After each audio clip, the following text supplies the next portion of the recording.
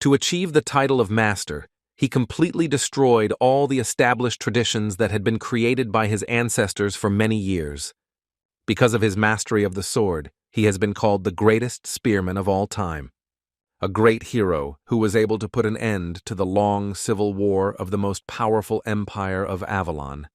On the vast continent of Igrant, this guy was known as a hero, and his name was Joshua Sanders. But the strength was not eternal, and the very day came when he had to admit his weakness, and this end looked too pathetic for such a great spearman. One of those who was present at the time of his fall added to him that it was impossible to combine combat skills with divine power, because this was essentially a deadly combination. After all, having united in one body, these two forces cause confrontation, and he is lucky that he is not an ordinary person, otherwise he would have died long ago because of this. The guy didn't understand why they were doing this, because in fact, he never even had the thought of usurping the throne. Such a thing didn't even interest him. All he was interested in, and what he really wanted, was to show the world the greatness of a weapon called a spear, and ultimately get rid of the sorrow of a vicious circle. He wanted to be a shield that defended his empire for the rest of his life. He just wanted to help his emperor, his only close friend, put an end to the empire's long civil war. A man in a white outfit approached him and told him that there are people in the world whose existence in itself poses a great threat. The Lord of the Magic Tower Evergrant added to him that now that the civil war was over, the emperor had risen to the highest position, where he could achieve whatever he wanted without any threat.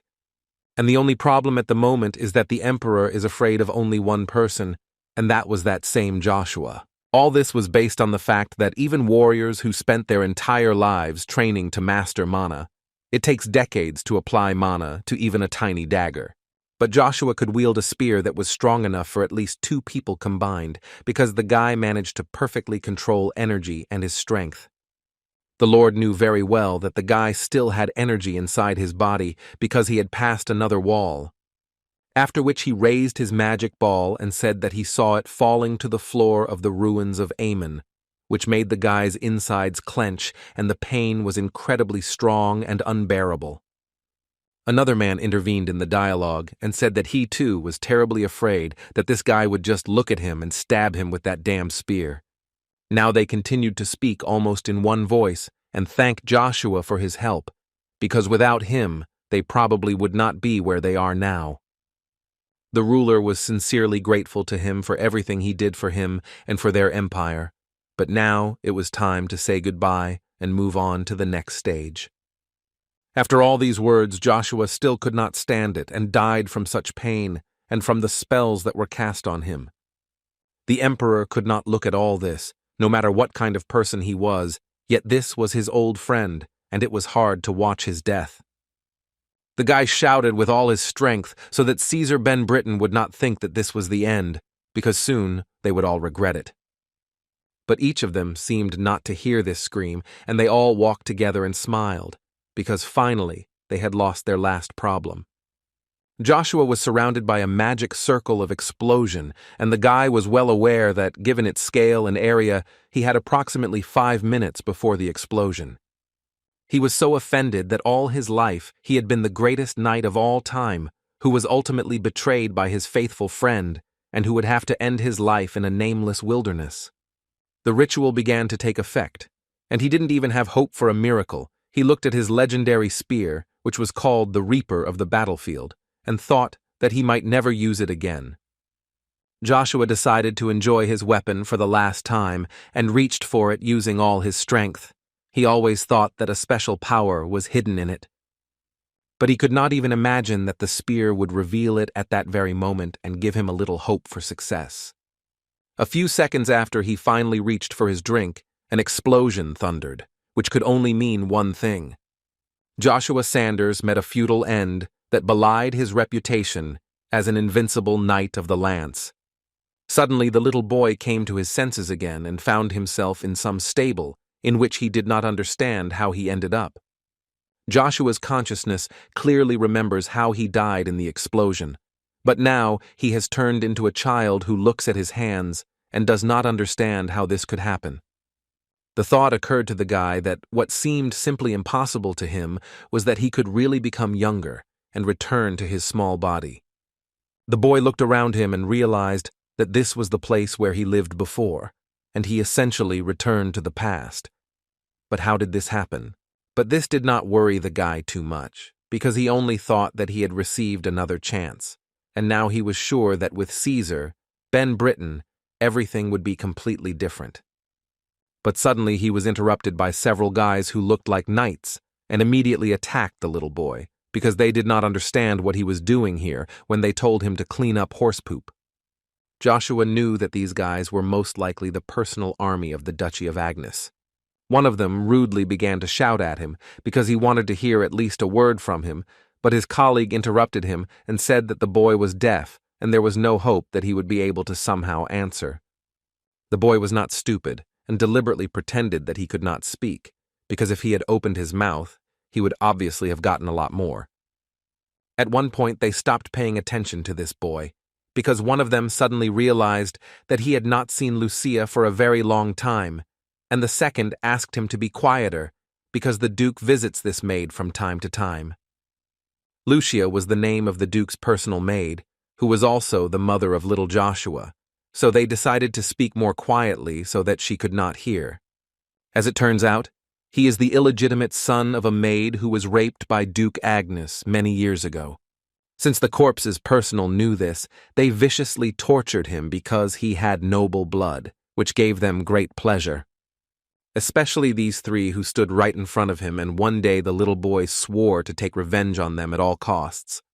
Lloyd decided to make a joke about the fact that he wanted to see Lucia today for some reason. Rolls kicked him and said that he would like to look at him if anyone heard it.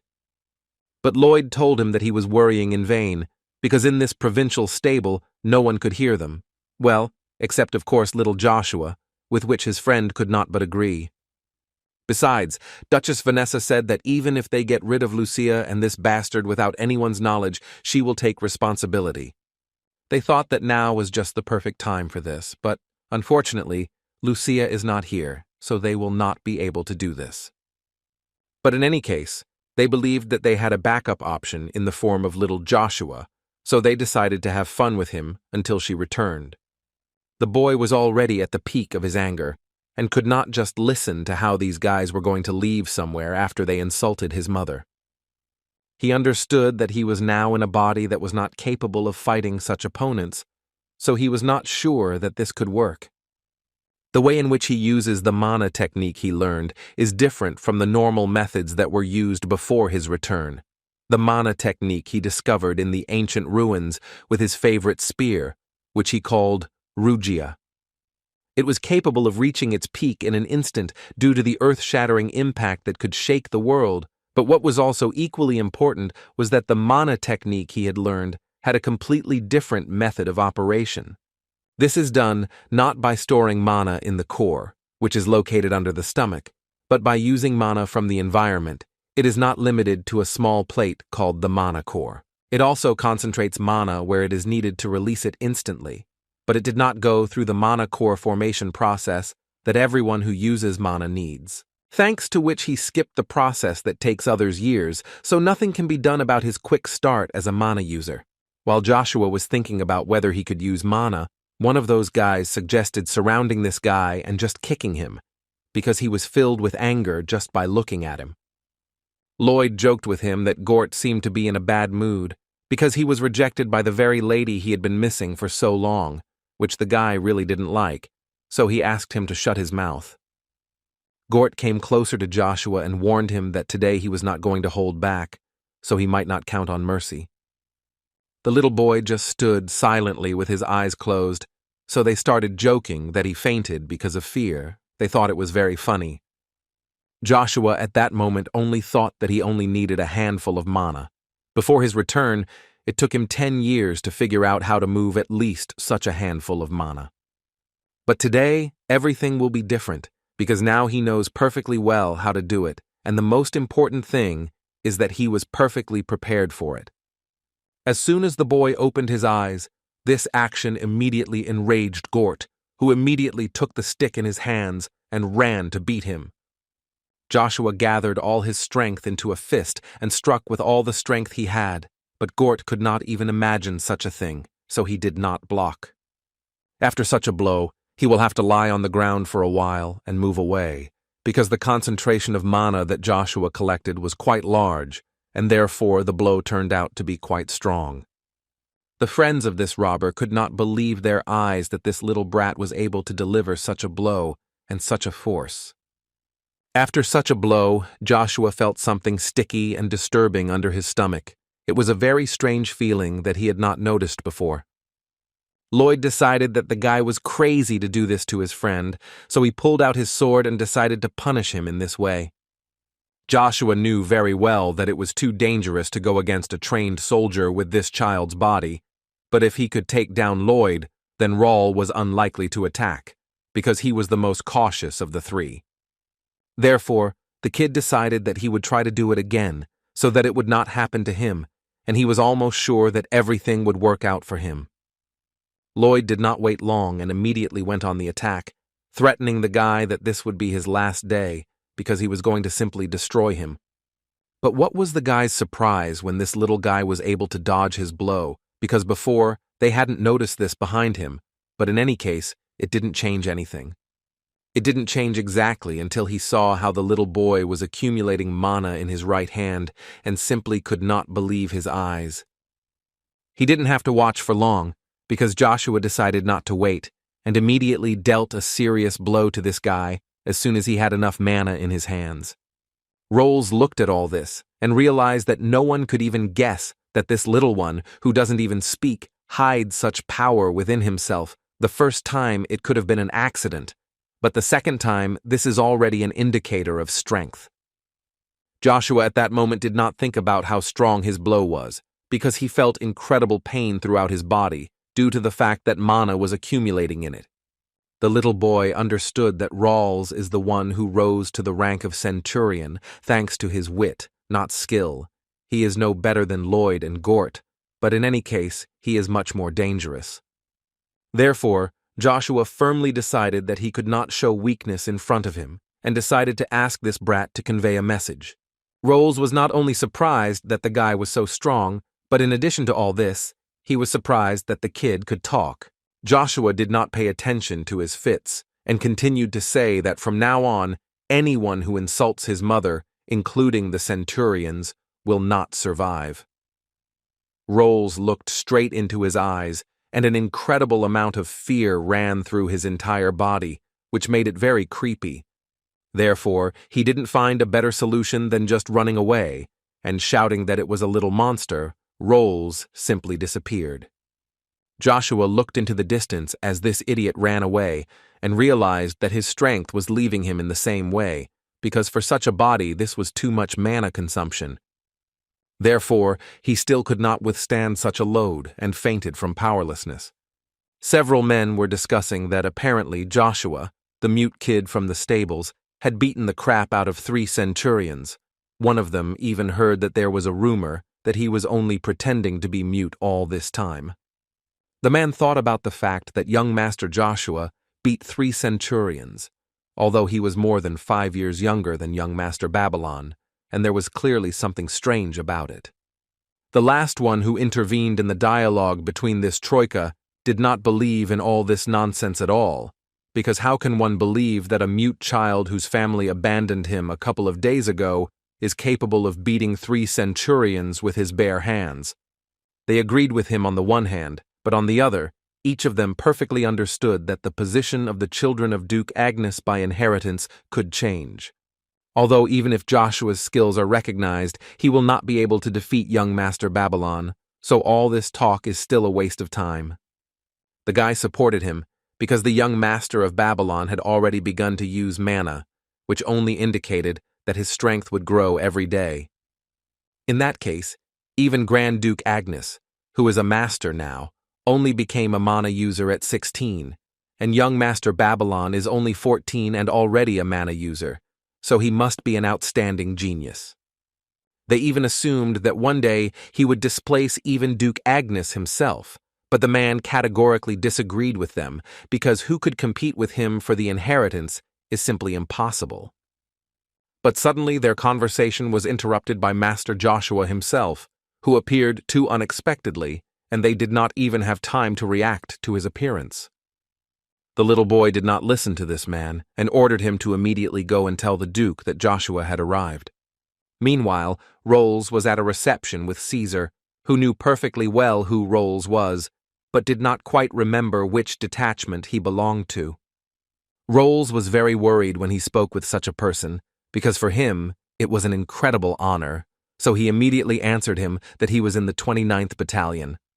My lord knew very well that the 29th Battalion was Grimmen Chiffon's unit, which Rolls himself confirmed.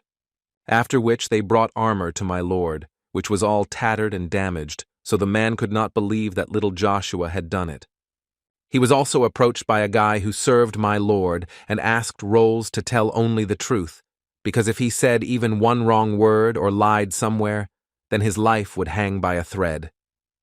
Rolls, of course, was nervous and understood that this was too serious, but still found confidence in himself and said that everything he said was the purest truth, and not a single word was exaggerated. As it turned out, the guy who was standing next to him was the same Chiffon who led the 299th Battalion, and he added that in this case there was no reason to doubt Rolls's words, but it was still hard to believe. My lord absolutely agreed with him, because now the boy is only 9 years old, which is very young to have such power. The man understood that it was quite impossible for a boy to destroy orc leather armor at that age with his bare hands, only if he did not use mana. Chiffon interrupted my lord and asked for forgiveness for his rudeness, but he believed that using mana was a very complex process, and at that age, completely impossible. The guy also added that there was not a single case in the history of the continent in which someone could use mana in a real fight at the age of 9, of course, unless this boy later turns out to be a genius unprecedented in history. The man was well aware of the fact that you would need to be at least a talented B-rank knight to cover your hands with mana, so both he and Chiffon simply could not believe that 9-year-old Joshua could do it. After which Chiffon turned to Rolls and told the guy that it seemed more like to him that people were afraid that others would find out about his abuse, and therefore came up with a meaningless excuse with their useless brains. So the guy asked the Lord for permission so that he could teach Rolls a lesson and drag him out to correct the deteriorating discipline of their army in front of everyone. But even now, Rolls proved to them that he was telling the truth.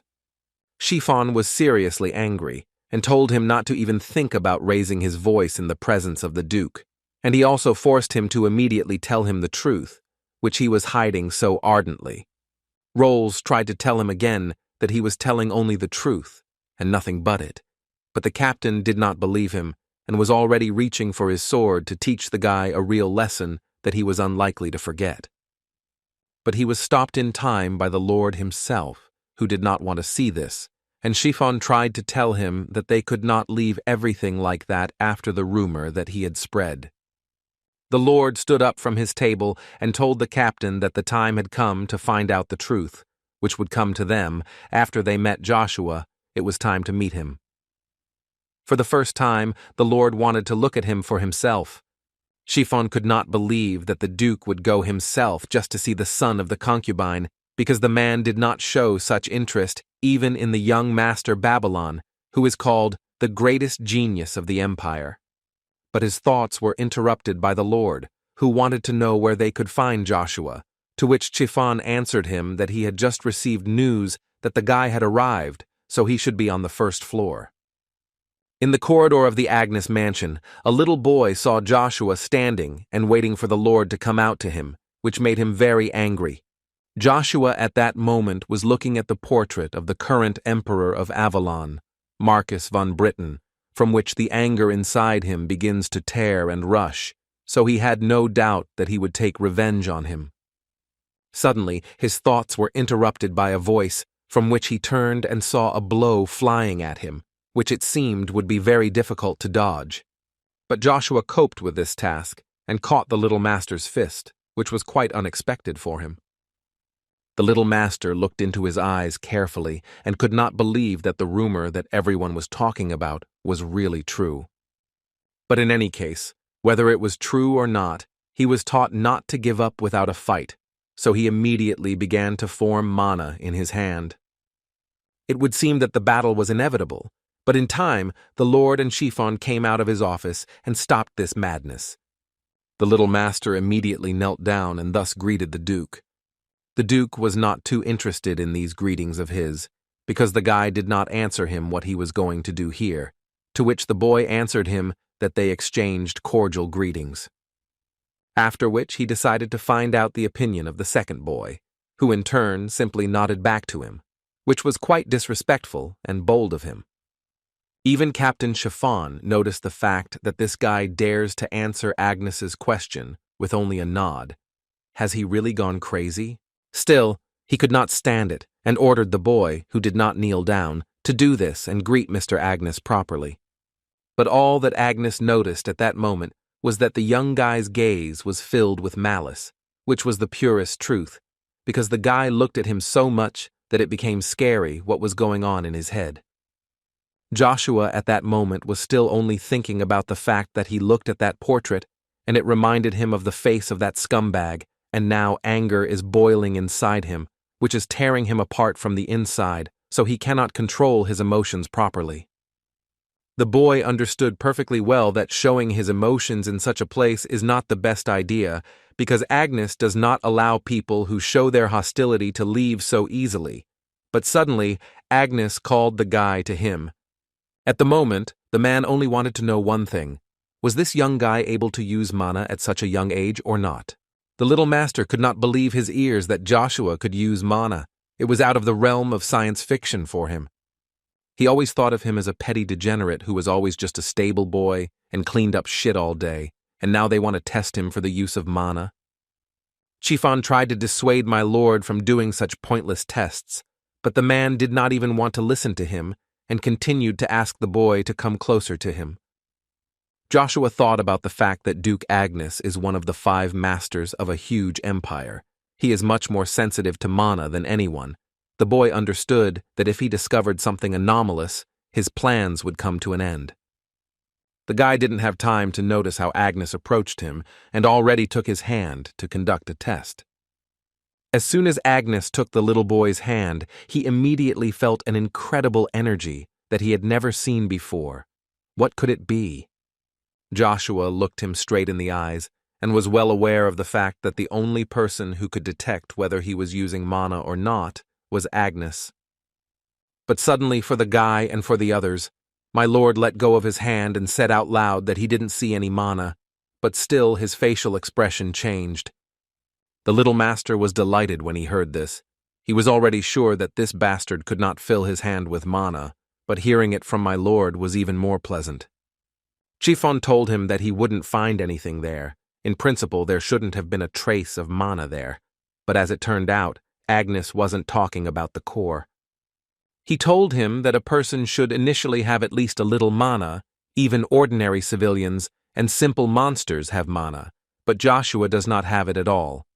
Chiffon knew very well that when a person lacks mana, it can only mean one thing, that he is no different from the dead who move thanks to demonic forces. But after his thoughts, he still added that perhaps there were cases when someone was initially born without mana. He had heard such stories more than once. Perhaps they are true? Agnes understood that all this was too unnatural, because in the place where the mana core should be, there was some kind of sticky mass that emitted negative energy. From that moment on, the Duke decided that he would keep an eye on the guy and how he behaved, because he did not like this whole situation too much. But he was interrupted by Chiffon, who believed that if the guy has no mana, then all the rumors and stories that are told about him are simply not true, because if this is so, then they cannot leave the Centurion for spreading rumors. Agnes told him that the Centurion also belonged to the duchy, and punishing him for information that they were not entirely sure of was a very bad idea. But as for Joshua, Agnes decided that from now on he will live in this palace for some time, especially since there are a lot of empty rooms here.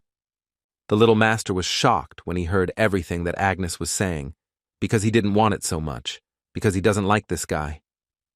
My lord looked at him with just one look, which could only mean one thing, and it seems Babylon understood everything. After which, he turned to Chiffon and asked him, starting tomorrow, to teach Joshua knighthood, if he is talented. Then my lord also asked him to teach him the method of using the mana of the Crimson Knight.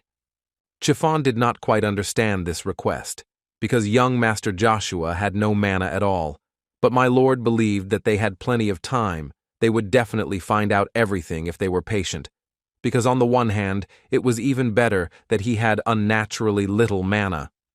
After which Agnes went back to his office, and he told little Joshua that he would look forward to meeting him again after training. A few minutes later, Chiffon led young Master Joshua to his room, where he would stay during the training process, which was quite unusual for a guy. Chiffon looked at this boy and thought only that the rumors that he was mute were true, because it seemed that he could not even express happiness after being given such an honor. Joshua noticed that Chiffon changed too much once the Duke left. Now his behavior is rude. But in any case, the guy didn't care much about this now. He just wanted to lie down on this bed and fall asleep soundly, because he had a really difficult day.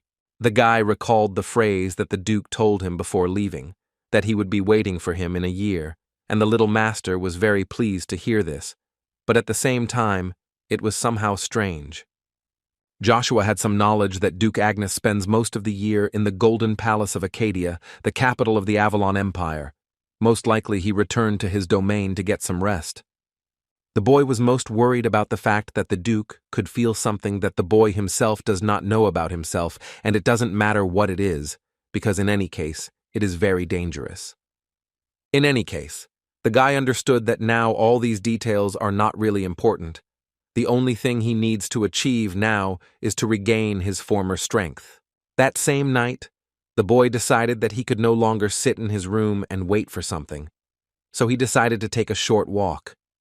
As soon as the guy decided that now he could use such an amount of mana much easier, and he even had thoughts that he could regain his previous strength much earlier, but suddenly he was interrupted by unbearable pain. He understood that the negative energy in his mana core was mixed. It was most likely the same demonic and holy energies that mixed with each other and thereby fought in his body. And then it dawned on him that the force that was holding back this confrontation was Rugia, but he couldn't figure out how it got into his body and was holding back this force. There was no time left to think, because several court guards heard some strange sounds and immediately moved out to check what happened there, and Joshua had to immediately hide. What he did successfully, as soon as the guards went around the corner of the palace from where the sound was coming, they saw nothing there, which was very strange for them, because they were sure that they had heard something. Joshua ran with all his strength, but he didn't notice it, because he was only thinking about how he could combine all three forces in his body, and Rugia should somehow help him with this. From one of the hangars came the screams of a woman who had been captured by the same trio that Joshua didn't like so much. They were angry with her, that because of her son, their reputation was at rock bottom. The woman was not a simpleton, and decided that she would not tolerate such a mocking attitude towards herself. So with all the force of her bite, the guy who was holding her.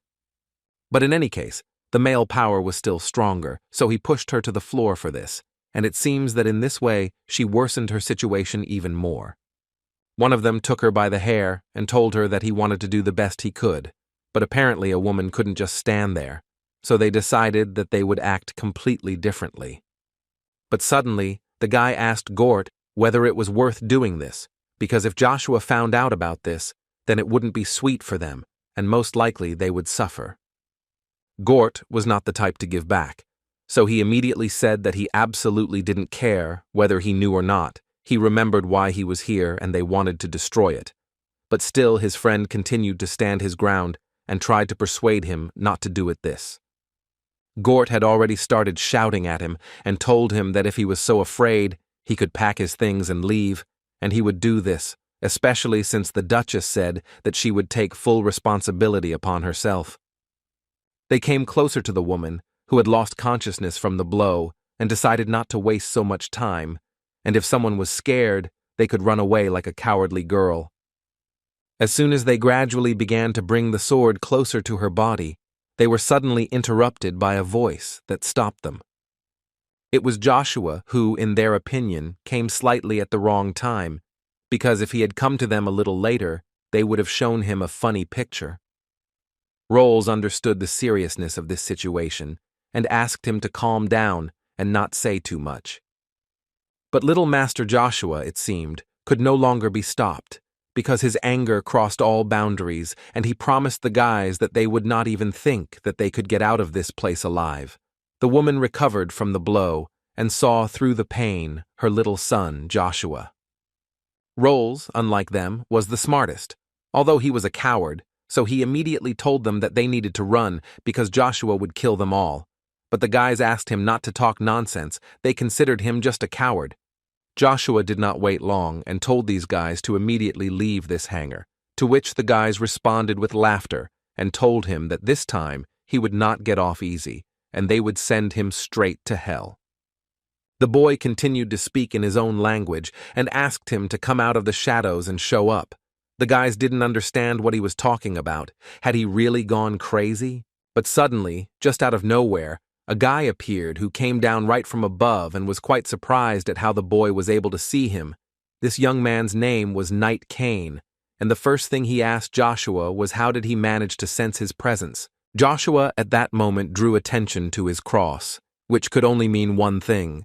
This is one of the 3 knightly orders of Duke Agnes, and this one belonged to the Order of the Crimson Knights, and it was logical to assume why such a knight would follow Joshua. The Troika, who had just threatened the boy, suddenly changed their faces and now greeted him as an honored guest. Knight Cain approached the boy and thought that he was the hero of the rumors about the concubine's son, but Joshua did not behave like a courtier and immediately asked him to answer one question. Joshua started by saying that the soldier tried to harm the lady of the Duke's house. According to the military regulations of the Duke's house, what would happen to the soldier in that case? The knight looked straight into his eyes and realized that someone was controlling his consciousness, and he could not resist. The force was too overwhelming. After which he still could not stand it, and at one moment turned around and took out his sword, and this was the answer to the little boy's question, namely, immediate punishment. Without thinking for a long time, the knight took out his sword and went to attack one of the guys, who simply did not expect such a turn of events. Because of the surprise, the guy didn't even have time to block, so the knight dealt him a fatal blow. One of the trio decided that it was necessary to launch a counterattack, because it was possible to get hit just as well. But he forgot that he was fighting against an experienced knight who knew all these tricks better than him, so it turned out that Cain dodged the blow and still delivered his own. They asked him to stop and stop this senseless battle, but the man did not seem to hear them and continued to go into battle. The guy asked with all his might to spare him, but all the knight answered was that he had better shut his mouth if he wanted to live at least a second longer. He was suddenly interrupted by Joshua, who was a little unhappy that even after he said to stop, the knight did not stop and continued the attack. Cain answered him that he wanted to punish them for harming the Duke's wife. This guy was one of the 3 generations of knights that are known in the duchy, but he belongs to the Crimson Knights, who are considered the weakest. Also, most likely, he is one of the youngest, if he could not resist Joshua, but after seeing how he defeated the centurions with one swing of the sword, he was sure that even among the knights of his rank, he was the strongest. The boy interrupted what the knight wanted to do so badly and asked him who he served. Knight Cain turned around with confidence and answered the young master that he served only Duke Agnes. This answer was not enough for Joshua, and he decided to ask the knight who he was to him then. Cain at this moment was almost sure that he was in the right direction, and the way he thought it was in reality, he looked like him. Joshua did not wait for an answer, and asked Cain to lower his sword, which the knight did. As soon as the sword was in the case, Rolls immediately fell to his knees and began to thank the count for such great kindness. Now he will serve only him, because he essentially saved his life. But Joshua made it clear to him that he did not need his devotion. He would never allow anyone who dared to raise a hand against him or a person close to him to live and continue to breathe. But he was convinced that he was smart enough to understand this, and he also ordered to tell this story to other soldiers. While the guy was crying from such words, Joshua continued to tell him that if anyone dared to do something like that again, he would cut their throats with his own hands. After everything Joshua had just said, he advised the guy to disappear as quickly as possible. The guy, without thinking for a long time, ran out of the hangar. He was overwhelmed with fear, so without thinking for a long time, he ran. The only thing Joshua was worried about at that moment was his mother, who was lying almost unconscious and did not fully understand what was happening. Knight Cain approached the guy and decided to check with him whether he was the count that everyone was talking about, to which Joshua answered him that the knight was a fairly straightforward person. Cain was surprised that he had changed so much, because the count he remembers was, and then he was interrupted by Joshua, who continued, the illegitimate son of a duke, who does nothing but shovel shit. The knight suddenly turned to the count and said that all the soldiers allocated to the Duchy of Agnes carried out the orders of Duke Agnes, but the boy did not quite understand why he said this. After which he added that they could independently choose their master, whom they would serve until the end of their days, upon reaching the age of 23, and in a year the Knight Cain would also be faced with this choice. A man trusts his instincts.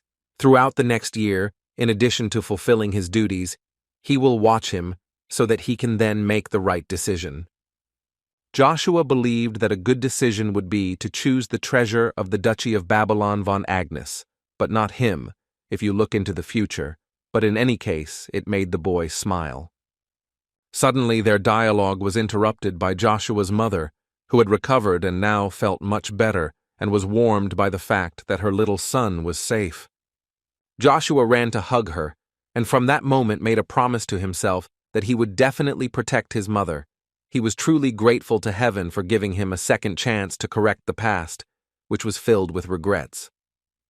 He was sure that this time everything would be different, because from now on he would not be so timid, not like Joshua von Agnes, the humble, illegitimate child from the stable, but like Joshua Sanders, nicknamed the strongest spearman in history.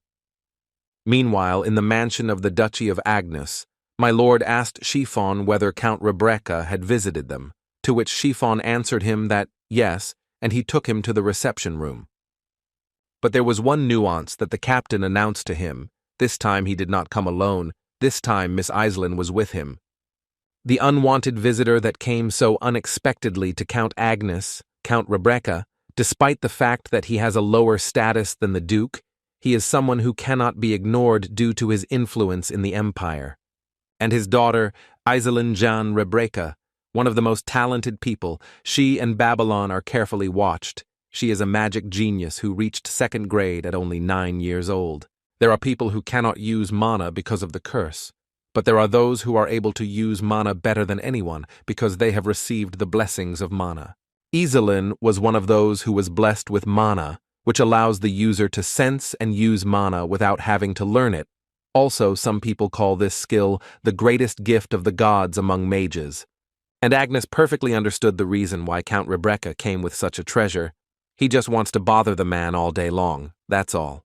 Chiffon decided to say that Count Babylon will turn 15 next year. One can say that the throne is already his, because there are not even 3 years left before his coming-of-age ceremony. Moreover, Babylon already has Lady Charlie, who is ready to become his bride and queen at any moment. The 5 duchies of the Avalon Empire have enormous power and influence. Lady Charlie is the daughter of the Font family, who received their title of dukes for their wealth. Chiffon reminded the man that he himself said that it was better to choose Lady Charlie if we consider the Duchy of Font. Of course, Agnes is of the same opinion, but this is unfortunate for him at the moment. After all, Agnes's greed for talent is immeasurable, just as immeasurable as his greed for military power. He is the man who judged others only by their skills. Chiffon saw perfectly well that something was clearly tormenting the Duke and not giving him peace, so he decided to clarify what was wrong, to which Agnes answered him with his own question, namely, he wanted to know how Joshua was doing. The captain didn't quite understand why the Duke was asking such a question, because they had just been talking about something completely different. After which, Agnes added that he told him that he would give Iselin to him, so he needed to prepare properly. Chiffon did not expect such an answer, and was shocked when he heard this, after which he still added that Lady Iselin has the blessing of mana. She is clearly not suitable for the young Master Joshua, who does not have this skill. Joshua knew that north of the garden of the Duchy of Agnes, there was an old rock that the boy wanted to climb. Before his return, he often climbed it to be closer to his late mother, but in this body she seemed too tall for him. And on one of these frequent trips to this mountain, the little boy found a hidden passage in which he later discovered Rugia. With the help of a small spell in which he used his blood, Joshua opened a kind of portal that opened up a completely different world for him, which he entered without hesitation. He was not at all scared, because he had already been to this place and knew perfectly well what it was like. This place looked like a huge castle that was destroyed due to some explosion or war. Joshua was a little shocked when he saw what happened to this castle, and thought a little about whether this was the castle at all. When he first got here, it looked less like ruins, and the Rugia was on the altar in the center of the temple, all in chains. But now, instead of a sword, there was some kind of rod, which Joshua took up without thinking about the consequences this might have. Suddenly the rod began to glow with an incredible light that you couldn't just look at, so you had to close your eyes. At one point, Joshua found himself in some incomprehensible place, in which there was absolute emptiness, but all this was only at first glance. But his thoughts and guesses were suddenly interrupted by a very strange voice, and it was the voice of the very rod that was calling the guy to him. Joshua was slightly surprised by this, although he had seen a lot in his past life. But for an iron rod to speak to him, this was the first time. But the rod itself interrupted him and said that he was not who the guy took him for. As his interlocutor told him, he is an artifact of the demonic god Rugia, which the boy simply could not expect. He immediately thought that Rugia, the spear with which he fought, was an artifact of a demonic god. But he was worried not only about this question, but also why his appearance had changed so much. Was it because she went back in time with him? But suddenly, his thoughts and guesses were interrupted by an artifact, which made it clear to him that in fact, the guy had no time division. After which he added that the two energies in his body will destroy him over time, and there is only one way in the world to pacify them and then even use them. He advised Joshua to regain his strength as quickly as possible, because in his condition, he would have to reach the 4th stage of magical spear handling. The boy understood perfectly well that the ancient spear technique that he studied, the magical handling of the spear, gave him unprecedented power and strength in all his battles. All the knights of the Igrant continent used only swords and nothing else, and each of them at that time believed that spears were a weak and useless weapon. However, before Joshua returned, he managed to prove to them all that they were deeply mistaken, and before he returned to the body of a little boy, he was at the 5th stage of development. If we talk about ranks, then at that time only A-rank knights could create swords using mana.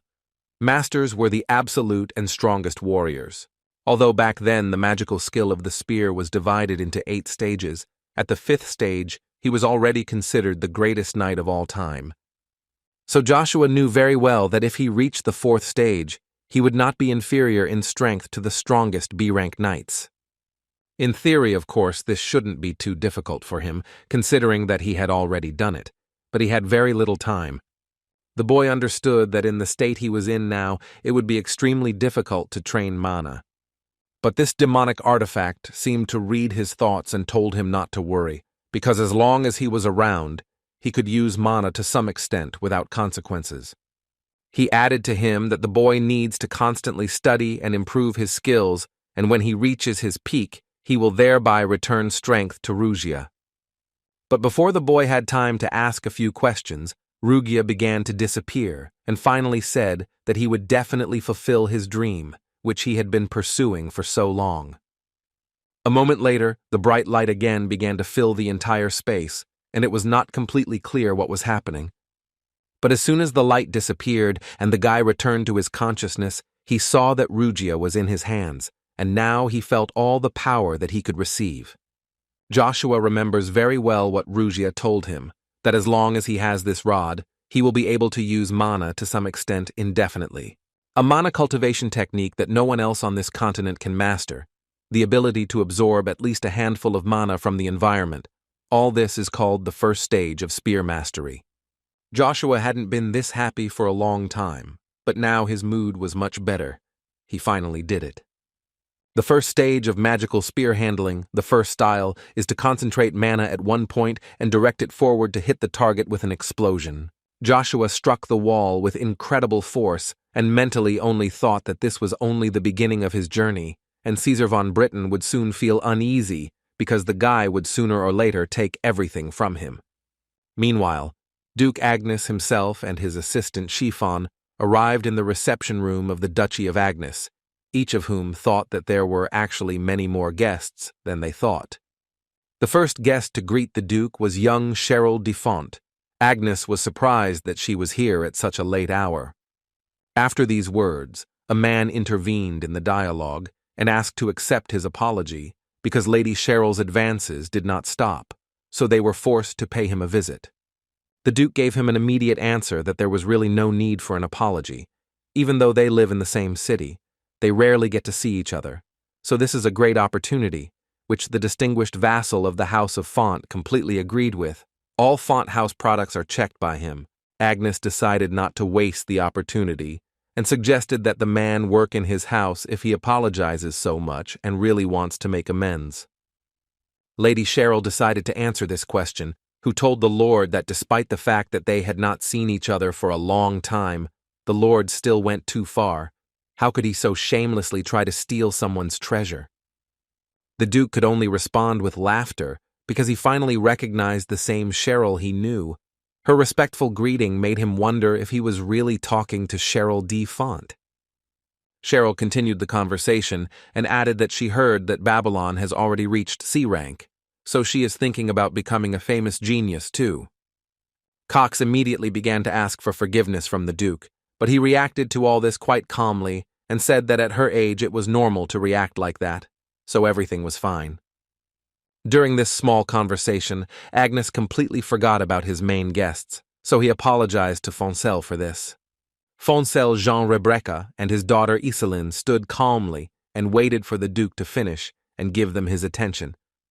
Iselin Rebecca, after the Duke finally turned his attention to them, greeted him no less respectfully than Cheryl. Lady Cheryl was quite unpleasant to see that Iselin was also present here, so she held back her emotions. Cox tried to calm her down, but it didn't work out well for him.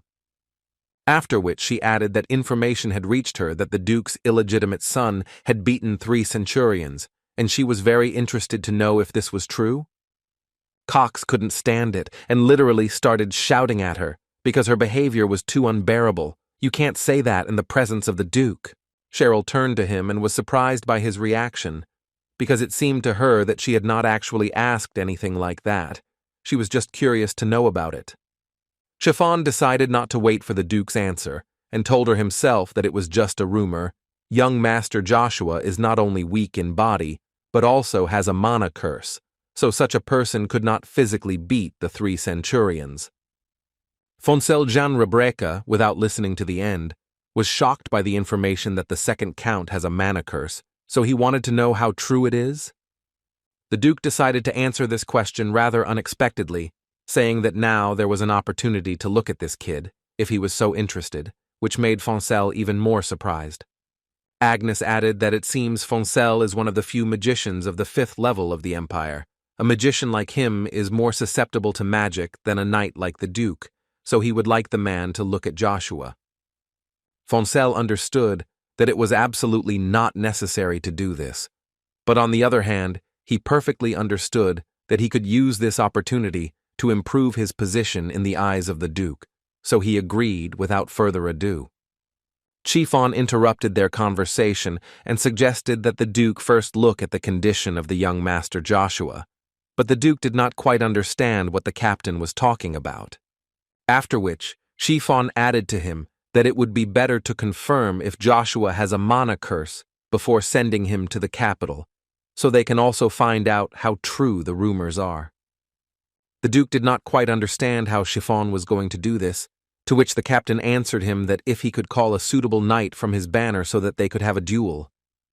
Agnes was quite surprised when he heard this proposal, because in essence he was proposing to summon a knight of the Crimson Order just to fight the 9-year-old. Chiffon explained his proposal by saying that if the rumors were really true, then someone of exactly this level was needed, and it so happened that the captain already had a suitable person in mind.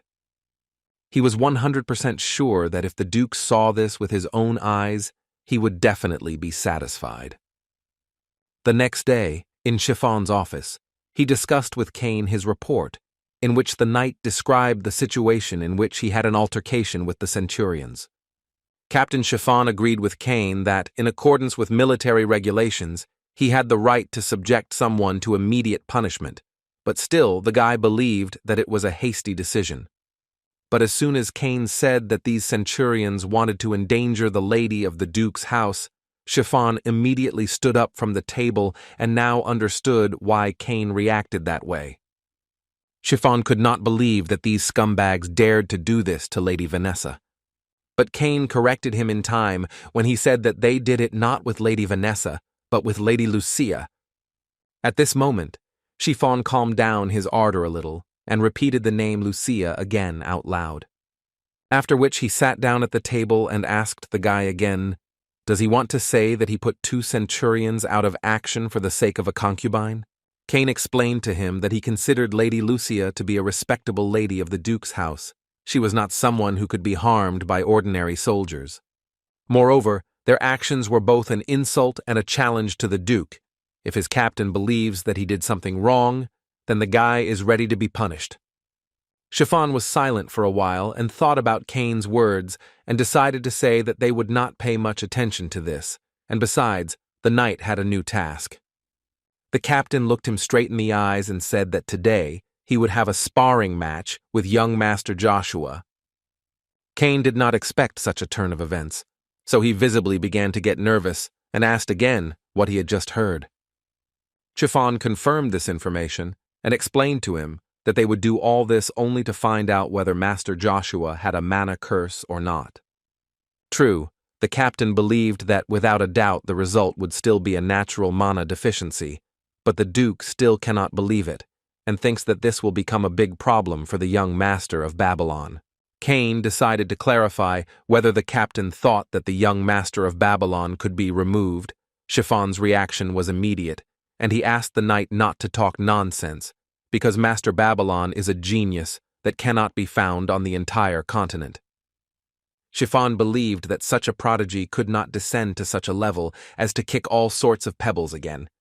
At this time, Kane thought that the pebble that Chiffon was talking about was actually a meteor that opened the endless sky to destroy everything on Earth. Therefore, Chiffon believed that all he needed to do was inject mana into Joshua during sparring, and no one should notice it, because if he had a mana curse, then his body would reject this mana, and everything would be clear. Kane listened as Chiffon talked about how when mana enters the body of a person with a mana curse, it acts like poison, so the person dies after 10 days, and thought about the fact that Chiffon had always been on the side of Babylon, but he did not even suspect that the captain will show his face in a similar way. In the end, the captain summed up the results, and if the knight understood everything, he ordered him to wait near the small field for sparring. Soon the Duke and Chiffon would be there. Kane was already on the small sparring field, and thought that even if this was an order from his superiors, he still would not harm Master Joshua as long as he was keeping an eye on him. At that very moment, Master Joshua came into this hall, walking here purposefully. After all, he knew very well that they would have a sparring match, and the boy seemed to be 100% ready for this. Kane confirmed this information and said that they organized all this only to test the Count's abilities. Joshua, on the one hand, was surprised, but on the other hand, it even made him happy, because it seems the Duke found out about his abilities and wants to look at them, and the guy didn't mind demonstrating them. His thoughts were interrupted by Kane, who said that there was no need to worry because he was not going to fight the Count at full strength. To which Joshua replied that the knight was really going to test him. The knight did not mean this at all, so he tried to explain everything to the little lord. But he interrupted him in time, saying that he knew that they had the right to choose their lord. Exclusive power was given to the knights. But Joshua knew very well that, on the other hand, he had the right to choose his subordinates.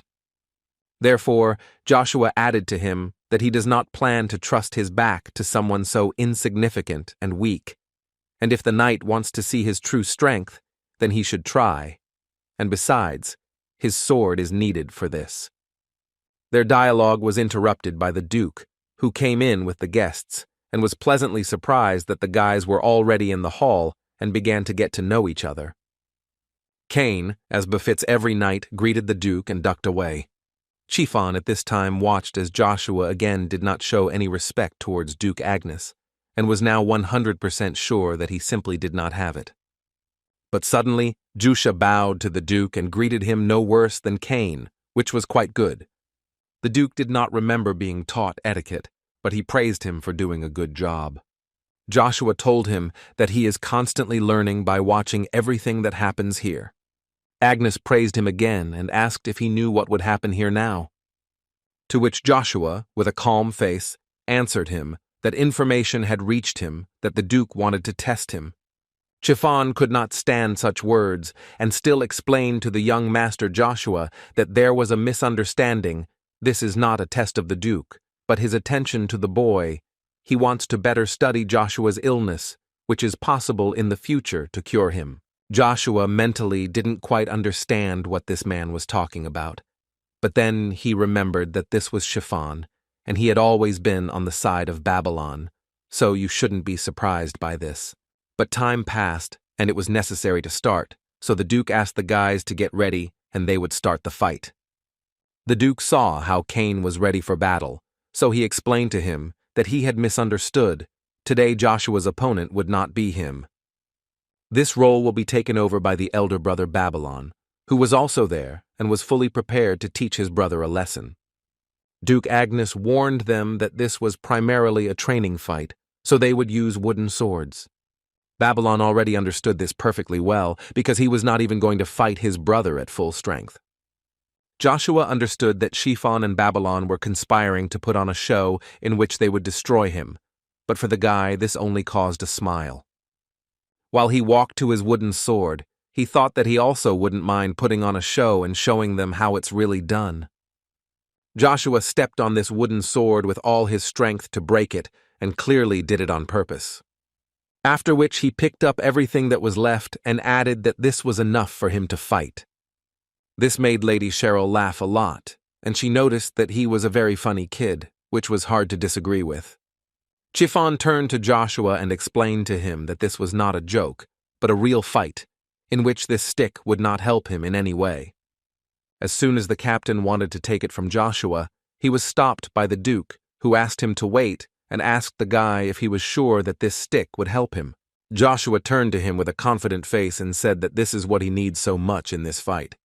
After these words, all that remained for the Duke was to ask all the guests to take their places, because the duel would soon begin.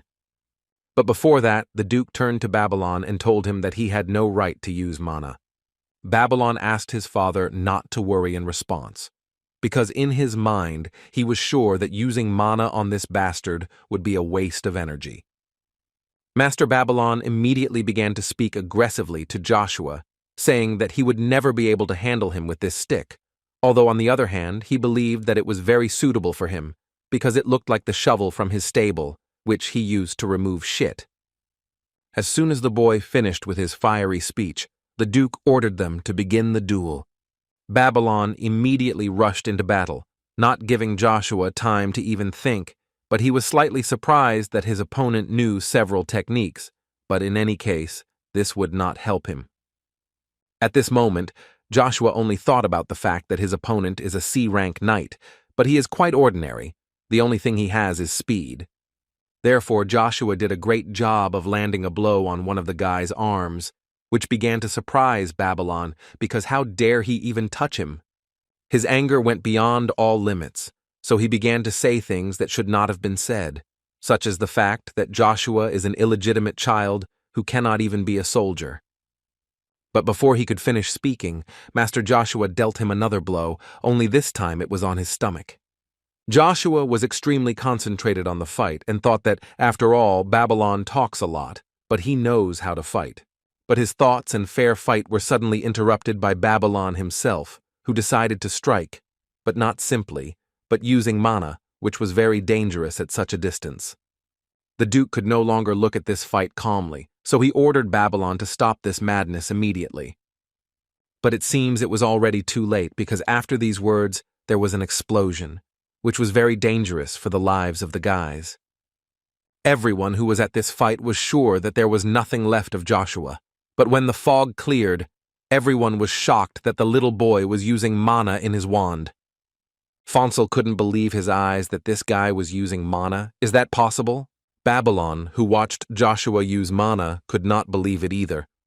But at one point, it didn't matter to him again, because he couldn't accept the fact that the heir to the dukedom would not be him, but some foundling. Joshua knew very well that this duchy would disappear in 10 years during the Civil War, but if he had a place where he would be supported, it would be much easier for him to realize his plans. Therefore, he was not against responding in battle and also trying to get this dukedom. But Agnes doesn't repeat it twice, so he stopped the fight immediately, and it was difficult to resist such a force. The man made it clear to them that none of them would be forgiven if they continued to fight. Chiffon was no less evil than his favorite Babylon because Joshua is only 9 years old, and he is already using mana. This is the first time in history. In other words, this is an amazing miracle. Suddenly Foncel spoke, interrupting Chiffon, who so wanted the fight to continue. The man said that judging by what he saw, it was definitely mana at such a young age. True, he believed that it was not as much as the Count of Babylon, but it was different from any other mana that they knew, especially judging by its concentration. Cheryl was so shocked because this means that this child can really use mana. Kane supported Lady Cheryl and added that no one could have thought that Joshua was such an amazing person. It was also surprising for Duke Agnes to see that Joshua could use mana at such a young age.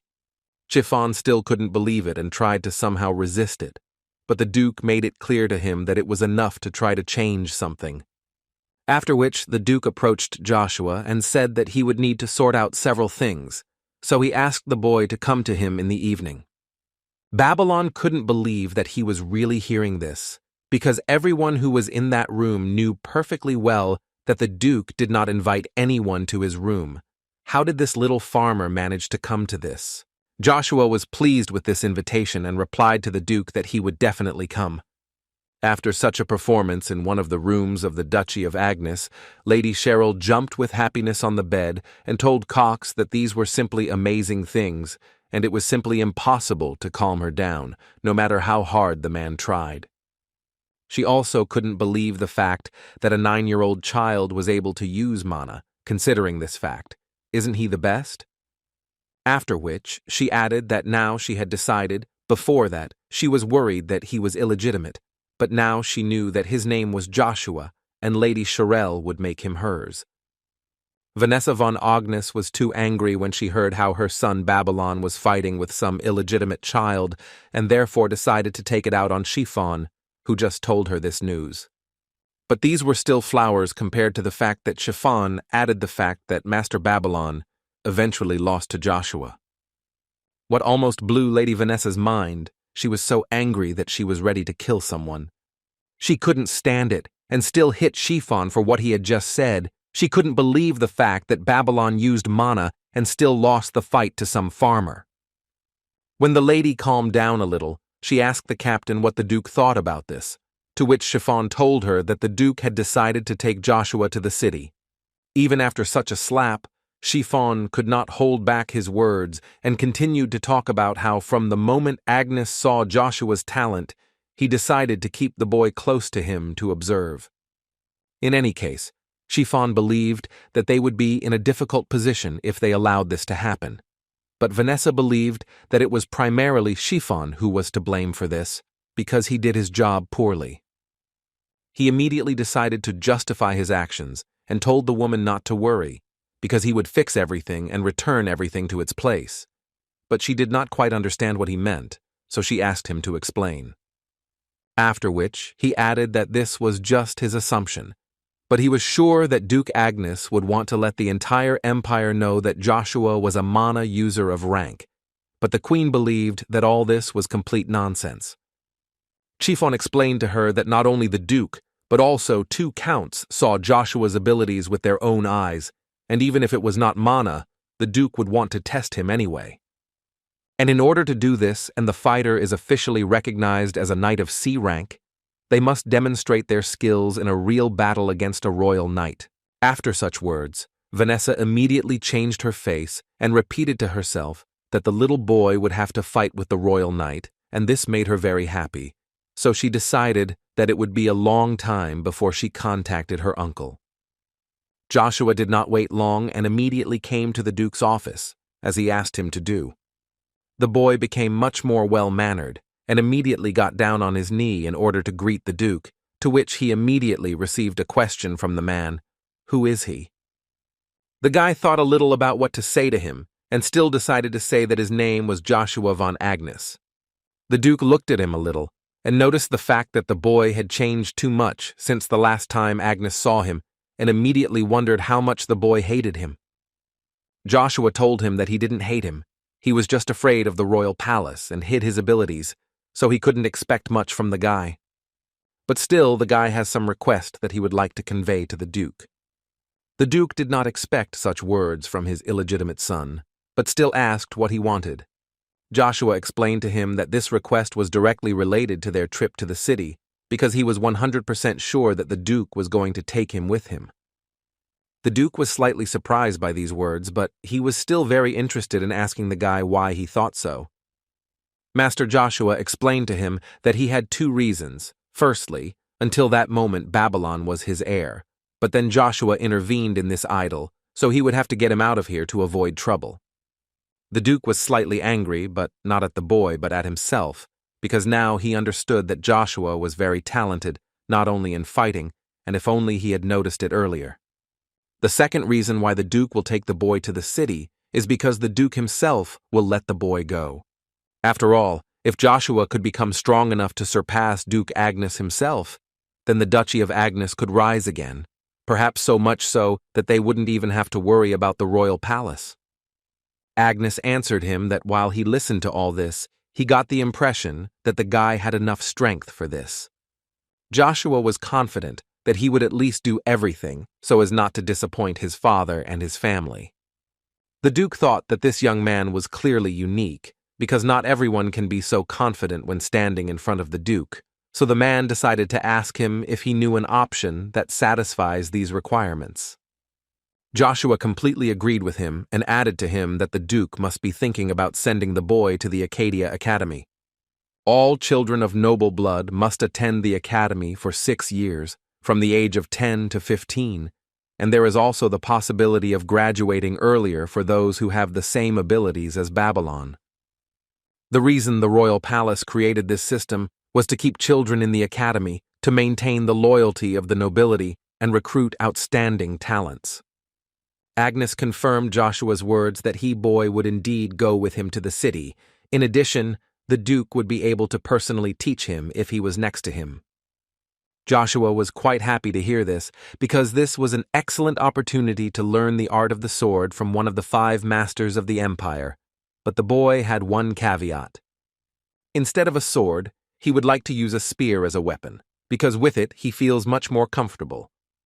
The Duke, of course, was surprised by this choice and desire, but now he clearly began to understand the fact why the guy fought with a stick in the battle with Babylon. Agnes released a huge amount of mana from his body and once again asked Joshua if he really wanted to use the spear. It was difficult for Joshua to give a clear answer in such a situation, because a huge amount of mana was released directly at him and it was difficult to resist it. It was hard for the guy to stand on his feet, but as much as Agnes is proud of his sword, how proud Joshua is of his spear. Therefore, he firmly told the Duke that he would destroy anyone who stood in his way with a spear, even if that someone was one of the 9 stars like Duke Agnes. The man found it very funny to hear such things, so if he was so confident in himself, he asked Joshua to show everything he could do with his spear. One of the 9 stars of the Empire decided to test the boy's strength, which was quite good for Joshua, because such a good opportunity might not present itself again. After these words, the Duke asked the guy if he could cope with such a task, to which the guy answered positively, but he would have one condition. He asked the Duke that if he could pass his test, Agnes must promise him that he would listen to his request. Agnes did not mind fulfilling such a promise, and promised him that if he passed the test, he would be able to use the spear, and he would listen to his request. However, the Duke himself had a condition. If the guy fails this test, he will be obliged to listen to the Duke. Joshua understood perfectly well what request the Duke would have. Most likely he would need to go to the academy and study the art of using a sword, but this would not happen, because the boy was not going to hide his abilities. After a lot of time, Vanessa again talks to her beloved uncle about how he is doing and how he is doing, to which he confidently replied that everything is fine, because he still lives in the palace. Vanessa listened to him for a while and decided to still say that something actually happened in the duchy, so she wants to ask him for a favor. Joshua left the Duke's office, and as he expected, the man was a very amazing person. But suddenly his thoughts were interrupted by someone's voice, and it turned out to be Babylon, who was serious about talking to Joshua.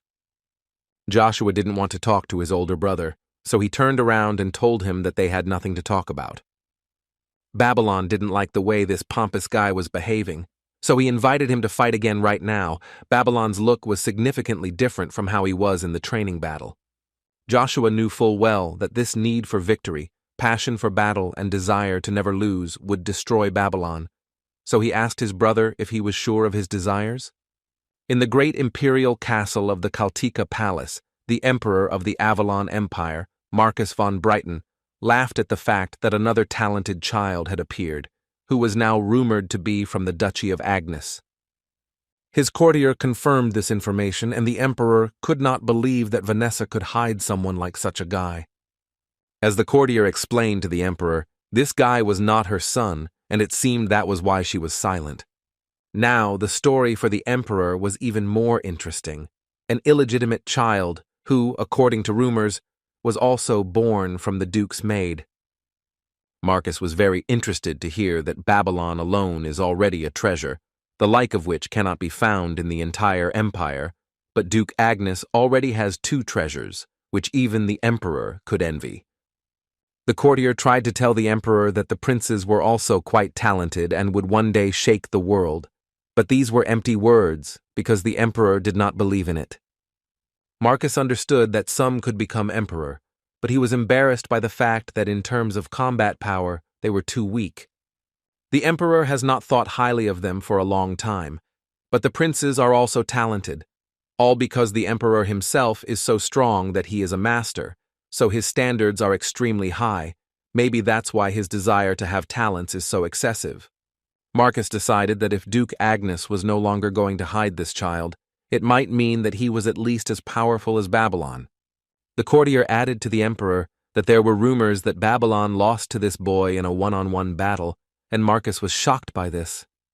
The servant told him that the boy was actually 9 years old, which did not fit into the emperor's head. A child who had recently turned 9 years old had defeated the miracle of the continent. Marcus was very interested in listening to this. He believed that people would soon begin to arrive in the capital to see with their own eyes the skills of this child, which the courtier could not disagree with, who said that it was so. And he also heard that an order would be sent knights at the request of Duke Agnes. Summing up, the guy decided to say that this child is already very close in strength to a C-rank knight. The emperor really liked to hear this formulation, because C-rank at the age of 9 is very lucky for the empire. For him, this situation became more and more curious. The emperor's courtier listened to his master and understood that perhaps Marcus would want to personally test the mana of this child. The emperor is an empire. His influence goes beyond the bounds of human imagination. As soon as the guy decided to ask whether the emperor would go, suddenly Marcus himself interrupted him and said that he would really like to go, but he couldn't because of the jackals, who were eager for any opportunity to get the emperor. The man had another more interesting idea about this. He asked the courtier to send one of the princes to this matter, because this matter was very important to him. The emperor must have a keen eye for talent. Joshua delivered such a powerful blow to Babylon that he had to block and was still thrown aside. Babylon cut his hand on his own sword, but he was not thinking about that first, but about the fact that Joshua used mana on his bare fists and gives him so much strength. Joshua distracted the guy from his thoughts, because it seemed to the boy that his brother had everything written on his face. After which he changed his stance to a non-combat one, and slowly approached his brother with the words that he would help him realize how scary the martial arts he looked down on could be.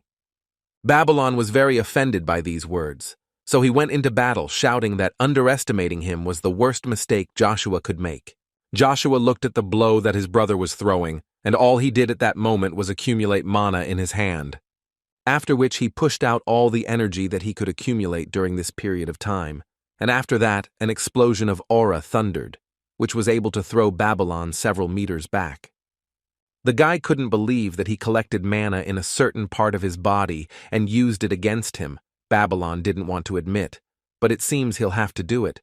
Joshua is much stronger than him.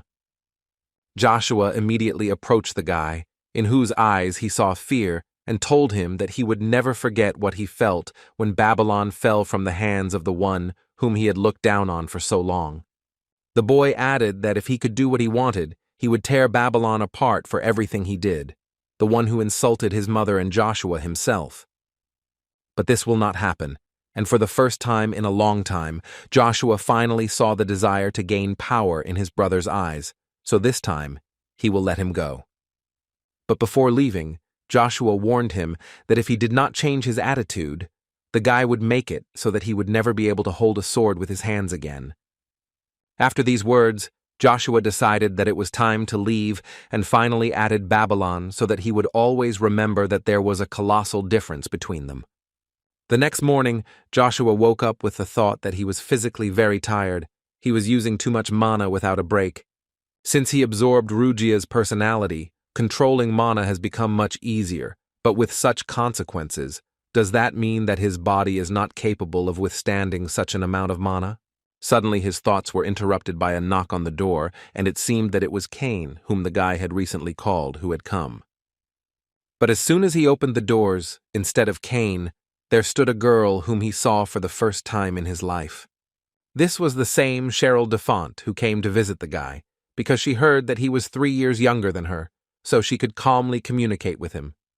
She did not wait until Joshua himself invited her to enter the room and came in with the words that he could call her big sister if it was more convenient for him, especially since they had something to talk about. But Joshua didn't think he needed guests that much at this time, so he put his hand in front of her face and let her know that he wasn't very happy with her here. Then he leaned a little closer to her and whispered for her to get away. The guy closed the doors right in front of her nose so that it was so unexpected for the girl because no one had ever done this to her. Cheryl stood like a statue and didn't know how to react to this, leave, or perhaps try to enter his room again. Joshua didn't understand what kind of jokes this early, and it seemed the girl wasn't going to give up, so she continued to knock on the doors, which made the guy think about just ignoring her. But the nerves didn't last long, and the guy couldn't stand it any longer. He was embarrassed by the fact that the girl didn't understand the first time. Joshua decided to open the doors and tell her to get the hell out of the way, but he did not expect that the knight Cain was standing behind the door, who was frightened by such threats, and invited Joshua to come back later. But the guy immediately apologized to him and said that there was a slight misunderstanding. He didn't want to shout, he just confused him with someone else. Joshua got distracted from the main thing, so he decided to ask Cain how things were going with what he asked him to do, to which he received a positive answer, because the knight Cain did everything in the best possible way. But the knight, of course, did not fully understand why the young master needed this. Joshua didn't explain everything to him, but simply asked him to trust and listen to him, and then everything would be fine. In the large sparring field of the Duchy of Agnes, Rawls stood and did not touch anyone, when suddenly several of his colleagues decided to make fun of him that Joshua could beat him and his 2 friends. They thought it was very funny. Rolls continued to ignore them, and the guys decided that recently he was somehow strange. He stopped talking altogether. They even thought that he had tormented Joshua so much that the boy's illness had been passed on to him. In any case, their only concern was who called all the centurions to this place, to which one of them answered quite simply. He was told that this was a knight of the Order of the Crimson Knights, and today's training would be difficult. Suddenly a loud voice shouted and warned that now it was necessary to greet the knight Cain, who came out to the centurions not alone, but together with Joshua. Rolls immediately began to get nervous, because he perfectly remembers the words that Joshua said before letting him go, but on the other hand, he could not know this. Suddenly, the thoughts of each of them were interrupted by Cain, who notified them that it was Joshua who would conduct today's training. The guy did not wait for his introduction, and he himself said that for today he would be responsible for their training, and his name was Joshua von Agnes. First of all, the guy said that they are centurions who will fight in the vanguard during the war, so their individual skills are most important. And Joshua himself came here in order to evaluate the skills of each of them, so he asked them to come closer to him. Several centurions, who had no idea what the count was capable of, began to laugh at him, and decided that the boy had simply decided to play around here. Cain also asked Joshua again if he was sure of this decision, because he was still a count. The centurions warned the boy that even if he was a count, they would not spare him, and most likely he would suffer greatly, so they asked him to think about it again. Joshua grabbed the staff from Cain and walked up to one of the centurions, after which he pointed his weapon at him and asked what he thought about this. Rolls immediately began to panic and try to explain to Joshua that he would never have thought that. But the boy did not listen to him and asked him to close his mouth, because based on the reaction of the centurions, we can conclude that he did not keep his word and did not say what he should have said. Rolls immediately fell to his knees and began to apologize for his mistake and promised Joshua that this would not happen again. But it was already too late, and the guy told him that he would not be forgiven twice, because after he tried to harm his mother, the boy could have simply destroyed him. But still, Joshua gave him a chance, which he did not take advantage of and seems to want to repeat the fate of Lloyd and Gort. The centurions, who were laughing the most, suddenly fell silent and could not believe that the reason why Lloyd and Gort were not here was because they were beaten by Count Joshua. Rawls still tried his best to beg Joshua's forgiveness, but the guy gave him a clear understanding that there would be no second chance, but since he was a centurion of the Duchy of Agnes, he would allow him to preserve his honor. After which, Joshua immediately asked Rolls to take out his sword, and if he could defeat the Count, he would pretend that nothing happened and let him go. Rolls understood that he essentially had no choice, and he had to give it his all. Perhaps then he would have a chance. He immediately took out his sword and went on the attack, because he perfectly understood that his opponent was still a child, and if he did everything in his power, then he could succeed. But it seemed that this was all Joshua was after, so as soon as the centurion approached him, the guy used one of his signature stances and used a blow that was called a lightning slash, which helped to deal a rather strong blow to Rolls. It would be almost impossible to recover after such a blow, and looking at Rolls, one got the impression that this was the case, because he didn't even show signs of life.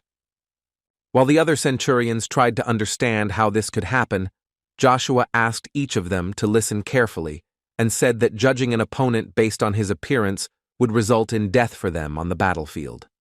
He also added that if any of them still had doubts about his abilities, he offered to approach him and check them again. Suddenly, one of the centurions began to approach the boy, and Joshua was already thinking that he would still have to continue the battle. But suddenly, to everyone who was there, this guy introduced himself as the 23rd leader of the centurions, and he greets Count Joshua. After this act, all the other centurions, or rather their leaders, knelt before Count Joshua and waited for his orders. Cain did not doubt for a second about his lord, and it seems he made the right choice, because Joshua met all his expectations, so from now on he will do everything possible to support his lord. Cheryl was sitting in the living room and was very worried about all the words that Joshua said to her and how he essentially drove her away, She was very offended. Suddenly, Cox decided to dispel her sadness, who literally flew into her room with the words that he had good news, the essence of which was that the order of Imperial Knights would soon arrive in the duchy. But for the young lady, not only did this not help, it also seemed to make the situation worse, so she collapsed exhausted on her bed and asked her not to disturb her anymore. Cox began to worry a little about her, because it seemed to him that something was hurting her, but he was very busy in the morning and did not notice. The girl was already tired of repeating the same thing 1,000 times, so she had to shout to Cox to leave the room and not bother her. Besides, he was here on a completely different matter. Cox immediately realized that he had completely forgotten about his lord's order, and that he first needed to carry out his lord's orders. The man realized that he needed to run away immediately and left the girl alone, and she fell on the bed and thought only about how Joshua had behaved with her. Almost immediately after the incident with the centurion, Agnes called the boy to him to find out personally from him why he executed the centurion. Joshua was not going to hide it or make excuses in any way, so he spoke without further ado. He was sure that the Duke probably knew how this centurion had behaved with his mother, so following the military regulations, he immediately executed the offender. The Duke mentally understood Joshua's decision, because if he himself had been there, he probably would not have resisted and would have cut them in half with his blade. But the boy answered that it was a rather hasty decision. Joshua could not stand it at that moment and answered his father that if he believed that these were the actions of a little boy who simply could not restrain his emotions, then this was not true at all. The guy explained to him that a few days ago he was the son of a concubine, and it was quite difficult for him to gain their trust, even considering the fact that he had gained strength. Even after these words, the Duke did not quite understand why the guy did this, so he again had to explain that he wanted to sow fear in them. In this way, he wanted to make sure that they would no longer dare to speak ill of him or his mother, also to show that he also had the blood of the Duke in him, so he had to demonstrate this to all the centurions. From that moment on, everything became clear to Agnes, but he decided not to focus on this, so he asked the guy to go and prepare for the trip, so that they could evaluate the power of his mana. Agnes also added that the Order of Imperial Knights had been expelled, which Joshua already knew very well, and added that as soon as he was ready, he would immediately leave. The first leader of the Order of the Golden Mane, Armstrong, could not believe that 2 high-ranking knights, who were also minors, would come from their duchy. Trifian was very angry when he heard such statements, so he added that even if this was so, then one of them is still the son of a concubine. Armstrong understood perfectly well that Trifian was angry only because his position was at stake due to the fact that young Master Babylon lost to Junior Master Joshua. These words hurt Trifian too much, and he asked him not to talk nonsense. Their conversation was interrupted by the Duke himself, who reminded them that the Knights of the Imperial Order would soon arrive and that it was advisable not to quarrel. They immediately calmed down and greeted the Duke according to all the rules, which showed exceptional respect. Armstrong at that moment was looking not at the Duke, but at the one who was next to him, and could not believe his eyes that he was looking at that same Master Joshua, because he did not look too strong, and all the legends about him were clearly exaggerated. As expected, the Imperial Knights arrived on time, and Joshua froze in anticipation. Trifian at that moment understood that a whole battalion was approaching them right now, and it was unclear who the Emperor had sent there, since the whole battalion had arrived. The 4th Prince of the Emperor came out of the carriage, who was delighted with the Duchy of Agnes, and was delighted with the beauty. The Duke himself could not believe that he was seeing the 4th Prince here. It was so exciting for him. But not for Joshua, who knew very well that this prince's name was Caesar von Brighton, and the guy was not ready for this moment to come so quickly. The knight begged Sir Joker to spare him and stop, but the man did not want to hear anything and simply walked forward.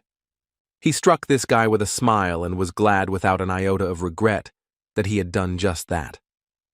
This man's name was Joker, and he was the captain of the first army of Imperial Knights, and most of all in his life he did not like to be told what to do. He was with his friend, who did not understand who would want to join the Imperial Order of Knights if the Joker mocked newcomers like that, to which the man replied that he could not stand them, because they showed off only because they could use a little mana. By the way, the man himself wanted to ask his friend why he came to him at such a time. The knight who stood in the fog slowly said that Madame Vanessa had a job for the Joker, and she really wanted the Joker to do it. All he had to do was make sure that little Joshua couldn't pick up a sword again. As soon as Caesar got out of the carriage, he immediately turned his attention to Joshua, about whom there were rumors throughout the empire. Joshua was very angry inside because he was so irritated and angry by this Caesar who was too pompous. One of the prince's servants politely asked to show respect, because he was still facing the prince. Joshua was so funny to hear this, because for him there are no two sons in the empire, except for the lord they serve. There is only one emperor who deserves the respect of all the knights of the Avalon Empire. After which the boy added that it seemed to him that there was no reason why he should show respect to the self-proclaimed fourth prince, so he was not going to do it. One of the prince's guards immediately ordered the Order of Knights to get ready, and he also added that little Joshua must be crazy to say such things. The man added that he heard that until recently he was only the son of a concubine who had to clean up horse shit. This man's name was Valmont Don Brown, and he was the deputy captain of the Ninth Order. One of the courtiers of the house came to the defense of Count Joshua, which was quite unexpected for Valmont. Therefore, the man decided to remind him that it is not Duke Agnes who is standing in front of him. Does he really want to protect this petty bastard? But Duke Agnes himself intervened in this skirmish, reminding them all that they were standing in front of the prince, and if they were not tired of living, they would immediately stop this madness. Valmont immediately recognized Duke Aidan Pawn Agnes, who was one of the 9 stars of the empire. Even his presence created incredible pressure. Agnes immediately stated the fact that this all happened because of Joshua, so he forced the guy to apologize to the prince. But the prince decided to answer this. He believed that everything was fine, and in some ways this guy was right, so no hard feelings. The young prince's assistant explained to him that many people were now looking at him, and such actions could undermine the authority of the imperial family. But the prince explained to him that he was very weak, and if he defended his honor, he would most likely make himself a laughing stock. Moreover, Caesar believed that Joshua was absolutely right. The only one who is worthy of the respect of all the knights of the empire is His Majesty the Emperor. So he did not see anything wrong with this and asked the knights to calm down. He also added that knights must be prepared to answer for their words. He was sure that Count Joshua was aware of how useless the empty words of a knight who has no skills are. Joshua carefully looked at how the prince behaved and smiled, because he had not changed a bit. He was still trying to solve all his problems with just his tongue, but this time, the guy would not forgive him for this. The count only thought that when the prince had everything, he would take it away, and then cut his throat, and that would be the end of it. One of the knights of the order asked the prince for forgiveness, but he has a great desire to personally test Count Joshua and test his mana. He would like to personally make sure that the count has enough skills to speak such words. Caesar told him that he was taking the count's safety into account, and he thought it would be better if the evaluator was Sir Joker, who had surpassed the level of a B-rank expert, due to their difference in strength. The Joker was very happy to hear this, and thanked the prince for such a generous gift. He would gladly appreciate Count Joshua's mana. Sir Joker decided that the guy was mocking him, because he took only an iron rod with him to the battle. The man asked to take his normal weapon, because they are not playing games here. After which the man asked Joshua if everything seemed so easy to him only because people around him praised him for his talent, that even a little boy allowed himself to insult the prince. Joshua did not answer such questions, although in response he asked the man why he loves to wag his tongue so much. Is it really possible that they are chosen as imperial knights only because of their talent for speaking? Joker immediately promised him that he would regret his words, because here it would be decided whether the count knew how to use mana only based on the battle with him. But before Sir Joker could finish speaking, Joshua had already gone on the attack and delivered his first blow, which was very difficult for the knight to block. Joker couldn't understand how this was even possible. It's such a strong mana that it's difficult even for him to restrain it. It looks like this kid can do something after all. But in the end, he didn't care, because his main task was to close the distance and strike, which he began to do. Joshua did not stop smiling, because he liked it so much that those who fight him think only that they will only have to close the distance to defeat him, but this weakness was minimized by long and hard training. He immediately responded to Sir Joker with a strong blow using his wand. Again, it was quite difficult for the man to block such a blow. But at one point, Joshua got tired of these games, so he decided to use his signature stance and blow, which he usually called a lightning slash. The Joker was not as simple as the Centurions, but still he is an experienced knight, so he was able to easily repulse this blow, and it seems that now he will go on a counterattack. The prince really liked this battle because it is so incredible to fight on equal terms with a B-rank knight at that age, but his guard noticed the fact that it only seems so at first glance, because in fact, Sir Joker does not show all his skills. But in any case, even he had to admit that in addition to mana, Joshua has excellent command of a spear, and his technique is quite unusual. The guy has seen such a thing for the first time. The Joker fought back blow after blow, and thought that if everything continued like this, the testing would end, and if this happened, he would lose his head, so he decided to take a risk.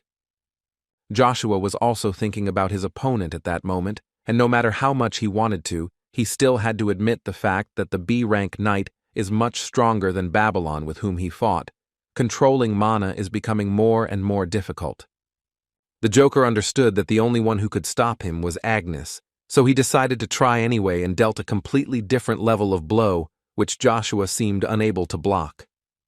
The Duke's knight suddenly jumped up from his seat as soon as he saw that Joker had struck much harder than necessary. His mana was now above B rank. Count Joshua was in danger. Duke Agnes saw what was happening even without his prompting, so he asked the man to sit down and calmly watch what was happening.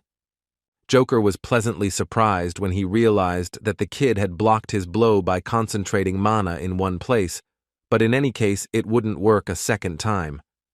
Joshua tried to hold on until the last, and it was getting harder and harder to block the blow. He had to come up with something immediately. Joker felt that he could right now carry out the order that was in his head, and at the same time he told Joshua that there was no point in collecting the rest of his mana, because the battle was already over. The Knight of the Order shouted to Sir Joker to immediately stop this madness, because at this rate the boy could be harmed. But the man did not listen to anyone but himself, so he continued to go into battle no matter what, and in the end, he delivered such a strong blow that it created a small explosion. The Joker didn't understand what was happening here, because after such a blow the fight should have been over, but by some miracle he was thrown back. What's going on here? But as soon as he raised his eyes upward, he saw an incredibly incomprehensible picture for himself. Joshua was standing in absolutely excellent condition and was now holding a rod of some incredible power in his hands. Joshua was only thinking about this sword aura. It seems to be around the level of a rank B expert, and this is very bad news for the guy, because if things continue like this, he will most likely lose. The Joker was not going to stop there, so he went into battle with the words that the boy was simply wasting energy, collecting the remnants of his mana. The knight went into battle and only thought that when the C-rank mana of this short man collided with his B-rank sword's aura, even a simple recoil from such a thing could cause serious damage, and so he could fulfill his duty.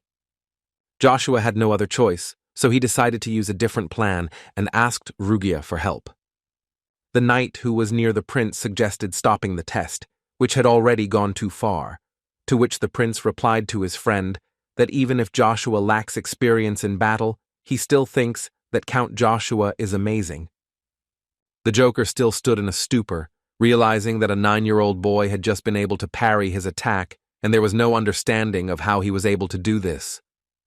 In any case, the man gathered all his strength into a fist and assured Master Joshua that this was the end for him.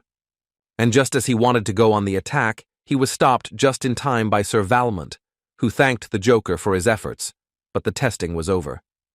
Sir Valmont himself could not believe the fact that Joshua was able to block the attack of a rank B Joker in a simple mana test. The man could not even imagine that this genius would be stronger than Valmont himself, but this little boy is truly worthy. Therefore, he had no other choice than to read that, according to the order of His Majesty, the second son of the Duchy of Agnes, Joshua von Agnes, was awarded the title of Knight C rank. Joshua wasn't going to play along with this knight or anything like that, but on the other hand, he understood that any more and he would faint. The guy really didn't want to show his weaknesses in front of the prince, but on the other hand, he understood perfectly well that there wasn't much difference. In any case, he would take revenge and take everything from him. His thoughts were interrupted by Agnes, who approached his son with questions about how he was feeling, because the battle was indeed difficult. For the first time in his life, Joshua sees such an expression on his father's face. He has never seen such a face in his previous life. It turns out that he can still look like that. Joshua took the sword in his hands, told his father that everything was fine, and raised the sword above his head. And on this day, the youngest mana user in the history of the Avalon Empire was born. That same night, a meeting was held in the Duchy of Agnes, at which the most important persons of the duchy gathered. One of these respected people asked everyone to report only on important things. This man's name was Count Angel. He was the main vassal of the duchy. One of the knights reported that all the summoned knights suddenly returned, due to the fact that the number of monsters that appeared from the forest seemed to have increased greatly. To be precise, the main reason why the knights returned was the appearance of the Black Ogre. The Black Ogre is the strongest creature of the Dark Forest, also called the Monster's Hideout. A strong troll that tears bodies into pieces like paper. Its strength is equal to a 4th-level magician or higher. The council that gathered at this meeting suddenly began to panic when they heard about the Black Ogre, because for them it was so terrible, and if this monster gets to the property, will they be able to defeat it? But suddenly their panic was interrupted by Agnes, who said that he would take care of this issue himself and should not worry so much, so he asked them to move on to the next topic. The council was not against it, and, as it turned out, the second concerned the 5 duchies, which was also worth discussing. Agnes didn't quite understand why they were raising this topic. Was there really another reason why Cheryl and Cox came here? Still, the Duke did not really want to discuss such issues in front of the entire council, so he asked his assistant to tell him about it personally after the preparations. The person who controlled order at these gatherings asked everyone who still had any questions to report, and suddenly a hand was raised. Trifian endured almost the entire meeting, but still decided to ask his question, which directly concerned Count Joshua. As soon as the council heard this name, they immediately became active, because Joshua became the youngest C-rank knight, surpassing the Count of Babylon. This is a great event for the Agnes Duchy, but they were asked to calm down and listen to what Commander Trifian was about to say. Trifian said that until recently no one remembered Count Joshua, and besides, he was weak due to the curse of mana.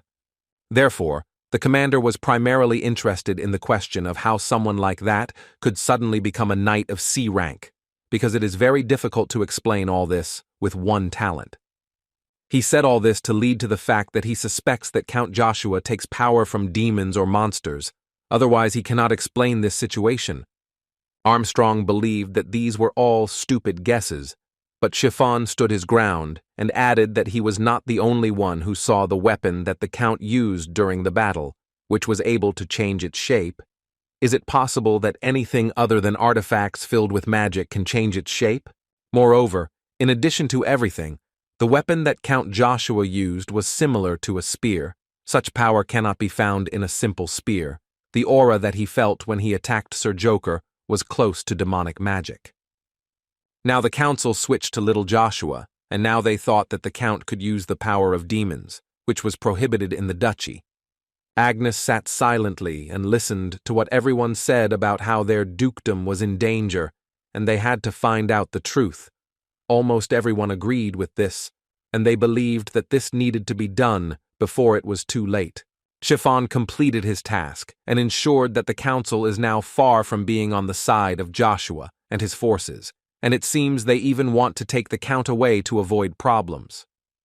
But suddenly there was complete silence in the council chamber, and all because Joshua entered here and abruptly opened the doors. He passed by Chiffon and laughed at him and his guesses about monsters, and also invited him to personally test his strength if he so suspects him. Chiffon was outraged by such impudence, and he asked the guy to repeat what he just said. Joshua turned to him and told him that he should be able to determine if he had indeed borrowed power from the monster if he chose to blame him for it, and Joshua believed that he was right. Chiffon thought that Joshua is too cunning because he forces him to turn the sword against someone in whose body the blood of his master flows, and one wrong move and the master's anger will be directed at him. But on the other hand, he also understood that if this baby's strength was truly his, then serious consequences awaited him. Chiffon was already very angry inside, so Joshua also decided to add fuel to the fire, saying that the commander is a very indecisive person. Was he really scared and lacking courage? Isn't Chiffon one of the 4 pillars of the duchy? The commander jumped up from his seat and in a rude voice told Count Joshua that he was already going too far beyond the limits of what was available. The council tried to reassure Commander Chiffon because he was not alone here, and moreover, was in the presence of Duke Agnes. Agnes agreed with them and asked them to immediately stop the quarrel and move on to more important matters. After which the Duke added that there is one thing that they all cannot understand, including Chiffon. Don't they know who was present at the mana testing? Armstrong answered this question by saying that the Imperial Order of Knights and the chief magician of the Imperial Evergrande Palace, so if Joshua used the powers of monsters, then someone would definitely notice it. After these words, Agnes looked at the council and believed that all possible issues that concern Joshua can be considered resolved. However, the Duke told Joshua that this did not mean that they had everything figured out. There were still things they were not sure about and questions they would like answers to. Moreover, the reasons for his sudden acquisition of power are of interest not only to the vassals, but also to the Duke. Therefore, in order to finally understand his strength, the Duke decided to take the boy with him into the dark forest. The council was surprised that Agnes was going to go into the dark forest, because it seemed to them that it would be better to leave this task to experienced knights. There was no need to expose themselves to such danger. Armstrong agreed with the counts because soon you need to go to Acadia, so you should be careful with your health, and if the Duke gets hurt. But before they could finish speaking, they were interrupted by Agnes, who informed them that as soon as he dealt with the dark forest, he next planned to send Joshua to the Imperial Capital Academy. The Duke looked at his son and added to each of them that he absolutely did not care what they thought of him. His talent was undeniable, and according to the rules of the Agnes family, he would give him a chance. Chiffon was too unhappy with this because even now Joshua looks promising, but the Imperial Academy is out of their reach.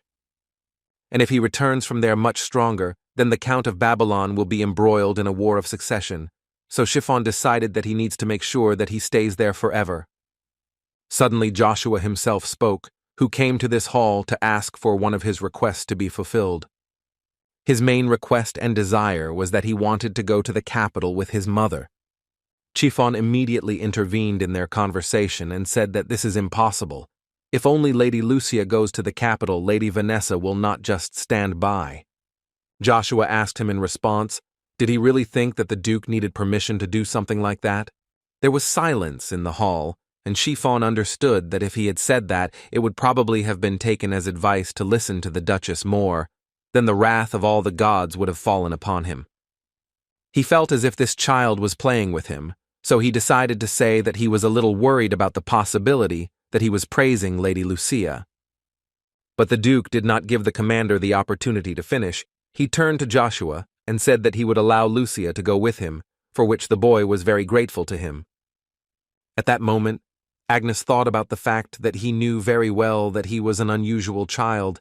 He himself did not understand, since when he began to notice this, even Babylon was not like that. The Duke decided everything and added to Armstrong that as soon as he dealt with the reports of the Font family, he asked him to come to his room with the sent knight. Agnes was also about to leave and added to Joshua that he should also go into his room. As soon as everyone thought that the preparations were over, Babylon entered the council room, asking everyone to stay here for a while, because he had something to say. Babylon immediately approached the Duke and greeted him. Agnes was glad to see him, but today he was late, because their training had long been over. The guy immediately asked for forgiveness. He explained all this by saying that he needed to put his thoughts in order so he could not come on time. Agnes looked at his eldest son and also noticed that Babylon had changed. Even the air around him had become different. This was very good. The Duke understood that he had come here to say something important, so he asked him not to hesitate and speak. Babylon did not wait long and began to fulfill the Duke's request, so he immediately turned to Joshua. Joshua understood that there might now be another provocation, so he treated it with a smile and asked what he needed from him. Chiffon at this time was boiling over the behavior of Count Joshua, because Babylon has a higher position in society, and this is a public place, so you should watch your manners. Joshua in response asked Chiffon, or is he not by chance a representative of Babylon?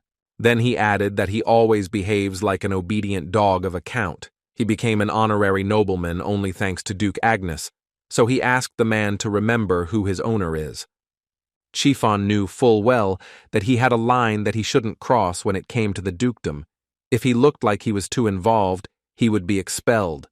So he decided to say that he was just correcting him because he believed that Count Joshua was not in course about such norms of behavior. The guy believed that anyone could climb the career ladder as long as his skills were with him, and if you want to be listened to, you first need to prove that you are worthy. The commander had already begun to boil with anger when suddenly he was interrupted by Babylon himself, who told him that everything was fine and that Joshua was right after all. Agnes looked at Babylon and thought that not so long ago, a child full of vanity turned into someone with a look in his eyes reminiscent of the look of a real knight. Once Chiffon calmed down, Babylon finally said what he wanted so badly. He repeated the words that Joshua told him, that he must prove himself with his own skills, so he will become stronger and will not simply give in to his brother. Joshua was glad that from their second duel his look became completely different, so he could not answer his brother with anything other than agreement. After which Babylon turned to the Duke and asked him something that no one expected. The guy decided to refuse the place of heir to Agnes. The council and everyone who was inside this room were shocked by this decision. Could the guy really just give up? Agnes asked him a question, in which he wanted to know if he had lost confidence in himself due to the appearance of a more talented opponent. Babylon answered him in a confident voice that of course not, but according to the rules of the Agnes family house, he wants to observe a fair fight. The Duke was surprised that the guy had changed so much that he even came to such a conclusion, so he promised him that he would definitely consider his appeal. After Babylon thanked the Duke for his kindness, Agnes announced that the meeting was now officially over. Agnes left the hall with the thought that this place had begun to change significantly, and he liked it. He wanted to see what it would become in the end, but he had a good feeling. Vanessa in her room simply could not believe what Chiffon was telling her. How could Babylon give up her position? Still, she couldn't stand it and started breaking everything, because for her, it was like a terrible dream that turned into reality. Ever since those centurions screwed up, she's been trying to control her anger, but it's getting harder and harder every day. She tried to explain to Chiffon that Babylon meant absolutely everything to her, but the commander already understood this perfectly well, so he tried to tell her that he should have done everything in his power to convince the count. But the woman didn't think so, because she, like no one, knows how stubborn Babylon can be, just like his father, so she believed that Chiffon could not do anything. She was also sure that this would not have happened if it were not for this Joshua who would want to take over the position of her Babylon, so she believed that she would have to tell this man about their circumstances. Chiffon promised her that this would not happen and that he would take care of everything. She had no doubt that everything would be fine, but she was interested to know what the man was going to do next. The commander reported to her that tomorrow the Duke would go with him to the Forbidden Territory. Vanessa knows very well that this is a barren northern territory where it takes at least 2 days to get there. As Chiffon explained to her, this was again connected with the Dark Forest, and the Duke said that he wanted to figure everything out himself. Vanessa understood perfectly well that as soon as they returned to the estate, he would go with Lucia to the capital. Chiffon confirmed this information, and then the lady asked him to tell him that before he leaves, she would like to have lunch with him. This will be their first and last meeting. One of the warriors of the duchy was surprised that the Imperial knights who came to assess the mana were already leaving. But they immediately put his brains in place, because one of the main ones at this point shouted at him and, to put it mildly, asked him not to cool off, because they were leaving soon. As soon as the meeting came to an end, Joshua went into the Duke's office, in which the man told him that as soon as everything calmed down with the Dark Forests, they would immediately go to Acadia, and until that moment he should forget that he was Agnes. So Agnes decided to give Joshua something to keep him relatively safe. He said that he once helped the guardian of a magic tower, and this Ring of Dawn was his reward for his help. If this is the Ring of Dawn of the guardian of a magic tower, then this is one of the artifacts created by the guardian personally. When mana is poured into this ring, it immediately equips the wearer with armor. Agnes did not explain to the guy how to use this ring. All he told him was to just pour in mana, and then he would understand how to use it. Joshua was so glad to hear this, but not because this ring is so strong, but because he knew very well that this ring was intended for the heir. The Duke asked him not to take everything in that light. He just couldn't watch it gather dust without use, and it was just a waste of the power of this item, so he just decided to lend it to Joshua, although that's not all. Joshua was surprised when he heard the fact that there is another reason, so Agnes added that when using this ring, he will be wearing enhanced armor, and this armor has the distinctive marks of each family. And as Agnes said, this is necessary in order to hide his identity from the insects that will be nearby, because he hates sacrificing something for the benefit of others. After which he added that Joshua was now the heir of an unknown viscount, so he advised him to come up with a good name. Joshua understood that there must be a reason why he needed to hide his identity, the same as the reason why he lent him the ring. It was so that there would be no consequences in the future. The guy thought that this ring would be quite useful in situations where big shots like the prince would come after him, but suddenly Agnes interrupted his thoughts. He suddenly asked the guy if he was angry with him. Joshua himself didn't fully know whether he was offended or not, because he himself had never thought about it. Even Duke Agnes could not expect that he would die in vain in the war between empires that would happen 10 years later. Probably, if you choose the reason why Joshua is offended, it is that he left him and his mother without protection, which is why Joshua's mother eventually died. The guy rarely saw the Duke in a past life, so he slowly forgot about this insult. They say time heals wounds. Has it really formed some kind of attachment between father and son? Caesar noticed that Joshua looked like something good had happened, so he decided to ask what happened to him. But without waiting for an answer from the guy, the prince told him that he had heard that after the dark summer, Joshua would go to Acadia, so he decided to ask the guy to come visit him, because the prince believed that it would be quite useful for him. Joshua didn't fully understand what the prince meant. Why should it be useful? Caesar explained to him that the imperial family could assign the knight who would protect them to the order of the imperial knights. Then he could serve as an imperial knight without passing the annual exam, and it would not be necessary to undergo 10 years of service. In other words, Caesar added that if Sir Joshua wanted, then after using the privileges, he could leave the order at any time. After which the prince smiled and told him that he wanted Joshua to know that the guy was usually stingy with such generous offers. Joshua looked into his face and thought only that this laughter mixed with pretense and hypocrisy was truly disgusting, and if it weren't for those guys behind him, he would have already thrust his sword right into the prince's mouth. However, he needs to join the Imperial Knights to obtain another favorite weapon from his past life, all because his weapons are kept in a secret warehouse inside the Imperial Palace, which can only be accessed once a year. And this is only if you join the Imperial Knights and become a battalion commander. But now Joshua decided that he needed to focus on the task first, so he replied that he would think about his proposal, and now it was time for him to go. One of the courtiers noted that if Joshua's humility had matched his skills, he would have made steady progress. But Sir Valmont was interrupted by Prince Caesar, who asked him not to be like that, especially since it was time for them to return home. They separated and each had different thoughts in his head. The prince thought that in any case Joshua would be his, and the guy himself at that moment was sure that this time he would not become Caesar's puppy. Joshua was sure that this time the one who would suffer would be only one person, and it would be the prince. An expedition to the Black Forest led by Duke Agnes was soon formed, and his men were ready to leave.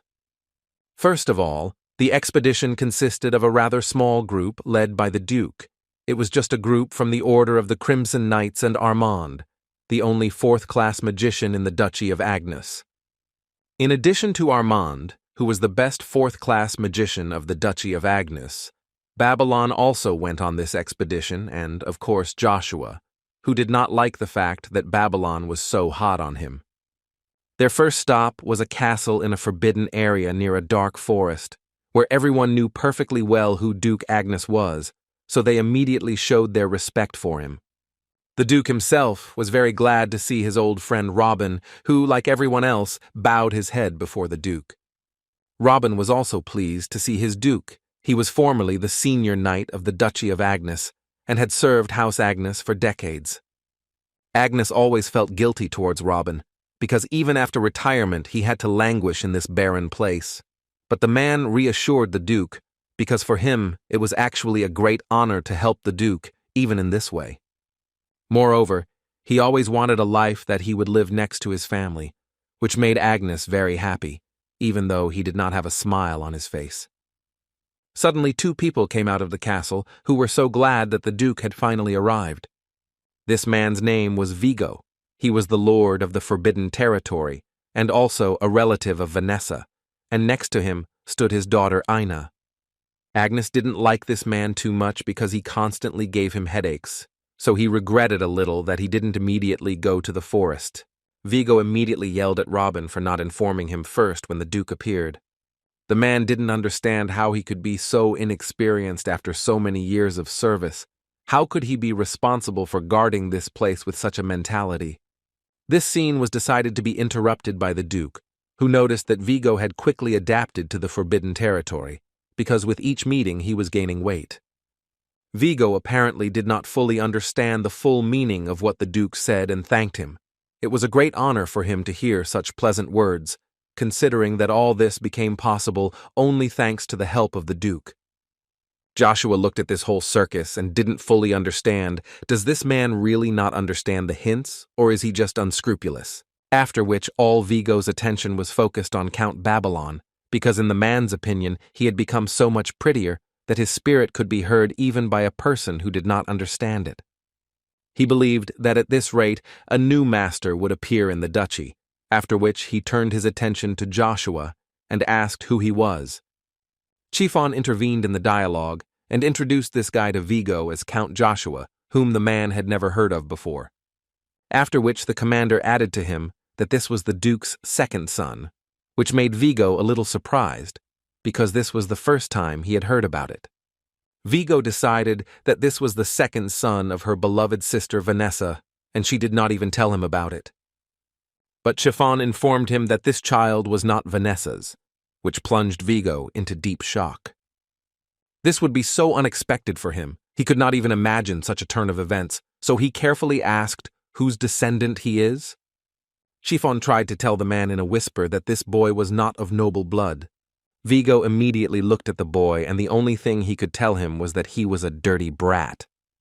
The Duke did not tolerate this, and asked Vigo to stop saying such things, especially since he clearly had more important things to do. Vigo said that he had already prepared everything and set the table. Of course there was not much food, but still at least something. He believed that they should rest a little.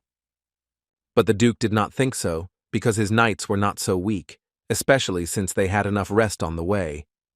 Each of the Duke's knights absolutely supported him, because none of them needed rest. Therefore, Agnes did not wait and said that they would immediately set off. But suddenly Vigo said a few unexpected words, namely that he would also like to go on a hike with them. With all due respect, he is not competent and will not be able to provide much manpower, but he is the lord of these lands, and he cannot just stand and watch, especially since his knights completely agree with him. They confirmed these words 100%, because they also wanted to fight together with the Duke. Agnes was not delighted with this proposal, because his army was enough for him, but still he asked what he would do with Ina. Would he leave her alone? Vigo said that there is no need to worry about this. His daughter will definitely be able to help, even if only a little. Agnes couldn't believe his ears that he was hearing this. Was this man really going to take a child to such a dangerous place? The girl decided to answer this question and said that she herself really wanted to go because she had already learned something and decided to show how she perfectly concentrates mana. Her skill was at a good level, since she was able to use mana to create a small figurine on her shoulder. As Vigo explained, they had recently learned the fact that his daughter was capable of using spiritual arts. As with magic, only those who were predisposed from birth can use the spiritual arts. In fact, sages are even rarer than magicians. In most kingdoms, there are not even 100, counting the weakest. Joshua was also surprised by this fact, because he did not expect that he could meet someone like that here. The guy has never heard of a sage named Ina, but she looks so familiar, as if Joshua had already seen her somewhere. Agnes nevertheless decided not to refuse Vigo and told him that his knights would be in the vanguard, and Vigo's knights behind the main one, which completely suited the man. The Duke suddenly changed his mind, only because he understood that getting the sage was very good, so it was worth taking this girl with him, and with her, the Vigo knights. Joshua understood that they would live together for some time, so he would have time to think that if she was really important, then he would definitely remember who she was. Suddenly his thoughts were interrupted by Vigo, who reminded the guy that he was watching him and would not take his eyes off Joshua. In the Avalon Empire in the throne room, the Emperor did not expect Joshua to be able to stop Joker's attack twice, despite the fact that he is a B-rank expert and was even able to succeed in a counterattack. The Emperor wanted to hear Evergrant's opinion. He wanted to hear his opinion not as an Imperial knight, but as the best magician of the Empire. The man decided to start by saying that he had already told the Emperor that it was very difficult for him as a magician to judge, because knights and magicians use mana completely differently. Marcus didn't like this answer, and once again asked the guy to say only that he felt how far this boy could go. Instead of giving an abstract answer, the magician decided to try to explain with the help of the Imperial Knights. The Emperor liked this idea, so he asked the guy to continue. For example, he would take Sir Valmont. He had not yet fought with him, but if there was a one-on-one battle, then Evergrant was 100% sure that he would not lose it. The Emperor agreed with him, because even if he was able to become a battalion captain at such a young age and is one of the most prominent people in the Empire, he is still no match for Evergrant. But as Evergrant believed, Count Joshua was too different from Sir Valmont. The Emperor was already thinking about the fact that he thought he could lose to this kid. As Evergrant explained to him, it was only that he felt something. Right now he couldn't defeat him, but in 10 years or even less he would be able to do it. The Emperor smiled listening to all this and decided to ask a rather unexpected question. He was interested in what Evergrant thought about their one-on-one battle. What would be the outcome then? The man stood silently because he simply did not know how to answer such a question. But the Emperor was just joking, after which he added that it was a mistake to send the prince there. He should see Joshua in person. Marcus did not wait long and decided to call Jakin, whom he asked to make sure that the boy lived in this castle for a while, and the Emperor would look at him at the same time. The man answered him that as far as he knows, the fourth prince is already preparing for this. The Emperor was surprised when he heard the fact that his son had already taken care of this, but when did he have time? Jakin also added that not long ago, a letter of recommendation from the fourth prince was delivered to the Imperial Knights, and it was for Count Joshua von Agnes. The emperor believed that they would fulfill such a recommendation, but he was not happy with the fact that this task came to the 11th and 12th battalions, because they were always unpleasant. This is a collection of motley people who united because of imperial recommendations. In any case, he asked Jaqen to report on everything related to this matter. The emperor was so funny to listen to this, and he repeated the name Joshua several times and thought that maybe if this guy is so talented, he might be suitable for this. Joshua was surrounded by a bunch of monsters in the dark forest, and he was well aware of the fact that he seemed incredibly stuck. After several hours of exploring the forest, the Duke decided to suddenly set up camp and work out a plan of action. As soon as they set up a point to explore the area, Vigo suddenly began to interfere with them, who was very interested in finding out why they had set up camp so suddenly. In his opinion, the dark forest was right in front of them, and if they were in such an open area, then the monsters could attack at the most inopportune moment. Robin looked at his lord and realized that he was the only one who did not understand what was happening here, because the only thing that bothered him was his own desires. The Duke couldn't understand whether his wife's brother didn't listen to what they were saying at all, because you can tell how this forest works just by looking at it. Agnes was just talking about how monsters start attacking, usually as soon as night falls. Monsters crawl out of the forest like water. They are also especially merciless under the red moon. But in fact, there is a more serious problem. The intervals between their attacks are becoming less and less, and this greatly frightens the townspeople. Therefore, taking into account all of the above, when it gets dark, and this will happen quite soon, they will not be able to see well, so they will definitely appear, so there is no need to go into the forest. Vigo, as usual, was delighted with the Duke, because he would never have thought that the man was so insightful and intelligent. Agnes didn't really want this man to be with them at the training camp, so he asked him to help set up the camp, unless of course he still had questions. One of the knights, together with Count Joshua, went to collect firewood in order to light a fire. At one point, the knight said that he had already collected a fairly large amount of firewood, and he believed that this should be enough. But Joshua did not think so, so he asked him to go without him. They were not against it, but asked the count not to linger, because it was quite dangerous in these parts. As soon as they left, Joshua took out his staff and thought to himself that he simply couldn't have another chance, so he moved towards the thick of the forest. Vigo noticed this, but it seems the man was not going to tell Agnes or anyone else about it. The Genesis Stone is a magically enhanced artifact that contains the power of creation, which is why magicians called it the Genesis Stone. It is believed that there is a Genesis Stone for each of the elements: water, fire, wind, lightning, ice, and others, but only 5 of them have been discovered. But at the moment all 5 have still not been found. The Genesis Stone can strengthen the first-level magic circle to the third-level magic circle. Not only magicians, but also knights want to have it. As far as Joshua remembers correctly, one of the Genesis Stones was in the deepest part of the dark forest, but no matter how strange it was really dark in this part. Joshua understood that if he found it, he would be able to control his excess strength, which is what he lacks most now. At one point, the boy realized that a whole hour had already passed, and he thought about whether he should continue walking to get to the center.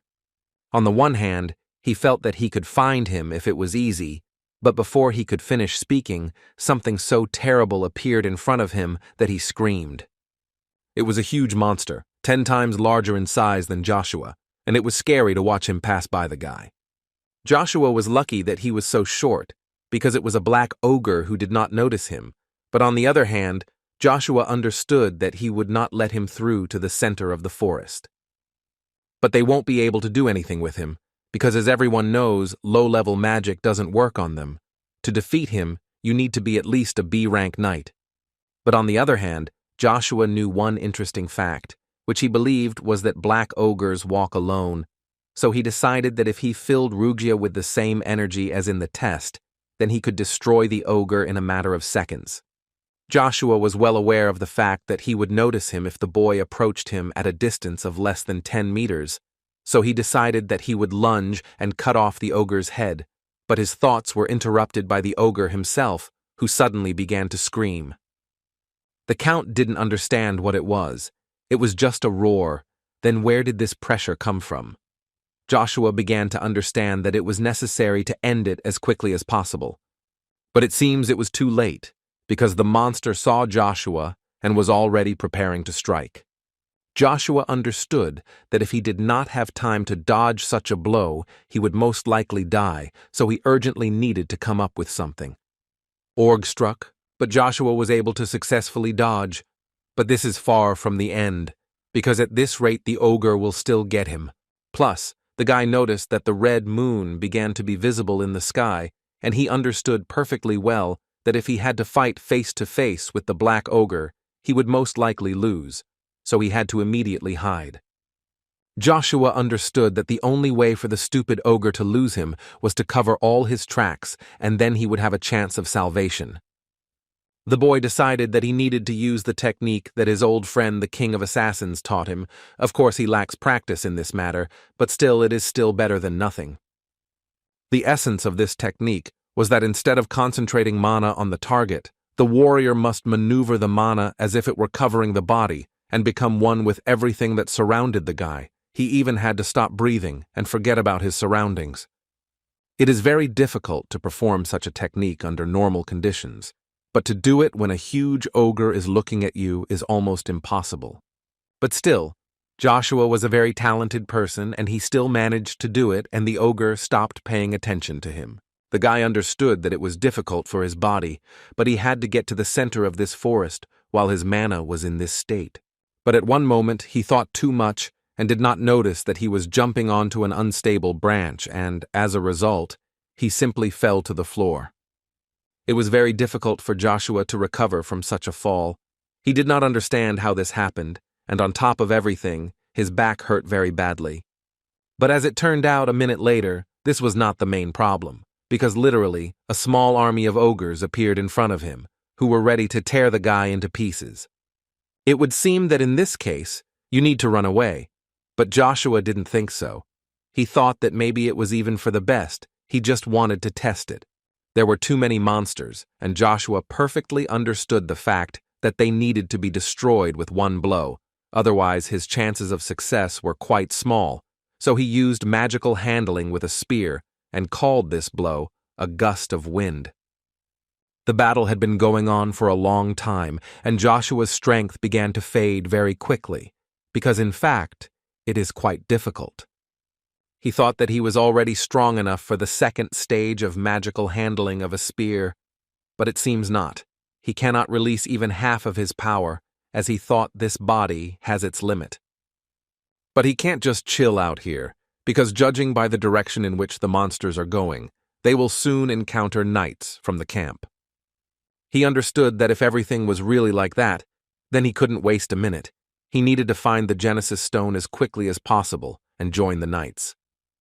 The Knight of the Duchy was conducting his evening rounds, and suddenly, out of nowhere, an ogre appeared, running towards him with his sword and clearly wanting not to hug. Behind the first ogre, a second and a third immediately appeared, and behind them, a whole army, so the knights had to fight back as best they could. But it turned out badly. The ogres were too strong for them. Everyone without exception went into battle, and even Count Babylon was not against joining in the battle, in which he did very well. Suddenly a knight came to his aid and managed to deal with several ogres at the same time. Babylon did not understand who this knight was, because it was the first time he had seen him. Is there anyone so skilled among the Crimson Knights? Because just by looking at his handling of the sword, one can already say that he is C rank, or even higher. But no matter how well they dealt with the ogres, more and more came to their aid. There was a feeling that the ogres would simply never end. The knights understood that there were at least 1,000 of them there, and a reasonable decision would be to let them go in order to lose as few people as possible. But Chiffon did not think so. He said that anyone who leaves the camp will be severely punished, so he ordered the knights of the Crimson Row to immediately line up and prepare for battle. After which the commander shouted and ordered everyone to prepare for battle. They never retreat. But it was worth considering that their opponent was not people, but ogres, who were also not going to stop at anything. No matter how hard Chiffon and his knights tried, Even he had to admit the fact that there is no end to the ogres. This is not at all what they could have expected. And the main problem that haunted them was the red moon, which was supposed to rise the next midnight, but you can't order nature, and it rose now, which made the ogres even stronger. As soon as Chiffon realized this, he saw a huge ogre run out of the forest and run straight towards him, simultaneously destroying the knights. The commander understood that he was the only B-rank knight here, so he had no choice but to destroy him. He decided that he could cut the monster in half, but the ogre didn't think so, so he dodged the blow and struck Chiffon back, from which he was thrown back several meters. The other knights were well aware of the fact that if their commander could not cope with these monsters, then they all the more needed to retreat. They shouted that if they didn't run away right now, they would all be torn to shreds. Chiffon at that moment was trying to move away from the blow and at the same time did not understand what was really happening. Had this monster really become more maneuverable because of the red moon? The commander's thoughts were interrupted by the Duke, who reminded Chiffon that knights should not lose self-control, no matter what the situation, but he decided to take this monster completely upon himself. As soon as Agnes took out his sword, a bunch of these ogres immediately flew at him, who did not spare anyone on their way. But none of them even suspected who Duke Agnes was and how strong he was, so the man decided to demonstrate it to them. With just one blow, he knocked the ogres back several meters, making them doubt that they could defeat him. Even Chiffon, who has known who Duke Agnes is for many years, was shocked that he had just destroyed just 100 monsters with one blow. He looked at the Duke and thought only that he was now looking at the true power of one of the 9 stars of this continent. Before reaching his goal, Joshua had to kill a bunch of monsters, and his strength was on the brink, but he still managed. He approached some cliff in the middle of the forest and uttered only one word, which was Bronto. Babylon looked at his father and was suddenly interrupted by Vigo, who noted that he was sure that someday Babylon would become the same, because his blood flows in it. In his mind, the man thought that he was still a child. No matter how talented he was, this was his first real battle. No wonder he was confused. Anyway, now that he thought about it, he remembered that he forgot to tell him about the baby that wasn't Vanessa's. Therefore, he pretended to have forgotten and immediately ran to Commander Chiffon to ask where that child was, but Chiffon did not fully understand what Vigo was talking about. Vigo had to play his best role in life, so he even shouted that he meant Joshua. Where is he? Chiffon was too busy fighting, so he didn't see where the boy had gone. They both thought that he could simply run away. The other knights heard about this very well, and each of them made his own conclusion that Count Joshua fled in the midst of the battle, which could not be said about Babylon, who stayed and fought with them until the last. While they were standing and discussing how coward Joshua was, they did not notice how the Duke was already quite angry with them, because the battle was in full swing, and they decided to stand and talk. They immediately cheered up and went into battle, because they feared the Duke much more than any orcs. And along with them, Babylon went into battle with words of help. May the power of Agnes be with them. The orcs realized that they had most likely already lost in this battle, and there was no point in continuing the battle, so they decided that the best option for them would be to simply run away. It was funny for the knights to watch this because they made it so that they would never be able to get out of the forest again. But after a few seconds it became clear that the orcs were running not from the knights, but from those who were much more terrible, after which huge monsters came out of the forest, not even sparing their own. These huge monsters were called black orcs, who were famous for their strength and cruelty, for which every living thing was a victim, and a battle with them almost always turned into a tragedy. The knights understood that they could not do anything in a battle with them, so they decided to run away wherever they could, but even so they were caught. The black orcs delivered incredibly strong blows that were incredibly difficult to dodge. Chiffon looked at all this and thought that they could quickly get rid of them, but the horde of black ogres did not think so, so they only went on the offensive. But suddenly, his disappointment was replaced by the realization that he felt an incredibly strong aura that appeared simply out of nowhere. But when he raised his eyes upward, he immediately understood where such mana and aura came from.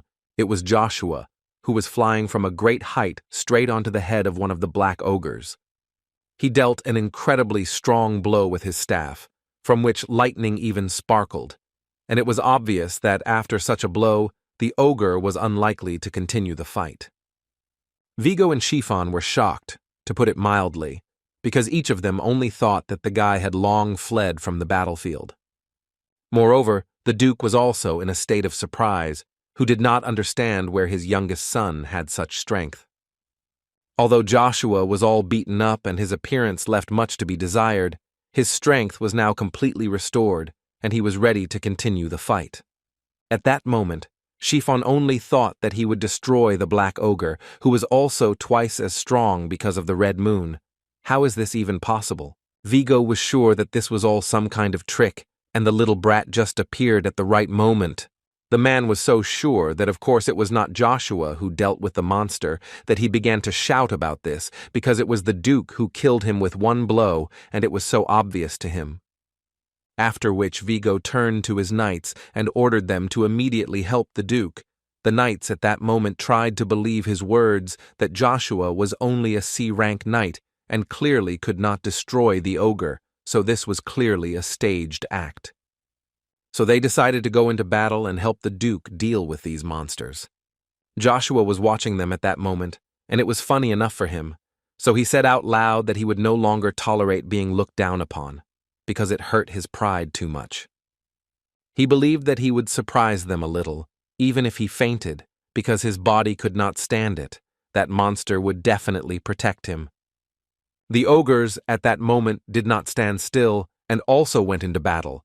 The knights were already thinking about the fact that defeating one ogre is incredibly difficult, but when there is a whole horde of them, it is almost impossible. But suddenly Count Joshua appeared in front of their faces, who asked them to run away before they fell into their hands, which was quite unexpected for them. At that moment, Joshua thought that due to his high compatibility, he could to some extent use Bronto's power, but the only drawback was his body. It was difficult to say how long it could last. In any case, it will not work to stand still, and he needs to continue the battle that he has already started. So he used several lightning strikes on the orcs, which most likely they will not like. From such blows, several of them still could not withstand such force and were defeated, while the rest of the orcs began to think about whether they should continue the battle. Vigo couldn't believe that this was even possible, because he was just a little boy who couldn't even talk. The knights no longer had such a bad opinion of Count Joshua, because they saw that he really killed the black ogre, but the skin of a black ogre cannot even be scratched unless you use the aura of a rank B sword. They looked at Count Joshua and began to assume that perhaps he was a magical swordsman. Agnes understood that it was so energy-consuming, and therefore could not understand how this boy was still standing on his feet. But on the other hand, it was very commendable that he did not want to show his weaknesses. One of the knights who was near Agnes noticed that it was something. Now it became clear to him why the Duke was watching him. Armand was not sure about the guy in relation to the knight, but as a magician, since he uses a double spell that requires a higher class than a master, then we can consider that he is a monster who can change the course of the country's history. As soon as the guy finished speaking and managed to say that perhaps this was the one the Duke had been waiting for, when suddenly Agnes simply disappeared in 1 second. Joshua was slowly beginning to lose consciousness and become aware of the fact that he had reached his limit in this body. Unfortunately for the guy, this was not the last ogre that was in that forest, but he practically no longer had the strength to continue fighting, so he just watched as a huge monster attacked him. He was very lucky that his father, Duke Agnes, intervened in time, who managed to deal a crushing blow to the monster and thereby saved the boy. Joshua did not fully understand what was happening, but his smile did not leave his face, because even through his loss of strength, he understood that his father had just saved him and had not left him in trouble. The boy looked at his father and thought that not everything was as bad as it seemed, and in the end he passed out. When Joshua's consciousness returned to normal, he began to hear cries for help and at some point began to see the Duchy of Agnes burning, which looked very terrible. It dawned on the boy that this was not reality, but some kind of vision in which he was like a spirit who had no contact with the outside world but could watch his house burn. He understood that this was all too realistic for a dream and could not continue there for long. Suddenly, he saw someone come out of the castle, which was on fire, and the sword that this person was holding was very similar to the sword of Duke Agnes. But when this man completely came out of the fire, it became clear that this was not Agnes, but Babylon. Joshua couldn't understand what was happening. Was the Duchy of Agnes really collapsing? But on the other hand, this would only happen in 10 years. The boy simply could not understand what kind of strange dream this was. Why was he dreaming about it? Joshua began to understand the fact that he seemed to be having this dream because of Bronto's power. If this is a Genesis stone, then it is quite possible that it seemed to him that even the magicians of the Magic Tower had not fully revealed the full power of Genesis. When suddenly his thoughts were interrupted by some kind of wind that literally blew him away from his place. But after a few seconds, Joshua realized where this wind was coming from, because he saw Ina Vel Grace, who was standing next to a high-class spirit called the Sea Lion. The guy understood that when he saw her in real life, he didn't remember anything about her, but after what he saw, he was sure something similar was definitely happening. Suddenly he realized the fact that if the girl was here, then her teacher must also be nearby. Joshua clearly saw them shouting at each other, or rather Babylon was very dissatisfied with something, but unfortunately Joshua did not hear or could not hear what they were talking about. He felt as if the magic of silence had been cast on him. This irritated the guy very much. But suddenly he saw Ina calling a man, but Joshua could not see him. He decided that it would be right to fly as close as possible and try to make out this man. Perhaps he would even be able to hear what was happening there. Suddenly his flight was interrupted by Babylon, who began to scream with all his might and asked the man to close his mouth because, as he believed, Agnes never kneels, especially because of some bald organization. All that the man who was behind the curtain of fog did was smile and laugh at the guy, after which he ordered Ina to attack Babylon along with her huge lion. The spirit dealt several critical blows to the knight's body, after which it would be difficult to recover if it was possible to do so at all. The fog cleared, and Joshua saw a painfully familiar face. It seemed it was him. But before the guy could finish speaking, he was suddenly covered by a huge stream of light, which was impossible to look at. Joshua woke up screaming, and the first thing he said was the name Draxia Led Grace. It seems that was the name of the guy who recently came out of the fog. The boy understood that this was not an ordinary dream. It was more like a dream, because this had happened to him before, just not on such a scale. He tried to get out of bed and understand first of all how much time had passed, but it would be extremely difficult to do this. After all, as soon as he moved, he was enveloped in pain, which clearly would not go away, and these were all the consequences after a difficult battle in a dark forest.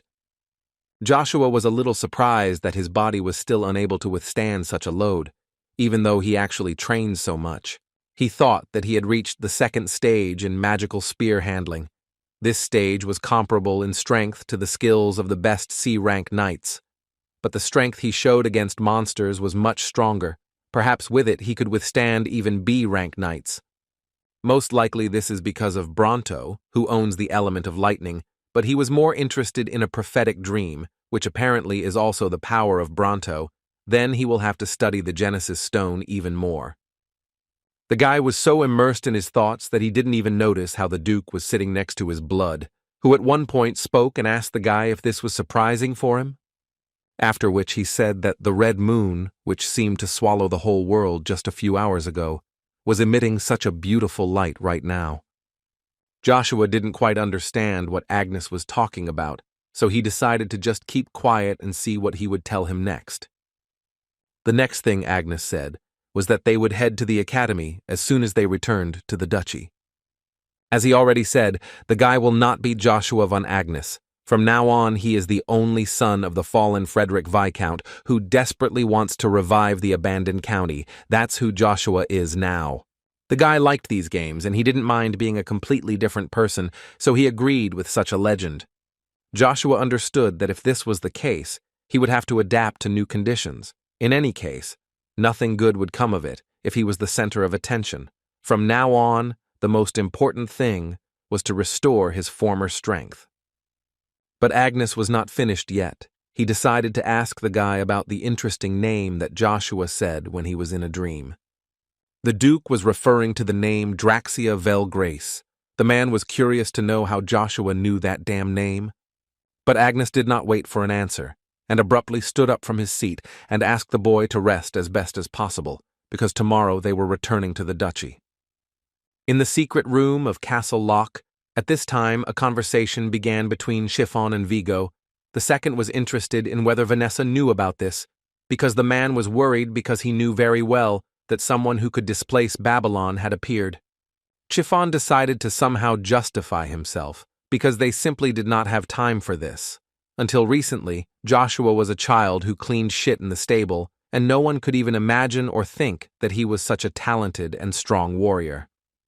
Vigo added that if everything is as the commander said, then it turns out that he achieved all this himself, and he would never believe it. Even the Count of Babylon, who is called the greatest talent of the empire, needed help.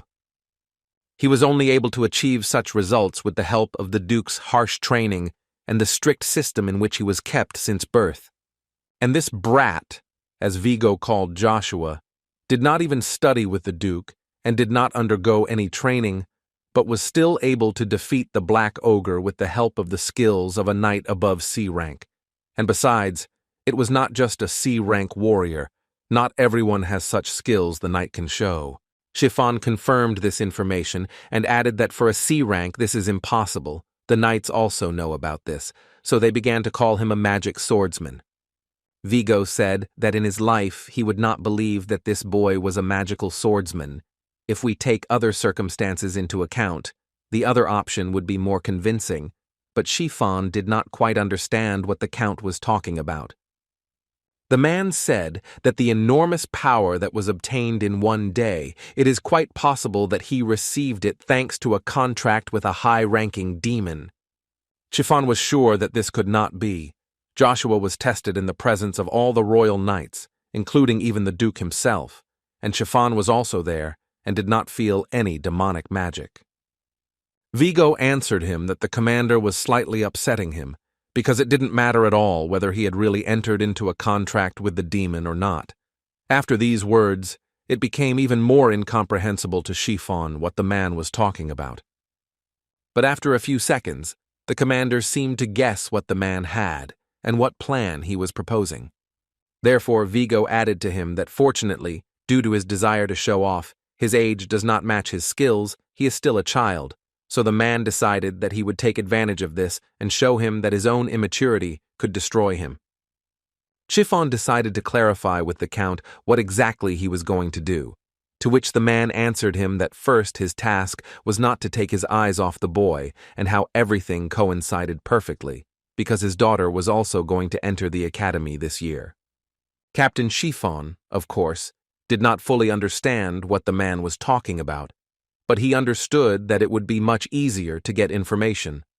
Vigo, in turn, added to him that he would like Chiffon to take this seriously, because if Joshua wants the title of heir, then the situation will be very difficult.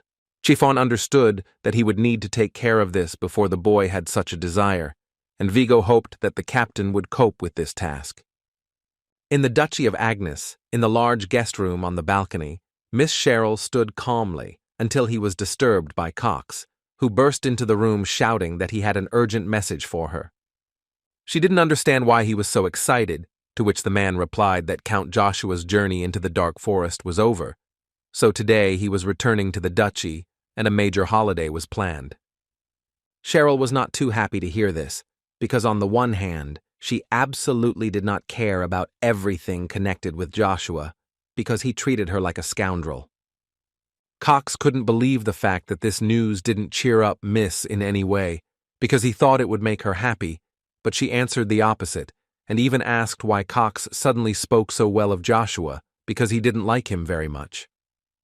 The man explained to her that he was an ordinary bastard, but now he has become the first 10-year-old child in the history of the entire continent who can use mana. The font house has more than enough wealth and reputation, but with this alone they cannot achieve much. Cheryl didn't quite understand what all this meant, to which Cox answered her with a question. Why does she think the Duke of Font sent him here? She believed that it was because of the mercenary king. The Duke wanted Babylon to become her fiancé. Who would have thought that the mercenary king would side with Cromwell County? Mercenary King Bavariant. He was the first swordsman to reach a rank. He was simply an outstanding personality who reached the peak in handling an axe. Bavariant was one of the 12 superhumans, capable of competing for a place in the 9 stars, if only he wanted. Among the mercenaries he was considered a legend, and having gathered all the mercenaries, he became called the King. But his main problem was that there were rumors that he was secretly collaborating with the county of Cromwell, which had enormous influence in the empire. They were second only to the House of Font, so a clash between the two families was impossible to avoid. Now they were on the brink of a battle for land. Cheryl understood perfectly well that if everything was really like this, then they would not be able to do anything. In such a situation, they could not ask for help from others. Cox was surprised that the lady was so well informed. Since both families are quite close to the merchants, they treat rumors with caution. A man could already imagine how families who want to get more territories into their possessions will behave. Although the Imperial palace prohibits fighting for land without reason, they still wage an endless war. Cheryl understood that such superhumans as the mercenary king cannot be controlled by money, which is why her family is trying to get help from Mr. Agnes, through his marriage with Babylon, Cox was not surprised by such intelligence. She also likes strong people, but now that she knows the truth, she can't do anything about the burning feeling inside. Cox thought that something was wrong with Cheryl because usually she would say that she would play a key role in this plan, but now, on the contrary, she is sad. Cheryl understood deep down that they couldn't just ask the Duke for help, which Cox, to put it mildly, confirmed. He explained to Cheryl that the nobles have nothing more important than their honor, especially if it is one of the 5 duchies. Agnes believes that they do not need to ask for help until they find themselves in an emergency situation. Cheryl decided to clarify what Cox thought, to which he replied that if it were up to him, he would not have tried to preserve the dignity of the family during a crisis, which was quite expected for a girl. Cox also added that he perfectly understands that she acts as if she doesn't care, but to be honest, he clearly sees that she does not like the Count of Babylon, and he would not want his lady to sacrifice her name to protect the county. However, he could not close his eyes to the crisis that the Font family faced. It was only for a moment, but it seemed that they were not pretending in front of Count Joshua, as in the case of the Count of Babylon, and he hoped that he and Count Joshua could at least once have a heart-to-heart talk. After such words, she almost burst into tears with happiness. She was very pleased to hear this. The man scratched his head and admitted that he must have said a little too much. He spoke carelessly because he really wanted Earl Joshua for the county, so he asked the girl not to pay attention to what he said. The girl was not at all offended by him. On the contrary, she asked Cox for one favor, namely to arrange dinner with Count Joshua upon his arrival. The man was very happy and assured her that she could rely on him. He decided not to distract Cheryl anymore and decided to leave, but promised that he would return only with good news. That night, the day the Order of the Crimson Knights returned from the Forbidden Lands, was the first time in a long time that such a celebration was held in the Duchy of Agnes. Cain was surprised that the hero of that evening, Lord Joshua, would just leave, to which the guy answered him that it was too natural for him to call him Lord. If anyone heard, they would probably make a fuss. The knight was sure that he was not just saying this, because thanks to today, he can already say with confidence that he will serve Joshua as his lord. The guy made fun of him that he didn't even ask him, what if he renounces this knightly duty? Cain was sure that his lord was not such a fool as to refuse a subordinate who would become a master in the future. Joshua didn't even think that Cain was so shameless, to which the knight replied that he was very pleased to hear such compliments in his direction. Suddenly the guy added that Cain could be free today because Joshua wanted to go to the room and rest. Cain was not against it and had no objections, so he wished the guy a good rest and added that what he said earlier was the absolute truth. Apart from his monstrous skills, he really thinks that he is someone from whom he can learn a lot, and it will be a great honor for him to serve Lord Joshua. As soon as he said everything he wanted, he took his leave, and before leaving said that if you need him, he is always there. Joshua thought about the fact that in his past life, there were also many people who wanted to serve him, but he politely refused everyone. All his life he wanted to be his sword, so it seemed to him that if he had submissives, he would trust him less. That's why the guy refused those people, but the pain that he experienced at that moment made him remember everything. He remembered how the Duke asked him how he knew the name Draxia. This was a bastard whom he had long considered his friend, but he also betrayed Joshua and was also there that evening. Suddenly his thoughts were interrupted by some old man who noticed that the Count was feeling quite bad, so he offered to call the doctor, but Joshua immediately refused. Everything was fine with them, and he asked him to mind his own business. After which the old man added that food had been prepared for him and everyone was waiting for the Count at the table, but the guy was sure that he had already said that he would not appear because he was very tired from the road. But as it turned out, this does not apply to the holiday. The dinner was prepared on the orders of Duchess Vanessa, and Joshua's mother Lucia will also be present at this dinner. The guy couldn't believe that he was hearing such things. How is this even possible? As soon as Joshua entered the place where the dinner was to take place, he immediately turned his attention to his mother, who was already sitting at the table. Lucia was very happy to see her beloved son no less than Joshua himself. Vanessa invited the guy to come in and not stand at the aisle, because she wanted to get to know him better. They were seeing each other for the first time today. Trifian immediately decided to teach Joshua and remind him that he must first of all watch his manners, because this woman is a duchess who demands respect. Joshua was not in the mood to endure all these manners lessons today, so it was clear from his look that he was very angry. Trifian, in turn, did not understand what he said that made this guy so angry with him. Lucia intervened in their conversation and asked Joshua to introduce himself properly. Joshua loved his mother too much, so he did not contradict her and immediately introduced himself as Joshua von Agnes. What bothered the Duchess was not the fact that the boy was unable to do this himself, without the requests of others, but the fact that he attached the word Agnes to his pathetic name. She mentally understood that she needed to first of all control herself and be calm.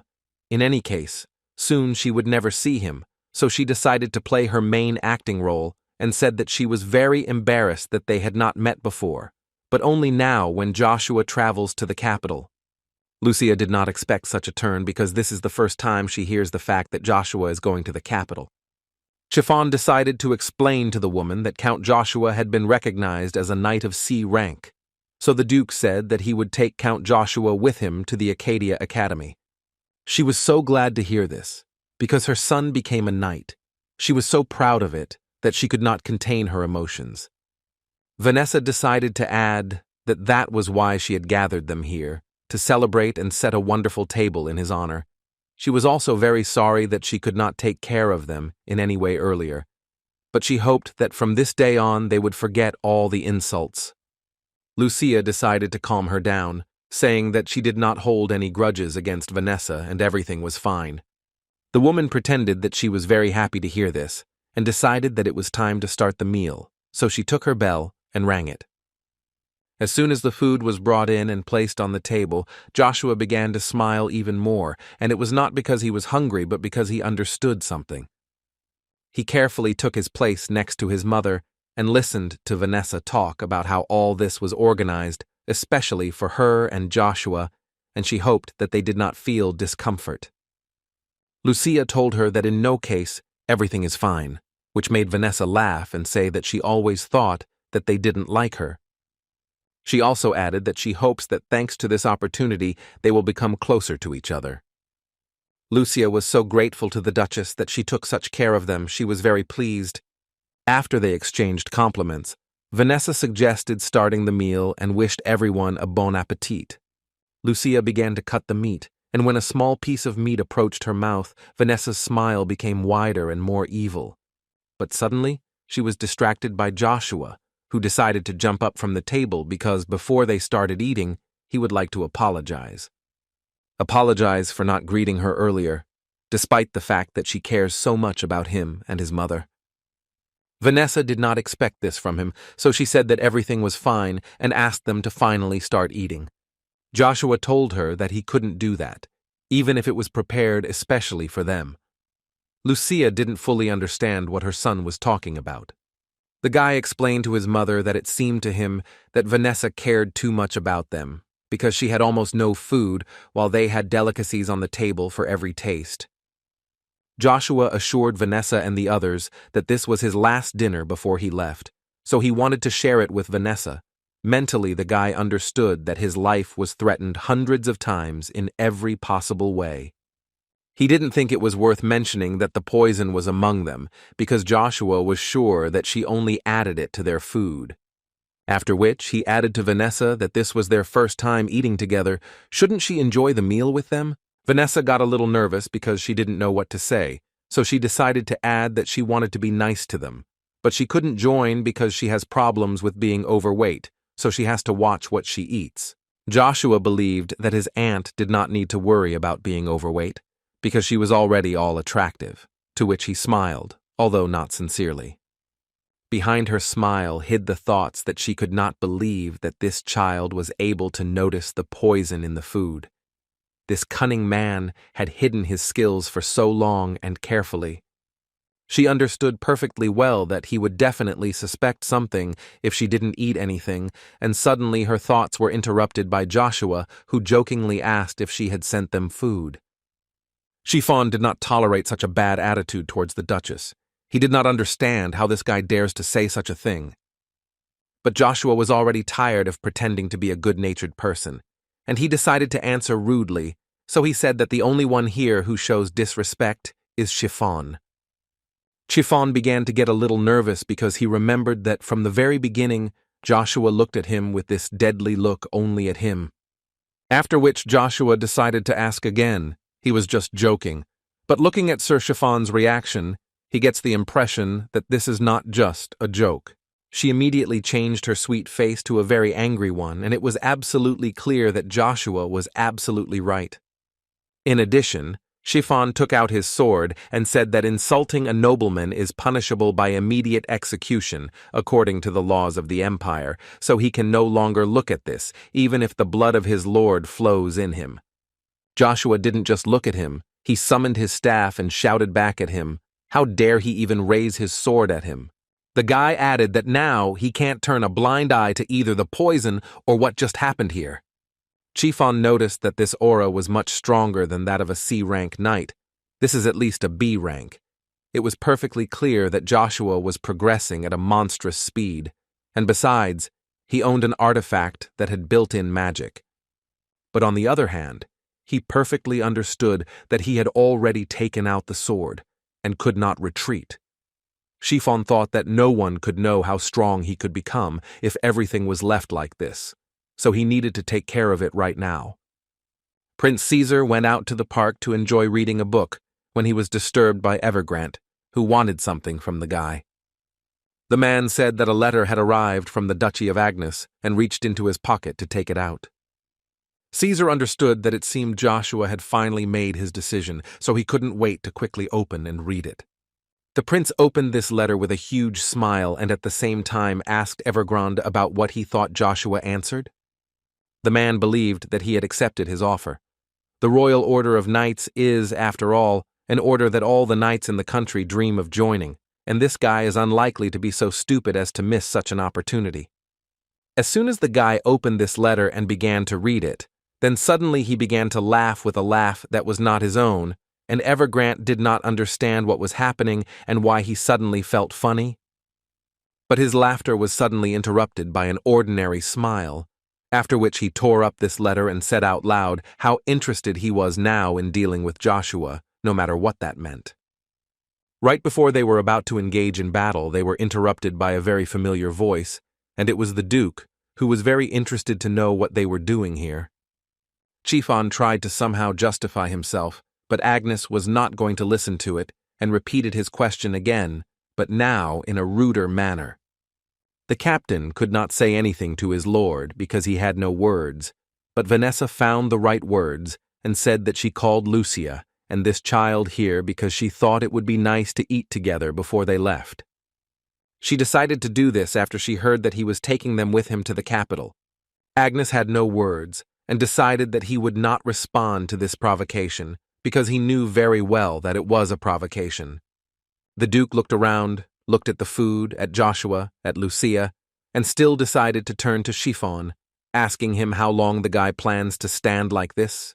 The captain immediately laid down his weapon, followed by Joshua, who calmed down a little from the moment the Duke entered the room. Agnes asked Joshua to go to his room because they were leaving early in the morning, and it wouldn't hurt to rest. The boy didn't mind, but he wanted to take his mother with him, so he asked her to go with him immediately. They left this place, and Vanessa followed them with her gaze for some time, after which she decided to transfer her ardor to the Duke, asking why he suddenly began to behave this way. Had he really decided to become a loving daddy? Agnes decided not to answer this question, but thought it would be nice to ask in return, so he wanted to ask his wife if she hated him. She did not hold back her emotions, and directly stated that she hated him with all her heart for what he had done and what he was doing now. The Duke didn't fully understand what the problem was, just because he became interested in Joshua. She started screaming even more, because she didn't even want to hear the name of this degenerate in her presence. She believed that she was never important to him. The dukedom always comes first for him. Vanessa decided that she wouldn't waste time talking about it, because she was from the royal family and was forced into marriage with him and never really loved Agnes. However, she is not going to stand aside if this child has any influence on Babylon, because her son means as much to her as the dukedom does to him. After which she added that if he has the strongest nobleman, he has even a drop of dignity, then he will do the right thing. Agnes asked her again, "Is this what worthy people do in her opinion?" Vanessa suddenly became nervous and asked him what he meant. The Duke suddenly went from a calm state to a very angry one, and asked her that did she really think that he would never know about it? Trifian looked at the Duke and realized that most likely he already knew about everything. As soon as Joshua entered his room, he was able to sigh a little, and he thought that Vanessa was most likely very upset after this. Lucia at that time did not understand at all what it all meant, and was somewhat embarrassed. She was worried that her son did not tell her anything.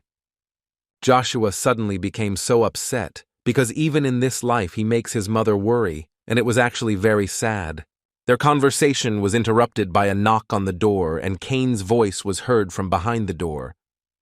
As soon as Joshua opened the doors, he actually saw Cain there, who had come specifically to find out how the dinner went, to which he immediately received a question about whether he knew.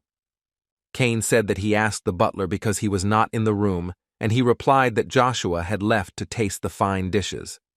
Joshua began to understand that the butler was also involved in this.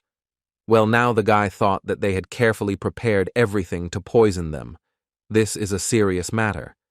There are now no places in the duchy where Vanessa has not taken root. Cain heard that Joshua was leaving for the capital tomorrow.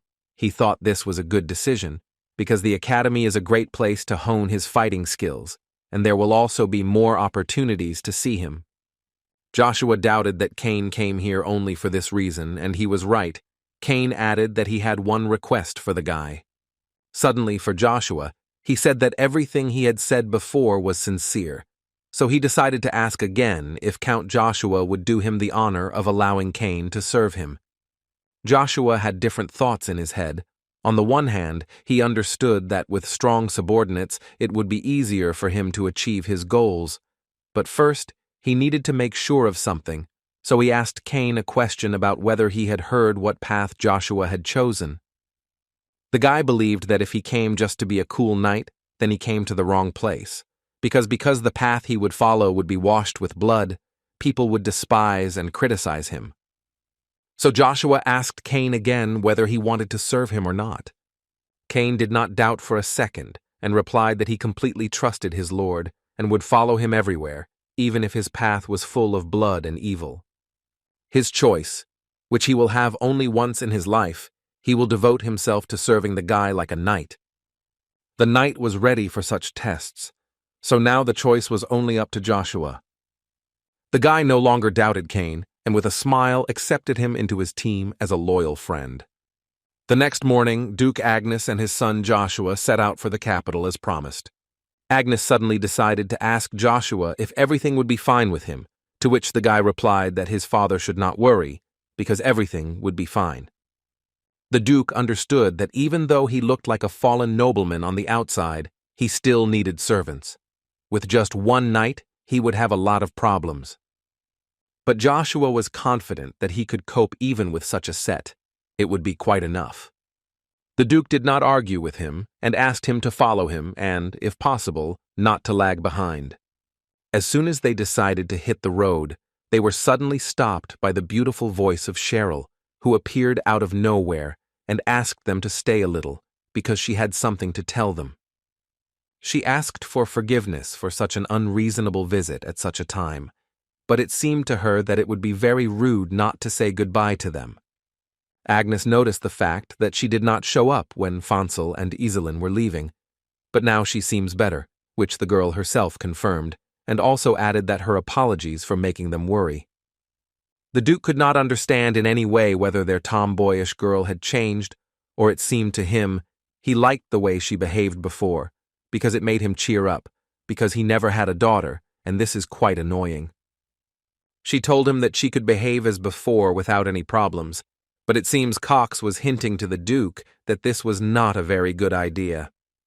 Now she reminded him more of the same Cheryl. He also decided to invite her to go with them to the capital, because as far as Agnes knows, her father is also there, but the girl refused for the reason that she promised Cox to visit his family. Her friend assured her that if she wanted, she could go with the Duke, he would not be offended, but Cheryl believed that if she had already promised, she would definitely keep her promise. That the main reason why she decided to come was Count Joshua, who did not even expect that she could turn to him again. Joshua didn't understand why she was so pestering, and what did she want from him this time. She saw his surprised and somewhat frightened look, and asked him not to worry, because she just wanted to give him something. After which, she immediately took out that very thing and began to tell him that this was their family's medallion. She wanted to give it to him and ask him to come to their duchy when he got to Acadia. As soon as Cox saw this, he almost went crazy. He couldn't believe that Messrs. Cheryl wanted to just give away this treasure. He didn't quite understand what she meant and what she wanted to show, to which she replied that this was a kind of invitation that she so wanted the guy to accept and come to their dukedom. The knights nearby weren't shy at all, and even their whisper was heard by Joshua. They also didn't understand why she was giving this item to him. Was she really interested in him? One of them even began to argue that this could not be because she was already with Babylon. But this did not stop them, and they continued to develop the topic. It seemed to them that they were not even engaged to Babylon, and she could easily be with Joshua. Joshua was not too keen on accepting such gifts, but he knew very well that if he refused the presence of all the knights who praised her, then rumors about it would quickly spread, and then all his efforts to hide his identity would go down the drain. Suddenly, Cheryl began to cry and asked him not to embarrass her so much. She just wanted to give him something in return for being so rude to him. Joshua at that moment simply could not believe that she was really crying. He understood perfectly well that after this, he simply had no choice, and he was obliged to take this decoration. Otherwise, rumors would spread, and then everything would be sad. After that, they immediately moved out, and Cheryl was very glad that the guy still took her jewelry, which she so wanted to give to him. The Duke decided to ask the girl if he could come to visit, to which she was even more happy, because Lord Agnes is always a welcome guest in their house. He said goodbye to Cox and Cheryl, and also set out on the road with Joshua and the others, hoping that they would see each other again soon. Agnes looked at Joshua, who was in front of him, and thought that the boy most likely didn't even know what the medallion from the daughter of a noble family meant. His courtier came to the emperor to report that he had received news that Duke Agnes and his second son Joshua von Agnes would arrive in the capital within 3 days. He also added that it was reported that Joshua von Agnes's recommendation to join the Order of Imperial Knights as the fourth Caesar was rejected. And then the emperor was truly surprised, because how could this fool refuse a place in the strongest order of the empire? Marcus thought about the fact that he was only the second son of a nobleman, and even this did not stop him from refusing the opportunity to increase his status. Does this little guy think that he can take over the entire Duchy of Agnes with his own strength? The emperor's courtier did not think so, judging by the letter he sent to Prince Caesar, in which it was written that Joshua did not need a recommendation from someone like a prince.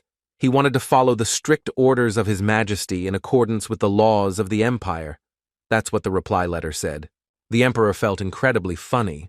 Will he really only listen to his orders? Won't he defeat himself in this way? 4 days later, the Duke and his subjects arrived straight to the very dwelling where they would live during their stay in the capital. This place was called the residence of the Agnes of the capital of Acadia. Lucia saw such a luxurious castle for the first time, and even doubted that she could live there. But Joshua was nearby and assured her that everything was fine. Cain noticed that after so much time this place had not changed at all. Joshua was surprised that Cain knew this place, after which he added that he had lived in Acadia from an early age. He remembered being here with the Duke. Joshua was surprised when he heard the fact that he was so close to the Duke that he would take Cain with him. He had no doubt that Cain was a talented guy, but this was too much. After all, despite his outstanding talent, he had never heard of the knight Cain before his return, so Joshua understood that he either became an ordinary knight since he had reached the limit, or disappeared with the fall of the Duchy of Agnes. In any case, he was not going to leave him as an ordinary knight. Cain suddenly interrupted the boy's thoughts and said that the Duke only brought him here once, saying that he wanted to test his abilities. He also added that Joshua most likely noticed that many eyes were fixed on the Duke's place of residence, so it is much easier to train here. The guy was pleased with the thought that he could train here and no one would distract him, but first he and his mother decided to walk a little. The only thing that didn't suit Joshua was that there is no security here due to the fact that there is almost no one in the area, but even so, if you don't take Cain into account, then there are only maids who will take care of him, mother. He understood that it would be impractical if Cain had to defend his mother alone in the event of an attack. Besides, he could not always be here and there was no other option in his head. Joshua decided to leave for a while, so he told Cain not to worry and to be aware. But Cain was a little worried because it seemed that Joshua was in the capital for the first time, and if he was not careful, he would quickly get lost. But the boy assured him that everything was fine. Other than that, for now, he would leave his mother to him. The knight didn't mind, of course, but still mentally hoped that the guy would just look around and come back. Joshua took a little walk and came to the very center of the capital, where he looked at the places that brought him so much nostalgia. So he was near his favorite bar, which he liked to visit in a past life. So now he became very interested in what the people inside this bar would think about him. As soon as he decided to enter this bar, he was interrupted by a man who thought that the boy was lost, and he urgently needed help. If he told where he came from, he would help take him there. Joshua turned with a confident look and said that he had come for the red coin buried deep at the bottom of Lake Ralph, which shocked the man. He didn't understand how this guy could know this, but still offered to take him to that very place. As he thought, he came to the right place, he needs information, he definitely needs an informant who can look at the past that he experienced. He understood that an informant needed to quietly collect a lot of verified information, being able to deceive others. In this sense, the person in front of him was the most suitable for this, because most people would trust someone with a similar appearance. They entered the bar, and the first thing this mysterious man said was that Ryan is registered. Joshua understood that this guy was clearly very curious to know why such a kid had come here, but even a low-ranking informant carefully follows the rules. The guy called Joshua to follow him, and the Count thought that it was following the rules that made these people the best in their business. They entered a room in which there was only one person and a strange entrance to the basement, which was not guarded by anyone. Joshua began to worry a little because the security here was so impregnable. Should he really be worried, or is everything under control? But then he remembered the words that a similar person once told him, "Trust is the basis of this business, and it seems that there will be no leakage, even if he says that he will give them the heart of a dragon." The man asked him to follow him down and be extremely careful because it was dark there. They approached the door, near which a guy was sitting and just reading a newspaper. As soon as he saw Joshua and his boss approach him, he immediately bowed to them and heard the boss tell him that they had a new customer. Now Joshua realized that this guy occupies a higher position than he thought. Even if there is a charter here, the people inside the secret are so polite to him, as expected. You can't judge a book just by its cover. The man announced that they had finally arrived, and Joshua, to be honest, was already a little tired, because they had already opened so many doors. He said that this was the last one, so he kindly asked him to go with him to the third room. As soon as Joshua entered the room, he saw a hole there, through which they most likely transmit information. The time has come for the main question for which Joshua came here. What exactly does he want to know? The boy did not expect that he was also selling information. It was funny for him that the head of the branch was involved in providing third-rate information. Is he really so low in position? The man was shocked that the boy was so knowledgeable about their organization, but why was he so sure that he was the leader?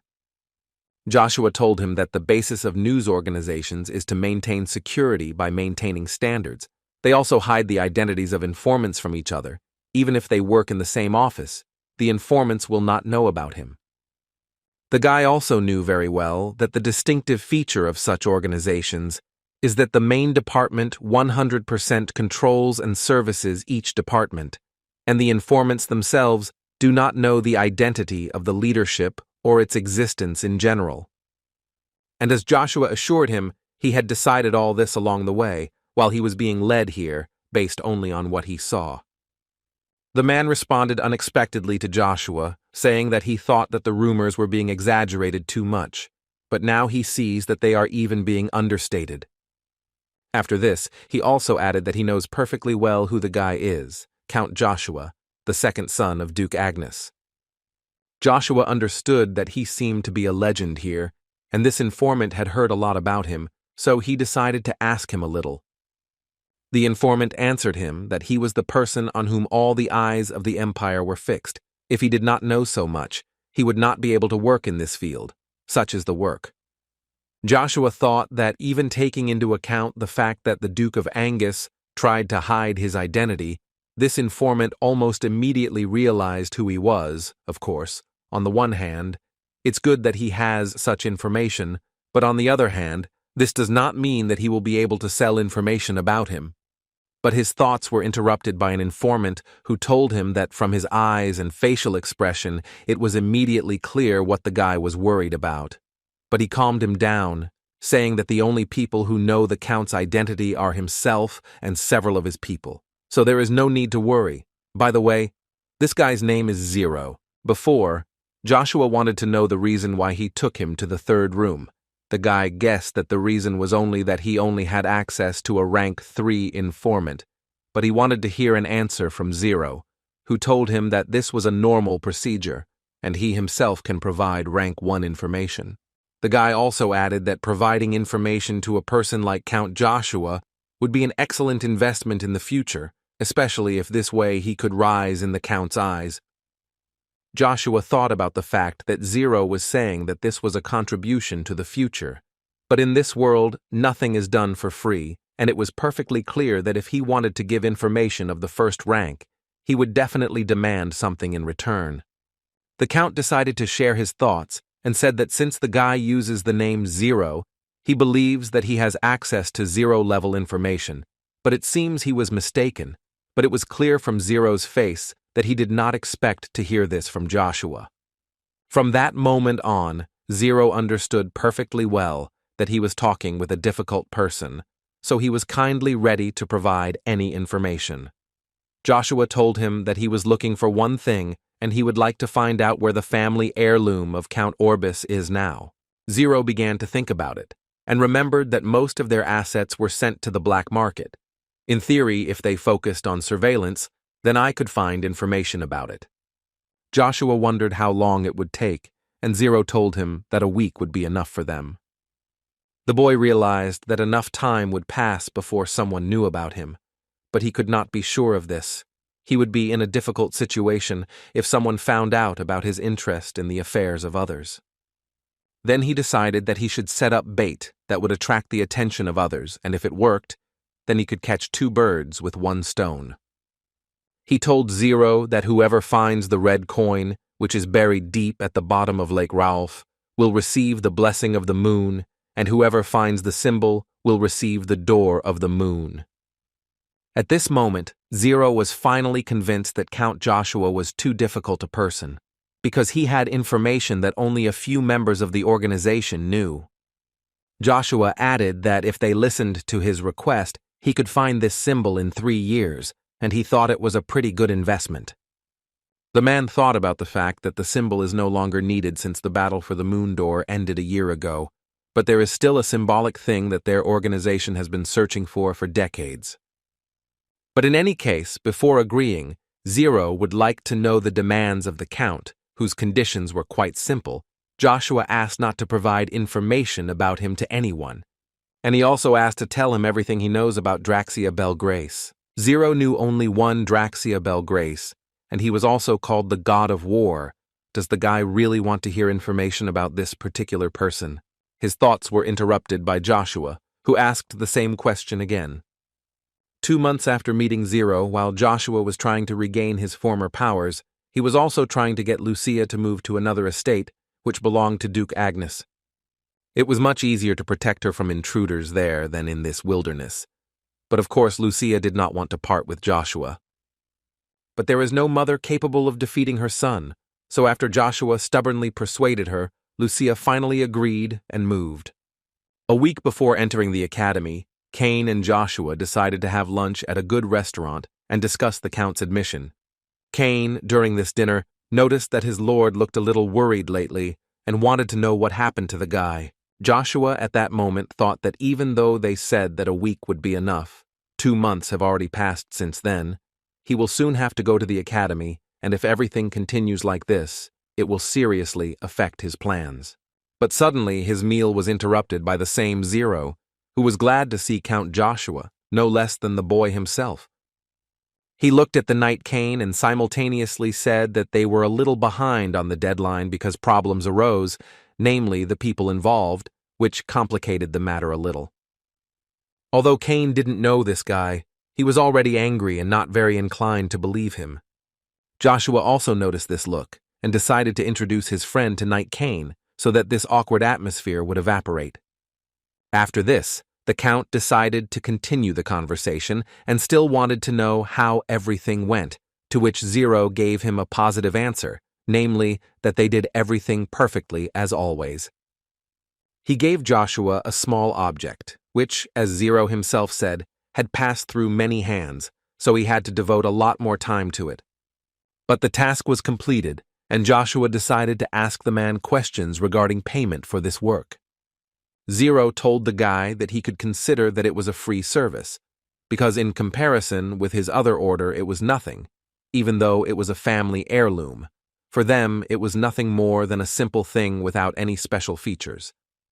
Unless there is a hidden power inside that they do not know about, Joshua with a smile asked him to do his job and not poke his nose into matters that do not concern him.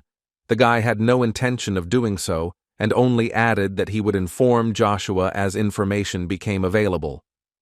Zero told him that he would write off the fee for another request immediately, because they have another rule.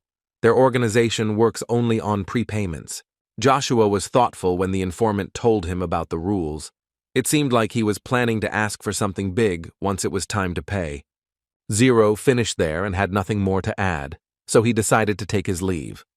Joshua immediately took out the note that Zero had brought him and began to read it carefully. It said that the family of Count Orbis, literally 10 years ago, was one of the most prestigious magical families of the Avalon Empire, along with the Rebrek family. A long time ago, even in an era when magicians were treated with great respect, the Orbis family went beyond the limits. This happened because the head of the Orbis family completely defeated a knight who was close to the title of master only with his skills. And from that moment on, for the first time in the history of the continent, he created the concept of a battle mage. Thus he attracted the attention of the kingdom of magicians, Terra. And everything came to the point that the king of Terra personally visited the Orbis family to take them to his own kingdom. Thus, the brilliant Orbis family, after a couple of decades, met its complete collapse, not from anyone else, but from the Imperial family of their kingdom. Now Joshua thought that the Imperial family deliberately got rid of the nobles in their kingdom. Suddenly Joshua discovered a mention of some barren accent, but the count did not know anyone with a similar name. But suddenly Cain said that he knew this man a little. He is also called a night trader. This man is a well-known person in the lower strata. There is a point of view that all things sold on the black market pass through him, and he is also the free brother of Viscount Vigo, whom they have already met. With every second, Joshua became more and more interested in listening to Cain, because Vigo was already suspicious to him, and now everything became even more confusing. Suddenly, their conversation was interrupted by Count Rebecca and his daughter, who said that a lot of time had passed since their last meeting, and they were very glad to meet Count Joshua again. The higher the rank of a noble, the closer his estate is to the imperial palace, so the location of the estate corresponds to the position of the noble. However, on the outskirts of the capital there is a very large and luxurious estate, which is owned by one very successful man who does not care about the thought of his status and the price of land that is set in Avalon. Because this man's name is Baron Probellum, he is one of the most important figures in the lower strata. Baron Probellum met Count Veron and was surprised that he came to him. The count was not in a very good mood, because the deadline for fulfilling his promise had long expired. Probellum tried to explain to him that, as he already knows, elves are extremely rare, so it is also difficult for them to get them, so he asked the count for a little more time to complete this task. Veron was dissatisfied with such a request, because he entrusted this matter to Probellum, precisely because he did not want to hear such excuses and wait forever. Probellum tried to ask for his forgiveness, but the count was not so interested, and he asked the baron if 1 week would be enough for him to complete this task. The man already lit up with joy, because he was well aware that with such a reserve of time he would definitely deliver the elf to the count. Veron warned him that if he failed again, then he could forget about all the luxury that he enjoyed in the city. Probellum politely shook his head and replied that he would definitely take these words into account. As soon as the count left, the smile from the baron's face immediately disappeared, because due to the fact that the count is always like this, he cannot turn around to the fullest. The butler who served Baron Probellum was excited, because he understood that a week would hardly be enough for him to find the elves. But Probellum didn't care about this, because he was going to do everything in his power to get these elves, even if it was impossible, because otherwise he risked losing everything he had been working towards for so long. After all, the count was the only son of Vilas Marquis, one of the most authoritative people in the army. Moreover, even the emperor himself trusts him. Veron Vilas is capable of more, so you should beware of him. Count Verona's assistant was quite curious whether the count really believed that Baron Probellum would really be able to find the elves in just 1 week. The guy thought that it would be difficult to do. In fact, there was another reason why he gave him 1 more week, after which he asked the assistant what he thought was the most important thing for a king in managing his subordinates. The assistant believed that the best method was carrot and stick. The guy agreed with him. But would listening to someone who had grown fat from carrots be satisfied with 1 more? Therefore, the count decided to use a whip, and the most important thing for the king when managing his subordinates is the whip. This is magic that can make people full of anger from hunger, and even those whose stomachs are about to burst, being completely filled in an instant, submissive. Now the courtier understood what was being said and what fate awaited the Baron when he delivered the elves. And this was confirmed by the Count himself, who was going to trample him, after which he believed that the man would become even more devoted as soon as he extended his hand to him, behaving as if he was showing mercy. As the assistant expected from his lord, he sees right through Probelum, but time will tell, so Veron suggested having a little snack, because they had not eaten for a long time since they left. Cain immediately bowed to Count Rebrek, who did not expect that they could meet in such a place. Joshua didn't mind talking to Count Rebecca, because as far as he remembers, Jean Rebecca was not an ordinary nobleman, of course, in the good sense of the word. Count Rebecca, born with a weak body, did not make much of an impression, had the same gentle character as he seemed on the outside. He could not complain about anything, and spoke formally to everyone, even if they were commoners. It is rare to find a high-ranking nobleman who is also a count, who will speak formally even to commoners. This made him the center of ridicule from other nobles, but Count Rebecca was adamant. Despite this, he always cared about his family first, and although the rest of the nobles were not aware, Count Rebrek was the one whom the commoners admired the most. While Joshua was remembering everything he knew about Rebecca, his thoughts were interrupted by his daughter, who suddenly talked too much to herself. But before Joshua had time to answer, Count Veron entered the restaurant, who was extremely surprised that there were still people in this restaurant at such a late time. But then he saw Lady Rebecca, who was standing next to her father and was embarrassed because she had never been paid so much attention to. He decided to talk to her and first of all asked who she was and what family she came from. She stood silently until his assistant began to shout that this was the son of Vilas Marquis, Count Veron, so he demanded to show respect to him. Cain knew very well that the eldest son of the Marquis has enormous influence even among 12 families. What did he forget in this restaurant? Count Rebecca decided to defend his daughter and asked for forgiveness for his rudeness, after which he said that it was a great honor for them to meet the son of the famous Vilas Marquis, after which he himself introduced himself as the owner of the county of Rebecca, Foncel Jean Rebecca. Veron told him that he did not expect an apology from him.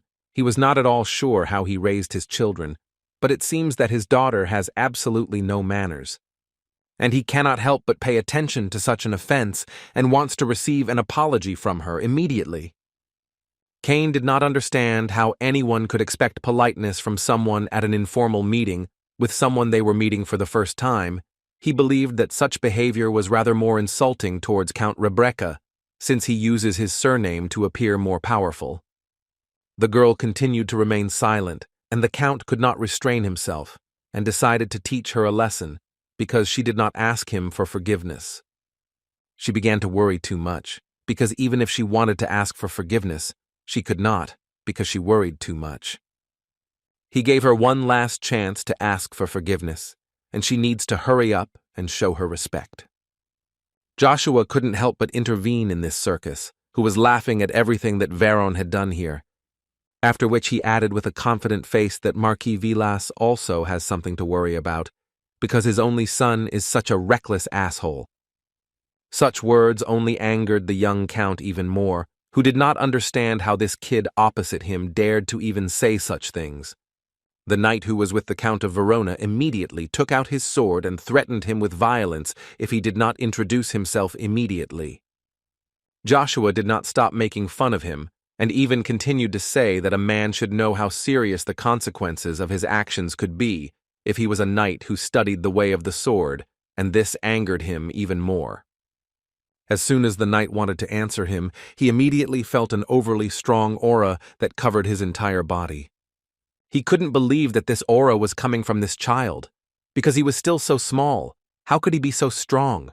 Veron didn't understand what his knight was doing. Shouldn't he teach this child a lesson right now, given the words he was saying? But the knight couldn't explain to him that that's not the point at all.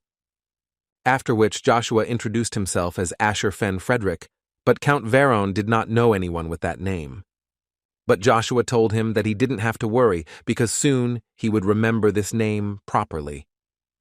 In Castle Lock, Vigo, his daughter, and some unfamiliar man, whom the man's daughter knew very well, gathered at one table because this man was glad to see Anna again. She reciprocated and added that she was quite surprised that he arrived much faster than she expected. He was glad to receive this, but still asked her to tell her what happened and why he was called here. Anna told him that a kind of variable had arisen. A monster had appeared in the duchies. A man whose name was Zhuang immediately thought of Babylon. But as she expected, the rumors had not yet reached, because she was not talking about Babylon. There is another son of Agnes, who is far superior to Babylon in strength. He was shocked when he heard such things, because it was so surprising to hear someone could be more powerful than Babylon. Why did she decide to tell about it only now? She asked him to calm down. The Duchy of Agnes was still going to spread rumors about this, in order to raise its status. Then everyone would know for sure, in times of peace, such rumors quickly gather and gain a certain force. Zhuang compared it in his head as all countries are more like volcanoes, ready to erupt at any moment, and she calls it peacetime. Most countries have been building up their military power for a long time, but now it is already quite large. From the point of view of ordinary people, everything is fine, because they are happy, because their country is stronger than others. But in reality, everything is different. If energy is stored for a long time, then it needs to be released. Seeing their powerful soldiers, people in power only think about how this can be done, and the only option is war. Anna added that the importance of masters in war cannot be overestimated. No country that has no chance of victory will want to start this war. Therefore, countries can only rely on information and, as the man added, in other words, information prevents war. Now he understood her line of reasoning, but if he is the second son of the Agnes Duchy, then this is definitely bad news for them. One wrong step and dozens of years of preparation will go down the drain. But the girl reassured him, because as it turned out, she didn't have a plan for every case. She was going to enter the academy in Acadia. As long as everything goes well, they will trust her, and then Annabelle Grace will perpetuate her name forever and lure Joshua to their side. Count Veron first heard about such a house for Frederick. He was interested in which village did this family come from. Joshua answered him with a smile that this should not be important to him now. Veron agreed with him. It really doesn't matter because soon this house will no longer exist at all. And in his mind, Veron thought that this kid doesn't even realize who he is and what family he comes from. So he was going to show him this. He decided to give Joshua another chance. So he told him that if he bowed down now and begged for forgiveness, then he would certainly save him from death. Joshua seemed to really enjoy watching what Veron was saying to him, and it was very funny for him. These words angered the young count even more, so he could not resist and immediately began shouting to his knight to immediately put this guy in his place for disrespect. The knight immediately decided to carry out this order, and he thought that he was actually very surprised by his thirst for blood, but he was just a child who looked only 10 years old. Of course, it's a shame, but if the Vilas family has already laid eyes on you, then you're considered a corpse. So the knight decided that he would strike with all his might and finish him off with one blow so that it wouldn't hurt him so much. Joshua didn't fully engage in the fight, but when he kept swinging his sword, he had to block the blow and concentrate a small amount of mana in his hand. The knight and his lord could not believe their eyes that they were seeing something like this with their own eyes. How did he do it? But he didn't have to think long, because Joshua struck back, which turned out to be too strong, and the knight simply could not block it. What a disappointment. It only took one blow to bring this knight to his knees in front of Joshua. Veron simply could not believe it, because Mukuk B is a rank knight, and at the same time he fell from a blow with his bare hands. Is it possible to defeat a knight using mana with just his bare hands? Now Joshua turned to Veron directly and did not know what to do with him. He is not going to forgive him, even if he begs him about it. Children like him only learn a lesson after punishment. Veron was not going to do this and asked again what the name of this brat was, but Joshua had already told him that his name was Asher Fen Frederick. The count began to shout at him and asked him not to joke with him, because he had not even heard of the Frederick family, Or maybe he doesn't know how posing as members of the royal family is punishable. But before he could finish saying that he represented one of the most powerful families in the entire empire, he received a good blow to the face from Joshua, who was tired of listening to all this nonsense. Joshua began to slowly approach him and say that this is not the end, and for him everything is just beginning. He picked him up by his clothes and asked where His Majesty had gone now. It would be problematic if he passed out like that, so the guy asked him to wake up. But suddenly, he was interrupted by a knight who lowered his sword and knelt down. He apologized to Joshua and perfectly agreed that they showed disrespect to him. But now he asks for mercy and mercy. The knight said this not of his own free will, because he was well aware that this guy was at least a rank A knight, and he was still so young it could be some kind of special family that was hidden from the whole world. He understood that if everything continued like this, then something might happen to the count. Joshua did not agree with him, especially since he warned them that if a knight draws his sword, then he must be held accountable. The guy gave them a clear understanding that he was not so generous as to be nice to his enemies. The knight couldn't believe that this guy was going to see this through to the end, but still there was simply no other choice but to beg for mercy. He even told him that if Joshua wants, he will give him his hand, because a knight who is not able to protect his lord is simply a disgrace. He asked with all his might to forgive Sir Veron. Joshua was surprised by such devotion. This knight was ready to sacrifice absolutely everything for the sake of his lord. He remembers how in a past life there were also people like this, and then he was almost touched by how he sacrificed everything. Therefore, the guy repeated once again that he had already told him that he was not so generous as to show mercy towards his enemies. Joshua tore the ring right from the guy's neck and told the knight to tell his lord that if he wanted to take the family ring, then let him come and take it. And if this does not happen, then Joshua will sell it on the black market in any case, and will still win.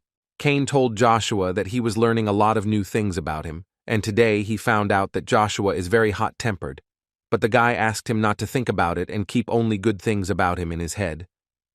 But Cain didn't understand what was wrong with this. Doesn't he think that a knight should be just as charismatic? Count Rebecca said in a quiet whisper to himself that this is truly incredible. The more he looks at this guy, the more surprised he is. Suddenly, he noticed that Iselin wanted to tell him something and asked her not to remain silent if she really had something to say. She was silent for a while, and as soon as she decided to say a few words, she immediately changed her mind and simply turned around and followed Joshua. Rebecca still felt a little sorry for this guy and his knight, so he offered to take them to the nearest doctor so that his condition could be examined.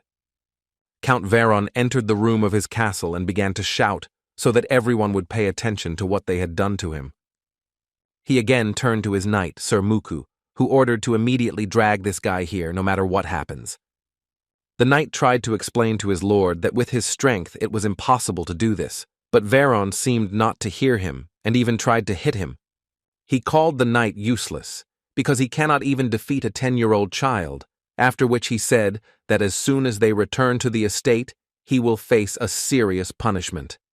Now he ordered him to return to the estate and find out about the Frederick family. He wanted to find his parents, his brothers and sisters, all his servants, and swore to God that he would cut their throats right before his eyes. The knight added to him that, unfortunately, this was impossible, because they would therefore not be able to justify themselves, but the count seemed not to understand why they should justify themselves at all. After all, he is the heir to the family of Vilas Marquis. He was humiliated to such an extent, and he also said that they could not justify themselves. For him, it was too much. The knight meant that no one would believe them that they were beaten by a child who was barely 10 years old, and if they did, the family's reputation would sink to the bottom, perhaps so much so that society's opinion on them would change greatly. Veron didn't give a damn about everything the knight told him. He asked him to shut up and just do as he said. At one point, the man could not stand it and yelled at the guy because he is young and does not quite understand how important this is for the family.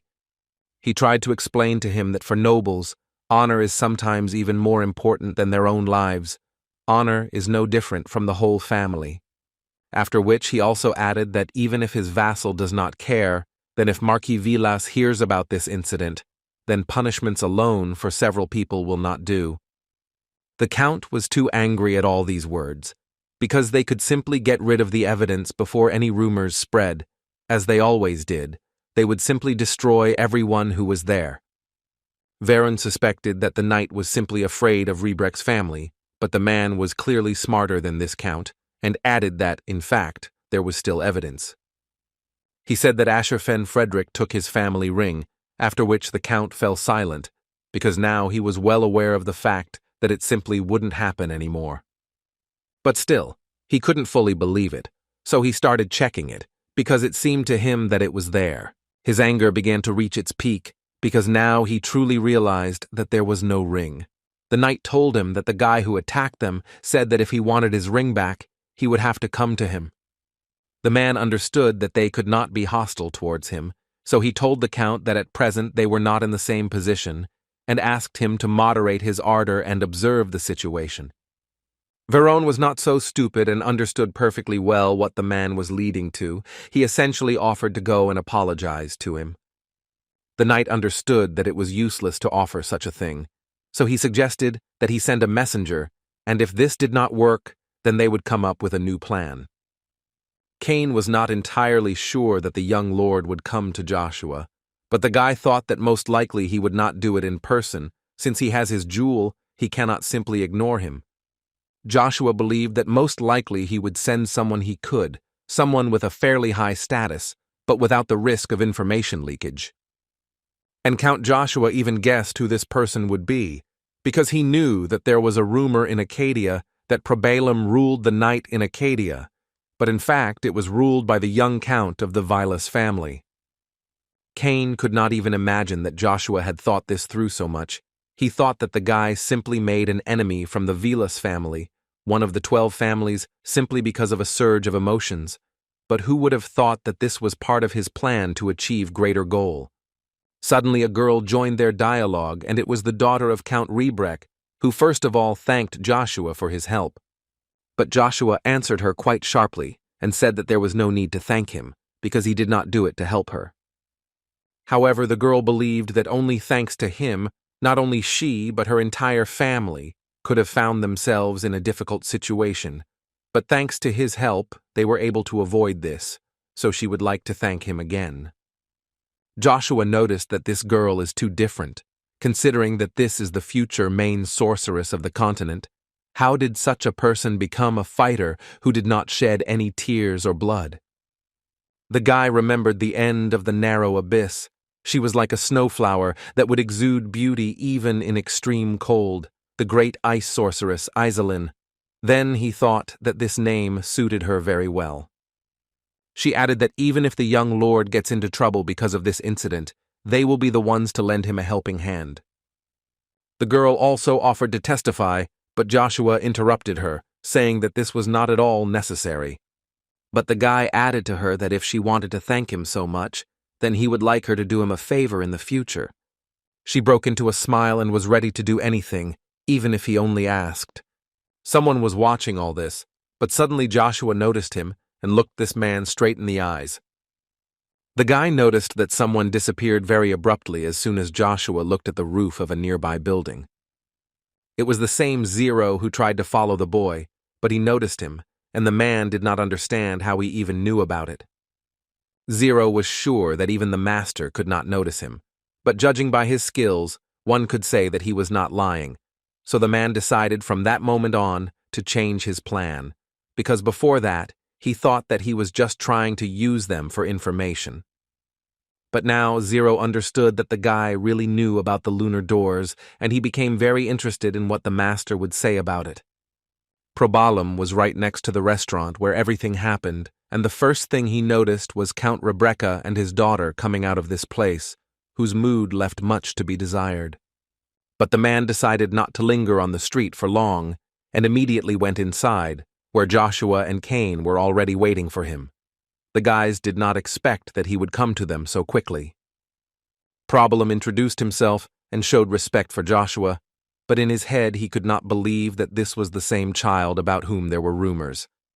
Cain knew that although Problem was a baron of the lowest rank, his strength was close to that of a high-ranking baron, and apparently he was in a big hurry to show such courtesy to the son of a noble family in the village. The baron did not wait long and said that he was a messenger from Lord Veron, and he had a message for Lord Asher. The thing that Joshua had was a precious treasure of the Vilas family, and he asked for it back. But Joshua was sure that he told him to come in person if he wanted to take him, so he asked the baron to go and tell him this again. If he did not show up, he would simply melt him. Problem could no longer tolerate this brat, but still tried to ask again. Perhaps they could somehow resolve this issue differently, because Lord Veron now needs rest. Joshua answered him that he didn't think that Veron was such a weak person, so he asked to bring that knight Mukuk who was with Veron. Joshua wants to talk again. The man began to gradually boil with anger, and Joshua noticed that he had quite expensive rings on his hand that could be sold. Therefore, without thinking for a long time, Joshua asked the man to give him these rings. After this meeting, Cain was sure that his lord was just a devil, because he did not understand how he was able to extort such treasures without a doubt. But Joshua assured him that it was not extortion, but a fair deal. Isn't it right to get something equal in return for a chance for Problem? Cain completely agreed with him, but still did not fully understand why he asked for the ring. Joshua showed him the ring and said that it was not a simple ring, but the treasure of the Orvis family, the tears of the elf. Elves with their beautiful appearance were interesting to people, and only for this reason people began to hunt them. Because of this, many elves lost their homes and lives. From that moment on, the elves were hostile to people. Eventually, to protect themselves and their homes, all the elves gathered in a forest on the southernmost side of the continent, which eventually became known as the Forest of the Elves.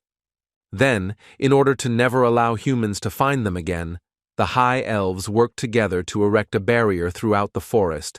However, even for the High Elves with extreme talent for magic, it was difficult to maintain the barrier at the entrance to the forest.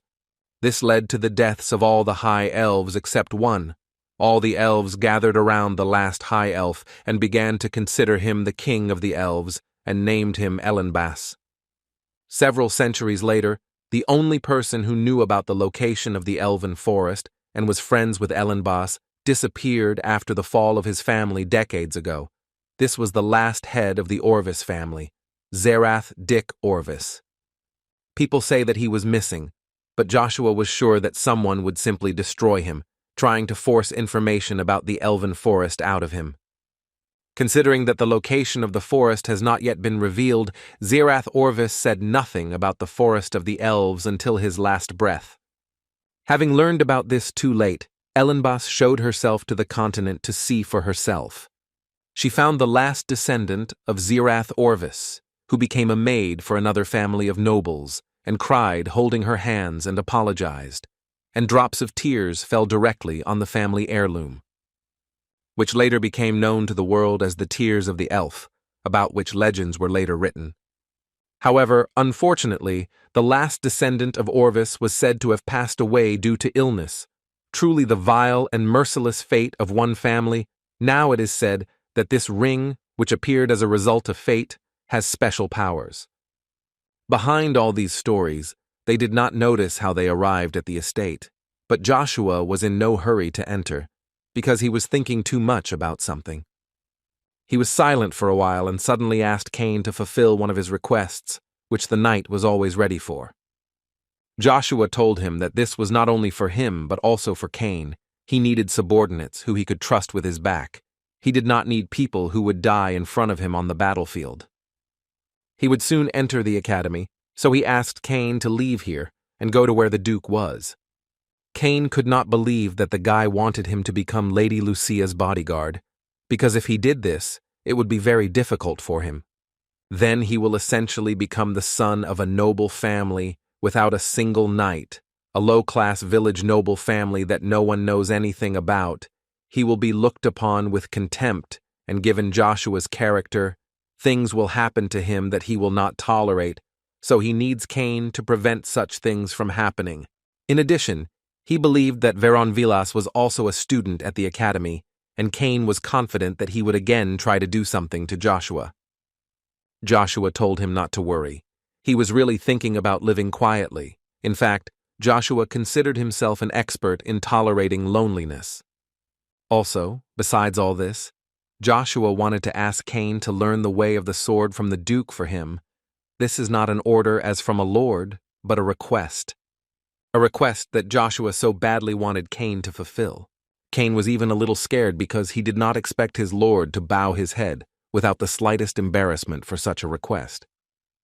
The knight decided to immediately ask him to raise his head because he did not want to see how the man he served bowed his head in front of someone, even in front of him. Cain will gladly fulfill this request for him. However, quid pro quo, the knight also wanted to ask him for something.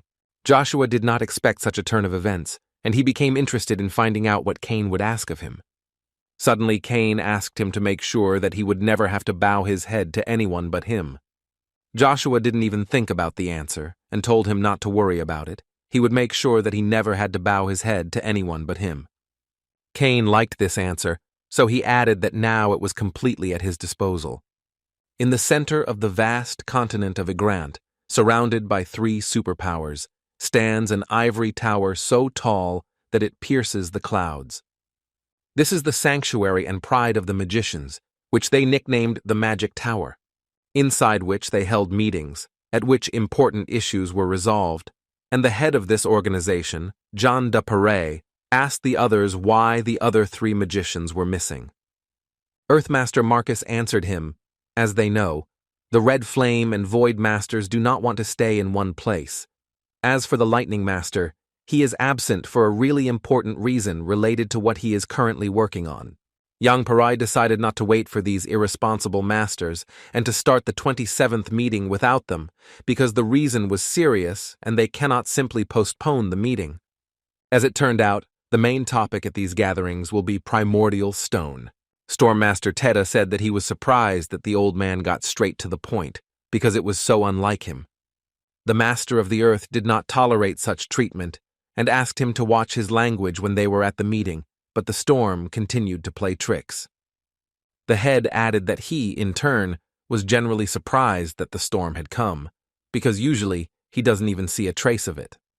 But today there was a really important reason to come to the meeting, and besides, the Stormmaster was interested in whether it was true that someone stole the magma. Although the Master of the Earth did not want to, he agreed with the storm, adding that not only the magma was missing, but also the Bronto. Storm and the head of the magicians were shocked, because for the first time they heard that Bronto had also disappeared. This had never happened before. The Ice Master, who had not said a word before, added that only the Magic Tower did not know about the stones used. They were most likely taken without even knowing what they really were. But she also did not exclude the fact that if she is mistaken and a person knows what to do with these stones, then they have serious problems. The head confirmed every word of the woman, and he had an idea about who took the magma, but he has no idea where Bronto could be. Master Storm suddenly began to laugh and said out loud that now it dawned on him why Mr. Lightning dropped everything and left. The Earthmaster added that it's not that there is absolutely no information about this, but he is not sure about Bronto or not, but there are strange rumors in the area. Near the place where Bronto appeared, he heard that some kind of magical swordsman had appeared. Everyone who was in this room could not believe their ears, because this is impossible even in theory. The Ice Master immediately decided to clarify whether it was possible that he had appeared again. Unfortunately for them, the Master of the Earth said that most likely not. This time, a magical swordsman appeared, as he heard a child who had recently turned 9 years old. But this information shocked them even more, because now it is on the verge of the impossible. The head decided to calm them down a little, and decided to clarify that the Master of the Earth said that Bronto was found in the Avalon Empire, to which he received a positive response. After which he asked Marcus to keep an eye on who took the magma, and if this is really true, then they will have very few options left. Alicia decided to assume that this was the successor of that person, because she could not imagine anyone else in this situation other than a magical swordsman. But the head asked her to calm down. He understood how she was feeling now, but in any case, she needed to behave soberly. After such words, she jumped up from her seat and began shouting that this was not something that he could so casually ignore. The Earthmaster intervened in this conversation and added that given the possibility, most likely they are not connected in any way, because he heard that the object of these rumors is the son of Arden von Agnes. The Stormmaster was very angry that Marcus was hiding everything so secretly and asked him not to drink his tea, but to tell him everything he knew. The head could not stand it and hit the table, saying that there was nothing concrete. He asked them not to act at their own discretion, but simply to observe the situation. If everything is clear to them, then that's it for today, and they can leave. After the meeting, the head noticed that the world was changing at such a speed, but he could not understand for himself whether it was for the better or for the worse. Cain watched Joshua perform some kind of ritual, but it was difficult to explain what he was doing for sure. But he knew for sure that right now his lord was using the language of runes, and he was surprised by the fact that Joshua spoke this language, which is accessible only to high-level magicians. The knight had already begun to think that his lord was really a magical swordsman.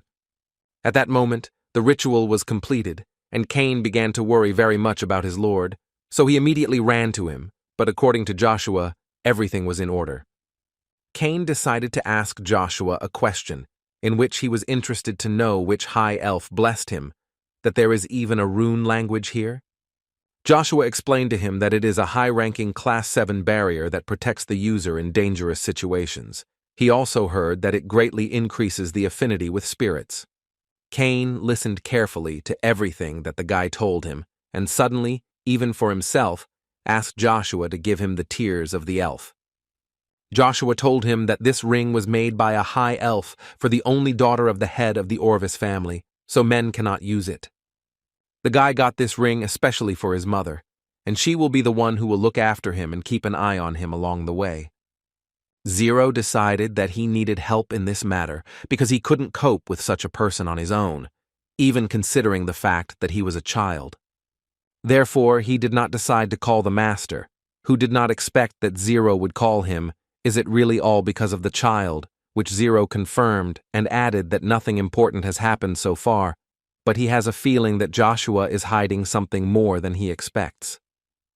The master added that he already knows that this child is special, but Zero added that simply calling him special is not enough. In any case, the master asked Zero if he knew that the magic tower had already started looking for the boy. Although Zero was an informant who had the latest information, he did not even possess such data. The master added that apparently one of the family of magicians began to look for Joshua, believing that he is a descendant of the magical swordsman Ainslot, so the magic tower has been looking for him for quite a long time.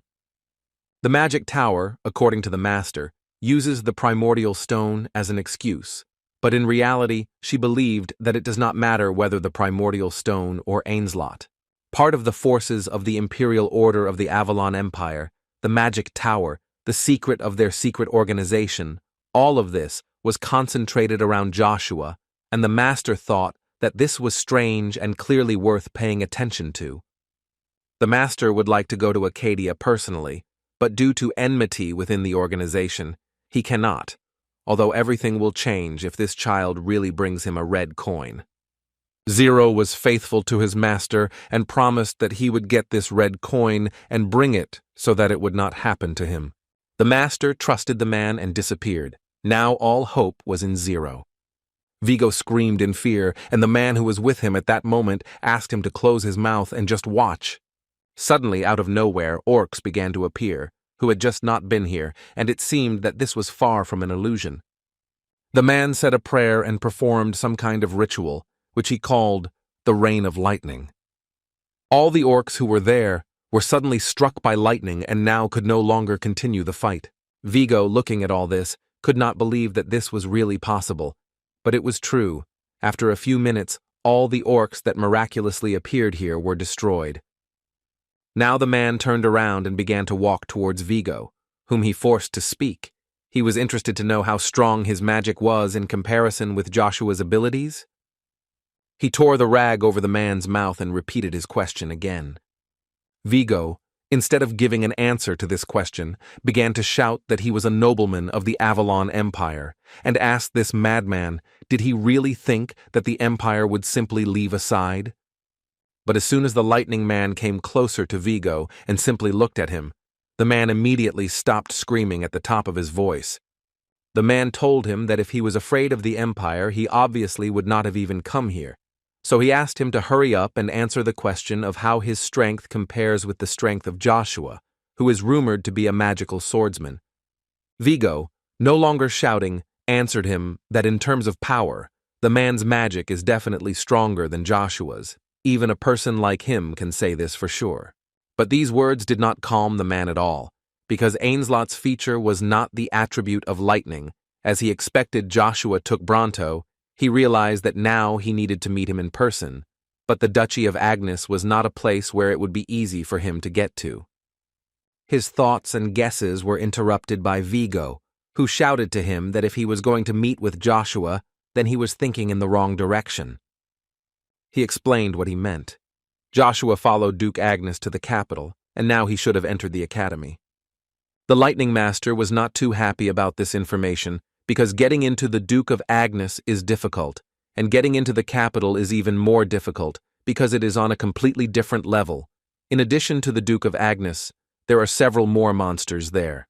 But Vigo, as it turned out, was not finished yet, and added that he would help the man, although his first impression of him was not so pleasant. After all, if the Lightning Master is going to trample Joshua, then Vigo will gladly help him. Joshua's arrogance from not knowing his place greatly irritates him, and he can no longer tolerate it.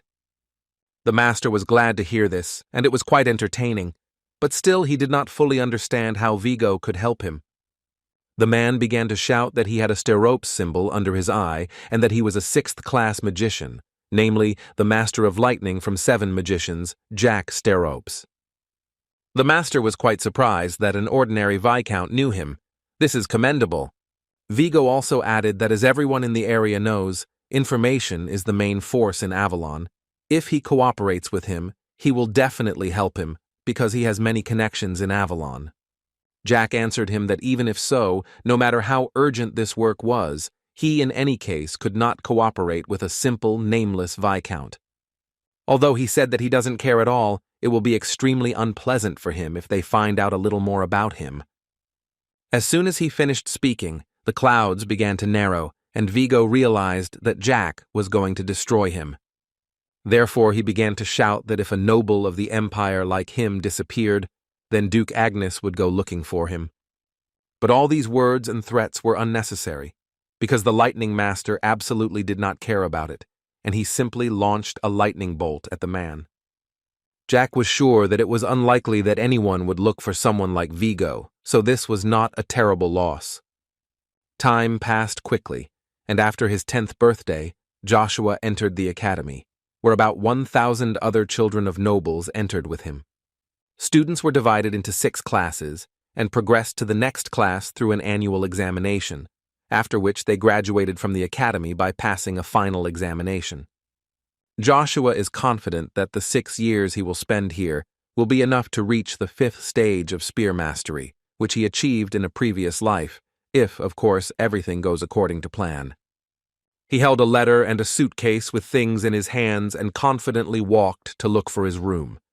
Joshua watched over the children of the nobles, and as expected, each of them had a personal servant, which could not be said about Joshua. In any case, he didn't care, because he had already found his room, which pleasantly surprised him, because it was so spacious, considering that it was only for 3 people. He hoped that he wouldn't have to share this place with someone like Verona. He wanted to live a quiet life for a little while. Suddenly a guy burst into this room who immediately said that he was his friend and asked Joshua to help him with his luggage. The guy helped him with this without any problems and received gratitude for this, because his new neighbor thought that he could not carry them because they were too heavy. During all this, he forgot to introduce himself, His name was Aganis Kuhn Douglas, and at the same time asked the name of his new neighbor. Joshua looked at him and thought that this guy was clearly better than dealing with kids who wanted to show everyone their strength. He shook his hand and introduced himself as Asher Fen Frederick, and added that he was very pleased to meet you. Aganis was a little surprised because it was the first time he had heard about this family, but in any case he hoped that they would become friends. Suddenly, they were interrupted by another guy who seemed to be living in the same room with them. His name was Icarus, and he would be the third neighbor of Joshua and Aganis, and he looked like an absolutely adequate person. But it seemed so only at first glance because Aganis immediately called him a scumbag, and this did not mean anything good. Joshua remembered this name because Icarus was the same genius of this era. He was called the Divine Brain. While the Avalon Empire was weakened by wars between empires and Emperor Marcus disappeared, the worst power struggle in history took place between the first and second princes, which in the future would be called Bloody. Under the pretext of stabilizing the situation in the country, there were tens of thousands of victims in this struggle for power that lasted 10 years. And in the end, it ended with the victory of the first prince, after which the administration and army of the second prince passed to the first. In this war, there were two people who made a huge contribution. One of the four princes of the empire, who became a hero who put an end to the struggle for power, Caesar von Britain, and another genius of strategy and tactics with a mind sent by heaven itself, the servant who led the first prince to victory, the divine brain Icarus. Icarus didn't understand why they were staring at him like that. Did he really have something on his face, since they were looking at him like that?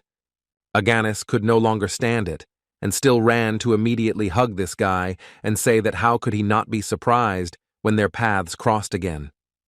Icarus himself was a little shocked because he never could have thought that he would live in the same room with Agares. Agares was always so optimistic and cheerful. Now he is looking forward to the start of this school year. Joshua was surprised that they knew each other and was well aware that the first years could not meet at the academy, which means they met in some other place. In any case, from everything Joshua knows about Icarus, this is the first time he has heard that Icarus has a friend. Since the couple did not have children for a long time, they decided to adopt Icarus, who was their servant at that moment, noticing his talent.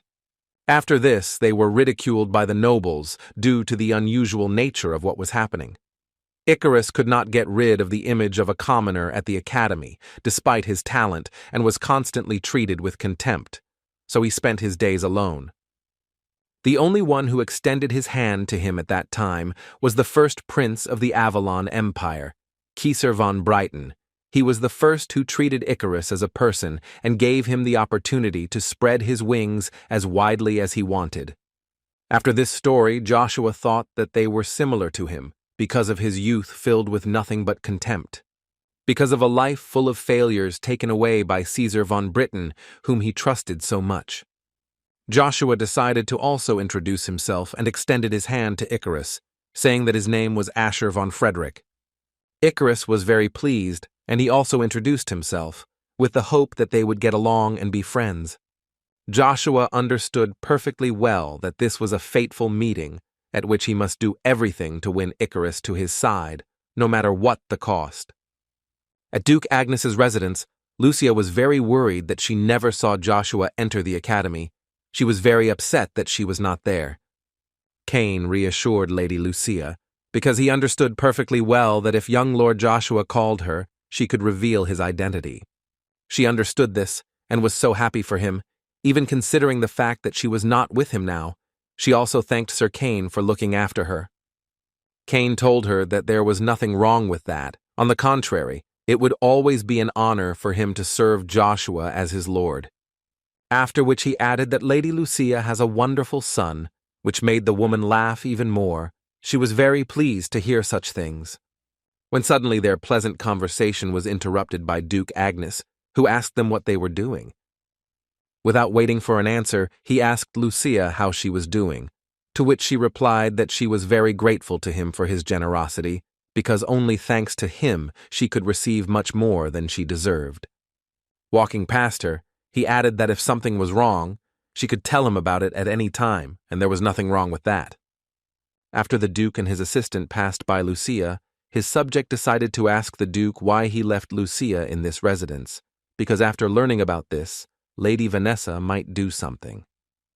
The Duke was a little unprepared for such a question, so the assistant added that he knew very well that young Lord Joshua had extraordinary talent. But the talent of young Babylon, in which imperial blood flows, cannot be ignored, and this raises the main question: who will be the head of the family?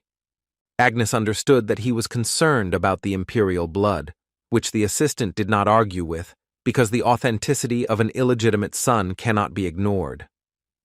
He believed that if young Lord Joshua inherited the name Agnes, then there would be no end to the hype about the family. It was very interesting for Agnes to listen to such things, because if only blood affects authenticity, then in that case it is nothing. He did not listen to his servant and decided that he would continue to observe everything. During his first lesson at the academy, Joshua learned a lot about Agaris and Icarus, because they were both quite famous in the academy, and, of course, not in a good sense of the word. When they walked to their room after class, other students of the academy stood in their way, to whom it seemed that Count Douglas was illegitimate and Icarus was generally a commoner. One of them added that losers are attracted to each other, and for them, this was not at all surprising. Joshua stood aside and watched all this. He guessed that the one who spoke most was none other than Amaru Bronstein. His father is one of the 5 masters of Avalon, Count Arya Bronstein, recognized as a master of the rapier, and he exactly resembles his father, with his gray hair and sharp eyes. They believed that they could easily get good grades if they studied with these losers in the same class. How pathetic they were for them, the illegitimate and commoner who stayed in the second year. Joshua noticed that they were wearing yellow ties, which symbolized that they were second years, because the tie changes with the transition to the next year. In addition, Agaris is illegitimate, like Joshua. Amaru seemed to scold Aganis for staying for the second year, and added that he was very ashamed that he was once his friend. Ikaru could no longer tolerate this, and still raised his voice, asking Amaru if he was too cruel with such statements. Duncan Paul was a friend of Amaru, and decided that Ikaru should not dare to interfere in the conversation, especially since he is a commoner. Icarus didn't understand what he meant, but Duncan continued to shout and say that the guy should mind his own business. He would regard any mockery of his friend Amaru as a mockery of himself. Ikaru tried to prove to them that he didn't say anything that they could regard as disrespect, but these guys did not tolerate this and decided to teach him manners. Duncan hit Icarus right in the face, causing the guy to immediately fall to the ground. After he did this, he began to scream even more and say that if Icarus thinks that he became a nobleman only because he was adopted, then this is not so. Aganis tried to calm them down, because they were clearly going too far and going too far. But for such words, all he could get was a kick from his leg, which made these guys laugh a lot. They considered it fun. Joshua couldn't just stand by, so he decided to intervene in this situation. But it became even funnier for them, because they didn't even know who he was. At that moment, the guy thought that it seemed he couldn't live in peace as he wanted. These guys treat people like cattle, so he decided that he needed to knock this desire out of them. Amaru suddenly stopped laughing and asked Joshua what he was doing here. It felt like he recognized him. But as it turned out, he was not talking to Joshua, but to Prince Caesar, who quietly crept up behind him.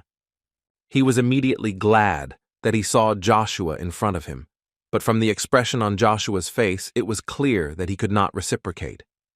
Varone was very angry because he had already repeated his question twice, and his knight still had not given an answer, so he had to repeat it again.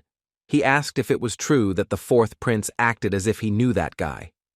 This time the knight was able to give an answer, and now Varone understood that his enemy was not as simple as he thought. No matter how hard he searched, he still could not find anything about the Frederick family, and now it also turned out that he knew the 4th prince.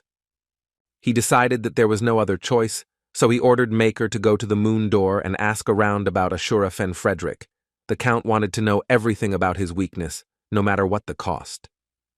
Joshua said that he would return the ring to Varone, but he asked the knight to apologize to the Rebreck family on behalf of the stupid young Lord Veron and promise him something. Joshua asked to swear on his family and honor that he would stop Veron if he tried to do something like that again, which the knight agreed to without any problems. Therefore, the knight decided to tell the Lord that perhaps he was overstepping the line, but if he broke his promise, then the whole world would mock him and the entire Marquis family. But Veron categorically disagreed with him. He threw a glass at him with the words that he should not keep a promise that he himself did not give. He once again asked him to stop objecting to his words and do only what he said. The knight understood that it was useless to talk to such a person, so he said that he would carry out the order. Joshua sat in class and thought that he did not plan to attract attention to himself, but if he wants to lure Icarus to his side, then he will have to change his plans. He understood that most people must have already become interested in him because of Caesar. While everyone else bowed their heads to the fourth prince, Joshua listened as Caesar told him that he had his answer, but was not going to give up. The guy thought that he also asked to visit his palace before he graduated. In any case, Joshua was going to do it, even if he didn't ask, because he needed to take something from the Imperial storage. Suddenly, all of Joshua's thoughts were interrupted by Douglas, who suddenly stood up from his seat and shouted that it was time for lunch. Everyone in the class started laughing at him, and again this was the reason why they remembered that he was illegitimate. The teacher asked everyone to calm down and Agaris to behave more attentively in class, unless of course he wanted to go back home. After which the man continued teaching the lesson and decided to finish his sentence, in which he said that the sword is considered the greatest weapon, and there is a reason why the greatest knights use the sword as a weapon. Even the current emperor, who rules the Avalon Empire and has reached the master level, and Duke Agnes, who was one of the 9 stars, the strongest in the entire continent, both of them use the sword. Therefore, based on all this, the teacher decided to clarify with the class why the sword is the greatest weapon. Amaru immediately raised his hand and decided to answer this question. He said that all other weapons against the background of the sword are nothing more than garbage. That's all. Joshua listened to the guy talk about how someone who doesn't use a sword can never defeat someone who does. The teacher did not entirely agree with him and added that, however, in war almost no one uses swords, but rather spears, based on the guy's words. Shouldn't all soldiers be trained to use a sword, not a spear? Amaru was talking about people with the same skills, and not about consumables like warriors in war. But he was interrupted by Joshua, who felt too funny at all his words. Judging by what he knows, a sword is the worst of weapons, especially a rapier, which is useless even like a toothpick. Amar got angry when he heard what this new guy was saying, because the guy believed that the rapier was the best weapon. The teacher immediately yelled at them and asked them to calm down, because fights between students are prohibited. But Amar believed that he could not simply stand aside, as a member of the Sten family, who used the rapier as their main weapon. For Joshua, it was even funnier, because in essence the guy believed that insulting their weapon is an insult to the family, but belittling other weapons by you is just an opinion. The guy only shouted in response, because he believed that this was simply the truth and nothing more, and if this was not so, then Amar invited him to fight and let him prove it with deeds.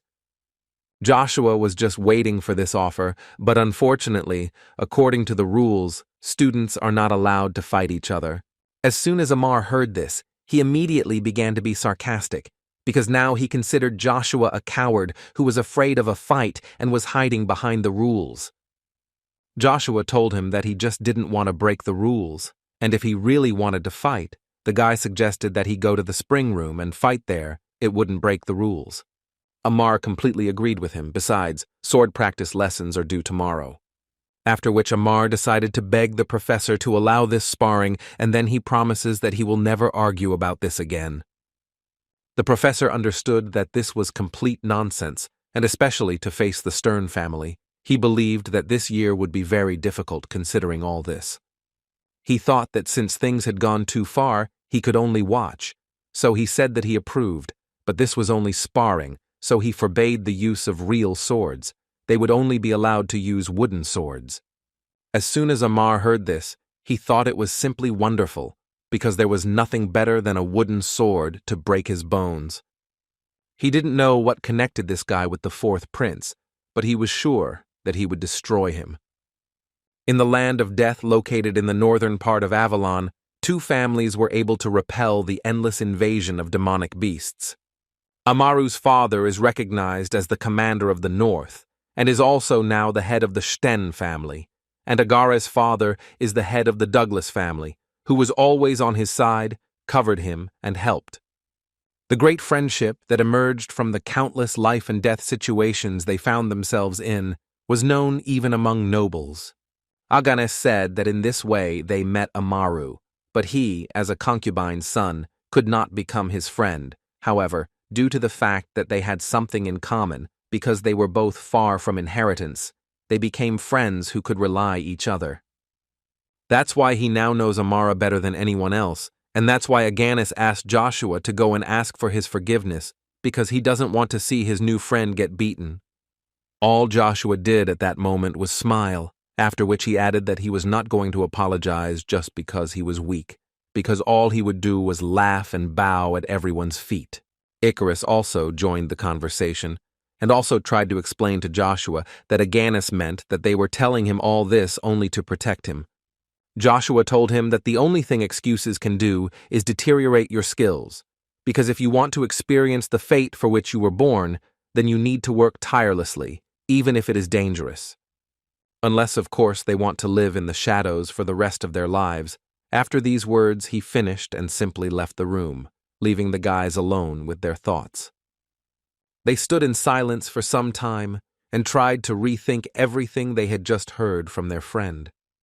A man came to Zero who would like to know more information about Ashura Fen Frederick, and Sir Macker came to visit him, who once again confirmed this request and added that all they knew about him was that he arrived in Avalon this year.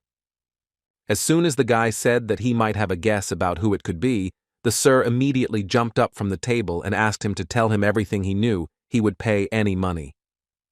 The guy said that it would be expensive, but Sir Macker interrupted him by saying that, as he said, money was not a problem, but Zero added that it was especially expensive. He explained that this is especially valuable information if it concerns a person who is treated specially in their organization.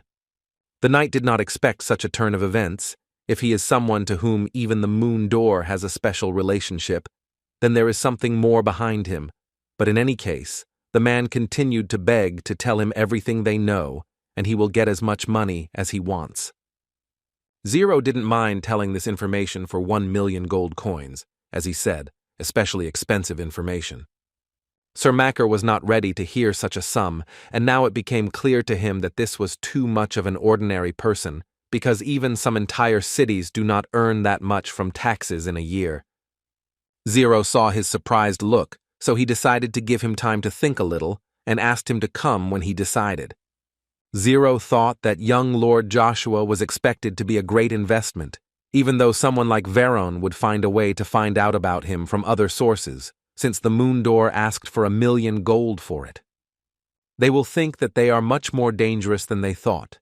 If this is so, then he is sure that Veron will stop at petty revenge, afraid of the possible consequences, because the young Lord Veron, whom Zero knows, is weak in front of the strong and strong in front of the weak, nothing more. Zero mentally begged Joshua not to worry about such little things and to find a red coin for them to end this long war, and until then, he would not spare anything for the sake of young Lord Joshua. According to the strict rules of the academy, they allow students to go wherever they want after the end of classes. Thanks to this, Joshua can concentrate on regaining the power in the mansion Duke Agnes prepared for him. The divine and demonic energies in his body are like water and oil, which are constantly in turmoil and simply cannot be mixed. He believed that he needed to stabilize their power with Brontos, but it was much more difficult than he thought. Every time his concentration reached its peak, the blow was too strong and he was literally thrown back. Almost every time he lost consciousness and woke up a few hours later realizing that he again could not control his strength. He knew that if he could control a little more divine and demonic energy using Bronto, He would soon be able to advance to the third stage of spear-wielding. As soon as he decided that he urgently needed to repeat it again, he realized that Rugia had disappeared, and he immediately tried with all his might to find her. But suddenly he raised his eyes and saw a huge dark spot from which a voice was coming, and Joshua simply froze at that moment. A silhouette of a man appeared in front of the guy, who called the guy names and asked him how he could sleep for 3 whole days in a place where enemies could attack at any time. Joshua did not understand what or who it was, but suddenly this silhouette spoke again and explained to him that he was Rugia Nim, who ordered him to bow because he had protected him for 3 days. The guy couldn't believe that this time he passed out for 3 whole days. There must have been a big fuss at the academy because of this. In any case, the guy thought that when he reached stage 3 in his past life, he also saw that Rugia had intelligence, but he never thought that he would appear in front of him in the form of a child, which could mean that he was not the only one reborn. Rugia interrupted his thoughts, saying that he was actually not a child, and Joshua did not expect that this creature could read thoughts. Rugia added that he didn't even think that he could do something like that in his first state of awakening, but that's not about that now, because there are more important things to do, but Joshua didn't understand what he was talking about. Rugia asked him to know himself before knowing the enemy. He doesn't think that his body is in perfect condition now, after which, in a calm voice, Rugia asked the guy if he wanted some information. Rugia leaned lower towards the guy and whispered that the primordial stone that he received has much greater power than the guy can imagine. Rugia doesn't know how much people know about the primordial stone with their insignificant minds, but its true power lies far away. He asked him to think about it. Even if each primordial stone has unique powers like extinction, regeneration, and harmony, then even this is not the most important thing. Rugia was tired of just telling the story, so she decided to ask the guy, if this is so, then what unique power does Bronto have, which Joshua already had? Joshua wondered that since he has the lightning attribute, which is good at destruction, shouldn't he have something related to it? But then it dawned on him that then it would sort of overlap with the red primordial magma stone. Rugia added that he needs to think about this issue very carefully, because this is what will help him achieve his goals in the fastest way. At first, Joshua was a little confused about what exactly Rugia was talking about. But after this creature approached him even closer, it showed its face and said that its main goal is revenge. Aganes was telling another funny story, which Icarus liked so much that he was ready to listen to them around the clock. Their pleasant conversation was interrupted by Douglas, who again began to pester them and again allowed himself to hit Icarus on the head, after which he added to them that if he were in their place, he would have run away with that guy long ago. Aganes also could not stand it and began to shout at them so that they would finally leave them behind because they had not done anything to be pestered like that. But the guys who were behind them told him that he had no right to open his mouth at all because his neighbor said a bunch of things and then just ran away, and they weren't going to leave something like that just like that. They assured them that they wanted to get rid of weeds like them, and the world would be a much better place. Today the guys were lucky, because a professor came out into the corridor and heard a strange noise. He once again repeated to them that fights between students are strictly prohibited, and if they do not calm down and continue, then the professor will take action. The professor thought that this was actually his mistake, yet he suspected that everything could end like this, but did not take action when suddenly his thoughts were interrupted by the fact that someone entered the room. It was Joshua, who immediately asked for an apology for being late, because he had to leave for personal reasons. The professor became even more angry, but not because the guy was late, but on the contrary, that he came here at all, because in this way he was only digging his own grave. All the attention of the students was focused on him. They also did not understand why he had returned at all. Did he really think that he had been forgiven and everything was fine? The professor was tired of all this farce, so he asked everyone to calm down, because the lesson would start soon. After which the man asked Asher to take his place in the class, because it was time to continue the lesson. The man only thought that if all this had gone so far and this guy still returned, then he should stop everything that was coming, he would have to postpone the practice lesson, because who knows what could happen there. As soon as Joshua went to his place, he caught the eye of Amaru, who was looking down on him and thinking only about how he would deal with him. The guy sat down in his place and immediately began to listen to criticism from Aganis, who was unhappy that Joshua had returned, because he didn't understand why he couldn't just run away, and besides, there are now a lot of rumors around the academy that his family is destroyed. After which Amaru added that it was still not too late to ask for forgiveness. He took into account everything that Joshua had already told him before, but in any case, he believed that it was much safer, so sometimes it needs to be done. Joshua was amused that the guy was repeating the same thing again, so he repeated to them once again that he was not going to do this. He would still show them how to defend their own beliefs. But suddenly, Joshua turned his gaze to Icarus, who was looking at him with such a sad look. The guy perfectly understood from one glance what he was worried about, but he did not have time for childish quarrels, because he had more important things to do. Joshua was very interested to know how Rugia found out that his main goal was revenge. The guy couldn't believe the fact that Rugia really moved into the past with him, and what other ability did Bronto have? But all that Rugia could say was that he must still have a lot of questions, but he can't tell him everything like that. As long as he fulfills his conditions, he doesn't mind giving him tips. Joshua's answer was clearly not suitable, so he started screaming and asked him to stop playing with him. Rugia's face changed and asked him to think again. He shouldn't tell him anything at all. He can just shut up and fall asleep, and that'll be the end of it, because only Joshua is in a hurry. The guy stood silently, and then finally decided to ask what the conditions of Rugia were. The creature liked this development of events. Rugia said that his conditions are actually simple. This is the restoration of the connection that he had in a past life, and he also asked the guy to take care of himself more. Joshua did not expect this. In what sense was it said? What does it mean to take care of yourself? Rugia was not going to answer a single question until Joshua promised that he would fulfill his conditions. Besides, time was quickly running out, and he was already starting to fall asleep. Joshua understood that the conditions were actually very simple, and so that Rugia would not fall asleep now, he decided to agree. Rugia was very happy about this, and he hoped that he would fulfill them, because a promise with a divine artifact like him has special power.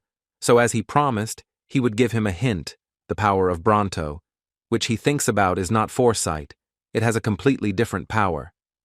Joshua could not believe that Bronto's strength was not a prediction.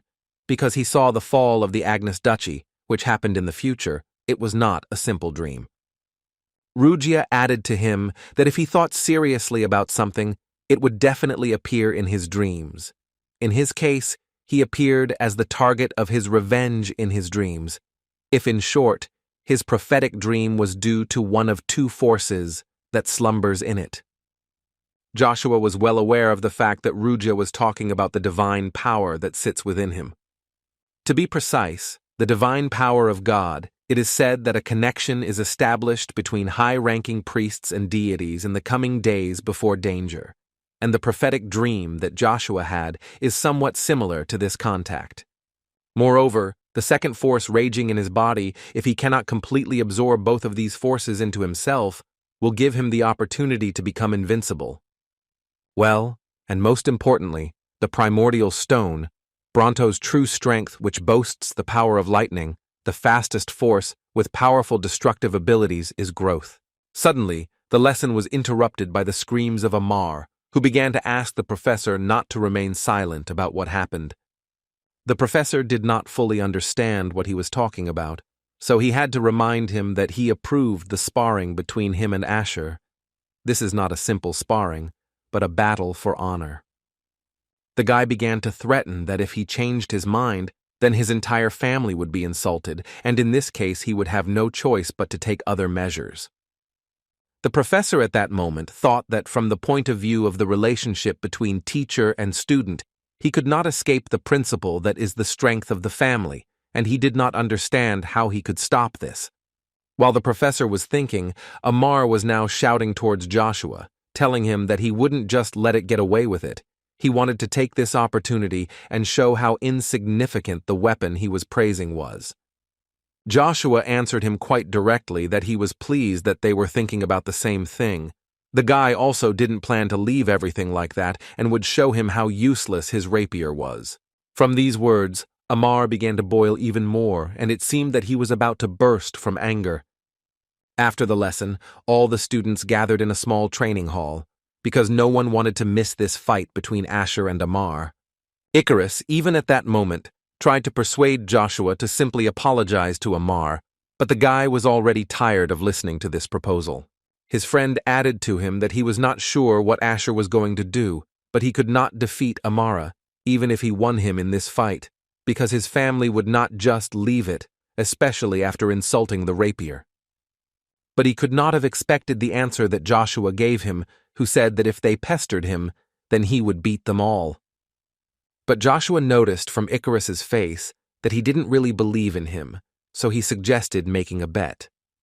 If he wins against Amaru Bronstein to defend his beliefs and deals with the Stein family without problems, then he has won, and the punishment will be one wish of the winner. Icarus did not understand why he was even offering him this, because his main task was to stop this duel. Moreover, he believed that his friend did not even know what he would ask if he won. For Joshua, these were obviously unnecessary thoughts, because he was sure that he would not lose. Even the professor had to intervene in their dialogue, because it was time to start the duel, and there was no point in distracting Asher. Icarus got tired of persuading him, so he turned around, and the last thing he said to him was that he advised him to value himself more, because he would never be able to change this place alone. Joshua thought about these words and turned them over in his head several times, after which he realized that something had clearly happened to Icarus. But there wasn't much time to figure this out, because the duel between Amaru Bronstein and Asher Fen Frederick begins right now. Amar looked at his opponent and simply did not understand what he was doing, because he had so many chances to give up. Even now he just stands there with his eyes closed and does nothing. Was this guy really doing all this just for attention? Joshua closed his eyes and thought that most likely it would be better for him not to use mana and defeat this guy with just one spear. Until now he was chasing the pinnacle of wielding a magic spear. But he never saw the end of the road. He forgot that there is nothing more important than the basics. Now he sees the path to which he is accustomed and feels that he can achieve more in this life, and at that moment Amar has already gone into battle. But the guy had no idea that he had fallen into a trap with Joshua, who was just waiting for this. As soon as he approached with his wooden sword, he immediately received a blow from which his sword simply fell apart into small pieces. And the guy himself lay on the floor from one blow and screamed in pain, not understanding how this was even possible. Everyone who was in the hall, including the professor, was shocked by this development of events, because none of them expected that the legendary Amar would fall from one blow. Suddenly, the girl who was sitting next to Icarus said that she knew it. This guy is not going in the direction in which she so wants. Joshua von Agnes is doing everything his own way. Icarus didn't understand what she was talking about, but he clearly heard the name Joshua von Agnes. Joshua looked at his opponent and thought that he had finally mastered the extreme speed that the opponent could never foresee, the speed that surpasses all speed limits. Until today, he could only dream of this in his past life, because he had opened the enlightenment of the 6th stage of magical spear-wielding. In the female student dormitory of the Avalon Academy, Anna looked at her magic ball, talked about Joshua, and did not believe her eyes, because she completely thought that he would live a quiet life. But instead, he made some kind of fuss, and she told all this to her father, whom she had not seen for so long. She asked him to answer his calls more often, because she was worried about him and thought that there were problems in the kingdom, but her father tried to calm her down, saying that in fact, everything was fine. He told her that lightning from the 7 magicians Jack Sterapes destroyed Vigo, who was quite useful for their disguise, such a misfortune. The girl didn't understand why the 7 magicians did this. Did they really find out everything about their plan? Her father explained to her that although the actions of the tower are not aimed directly at them, it seems that Joshua von Agnes has acquired a valuable thing that the magic tower is looking for. She suggested that he take this thing away, but he told her that it was quite useless for them, because only a magic tower could use this thing, and besides, if they pay attention to them, their plans could be thwarted.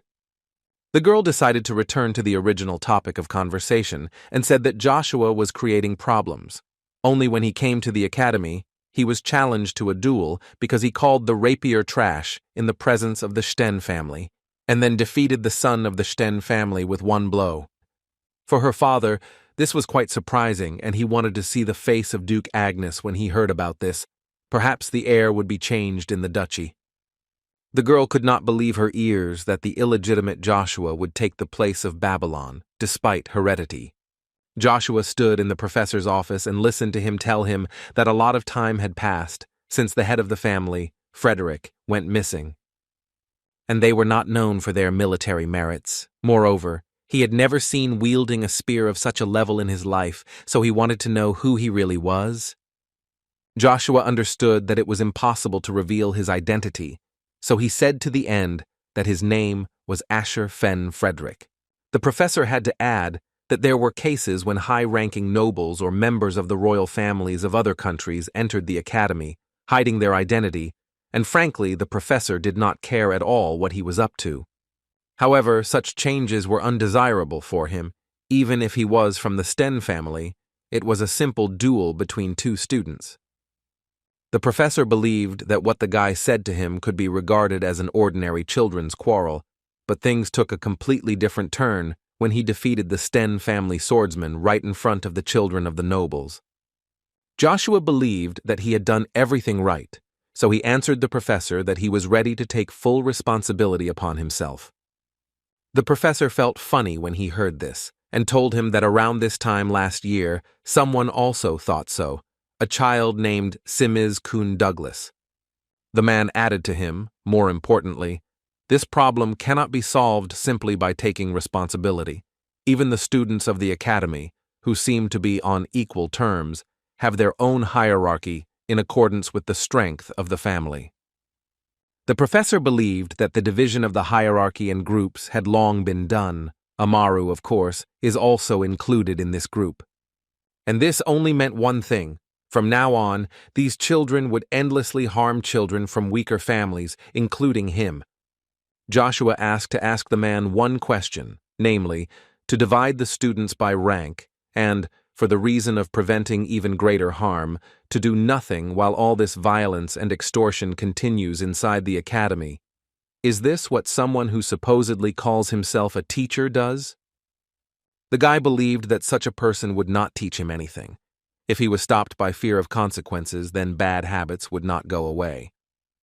The professor believed that there are things in this world that will never change, but Joshua immediately asked him not to say the word never, because only cowards do not try to do something out of fear. The man could not say anything about this, so he advised the guy to go to the Imperial Order of Knights. He would be able to graduate from there, especially since he believed that a person like the guy could easily pass the entrance exams there. Joshua at this moment was thinking that he had already rejected Caesar's offer to allow the imperial family. Moreover, since he learned about Bronto's power, he now cannot waste time either on the academy or on the Imperial Order of Knights.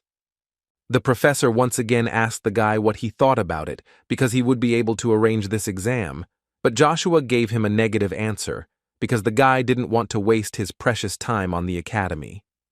The man was delighted and was about to go resolve this issue, when Joshua suddenly stopped him and asked him to wait with this for a while. After which he added that he was not going to run away with his tail between his legs. He was still not a coward. Therefore, he asked the professor for forgiveness and decided to take his leave and left the office. The professor stood silently for a little longer and thought about what the guy was telling him, and then asked Simis for his opinion. Joshua stood on the roof of the academy and thought that although he was going to leave the academy, but now, in order to fulfill his goal, he would have to leave only after he had dealt with all this. His thoughts were interrupted by Amar, who quietly crept up from behind. He wanted to talk to Asher personally, so he asked him to listen. But Joshua didn't really want to communicate with him, so he immediately rudely answered him that they had nothing to talk about. Suddenly, Amar, instead of shouting and calling the guy names, bowed down in front of him and made it clear that he had specifically changed his mind. He admitted that he had laughed at the spear as a weapon before he knew anything about it, and he thought about it and came to the conclusion that he needed to ask for an apology. Joshua looked at this guy and couldn't believe that he was the kind of person who could forget about his pride and just apologize. How unexpected it was. The guy decided that in this case it was not worth treating him so harshly, so he also added that everything was fine, and he was also wrong in belittling his opponent. Amar was very glad that Joshua responded so well and was no longer offended, so he immediately decided to ask him to teach him something, after which his view changed and he added, "Teach, for example, this extreme speed of his." Joshua was very surprised when the guy told him about this, because he couldn't even imagine how he found out about it. Amar saw from his face that he was surprised, so he added that although speed is defined as the shortest path from one point to another, in reality everything is not so simple. It is very difficult to achieve, and during their duel, when Joshua attacked, Amar definitely felt, "This is before I lost consciousness." He was sure that his attack was far from direct. Rather, it felt like his whole body was being twisted. The guy was shocked that Amar understood the principle of rotation in such a short time. He is so attentive that he was able to understand the reason for his defeat even with such severe pain that he lost consciousness. And the best thing about this situation is that he is not ashamed to ask to teach him something. Joshua couldn't even remember anyone like him from his past life. Amar saw that Joshua was silent and did not answer him, so he decided to ask again if the guy could teach him something. The guy answered him that this is not so difficult to teach, but he has one condition. Amar no longer heard anything, except that he was not refused, and Joshua agreed that he just needed to provide him with some information. For example, about circles in the academy, he would also like to know about Simaz Kun Douglas. In the Imperial Palace of Avalon, a courtier came to the emperor with an urgent letter from the Swello Empire. The emperor did not expect this a little, because it had to come from Draxia. The assistant confirmed that the letter was from Swello, and in it was that they were going to speed up the plan they were talking about. They were asking His Majesty to adapt to a faster schedule and provide support. The emperor said out loud that there must be opposition from Tran more violent than he expected. Unfortunately, there was a chance that Avalon's involvement in this would be revealed, so the emperor decided to send 2 masters, and thus Draxia would not have any complaints. His assistant completely agreed with him and said that he would immediately convey this information, but this is not all that he would like to report. He then added that, as expected, Joshua entered the academy, hiding his identity, moreover. Although this is a rumor, it seems that he recently defeated Amara Sten with just 1 blow. To the emperor, surprisingly, this looked very funny, because it seemed absolutely true, considering that even Babylon did not become a threat to him. Marcus thought a little here and ordered his assistant to do one very important job, namely, to ensure that this child joined the Order of the Imperial Knights. No matter what, he was even ready to write a recommendation personally. The assistant at this moment was shocked, because despite the fact that the requirements for joining the Imperial Order are very honest, the Emperor is ready to write him a letter of recommendation. Joshua lay in his room and thought that the Araxia Academy Circle is a social division, just a child's game. However, what Amaru said, the truth is that this is not the case. The children of powerful nobles have formed a force in the face of the circle as a means to accumulate power in the future. He was also needed to establish connections with other children of nobles and control the children of less powerful nobles, who indiscriminately try to drive away all children who do not belong to the circle. Even the professors have no choice but to turn a blind eye to this, and Joshua understands Professor Kane's concern a little, but only by succumbing to injustice will it be pointless to expect change, and only a new vicious circle will begin. Moreover, Joshua already knows the biggest victim of the circle, and if he manages to solve this problem, then most likely it will be much easier to drag Icarus to his side. As soon as Joshua remembered Icarus, he immediately entered the room, and the guy was even a little scared because he only remembered him. Ikaru was very worried about his friend, because lately he had heard a lot that there were rumors that the Sten family would soon send someone to the academy, but Joshua made him happy, saying that he had already solved this problem with the person concerned. His friend understood perfectly well who he was talking about and still added that even if he decided everything with Amaru, there is no guarantee that the Sten family itself will not join. Ikaru also added that the circle of the Araxia Academy will deal with him even earlier, which brings with it huge problems. As it turned out, Joshua didn't care at all, because he has a way to solve both problems that Icarus mentioned at once. In his head, everything was quite simple. You just need to demonstrate enough strength to force anyone to submit. Ikaru would like to say that this is impossible, but with the strength that he showed in the duel with Amaru, such a possibility apparently exists. But Joshua at that moment was interested in another very important question, namely what he and Icarus argued about before the duel began. And the guy suddenly grabbed Icarus by his clothes and told him that he already had a desire. Joshua knew very well what skills Icarus had, so he asked him to use his skills only for him. Icarus didn't fully understand what Joshua was asking him to do, but if his friend accomplished what he was talking about, he would definitely think about it. But he still couldn't withstand such pressure and decided that he urgently needed to leave. As soon as Icarus left, he only thought that in this way he should have become closer to Icarus thanks to this. Cain fought with all his might, but still did not understand what he should do to defeat his opponent. His rival was not just a knight, but Duke Agnes, who said that Cain did not have enough abilities to protect his lord. These words only gave the guy motivation. So he went into battle and dreamed that he would one day become stronger than even Duke Agnes himself. Agnes dodged all the knight's blows and simultaneously asked him what was the reason for such a desperate desire to become stronger that he even changed his main weapon. Cain kept it in his head that his lord promised him that he would make sure that he would not worship anyone other than him, and he believed it with all his heart, and he would become stronger to protect his lord. Agnes praised him for his desire to become stronger and protect his lord, but this was still not enough, and Agnes struck another blow at Cain without even moving. After such a fight, Agnes ordered the doctors to treat the guy, because they fought with real weapons and he received real injuries.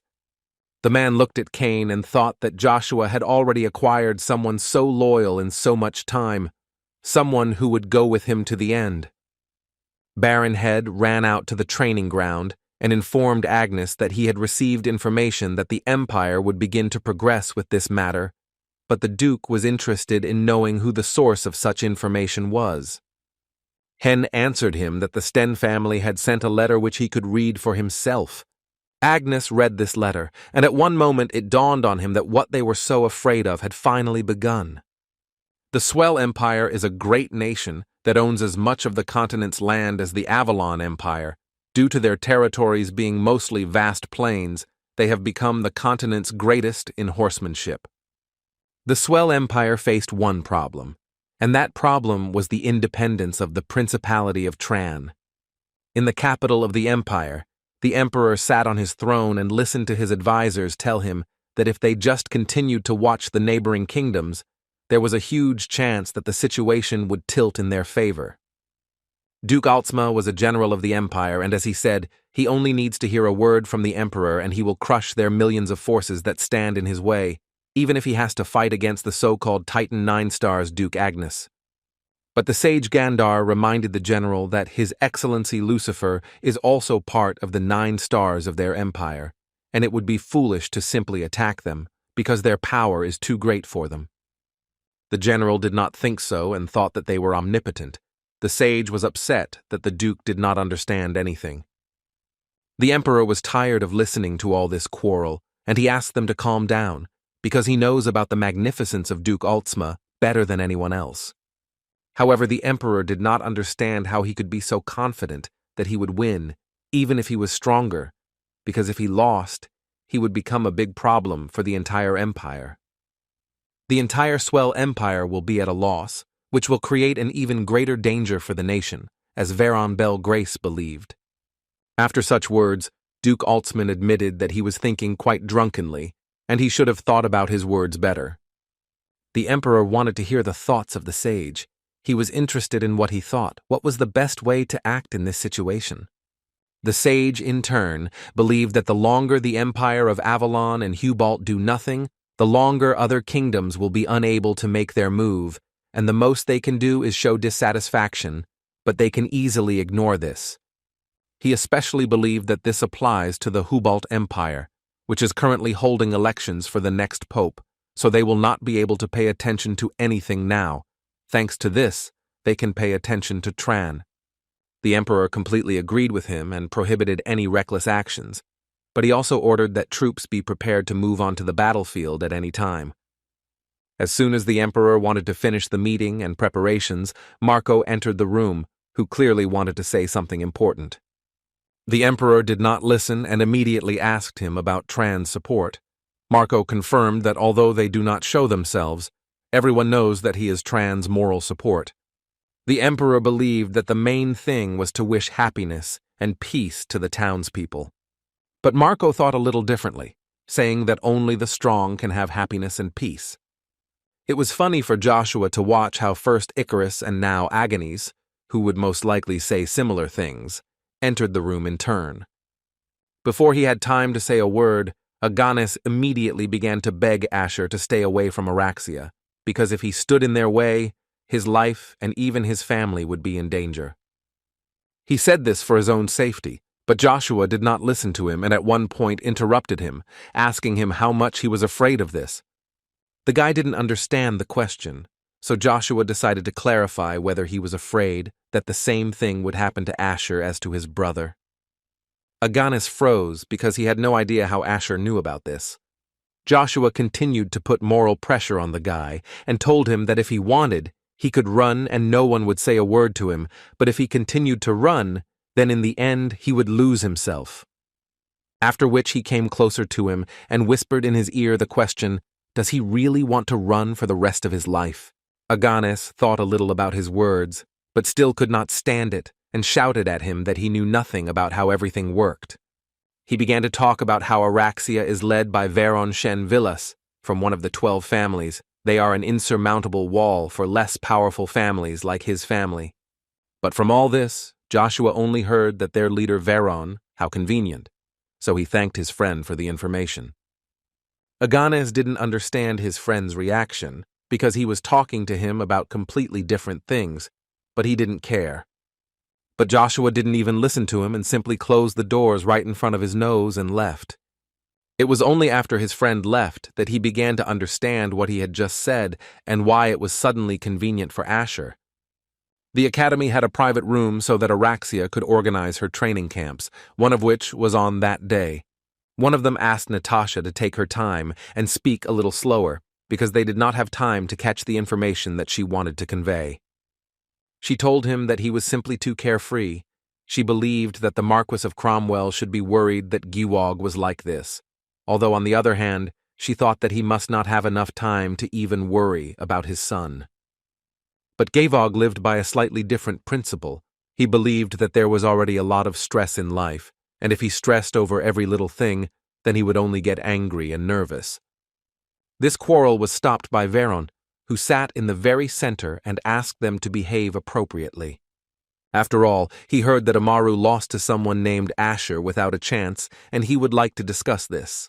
Natasha couldn't believe it. If it's true, then she's very interested in what kind of child this is and what he even looks like.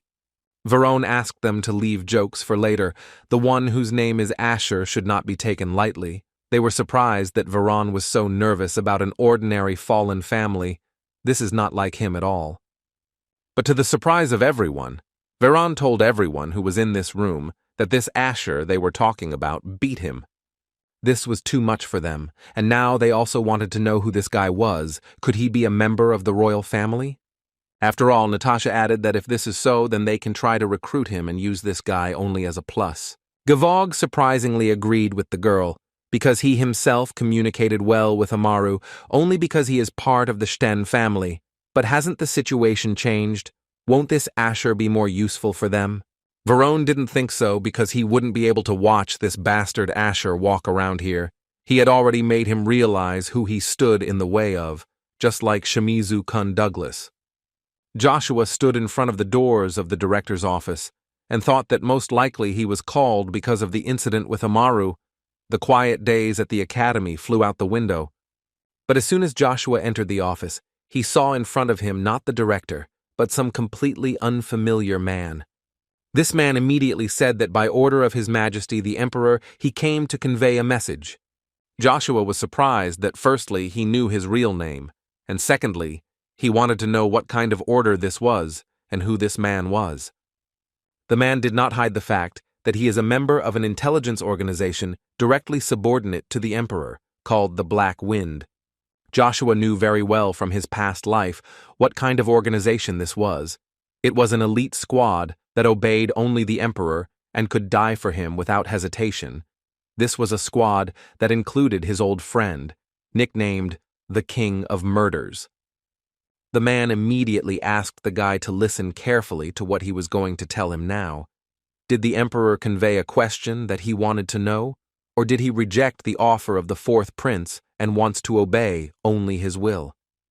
Then the will of the Emperor is that tomorrow he joins the Order of the Imperial Knights, and if necessary, he will even write him a letter of recommendation. But if he still refuses, then he will go to extremes and raise the question of his enrollment in the academy because of what he will be expelled for joining the order. Also, the man himself has already added that His Majesty's order is absolute and the guy should visit the Imperial Palace as soon as possible, and the man will deal with the academy. Joshua walked along the corridor and thought that he had heard that the Emperor was a rather energetic person, but now that he had experienced it for himself, he could say that he expected something a little different. Aganis tried to stop the beating of his friend, but he wasn't really very good at it. The guy turned to him and told him that it seemed to him that Aganis was a little misunderstanding what was happening. After all, so that he does not do this, it concerns him, and after Icarus, they will begin to attack him. Aganis really didn't understand why they pestered them so much, because they didn't do anything like that. But the answer was unexpected, because the guy asked him in response why he thinks that they should do something to be treated like this. Gavog answered him that his past sin was that he had the wrong brother, and today he has the wrong friend. Aganis told them that they had known him for only a few days. In their opinion, this can be considered friendship? Varone was not sure about this, but he knows for sure that Asher likes to get involved in such situations. Aganis did not quite understand why he was saying this. The Count believed that he did not need to know the details. His role was simple. They would be hostages whom he would come to save. Varone added to him that all he needs to do is repeat the same thing that happened with his brother Simiz. Aganis remembered his brother only with a smile. Although they were not from the same mother, his older brother was always ready to listen to him and help. But one day, Varone and his friends decided to show the place to this guy, and also made him be grateful that instead of destroying his family, they punished only his brother. He only kicked Simiz out of the academy, even though the poor guy would no longer be able to walk, and Veron advised Aganis to keep quiet. The guy was tired of listening to how Veron insulted his family and himself, so without thinking for a long time, he decided to teach this scoundrel a lesson. But he slightly miscalculated his strength and received an instant blow, after which he is unlikely to try to go into battle again. After which Veron added that if Asher does something wrong, he will destroy the boys' families. Suddenly Icarus, who had moved away a little from the pile of blows, said that they were all just pathetic. After all they can really do is take hostages to defeat one single person. They have no dignity at all. But Veron and his associates could only laugh at this, because throwing such words at his position is quite stupid. He came closer to him and looked down on him as if he were an unnecessary creature. But after that, he still did another bad thing. He simply kicked Icarus in the face, which could have caused quite severe damage to the guy. After which he added that this world is built on the survival of the strongest, and its only goal is to trample others, and it is obvious that the weak will always be prey for the strong. It was painful even for the other students to watch how Veron continued to beat the guy, and say that if they just silently ate their malnutrition, then everything would be fine. He believed that all this was happening only because trash like them was trying to change this, and how should the nobles react to this? Aganis was already begging them to stop, because at this rate he might die, but they continued to do this and wanted to find out what their friend Asher would say to all this. But suddenly, they all fell silent and looked at only one person who was coming to them not with the best intentions, saying that Veron had broken his promise. And all Joshua can do is make each of them regret it. Veron tried to answer him that Asher had done much worse than him and deserved punishment. But Joshua answered him that he laid hands on his friends, and this is a much more serious sin than he thinks. Aganis suddenly felt very ashamed because he heard that Joshua considered them his friends.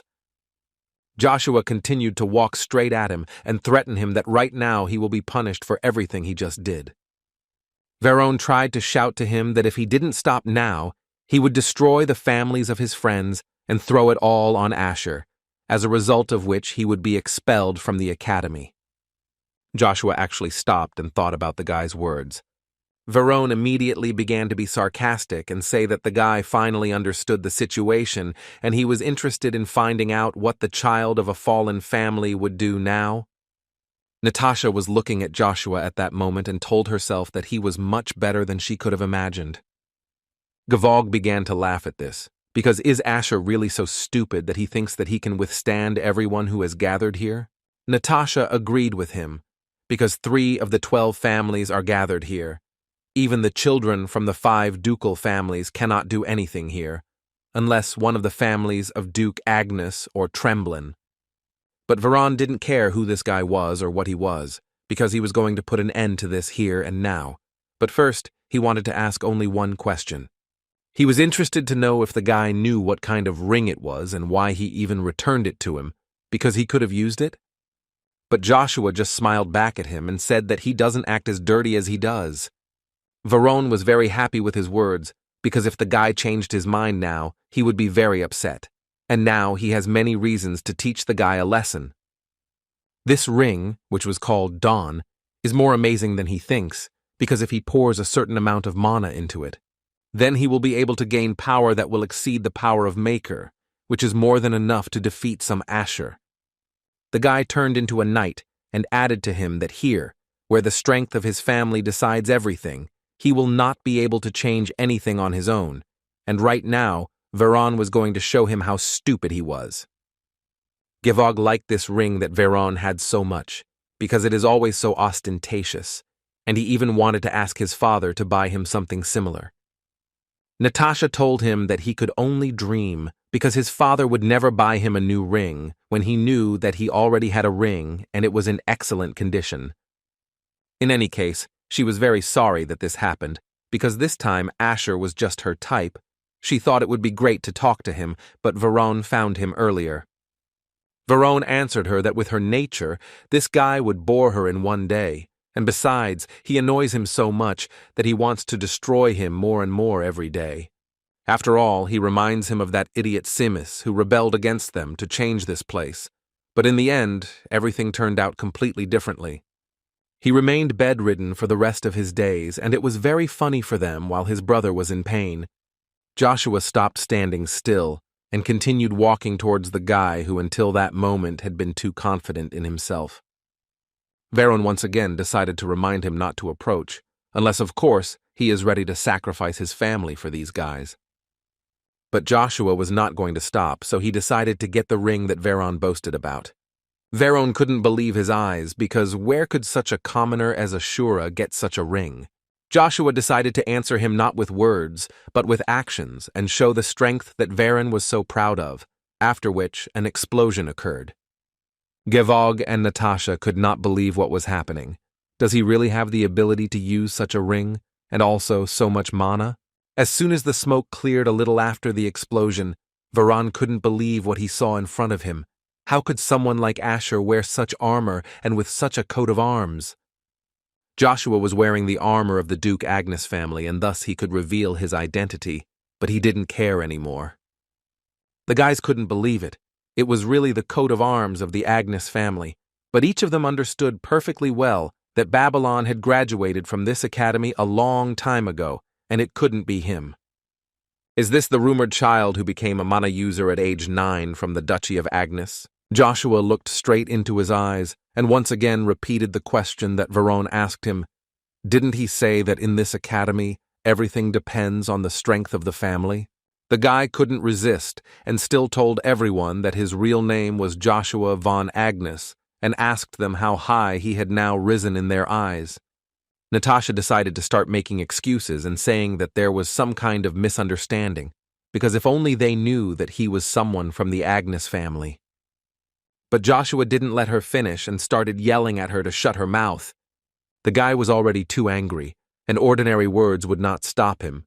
Do they really think that he will forgive everyone who believes that other people's lives are trash just because of the strength of their family, and then throws them into the depths of despair without batting an eye? Gevog tried to stop him by saying that they are all the successors of 12 families. He doesn't want to become the enemy of all these families, does he? Joshua found it very funny to watch this, so he decided not to answer this question, but to ask in response, would he like to make an enemy out of the Agnes family? The guy understood perfectly well that at the moment when his family is occupied by the Ponier family, and if he and the Agnes family become enemies, then he risks not only losing his place as a successor, but also putting his family at risk. Joshua told each of them that he now only needs those who beat his friends.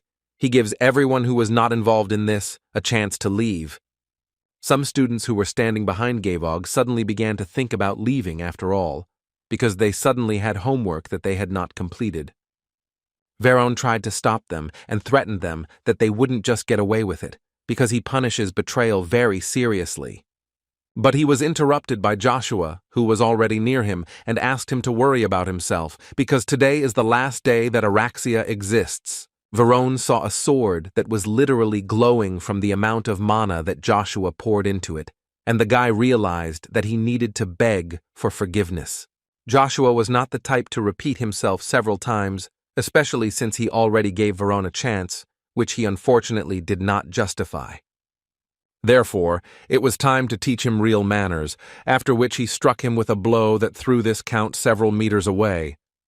His defense, which he boasted so much about, simply disappeared at one point, because it could not withstand such a strong blow. Joshua continued to walk towards them, and at one point turned to his friends and ordered them to take him and leave. Gevog at this time was still trying with all his might to insult Joshua.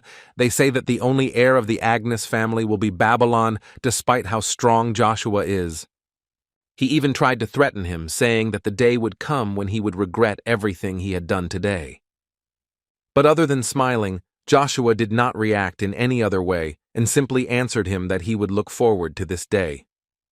Natasha interrupted their conversation and shouted that they needed to take Varone to the infirmary as soon as possible, and she asked him for help. The guy didn't wait any longer and immediately ran to help her, despite the fact that they hadn't finished the conversation. And at that moment, Agnes and Icarus approached Joshua, who were surprised that he was from the Agnes family, but the guy answered them that everyone has their own secrets. He also added that he was very sorry that they had to go through all this because of him. Icarus answered him that everything was fine with them, and Joshua asked him a counter-question about whether it seemed to him that Icarus was not at all surprised that he was from the Agnes family. As it turned out, the guy from the very beginning thought that it was strange. Why would someone from a fallen family suddenly enter the academy?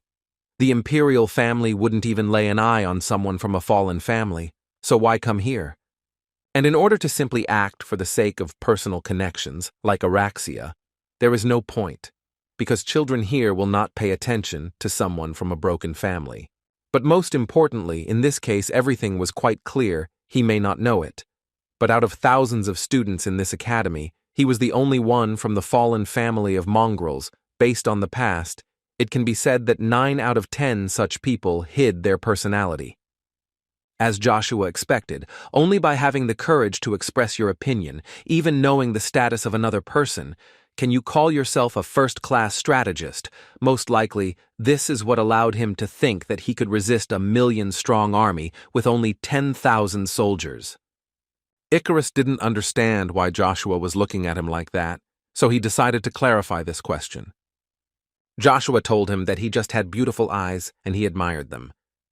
A small country under the yoke of the Swallow Empire for quite a long time, the king of which was Anthony, who dedicated his whole life to the liberation of Tran, sadly died at the age of 72. The princess couldn't believe that this really happened, but the knight who protected her tried to convince her to let him go. She listened to him and still let him go on his final journey, which had been waiting for him for a long time. The knight drew his arrow and thought about the last time he spoke with his mentor. Anthony, even in his last days of life, said that he was very sorry because there was still a lot of unfinished business, and he was the only one here who was chilling. In the last seconds of his life, Anthony entrusted his daughter and the Tran Empire to him, a knight who would never forget these words. Oravis, that's the guy's name, promised himself that he would ensure Tran's independence, no matter the cost, so his mentor could sleep peacefully, after which he still fired a fiery arrow and sent the man on his final journey. After standing for a while in silence, the princess finally made up her mind and said that, by the will of her father, she would leave Tran to Sir Uravis.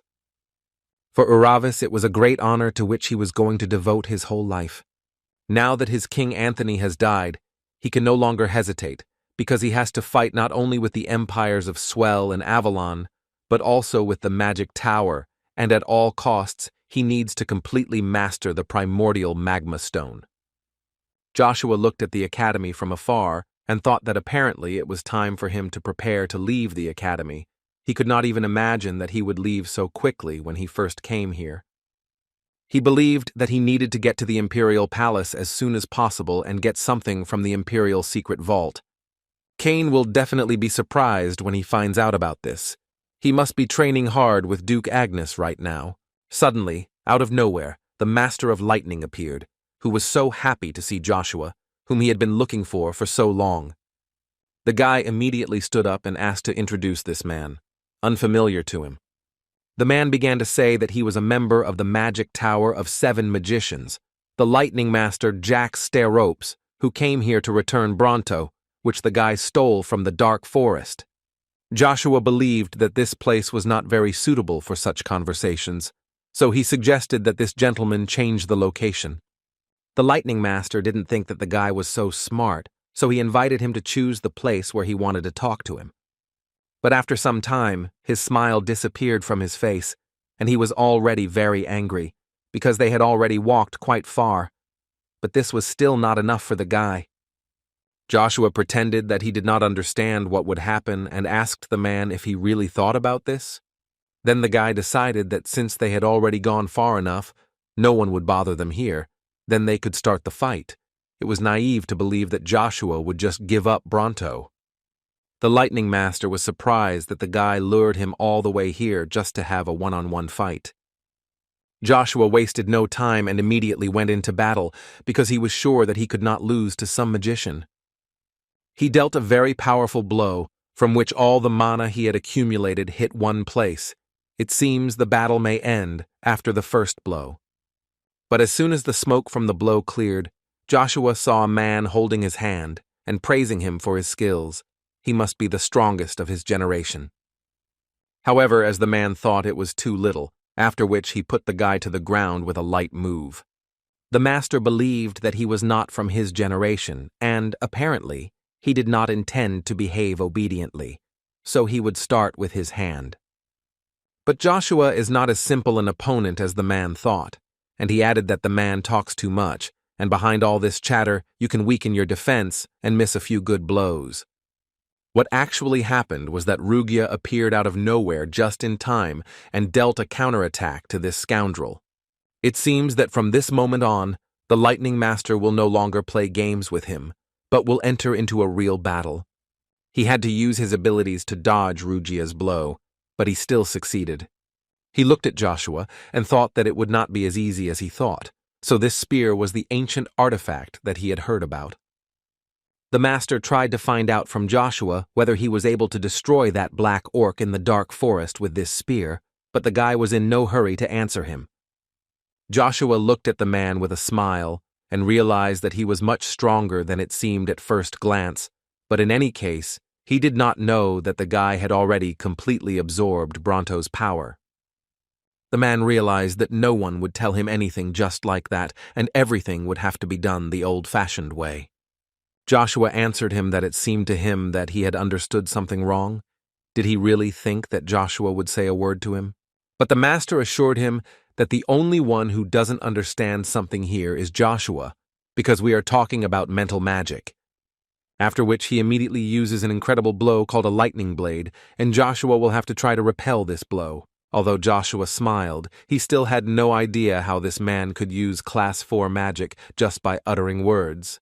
The man at that moment continued his attack and told him not to worry, because he would leave him alive to talk a little more. After which, he immediately launched a new attack, which was almost twice as strong. Joshua thought about his words and clearly understood that such an attack would throw anyone off their skates, so he needed to dodge all his attacks.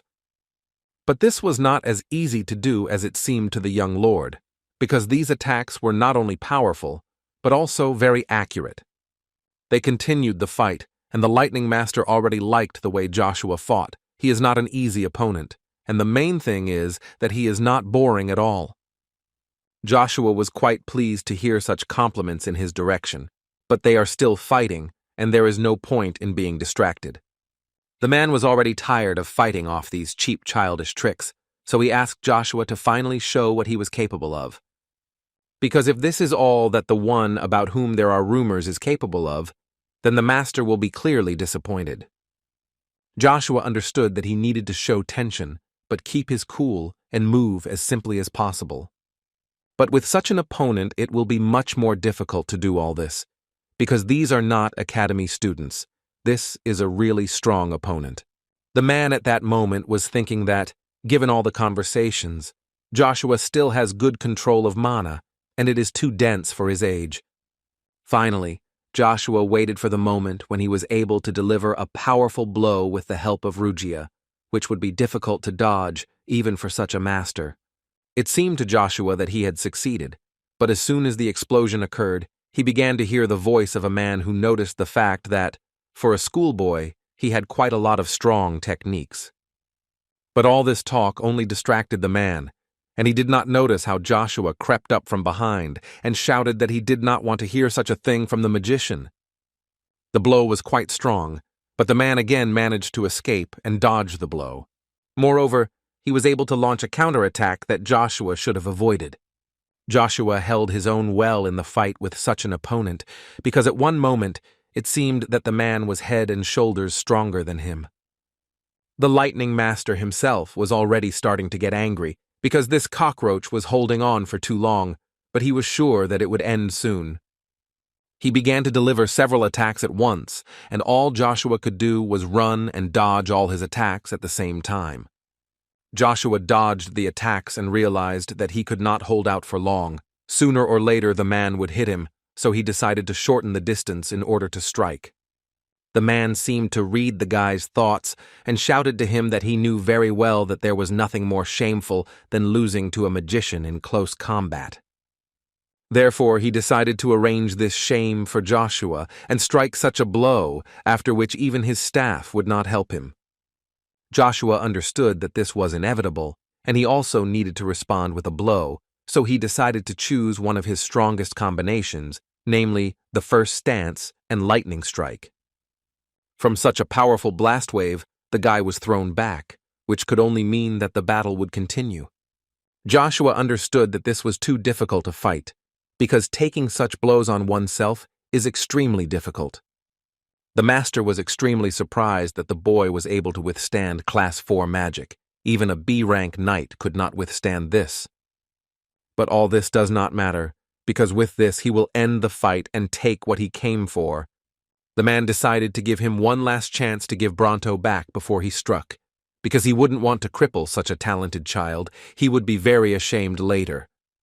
Joshua really underestimated this magician. He set up lightning spheres while he was attacking. The man advised the guy better not to move, because as soon as he squeezes his hand, all these spheres will go straight at him and destroy him with one discharge. It was funny for Joshua to listen to this, Because does a man really think that he will just give up? Well then, the man had no other options but to clench his fist and deliver the blow he had just threatened. Joshua understood that he had to deal a massive blow in order to somehow evade, so he decided to use a blow that he called a furious storm. The master was quite surprised by this decision.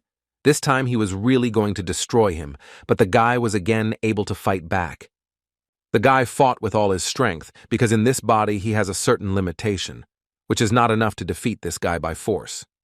But no matter how hard Joshua tried, these spheres would not just disappear until they fulfilled their task, namely, destroy the target, so the man advised the guy to come up with something better than his attacks.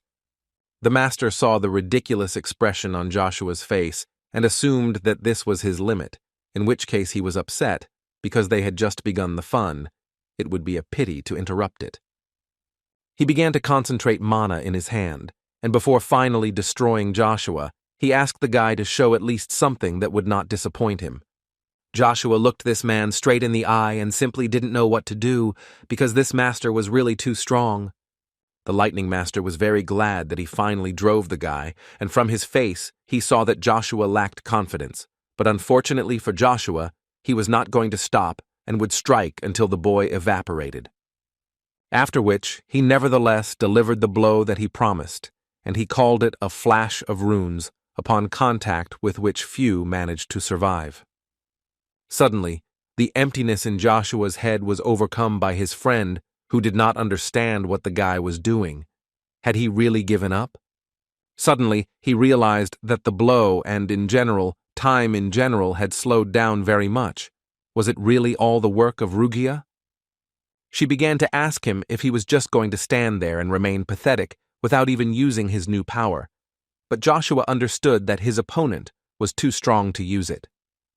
But Rugia reminded him that the guy never cared, because no matter what situation he found himself in, and no matter how strong the opponent, he always chose the path of destruction.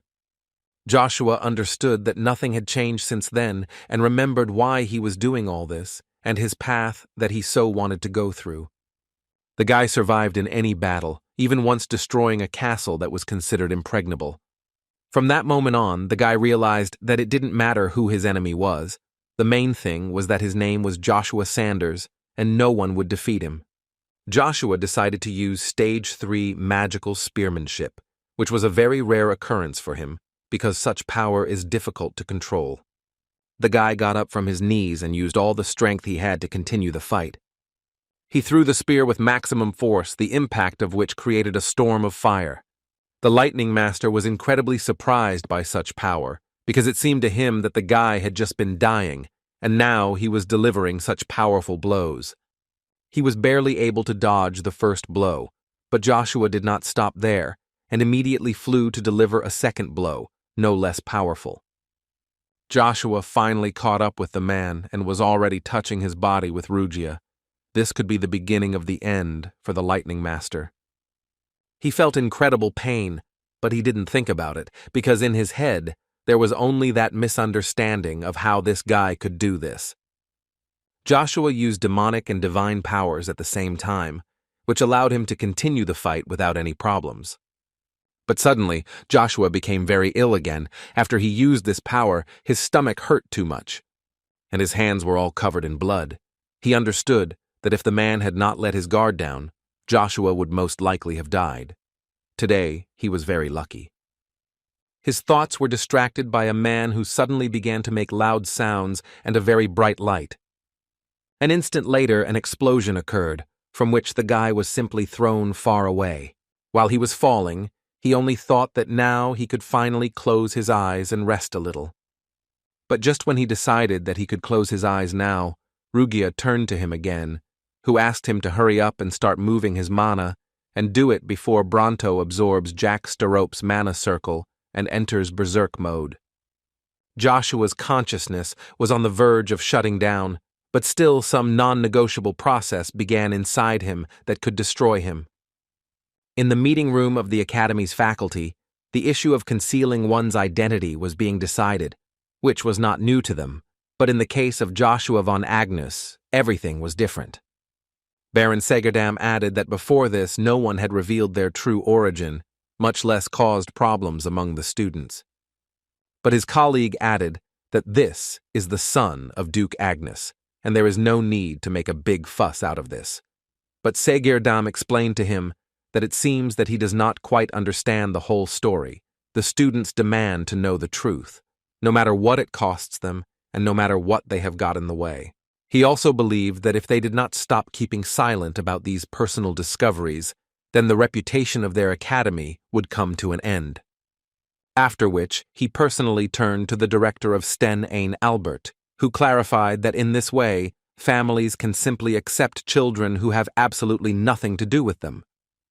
The director thought that although Professor Sigurdrum was right, he didn't think at all that everything would end with a couple of complaints, but he thought the main problem was that the children of 12 families were involved in this whole mess.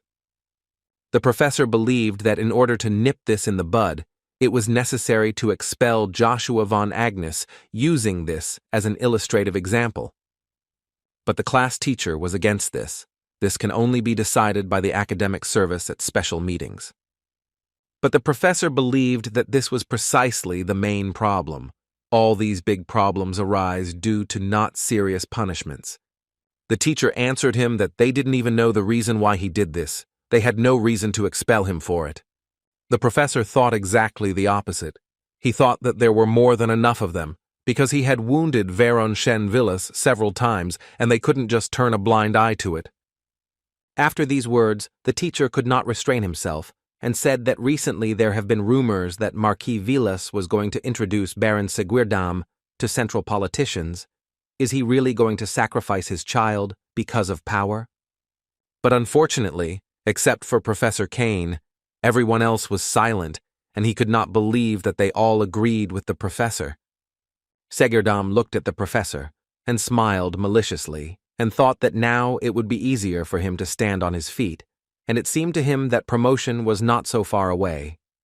Professor Kane realized that there was no point in contacting the others, so he decided to ask the director what he thought about this, because even taking into account the concealment of identity, not a single academy on the continent would expel a student. Moreover, he believed that Joshua von Agnes should be rewarded for stopping the evil activities of the Araxia Circle, as well as their complete dissolution. Even the professors could not achieve this. Seguirdam protested these words and asked the professor to speak only about what he could take responsibility for. This remark dishonors not only the professors, but also the academy itself. But Kane was not going to apologize, and on the contrary, became very angry and asked Seguirdam to be ashamed of what he could not do, and the child decided it for him. The same thing applied to the others. They couldn't even utter a word because of the power that obscured their views or fear. From the same power, the man believed that because of their actions, the students they teach were suffering. He believed that if they had already taken responsibility, then they had no right to behave like that. Seguirdam intervened again and asked the professor to stop because he could no longer listen to all this nonsense, with which the other professors agreed. But suddenly they were interrupted by two people who entered the meeting room and added that they completely agreed with the words of Professor Kane.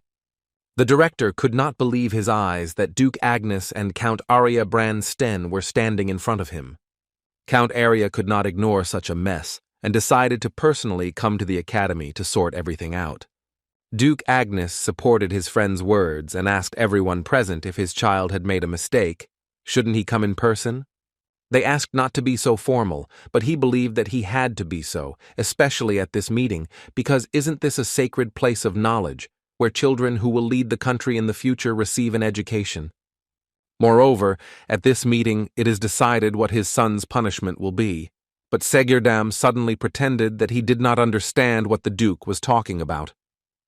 Duke Sten accepted the fact that hiding one's identity was indeed wrong, no matter what the reasons.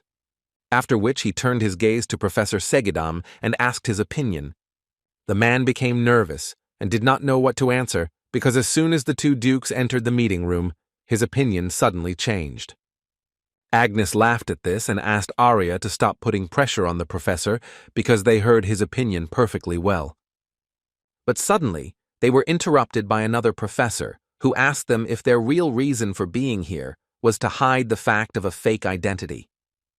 The director immediately asked Professor Cecil to watch his language and not repeat such things in the future. Duke Agnes reassured the director, because he really came here because of problems related to Joshua. The professor once repeated Agnes's words that this is a place where children who will lead the country in the future receive an education, which the Duke once again confirmed. Professor Cecil added that due to the fact that someone of your level is here, our decisions will directly depend on him, and he has nothing to say if he is here as a parent who has come to bear responsibility for the mistakes of his child. But in fact, the man does not think that the blame for such actions lies only with the students. The director understood perfectly well what Professor Cecil wanted to say, but still tried to convey to him that such a straightforward speech could put them in a difficult position. Unexpectedly, Professor Segerdam, who had previously been silent, suddenly said that he completely agreed with Professor Cecil, because such an influential person as Duke Agnes did not have to come here. Doesn't this mean that they have only one way to solve this problem? Count Arya was a little angry that they quickly changed their shoes, because all of them, without exception, kept their mouths shut while that barbaric Araxia circle continued to bother his son, and now that the situation had changed, they suddenly started talking.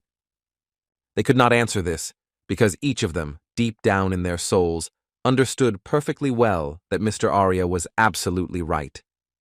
Agnes decided to intervene, and added that he does not believe that there are right-wingers here. He is not here to put pressure on the academy because of the incident. After these words, the director exhaled a little and still decided to ask the Duke why he came. Duke Agnes said that in fact, everything is simple. He was told that his son had insulted the honor of the Sten family, so he came here to ask for forgiveness from Count Arya.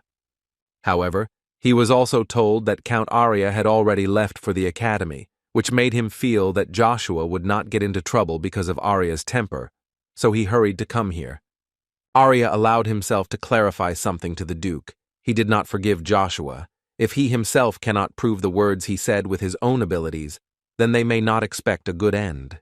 Agnes had nothing against it, and could only say that Arya would be surprised when he met him in person. The Count told him that he would look forward to the meeting. But more importantly, Agnes is here to say that the issue of special admissions this time has turned out to be a truly serious problem that is affecting the entire academy. The man wanted to make sure that Joshua received the appropriate punishment, maybe even expelled. Joshua lay unconscious for some time, and suddenly the pain that pierced his entire body woke him up. He rose to his knees and tried to understand what happened to him and what he needed to do now. Joshua would never have thought that he could defeat Jack Sterops in such a body, because meeting him on the battlefield is more terrible than a battle with any master. But suddenly his thoughts were interrupted by an incredible pain on the back of his head, which pierced his entire body. He fell to the ground again and simply twisted in pain because it was extremely difficult to endure this. Joshua simply could not understand why he was in so much pain and what was the cause of this pain. But suddenly, that same voice of Rugia came to his aid again, telling the guy to stop whining and finally gather his strength. Joshua realized one important thing, that after this fight he became much stronger, and not only that, it seemed to him that his arms and shoulders had grown and he had become bigger physically. The guy realized that this was the same growth ability that Rugia spoke about, which was confirmed by Rugia himself. Although he himself did not expect such progress, it seems that the growth of another power of the primordial stone was accelerated. Well, just in case, Rugia added that this does not mean that Joshua will soon turn into a decrepit old man. What a relief it was for Joshua. As Rugia explained, Bronto's growth power only stimulates growth to the optimal point for the owner's body. But this was the problem, because exactly 5 years later, his body would reach its peak. From now on, Rugia advised to pay special attention to balancing his body, which had grown a lot in such a short period of time. But this was not the end, and Rugia added that at this stage, there is something else that the guy should know. It was just a guess, But Jojua's staff believed that Bronto had awakened, absorbing the power that had lost its owner. And most likely, it was for this reason that Joshua began to grow so sharply, but the guy was interested to know where the pearl was stuck. Was it really right inside? Rugia confirmed this information and added that he can call it crystallized Bronto. In general, it is considered almost impossible for the primordial stone, which is the thing of the gods, to be stored in an ordinary human body. But thanks to this, Joshua's curse is lifted only by reaching the level of the so-called master.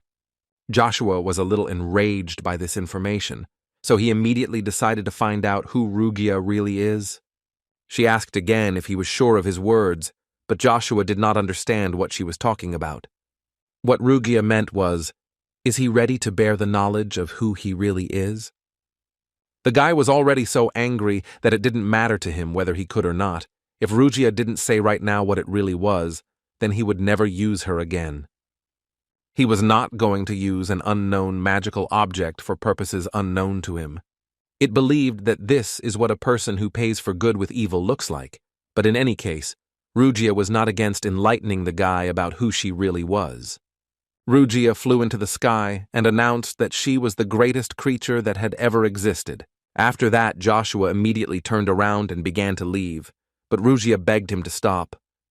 She also added that it absolutely doesn't matter whether he uses her or not, because there is a contract between them. Joshua didn't understand what she was talking about, but Rugia was sure that he himself knew, because without his will, it would have been impossible to conclude a contract. And then the guy realized that she wanted to say that he, of his own free will, entered into a contract with her. That's right. Rugia added that when he returned to the past, that's when their contract was concluded. Amar again tried to talk to Aganis, but he did not want to talk to him and asked him to leave him alone and not come to him anymore. The guy continued to shout after him, saying that even though he was a member of the Agnes family, Joshua would be expelled just like his brother. He asked him to do at least something so as not to regret it later. Didn't Joshua reveal himself from him, and especially since the circle of Araxia no longer exists? Aganis turned to him and asked the guy what he could possibly know to say such a thing. His brother was crippled and then expelled. How dare Amaru even talk about his feelings? The guy started crying and saying that Amar doesn't even know what it's like when you're faced with absolute power.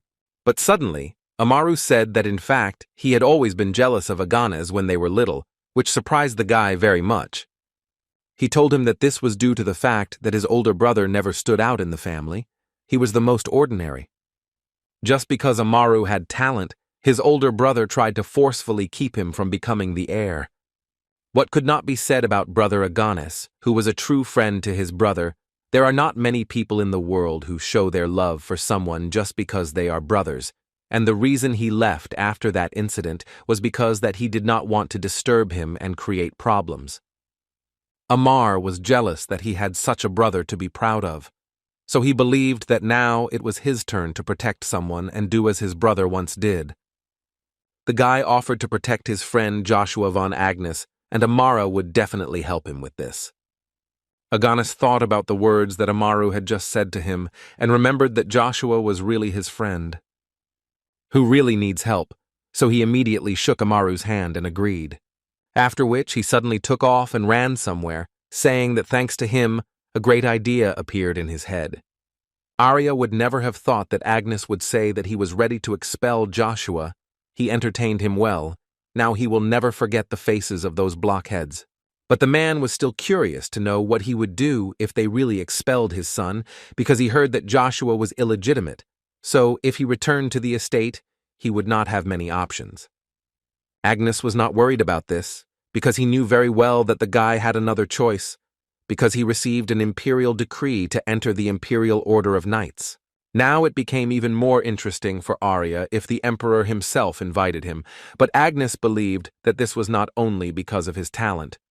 Agnes started talking and forgot to ask the man how he found the time to travel here, because as he heard, Arya received a personal order from the Emperor to go to the Swallow Empire. As expected, Arya came all this way, expanding his schedule, for the sake of the honor of his family, because someone's son disgraced the sword art of the Sten family, and this is no less important to him than the order of the emperor. But looking at Agnes's face, he decided that he would leave this matter for now, because now he has more important things to do, and asked the Duke if he had heard about the latest news from Tran. After all, as soon as the Swallows heard about the death of King Tran, they immediately, under the leadership of Duke Altsma, of whom they are so proud, attacked Tran with their army. But despite their belief that Tran was nothing without a king, they were crushed to smithereens. Even Duke Altsma, the general of their army, was seriously wounded. Agnes didn't understand this at all, because Tran's army numbers about 50,000 soldiers, and besides, they don't have anyone equal to Duke Altsma. What happened there? Arya knew very well that only one person could rise to the rank of master in the Tran kingdom.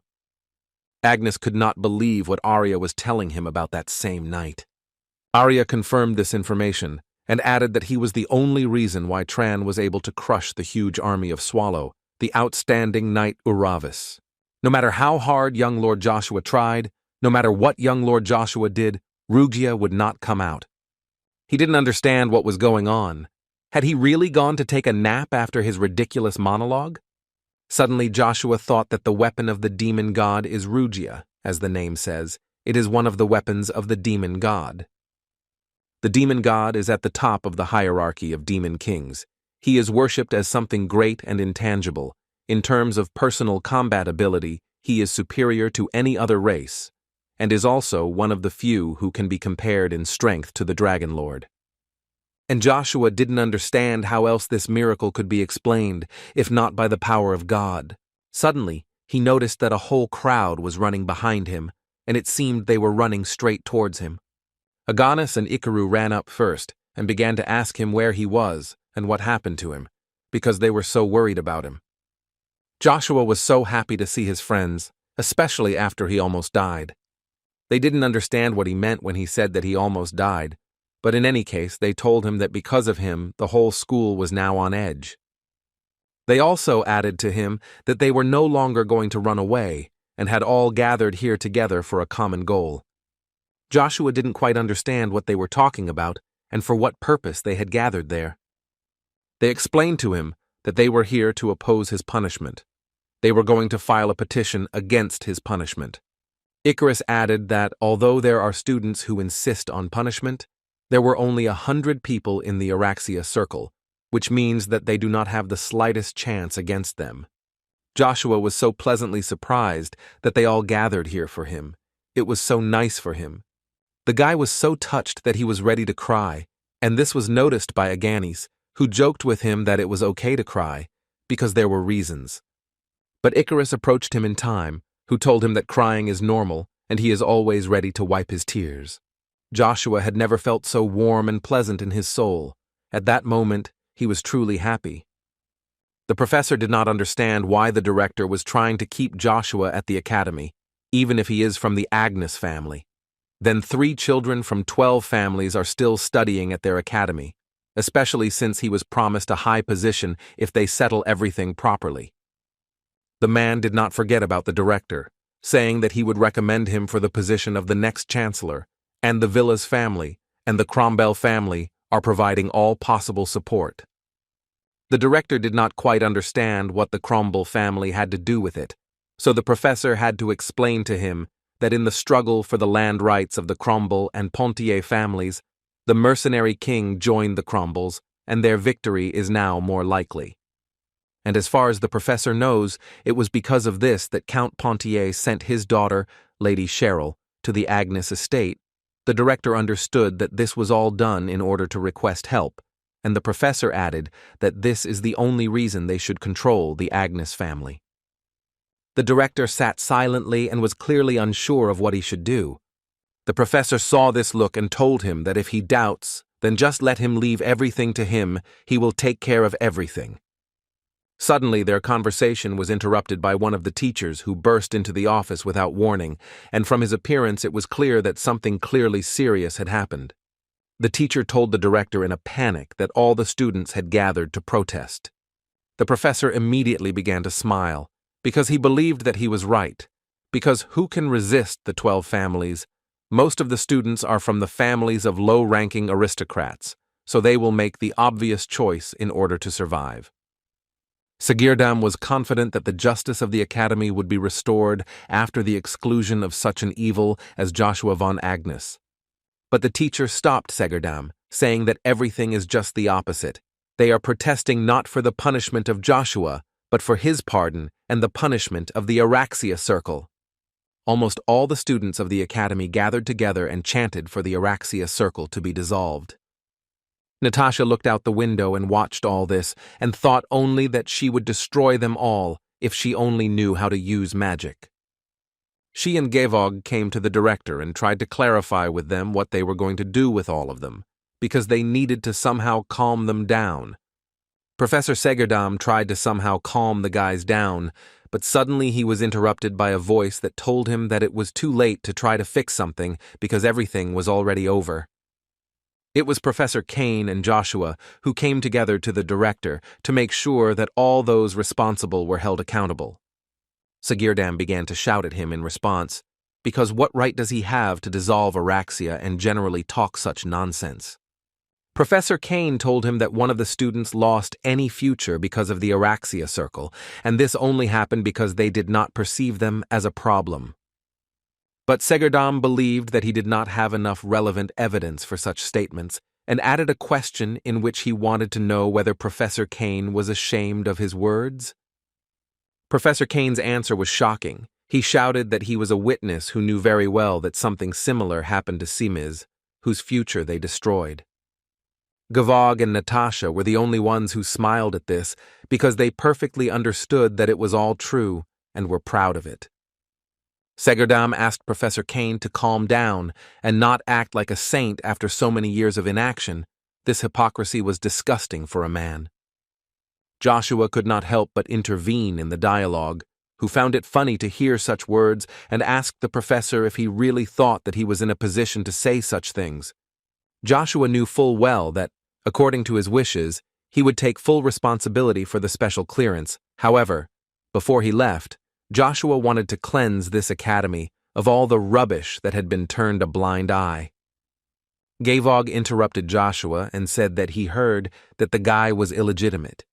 Wouldn't he be treated like trash in his own family if he was expelled? Therefore, the guy decided to give advice to Joshua, in which he believed that it would be better for him to stop doing what he was planning, because it would only drag his family into the mud. But Joshua could only smile back at him and say that this had nothing to do with the Agnes family. He meant what he said. Despite the surname Agnes, he will bring everyone involved in this case to justice. Natasha from the family of the Marquises of Brory, Gevog from the family of the Marquises of Cromwell, and of course Veron from the family of the Marquises of Villas. To each of these three people, Joshua will show that every action has its reaction. Gevog was cowardly with fear, but still managed to squeeze out a few more words, saying that their families simply would not leave this alone. At that moment, Semigran turned to the director and tried to explain to him that he couldn't just stand there and look at it. But suddenly, to his surprise, the director supported Professor Kane and Joshua, adding that in the sacred place where children study, something happened that should never have happened. Although they were late, they must restore order. Sagirdam didn't understand what he was talking about. He could lose his position as director if he decided to do this. Because of some ordinary children's fight, he was going to give up the position of chancellor. But the director did not understand what was so important in this position, because he believed that it was much more important to do everything possible here and now, no matter what. Gevog intervened in their dialogue, supporting Professor Sagirdam and saying that the director was mistaken and the most important thing was the position. He believed that even in the case of Joshua, everyone says that he is more talented than Babylon, but Joshua will never become the heir. Even Duke Agnes will not quarrel with them for the sake of such rabble. But as Duke Agnes himself added, he would leave the question of inheritance because it is troublesome, because at any moment everything can change. The Duke, who had just entered the room, added that those who have strength can reach the top. This is an unbreakable rule of the Agnes family. Anyone who wants to take a place in the family is obliged to show their strength. Gevog truly did not understand what Duke Agnes was doing here, nor did Count Arya. Agnes believed that children themselves should settle matters among themselves. This is all a rule of the Academy. Unless they decided to antagonize the Agnes family over this matter. Gevog understood perfectly well that everything he said was perfectly heard by the Duke. Count Arya intervened in the conversation, who was not going to support the statements of Duke Agnes, but wanted to give one piece of advice, not to create any more unnecessary problems for his families. He was sure that they were quite perceptive children, and would definitely understand everything, and it was clear from their faces that they did understand something. Well, before he completely leaves this academy, he asked not to get close to Amaru. After they came to a complete understanding, Agnes asked Joshua to follow him. Meanwhile, in the capital of the Swallow Empire, in the Svenju Palace, the Emperor was discussing the last battle of Duke Altsma, and he was interested in how badly he was wounded. The advisor told him that the Duke was not physically injured, but it seemed that he had a serious psychological shock that would not just go away. The Emperor understood that this was all quite serious, and most likely he would have to personally visit the Duke. But one of his courtiers turned to the Emperor with the words that Duke Altman was just a damaged general who not only brought defeat to their empire in the battle against Tran, but also returned alive. The author of these words was Albert Van Mask, and he added that such a person does not deserve the attention of the Emperor. The council hall completely agreed with Musk, because at such moments he needed to strictly observe discipline and punish everyone who was involved in the defeat. Besides, if it were not for Duke Altsma's arrogance, they would not have suffered such serious losses. Musk told how it all happened. The general of the Altsma Empire challenged the enemy general to a one-on-one fight. He did this in a situation where they had all the advantages, both in quality and in number of soldiers. But he lost that senseless battle and completely destroyed the morale of his own soldiers. And Musk believed that for such a pathetic defeat, he was obliged to be punished. And absolutely everyone in that room agreed with them and asked the Emperor to impose an appropriate punishment. The Emperor could not believe that even after such a crushing defeat, they were trying to benefit from crushing their competitor. Therefore, he decided to answer them directly that Duke Altsma was not the only one to blame for this defeat, because who could even expect to see among the enemies a master who surpassed Duke Altsma? The man added that the main reason for the defeat was the lack of collected information. So instead of looking for the culprits and punishing them, the priority now is to draw up a strategic action plan. Duke Mask decided in this case to offer to send even more soldiers, and at least 2 masters, to definitely wipe Tran off the face of the earth, and he only asked for an order, after which he would move into battle. The advisor immediately intervened and said that Duke Mask's plan was extremely bad, due to the failure of their surprise preemptive attack. All the eyes of the continent were now fixed on them, so they could no longer afford to act recklessly. The Emperor completely agreed with him, because now it would be much better to just observe the situation and keep an eye on Tran. The advisor added to him that Tran is now waging an information war, making them aggressors who have destroyed the world. But before the advisor had time to finish, a knight suddenly burst into the hall, shouting that they had big problems. The Emperor did not understand that this had already happened there, and the knight told him that the Principality of Tran had announced its next king. The council was shocked by such a decision, because Tran is under their power. How dare they do something like this without their permission? Are they really trying to take advantage of the chance to become independent? The Emperor did not think for a long time and asked the knight who was their new king. The knight immediately gave him the answer that the 17th king of Tran, who will succeed Anthony, is an outstanding knight who will soon marry the daughter of the previous king. And this person will be Uravis, who promised that he would return Tran to its former glory. Agnes said that he heard that Joshua received a royal decree from the Emperor himself. Is this true? Joshua confirmed this information and added that initially he planned to live quietly at the academy, but it didn't work out, and he understood that he could not be forgiven for this. But Agnes believed that his face said otherwise. Judging by his answer, he was going to join the Order of Imperial Knights at the behest of the Emperor. Joshua smiled and replied that he was just an ordinary, helpless citizen. This answer completely satisfied the Duke, so he stood up and asked Joshua to take care of himself. Arya was surprised that Agnes was about to leave so quickly, but the Duke told him that this was not surprising, because he only wanted to find out about the guy's intentions, and he did so. But Arya still didn't understand why the dialogue between father and son was so dull. Shouldn't it be like that? In any case, it was not so important, so if they had finished with their business, then Arya finally offered to move on to his business. He stood up and came closer to Joshua, after which he told him that he was very glad to see him and asked if the guy knew who he was. Joshua knew this man very well because he was known as the Proud Knight of Avalon, Count Arya Bran Sten. Arya was surprised that the guy, knowing this, still remained so calm, but Joshua believed that sooner or later they would have met him anyway, so he believed that there was no point in being afraid or running away. Well, since the guy is so sure, Arya decided not to wait and asked the guy to answer for his words and confirm his words if he really considers the rapier to be trash. Joshua looked at him with an equally menacing gaze, and it seemed that he was not at all worried about the fact that he was now speaking with the great warrior, whose weapon he called garbage. After which he carefully exhaled and answered him that the rapier is not trash, but he believes that it is not a weapon that could surpass the spear. This answer was noticed not only by Count Arya, but also by Joshua's father, who did not expect the guy to talk like that. Arya still couldn't stand it because he didn't understand how much courage one must have to say something like that in his presence. Joshua was suddenly overcome with fear that came from Arya, who seemed to be in his body and controlling his thoughts. But the guy was not going to just give up, because right now he felt the thirst for the master's blood, but he was able to cope with this.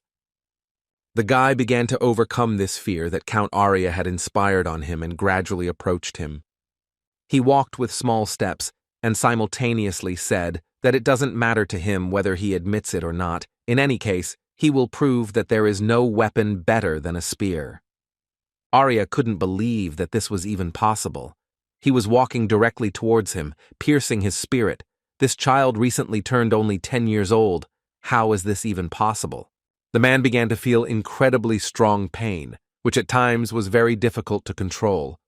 But suddenly he raised his eyes and looked at Joshua with demonic eyes, and it became clear that he was just playing with the boy. Joshua began to realize that he had lost control, and with him, it seemed, Count Sten, who began to turn into a real monster. The man at this moment was thinking that it is not surprising that he is called the greatest possessor of mana, how much Joshua can be a tasty fruit. He wanted the boy to know despair as early as possible, and then he could absorb him, but he needed to wait a little. Agnes did not tolerate this. He saw enough and stopped this madness. Arya got so carried away that he even forgot that the Duke was still here. The Duke turned to Joshua and told him that if he really wanted to leave the academy, he would allow him, and if he intended to enter the Order of Imperial Knights, then Agnes asked him to rise to at least the 3rd Battalion. Joshua did not expect such a decision from his father, because he always believed that he didn't care about him, but in any case, he was very pleased. The guy answered him that if this is all the Duke wants, then he will do it without any problems, and bowed to them as a sign of respect. In the Duchy of Agnes, Vanessa felt very bad. Her condition left much to be desired, but most of all, she wanted to see Babylon. But instead of her son, standing in front of her was Chiffon, who, of course, could not replace her son. She was still able to remember that Babylon was summoned to the Imperial Palace, and of course she would worry about him. First, the words of her husband, and now this unexpected call from her son. Everything was not going according to her plan. The woman was so nervous that she couldn't even sleep a wink due to anxiety, and all because of this brat who doesn't even deserve to be eaten by dogs.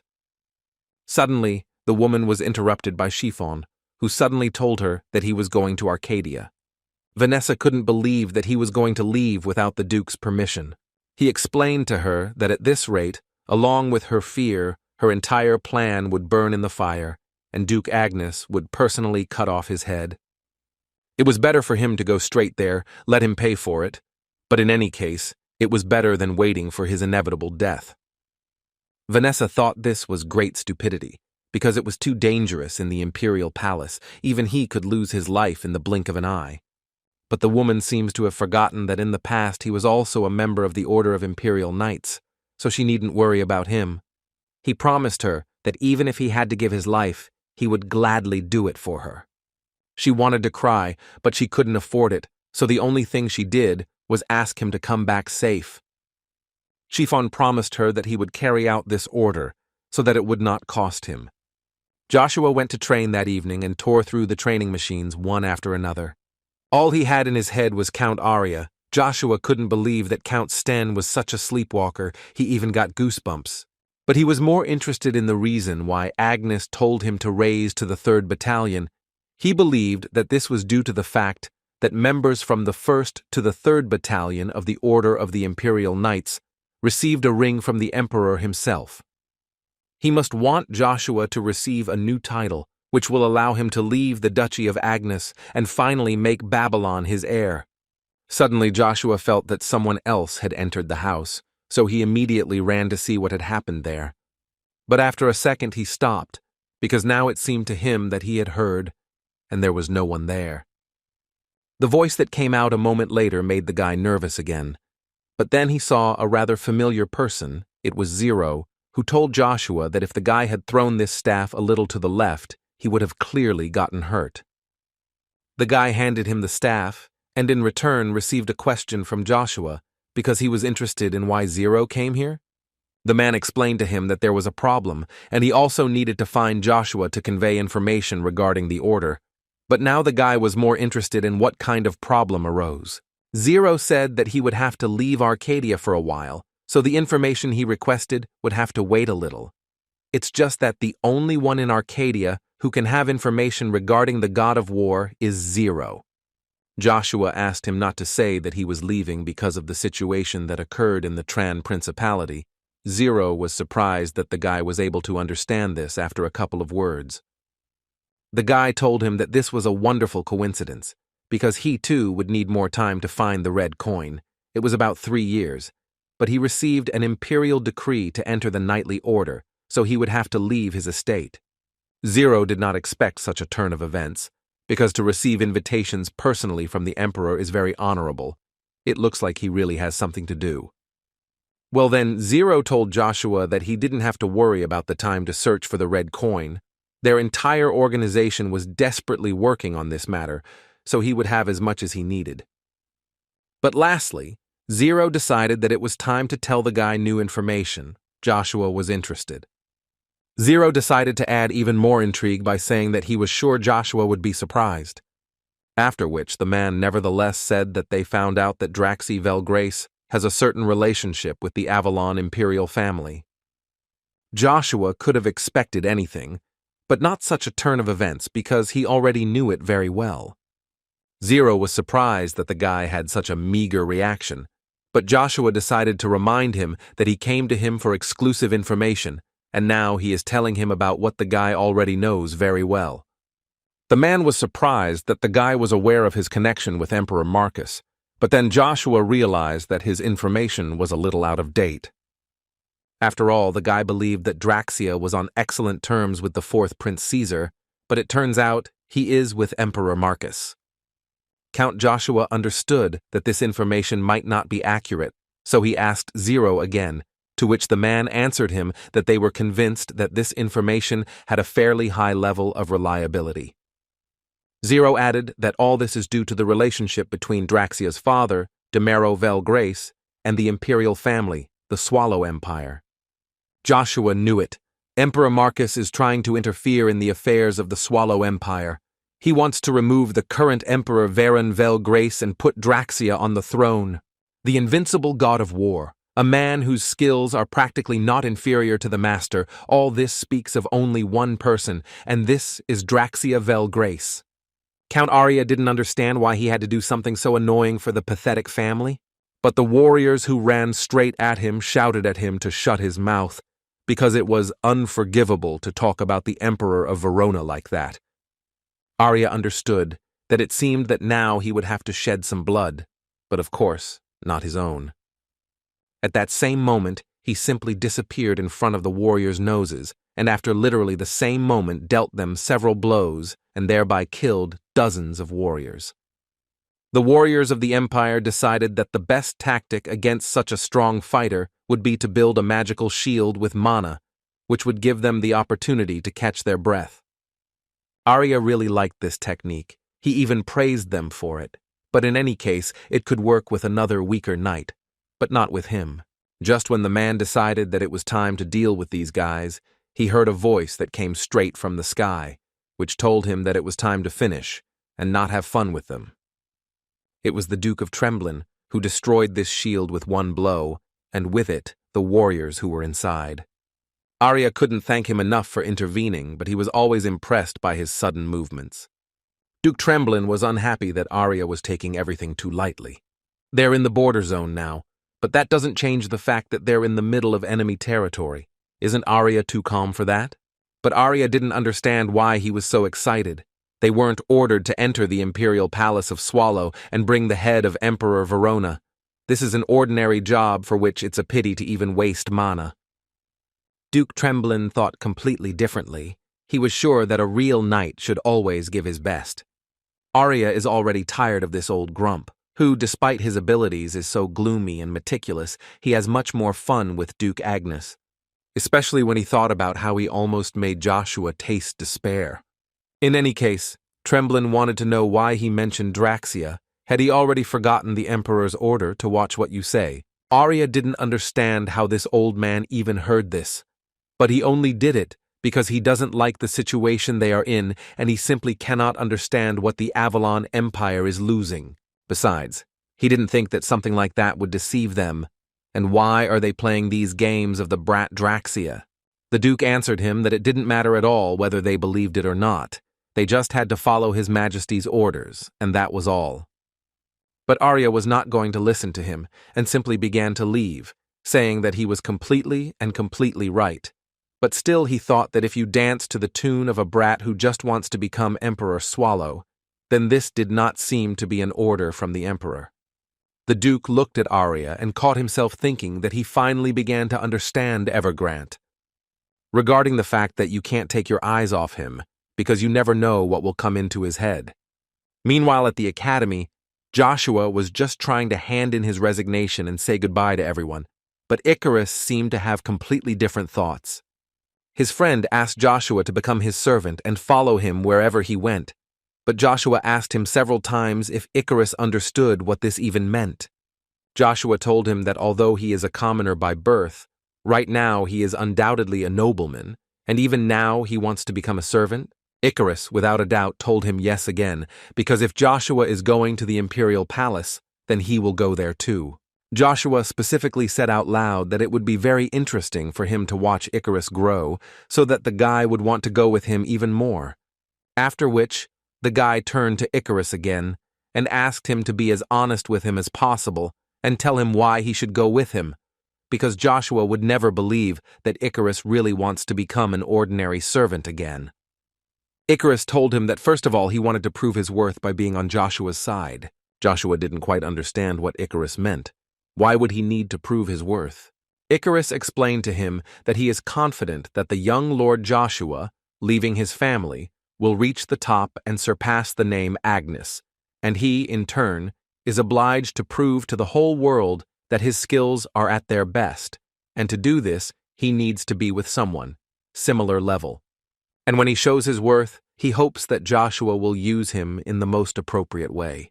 Joshua already understood perfectly well that Icarus was truly an exceptional person for him, because the guy had already proven that there is no more reliable person than Icarus. As soon as Joshua agreed with Icarus, the guy immediately broke into a smile, which couldn't help but please the guy. But Joshua asked him not to rejoice prematurely, because he refused. Icarus's face immediately changed, because he didn't understand what the problem was. Did Joshua really think that he wouldn't be of any use as a servant? The guy tried to convince him, because even if there is no point, he won't lose anything. Icarus, in any case, is not doing this for the sake of a reward. He just wants to prove that he is worth something. Joshua looked with a smile at how his friend was trying to convince him and still stopped him, saying that everything was exactly the opposite, which Icarus did not understand a little. The guy explained to Icarus that he was too special to waste such a talent on Joshua. The Count advised him that if he really wanted to prove to him what he was worth, then he should try to change the academy that he had to leave, and if Icarus needed it, Joshua allowed him to use his name. Joshua also added that instead of becoming his servant, it would be better for him to stay in this academy, where extensive knowledge is concentrated. Icarus listened to all this in silence and did not understand how to react to these words. But Joshua had not yet said the most important thing, after which he came closer to Joshua and added to him that he did not want his people to become his servants. Icarus was so pleased to hear such words, so he agreed with Joshua without any problems, and promised him that he would prove his worth in this academy. The third princess of the Swallow Empire, Erona Vel Grace, admired the flowers that bloomed so beautifully. For the emperor this was not at all surprising, because flowers are supposed to behave this way. The emperor's daughter saw how bad her father was, and she suspected that he was thinking about Uncle Demero. The emperor sighed heavily and said that he was interested in knowing what would have happened if he had given up the throne to his brother Demero. Would the people of the Swallow Empire be happier? He looked directly at his daughter and said that it seemed to him that in this case, the relationship between Swallow and Tran would be better. His daughter, without hesitation, answered him that although he did not understand everything in the world, if Uncle Demero had inherited the throne, she believed that people would have suffered even more than now. She added that she will never forget the sincere smiles of people that were given to them by the emperor, who is also her father. She was amazed by the faces of the people who expressed pure joy for the emperor. On the day when they first left the palace together, they were everywhere then, and it couldn't help but make her happy. She took his hands and said that until then he had worked as hard as he could. She believed that he was the son of this empire, and most importantly, a father whom she could rightfully be proud of. Erona believed that this was far from his limit. She believed that he would become even better, so she asked him not to reproach himself. She, and in general all the people of Swallow, did not want to see him like this. He was very pleased to hear this, and he was very grateful, but even at such moments he can't help himself, because he understands perfectly well that there was no more reliable person than Demero. The girl categorically disagreed with him, because Demero had not appeared for more than 10 years. Although it was not known whether he was alive or dead, it was absolutely clear that the empire was no longer important to him.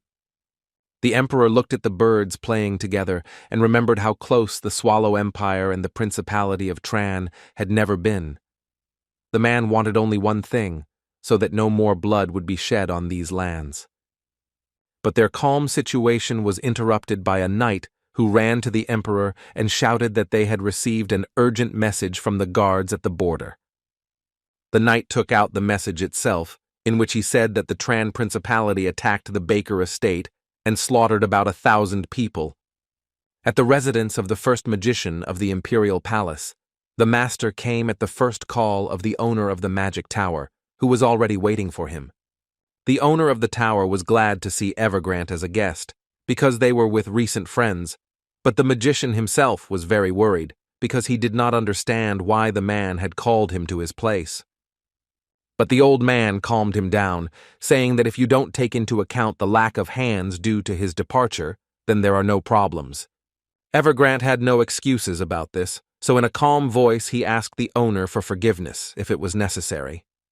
The old man asked him not to worry about this, because he did not contact him for the sake of accusations. The man told him that it seemed to him that he was becoming an eccentric because of his age, and he was interested in the question of how the emperor treats him.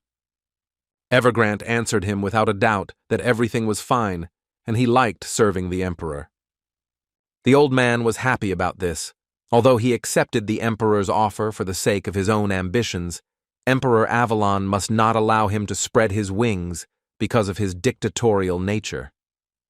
The man was also sure that Evergrant supported the fourth prince, whom he spoke of as the most promising, but Evergrant interrupted him, because if the old man called him to a conversation only for the sake of lecturing, then he leaves. But the old man, as it turned out, slowly led to the point of saying that it seemed to him that Evergrant had chosen the wrong one, and that the fourth prince was unlikely to be able to inherit the throne. The magician did not expect this, and now he became even more interested, because he wanted to know why the old man thought so.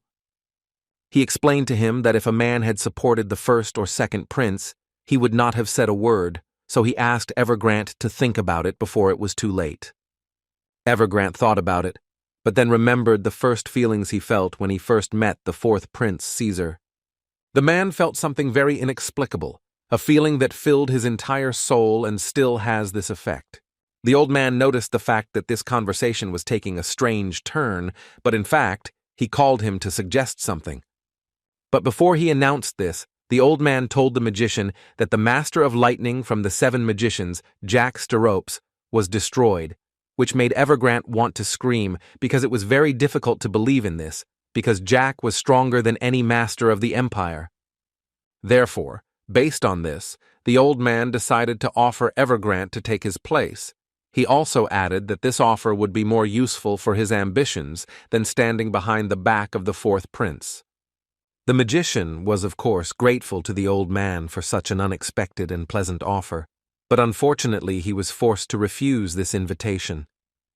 The old man was not surprised when he heard such an answer, because he understood that Evergrant had another goal that he was striving for, but the man did not understand what the old man was talking about. The master asked him not to pretend that he did not understand what he was talking about, because the old man knew perfectly well that his goal was the treasury of the Avalon Empire, not that fake that everyone gets access to every year, but a real treasury, so beautiful that even the gods envy it.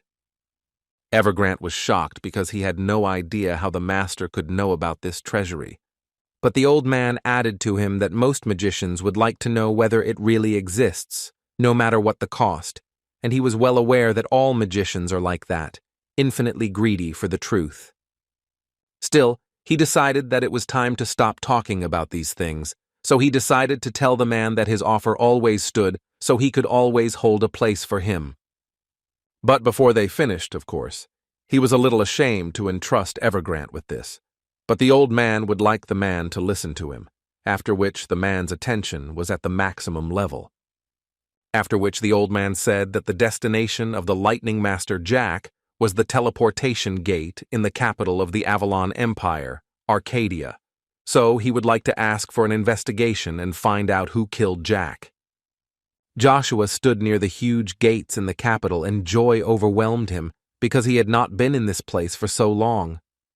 But as soon as he got closer and wanted to go inside, he was immediately stopped by a pair of knights who stopped him and added that this was an imperial palace and entry without permission was prohibited. So they asked Joshua to provide a pass or coat of arms to prove his identity. The guy did not have such documents with him, so he decided to simply tell them that he had come to take part in the bloody battle of the Birchers. But in response, Joshua received only laughter and misunderstanding from the knights, because he is still a child and there is no talk of a bloody battle. After which one of them calmed down a little, and through laughter told him that they didn't have time for him, so they would forgive him this time, so they advised him to go home if he didn't want to get his ass kicked. Joshua smiled back at them, because if they find it so funny, then it will be even more interesting. Therefore, the guy decided to enter these gates using a slightly unique method and used his armor, and at the same time asked the knights to immediately report that Joshua von Agnes had arrived at the palace by order of the emperor. The bloody battle of the Birchers is one of the privileges that gives the townspeople and ordinary knights of Avalon the opportunity to join the order of Imperial Knights. You can join if you take the place of a defeated Imperial Knight.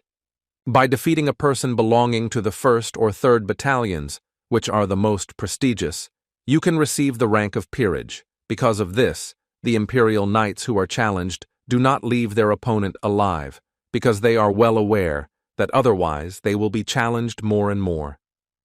But Joshua didn't just aim for the rank of Imperial Knight, he planned to rise to the 10th place of the 1st Battalion as quickly as possible.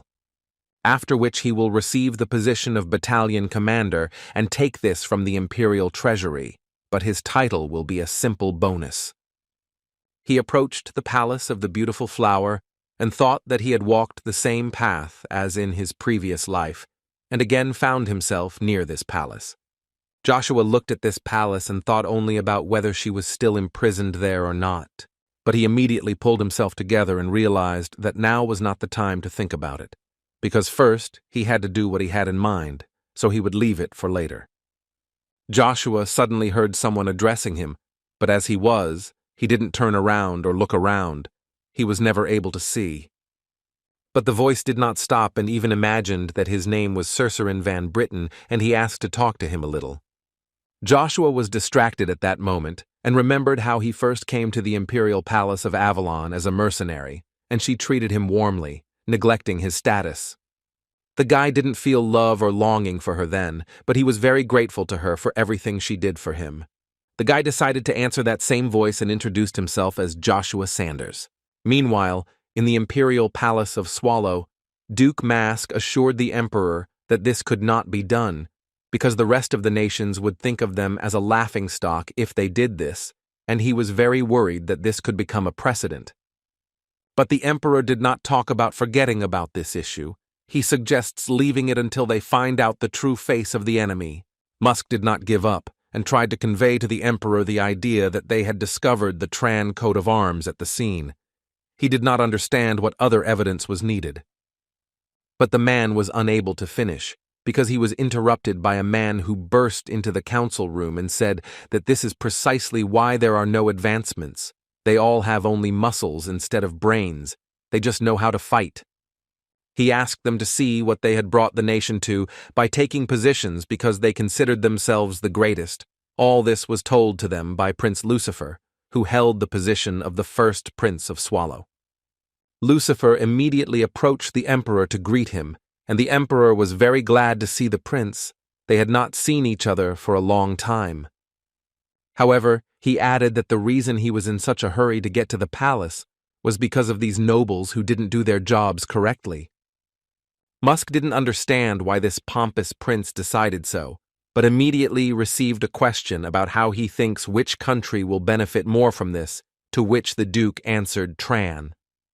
Lucifer had no doubt that he would say so this once again confirms his words that they are all slackers here, and don't think he had to explain that Tran is now under the rule of Uravis, who is stabilizing the situation from the inside, and they absolutely do not need such primitive aggression, which could turn out to be a fatal mistake for them. Duke Mask asked a rather logical question about who else besides Tran could attack them.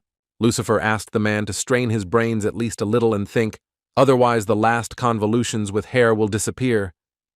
The Emperor intervened in this dialogue and added that forcing the two nations into conflict was beneficial to everyone except Tran. Therefore, he suggested that if we exclude the Hubalt Empire, which is currently busy with elections, then there is only one option left, and that is the Avalon Empire. In the great Imperial Palace of Avalon, the imperial peace was disturbed by one of the courtiers, who conveyed to the Emperor information that Duke Gershalt and Count Arya had successfully completed their missions and were now returning to Acadia. This could not but please the Emperor, but he was more interested in how things were going in the Swallow Empire. The advisor replied to the Emperor that at the moment they had not done anything yet. It seemed that now they were just observing the situation. This was quite unexpected for him, because they are barbarians who love battles. They were able to endure this. The Emperor believed that all this was because of that old man Verona Vel Grace. But as soon as the Emperor finished speaking, the advisor added that he still needed to tell him something. The courtier brought him information that he had heard rumors that Baron Vigo, who managed the Locke estate, with whom they asked for cooperation, had died.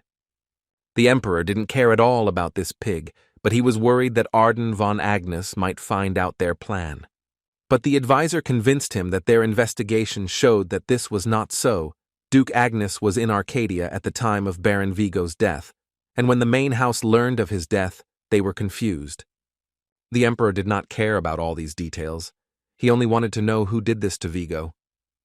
But unfortunately, the advisor did not know this information, for which he immediately received a blow, from which he hit his head on the floor. The emperor asked him to forget about it. He believed that even though he was called the Black Wind, even he would not be able to find out what really happened, because the Agnus themselves, under whose noses everything happened, were not aware. After which, he added that he needed to meet with that person, since this was requested personally from the emperor, and he thought that they might know something that they did not know. Black Wind listened carefully to the emperor and still decided to add that his daughter seemed to have entered the academy. The emperor did not expect that his daughter would enter the academy of their empire, so he reacted quite sharply. The assistant added that her name was Anna Baxten. But this is a name and a story for everyone around, but for her own people she is known as Annabelle Grace. Cain continued to attack Duke Agnes, with the hope that he would still be able to land at least one blow. But every time the guy was close to striking and hitting the target, Agnes stopped him with any objects that only he saw, and each time added that Cain still had a lot to learn. Cain was not going to give up, so he continued to strike blow after blow, but Agnes repulsed each of his blows with just a branch from a tree and did it at ease. Besides, he believed that Cain's attacks were just quick and had no weight behind them. But suddenly, their battle was interrupted by Baron Head, who unexpectedly came to the palace. Agnes didn't stop the fight because he didn't think that the Baron had brought any important news, but as soon as the Baron hinted that it concerned Joshua, everything changed. The Baron informed the Duke that Joshua had moved to the Imperial Palace and would soon be there. Cain did not pay attention to anything and continued the fight, but Agnes suddenly realized that they had had enough training for today, so he struck the guy back, after which he flew away. The young knight simply did not understand how this was possible, because he used only one small stick as a weapon.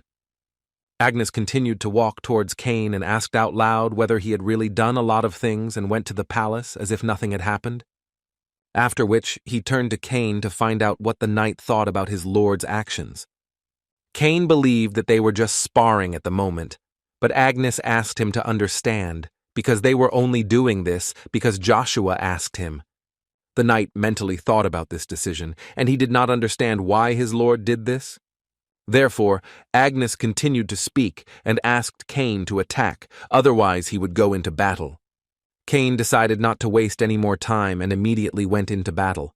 But as the Lord expected, all his movements were too slow, and he easily attacked him, which simply knocked the guy off his feet and didn't give him a chance to do anything further. The Baron stood behind and believed that the Duke should not take out his anger on this poor knight. Agnes answered him that he was probably right and should do it on the one who started this mess. Agnes asked me to tell him what about the 20 families who received a harsh lesson from Joshua. Baron had told him that they didn't show much reaction, but the family of Marquis Villas seemed ready to send an official letter of protest at any time moment. After all, their only heir was in this state. The man watched the Duke, who was silent all this time, so he became interested in knowing what Agnes thought about this.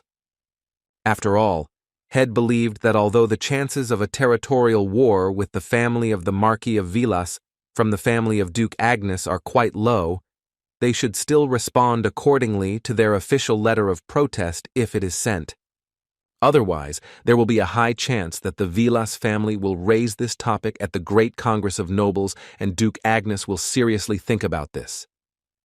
The Baron didn't say anything else, but in his head he was thinking that if they did this, then Duke Agnes would personally have to make excuses to solve the problem, which could be a great humiliation for a person called one of the 9 stars.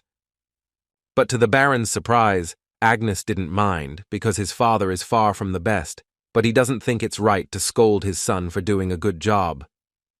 He decided that he would personally take care of the problems with the family of Marquis Villas. If he still had a conscience, then the Duke was sure that he could handle the rest himself. The Baron did not want to argue with the Duke, so he agreed and added that news had also arrived from the main house. Agnes did not expect this, but the Baron had not finished yet and added that His Majesty the Emperor wants to see how much Babylon, the treasure of the empire, has grown. So Babylon is heading to the capital, along with the captain of the Knights Chiffon. The Duke could not understand whether this was true or not, because if this was so, then why was he not notified about this in advance and asked for permission? Babylon's carriage, meanwhile, was already halfway, and Chiffon, who was with him, conveyed to him the information that they had just left for a safe territory, which was directly led by the Imperial family, and that they would soon arrive at the Imperial palace. Babylon was so glad to see these lands again, because the last time he was here was when he was still studying at the academy, and several years had passed since then. Chiffon added to him that there was no need for concern. His Majesty the Emperor simply wanted to see with his own eyes how much Babylon, the greatest genius of the continent, had grown.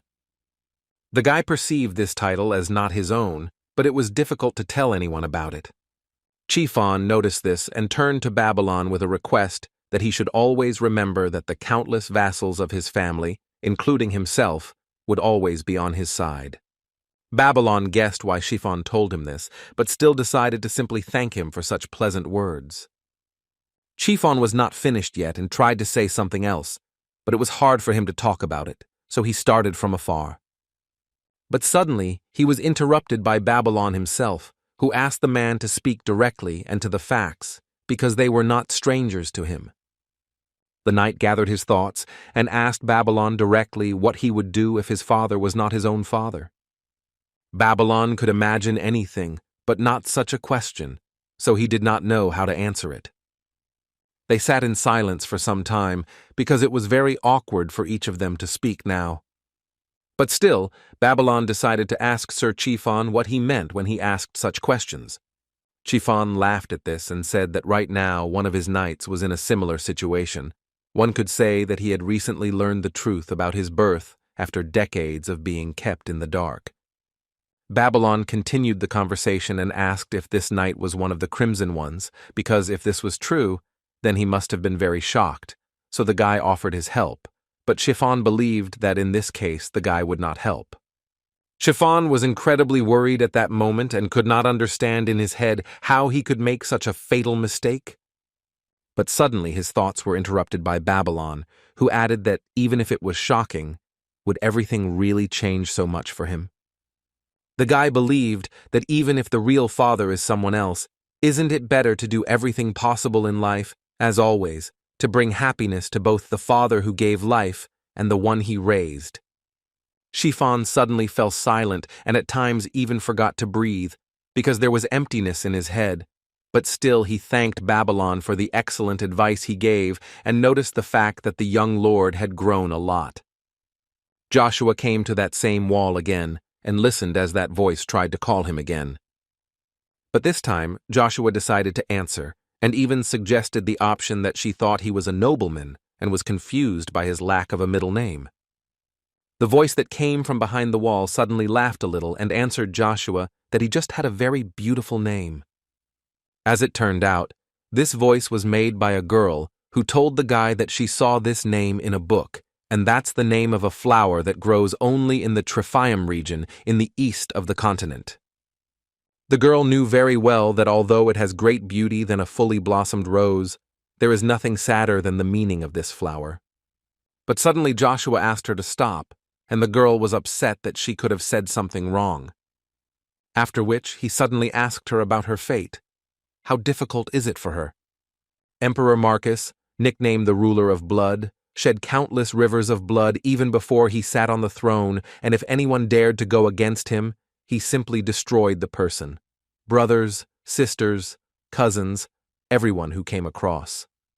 Anyone who had even a drop of Imperial blood, he simply erased this person from the face of the earth, which ultimately helped him take the throne. By this time, he no longer had anyone with the surname Britain in his relatives. The only people who could now be called members of the Imperial family were his few closest allies, and they, fearing that the pure bloodline of the Britons would be torn apart, came to a terrifying agreement.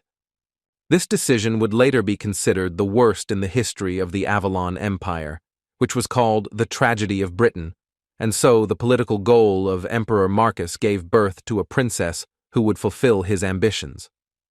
The purebred princess, whose name was Swordsman van Britten, perhaps it was all about strange ambitions, and they could be corrected, but Swordsman was born blind. And now the only reason why the Emperor is diligently keeping an eye on her is because of her ability to see through even those who have already reached the realm of the Master. This skill is called the gaze of the mind.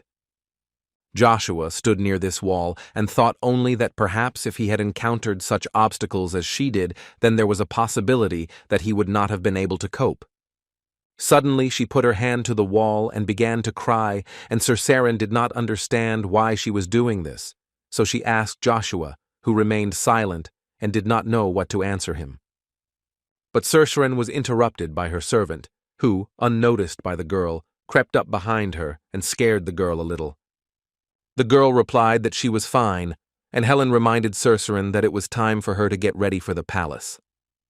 Joshua, hearing this, decided not to distract the young princess anymore, especially since he knew very well that their time would soon come when they would meet. They just needed to wait a little. At his villa, Emperor Marcus received a guest whose name was Anna, and she was the daughter of the god of war. First of all, the emperor decided to find out whether her father appreciated the gift that Marcus made for him at the border of Swallow, to which the girl responded with extreme gratitude, because her father was very pleased with it. However, that was not all, and the emperor added that he had heard that everything was not going as he wanted, but the girl did not quite understand what he was talking about. He told her that people on their continent were saying that if the Avalon Empire had Arden von Agnes, then Swallow had Prince Lucifer. Now the emperor believed that when he entered the scene, even the god of war might have problems with this, so Marcus was interested in her father's plans. The girl told him that her father was not entirely sure how to deal with this problem. Such words greatly angered the emperor, from whom mana immediately began to flow in incredible quantities. Anna literally began to go crazy from this horror and could not do anything about it. A few minutes later, the emperor answered her that how dare she even talk about the chance of failure. When they had come so far, before they started, they assured him that everything would work like clockwork. The emperor believed them both and showed mercy, but she dared to spy in his empire. Anna tried with all her might to ask for forgiveness from the emperor, and she begged to be given another chance so that this would not happen again in the future. But the emperor decided not to just let this situation go, so he proposed to change the conditions a little, so he promised the title of Duke instead of the previously promised title of Marquise. The girl understood that this was very bad, because it ruined all the agreements that had been agreed upon before. But Marcus added that he is sure that her father knows better than anyone that betting money on an unpredictable game is a very bad decision. The girl understood that if he planned to do this, then there was no need for a massacre on the border at all. For the emperor, is this entertainment? She looked the man straight in the eyes and realized that he was truly a crazy person. Anna decided to tell the emperor that although his offer was certainly a unique opportunity for them, she doubted that her father would accept it, after which he began to laugh and say that soon he would become the personification of the Avalon Empire itself, and no one would dare to contradict him. He also added that she would tell the god of war that he had nothing to worry about. Now that the main plan had failed, the time had come. Prepare for Plan Meteor.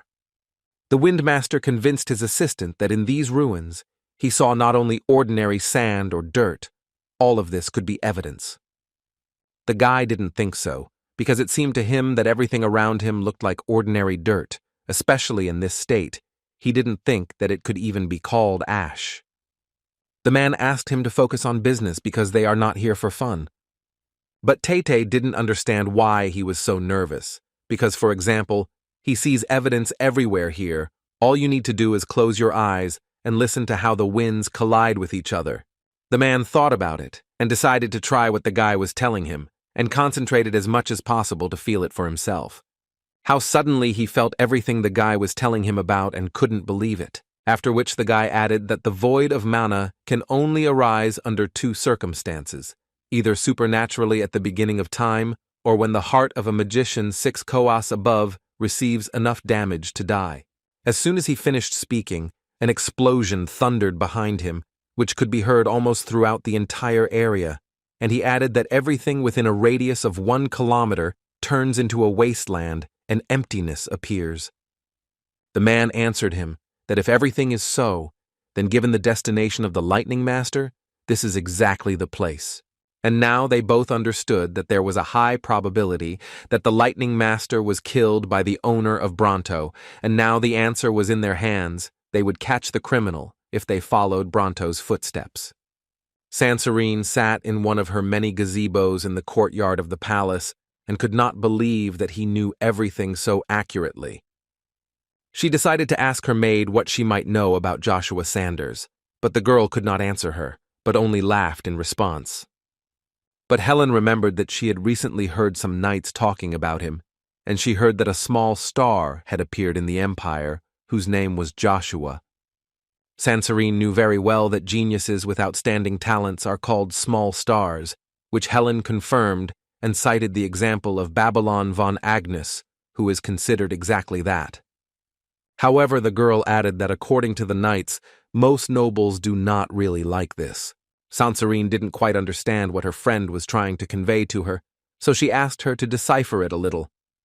Helen began to say that due to the fact that two little stars, who have the highest chances of becoming one of the 9 stars in the future, come from the same family, the nobility are very alarmed by them. Sancerine began to guess, and Helen confirmed that his full name is Joshua von Agnes, and he is the second son of the pride of the Empire of Arden von Agnes. Joshua arrived at the training ground of the 11th and 12th battalions of the Imperial Knights, and was so glad that almost nothing had changed. He immediately saw a battle between 2 knights who showed the highest level of battles, and a large number of people watched with pleasure. Joshua noticed that one of them is still a little stronger, and for this reason he speaks a little more than the others. But his opponent was also no simpleton, so at times he answered him, so the fight looked really spectacular. But still, the battle came to its logical end, in which a man from the battalion won, who thus tried to explain to his opponent the difference between their battalions. After the fight, his fellow knights who had bet a large sum of money on him gave him his share and reminded him that the loser would challenge him to fight again if he left him alive now. The guy thanked his friends for reminding him because he really forgot, and as soon as he began to pull out his sword, his opponent suddenly spoke. He respectfully addressed Sir Langer and told him that he was so sorry, and he promised him that if he ever dared to challenge him again, he would immediately become his servant, and now he asks him for mercy only once. The knights from the 12th Battalion shouted to the guy that he was disgracing their honor, and how, after this, could he even dare to call himself a knight? Suddenly they saw Joshua, who appeared near the battlefield just out of nowhere, and they did not understand who he was, and he, in turn, still repeated that this place was exactly like the Colosseum. Nothing had changed. It seems Joshua realized that he missed him too much, that he was so happy to be here again. But suddenly he was interrupted by one of the knights, who asked him if this guy had accidentally gotten lost, because this is not a place for brats like him, so it's better to go where he came from. Joshua immediately decided to use his ring because he didn't have much time, so he wanted to finish everything as quickly as possible. His body was again covered by the same armor of the Agnes family, and he notified everyone who was there that he had come here specifically to participate in the bloody battle of the Birchers. Each of the knights immediately noticed that the guy had a patch on the armor of the Agnes family, and each of them understood perfectly well that only a direct member of the bloodline could wear armor of this quality. Joshua did not leave them alone with his guesses, so he got ahead of each of them and said that his name was Joshua von Agnes and he wanted anyone to fight him. But after these words, only absolute silence was heard, because each of the knights had already heard about him. This brat was a knight who was able to wield mana at the age of 10, an unprecedented genius in the entire history of the continent. One of the knights, nevertheless, decided to turn to him and ask the young lord if he realized why now the Birchers practically do not resort to the bloody battle. Joshua knew very well that according to the will of the current Emperor Marcus von Britain, regardless of rank, those who defeated the Imperial Knights in the bloody battle of the Birchers receive their place, and the losing knight, in turn, loses his rank. He also added that responsibility for everything that may happen during the fight lies entirely with the participants. The result is undeniable, and revenge is strictly prohibited. Any violation of these rules will be regarded as treason. The knight confirmed that all this was exactly so, but he was more interested in finding out from the guy, or knowing all this. Does he really want this? Joshua sighed slowly, and yet could not stand it, and shouted that he came here to participate in the bloody battle of the Birchers on the orders of His Majesty the Emperor. The 11th and 12th battalions are obliged to take part. But they all suddenly began to say that if Count Joshua suffered because they did not retain their power, then they were afraid to imagine what Arden von Agnes would do to them. One of the knights understood that he would most likely have to join this battle, but on the other hand, he also did not want to be marked by the Agnes family. Joshua looked at each of them and didn't understand how they could call themselves knights, so he decided to give them a little motivation that should make them cheer up a little. He started shouting again, only this time about how the lower battalions would never change. Joshua believed that all they did was chat among themselves like a ragtag bunch of mercenaries with no skills or support. Joshua believed that the only thing they know how to do is boast about their origins, although at the same time they do not even have the courage and confidence to defeat the knights of the highest battalions. He added that they are simply nobody, incapable of vagabonds. After such words, even such cowards came to their senses and plucked up the courage to go into battle and do something to oppose this brat. One of them even tried to insult him in response, saying that Joshua was just lucky to be born with a golden spoon in his mouth, and this does not give him any right to talk nonsense at them. After which this knight took out his sword and said that if Joshua so badly wants a bloody battle of the Birchers, then he will arrange it for him. Finally, Joshua saw the fuse, at least in one of them, and understood that this was exactly how it should be. The knights behind this guy started chanting his name and cheering for him to teach this brat who talks too much a lesson. They so wanted him to shut his mouth. He took out his magic sword and began to concentrate as much as possible on the battle, simultaneously saying that he would not give him any concessions. The knight was going to fight with all his might from the very beginning. The knight did not wait long and used all his aura that he could accumulate to deliver the most crushing blow. One of them advised Lord Joshua to stop before it was too late, because Catgis, a B-rank knight and C-rank mana, could not withstand his aura, but Joshua did not doubt his abilities, especially since this was not the first time he had heard such warnings. After which Count Joshua added that they all missed one point here, that he is not a C-rank knight. But Cages, who was going into battle, did not give a damn about everything that the guy was using, because he was sure that he clearly saw that Joshua was just an amateur who was only pathetically using the power of the family, having nothing behind him except his name, and him you should be ashamed. Joshua did not argue with this guy. He just wanted the knight to check for himself whether it was a real aura or not, but the guy saw perfectly well that the knight stopped only because he thought of Joshua as a C-rank knight, after which Joshua slowly but confidently began to speak word by word and in the end called the knight a pathetic coward. The knight no longer saw or heard anything except that he had just been incredibly offended and he would do everything to punish the guy for it. And of course, he decided that he couldn't delay this for long, so he immediately went into battle. They tried to stop him, but it seems it was already too late, because Joshua demolished the guy with a quick blow with the help of his Rugia, after which a monstrous explosion thundered, which could only mean one thing: they would not see this knight again. His colleague felt sorry for the guy, but he understood perfectly well that Cages himself was to blame for this, because he should have run away as soon as he found out about this guy's power, because it was clearly not ordinary mana. But this is how everything looked at first glance. But as soon as the fog from the explosion cleared a little, it became clear that the battle was not over yet, and the knight Cages would still fight for himself. Joshua immediately understood what was going on here. It was not the strength of the knight Cages. It seemed to him that the vice-captain was not allowed to stop the bloody battle of the Birchers. As soon as the smoke cleared, no one expected to see the bison viper behind him, who essentially saved the life of the poor knight. Viper Bison was the vice-captain of the 12th Battalion, who added that the young lord was well informed. Joshua knew this man very well, because he had heard a lot about the bloody buffalo from the Imperial Knights, which was very nice for a man to hear that such a little star like Joshua knew him. Therefore, he decided to remind the young lord of the rule regarding the bloody battle of the Birchers, but Joshua did not quite understand what he was talking about. Bison explained to him that for a battle to become official, at least one captain or vice-captain must be present. Joshua couldn't believe the man was going to call it off when it had gotten this far, but the man added that he knew very well that this battle was the will of the great Emperor Marcus, and his will was unshakable, that he decided that he would be Joshua's opponent today.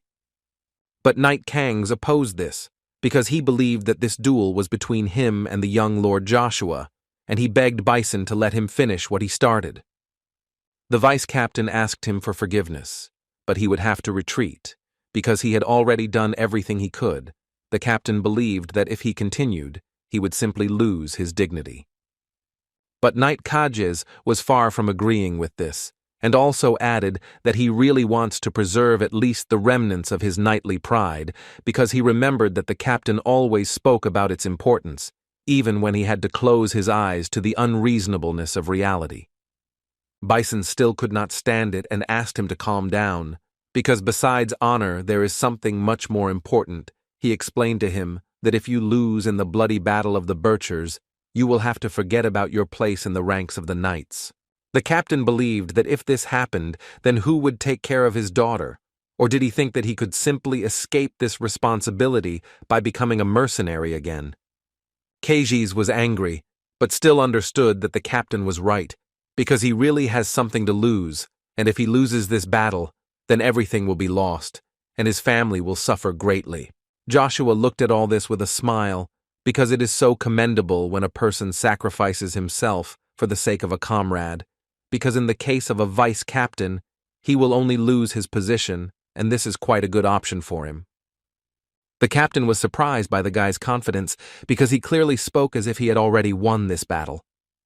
But for Joshua, everything was as obvious as possible. Doesn't Sir Viper feel it? One of the knights thought that young Lord Joshua's mana was strange, but he was so sure that the blow he showed before was just a show. The other knights wanted to protect their captain so much that each of them was ready to go into battle in his place. But the captain reassured his knights, saying that he was very grateful to them for this. But he was the only one who could do this, and besides, he never thought of them as subordinates. In his eyes, they were always his brothers. He also added that if he cannot protect his comrades, then his title of vice-captain will become an empty phrase, and he will not be able to be near them. Joshua respected Viper's decision. The guy remembered that he was always next to him in the vanguard, and destroyed everything that stood in their way. He is a very strong warrior. This man was not just the most reliable person, but also an excellent commander, whom his subordinates blindly followed, including in order to walk with him on the battlefield again. Therefore, this time, the captain reminded the young lord that even if he was able to defeat him and take the place of vice-captain, his skills would have to be recognized by the knights of the higher battalions, which they could not compare with, because they were considered an ordinary reserve. Joshua asked him a response question, in which he asked whether he was a reserve or not, but had the captain just denigrated their great pride? After which the guy raised his magic staff and shouted that he needed only 5 years to make the 11th and 12th battalions considered the strongest in the Avalon Empire. His aura was so strong that the captain could not believe the fact that the guy owned the aura of the blade. But Joshua didn't wait for the captain to look at him enough, and asked Bison what his next move was. Would he like to join him? Meanwhile, Babylon had already arrived in the capital Avalon and greeted the emperor on one knee. The emperor was glad to see the guy, because they had not seen him since the graduation ceremony from the academy, so he decided to at least find out how old the young talent was. Babylon, with his head down, told the emperor that he had already turned 15 this year. The emperor praised Babylon, because even if you take his father Arden, the greatest knight in the history of Avalon, who at the same age only reached C rank, and the guy was already almost B rank, the man believed that he would become the first B rank teenager in history. As soon as the guy wanted to thank the man for such pleasant words, the emperor was not finished yet and added that, of course, if Babylon allows Joshua to do this. The emperor did not stop and continued to say that the option that Joshua would become the treasure of the nation was not suitable for him, because in this place he saw only Babylon. After the emperor's words, his courtier appeared near Babylon, holding a gift from the emperor for the guy on a tray. It was an elixir that increases mana. He asked Babylon to drink it, but the guy answered the emperor that of course he appreciated this gift, but he probably would not be able to accept it. Emperor Marcus reminded that he is his master, so he has every right to order the guy to do this. Babylon realized that in this case he simply could not refuse, so he began to carry out his order. The guy opened the cap of a small bottle and immediately felt a special smell, so without thinking for a long time, he simply drank this drink. But he could not finish this elixir, because as soon as this substance was in his blood, his condition worsened significantly, which led to him falling to the floor. The emperor came closer to the guy and told him that perhaps Babylon did not remember, since his memories were erased, but they had already met several times and agreed on something, so the time had come to fulfill the promise. Marcus meant that he should never lose the fight for the title of heir, after which the man added to him that he was his real father, and the guy's name was actually Vavalo von Britain. Babylon did not fully understand what was happening, because the elixir he drank affected him too much, so all he could do at that moment was agree with the emperor. The untold episode that shrouds the Imperial Palace of Avalon falls into oblivion once again. The years have flown by in an instant, and the world has changed even more. 5 years passed in a flash, and Joshua had already become the same commander of the 11th and 12th battalions. The guy was still able to achieve his goal. When Joshua returned, the continent of Igrant was in a relatively calm state, but the flowers of the world's hidden conspiracies began to bloom. On the continent of Igrant, there are 3 empires considered superpowers. One of them is the Avalon Empire, with its emperor Marcus von Britain, who secretly teamed up with Draxia Vel Grace, a knight of Swallow, who is also one of the 3 superpowers, and together they began an open confrontation with Swallow's vassals, the Principality of Tran. Their main goal was to spark a war between other superpowers and then completely take over, but Emperor Verona understood their plan. He not only prevented a war with Thrawn, but also stopped Avalon's attempts to start a continental war. And of course, opponents of the policy of Emperor Verona, which was aimed primarily at maintaining peace, began to appear in Swallow. At the same time, within the 3rd superpower of the continent of Igrant, the Holy Kingdom of Hubalt, there was a struggle for power between the Emperor and the Church. Cox tried to tell young Lady Cheryl that she needed to be much more confident in herself at such moments, because they should show everyone that the Duke of Pontier's family was thriving as before. Cheryl assured the man that he had nothing to worry about, because she would never give in to the family of the Marquis of Cromwell. Cox incredibly liked this attitude. Now he had no doubt that they were obliged to capture the attention of the first prince. Cheryl was surprised that the man suddenly perked up. But suddenly some people stood right in front of them and spoiled their mood with just their appearance. It was Givog and his friend Natasha, who were surprised that they managed to find time to attend receptions when their family was in such a sad situation.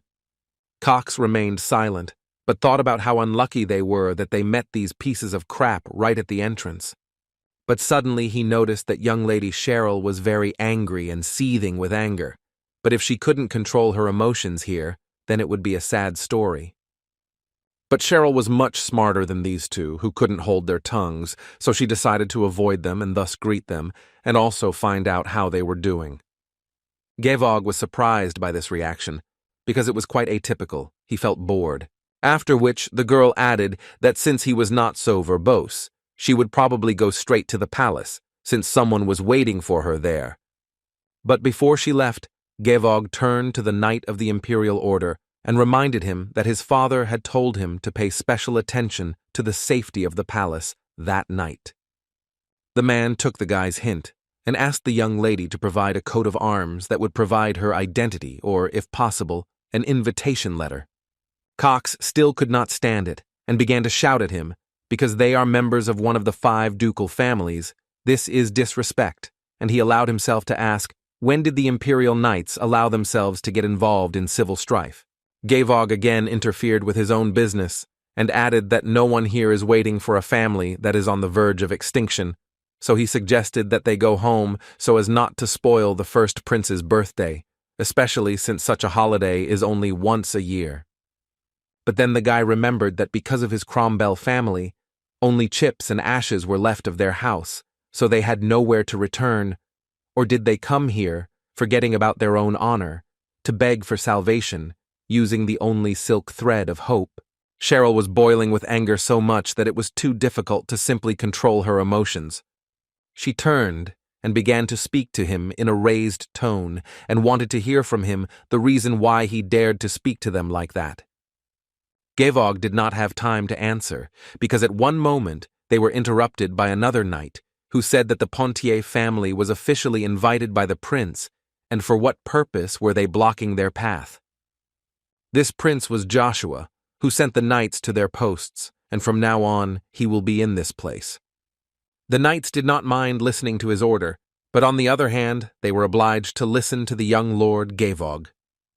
Joshua made it clear that he was not going to repeat it, and the consequences of not following his order would be much sadder than those from the young Lord Gavog. In this case, they understood perfectly well that it would be best to do as Joshua said. Geov tried to shout to them, but it was useless. Joshua asked young Lady Cheryl to follow him. He would gladly guide her and her friend to the palace, which made Gavog very angry. But the guy understood that Joshua was trying to drag the family of Duke Agnes into this matter, but they still could not defeat the mercenary King Bavarian, and not only that, then he added that Joshua was now a nobody because he was kicked out of the Agnes family.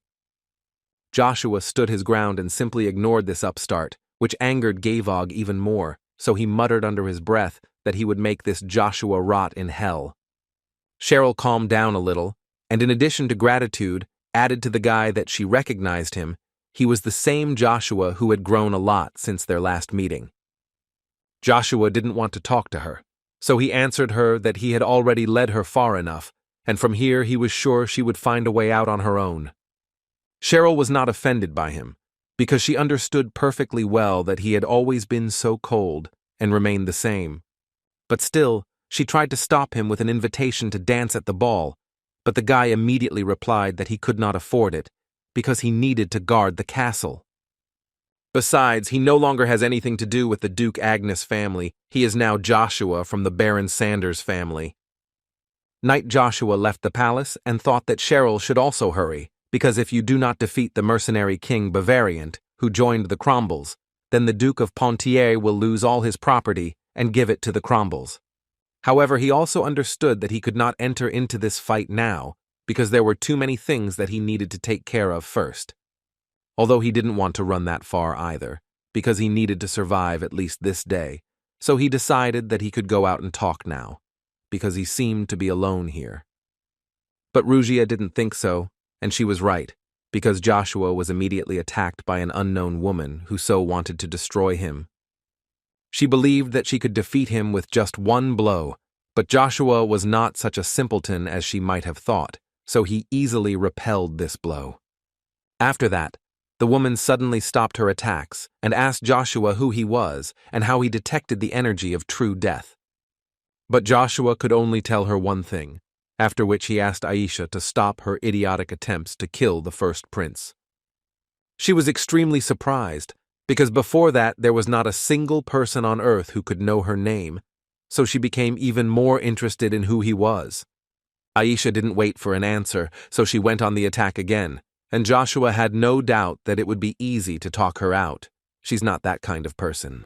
But her attack ended exactly when she noticed that he was using the energy of dragons. How is this even possible? She realized that she would never win a fight with such an opponent, so she decided to greet the master of great mana. She could not even imagine that he could be a black master, so she asked him to forgive him.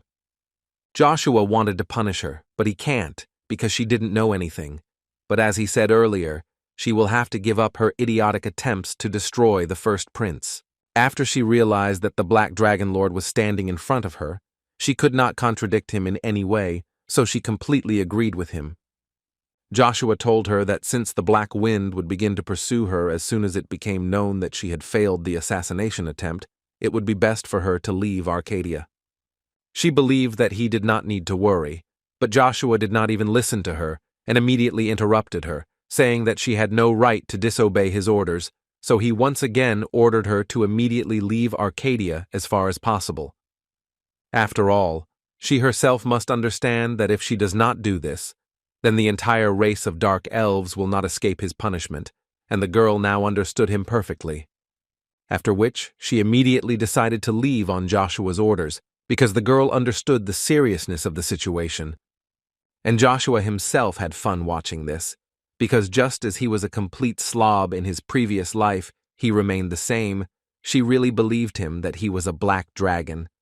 He knew very well that Aisha would soon become the queen of killers, because she took on the mission to destroy the first prince at his birthday banquet. But in the end, she failed and suffered so much that she acquired a scar that would never heal. Joshua was not completely sure who gave her this mission, but in any case, he advised her to run with all her might, because their destinies would definitely intersect in this life. She ran away and could not believe that this was a real black dragon, because those who gave her this mission, most likely, could not even imagine this. They would never have believed that the Master of Mana was having a great time in the center of Avalon. Well, it was even good for her, although she would be persecuted for some time, but now she is completely free and can enjoy it. While everyone at the holiday was discussing their affairs and having fun, several men turned their attention to Lady Cheryl, who stood in modest solitude. They believed that her family was on the verge of ruin, so they did not understand what she was doing here. But the man's interlocutor added that they came here only to beg, but they both agreed that there was no family who would be ready to support them. Cheryl heard all this and was incredibly unpleasant. A voice sounded in the hall, announcing that the first prince of the great empire, Kaiser von Britain and Princess Cercerin von Britain, were coming out. As soon as the prince appeared right in front of the people, he immediately thanked everyone who came to congratulate him, and also asked not to be shy and enjoy the modest reception. All the girls in the hall forgot about food and the holiday itself, because they were all delighted with the beauty of the prince. Censorine decided to ask Helen again if Joshua Sanders was on the list of invited guests, but her assistant replied that, like last year, such a name was not on the guest list. The girl was upset again, although she herself didn't fully understand why she was so upset, because 5 whole years had passed since they talked to him, and she was still thinking about him. The prince heard his sister muttering something and asked what was bothering her, but Censorine told him that everything was fine, and it seemed to him. He thought that she would be nervous, because she had not been outside the Palace of Brilliant Flowers for a long time, but apparently he was worrying in vain. But then the prince suddenly noticed the wonderful Lady Cheryl among the guests, and he was happy that he saw her, because last year she was absent from the holiday. But in any case, it doesn't matter, because now he is very happy to see her. Cheryl realized that he was addressing her specifically, so she greeted His Highness Kaiser von Brighton, but he asked not to do so. He could not get used to this greeting. In any case, the last time he saw her was at his birthday 3 years ago, and since then he has been following the circumstances of the life of the Pontier family, and from that moment they had nothing but misfortunes, and he even worried a little about her. The girl thought that she had heard it, or was it a hallucination? So she asked the prince to repeat who he was worried about. But instead, he told her that he had wanted to see her for a very long time, so he wanted to ask her to dance. Everyone around, including Cheryl herself, was shocked by such proposals, because everyone around her considered her obliged, who came here to ask for help for her family. Cheryl mentally did not understand why he was doing this. He really wanted to see her, but she understood perfectly well that if she took his door, she would become the target of jealousy and wariness of all the ladies from influential families present here. She categorically could not make enemies of her family, of which there are already plenty, so after thinking, she decided that the best choice would be to say that she could not dance with him. The prince didn't understand what the reason was. Had he done something wrong, and that's why she didn't want to dance with him? He asked her to tell her what was wrong. Cheryl could not connect the two words and explain what the real reason was. But today she is definitely lucky, because Joshua came to her aid again, who said that she refused because she already had a partner who would dance with her. Prince Kaiser did not know who he was. He could only assume that he was an Imperial knight. Joshua came closer and evaded the young prince, simultaneously saying that his name was Baron Joshua Sanders. Sancerine heard this name and immediately emotions washed over her, because she so wanted to hear this name today. The people who were in the hall knew very well that this was the same Joshua Sanders, who was able to become the commander of the Imperial Knights in just 5 years, a prodigy knight, but they heard that he was from the Agnes family. The nobles began to speculate that the Agnes family was on friendly terms with the Pontier family. Then they thought that the reason the Pontiers went out of their way to come to the celebration was because of Baron Joshua. The Kaiser replied to Joshua that he was honored to meet such a famous person. Joshua was honored to see His Highness the First Prince with his own eyes, but he and young Lady Cheryl had already agreed, so he asked him to understand. The prince smiled and decided to ask Lady Cheryl if it was true that she had already agreed with Sanders the Ram. Cheryl was a little doubtful about her answer, but still made up her mind and told him that it was indeed true. But their dialogue was suddenly interrupted by Gavog, who suddenly ran out of the crowd and began shouting that Baron Joshua was truly arrogant, but the prince did not understand what he was talking about. He sincerely apologized to the prince for interfering so impolitely. He is the most important person at this ball, but the count did not like the actions of Joshua and Cheryl. Joshua immediately took him by the shoulder and said that if he knows what real politeness is, then he will immediately return to his place. Gavog didn't go anywhere, and Joshua had to continue to explain to him that if he really thought about His Highness, then he should have just left while Joshua could still let him go. But he didn't think that Gavog would want to experience what he experienced then again. The anger inside Gavog was simply seething. He was bursting with the words that Joshua was telling him, but he understood that there was little he could do. But the prince intervened in their squabble and assured them that absolutely everyone should enjoy this ball, so he asked them not to get excited. Joshua added that if only he had known that the prince wanted to invite young Lady Cheryl, he would not have done so, so he asks to forgive him for his impoliteness. The Kaiser believed that he should have apologized to the two of them, since they already have a partner, then nothing can be done about it. So he asked for forgiveness, and at the same time, asked young Lady Cheryl for a chance at the next ball. She thanked him for his understanding, and replied that it would be a great honor for her to dance with him.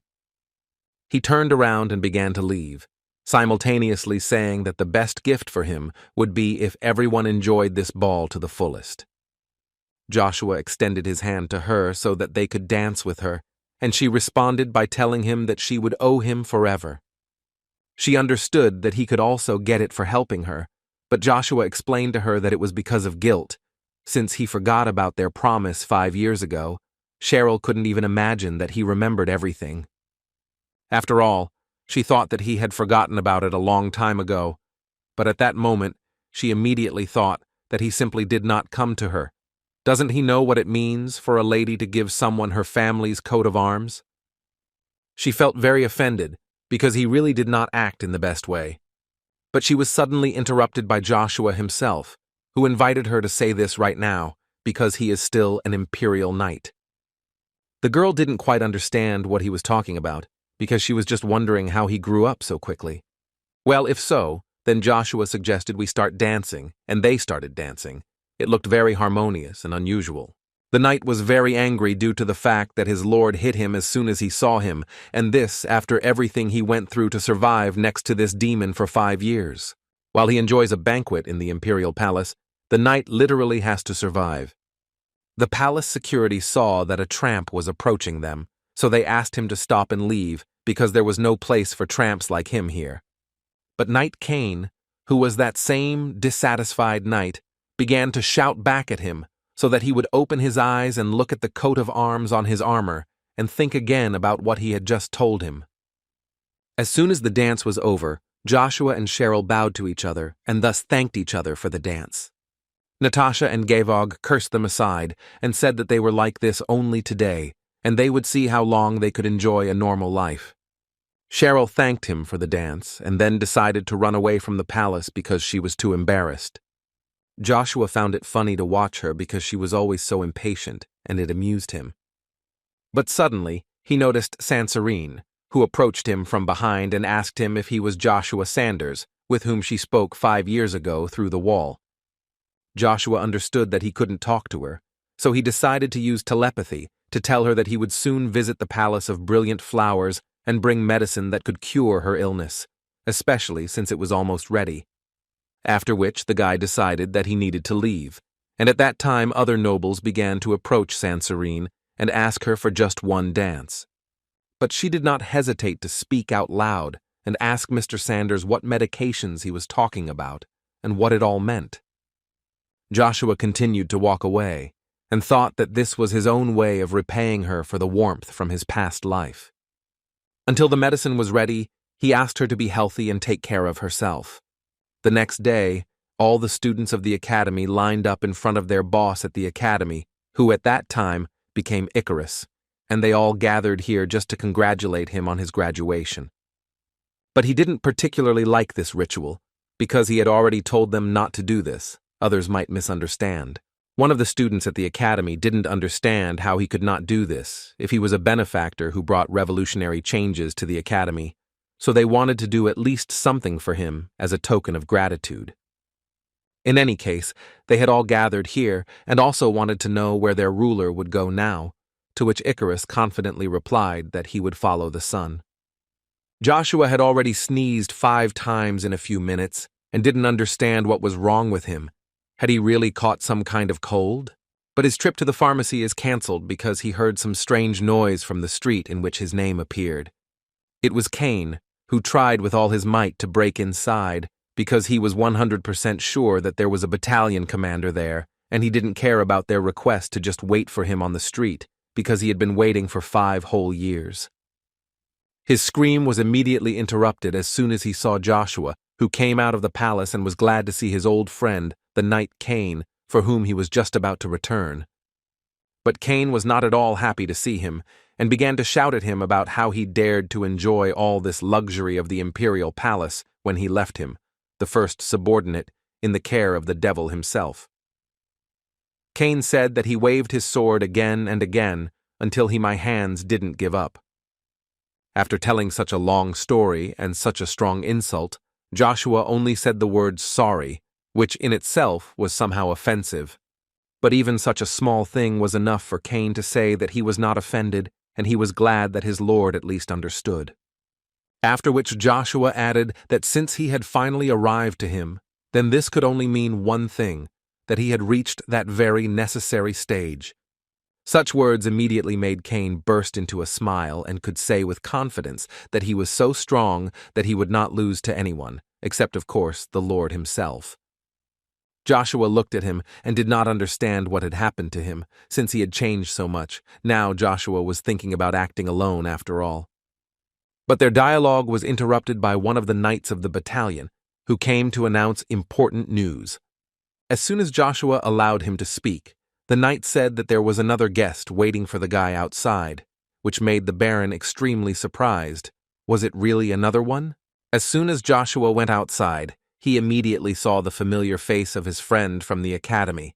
It was Icarus, who, after training, decided to immediately visit his friend. Joshua was very surprised when he saw him, because Icarus had changed too much in appearance that it was impossible to believe that it was really him. Icarus was embarrassed when he saw such a reaction from his friend, and it even saddened him a little that his friend forgot his face. Cain was simply fascinated by such unearthly beauty. How is this even possible? After which, the knight added that he had heard a lot about Master Icarus, and he knew very well that Icarus graduated from the academy with the highest grades in history, as well as a prodigy strategist who refused offers from scouts from respectable families and even the Imperial palace. Cain couldn't even think that she was such a beautiful lady. That's why he wanted to accompany Lady Icarus so much if, of course, she allowed it. Icarus did not understand what was happening and who this person was, and most importantly, why did he call him Lady? At this moment, Joshua intervened, who pulled Icarus by the ear and asked him not to do that again, because in this way he scared Icarus very much. Icarus heard Joshua say his name and was very glad that the Count remembered him, and now can only hope that he remembers their agreement. The guy immediately decided to remind him that Joshua asked him to prove his worth at the academy, which he actually did. Now it's his turn to Baron Joshua. Joshua could not forget this. Moreover, he added that he was going to personally go and find him. If he himself had not appeared, the strategist's place cannot be empty.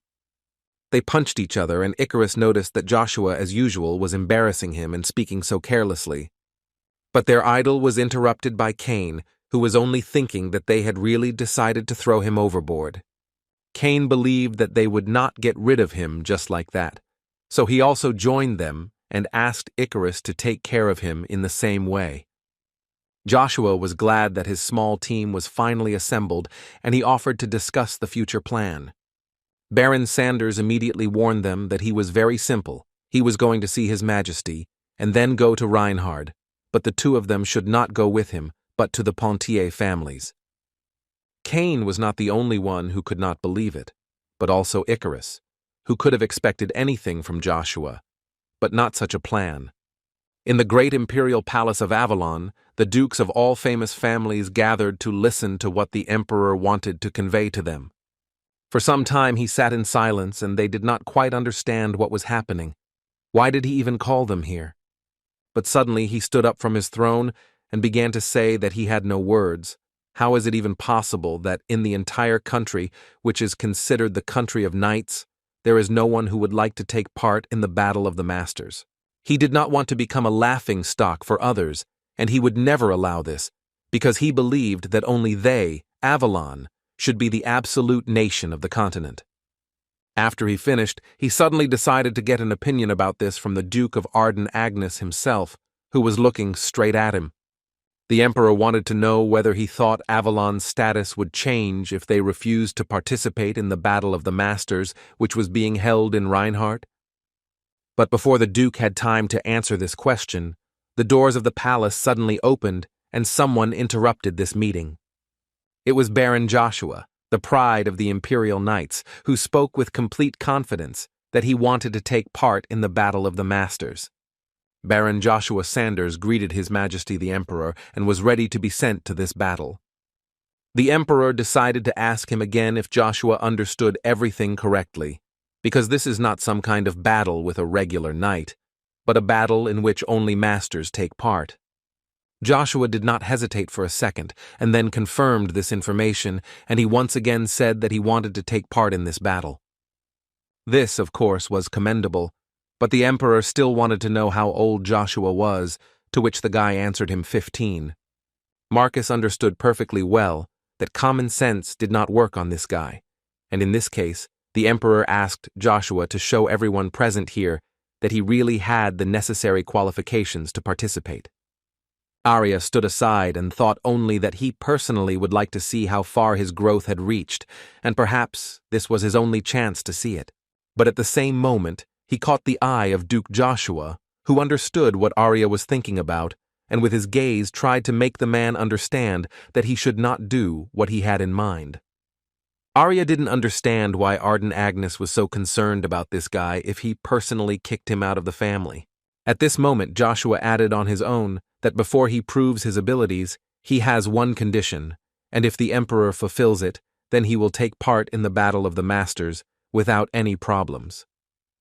Other nobles immediately began to shout at him, because how dare he even allow himself to do this, and set conditions for the Emperor. They shouted at him to know his place. Their whining and screaming continued until the emperor decided to close their mouths and shout at them so that there would be silence in the hall. After which they immediately felt goosebumps all over their bodies and calmed down. The emperor wanted to hear this very condition, and he will give Joshua whatever he wants, as long as it does not concern leaving the Imperial Knights. After that, Joshua simply smiled, and the emperor immediately understood what this guy wanted. Marcus realized that Joshua wanted to leave the Imperial Knights, and immediately began to tell him that the guy was his property, but Joshua interrupted him and said that the knight who entered through the bloody battle of the Birchers could leave the order at any time. But the emperor didn't think so. He knew only one thing: his word was law in Avalon, and no one dared to contradict it. Marcus looked carefully at Joshua, who didn't even blink an eye after releasing his mana, and realized that the guy wouldn't just give up, so he said that he also had a condition. But before Joshua could ask what this condition was, Marcus struck him with his mana. There was a powerful explosion that literally broke this palace into pieces, and only a true master could have saved himself from this. Who exactly was Joshua, who reacted in time and got Rugia, which saved him from the emperor's blow? The emperor let go of his sword and began to laugh at how ridiculous this all really looked. After which he turned to Arden and said that he had never envied him in his life, but looking at this guy, his opinion changes. The Duke could not answer him, so he simply stood silently and continued to listen to what the emperor was saying. Marcus continued to say that he just wanted to check whether Joshua had achieved the aura of the sword, but it turned out that he had already even surpassed him. The emperor understood that Joshua had already become a master. The emperor was pleased with this and believed that he could no longer behave like a child, so he allowed Joshua to do whatever he wanted. He promised Joshua that if he returned with satisfactory results, then he swore on his name that he would listen to his request. Young Lady Cheryl was writing a letter when she was suddenly interrupted by Cox, who informed her that she had visitors. She allowed us to enter and saw two guys in the passage. It was Icarus and the knight Cain, who arrived here on behalf of Count Joshua. As soon as they crossed the threshold, Icarus immediately greeted the young Lady Cheryl, followed by Cain, who in turn thanked them for coming such a long way for her. Icarus introduced himself and added that he was a member of the Harvest Estate, which is one of the southern estates, like Pontier. Cheryl was very surprised that such a person as Icarus arrived at her modest estate and quickly wanted to find out why they arrived. But after a few seconds, she saw the very familiar coat of arms of the Agnes family and assumed that they were sent by Duke Agnes, who learned that their affairs were very bad. Cain intervened in the dialogue and added that this is not exactly what she thinks. As the knight explained, they came to help her on behalf of Baron Joshua Sanders. It was solely the will of his master. It was he who sent them to her. Cheryl didn't know how to react to this, because she couldn't even imagine that Joshua would keep his promise, even if not as he said. Joshua left the palace and was already very glad that he had a chance to leave the Imperial Palace without causing unnecessary suspicion. But suddenly Agnes stood in front of him, who was not going to just let him go, and added to him that Joshua had been gone for 5 years and he was going to just leave without saying a word. Arden Agnes suspected that Joshua might despise him for choosing Babylon's heir instead of him. Joshua did not hide his emotions and told him straight out that this was the truth and that he really despised him. But he also added to him that this had nothing to do with the issue of inheritance. On the contrary, the guy even agreed with him and believed that he acted quite wisely, because Joshua doubted that the man who abandoned the Agnes family could lay claim to the role of heir without a drop of doubt. Therefore, Joshua confidently answered him that he would definitely not despise Agnes on such a matter. The Duke understood the guy and was glad that he grew up so understanding, but he was still bothered by the question of what was the reason for his contempt. Joshua explained to him that he despised him because he and his mother were like ghosts to him, even when he had enough power, but the Duke believed that he did everything for the family. But the guy didn't let him finish and told him that he no longer despised him for this, because for the first time in a long time he finally saw his mother so happy. On the contrary, Joshua is now even grateful to the Duke for his kindness. For taking his night for training and looking after his mother, he really appreciates it. The guy also wanted to thank his father for giving him the opportunity to develop and giving him a future. Duke Agnes also wanted to respond with gratitude, but suddenly their dialogue was interrupted by a knight who ran up to them. And behind him, there was a whole crowd of men who ran to Joshua with the question of why he wants to leave so badly. Agnes realized that he was the odd man out here now, so he decided to leave Joshua alone with his subordinates. They ran closer to him and asked him again why he wanted to leave his subordinates, the knights of the 11th and 12th battalions.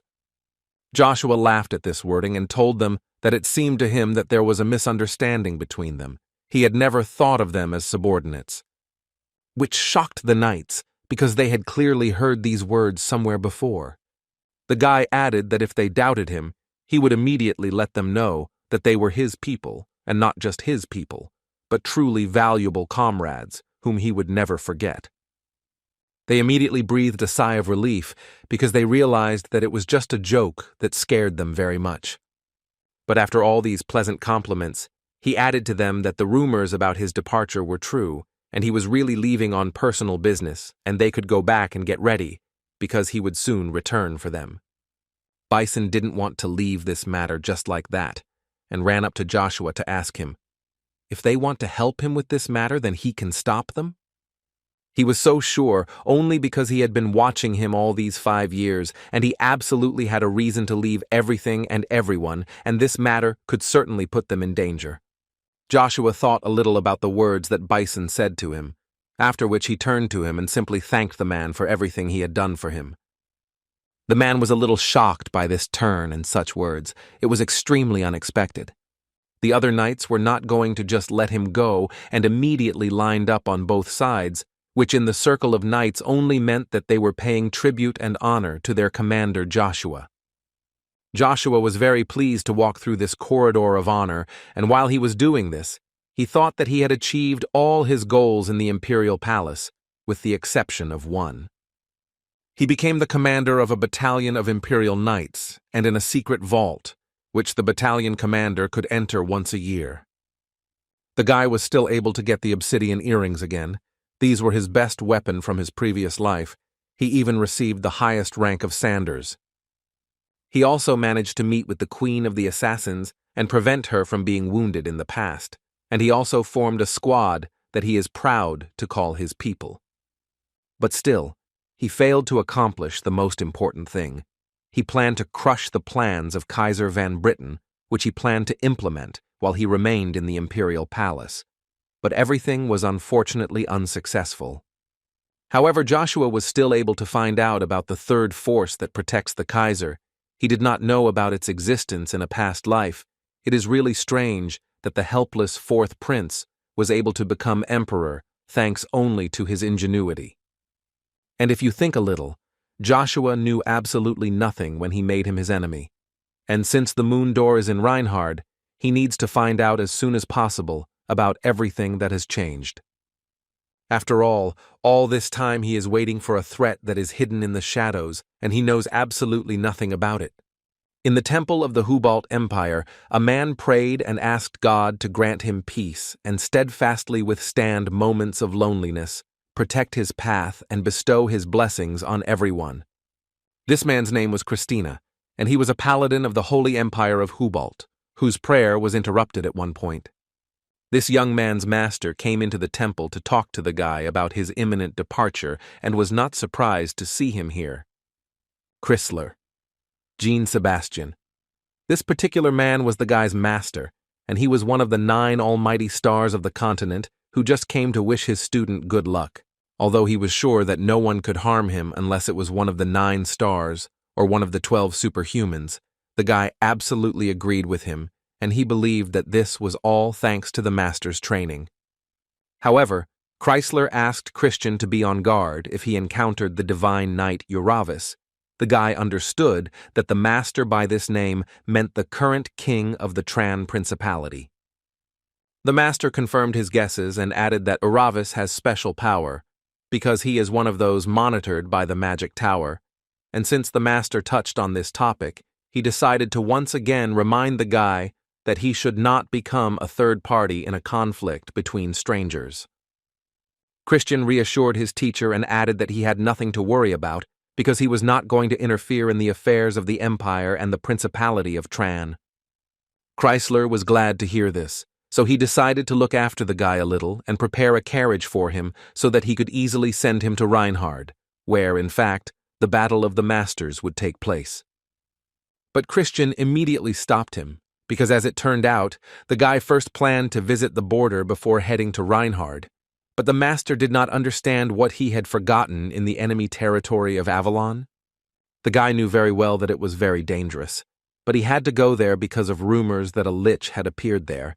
He understood that the Battle of the Masters was very important, but he was also convinced that the duties of a knight-serving god included checking these rumors. The master couldn't believe his ears that he was hearing something like this from a student.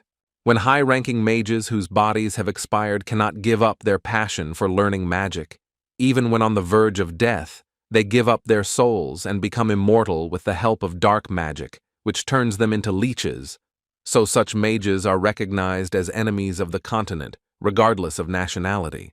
Christian told the teacher that this information is known only to the high priest, and he believes that he can be completely trusted. But the teacher was more interested in finding out where exactly this place is. The guy will immediately answer the man that this place is in the eastern part of Avalon, namely in the Trifian region. Cain once again reminded Milady that he could do such things for her.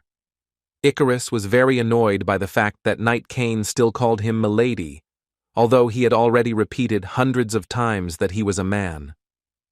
But the knight found it so funny every time, because he couldn't even imagine who could believe it.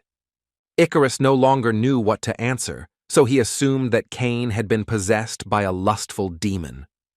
But their conversation was interrupted by Lady Cheryl, who, with a sad voice, called Cain and told him that they had a problem, which was that Cromwell had reached the magic tower, but the guys did not quite understand what this meant. Therefore, Cheryl had to explain to them that in this case they would no longer be able to use the teleportation gate. The Duke of Ponthieu's family had to make their way through the mountains on their own. At the teleportation gate of the capital of Arcadia, Joshua talked with a local worker who said that there was no teleportation gate that directly connected Reinhard and Arcady, so he would send him to the Ghibri Palace in the Duchy of Tremblin.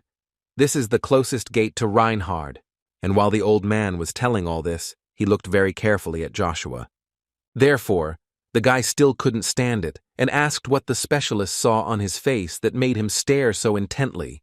The man immediately apologized and explained to him that when he looks at Joshua, he reminds him of a young talented magician. The old man was thinking about the same master of lightning Starops, who, in his opinion, was excellent at magic, but one misfortune happened to him. And he said that not a single clue had been found in 5 years, and that is why the Magic Tower decided to participate in the Battle of the Masters in Reinhard. The old man realized that he had already started talking a little, so he decided to start the ritual immediately, so as not to delay Baron Sanders any longer. Before starting, he all added to Joshua that since the Ghibri Palace is quite a long distance, during the journey he may feel nauseous during teleportation. This must be kept in mind during the flight.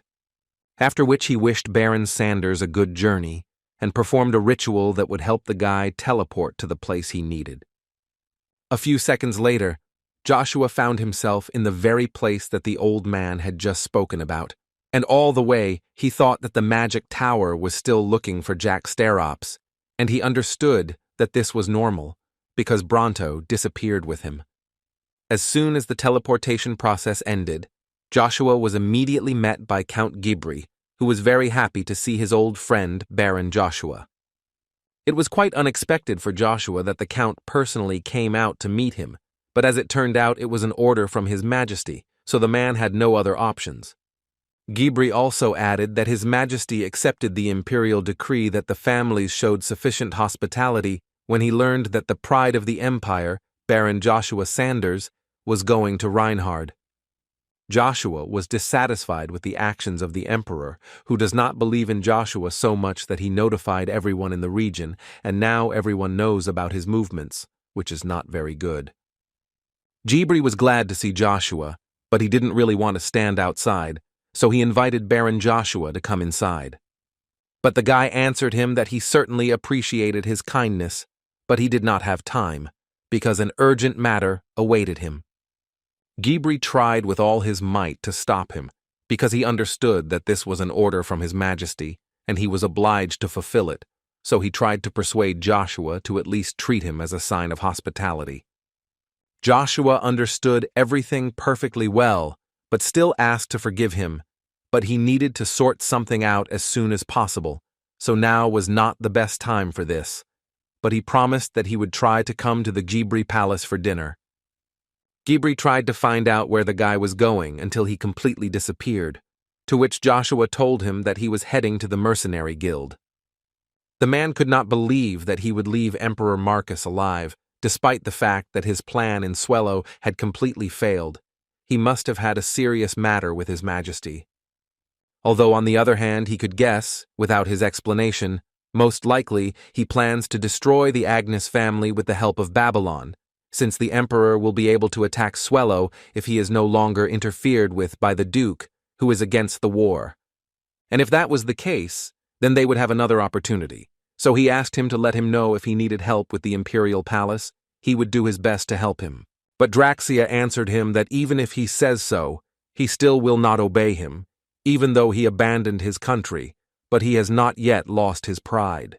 The man did not understand where he got the idea that he would have to obey something. He asked him for cooperation.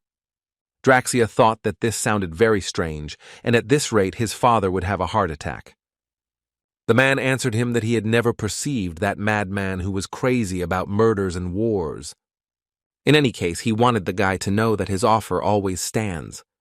After all, he believed that Draxia was an incredible person in many ways, and also very meticulous, especially for that trash that everyone considered the first prince of Kaiser Van Britain.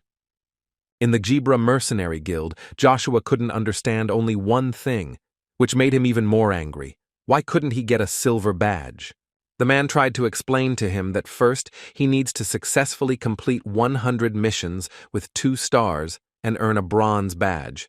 Joshua knew this very well, but why does he keep telling him to get the bronze badge first, when there is a way to get the silver one right away? The man believed that he was an aristocrat from Avalon, the Baron, and therefore he could not afford to give him a badge that was issued under the name of the guild if he did not even know what Joshua was going to do with it. Joshua couldn't understand, since when did the guild, when issuing a badge, be interested in the intentions of its recipient? Aiden, that was the man's name, said that Joshua was a rising star, a talented genius among all the geniuses of the continent, and if all these rumors were true, then he was sure that most of the missions would be a piece of cake for him. Now Joshua didn't understand anything at all. As Aiden said earlier, he doesn't have trust in him, so he asks first to give him a reason to trust him. This can be done in any way. Joshua was already tired of listening to this, so he could no longer hold back and shouted at him that mercenaries only provide their skills to clients and receive money as a reward, so he asked not to neglect the will of the founder of the guild. Aiden didn't understand why he suddenly started talking about this, but Joshua had not yet finished speaking and continued that mercenaries are just people who carry out orders on a contract basis. They cannot be restrained by anything other than business relations with receiving a reward. The guy just wanted to offer his services to those who need them and receive the appropriate reward, so he didn't understand what other reason was needed. Aiden thought a little, and finally decided and said that he would give Joshua a mission with which he could immediately get a silver coin. Joshua was very happy when he heard this. He didn't even care what kind of mission it would be. He believed that he could accomplish anything. After which the man reached for his cabinet, where people's requests for various kinds of missions were kept, and added to Joshua that he was going to give him a mission with 5 stars. The guy didn't expect such a difficult mission, especially right away, because he knew very well that such missions are often compared to reconnaissance of dragons' lairs. Aiden reassured him by saying that it was just a request to transport supplies and not much reconnaissance. But Joshua found it rather strange that a regular reconnaissance mission had 5 stars. But at the same moment he realized that he most likely had no other choice, So he decided that he would take on this and immediately asked when he needed to move out. Aiden answered him that right now he should go south to the Trifian region, which was previously occupied by the county of Rebecca. He could see the details of the mission in the scroll that he had just received. The man asked to take this task seriously and complete it as quickly and efficiently as possible. But the guy corrected him, saying that from now on he is no longer Joshua Sanders, an aristocrat from Avalon, but just a mercenary Ash. Aiden noticed that this nickname suits him very well. It's short and clear. Before proceeding, Joshua wondered if the man had thought of acting so rashly, sending him on a 5-star mission without even testing his abilities. Aiden understood that the guy most likely needed some specific reward for completing this task, so he decided to ask him about it directly. Joshua turned to him and said that he hoped that this would be a reward commensurate with the difficulty of this mission, so he would look at it immediately after completing the mission. Cheryl received a letter which she immediately began to read, and it was clear from her face that there was nothing good in it. This facial expression was noticed by Cox, who immediately decided to ask the young lady what was it about him that made her so upset. Cheryl, through sadness, told him that this letter said that her father was not feeling too well, and even against this background, he fainted. Cox immediately began to panic, because he loved his Duke of Pontier very much, and no less for Cheryl. He was worried about him, so it also hurt him to hear such news. As soon as they set up camp in order to rest a little, Icarus quickly upset them, saying that they needed to immediately finish the campaign and set off right now. He believed that they needed to get to the Duke as quickly as possible. Kane just sat down and was a little sad that they had just sat down to rest and were already leaving, but on the other hand, he reassured himself that this way he would at least keep in shape. But Cox categorically disagreed with this, because although he thought it was urgent, the main problem was that Cheryl was too tired and could not continue walking. His speech was stopped by Cheryl herself, who reassured him and said that she was not tired at all and was very grateful for his concern, but he added that they got to Arcadia without rest due to the fact that they could not use teleportation. That's why Cheryl didn't want to inconvenience these two who put their lives on the line to get her out of Arcadia. Kane intervened and added that she shouldn't worry so much about it, because they were really just following Lord Joshua's orders, so she shouldn't worry too much about it. Icarus interrupted their conversation and said that they no longer needed the extra cargo, so they would leave all these things here because there was absolutely no time and they needed to move out immediately. But as soon as he said this, he saw an unidentified object in the sky that flew right over his head, and at that moment, Icarus realized that their affairs were no longer very good. He immediately tried to run to the others as quickly as possible and warn them, but realizing that he did not have time, he began to scream. But before Icarus had time to run, Kane had already been grabbed and pulled along, and no one had time to help him. Cheryl tried to help somehow, but as soon as she turned around, she realized that now she needed help too. And this help was provided to her by the one who hit this bandit right in the head with a precise blow. It was a wonderful throw by Icarus, who immediately took her hand and asked Cheryl to run with all her might and as quickly as possible without looking back.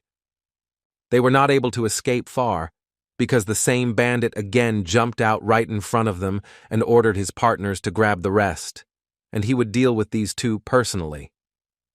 But these guys completely underestimated the Knight Kane, who freed himself from the trap and, demolishing his rivals, asked who they wanted to take with them. There was only madness in his eyes, which could only mean that he was ready to destroy his rivals one by one because he had been waiting for this for so long. The main one among these guys realized that among these people there was an unexpectedly strong knight. However, if thoughtless handling of mana is his entire arsenal, then he may not count on victory.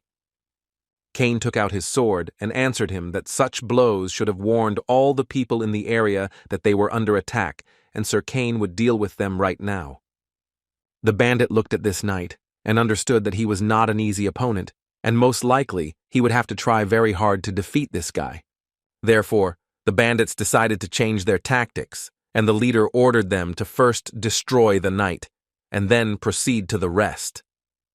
Joshua, as it turned out, would not go on the mission alone, but with him, there would be several other people who were no longer happy with Joshua's work because they considered him stupid and clumsy. The guy answered him that he would try harder, but in his head he thought that he probably shouldn't have taken this request. He should have asked for a single task. Another mercenary stood up for the newcomer and asked the bear not to bully him, but the bear was sure that this newcomer was in vain to become a mercenary because it was clear from him that he had never seen an aura in his life. In any case, he told the guy that it was clear from him that he had no friends, so he asked the newbie to stay close to him. This is, of course, just a 2-star task, but for a newbie like him, such an adventure will not be easy. Joshua slightly didn't understand what this guy was talking about because he clearly heard that this was a 5-star task. But his thoughts and, in general, the conversation between them were interrupted by a cry that everyone should prepare for battle. Endin held the sword in his hands and said that everyone who owned mana should come forward and they would have to deal with them as quickly as possible. None of them understood what a pack of undead could do in such a place, but in any case, they must now gather together and not shed tears, but go into battle, especially since they are easy to defeat. You just need to cut off their heads. But none of them, including Aiden, could have expected that these creatures would be so strong as to defeat even knights who control mana. Everything was so serious that a Dullahan even appeared, who was famous for the fact that he was a high-ranking monster. It was known that all his armor could not be damaged without an aura of B rank or higher.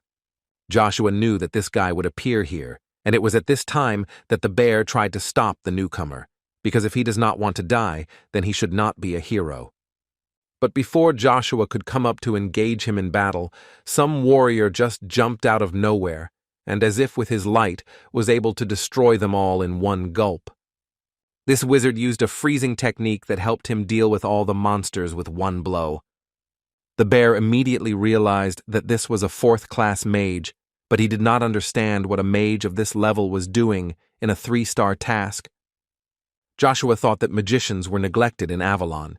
There were so few of those who had reached the 2nd circle, and above that it would be difficult to find even one. And he was well aware that in this case, in the Trifian region, there could only be one magician who could use rank 4 magic. And Joshua knew the name of this magician very well, because it was his old friend, the Archmage of Ice, Iselin Jean Rebecca. After which, Aiden entered the battle, who asked to step back and give him the opportunity to strike. It was quite a powerful blow that was able to destroy dozens of monsters at once that were temporarily frozen. The mercenaries immediately began to shout that they expected this from the head of Aiden. They knew that he would do a great job. It was incredible because he had so much power in just one blow of his hand. Joshua also thought about this power. He heard about it, but such power is amazing, an artifact that is imbued with the magic of invisibility, which was called Abdaham's brass knuckles. Even in his past life, it was the favored weapon of Valen Axler, the second in command of 1,000,000 mercenaries for decades. So valuable was this weapon. But in this case, Joshua understood perfectly well that his other favorite artifact was the life fawn. Was it interesting to find out, or is it already there too? But the battle is not over yet, because one of the mercenaries ran and shouted that another large flock of undead was approaching, and he shouted that he needed to get out of here immediately. All the mercenaries who were there could not believe that they were seeing such a large number of Dullahans. There were as many as 5 of them. They understood that even the head of Aiden would not be able to cope with all of them. Each of them understood perfectly well that their only chance was to escape. Perhaps they would be lucky and be able to survive. In any case, life is more important than some kind of money. No matter how much Aiden shouted at them to come back and fight like loyal people, they continued to run and didn't even think about listening to him. His screams and hopes that they would return were interrupted by Joshua, who made him understand that they were unlikely to do so he should stop screaming. Moreover, he is here, and now Joshua would like to earn some money for himself. So he asked Aiden to make sure that after this fight, a decent reward would await the guy. The bear again saw that the newcomer was eager to fight. He did not understand why he was behaving this way, but it was already too late, and it was time for them to get out of here. Joshua finally pulled out his Rugia and was 100% ready to show them what he could do. The guy understood that there was practically a whole army there, so he decided to use the 4th stage of mastery of a magic spear. Such a powerful force simply erased these monsters into ashes, and it was immediately clear that there was no longer any danger. Endon simply could not believe his eyes. How is this even possible? He of course heard that Lord Joshua is a very strong knight, but not that much. The bear and his friend were no less surprised by such strength, because they considered this guy just a beginner who needed to be taught everything. They looked at Joshua and told each other that they had never seen such power. There were no more Dullahans, and only an experienced master could destroy such a number. Endon came closer to Joshua and told him that among the legendary techniques of the Agnes family, he had never heard of one that could boast such wide, destructive capabilities. And even more so about the technique of the spear that he used. The man was pleasantly surprised and happily examined this spear. Joshua answered him what he always said in such situations, that there is no need to try to know too much. It can do harm. After this small massacre, Joshua and Aiden went into the man's tent, and Joshua asked to tell him about the task in more detail, because he understood that this was not just surveillance of the cargo, and why the difficulty from 5 stars suddenly dropped to 2. The man answered him that, to be honest, no one expected such an attack. He just thought that they could easily cope with ordinary monsters and quickly complete the task, so he lowered the difficulty. Joshua listened to him and understood that for the world of mercenaries this was nothing special, but still he decided to ask him what kind of monster they now need to deal with. Endon told him that in Reb, in the small town where Count Rebecca's castle is located, a lich had appeared with whom they would have to fight. The guy couldn't even think that the lich could be in the Rebbe. He understood that Iselin was somehow connected with this. Joshua stood with a serious face on the outside, but inside he was thinking that this task was suitable in complexity in order to get what he wanted so much, and this could not help but cause joy, but he could not show it. The guy realized that he didn't have much time to complete this task, so he asked why they set up this camp, because it was time to move forward.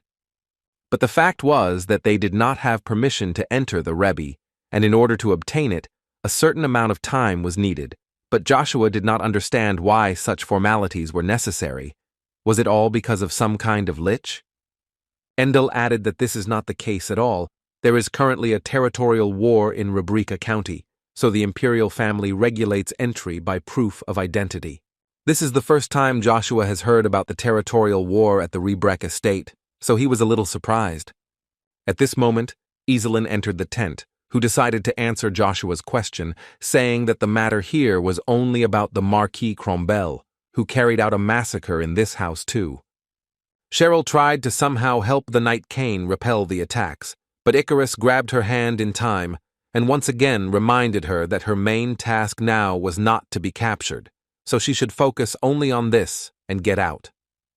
She threw his hand away and said that there was a pier a little further from here. They would be at the Pontier estate as soon as they crossed the river, so she asked him to hurry up. Cheryl immediately asked Cox to prepare a boat so that they could cross, but the man didn't know how to tell her one very unpleasant news. The bad news was that Cox and the guys discovered that the pier, which was supposed to be their salvation, was destroyed, and now they had no options left. On top of all the other problems, one of the mercenaries who were pursuing them had already appeared near them, and he was sure that they had only one way to escape from here. After which he immediately went on the attack and simultaneously shouted to them that this way was to die right there on the spot. Icarus and Cox at least somehow tried to protect the young lady from the blow, but this guy was definitely much faster, and besides, he had a weapon in his hands. At one point, Cheryl already thought that her end had come, because it seemed there were no more options, and the Knight Cain was too far away to help. But suddenly she realized that this bandit stopped and fell to the ground, and only when he fell did the arrow that was in his back become visible. Cox, of course, was incredibly grateful to the one who managed to help them in such a timely manner, but still he was very interested in finding out whose arrow it was, when suddenly they heard a voice behind them asking them if they were okay or not. A soldier of the House of Pontier, Count Troy, came to their aid just in time, who was well aware of the moment that if he had delayed even for a second, it would have been quite sad. As soon as they entered the palace of the Pontier family, Count Troy was immediately concerned that his servants did not fulfill his request and did not call as many knights here as possible, but the courtier tried to explain to him that all the free people were called by Baron Arna. After which the man turned to Lady Cheryl and told her that he was very glad to see her again, and it was also good to see that Cox and the others arrived in good health. Cheryl understood that not everyone had arrived in full force because Sir Kane was still missing. Icarus noticed that she was quite sad about this, so he added to her that there was no need to worry about Kane. After all, as Icarus believed, Kane is the first knight of Baron Joshua, who clearly will not give up just like that and will definitely return soon. Troy informed the young lady that he was now heading to the meeting room, so he asked Cheryl to make herself comfortable, and if they needed anything, they could contact the courtiers. But Cheryl did not agree with him and told him that she would go with him, but he was not sure of the sincerity of her desire, so he told her that if she didn't want to, then she didn't have to go. The young lady explained to him that now she could not do otherwise.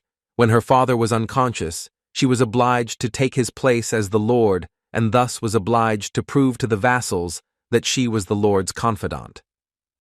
The strategic meeting had already begun, and the man tried to convey that they could not refuse this post.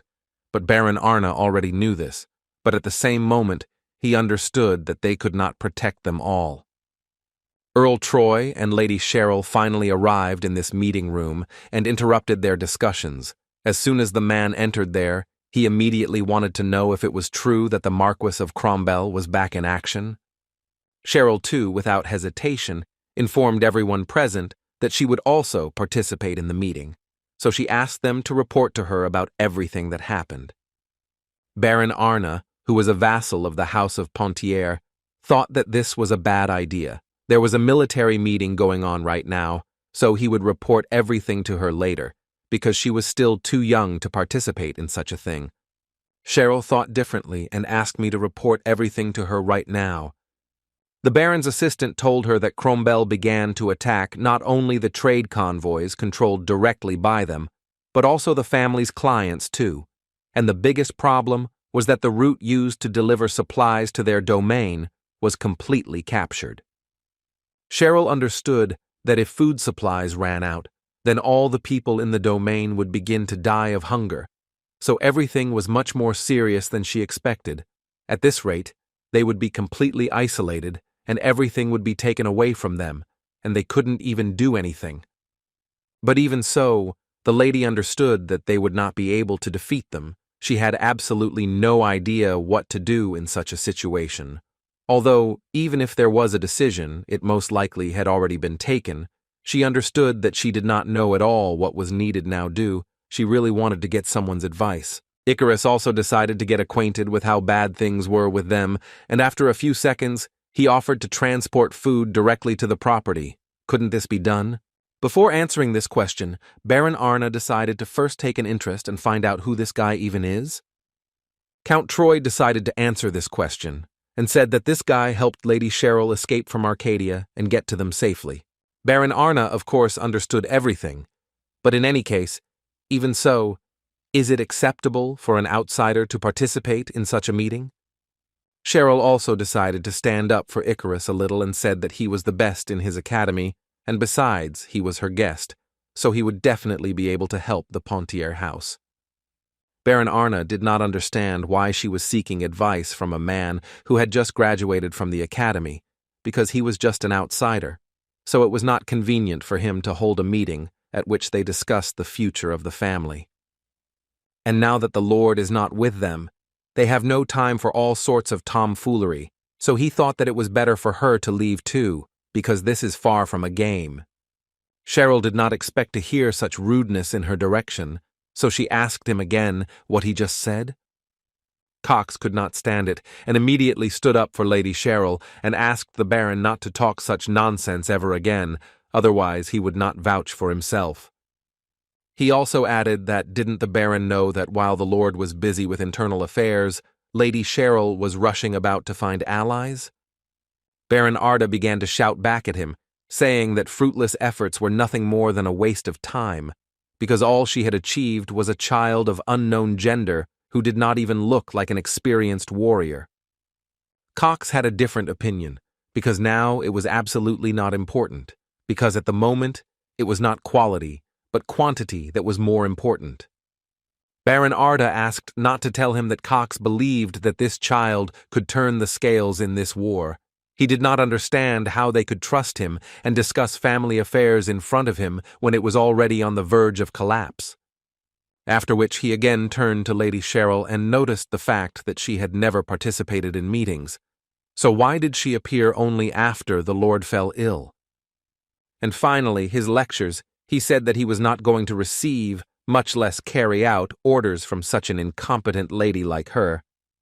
Icarus listened to this man and thought only that it didn't matter to him what he said now, because he could only shut him up with action. He decided not to waste any more time, because he understood perfectly well that in such matters during conversations, you can only trust your skills. Icarus came a little closer and addressed directly Baron Arna, who said that he understood him perfectly. After all, fruitless efforts are truly a waste of time. He was absolutely right. But such a phrase is completely unacceptable during a war. After all, a loss would mean the loss of everything for them. Although the Baron didn't like this guy, it was worth noting that he was the only one who understood what Baron Arna was trying to convey. But Icarus was not finished yet, and added that this is why it is worth giving credit to Lady Cheryl, because she was able to bring an ally who is simply no more reliable. Well, the guy considered himself this precious ally. The Baron just started laughing at this, because he was actually very interested to know what the guy would say. But now he understands perfectly well that this is just the ravings of a child. Icarus decided not to react to such statements, and added that the food that the domain could produce would be enough for 70% of the inhabitants. And in this case, the guy believed that if they were not disturbed by people and they maintained their defenses, concentrating only on military provisions for the soldiers, then they would be able to hold out longer.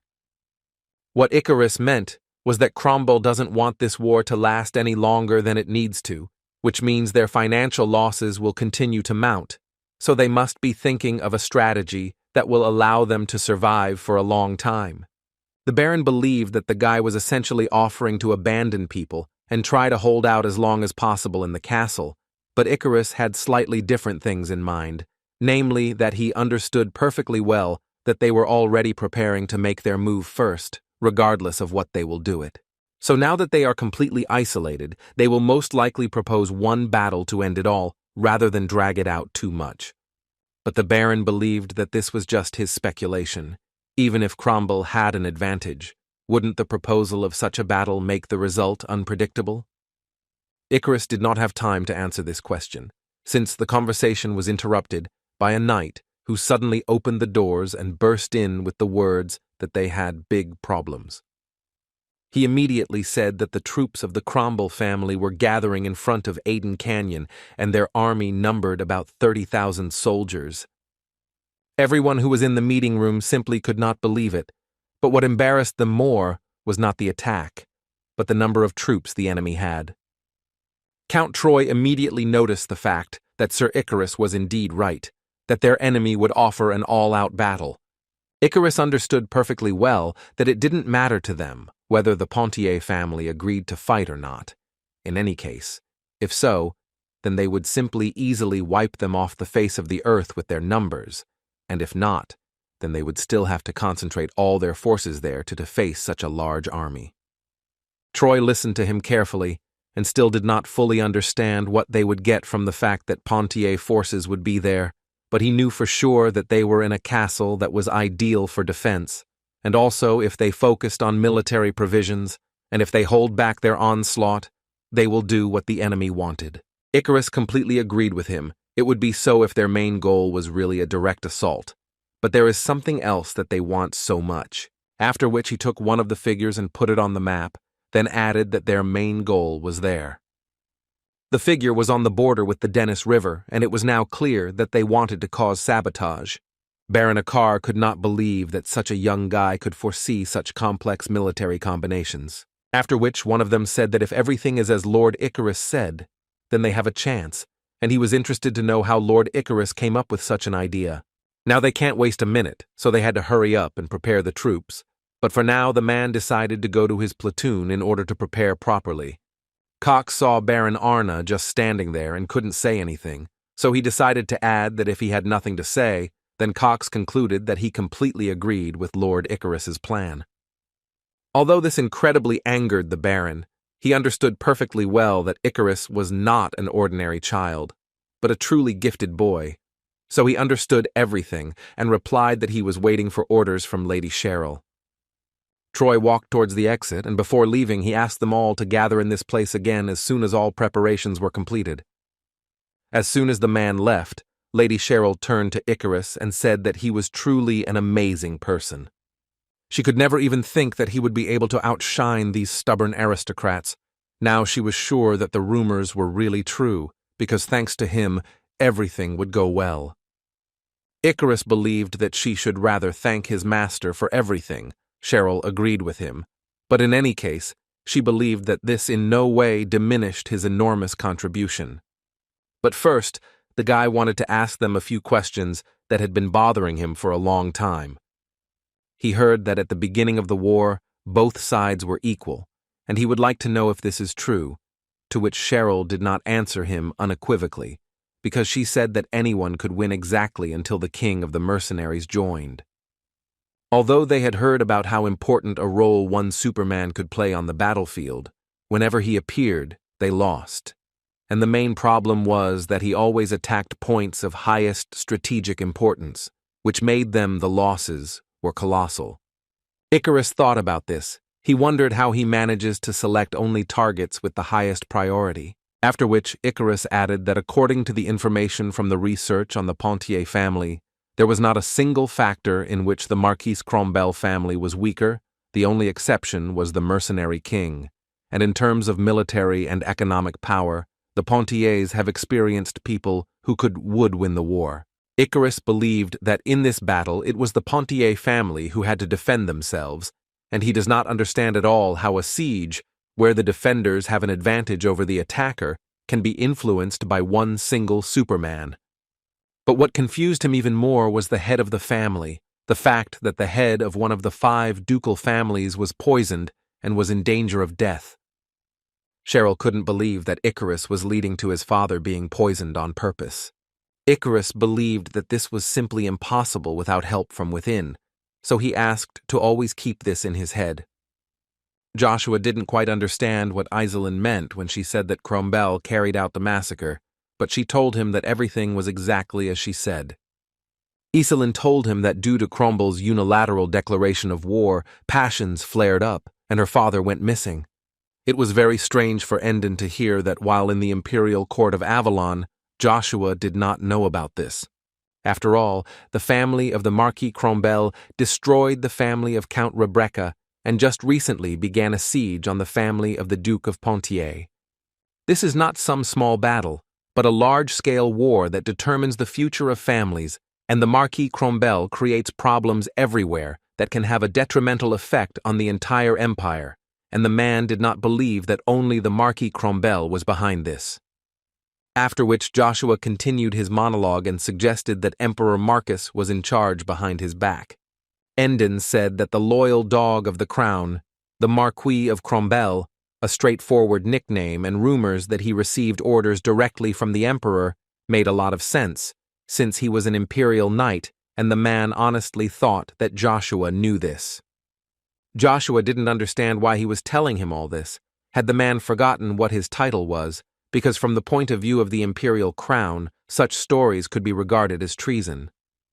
But Endon was not afraid to tell this to Joshua, only because he was sure that if the Pontier family fell, then the next target would be the Agnes family, and the man also added that he did not completely trust him, but he knew for sure that Joshua was not his enemy. He also needed to ask him for a personal request, which only Baron Joshua Sanders could fulfill. Joshua was a little confused about what he was talking about, but then Endon added that this request was that he wanted Joshua to look after Lady Iselin. Christian, of course, knew about the rumors, but he couldn't even imagine that it would be in such ruins. But suddenly, a man stood in his way who told him that he had entered a forbidden territory and asked Christian where he was going. The knight confidently answered him that he had heard that peculiar remains had been discovered here and therefore was sent for investigation by the Hubalt Empire. But a woman entered the dialogue and asked him to drop all his meaningless excuses, since this territory is under the close control of the Avalon Empire, so she asked him to leave this territory for now. Christian cursed the whole place. He thought Avalon was a damn place. He didn't understand what they were thinking about, because he couldn't even imagine that they would watch the ruins like that. It was quite suspicious for him to watch the royal mages and the mages from the magic tower working together. How can they be connected with each other? The lich who appeared here in the Avalon Empire, he stood in front of Reba's castle and did not understand what Emperor Marcus wanted to achieve. Christian entered the castle and looked around. It seemed like there was no one there, but the thought flashed through his head that this was a rather old building, and he hoped that the floor wouldn't fall under it. But its sound, which suddenly began to come from behind him, made him concentrate and prepare for a possible fight. And not in vain, because a few seconds later a huge monster jumped out at him, which appeared quite unexpectedly. Christian was well aware that this was one of the many varieties of ghouls that were quite fast, but in any case he knew how to deal with them. But not under such conditions, because his worst fears still happened, and the floor simply collapsed under him, and he and the monster fell down. Christian was able to cope with the flight and still joined his feet, which could not be said about the monster, but it seems that this animal did not care at all. The ghoul immediately stood up and went on the attack, but standing on a strong floor, Christian was still able to strike a blow that would destroy this monster. But as soon as the guy dealt with one monster, his gaze fell on a dark room from which only the eyes of the monsters could be seen, who were just waiting to attack the guy. What they subsequently did, their number was so huge that the knight was already thinking that it seemed to him that the end had come. Christian still decided that he would at least try to fight for his life and went into battle, and it seemed that he was even doing a good job, considering that he dealt blow after blow. The knight began to feel the power and the fact that he could defeat them, so he decided to use the lightning spear to deal a massive blow to all these monsters. But even such a powerful blow was too little, and the monsters still continued to run towards him and tried to attack. He had no choice but to use the holy sword of Durlanden, with which he delivered the most powerful blow that he had in his arsenal. After such a blow, he still managed to defeat them, but he thought about how strong the lich is, that ghouls are drawn to holy energy. He hoped to come and quickly and quietly deal with everything, but it seems it will be much harder than he thought. He understood that with such actions he would cause a scandal, so he was well aware of the moment that he needed to deal with them as quickly as possible. Therefore, he decided not to hesitate and use a spell that could help him find the source of evil, after which he would destroy it. With the help of this skill, he was able to find two people unfamiliar to him who were standing in a dark tunnel and carefully observing something. Suddenly one of them simply pierced the knight with his gaze, and it became creepy just looking at this monster. Christian didn't even suspect that he could see such a thing, so he completely doubted what he was seeing with his own eyes. He was so mired in these thoughts that he didn't even notice how his body was completely shrouded in magical chains that held his body and was practically unable to move. And some incredibly terrible monster was coming towards him, who was going to end the night right there. Christian guessed whose hands it might be, so he started shouting to them that if they did something like that, they could start a continental war. But that creature, which was called the Death Knight, did not pay attention to this, and continued to walk towards Christian. Endon informed the local magicians that he would return to Reb Castle for a short time and then immediately leave, since he had already reported the Order of the Undead to the Guild, and Avalon should respond soon. The girl told him that despite this, A follower of Hubald had entered the castle of Reb and disappeared about 3 days ago. She was sure that Hubald would do something soon, so she asked him to try to do everything he needed before everyone becomes more complicated. Endon answered her that he was sure that everything would be sorted out, and he would try to do everything possible so that nothing would interfere with them. But in his head, he only thought that he needed to leave this country as quickly as possible with the mercenary guild too much problems. After such a fairly short conversation, Endon and his mercenaries set off on their journey, and the magicians could only wish them good luck. Iselin and Joshua, who were in Endon's carriage, did not utter a single word the entire journey, and Iselin noticed this, to which Joshua answered quite simply, he simply had nothing to say.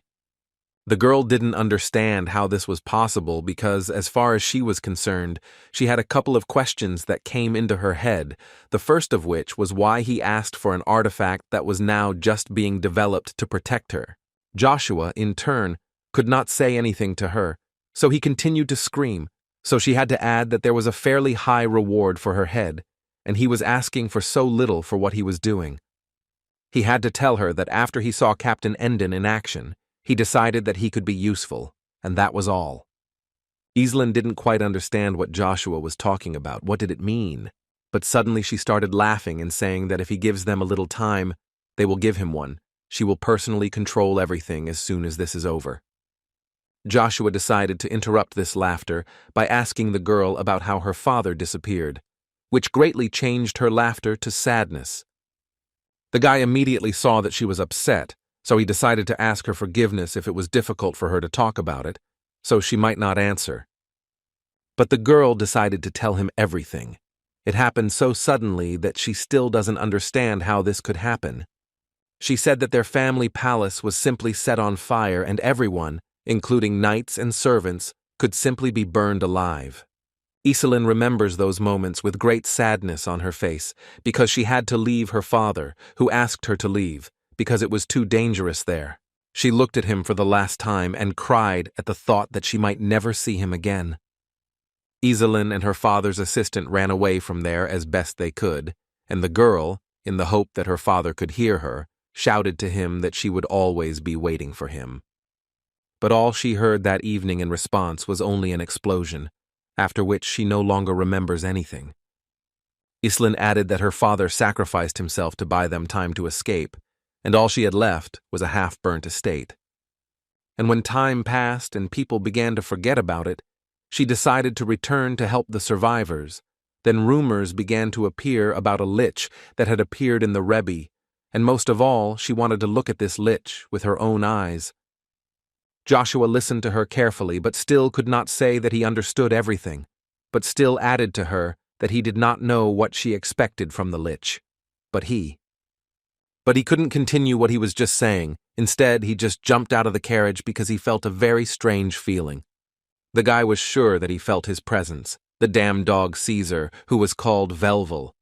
Joshua immediately ran to the palace, and the first thing he did was knock down the doors there and went inside, followed by Endon, who ran after him and started shouting to him that he couldn't do whatever came into his head. But the guy didn't listen to him and suddenly started running away because he really needed to check something. Endon tried to stop him, but it was almost impossible because Joshua had already run far enough. He ran until he stopped at a huge symbol on the floor, which had clearly been drawn recently. And he definitely felt the presence of Barubaru. Besides, the aura from the Battle of A rank or even higher is clearly visible here. But then why does everything except the runes look so normal? When suddenly his earring began to spontaneously emit current from his ear, which was quite unusual. Joshua realized that it was an anti-magic field, the charge from which he transferred to where there was the most concentration, after which he saw the face of the knight, who was unconscious. The guy discovered the same knight Christian, who was from Hubalt, and it was about him that the magician spoke at the entrance, that this guy disappeared 3 days ago. Joshua guessed. And so it turned out it was an ordinary illusion spell, and after Christian moved away a little and came to his senses, Joshua immediately asked him if he had drawn these runes. Christian was too weak and practically could not speak, but he was still able to say one word, and this word was a warning that Joshua was being attacked from behind. The guy didn't quite understand what he was talking about. Maybe he was delusional or something like that. But when he received a blow on the back from the deadly knight, he realized that this was not nonsense, but everything was for real. Joshua quickly came to his senses and was already preparing to attack, but in any case, he was worried that he had not sensed this dark knight earlier. Sanders looked at him and couldn't believe that he was seeing such a huge dark knight. Even in his previous life, he had never met anything like this. But the surprises did not end there for Joshua, because when Rugia appeared, who immediately began to say that it was she who wanted to end this dark night, Joshua was even more surprised. After which, a lot of mana simply began to be released around him and his head seemed to begin to explode from the inside. The Dark Knight did not wait for Joshua to feel better and immediately went into battle in order to finish what he had already started. But Joshua, even without controlling his actions, was able to block his blow with just one movement. Christian couldn't understand who the hell he was, why he felt both holy and demonic energies at the same time. Is this even possible? Meanwhile, in Joshua's eyes, one could only observe some kind of madness that Rugia caused in him. He fought with the Dark Knight and endlessly repeated to him that he was his victim and his monster. Joshua cut off one of his hands and asked him to give up and not continue. His only option now is to die here once and for all. But the knight still tried to fight with him and even shouted at him not to play with him. This could only make Joshua smile, because he also wanted to continue this fight. The Dark Knight still had several techniques in his arsenal, so even with one hand he was able to concentrate enough mana in his blade in order to transform it. Joshua calmed down his ardor, because he could not believe that he was seeing in front of him the blade of a wolf's fang, and the skill that was called the howl of a wolf. Meanwhile, in Swallow, in the Imperial Palace, a real war began, only between our own people. Lucifer decided that Emperor Veron is too weak. If all his capabilities end with statements and protecting the world, then he has no right to be an emperor. He added that even his subjects believe that it is no longer possible to remain in this small country. He also added that everyone wants to expand in all directions to other lands, and Lucifer wanted to help them with this. The emperor could not believe that this was happening, but he asked Lucifer in response, does he really believe that this war will be for the sake of the people of this country? Veron believed that as soon as the war began, fathers and mothers would begin to lose their children, and then the whole world would burn to the ground. Lucifer did not answer him to this. He only told him that he knew that they would not come to a compromise, after which he added that in Veron's place he would like to see his brother, Demero, who completely agreed with him. The emperor ignored him and asked him how long the man had been planning this, since Duke Alstma was expelled from the capital, because if the news spread, a civil war would begin, and all his plans would be disrupted. Lucifer asked the emperor not to worry, because Prime Minister Gandar would take care of everything, and Duke Alstma would never know about it, because he had already died. Veron was not ready to hear this. He believed that it was simply impossible. Lucifer believed that he truly deserves the title of sage, because he understands where everything is going. Even after he leaves this world, Gandra will remain the prime minister of these lands. The emperor was not going to kneel before him and ask him for mercy, and only added that he would never get away with it. Lucifer was very amused by this, after which he stood right above the emperor and asked him who and what would do to him for this. Joshua pierced the Dark Knight right through, and this creature did not understand how this could happen and who his opponent was, since he had such power. The guy, of course, didn't know how he became a Death Knight, but he was sure of one thing for sure.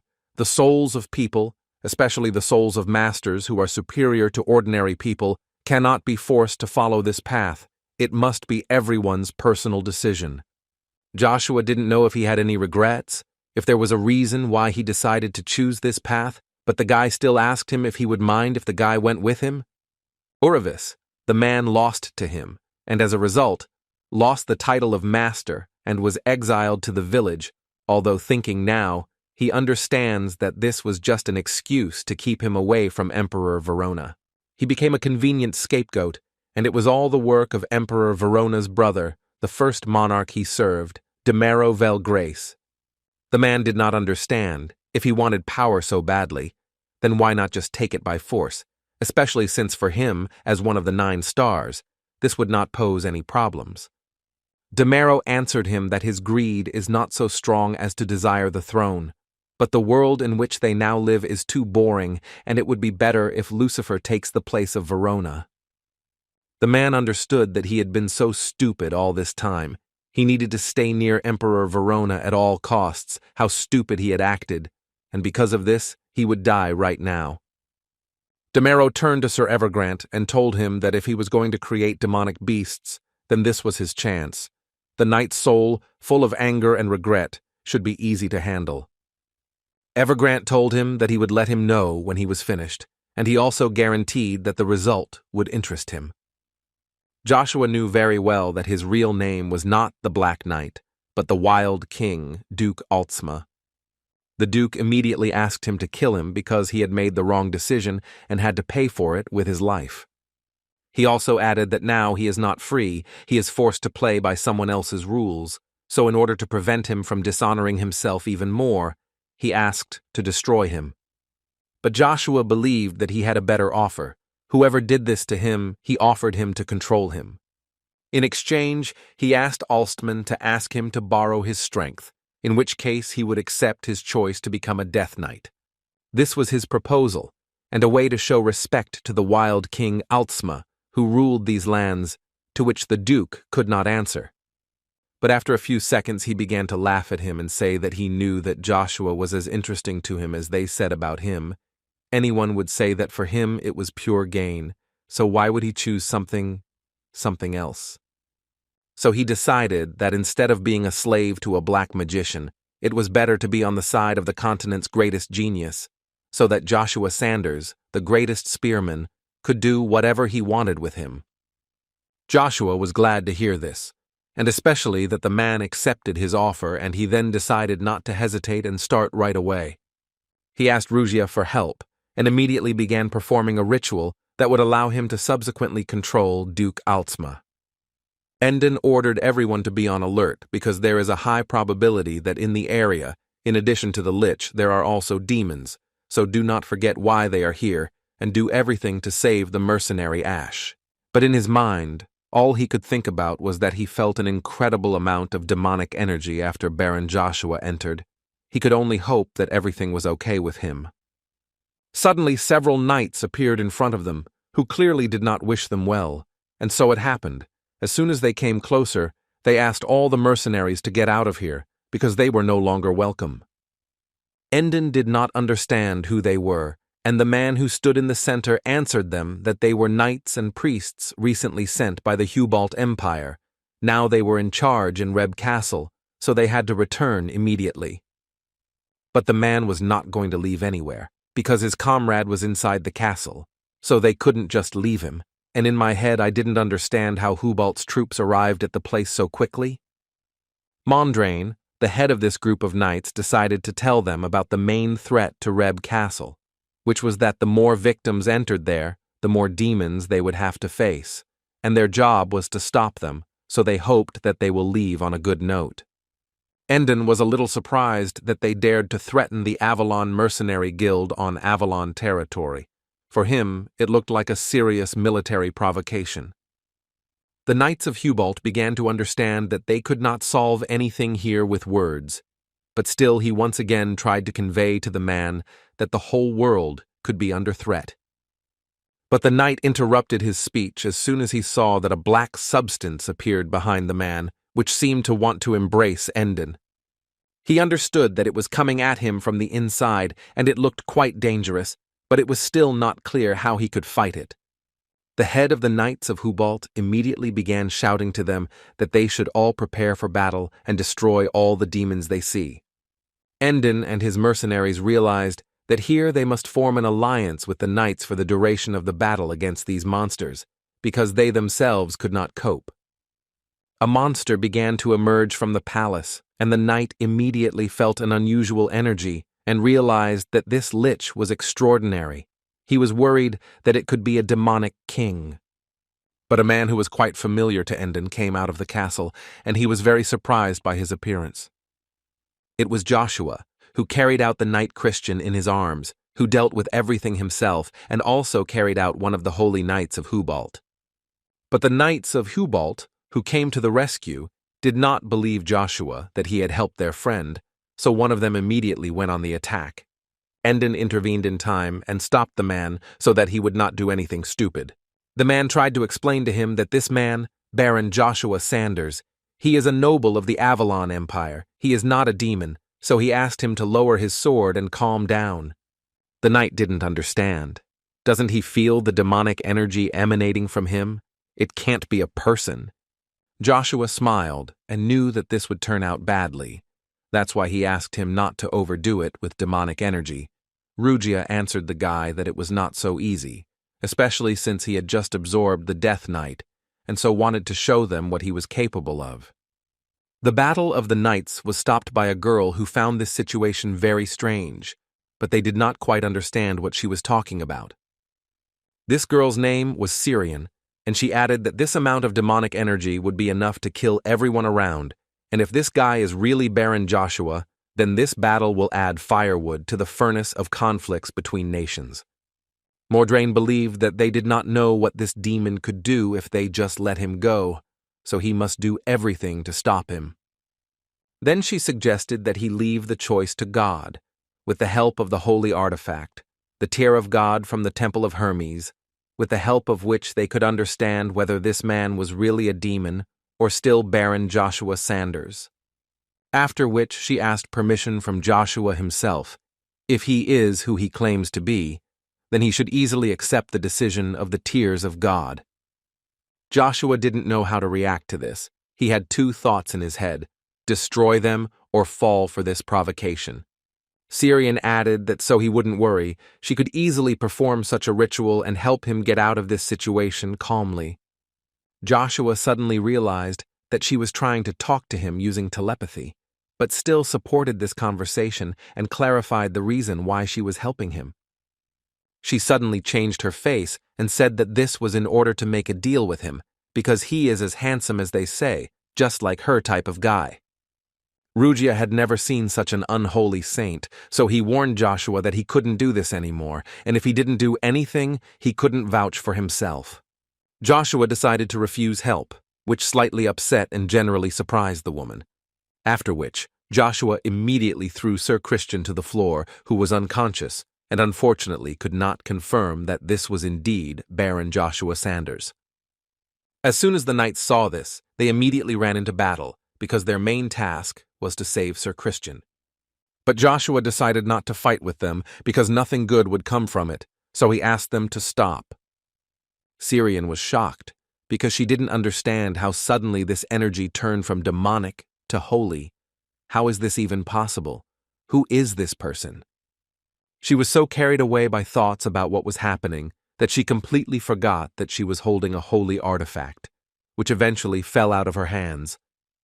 But it seemed so only at first glance, because this artifact was taken from her by Joshua, who believed that those who forgot about their duty and succumbed to greed did not deserve to use this artifact.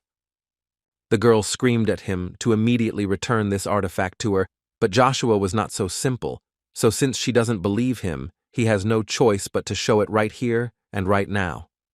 Joshua placed the stone at arm's length and the light became even brighter and it simply burned everyone in its path. The knight could not believe that this vile demon still decided to do this. He dared to desecrate the holy artifact. But he immediately changed his mind and stopped speaking as soon as he saw how Joshua's wings grew, which literally turned him into an angel. They all looked at it with their mouths open, not understanding what was happening. How could he do this? Joshua was not a paladin of Hubalt and not a follower, so why did he have the wings of an archangel on him? The guy told them that everything was really simple. He is not a demon or a beast that they think he is. He is just Joshua Sanders, that he asked them to calmly stop all disagreements and calm down. Mordrain didn't seem to listen to the guy and continued to shout at him to shut his mouth. Doesn't Joshua understand what he did? He damaged a holy artifact, and something like that cannot be ignored in their empire. Then Joshua decided to ask them a question. If someone who is neither a follower nor a paladin of the Hubalt Empire is capable of destroying what they consider a holy artifact, then are they sure that it was a holy artifact? Then they thought about Joshua's words, and Syrian realized that he was most likely right, because if you think about it, the tear of God cannot be used like that. Joshua added that now is not the time to argue, because the more time they waste talking, the more their comrade's life fades away. They finally decided to pay attention to Sir Christian, who had too much demonic energy that was simply emanating from his body. Mordrain thought that the energy they felt came from Sir Christian, so this energy was only coming from him all along? Syrian interrupted his thoughts and immediately ran to Sir Christian, because she knew that for those who use sacred power, like Sir Christian, demonic energy is like poison, and if you delay treatment for even a second, his life will be in danger.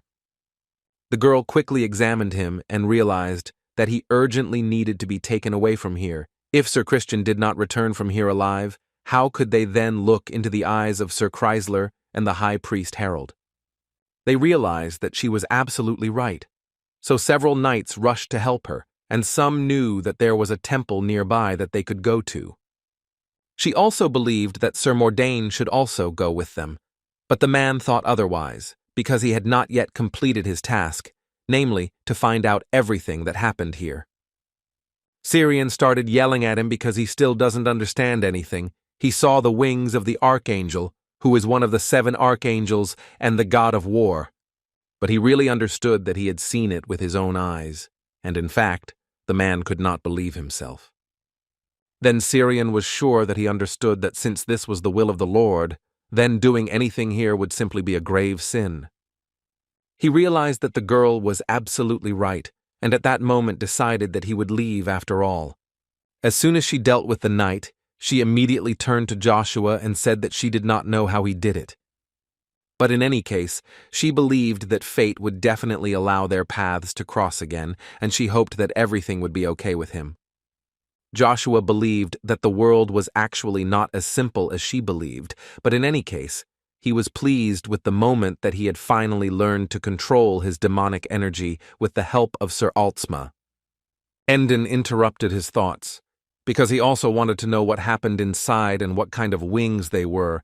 Was this really the will of the Lord that the lady was talking about there? Joshua answered him that he would explain everything to him as soon as they returned back. In any case, they still needed to get money for the work. Ice Master Elisha did not understand why he sent the magicians from the Magic Tower to the Avalon Empire when the undead were seen in that area. Because of this, the Hubalt Empire was on edge, and if something went wrong, then the magic would definitely be to blame Tower. Earthmaster Marcus agreed. Besides, it's hard to even imagine that they would be forced to send representatives of the Magic Tower to participate in the Battle of the Masters in Teth. There are too many things that he would like to ask.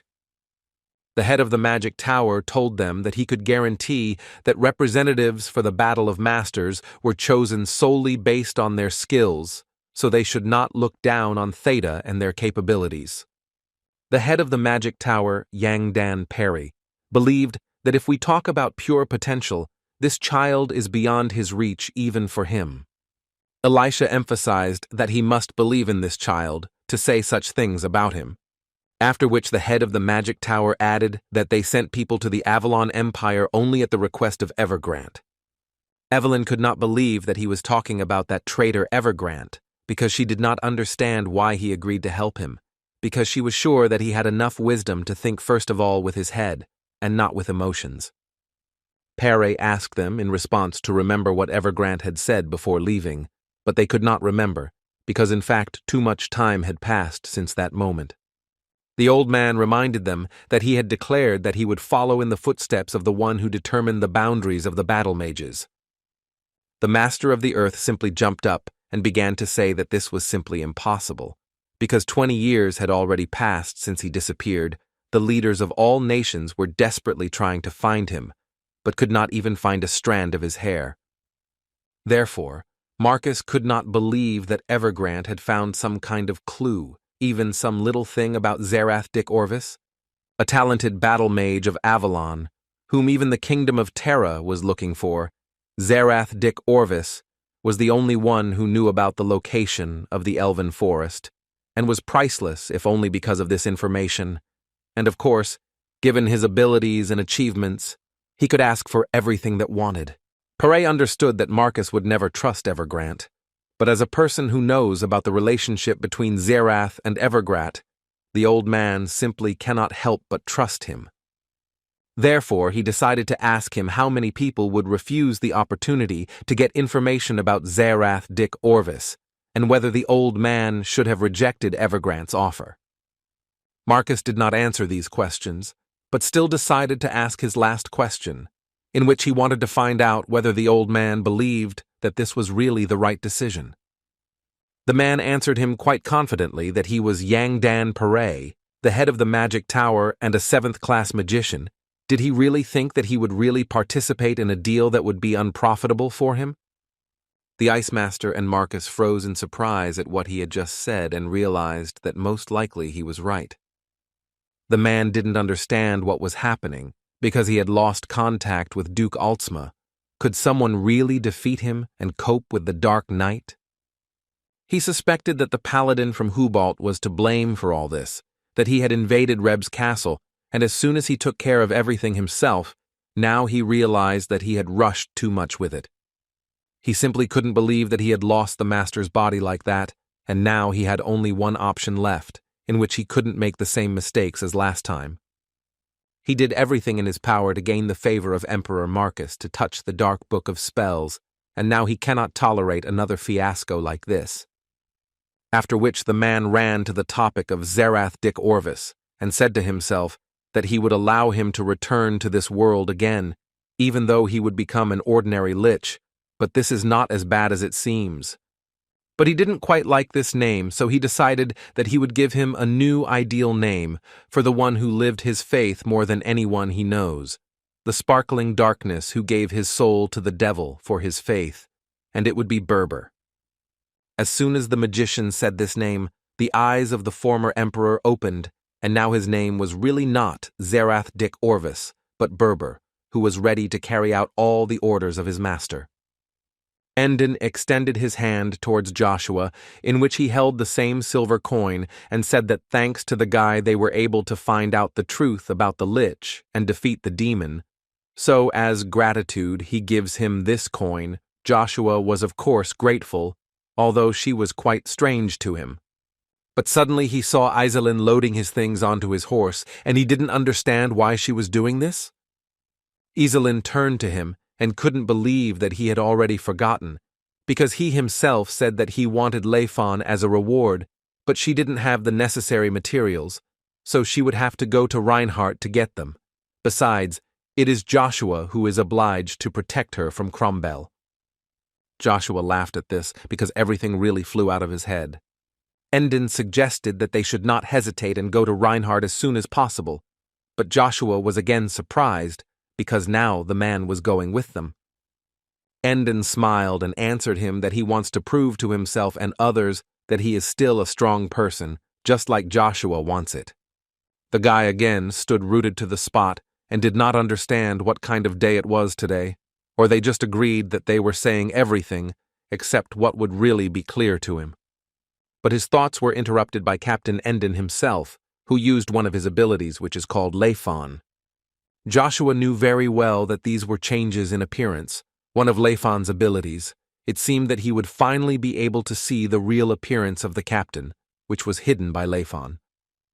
As soon as Captain Endon completed his transformation, they saw his real body, which was covered with muscles, and in this form they called him nothing other than the mighty Axeler. In this form, he believed that he could well take part in the battle as a master in Reinhardt, given the fact that he had already achieved the rank of master. The meeting hall of the Cromwell family listened to the head of the family shouting to the whole hall, who simply did not understand how they could not win this pathetic family when their head, the Duke of Ponthier, was now in serious condition. Gihor Dan Cromwell was too angry because he really didn't understand how they still managed to withstand their onslaught. One of his assistants replied to Duke Gihor that they were confident that the head of Ponthier needed urgent medical attention. However, for some reason, based on rumors, the heavenly brain Icarus is helping the Pontier family, which is most likely why they are constantly one step ahead of them. This is especially true for their sabotage plan. They discovered their plans, and they were unable to cross the Dennis River.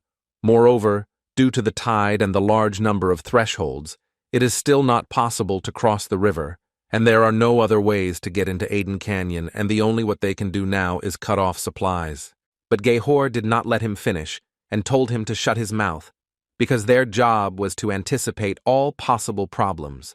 And now how can he understand that all their joint work was broken by the child, so he immediately ordered them to develop a new plan.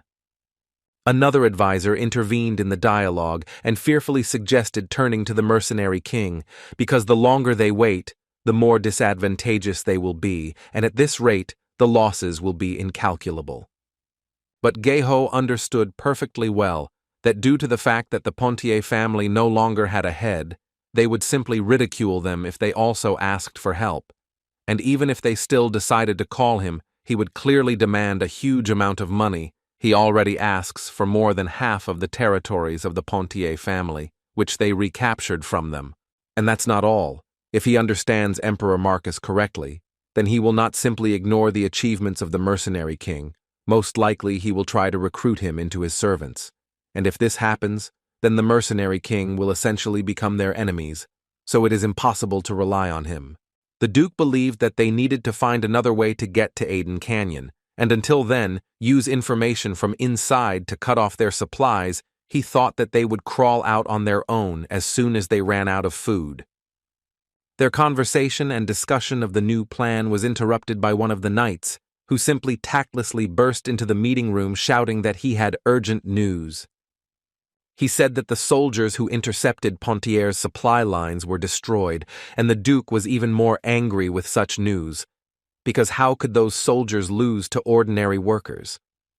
The supplies and all the warriors were surrounded by the warriors of the Crombel family, who were going to mercilessly destroy them all. But the Pontier warriors were not going to just give up and were ready to protect the supplies at the cost of their lives. But the Knights of Crombel were not going to spare them.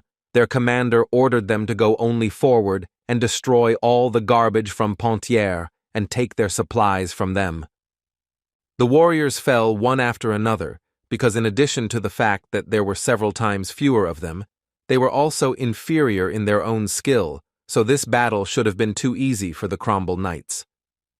They didn't understand how Crombel knew their routes along which they would transport food, but their leader shouted to them that this was absolutely not important now, because now they could all just die. All their conversations stopped at the moment when they saw a fireball in front of them that was coming straight at them. But most importantly, some unfamiliar person appeared right in front of them, who repelled this fireball with just one blow and essentially saved the lives of many knights. The Pontier Knights were shocked by this sight, because he was able to repel the fireball without using mana. Where did he even come from? But he immediately added to them that they shouldn't worry, because he was only here to help and protect them. They didn't understand who he was and why he was helping them at all. This guy carefully took off his mask and introduced himself as the first knight of Baron Joshua, his faithful servant, Knight Cain. Icarus, standing on the balcony, thought that Cain had been fiddling with all these things for too long and needed to somehow speed up. But his thoughts were interrupted by a man who believed that they were beginning to catch up with them, but Icarus did not quite understand what he was talking about. The Baron told him that given that supplies were delayed, it could be concluded that the Crombels had learned of their supply routes and were cutting them off. Icarus was sure that he knew that the only ones who knew about the routes were the two of them, and if the Crombels knew about them, then there could only be one reason. Baron Ida understood what this guy was getting at, so he asked him directly if he considered him a spy. But without waiting for an answer, she said that a simple peasant like him would never understand this, because the nobles would rather die than throw away their honor. They all confirmed their loyalty to the Pontier family, and after all this, does he really think that they can agree to such a betrayal? Again, he did not wait for an answer and asked Icarus what he was trying to achieve when he was trying to get closer to Lady Cheryl. He only asked not to say that he wanted to use her to become the Duke of Pontier. Icarus looked at him silently, and after this did not willingly want to talk to him at all. The man held his gaze in the same way, and did not take his eyes off him until they both heard shouts that the gates were opening, because supplies had finally arrived. The Baron advised the guy that he needs to better watch what he does, because there are countless people here who will never take their eyes off him. Lady Cheryl immediately ordered everyone to carry the wounded and distribute medicine and blankets to everyone who needed it. She herself decided that she couldn't just stand there and began to help everyone she could. Icarus and the Baron were immediately lowered from the balcony, and the first thing they saw was that too many wounded had arrived, and the guy didn't understand why this happened, but Cheryl explained to him that on the way they were attacked by Cromwell's warriors. The guy understood that this sudden attack was possible only because they already knew that they were coming. He believed that it was a miracle that they were able to return after such a sudden attack. But as soon as he started talking about the miracle, Sir Kane appeared, who told him that he was the creator of this miracle, because he was not only able to defeat the Cromwell warriors, but also escort the supply convoy here in complete safety. Cheryl and Icarus immediately ran to him, because they were actually very worried about him, and what a relief it was for them to find out that he was actually alive and everything was fine. The young lady added that they were worried because they couldn't connect in any way, but thank God he's alive. Their fun and joy was interrupted by Baron Ida, who immediately approached Kane and began to find out who he was and could he be trusted. Cheryl immediately told him that this was the man she had previously mentioned, Sir Kane, and the Baron knew very well that he was Baron Joshua's servant and was glad that he was able to return alive. Kane didn't like this guy too much, so he leaned over to Icarus to find out why this guy was so nervous, to which Icarus told him that this was the commander of the Knights of the Pontier family, Baron Arna, and he should be welcomed. Knight Kane was not against doing this, but as soon as he wanted to greet the Baron, he was immediately interrupted by a warrior who was riding his horse at full speed and shouting that he had important news. He also added that the enemy was beginning to cross the frozen Dennis River. Bavarian, who was also called the King of Mercenaries, one of those 12 supermen, who shouted to his dogs to only go forward and rob Pontier along the way. In the Temple of Hermes, which was located in Reinhard, lay Sir Christian, from whom they were able to remove all the demonic energy that he had, and his condition improved significantly, not so much that he could move independently. The priest also added that it seems to him that the combination with the holy power damaged his brain, so for now they cannot predict what complications may arise. After which High Priest Harold decided that a quick recovery could not be counted on, with which his assistant absolutely agreed. The man thought that it was very bad, and he hoped that he would be able to rise to his feet, because Sir Christian is a very important knight. The knight who was with them added that they might even have to abandon the group stage of the Battle of Masters, so he immediately apologized for such bad news. Harold told him that although this battle was quite important for them, in any case, the priority was still the recovery of Sir Christian. By the way, he heard that the knight saw the wings of the Archangel Michael and he wanted to know if it was true. The knight confirmed this information, although it was difficult for him to believe it. But wings actually appeared behind Baron Joshua of Avalon, and an overwhelming amount of holy energy also emanated from him. But he still doesn't believe it. How can an ordinary knight, not a follower of Hubalt and not a paladin of their nation, be capable of this? Besides, he exuded demonic energy like a real demon. But Gerald stopped him, saying that demonic and holy energy are incompatible, so this is impossible. And everything that is happening to Sir Christian now is a sad example that his words have a place. However, the man added that if he is really able to control them in his body, then his abilities are already beyond the comprehension of ordinary people. The knight couldn't believe that Harold wanted to say that Baron Joshua had reached the level of a godlike being. But Harold reassured him because he didn't quite mean it. He was saying that the source of demonic energy was not Joshua, but then the knight didn't understand what kind of energy it was. The priest didn't know this, but he was still sure of one thing. If these were really Michael's wings, then this was a great opportunity for the order. In total, there are 8 great demonic kings, reflecting 8 vices, and in heaven there are 7 archangels with their holy weapons. Among them, the most powerful is Archangel Michael, who is called the God of War. Now it is impossible to understand what is happening. The world around is changing at a rapid pace.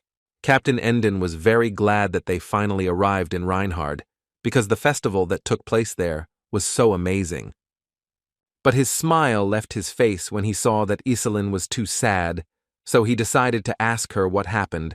Was she upset that Baron Joshua was forced to leave on urgent business? But she immediately replied that it was not the case this. She was sure that this was just abnormal, that he promised to accompany her in exchange for the Leifon, and now he decided to just leave her. She thought that they had become closer from the moment they met. Was it really just her imagination? But suddenly their dialogue was interrupted by people on the street who recognized everyone as the famous and powerful Axeler, who was known for being the second mercenary. Iselin noticed the fact that he was quite a famous man, but Endon did not think that this was good now, since they were unlikely to be able to be in silence for at least some time. But suddenly all attention shifted to another, more famous knight, whose name was Uravis. This man was known not only in his empire, but also far beyond its borders. Iselin noted that this knight was also quite famous. Endon completely agreed with her. He is a prince after all. The man also added that they say his blade is hotter than hellfire. It seemed to him that he was the complete opposite of Lady Iselin, but she believed that it was impossible to compare like that, because she is a magician and he is a knight, and besides, she does not even participate in competitions. But suddenly their dialogue was interrupted by Uravis himself, who came closer to them, and the first thing he said was that he imagined the man to be a little smaller, but as it turned out, he was an even bigger monster than he expected. The prince did not talk to him for a long time, so he simply asked for passage, because it was actually time for him to go. Endon and Iselin did not interfere with him. On the contrary, they let him through and bowed as a sign of respect. It was a great honor for them to meet such a famous person. This meeting made it clear to Endon that he had the wrong opinion about him, but now he has completely corrected himself, so he is waiting for the day when they can still cross blades. In the hall, where the draw for the Battle of the Reinhardt Masters would take place, everyone was talking about the fact that there had never been a battle of masters on a larger scale than this one. It was indeed very exciting there. The main presenter of this event came to the center of the hall and announced that in 30 minutes the draw for the Battle of Masters would begin, and if the participants themselves were still not there, then please prepare a replacement representative as soon as possible. The princess of the magical kingdom of Terra, Sonamun Terraphos, was already looking forward to this tournament. She thought that it would be incredibly interesting. A man approached the lonely princess, who even scared the girl a little with his question that it seemed like her first time at such an event. The princess replied that she was very glad to see Lord Slacks and asked him a similar question, but the representative of the mercenary guild was one of the few participants with experience. When the girl heard this, she immediately decided to ask him who he considers a potential winner. Maybe this time it will be Prince Uravis, given his recent achievements, although Slacks also thought so.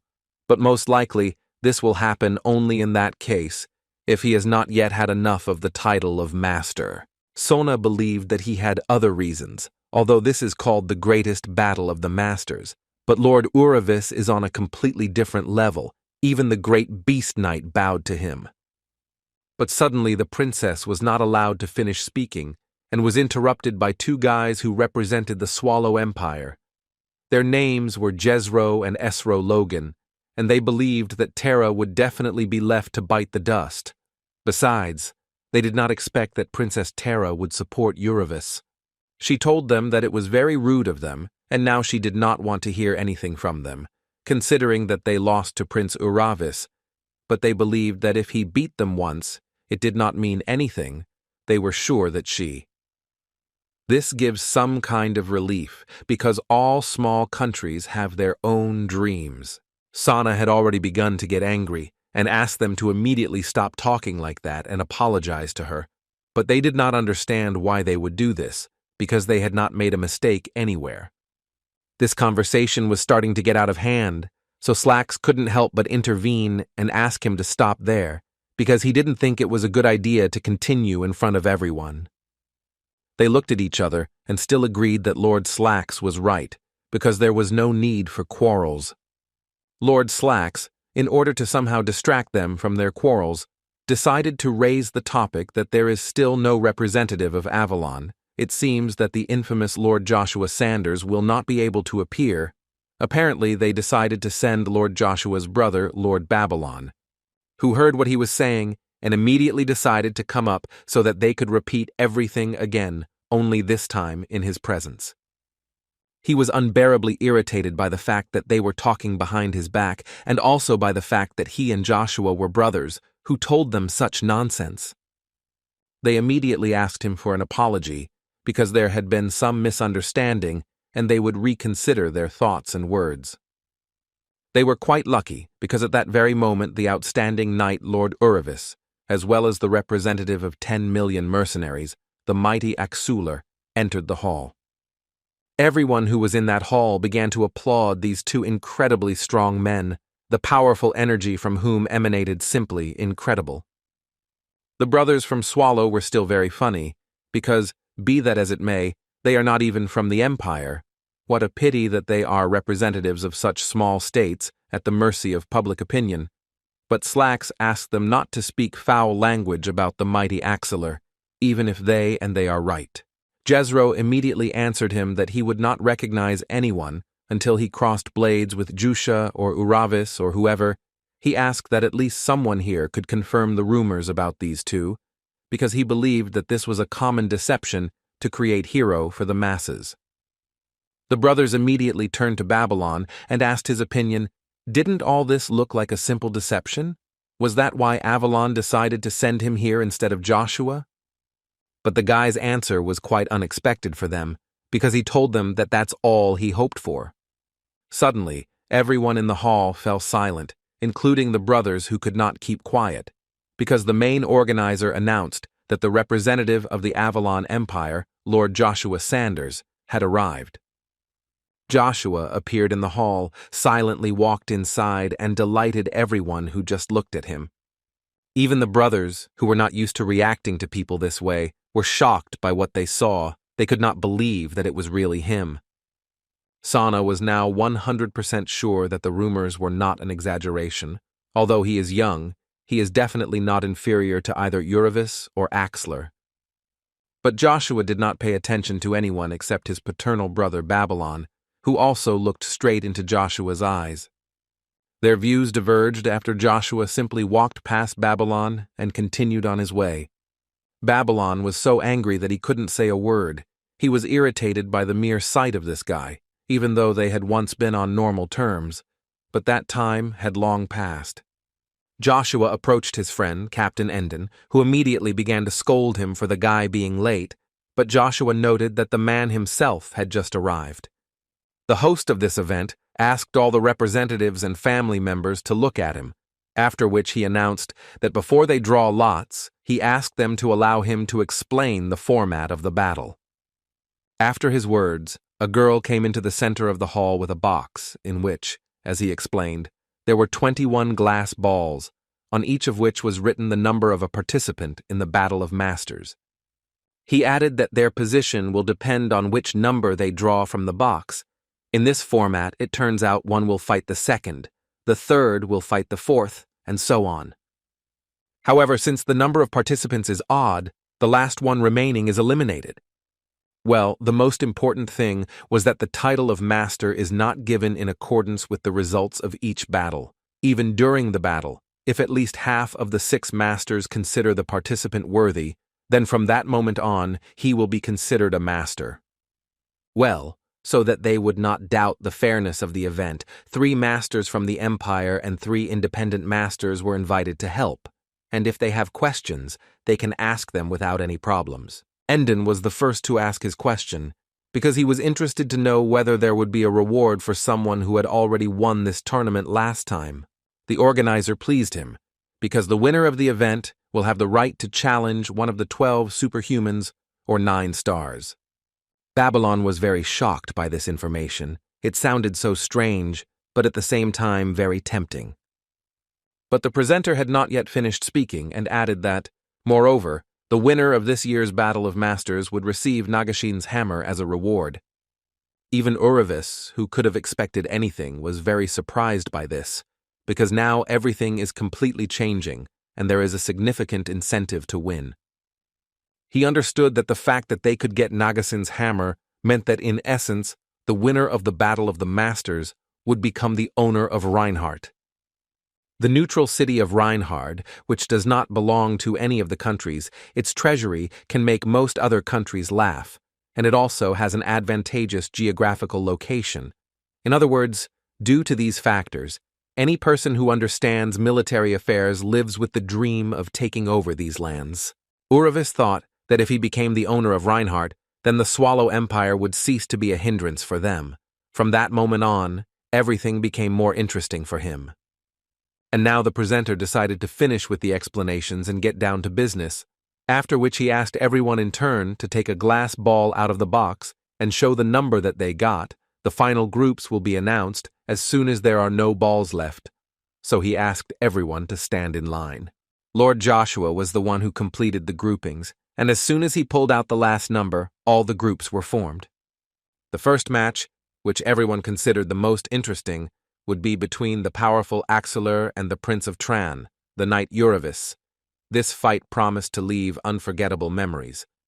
Sana looked carefully at all the groups, and understood that in Group A, there would be a duel between the 4th magician of the kingdom and the 7th magician of the magic tower, and it seemed to her that something was clearly wrong here. Well, the first match will be between Joshua and Babylon. How interesting it will be, and the two brothers talked about what would be something to see today. Because of all the Knights of Steel of non-empirical origin, his skills were recognized the most, but no matter how much he fought, he doesn't have a chance anyway. One of the brothers said that if a representative of Avalon, one of the 3 great nations, lost to a commoner of unknown origin, it would be a shame. They were interrupted by Son, who did not understand how much they could say nasty things about empires and commoners. Besides, until the match starts, nothing can be predicted. Until the very end, everything can change. But they didn't agree with her, because in some cases, no matter how much you look, the apple just won't ripen. Lily Aphrodite, who was a paladin of the sacred nation of Hubalt, noted that this was a rather funny analogy, because she agreed that nothing happens in this world for nothing. It is just social constructs and the perceptions of people that have tainted their view of this world. But the brothers still found it funny because they didn't understand what was wrong with calling a spade a spade. The woman gave them an example that, for example, apples can be both red and green, although both are ripe. That's what she means, of course. Everything ends as soon as someone starts setting boundaries for themselves. She added that here they are not able to defeat a single person, either now or ever, so they behave this way, which made the guys very angry. But they were interrupted by the organizer, who summed up the results of the draw and added that the first fights would begin in 2 days, so he asked everyone to prepare as best as possible. In addition, he asked to inform their authorized representatives of the results of the draw and once again reminded that participants who were late would be immediately disqualified, so he asked them not to forget and come on time. After the words of the organizer, the two brothers decided to leave this meeting because they saw no point in participating in useless dialogues. Sana was incredibly glad that someone was able to shut the mouths of these guys. Sana looked at Lily and thought that this woman is so cool. That's why she is called the Silver-Eyed Sword Demon. It can be seen that she is very confident in herself. Babylon looked at Joshua a little and still turned around and began to leave, with the thought that he was admitting to himself that he would never surpass Joshua. However, in the end, he believed that Joshua would still become his puppy, who would reach out to his palm and beg for mercy. All spectators were greeted with salutes and fireworks, because the organizers were grateful to them for the wait. They are finally starting the opening ceremony of the Battle of Masters. Almost the entire continent gathered at this stadium, because each of them had been waiting for this day for so long. They were so interested in finding out who would win this time. the presenter introduced the first participant in this battle, the representative of the Kingdom of Heart, the Knight of Steel, Lord Babylon. This knight received enormous support from the public, who so wanted him to show the trash where it belongs. Once the Knight of Steel was ready, the organizer introduced his opponent, who was Lord Joshua, representative of the Avalon Empire, an incredible newcomer, the first representative, Joshua Sanders. Joshua's support was also quite good, and the stadium seemed to be divided into two camps, each of which supported its own participant. Master of the United Palestinian Nations Windmill, who was present at this battle today as a judge, was quite surprised that Joshua had so much support. He even told his colleagues that Babylon is almost twice Joshua's age. It will be interesting to see how this child is going to cope with such a difference in experience. The master of the kingdom of Drea, Yerden, believed that Babylon was a clear favorite in this battle. He took into account superior experience and skills, with which another judge, Haseki, who was the master of the kingdom of Puldran, agreed. Although he added that he uses a spear, and he thought that by using a spear, Joshua could clearly have an ace up his sleeve. But suddenly Arya appeared among them, literally cowardly and trembling all over. The thing was that as soon as he saw Joshua, he immediately wanted to jump into the arena and challenge this guy to a duel, but still he had to restrain himself. The presenter shouted to the whole stadium that they were starting in a minute, so he asked to warmly greet the participants again. The Knight of Steel couldn't believe it. He couldn't even think that a Knight of the Empire would use a spear, although he assumed that it could be some kind of trick to attract people's attention, but he immediately told Joshua that this wouldn't work with him. He decided to help the guy and allowed him to start the battle, but asked him to try with all his might, because this blow would be his last, after which the Knight of Steel would leave here victorious. Joshua didn't wait for him to finish and immediately went on the attack, which was a little unexpected for the Knight of Steel, because he didn't think that the guy would be so brave as to actually start attacking first. He miraculously managed to stop his attack, but he definitely wouldn't be able to continue for so long, because Joshua's spear was much stronger than he thought. The Knight of Steel couldn't believe that he just stretched out his hand and dealt such a strong blow. How is that even possible? He is only 15 years old. Joshua decided to tell him that he was just straightening up a little, so there was no need to strain himself so much. Besides, why let him hit first, since everything was so bad with the defense? The Knight of Steel did not like this way of addressing him, so he immediately launched a new attack to shut the scoundrel's mouth. Joshua once again extended his arm and tried to throw a similar blow, but this time the knight was able to dodge. The Knight of Steel dodged the blow and thought in his head that Joshua would never do this to him again. But he could not even think that this was an ordinary trick, with the help of which Joshua managed to strike such a blow that even the knight's sword could not help him. The knight was still able to stand on his feet, but now the smile on his face disappeared, and he clearly stopped underestimating his opponent. On the contrary, he began to realize that Joshua was very far away, far beyond his abilities. Suddenly Joshua spoke and told him only one phrase, in which there were 2 words, 10 movements, but the knight did not understand what he was saying. What nonsense! After which the guy added that in these duels of masters, it is easiest to show all the greatness of the spear. Considering what has already happened, he will finish it off in 10 movements. The knight no longer smiled and admitted that he was stronger than anyone Babylon had met. However, he was not going to give in to his game, and from now on he would give his all, after which he decided to use the aura of the blade. The presenter did not miss the moment to comment on such an amazing amount of mana that began to accumulate on the edge of Lord Babylon's blade. It seems that he was determined to finish with Joshua on this. But Joshua didn't think so. He was thinking about something completely different. His thoughts were filled with interest about who said that those who are at the top always experience loneliness. In his past life, he had many titles: a killer on the battlefield, obsessed with blood, a loyal dog of Caesar, and an invincible spearman. But only his notoriety grew, and the reputation of the spear remained at the bottom, and what saddened him most was not loneliness, but the lack of well-deserved recognition from spears. But now everything is different, and his main goal will be to prove to the whole world that there is no better weapon than a spear. The knight was able to easily dodge the blow and said that he was disappointed. He didn't think that Joshua would act so rashly, so he decided to show what happens when you throw your weapon. He struck a blow in which he concentrated all his strength and managed to deflect Joshua's spear, which could not harm the Knight of Steel. But he didn't stop there and immediately rushed towards Lord Joshua, who has no weapons, a very dangerous situation. Will his path really end right now at the hands of Lord Babylon? As soon as the knight began to approach Joshua and thought that this would be the end. But this was only at first glance, because Joshua seemed to teleport his spear directly into his hands, and it became clear that the fight was far from over. Now only Joshua was smiling, who made it clear that everything would not be as simple as the Knight of Steel had decided. But the man didn't care about his words anymore, because he wasn't going to stop, much less give up. He literally wanted to surpass the guy in all respects, and still win this fight. Their collision caused an incredibly strong explosion that thundered throughout the entire arena, and it was an incredible spectacle for the spectators. But for the participants themselves, it was another test.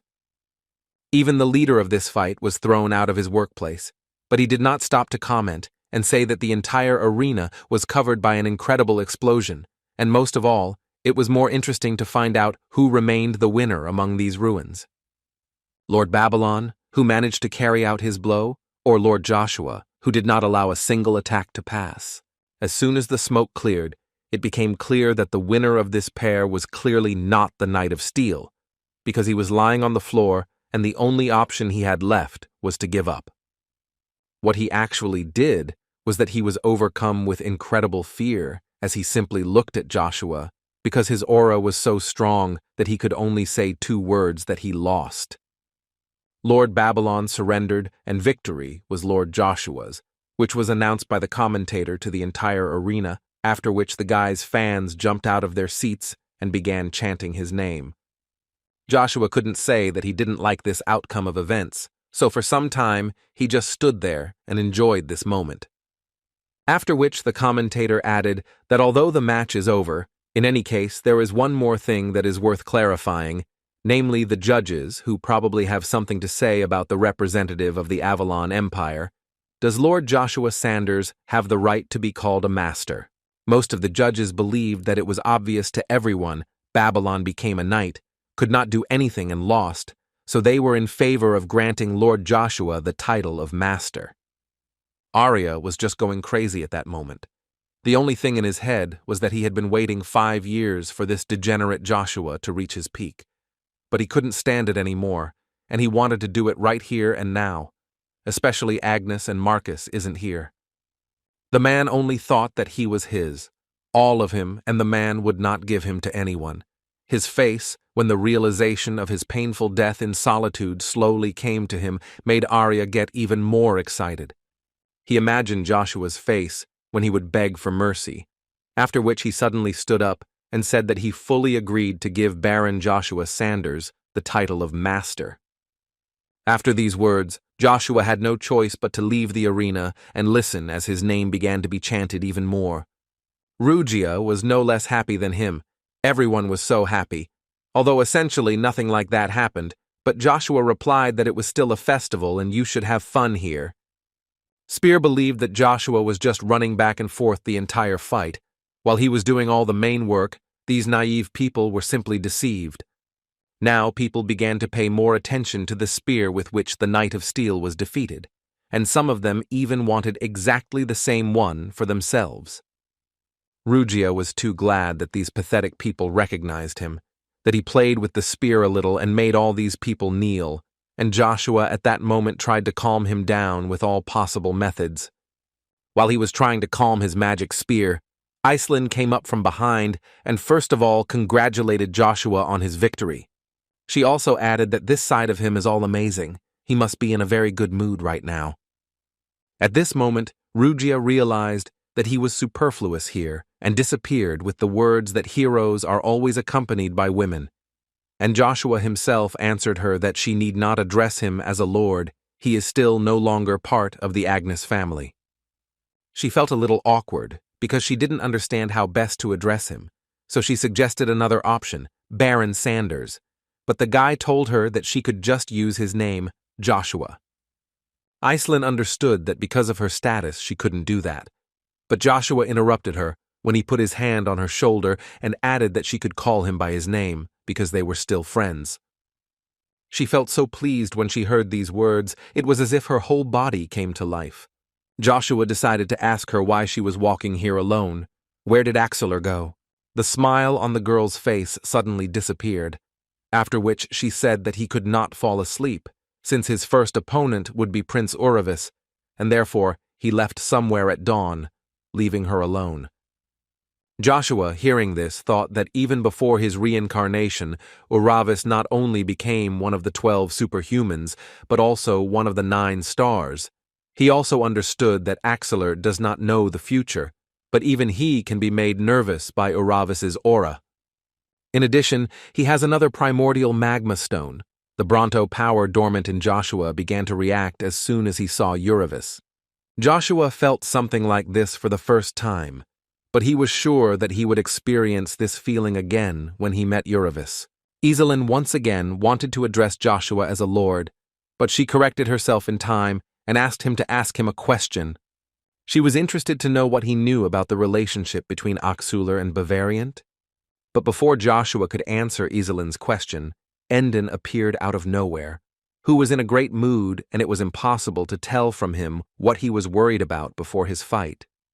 Endon asked him why Lord Joshua is so calm, because in the next round he will fight with him. Joshua, in response, asked him if he is too self-confident, because he has a fight with Uravis. But the captain believed that the most important thing before a battle is not to set yourself up for defeat. You only need to believe in victory, because nothing is impossible if you believe. The man was more interested in finding out what the two of them were chatting about. Was it really about Lifon? Joshua didn't know that he was already ready. Iselin told him that a little more work needed to be done, but overall, it was almost ready. Endon realized that she had not told him anything yet, so the man decided to tell everything, since this is a personal artifact. Then to complete it, the user's measurements are needed, so all that remains is to measure it up and down. Iselin didn't understand why he was saying this, but Joshua reacted quite calmly and said that they could come to his room today. He would wait, which made them a little shocked. They stood motionless for some time because they were surprised that Joshua was such an open person and did not hide anything, so they promised that they would definitely come in. The man thought that being so talented at 15 years old meant that in 5 years no one in the world would be able to stop Joshua Sanders. His interlocutor added that such a child must clearly be from Avalon, although Avalon could not do anything because of the Hubalt and Swallow empires. But he also understood that the presence of Joshua changes everything radically, that warrior Mad Marcus has a powerful pawn. He must be dying of thirst to attack someone, and sooner or later the balance between the empires of Avalon, Hubalt, and Swallow will be destroyed. One of the judges completely agreed with him, and what scared him most was that they would not be content with just dreams, because if someone tries to break the balance between the 3 strongest, 7 middle, and 2 weak of the current generation, then they will be obliged to stop him at any cost. Joshua didn't expect Iselin to come so early, but anyway, since she has already arrived, he can't help but let her in. The guy was quite hospitable and asked her to hang her coat somewhere and make herself at home. Unexpectedly, she said that it was so surprising for her to be alone with him like that. But he decided not to answer this in any way and invited her to continue where they left off. The girl understood that most likely he meant their conversation about Axeler and the mercenary king Bavariant. Joshua confirmed this information and immediately added that he did not understand why she would be in the coddle of a mercenary such as Axeler. He added that although people perceive mercenaries as free and unlimited people without rules, in reality their hierarchical system would be the envy of some empires. After which he reached for his coin, which Endon gave him, and asked her to at least look at their emblems. If they were needed only to confirm the status of a mercenary, then there would be no need to divide them into silver and gold, because it is their own system of division into ranks depending on skills. He also added that Bavariant is the leader of all mercenaries, their king. It's like being the king of a country, but Axeler went against him. The captain helps her, the last of the Rebecca family, because the mercenary king, who made a deal with Crombell, slaughters her family. Joshua does not know what connects her with Axeler, but he knows for sure that he would not help her if he had a good relationship with the mercenary king. Iselin confirmed this information, telling him that Axeler really despises the mercenary king. Rather, he even believes that Bavariant is destroying other mercenaries. The girl said that rumors that the king was protecting the Marquis Crombell had already spread throughout the continent. The Marquis Crombell was called the faithful dog of the crown, and there were also a couple of rumors that something connected the king of mercenaries and the emperor. Therefore, based on all this, she concluded that covering it up with a request is too suspicious. Joshua understood that for greater benefit, the mercenaries should be neutral, but the actions of the mercenary king look like the position of the entire guild, and Captain Endon does not like it very much. But the guy suddenly decided to change the subject and asked the girl what she wanted to hear from him. She didn't just ask him about it. He will try to help her, no matter what happens, because they are still friends. It seemed to the girl that she would blush every time she heard this phrase from Joshua.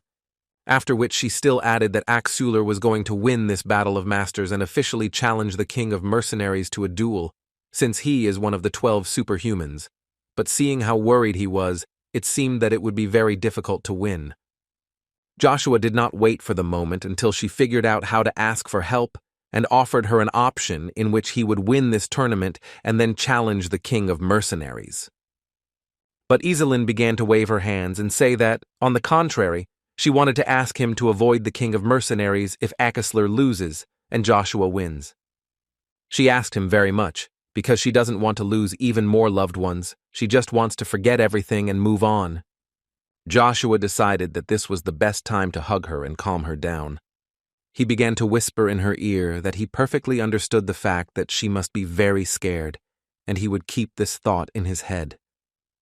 Joshua promised her that she would never lose anyone again, which made the girl finally burst into tears because she needed this support so much, and she finally received it.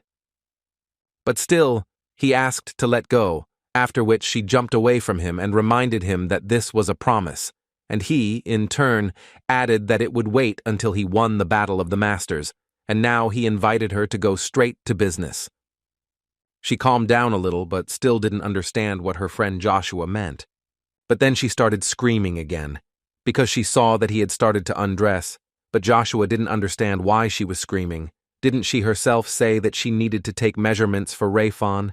So he thought that the clothes would get in the way, but as it turned out, it was unnecessary. This is how the first day of the Battle of Masters came to an end, and for the first time in the history of the Battle of Masters, a magician will oppose a magician. This can only be seen in continental magic battles. The battle of two great magicians will take place right here and now. Today there was a battle with Trifian, who was from a magic tower, and was a master of the storm, and he didn't really want to waste his energy and time on some old man, so he invited him to solve it all with rock, paper, scissors. But the best magician of the kingdom of Terra, who was called Astello, thought a little differently, and answered him that he had no shame or conscience, so why didn't he just give up before he disgraced him? Although Trifian looked calm outwardly, when he saw that this guy could use 4 types of magic at once, he became a little scared because this could really be very dangerous. Joshua decided to perform a ritual, which was supposed to begin with the words, "Who gave his soul to darkness, owner of the wolf-fang blade, king of people, show yourself." The Dark Knight did not take long to wait and began to crawl out of the ritual drawing.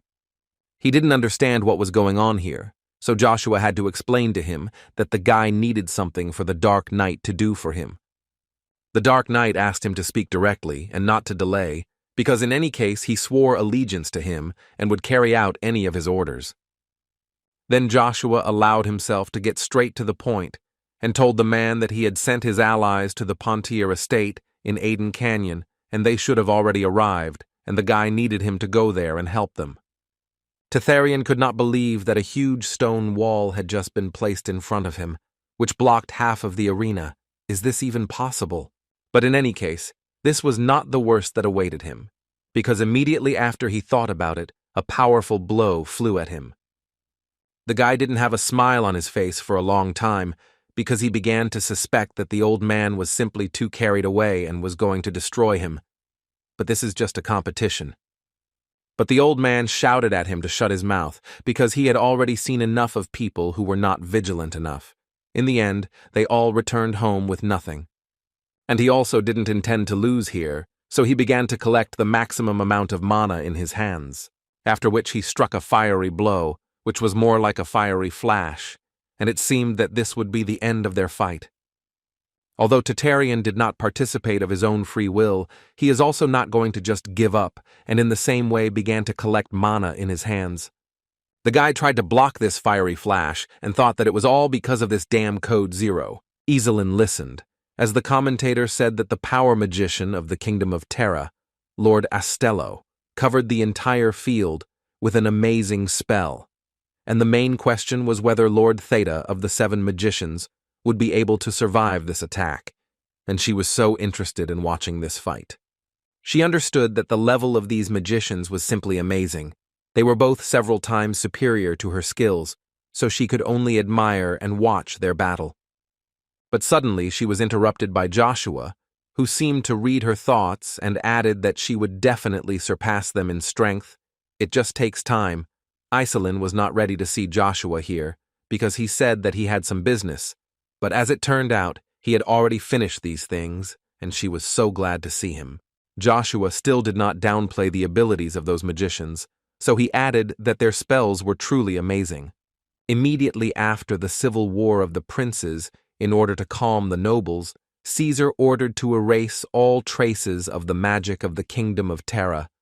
Before this, they thought that he wanted the unification of the entire continent, so the order was unquestioningly carried out and everything was burned to the ground.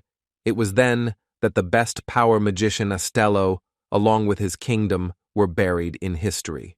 However, Joshua remembers that in the end it was his explosive magic circle that killed Joshua.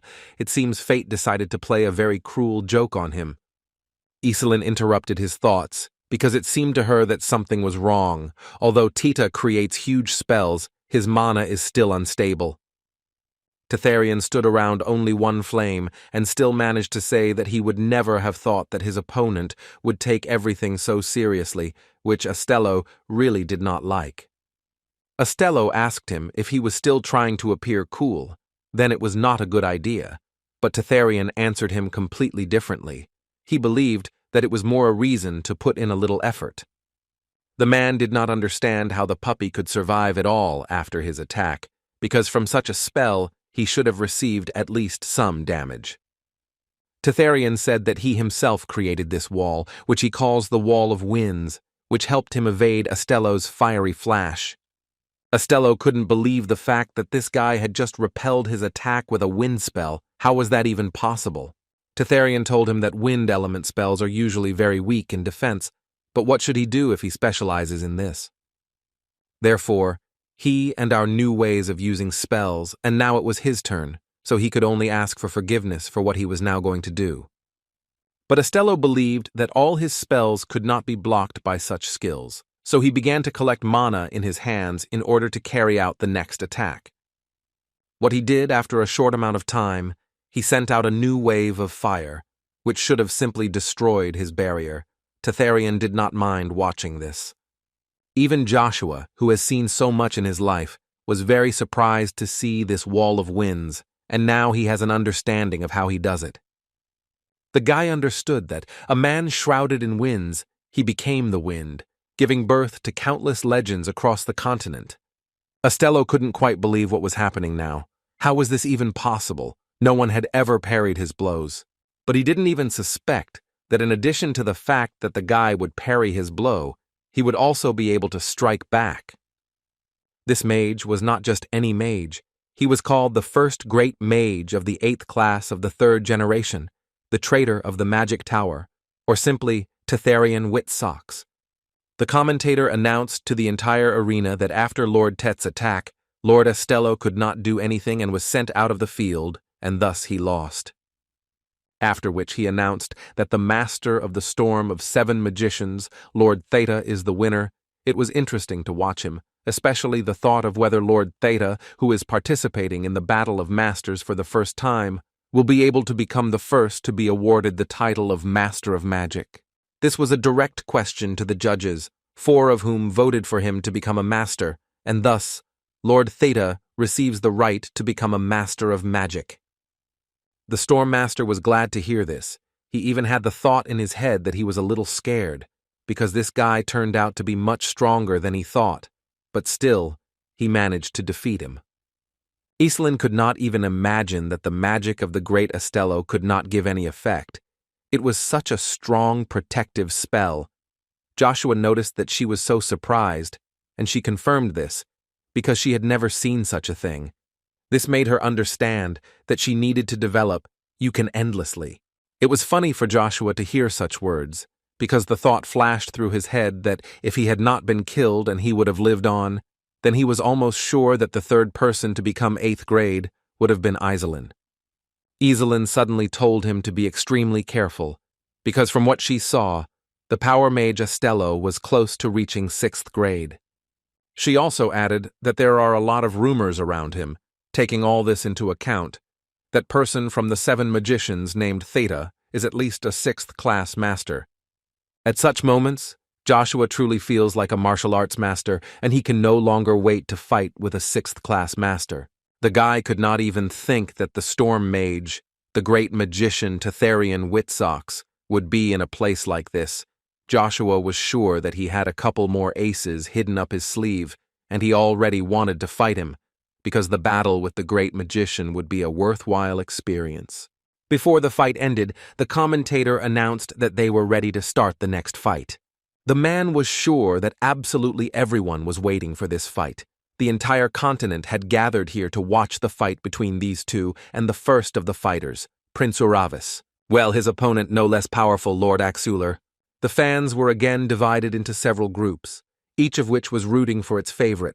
Some supported Uravis, and some supported the mercenary Axular. Iselin, oddly enough, was on Axular's side and hoped that he wasn't too nervous, because he just needed to give his best, and everything would be fine. Joshua was sure that everything would be fine, because Axular, whom he knows, would not give up without a fight. But the girl already understood this perfectly well, but she could not do anything about her excitement. The guy was excited, although Joshua knew perfectly well how it would all end, because this fight had created a stir in his past life. Until nothing changed, he was sure he would win, but he was still interested in what would happen in this timeline. Uravis smiled as he looked at his opponent. He was very confident in his victory, but still showed respect and wished his opponent good luck.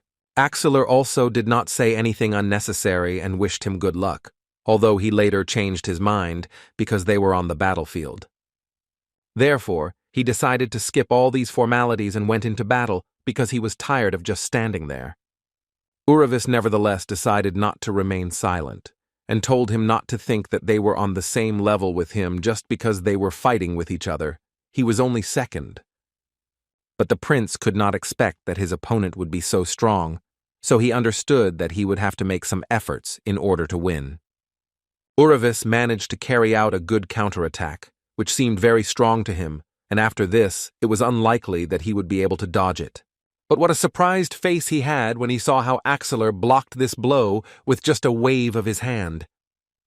The prince did not understand how he managed to destroy the aura of his sword, because no one had managed to do this before.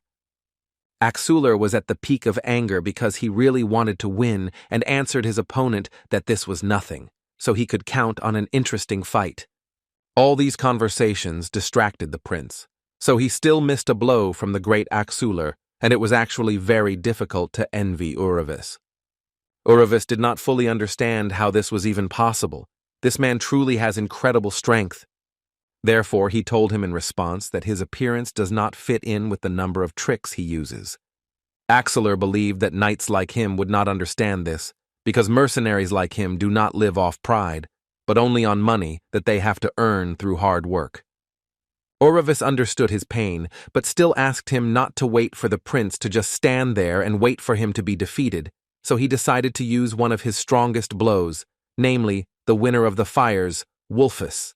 This was quite unexpected for Axeler, and it was especially difficult for him because the ground under his feet simply began to crumble.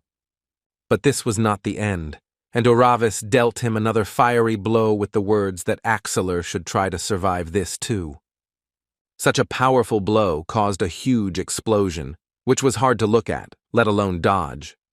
The commentator, like all the spectators, was delighted with such a blow because the fire created by Prince Uravis fills the entire arena, and the mighty Axeler is not guaranteed to be able to survive such an attack. Joshua thought that it was still him, the same as in the vision of the battle between the King of Beasts Altsma and Prince Uravis. When Joshua gained control of the Death Knight, he saw his memories, where magma was everywhere and nothing could be done. Rugia didn't understand why he even made that Death Knight his ally, because even if he can support himself in his own demonic energy, still when he moves away from his owner, he becomes very weak, and Rugia did not understand why he was doing this, and he also added that the longer he is with Joshua, he realizes more and more how stupid he is. Joshua couldn't control his emotions, so at one point he lost his temper and asked him to shut up, but Iselin was nearby, who seemed to have misunderstood everything. She thought it was because of her, because she decided that he was too hot because of the fight, so she decided to cool him down a little, but as it turned out, Joshua asked her not to worry about it. Rugia continued to say that he did not understand what was happening here. Some people were fighting tooth and nail, and others were encouraging them, but Joshua did not listen to him and asked him to get lost, and at the same time told Iselin that he had lost his temper a little very hot.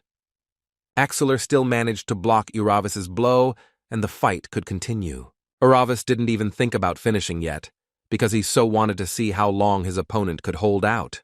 But Axeler was not going to play any games with him and at one moment decided to end it all. He used one of the strongest punches he had in his arsenal, which he called Earthquake and Earth Crash. But Uravis was again one step ahead and asked his opponent to come up with something better, because he couldn't be defeated with such simple blows. It was funny for Axeler to hear this, because he was just creating a path for himself with the help of which he would get closer to Uravis. The commentator said that the mighty Axeler had made his way to Prince Uravis, which had previously been closed despite the magma burning through his body. He was closing the distance. The man was already close enough and suggested that he end the meaningless battle of attrition and move on to a direct confrontation like real men. Uravis did not expect such enormous speed from such a big man, so he hardly had time to block his blow with his sword. But this was all just a deceptive maneuver in order to deliver an equally strong kick from the foot, which simply slammed Uravis into the ground. But Axeler didn't stop there and decided to use the aura of a huge fist to finally end this fight. He dealt such a strong blow that huge pieces of earth simply fell away from them, and a huge explosion arose around them. Uravis was of course surprised by such strength, but was still able to dodge such a powerful attack, and now he was about to start a serious battle. He added that with such a final blow, Axeler can only scare his mercenaries, but not him. After which he delivered another no less powerful blow, which Axeler was able to block in time. The man thought that he was able to connect all three blows. Moreover, one of them should have been stronger than the aura of the sword of an A-class knight, so he did not understand how Uravis was still standing. Uravis stood with a wide smile and his heart seemed to come out, saying that he was now at the peak of his strength. Iselin liked this match no less than the previous one, but as a magician she could not say who would win, so she decided to ask Joshua's opinion.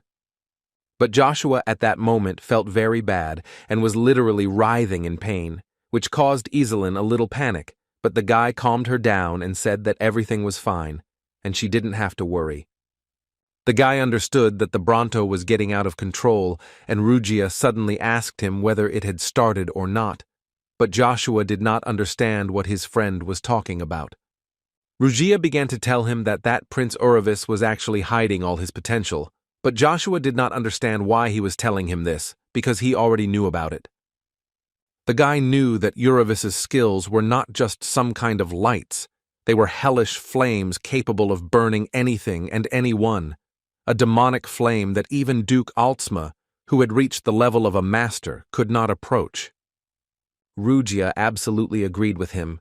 These skills come from the primordial magma stone, which has the characteristic of extinction, and the man who has the primordial stone already knows that he has it too. Joshua couldn't believe it. How was this even possible? And suddenly he saw Uravis looking right at him. Rugia added that, to be precise, it seemed that the magma felt the energy of Bronto.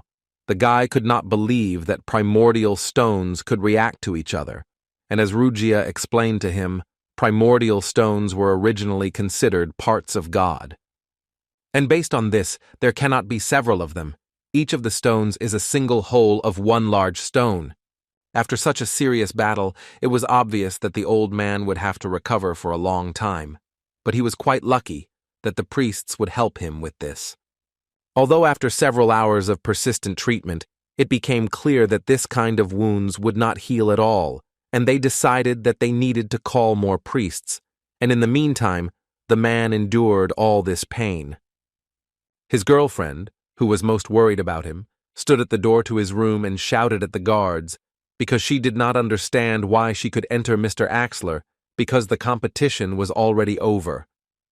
The guys who were on guard today asked the girl to understand the fact that in order to avoid trouble, everyone whose identity has been confirmed is prohibited from entering, so she was advised to return to her room. Suddenly their recommendations were interrupted by Joshua, who made it clear to them that she was his colleague and they would still go to Mr. Axler's room. The guys today were persistent and tried to contradict Joshua, saying that they insisted that no one should enter this room, and they said this until Mr. Ryan interrupted them and literally ordered them to let them in. District Geiger, that was the name of this man who held the position of ruler of Leonarhart and was one of the 12 superhumans, who at that time had some business in the temple. But now it is not important because he is here to report that Mr. Joshua was recognized as a master, so there is no need to worry. The guys couldn't refuse such a tall man like Ryan and still allowed Joshua and his girlfriend into Axler's room. She immediately ran up to him and wanted to know how he was feeling and whether he even recognized her. Axler felt a little ashamed that they saw him in such a state, because he believed that he had shown incredible weakness, but they immediately calmed him down, because he actually fought great. It was just that the enemy was really too strong. Joshua, looking at the man, thought about the fact that he received a direct blow from the fatal flame, so treatment with ordinary sacred magic does not help, so he thought about using his sacred power, but before that he had never used it. But apparently the same one came moment when it's worth taking a risk. He remembered that they said that this type of magic directly depends on the caster, and with its power he can help. So Joshua gathered all his strength in one hand and, after concentrating, began the recovery process. Mr. Axler's deep wounds began to gradually heal, and this happened literally before our eyes. Everyone was delighted, although they did not fully understand how this was even possible, because the priests used their magic for several hours, but nothing came of it. After which the guy came and literally in one moment was able to lift Mr. Axler to his feet. The girl immediately ran up to him and started asking him how he managed to do this. Joshua admitted to her with a smile that this was actually his first time doing this, and he wasn't even sure that he would succeed. Meanwhile, the subordinates of King Uravis congratulated him on the fact that he won the battle, also received the title of master, and even made it to the finals, which is actually worth a lot. All that remains is to win and become the new ruler of Lionheart. Uravis himself expected to be awarded the title of master, and reaching the finals after one victory is indeed a great success. But who could have known that the pride of Hubald, Mr. Christian, who got into the competition without a preliminary fight, would refuse to participate? Uravis wanted to fight him so bad, but apparently it wasn't fate, although it's worth noting that the last duel with Axler was also okay, because it showed that you can't ignore your opponent's reputation. Axler, after this fight, became the first loser in history to receive the title of master. That's expensive costs. But most importantly, he believed that if the rumors about Joshua were true, then in the finals he would be a stronger opponent than the man called Sita. Uravis was extremely curious to find out as much as possible about Joshua, so at one point he decided to conduct a preliminary investigation, and for this, he told his soldiers that he would like to go alone. They were against this decision because they believed that it was actually too late and wanted to accompany him, but Uravis asked them not to worry about it, and while he was gone, they could rest. A few minutes after he went out for a walk, he approached the main office of the Moon Gate, where they were already waiting for him, and the king did not even think that the meeting would be so brazenly organized right next to the road. His interlocutor immediately answered him and said that this shows that they are confident in their product, which is why they are here, on the top floor of the office. The guy he was talking to was called Zero. He was the former head of the Lunar Gate branch in Arcadia, and he hoped for understanding, because at the moment their head was missing. Uravis thought that this was actually only a plus, because he needed the information that Zero had, which surprised the guy a little. The king did not say anything more to him and started talking about what he heard, that for information about Joshua, he asked for 1,000,000 gold coins, and Uravis offered him a deal in which he right now gives him this amount of coins, and he tells him everything about Joshua. This made the guy smile, and the first thing he did was tell him that he respected him immensely.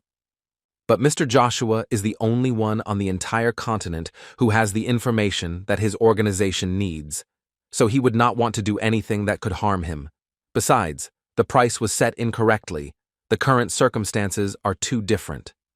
Uravis understood what the guy was getting at, so he asked him a question directly. How much does he want right now? Zero's smile only grew even bigger, because according to his words, information about Joshua Sanders is worth 100 million gold. After such an answer, Uravis could not stay in this office for a long time, so he left there because he did not understand what this ridiculous amount was. He had only one explanation, and that was that the guy was not going to tell anything from the very beginning. But this made him think that if the Lunar Gate so protects information about Joshua, then does Zero have just as valuable information? After Zero was left alone, he was approached by his interlocutor, who had actually listened to the entire dialogue with Uravis, and he asked the guy a question in which he wanted to know if Zero would be curious to know why he was ordered to name such a high price. Zero decided that it would be impudent to ask for such things, so he said that he had only carried out his order. The interlocutor answered him that everything was in order, and if he were in his place, he would also be interested to know. The answer was actually simple. Their organization just needs finances, therefore the amount is appropriate. The guy himself understood this very well, because their organization is now going through difficult times, and it would be simply a crime to miss such a chance to get 1,000,000 gold coins. Over the course of 5 years, they spent a lot of money on eliminating the rotten part of the organization and further stabilizing it. Tens of millions of gold coins were spent on the ordered destruction of 3 elders alone. His thoughts were interrupted by his master, who at some point decided to ask the guy if he knew about that mercenary of a special rank who removed the elders. In response, Zero said that he had heard something, but not in detail. After such an answer, the master told him that there was information that she was going to unite all mercenary organizations on the continent. This put Zero in a state of shock, because he did not understand how it was even possible to gather all the mercenaries who trust only themselves. It was even difficult for the guy to imagine how this could be done. The master couldn't believe it either, but they say that she has already earned the trust of many of her colleagues, and perhaps the unification of mercenary organizations is just around the corner. Zero immediately asked who this person could be, to which the master told him that some people call her role-playing assassins. But still, this was not the most important detail. The important thing was that she personally mentioned the name of Joshua Sanders. Zero was not stupid, and almost immediately realized that this meant that all organizations were uniting in order to remove Joshua. The master didn't know for sure. She could only assume that perhaps the red coin, the location of which only he knows, would never be found. And therefore she believed that information about Joshua Sanders should not be passed on to anyone so that it would not reach the Queen of Mercenaries. Some time after completing rehabilitation, Axler has already started training. He could, as before, deliver blow after blow, and this meant that the healing was perfect, and this could not but please him, although he did not fully understand how it happened that the sacred power used for the first time turned out to be more effective than the skills of priests of the highest rank. Axler even suggested that Miss Islin learn this skill from Joshua, and perhaps then she would become the most powerful magician on the continent. But the girl was thinking about something, so she did not even answer him to these proposals. The big man decided to come closer to her and ask what happened to her. Did she really miss Joshua already? But in response, he only received a scream, because in her opinion, this is complete nonsense. In addition, he scared her very much when he got so close, so she couldn't help but scream. Axler tried to explain to her that she immediately sank as soon as Joshua disappeared, so he decided to clarify this question. Islin explained to him that she had this condition not because of Joshua, but because of the man she saw in the temple. Axler immediately decided to find out who she was talking about, what kind of person he was. The girl did not know his name, so she could only try to describe him, and began with the fact that he looked like a lion, whom people addressed with respect, and seemed to call him Mr. Ryan. Axler suddenly stopped smiling, because he knew one Ryan, who was one of the 20 superhumans of the continent, and had they really seen the King of the Lions, Ryan Geiger? The girl immediately had a smile on her face, because that was the man's name, and she was glad that she was still able to remember his name correctly. It was actually strange for the big guy, because it is difficult to see him, and here it was such a chance meeting, so Axler suggested that perhaps he specifically came to the temple in order to see Joshua, to evaluate him, because if he wins the competition, then Joshua will probably challenge him to a fight. Islin did not fully understand why the big man believed that Joshua would choose him out of all 12 people. Axler believed that the reason was actually simple. Although the winners of the master competition from time to time became the rulers of Lionheart. But to gain the recognition of people at the same time was a completely different matter. The old man thought that if he showed his abilities by defeating the current Lion King, then he could definitely touch the hearts of people. And most importantly, it seemed to him that he was one of the most convenient opponents for receiving the title of Superman. The man looked at his opponent with a smile and told him that this was actually too much, to appear like this without warning and express his dissatisfaction. Joshua was the one the man addressed, and the guy answered him that he had come here to warn that the current lord of the Magic Tower, Ian Don Forey, would soon die. Joshua believed that Evergrande would soon destroy the current lord of the Magic Tower, Forey, after which he would take his place. This caused incredibly strong indignation in the man, so he began to shout at Joshua and ask him to shut his mouth, because as it seemed to him, he perfectly understands that in this way the guy wants to knock him out of himself before the competition.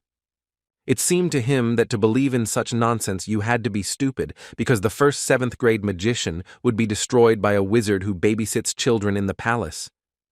Joshua continued to tell him that he had recently learned that 5 years ago, a man was looking for him, following Bronto and the lightning magician, so he now wanted to ask the man if it was true. The man did not hide it, and added that he followed him as soon as he found out, but by that time Joshua had already become a court knight, so he believed that he could only wait until he began to act alone outside of Avalon. But he did not understand. Why did Joshua even ask him this? Joshua told him that these 5 years he had been collecting information about Evergrande, and accidentally heard that he was planning a coup d'etat to take over the Magic Tower, and now Joshua knows perfectly well who is behind him. But in fact, Joshua learned this from Khazar before his rebirth. In any case, it was the truth, which his interlocutor did not want to believe until the very end, so he smiled sarcastically. After which, he asked Joshua to leave, because he had already lost too much time while listening to all this nonsense. And now it seemed to him that he would stop worrying about the Magic Tower and advised Joshua to worry about himself first of all, because he was going to give him an official punishment for his crimes. Joshua also didn't try to prove anything to him, so he added with a smile that it was his right to believe it or not.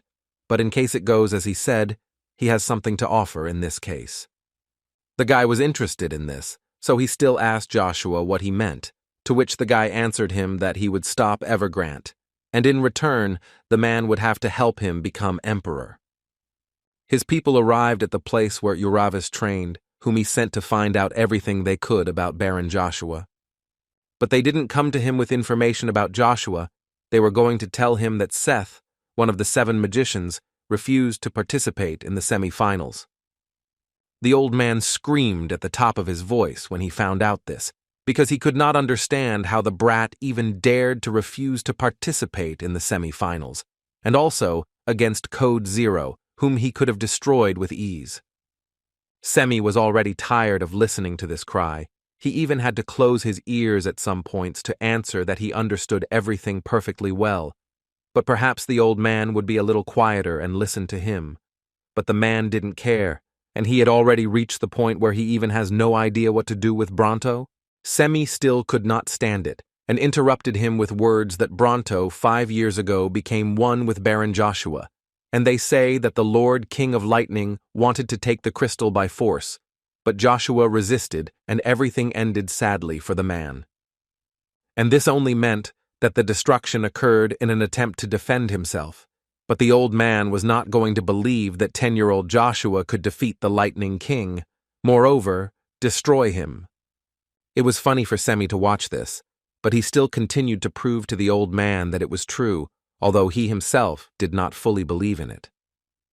The guy now knew that the King of the Earth had come to warn that Evergrande was planning to capture the magic tower, and Semi believed that now it was much more important to go to Avalon and find out where the truth was and where the lies were, but he was not sure that this was worth telling the old man.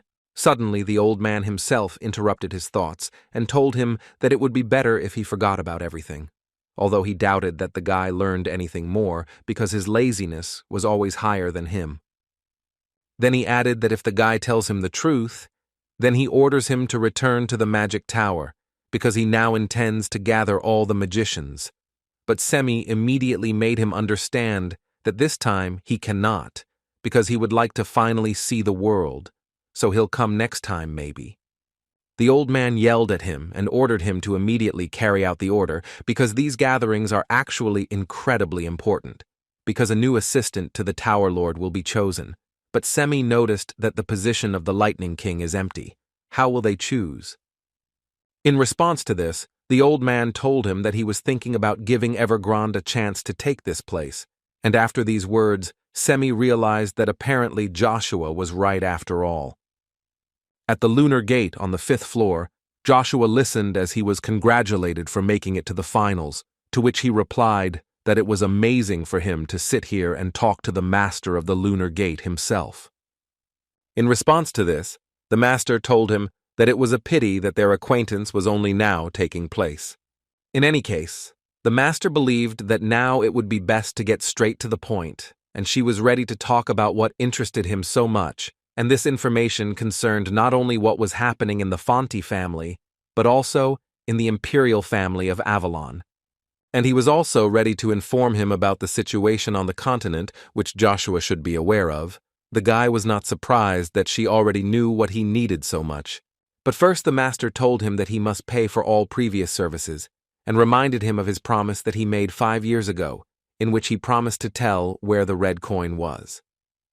I told her that even if he said the Moon Gate would not be able to do anything and he did not understand, is it really so important now?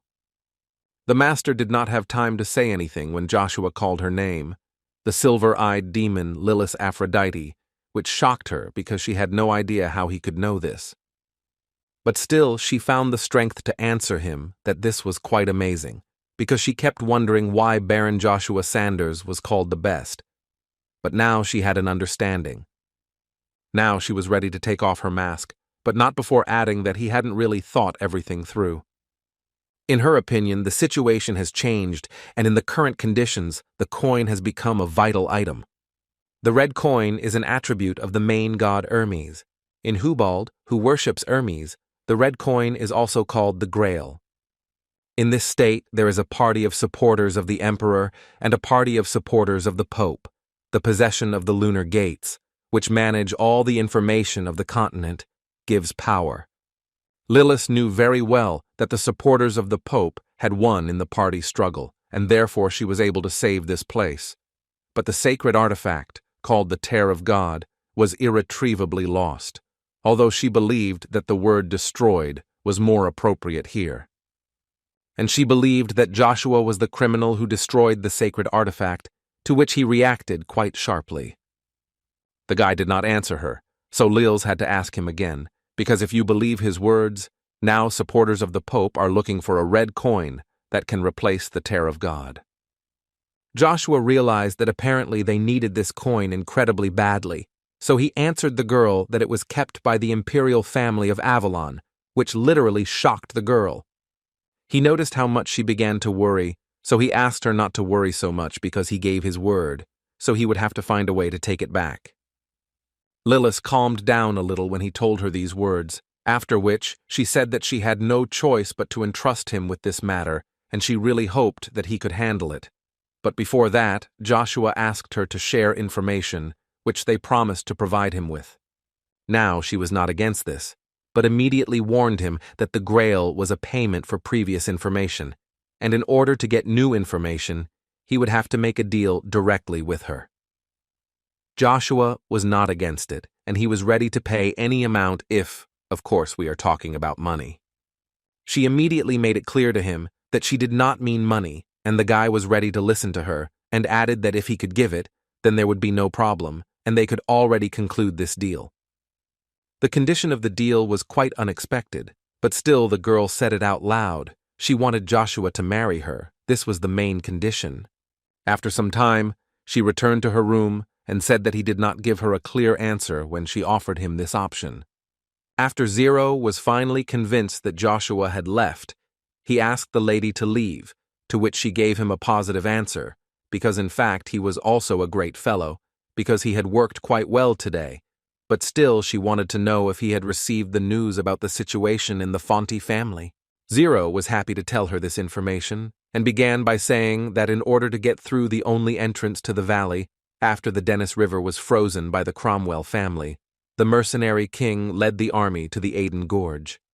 But what was most surprising for Zero was that to freeze the river, they used ice magic of the 7th level from the Blizzard Scroll, and this is known to be the highest rank. Lilith could not believe this information, because she had no idea how a 7th level magic scroll could exist. After all, she understood perfectly well that in order to imprint magic, it is necessary for the magician to be a class higher than the class of the spell, which means that the scroll was created by someone of at least the 8th level.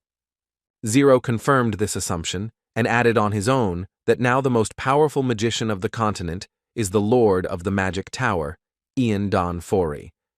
But his powers are limited to the 7th level, and therefore Zero believes that one of the ancient magic scrolls was used then. Lilith was a little unclear why the family of the Marquis Cromwell decided to take such a step. Zero believed that they intended to break the Fonte family with one blow, and it was only a matter of time. The girl repeated his words, but she believed that it was definitely a matter of time, but it was not clear for whom exactly and for what family. Finally, this moment has come. They began to announce the final competition, in which the main character of the Masters competition will be determined, and who will become the new ruler of Lionheart. The battle begins between Baron Joshua Sanders, the youngest owner of Avalon Mana. And his opponents today will be essentially the very embodiment of Magma, the Knight of the Solar Flame, King Uravis, who, in turn, was going to exert all his strength in order to finish this battle with an outcome that was clear to everyone. Joshua was also quite sharp-tongued and could only add that he was waiting for this, so he wanted to start this fight as soon as possible. King Uravis, as everyone knew, is the ruler of Tran, one of the great 9 stars, a celestial warrior. He is known for using the magma source crystal and using it quite cleverly. He also uses an unusual weapon, because the parts of his sword are connected by steel wire, and on the eastern continent, such a weapon is called a snake or folding sword, which Joshua could already feel on himself. During the battle, Uravis did not hesitate to shout that his spear was not suitable for their battle because his blow covered the entire arena. The very moment came when Joshua was no longer in the mood for jokes, and he thought that this was not in the memories of Duke Alzma. So the guy did not think that Uravis would show here what he hid even in the battle with the Duke. Was he really that serious? In any case, it was a great honor for Joshua, and although it was difficult for him, he still enjoyed every second of this fight. After a few minutes of battle, Joshua could already notice the fact that Uravis's fighting technique is based on the unpredictable trajectory of the sword, and also this speed, which is inherent only to masters, neither in the past nor in this life. He did not want to fight with such an opponent as Uravis. Today there were not many people on Joshua's side, but Islan and Axler came to support him again, although the man came because he bet all his money on Joshua, but this did not change the fact that he came to cheer for him. Iselin was a little surprised that he placed a bet, but the man immediately explained to her that the organizers had artificially equalized the number of bets on each side, and yet Joshua's victory would give him an amount 12 times larger, and only for this reason he decided to bet almost all his money. He thought that she would understand him, but Iselin was angry and she was no longer going to be in the company of a person like Axler. But as it turned out, she was angry because he didn't offer to bet on her either, so she sweetly asked him to take him to where they accept bets so that she could bet everything on Joshua. Joshua at this moment thought that now Uravis should be much weaker than in his previous life, but he is still difficult to deal with, which means that he has only one way to deal with him. Uravis at that moment did not forget to humiliate the guy with words, so he told him that he could not even respond to such a weak and basic attack, so he asked Joshua to do something to amuse him, at least a little. But then he decided that he wouldn't play anyway, and warned Joshua that this would be the end of their fight, after which he released a flame at him, which in his opinion was simply impossible to fight off. Uravis believed that this flame was capable of absorbing absolutely everything it touched, but Joshua did not think so, and was quite easily able to repulse what seemed to the man a serious blow. After that, the smile on Uravis's face disappeared, and he thought that the guy had just reflected his hellish flame, which evaporates even mana. This, in his opinion, simply cannot be, unless this guy has a source crystal. At some point, his thoughts were interrupted by the fact that he noticed how his body was trembling, and this made him understand that the trembling that arose in the first meeting with this guy was not accidental. Apparently, Uravis's body itself feels that Joshua is the strongest opponent whom he met. But this only made him happy, as did Joshua, who looked at Uravis with a smile while he was talking about the fact that the guy was the same as him. His magma excited him, sensing the crystal of Joshua's source. Uravis was so happy because he had never fought such an opponent before, so he was sure that this fight would not end with childish fuss with swords. From that moment on, he became interested in finding out how magma, brought to its limit, would manifest itself in a battle against another source crystal. But apparently today, he will be able to test it. Uravis gradually began to go crazy and only said that rising to the limit and overcoming it is what he lives for, but Joshua is unlikely to understand him, but this can be fixed, so the man was going to show him this. The host of this wild show happily shouted that King Uravis was making an even stronger impression than in the last duel, because he was covered in flames and appeared in a new image. He looked like a devil who came out of the hell of solar flames and was going to destroy everything around him, and he also did not forget to add that he still does not control this power so well, and at times he may not control himself. It seemed that the situation was really stalemate, but Joshua continued to smile and could only answer him that it was quite arrogant on his part, but he would still try to adapt to this rhythm. And Joshua decided to keep up with his opponent, and also decided to show him what the divine power is, of which Uravis is so proud. He used maximum energy and changed his appearance, after which he added with a smile to Uravis that he really should be more careful, because he still has little control over this power, especially when his blood is boiling inside and wants to go into battle, after which Joshua went into battle. Uravis liked it, But he also reminded Joshua that the boy may have become faster, but it's still not easy to take him, and the result will still be the same. He will become the winner. While Joshua was preparing his second blow, he quite accurately noted that the only thing that reached the skies here was his arrogance. But it still gets boring sooner or later, so Joshua has already played enough and decided that it's time to show him which of them is really strong. Joshua's attack reached its target and even slightly wounded Uravis, but the man did not even notice it and therefore could not dodge it. But this only made him even more angry, so he decided to use the spirit of the sun to create a wall of fire around himself. This wall was really strong, and all subsequent blows that Joshua tried to deliver were successfully blocked, so the guy decided that it was time for him to change tactics. The host of this strange event was already in an anti-fire suit, and said that they were lucky because now they were essentially watching the Battle of the Gods, which was becoming more intense every second. Uravis went wild and asked Joshua to feel how the magma inside him yearns to absorb his crystal and become even stronger. Joshua did not hide the fact that he, in fact, also had a great desire to take all his energy from him, so he decided to offer Uravis to make a small bet, in which the loser gives up his source crystal and becomes the winner's servant. Uravis didn't even think about it for a second before agreeing. Apparently, he was too confident in his victory.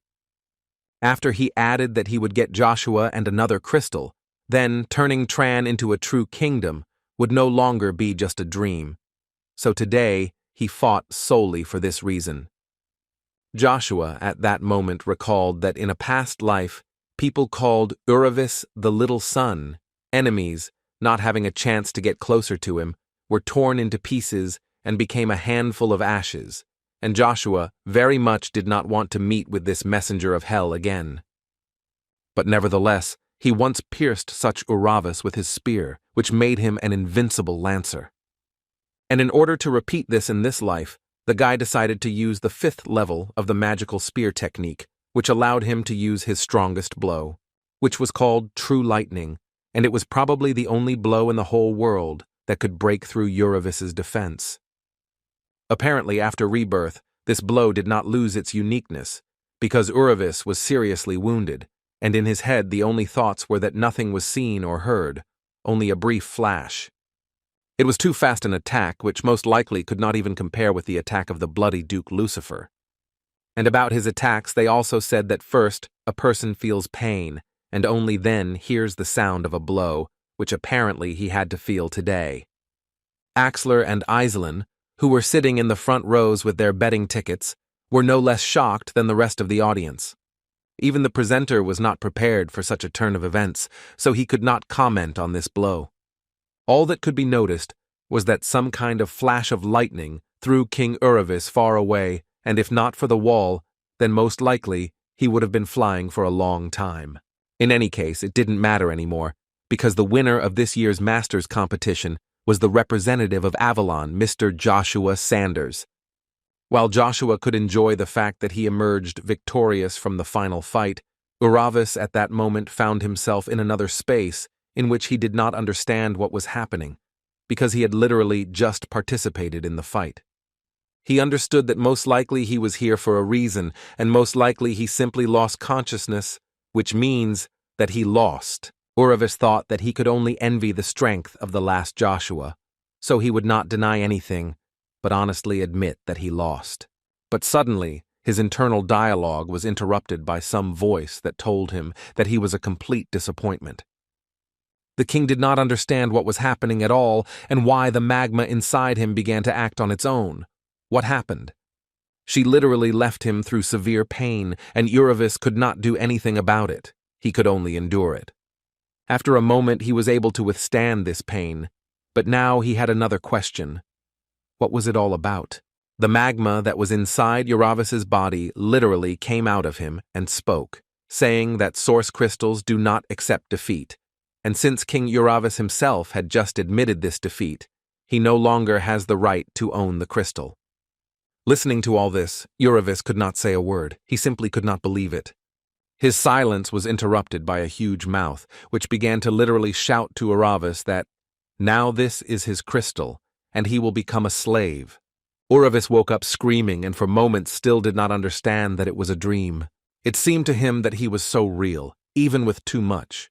Besides, now that he woke up, he did not feel the magma, so he wanted to find out as soon as possible what happened.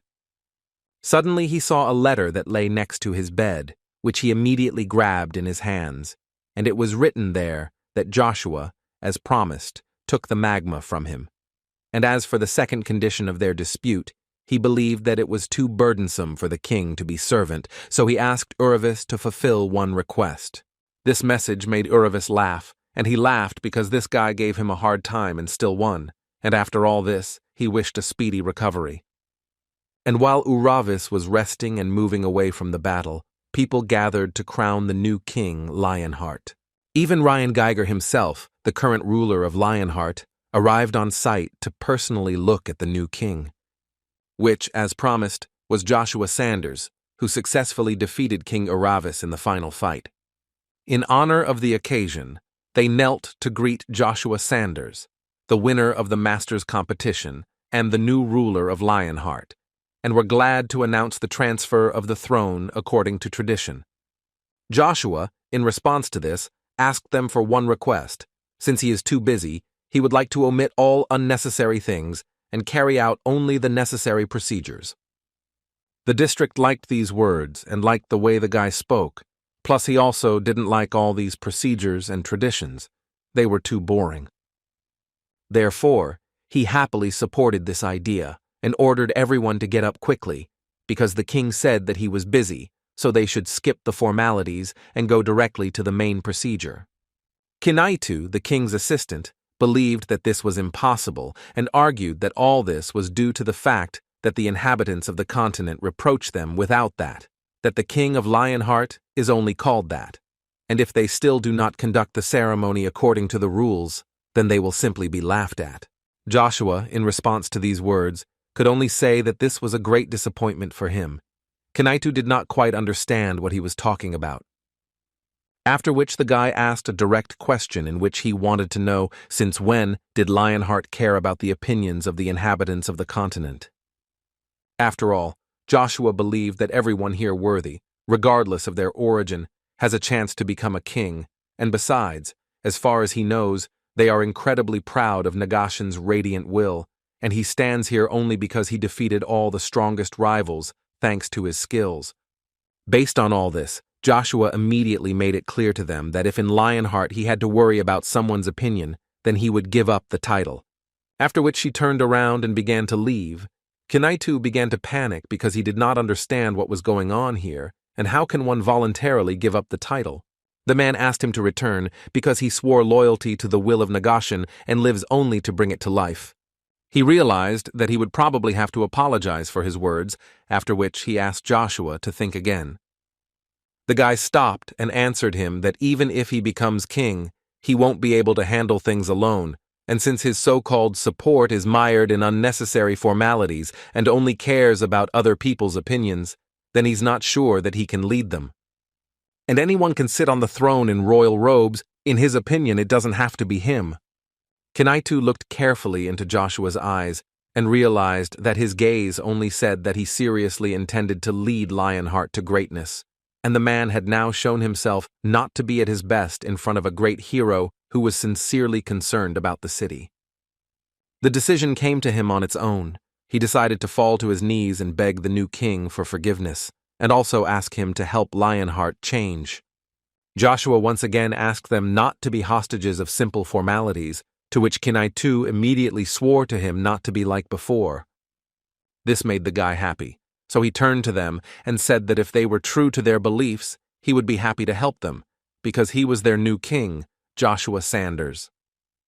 The people of Lionheart have been waiting for a long time for a new king, a real king, who will really help them get out of the crisis, and they sincerely believed that with Joshua Sanders, everything would get even better for them. At that moment, Ryan was thinking that this boy is not so many years old, but he already controls these snakes so skillfully. This is not just art, but an unsurpassed masterpiece. But at that moment, he decided that that was enough admiration for today, because it was time to move on to the main thing. Therefore, The man turned to Joshua directly and wanted to ask the new king a question. Joshua did not know what the man wanted to ask him, but decided to immediately warn him that it was better to prepare for an unexpected answer. Ryan believed that this was not important, because he believed that the guy should already know that, as the winner of the Masters competition, he could challenge 9 stars and 12 superhumans, and he told him all this so that the king would finally choose his opponent. Joshua immediately told him that he would probably be upset, but as his opponent he was going to choose one of the 12 superhumans, the head of all the Bavarian mercenaries. The king of mercenaries, one of the 12 superhumans, these were the titles held by this big guy, whom everyone around called Bavarian. Who didn't think that an ordinary knight could have such skills, so he wanted to know the name of this miracle knight.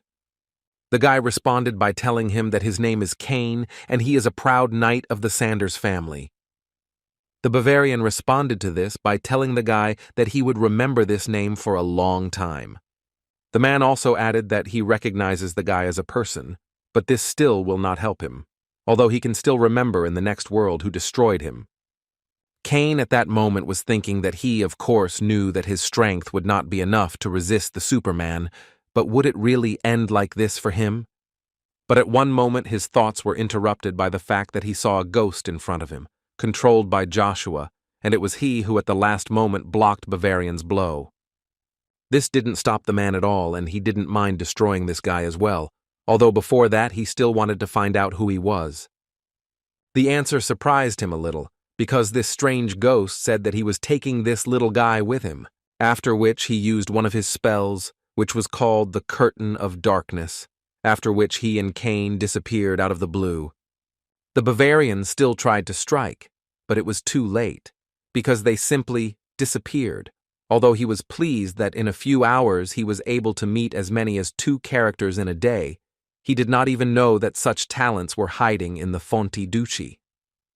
He didn't really care at all that they escaped, because it would be even more interesting for him to hunt, because he believed that the Fonti family would disappear without his intervention, so he could play a little with such characters. Suddenly his plans were interrupted after he heard that someone had signaled a retreat without his permission, which Bavarian did not like very much. But it was a messenger who brought him the news that he was asked to accept a challenge to a fight from the winner of the Masters competition. Bavarian immediately thought that this fool who challenged him would clearly be Axler, because only he could do such a thing, but this is very excellent news for him, because he will just destroy him. Mr. Icarus at that moment was thinking that Mr. Cain should have already arrived at the place, but for some reason there was no news from him, and now it seemed to him that information could leak out, and he was captured, when suddenly his thoughts were interrupted by a lady who took his hand and started talking about how he actually looked quite tired. So she suggested that he rest as soon as the meeting was over. He wanted to say that he was fine, but she apparently didn't even listen to him. I didn't want to, because I constantly interrupted and insisted on my own. Of course, after all these words and requests, he had to agree with her. On this they agreed with her, after which she officially opened the 11th meeting, and to begin with, she turned to Count Verdot because she wanted to check with him whether he had found a communication port in his father's secret storage. The man with a smile was ready to answer her because they still completed this task and found a port in a rather unexpected place. He also did not forget to add that if Duke Fonti had not woken up for a while and said where exactly to look, then no one would have guessed it. The girl was a little upset about this because she understood that in this situation they were really very lucky, but next time they might not be so lucky. Cox suddenly added that they had the opportunity to contact the outside world, and therefore he hurried to reassure the girl. She now need not worry so much because the Duke's condition is improving every day, and he will wake up soon. In addition, the man believed that if he only saw her, he would be filled with a feeling of pride. Charla smiled in response to these words. She was really pleased to hear this. But Cox is not finished yet, and according to him, the good news does not end there, because information has appeared that the king of the mercenaries has disappeared. But this, on the contrary, made the girl even more tense, Because she did not understand the logic of such actions, he approached the gate and then decided to retreat. She was immediately reassured because the reason was actually different. They reported that the winner of the Masters competition challenged him to a duel, so Bavariant left them alone. The girl immediately wanted to know who this hero was who essentially saved them. One of the advisors hastened to answer, saying that they all knew him very well, because this is the son of Duke Agnes, Joshua Sanders. Shirla almost cried, because in the depths of her soul she hoped to hear this name, but did not think that this was really possible.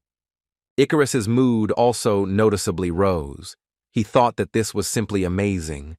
It seemed to him that Mr. Joshua had forgotten about them, but apparently he still remembers, so the guy decided that he would help the local people hold out here until Joshua arrived, and then he would figure everything out himself.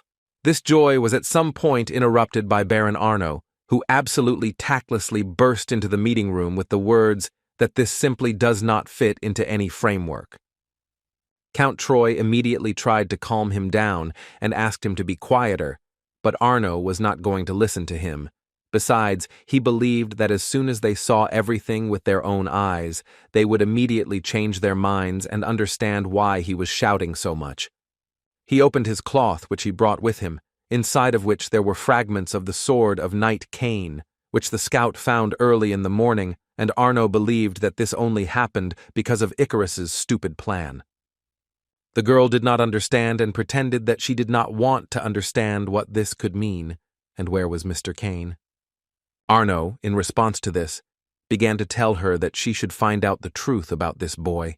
He tried to dissuade Icarus from implementing the reckless plan, but in the end, Knight Cain ended up in the heart of the enemy camp, and that's the only reason why the tragedy happened, and how it seemed to him only one explanation. Icarus, according to Arno, wants to undermine their strength in any way and lead to defeat. The man believed that he knew very well that Icarus was Cromwell's spy, and he needed to be punished immediately. They tried to stop him and tell him that Mr. Icarus personally discussed this appointment with them, so they believed that there was simply a misunderstanding, but suddenly they were interrupted by Icarus himself, who told them that in fact they were both right. Then he added that he gave everyone present here different information about which path Mr. Cain would take. Charla didn't understand why he did this, so she asked him to immediately explain himself. Icarus confidently told her that he had already said once that you can only trust yourself, and a series of events pushed him to the idea that there was really a spy among them, so he set up nets to catch him. And if you believe the guy's words, then in fact Mr. K went along the 5th food route, and there is only one reason for his disappearance without a trace. This reason is the person to whom he told about the 5th way. This person is that same spy. After these words, Icarus asked Cox to stop where he was and finally tell the whole truth about his identity.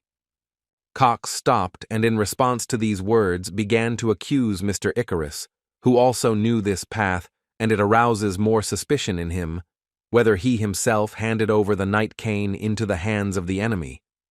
Icarus did not answer such questions and simply told Cox that now he would ask him only one question, in which he would like to know where Count Cox went tonight. The man seemed to be expecting this question, so he immediately said that he couldn't sleep at night, so he went out for a little walk and someone probably noticed this. Cox believed that if the guy's suspicions were based on this, then they were pretty stupid. Icarus smiled and noted the fact that he did not say that the man was seen yesterday, he simply asked where he went. In addition, the guy lied about knowing something about his walk at night, and now he became even more interested in whether he really just went out to get some fresh air. Arno intervened in this conversation and began to say that Count Cox and Lady Charles had no need to listen to this nonsense, because Icarus wants to drive them all into a dead end, confuse and create chaos. And he thought so only because they all know perfectly well how much Count Cox has done for the Fonty house. So he decided to remind Lady Charlie that she should know better than anyone that he does not deserve such vile accusations against him. These words really made the girl think, because in her head she really couldn't find any reason for Cox to betray them. After all, for her he was a second father, who from childhood to this day has always been by her side. He was her best teacher and only friend, so she couldn't believe that he could just betray them like that. But her thoughts were suddenly interrupted by the words of Cox, who suddenly began to say that he wanted to remain a good person in the eyes of Lady Cheryl until the end. But it seems that in his opinion this is not destined to happen. He was tired of hiding, so he decided to admit that Icarus was right and he was really a spy, and it was he who tried to poison the Duke of Fonti, and it was he who conveyed information to Cromwell, only he did all this. Cheryl did not want to believe it until the very end, and her tears, which were accompanied by words of denial, were proof of this. At one point she couldn't stand it, so she started screaming at the man and asking him why he decided to do this, what was the reason for this. In response to this, he began to smile and say that they all forgot his nickname. He is the Spirit of Gold, which meant that he is essentially a monster that feeds on wealth, and it turned out that at one point he was on the verge of poverty, so he believed that this is a great reason. At this moment only Icarus could think soberly, who believed that everything was actually not so simple. It seemed to the guy that the relationship with the house of the Marquis of Cromwell was not so familiar, although he understood that it was not necessary to be one of his own to spy. In any case, Icarus was extremely interested in finding out how influential the man was behind Count Cox, and he doubted that it was the Marquis Cromwell. Cox, in response to this, said that Fonti's house for him is like a creation on which he invested his youth, and for him it is actually an expensive place. Arno could not stand it, and immediately began to shout at him, because he wanted to know why he betrayed the Duke then. In response to this, Cox told him that duty, honor, and even the name always go to the winners. Arno did not quite understand what the man was getting at, so Cox had to say directly that the Avalon Empire is the country of the winners, for which he is ready to play to the end. He believed that today Fonti's house would disappear and there would be nothing left. Honor and duty, absolutely everything would disappear. Arno continued to shout at him and say that he couldn't just get away with this and wouldn't leave here alive. Suddenly no one was listening to their dialogue, because a complete nightmare was happening outside the window. Shirley and Icarus came closer to see what was happening there and saw a huge explosion that covered everyone with an orange light that gradually ate out the eyes of everyone who looked at it. Meanwhile, Joshua was officially announced as the new ruler of Lionheart, in response to which he promised that he would work hard to turn Lionheart into a better city. Ryan could only add that he was honestly even a little sorry, because he really wanted to fight the guy. But he unexpectedly chose the King of Mercenaries as his opponent. Joshua continued to smile and repeat that you really don't need any special reasons to fight, and if both sides don't mind, then a duel can be arranged at any time, so he asked Ryan not to be upset. The man really liked such audacity, because he remembered himself in his youth. The man liked Joshua so much that he decided to give him a gift as a sign of his promise. It was a small picture of a lion holding a sword tightly in its teeth. The man added that at the moment he had losses and draws on his account, and if you believe his words, they fought with one opponent for 2 days without rest, but were unable to identify the winner. His opponent is not one of the stars or supermen, just a master of Avalon, and he says this to the fact that the external is not everything, so you should not look exclusively upward. Sometimes, in his opinion, it is useful to look back and look around without overloading yourself too much. Joshua actually thought about it after hearing these words and repeated the words around him several times in his head. Then he turned around and, before leaving, added to Ryan that he forgot to say hello to his colleagues, so he would go away for a while to fix this problem, although he did not fully understand what the man was saying, but he was still very grateful to him for his help. The man, as it turned out, was not finished yet, and before Joshua left, he asked him not to forget to carve his name on the tombstone of Nagashina, a royal grave on the outskirts of Lionheart, which is easy to find. Joshua didn't mind and told Ryan that he would try to fulfill his request as soon as possible. In the forest, meanwhile, 3 men stood and waited for Joshua Sanders. They believed that this would be their only chance to deal with him once and for all. Hasegi, That was the name of the man with sideburns, suddenly began to say that he understands everything. But isn't the Swallow Empire a much bigger problem than Joshua? Iodine did not understand how they could not guess, because Emperor Verona suddenly fell ill, which is why Duke Lucifer is now sitting on the throne of Swallow, and the man was interested in when warmongers are on the thrones. How long will it be before the world is plunged into war? Their third companion, Windmill, completely agreed with them and was literally bursting with anger because the situation was getting worse and worse every day. But still, he believed that now it was quite important to remain calm and do everything possible. Suddenly, their dialogue was interrupted by another man, who had not even had time to approach them before he began to take out his sword and say that he would not just leave it like that. They immediately realized that Joshua was hidden in Avalon and did not want to release him, but they did not understand that apparently the man came not to protect Joshua, but to fight him, because he had been waiting too long for this moment. For Iselin, it was a complete disappointment because she could not believe that Joshua had decided to challenge Bavarian. Axler asked her to be calmer. He believed that Joshua, that is King Joshua, most likely chose this particular enemy for a reason. Iselin understood that Bavarian was now at war with Fonti's home, and this challenge allowed him to gain time. But she still believed that this opponent was too strong and it seemed foolhardy to challenge him. Therefore, she knew that the King of Mercenaries was a greater monster than it seemed at first glance, and she was actually so annoyed that the person dear to her was moving forward at risk, and she could do nothing to help him. Axler tried his best to calm her down, so he told her that in fact everything had already happened, so there was no point in panicking. Now the best thing she could do was enjoy the moment. In addition, he asked her not to forget that not only bad things had happened, but also something good. And he was now saying that the bet on the dark horse had worked, and if he had only known about it, he would have bet all the money, which he has. In any case, he managed to earn 36,000 zlotus, and all this was his money. With that kind of money, he believed that he could leave the mercenaries right now. He was literally shaking with pleasure, so he wanted to quickly take the money and leave. Suddenly, his joy was interrupted by a voice that turned to Axler and told him that they had not seen each other for quite a long time, and first of all congratulated him on receiving the title of Master. To say that the man was surprised when he saw Lilith is an understatement, because he did not understand what she was doing here. But she believed that she did not need a special reason to appear here. Besides, she came to collect her winnings. This actually surprised him even more because he had always thought that she was too religious for betting, but it seems he was wrong. She answered him that she decided that religiosity should not prevent her from supporting her young man. This provoked Axler to ask her who this lucky man was. But then it dawned on him, as well as on Iselin, that she was talking about Joshua, whom she had just called her boyfriend. Iselin was obviously upset by this because she didn't understand what right this woman had to call Joshua her boyfriend.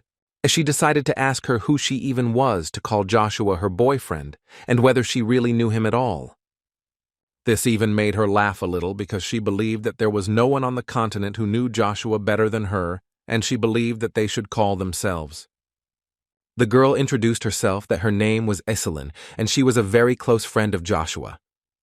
Lilith decided that since the girl did not say her last name, then apparently she was one of the commoners. But before she could continue, Iselin interrupted her and began to say that she knew nothing, because Joshua always protected her, and she always did, in return, supported him. And she did it stronger than anyone, unlike some women who have recently appeared. Lilith very much doubted this, and to prove that she was Joshua's biggest supporter, she took out a silver ticket. Axler understood perfectly well what this meant, and in what case this ticket was issued. It was issued for a bet higher than 10,000 gold coins, and he could not believe that she could bet such a large amount on Baron Joshua. Lilith noticed that she bet 50,000 on her lover, because she believed that since they were dating him, how could she not be confident in him and his strength? Iselin had a very subtle reaction to this and simply started giggling, which confused Mrs. Lilith a little. After which, she reached into her pocket to pull out something that sparkles very much. But before that, she wanted to ask Lilith Or does she evaluate people only by money? Iselin did not wait for an answer to this question, after which she put a golden ticket on the table, which was legendary because it is issued for a bet of 100,000 gold coins. As it turned out, Iselin made a bet of 500,000 gold coins, but she thought that even that kind of money was ridiculous to bet on her best friend. Lilith really did not expect to see something like that. She generally thought that the golden ticket did not exist. In any case, she continued to smile and say that now she was really interested in the girl, because it was quite surprising to her to realize that a girl could have so much money. Iselin replied that even if she wanted to talk about it, she still would not do it. Mentally, she recalled that she had received this money by pawning a family heirloom, a treasure that was protected even during the destruction of the house, a blue wing. It was the legacy of the most powerful wizard in the history of the Empire, Gerus Orbis, created by him personally.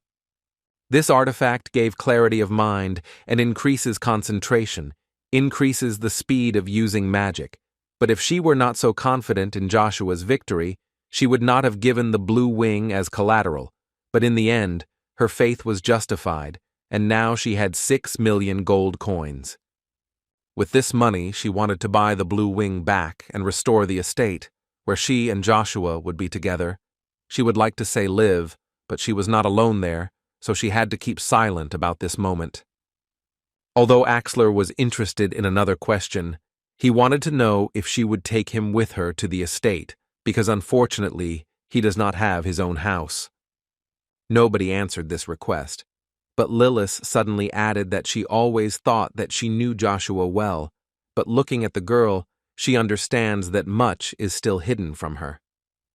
Although, on the other hand, she saw only one big plus in this, because now she will be able to get to know him much better. Suddenly, she turned to Axler and wanted to notice something from him, and he didn't mind helping her.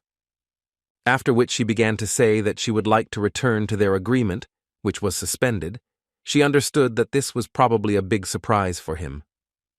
They communicated using message magic, so Iselin could not hear what they were communicating about. And at that time, Lilith told him that the terms of the deal were beneficial for him too, so she asked him not to worry about it. Axler didn't quite understand what she was telling him, and why should it even be beneficial for him? The girl knew that he did not really hold on to titles, and even if Bavarian was removed, he would rather put someone else in his place, but she could not agree to this. Therefore, she would like to ask him, when Joshua destroys Bavarian, to take his place as the mercenary king, and then she will happily accept his terms of the deal. Arya, meanwhile, dealt with 3 masters who were waiting for Joshua in the forest, and at that time Joshua himself was already in the forest, to whom Arya told that they could do without unnecessary words and have a good time. Joshua did not expect to see such a picture, because he was able to deal with 3 masters alone, and his skills are at the level of a Superman. The guy did not even think that Count Arya could be so strong. The man at that moment interrupted the guy's thoughts and asked him not to stand like a statue, but to finally start fighting, because right now they could finally enjoy this moment together. Joshua did not answer him, so Arya, without thinking for a long time, went into battle, so Joshua had to take out his spear and prepare for battle.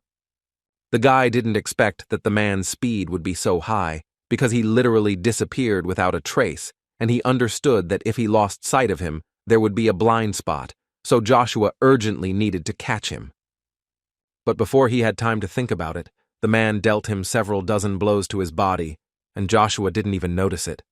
Arya was already behind him and said that the UN called this technique the butterfly dance, and also advised him not to look for it with his eyes. It is useless. In this situation, it is better to use sensations and attack instinctively. Joshua, at this moment, was of little interest in what techniques he was using. He was no longer satisfied with the fact that Arya did similar things with the masters of other countries, because in his opinion, even the County of Wall would not be easy to cope with a situation that could lead to an international conflict. Arya did not understand why he should worry about those who were destined to become a pile of ashes along with their countries. In any case, he asked Joshua to end this talk and start fighting. In addition, the man noticed that they didn't have much time left, so it was better to start as soon as possible. Joshua continued to stand, and Arya, in response to this, suggested that the guy was simply scared. In response to this, Joshua could only smile and mentally think that the man would have to wait a long time to wait for this moment. But still, the guy couldn't help but notice the fact that he was a little excited about the unexpected meeting with a strong opponent. Arya acted like a madman, although apparently he was, because he incredibly enjoyed their battle with Joshua. He literally enjoyed every movement. But at some point, he decided to add fuel to the fire and told Joshua that if the guy beats him, then he will tell him something interesting about the true relationship of his father Agnes and mother Lucy. Joshua now wanted to win, but it would be incredibly difficult to do this because Arya is really so far probably the strongest opponent the guy had to fight. So far, he had only had to repel all possible attacks from Arya and was not entirely able to attack back. At some point in the battle, he asked Arya to answer him what it means to be destined to become a handful of ashes along with their countries. Is Avalon really going to start a continental war? But instead of answering, the man only asked the guy to focus on the fight that Arya had been waiting for 5 whole years. Joshua was still able to hit him with a blow that literally cut him in half, but it turned out to be an illusion that Arya created. The guy noticed that Arya was starting to circle around him, and it wasn't funny at all. Joshua understood that he was now in quite serious danger. Arya at this time flew high into the sky with the words that there were still many untried dishes left. So he advised Joshua to first study the menu, after which he was going to use the unique secret technique of the head of the House of Walls.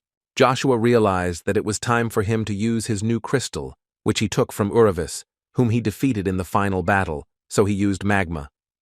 He also remembered to use the 5th-level spear technique, which helped him create a huge flame, which prompted the fire dragon to come out.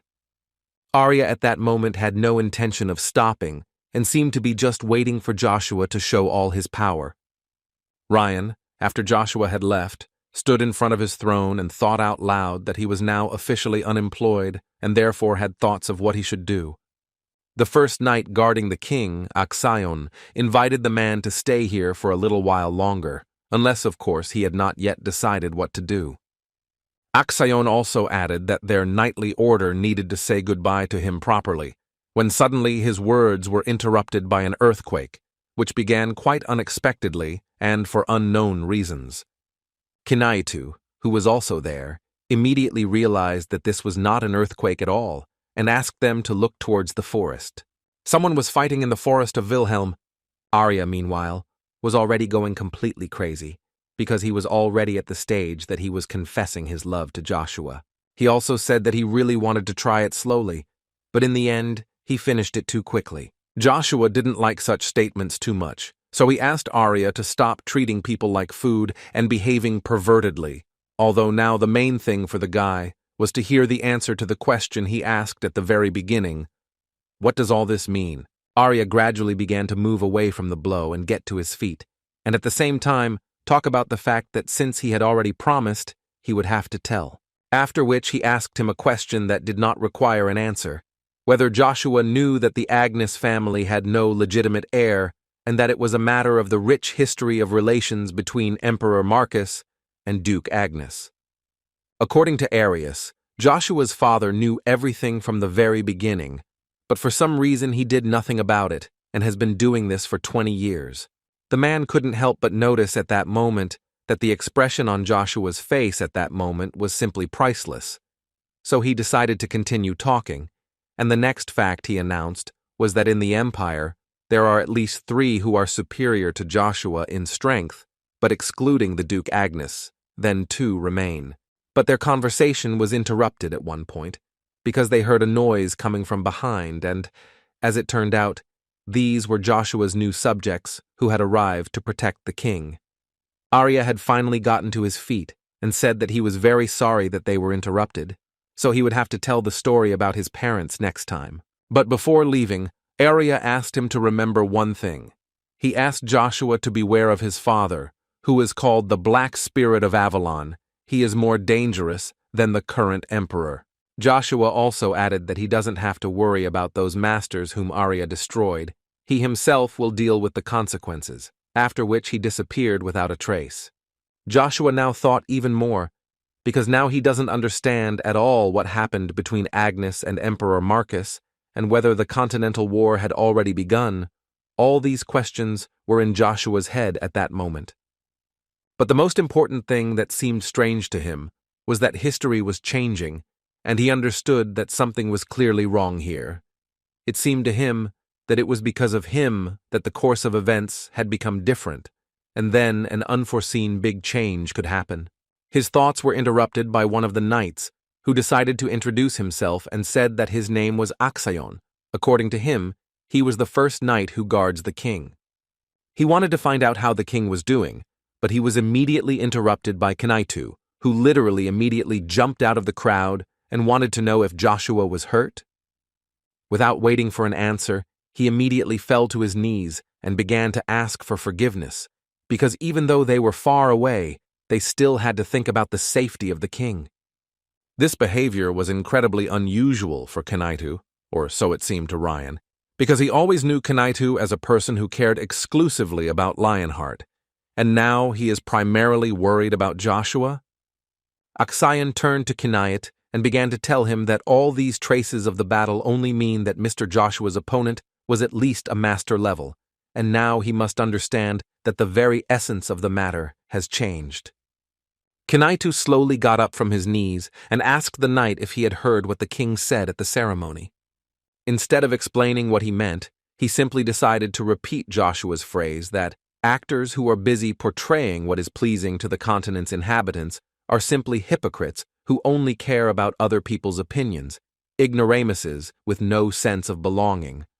He reinforced all these words by tearing off his pendant and necks and adding that this is exactly what they say on the continent about the inhabitants of Lionheart, and in the end he wanted to ask them how much longer they will endure ridicule that they are actors without pedigree. His body at some point began to glow incredibly strongly, but this did not stop him from continuing to talk, and he wanted to ask them all whether they had not dreamed of making Lionheart an ideal, independent state. Kinaitu believed that King Joshua had set their hearts on fire, and now they must answer him, and this would be better than simply disappearing and living their whole lives with an eye on the opinions of others. It seemed to him better to take a bold step towards change. While he was saying all these words, his appearance completely changed, and now he looked like a strong knight, and not like an old advisor, after which he added that the kingdom of Lionheart will take this path, and he says these words as the 0 Knight of the Order of William, whose name is Leodegrant. Aksayon was very surprised that Master Kinaitu revealed his true power for the first time in 20 years. Apparently, King Joshua touched his heart. After this long monologue, Kinaitu decided to ask Joshua if he could go with him and accompany him. Joshua liked the performance and what Kinaitu said, so he didn't mind. Without thinking for a long time, Kinaitu turned to his subordinates, and not as an assistant to the ruler Kinaitu, but as the true founder of the Order of William. The proud 0 Knight Leodegrant ordered them all to follow the king. After such words, everyone was ready to follow Joshua to the very end, so it was not surprising that they supported him. As a child, a little boy heard stories about knights who made a pact with the devil. These knights never part with their swords. Their immortal bodies are instantly restored, even if their limbs are cut off, but they cannot live in a human body. And Keith remembered all this for a reason, but because one of these knights was standing in front of him. Keith, of course, was incredibly grateful to his savior for helping him, but he still wanted to know why he helped him. The knight answered him that in fact everything was simple. He was just acting on behalf of Bishop Joshua Sanders. Keith immediately grabbed his head because he thought that Joshua had to make a contract with the devil just to save them, because the guy had heard that this required giving up his soul and he didn't want his owner to make such sacrifices because of him. The man, if you could call him that, asked Keith not to scream so much, because there was a big explosion on the side of the Aden Gorge, but because of the guy's screams, he didn't understand what happened next. Keith was shocked that he could hear so far away. The knight explained to him that using a certain method of accumulating mana by hardening the body, one can learn to read air movements, but at such a great distance it is difficult even for a master to perceive anything, which means the explosion was incredibly strong. Keith was sad to hear such words, because he was very worried about Lady Cheryl and Icarus, who without his help could be in danger. Although later he realized that in fact Icarus is a genius, he will definitely be able to come up with something, so there is no point in worrying. But now it seemed to him that the problem was that there was no way to stop the King of Mercenaries, especially in his current state. But suddenly he realized that the solution to this problem was right in front of him, so he decided to ask the knight to teach him how to read air movements. A few days later, the Duke of Fonti, lying in one of the carriages, rode through the Rocky Mountains. But at some point they stopped, and Count Arno told them that through this gorge they would now go out to the place where the horses were waiting for them. Cheryl was very grateful to him for such help. She believed that thanks to his decisive actions they managed to escape. Arno, in response to this, said that they should praise him later, and now it was more important for them to get out of here. Icarus was probably the only one in that group who thought that something was wrong here, because Arno, in his opinion, took action too quickly, as if he knew about the explosion in advance. The guy understood that if enemies were hiding here, they would inevitably lose. Baron Arno, who understands military affairs, should know about the danger of such passages, and all these thoughts led Icarus to think that perhaps Arno was also a spy. Therefore, Icarus decided to turn to Arno and immediately warned him that his question might sound rather strange, but he wanted to know if the man was sure that the sword of Knight Cain was discovered by their scouts and not by the enemy. Arno did not understand why this was so important, but Icarus immediately raised his voice and began to tell him that no matter how fierce the fight was, they could not so quickly head down the path that only Icarus and Count Cox knew about, and thus more find the fragments of the sword of Knight Cain and bring them. The Count immediately got angry because he realized that Icarus began to suspect him of espionage, and immediately decided to take out his sword to teach him a lesson. And the man also began to say that if Icarus was trying to escape in this way, then Arno would not allow him do it. Icarus did not respond to these words and continued to order Arno to answer the question because the situation seemed suspicious to him, because Count Cox was allowed to meet with the Duke alone, but no one in this house found a trace of the crime. The guy did not deny the fact that this was undoubtedly a mistake by the guards, but he is also the head of the knightly order. Did he really not receive a word of reproach? In response to this, Arno only continued to threaten him. At some point, their dialogue was interrupted and they were asked to stop trying to find out who is right and who is wrong, because now they need to get away from here. But Icarus interrupted the advisor and said that no one would pursue them anymore. After which he asked them all whether it seemed strange to them that they had come all the way here without suffering a single loss, although the Iden Gorge had been captured by the enemy. Arno continued to shout at the guy and say that he actually knows these lands like the back of his hand, and it is he who knows about paths the existence of which the enemy does not even suspect. Cheryl intervened in this dispute and said that it seemed to her that Mr. Icarus's words made sense, because a lot of time had passed, but it was too quiet around. It also seemed strange to her that they did not even see the shadow of Cromwell's persistent mercenaries, although it was time for the pursuers to show themselves. Arno repeated once again, only now in a calm tone, that they had gone down a road that no one knew about, so he once again asked Miss and the others to stop worrying and follow him. Now Icarus was sure that Arno was lying, but even if so, the guy understood that now he had no way to get rid of him, so he would have to face the enemy and play for time while waiting for a miracle. Therefore, he decided to shout to everyone who is now in the ambush to come out, because they will not be able to escape from here anyway, but Icarus would like to look at them and make sure that he is really right. After these words, Arno still could not stand it, and called Icarus a pathetic worm who ruined his whole performance, which raised questions from others. Count Arno is tired of enduring. He endured a lot in order to finally see the face of the lady who will be in complete despair, but now apparently he will have to do it earlier, and he decided that he will show them the faces of the angels who protect him. After these words, the third and fourth knightly detachments of Fonti, led by Baron Clent, emerged from all the cracks. The advisor immediately began to shout at them, because it was too surprising for him to see how the Duke's own knights turned their backs to his house. Where was their knightly honor? Arno was too funny to listen to this, but still he added that Count Cox was right when he said that there would be no honor if you went to the bottom with a sinking ship.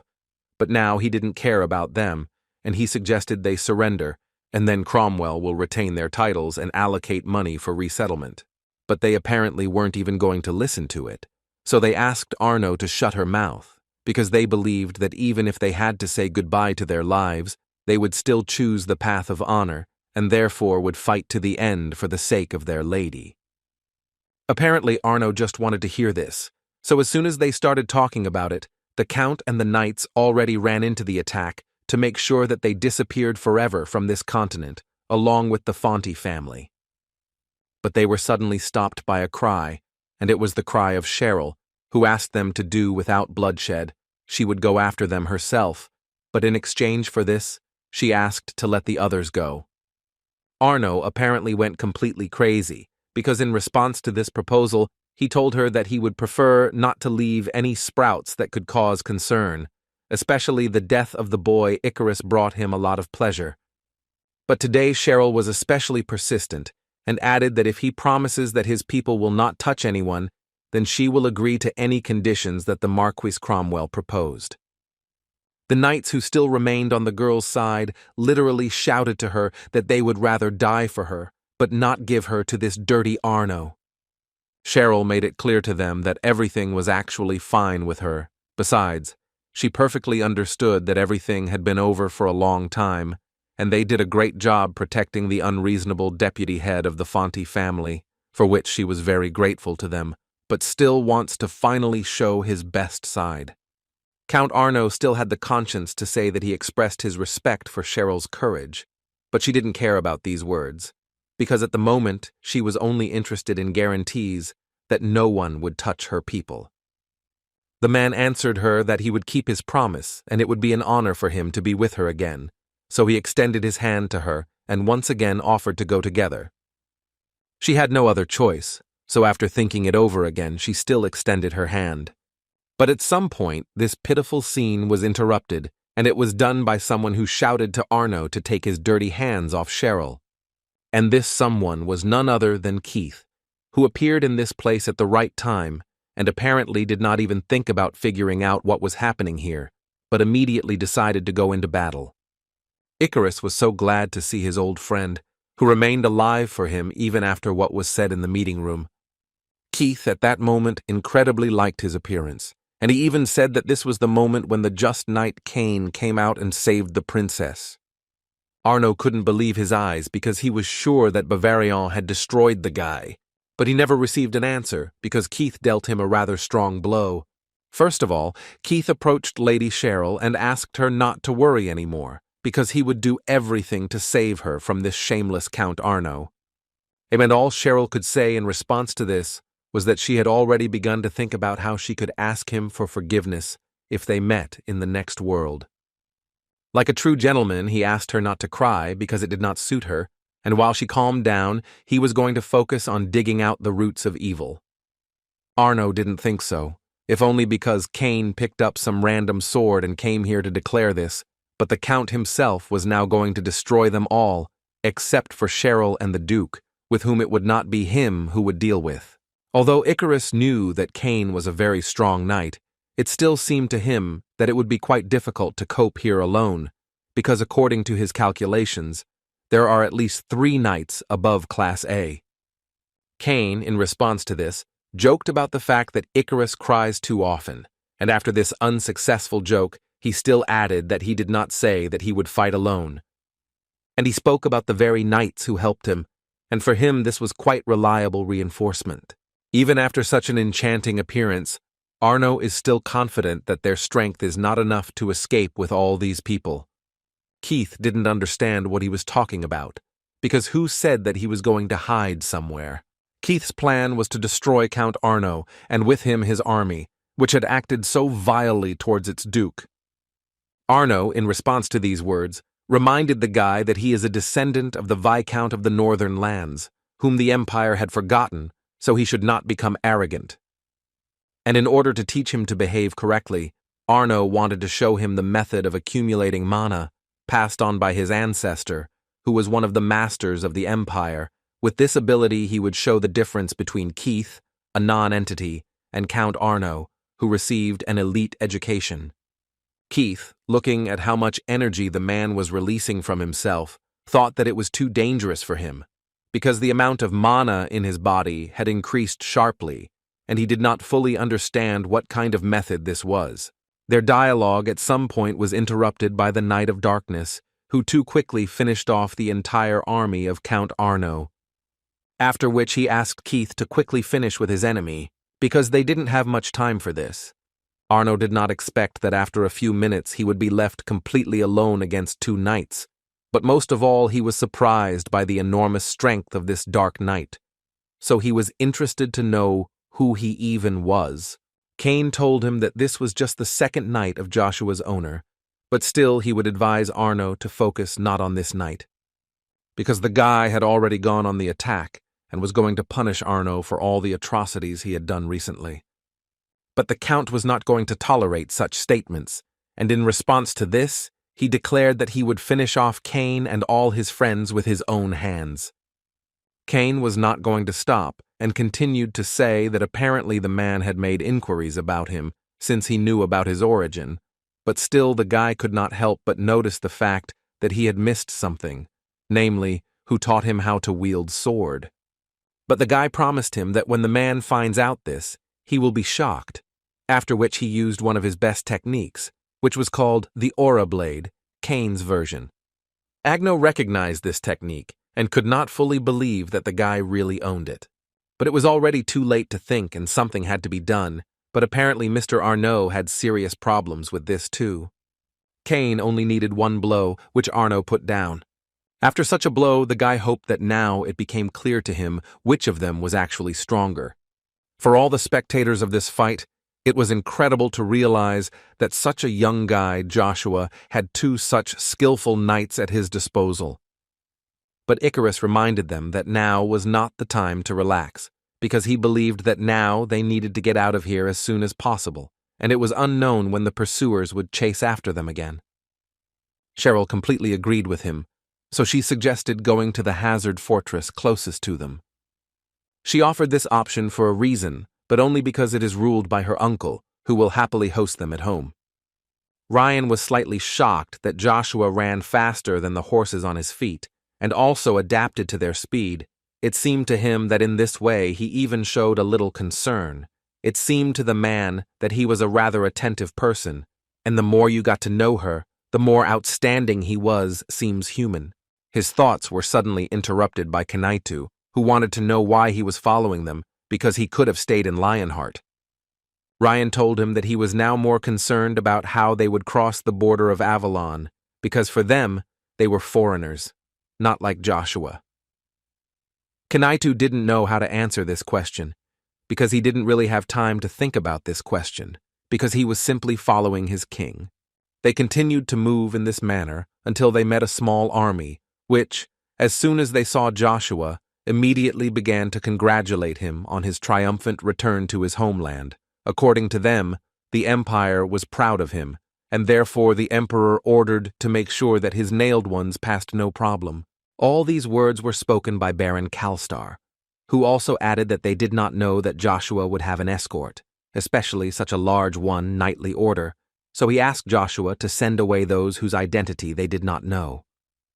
Kanaitu expected such a turn of events, he was sorry, because he understood that now they would be forced to return and assemble a diplomatic delegation, but he would so much like to be with the king to the end, but apparently nothing can be done about it.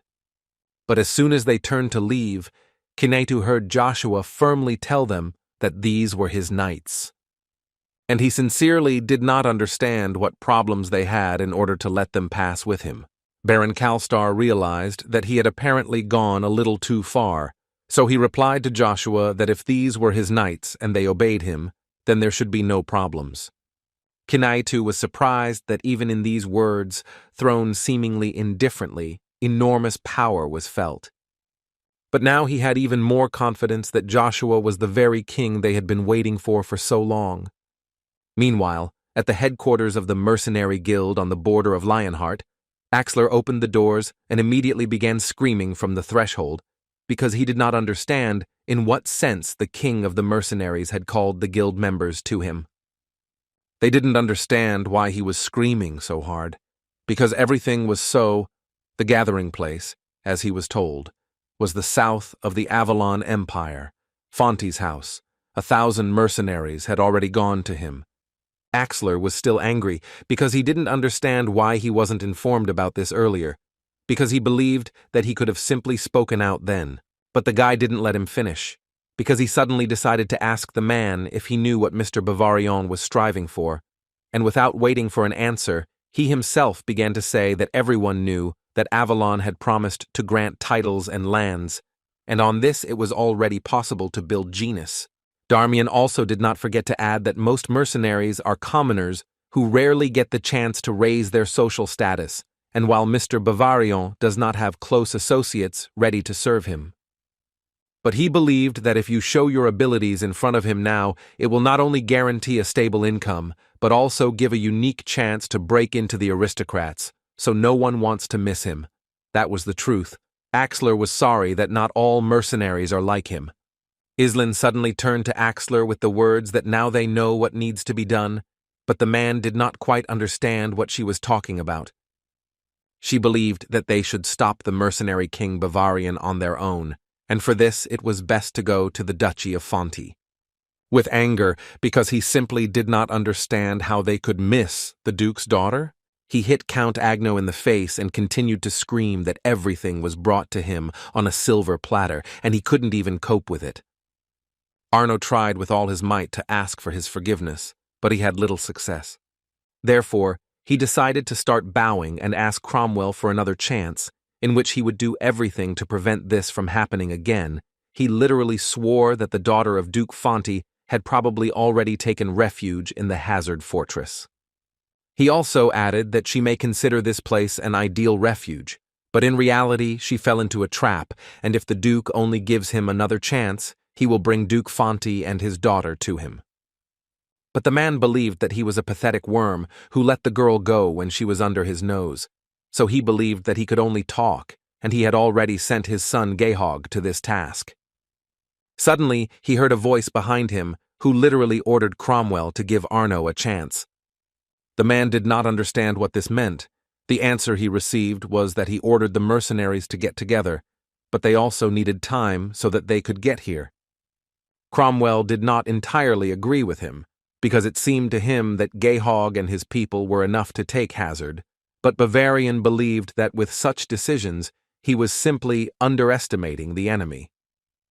And in order for Ravel to understand what he was talking about, he decided to list that on their side is Icarus, whose name is the Fox of the House Fonte, and 2 knights of rank A, and if the Black Knight of the Denis River is who he thinks, then it will be quite difficult to defeat them. Cromwell still believed that the strength of A-rank knights was still not a reason to give this useless worm a chance. Bavarian still believed that it was possible that Cromwell thought he was stupid and useless, but in his opinion he was still a rank A knight, which was a very valuable resource, which Cromwell had little faith in. Agno was quite surprised that he had been hiding this all his life, but only one glance was enough for this man to figure out that he was not just a count, but a knight of a rank. Now it was clear that it was not for nothing that he was called a Superman. Arno was enough to be nearby to understand this. In any case, Bavarian believed that with A-rank knights and the knightly order of the Marquis, as well as 100 of the best mercenaries, it would not be difficult to capture the Hazard Fortress. He only asked for one thing, to find bait that would help delay the time until his people arrived, and this bait could be Arno.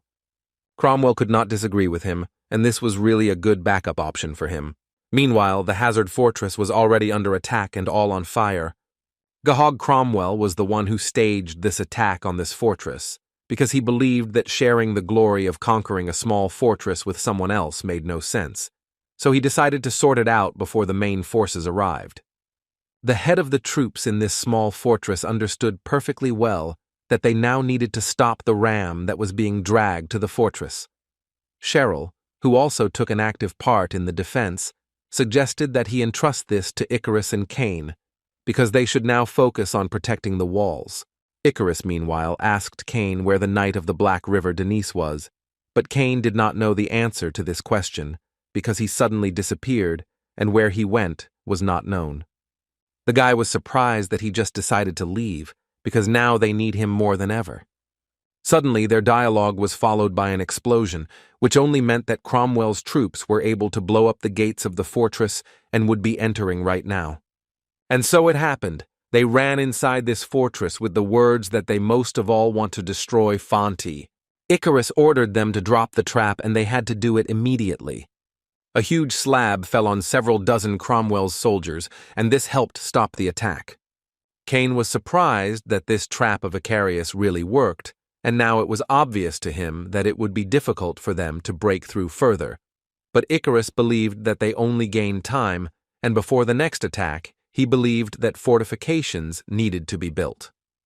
At least they thought so until they heard Cheryl's voice, who screamed that the invader had penetrated the wall and asked to stop him immediately.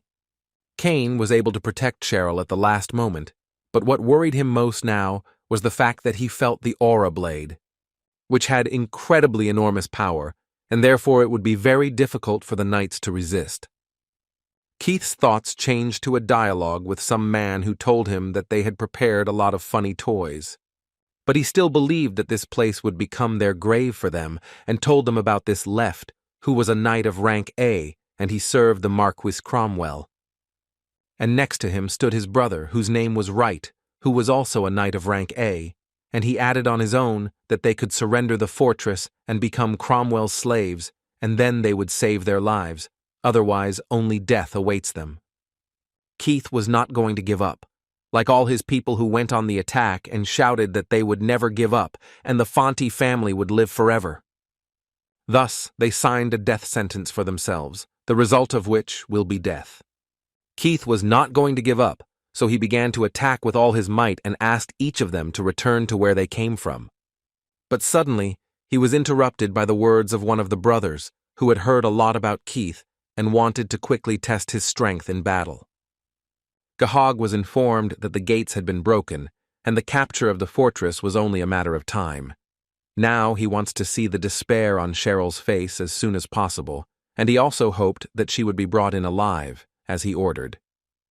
His monologue was interrupted by a strong man, who brought urgent news, in which it was said that the 3rd Reserve Division had entered into battle with an unknown knightly detachment of 100 people, and they were asking for reinforcements. Gihog thought that this was some kind of joke, because he knew that there were more than 1,000 soldiers in the 3rd Division. Couldn't they defeat 100? So he refused help, and decided that they themselves would deal with that pathetic order. The knight tried to take Lady Cheryl away from this dangerous place as quickly as possible, and asked her to go with her so that she could hide in the Duke's rooms, but she believed that this made no sense and they should unite and stop them. Right, who had almost got her, completely agreed with her, because they would not be able to hide from them in the whole wide world. He struck and wanted to see the 2 bodies that he would present to Gekor, but Count Verdo managed to push Shirley away from the blow at the last moment and thereby saved her life. Wright asked her not to despair, because Mr. Gihog told him to bring her alive so that she could become his new trophy. But Icarus considered his words to be complete nonsense and asked Lady Cheryl to get up, after which he shot Wright with an arrow, which he was able to deflect with his hand, and did it quite easily. Icarus still believed that they would not lose, and now she just needed to hold on until Mr. Joshua arrived. Strangely enough, this made Wright very funny, because he believed that such a stalemate as theirs simply could not be corrected, so he simply asked them to accept defeat and finally give up. But Cheryl made it clear to him with her attack that this definitely won't happen. They are not going to give up, because they will stand and will do everything for it. Right immediately struck her, after which he said that he gave her the opportunity to live, but she still runs into him, after which he decided that he would tell Gehog that the girl unfortunately died during the battle, and therefore he could not bring her alive. He believed that she herself forced him to do this, so he asked her to finally accept the well-deserved punishment. Cheryl closed her eyes and was ready to accept her end with dignity, without even making a sound. But at some point she heard the sound of an explosion, and when she opened her eyes, she saw a stream of lightning strike the man. He himself was shocked, because he did not understand what was happening and who was capable of this. But after a few seconds it became clearly clear who was the culprit of such a powerful blow, and it was Joshua, who, in his style, appeared quite on time. Cheryl could not believe her happiness that she again saw Joshua, whom she had missed so much, in front of her. Paradise didn't care who appeared in front of him, so he went on the attack and didn't even think about who was standing in front of him. But quite expectedly, he received a strong blow to the face from Joshua, who was absolutely prepared for such a development of events. The blow was so strong that the guy left the imprint of Joshua's fist on his face. Icarus also didn't believe his eyes. He of course always believed in miracles, but in this situation even he found it hard to believe that Joshua appeared so on time. But he apparently did not appear for long, because as soon as he dealt with this bastard, he told them that they had behaved well, but they would see each other later, and disappeared. Cain, meanwhile, continued to fight, but with every second it became more and more difficult for him, because his opponent apparently was not just an A-rank knight. Even the enemy himself said that he had been resisting for too long, but the more time passes, the worse it is for Cain himself, because they have reserve troops that are already quite close to this place. The guy at that moment was thinking that he couldn't just resist them alone, but he had nowhere to retreat, so he began to understand that if this continues, they will all simply die here. But apparently, he had a third option, which he did not consider until he heard the voice of his master Joshua, who did not understand how much longer the guy would hesitate and asked him to destroy this enemy as soon as possible and go with him. But he was not going to interfere in the fight, so he immediately told Cain that he would wait until he could handle it. This provoked the knight with whom Cain fought even more, and he decided that even if he did not understand where this kid came from, he would still destroy him. And as soon as he said this, he then heard the voice of Cain, who began to shout at him and tell him to shut his dirty mouth and not say anything like that about his master.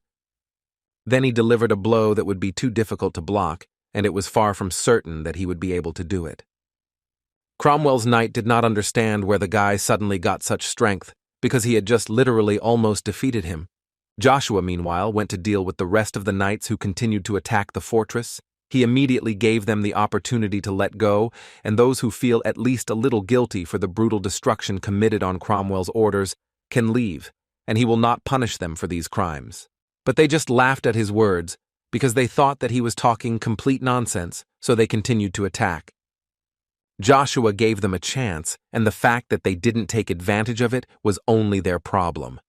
By this time, he had already reached the 5th level of spear proficiency, and no one could resist him, but still he understood that without development, he could be written off, which he would very much not want.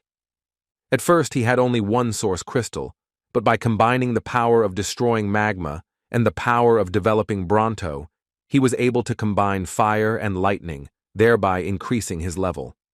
And this gave him the opportunity to increase his level of magical spear technique and become the master of lightning and fire, and this in turn allowed him to cause a great heavenly fire, which literally wiped out all the knights from the face of the earth.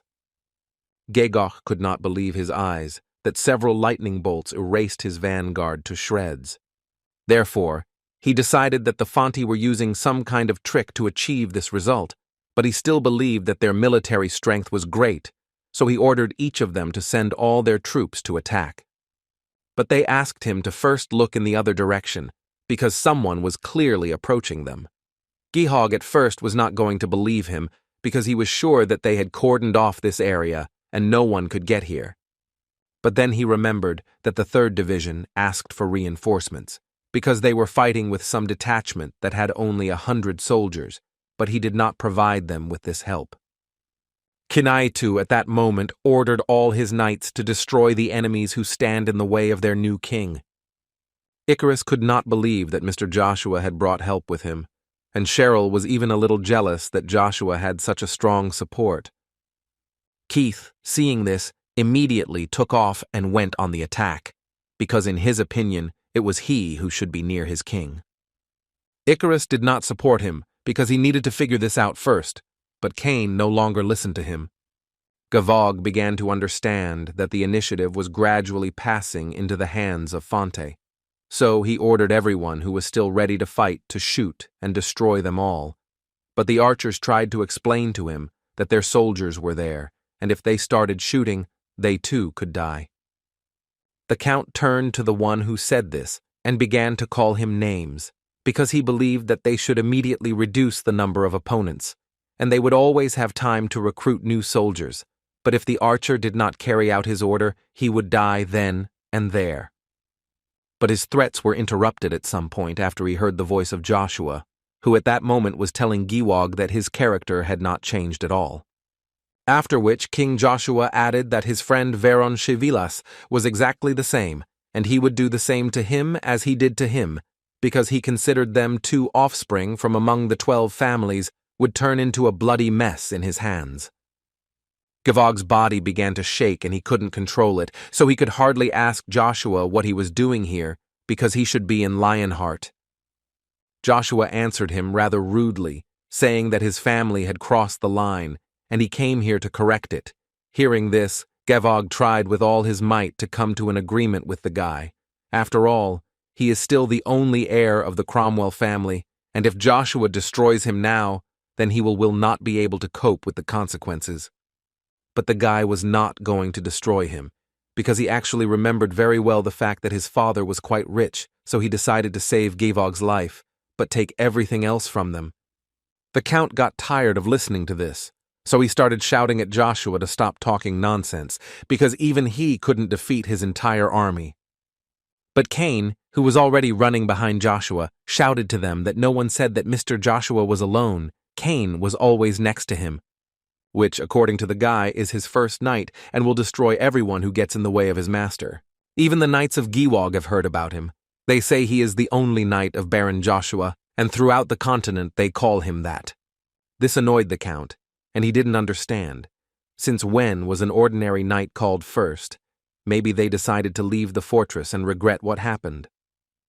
But Keen-Eyed apparently wanted to give the answer to this question, who immediately told him that those who oppose their king would be sorry. Cain had already begun to attack at that moment, and therefore asked the unknown order to stand aside while he sorted things out here. Gavog at that moment simply could not believe that his 5,000 warriors had just been destroyed with such ease. This was clearly not a dream. Joshua asked him to wake up and accept reality, because soon a real nightmare would begin for him. And from that moment on, Joshua announced that the battle here was over, and now Gibo Cromwell was his hostage. And to make it a little more fun for him, he will be in prison, where the strength of his family, of which he was so proud, is missing. In the forest of dark magical creatures, people forgot when they knelt before real power, and a promise that could not be broken was broken. After such a battle, everyone who could help began to clear away the rubble, which they thought needed to be finished as quickly as possible. Icarus and Cheryl also took part in this, and the guy assured the lady that they could handle it on their own, and asked her to go and check how Duke Fonte was doing, but the girl assured him that everything was fine there, because he was behind him. They were looking after her, but she thought that she should stay here. Suddenly they announced that the knights were approaching, so they asked everyone to get ready, and in the center of this small army was none other than Joshua, who first of all went up to his friends, who were so happy to see him. Joshua turned to Cheryl and told her that it was normal for them to say hello, but now it was finally calm, and they could talk a little. But suddenly one of the knights who stood behind him took out his sword and began to walk towards Joshua. As it turned out, they didn't want to do anything bad. They just decided to welcome their new god of war, Joshua Sanders. They thanked him an insane number of times, and he was incredibly pleased to hear it. Ryan was on the sidelines at that moment. But he watched everything very carefully and thought only that he understood people quite well, and now he was sure that the people in this fortress could not do without him. In the Imperial palace, the Emperor was informed that 1,500 soldiers died in this battle. Gehog, the heir of the Cromwell family, was imprisoned in the dungeon of the Hazard Fortress. In addition, according to their information, knights of rank A, aristocrats, and left Sean were killed. Marcus, listening to all this, simply did not understand where the Fonty house got such powers and what was going on there. The advisor suddenly added that as far as they know, Baron Joshua Sanders and the Knights of William under his leadership came to the aid of Fonty. They repelled the attack of Cromwell's army. The Marquis of Brory, who stood next to the advisor, immediately began to talk about how Sanders brought a foreign knightly order and destroyed the warriors, and therefore he believed that this was a real challenge to the Emperor himself, so he believed that he needed to immediately punish Baron Joshua. Marcus decided to turn to Aiden and find out what he thinks about all this. Without waiting for an answer, Marcus added that not only did his son cause harm to the masters of Avalon, although it would probably be more correct to say to the masters of his empire, but now he has also begun to destroy the existing foundations, and after all this, he would like to know what to do with this young man. Prius, who was one of the 5 Grand Dukes of Avalon, who stood next to Agnes, believed that violation of the laws of the empire should be severely punished. He also added to the Emperor that at first it seemed to him that it was worth inviting Joshua to the palace and finding out the whole truth. Marcus actually thought after these words, because from the very beginning he believed that it would be right to punish him to the fullest extent of the law. However, now he does not hate him, and this seemed to him to be a problem. Besides, he allowed Cromwell too much from the very beginning. Because, as it seemed to him, Duke Fonty could well feel unfairly offended. The Emperor also asked not to forget that thanks to Joshua's victory in Lionheart, for the first time in a long time, the glory of Avalon thundered across the entire continent. Its achievement cannot be denied. Therefore, Marcus decided that in gratitude for this, he was forced to grant him the title of Marquis and a large house in the south. Marquis Brory believed that this was too much of a reward, so he immediately decided to tell the Emperor that it was too unfair. Of course, he did not deny that the guy deserves praise, but there are families who made a much greater contribution to the development of the country, so he literally asked Mr. Marcus to reconsider his decision. Marcus immediately ordered them to remain silent, because he was free to manage his own resources, and at that moment, he announced that the meeting was over. He also added that from now on, anyone who in any way interferes in the relationship between the houses of Fonty and Cromwell will be responsible to him for interfering with his entertainment. After which he asked everyone to leave the meeting room, everyone except Agnes, with whom he wanted to talk. Ryan, meanwhile, ate meat and enjoyed life, and he also did not forget to admit the fact that he always thought that the Fonty traders were real misers, but they turned out to be sincere people who, even in such a really difficult time, were able to arrange a real feast. The gentleman who brought him all this food could not help but tell Ryan that since he is one of the superhumans who helps Baron Joshua, for them, he is like a light in the window, for which they are ready to do anything. Suddenly, their dialogue was interrupted by Joshua himself, who began to say that in fact there was a small misunderstanding, because in fact Ryan was not helping him in any way, but was only eating and having fun. After which he turned to Ryan himself and told him it was time to pay for lunch, because Joshua does not like it when someone shamelessly spends his money. Ryan was not entirely happy with these words. Besides, he believed that this was the money of Count Kiraz or Lady Cheryl, but definitely not Joshua's money. The guy partly agreed with him, so he suggested that the man at least pay for a tour of the Hazard Fortress, because if it weren't for Joshua, he would hardly have gotten here. Ryan was already starting to get a little angry from these words, so he could only ask Joshua how much money he wanted from him. But in fact, Joshua started this conversation not for the sake of money, but so that Ryan would become a judge in his next fight, so that he would essentially become the person who would officially testify to the progress and result of the battle. The man did not expect such a proposal, so he could not immediately give an answer. Joshua continued to talk about how since he would fight Bavarian not in Lionheart, but here in the Hazard Fortress, the problem was that there were no spectators who could pay dearly for tickets to this event. That's why Joshua is here. He wanted to ask Ryan if the Lion King, one of the 12 superhumans, can handle this. Ryan, after thinking a little, finally said that he agreed to this adventure, but before he started this work, he would have 2 conditions. Joshua was happy to listen to them, and the first condition was that in the future, Joshua would have to fulfill one of his requests, and if it seemed unacceptable to him, then he could refuse. Well, and secondly, Ryan asked Joshua to become his successor after he agreed to become a judge on this show. In the Cromwell Fortress, meanwhile, Bavarian offered the man to transfer control into his hands. He believed that his mercenaries would soon arrive here, and the whole continent knew that he was helping the Market Cromwell, so losing in this war would be fatal for him. Bavarian believed that this would not only leave a stain on his biography, but would also become a big hindrance in the upcoming business. And if we sum it all up, then Bavarian clearly understood that at this moment in time his fate was being decided, which is why he so wanted to get full right to command this war. It is obvious that Cromwell was not happy with this proposal, but deep down he understood perfectly well that he had no other choice. Bavarian saw in his eyes that Cromwell understood that the man was unlikely to be capable of anything now, or maybe he didn't care what would happen to his son. Cromwell literally immediately lost his temper, because in fact he did not care about the fate of this fool, but he does not like that everything went so far.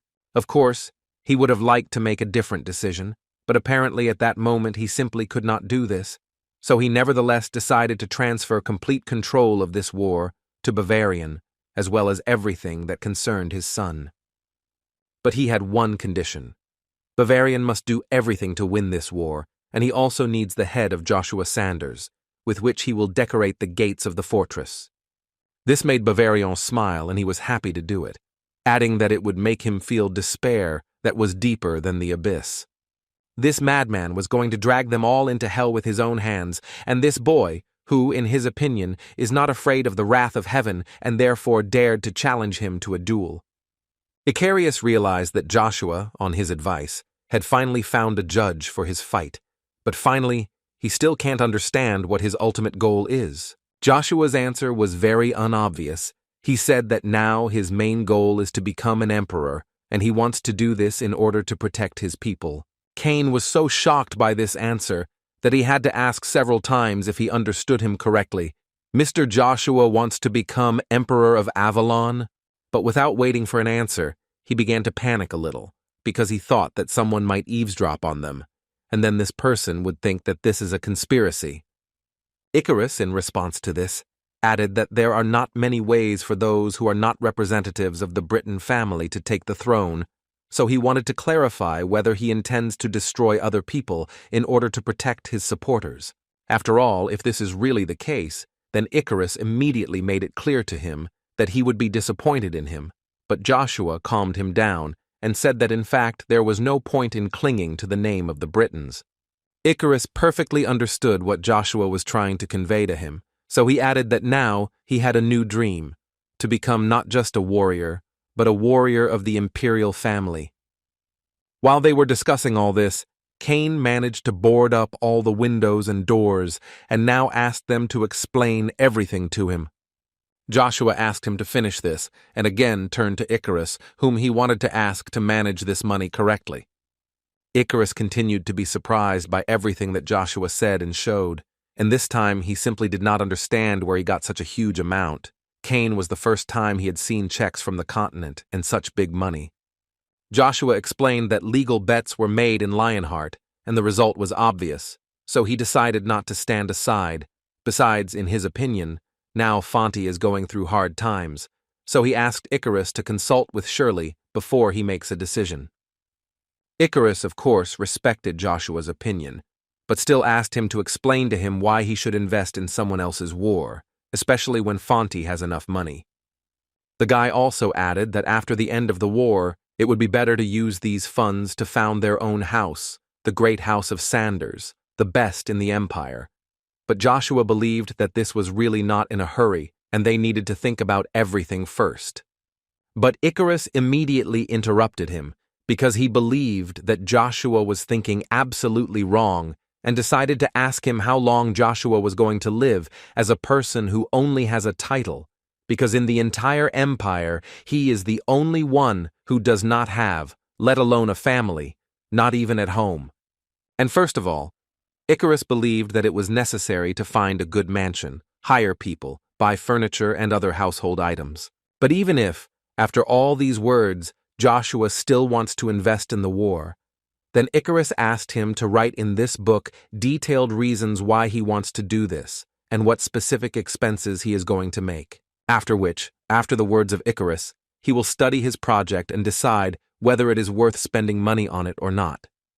Joshua, opening this book, was a little shocked because there were more than 100 points that needed to be described.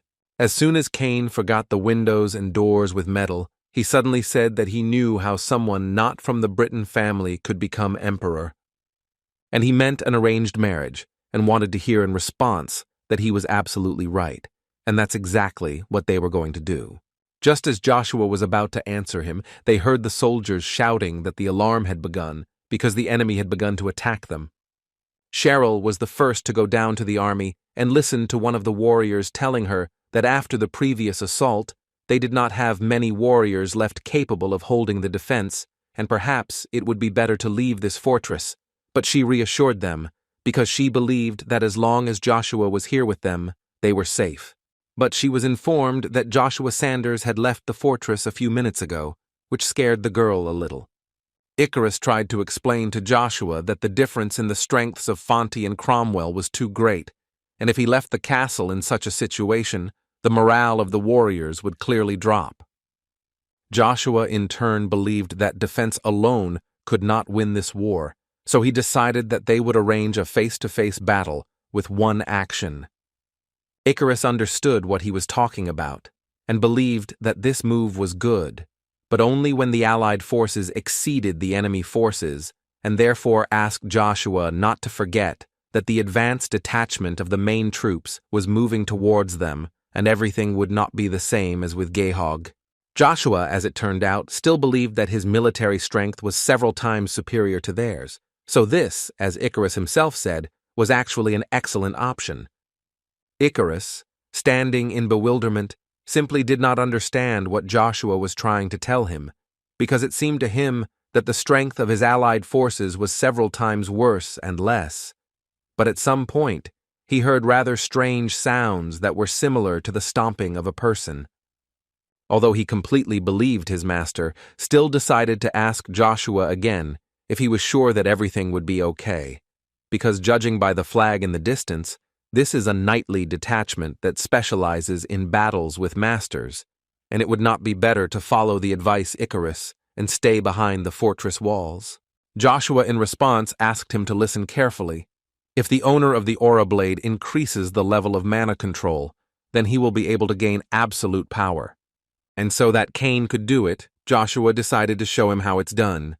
And apparently he was going to show him this in practice, because as soon as he mentioned it, Cromwell's soldiers arrived at this place and immediately began to attack Joshua. But this apparently was their main mistake, because with this technique he could literally destroy any of them with just one blow. Even after such attacks, no one was going to stop and decided to continue attacking him, and this was only to Joshua's advantage.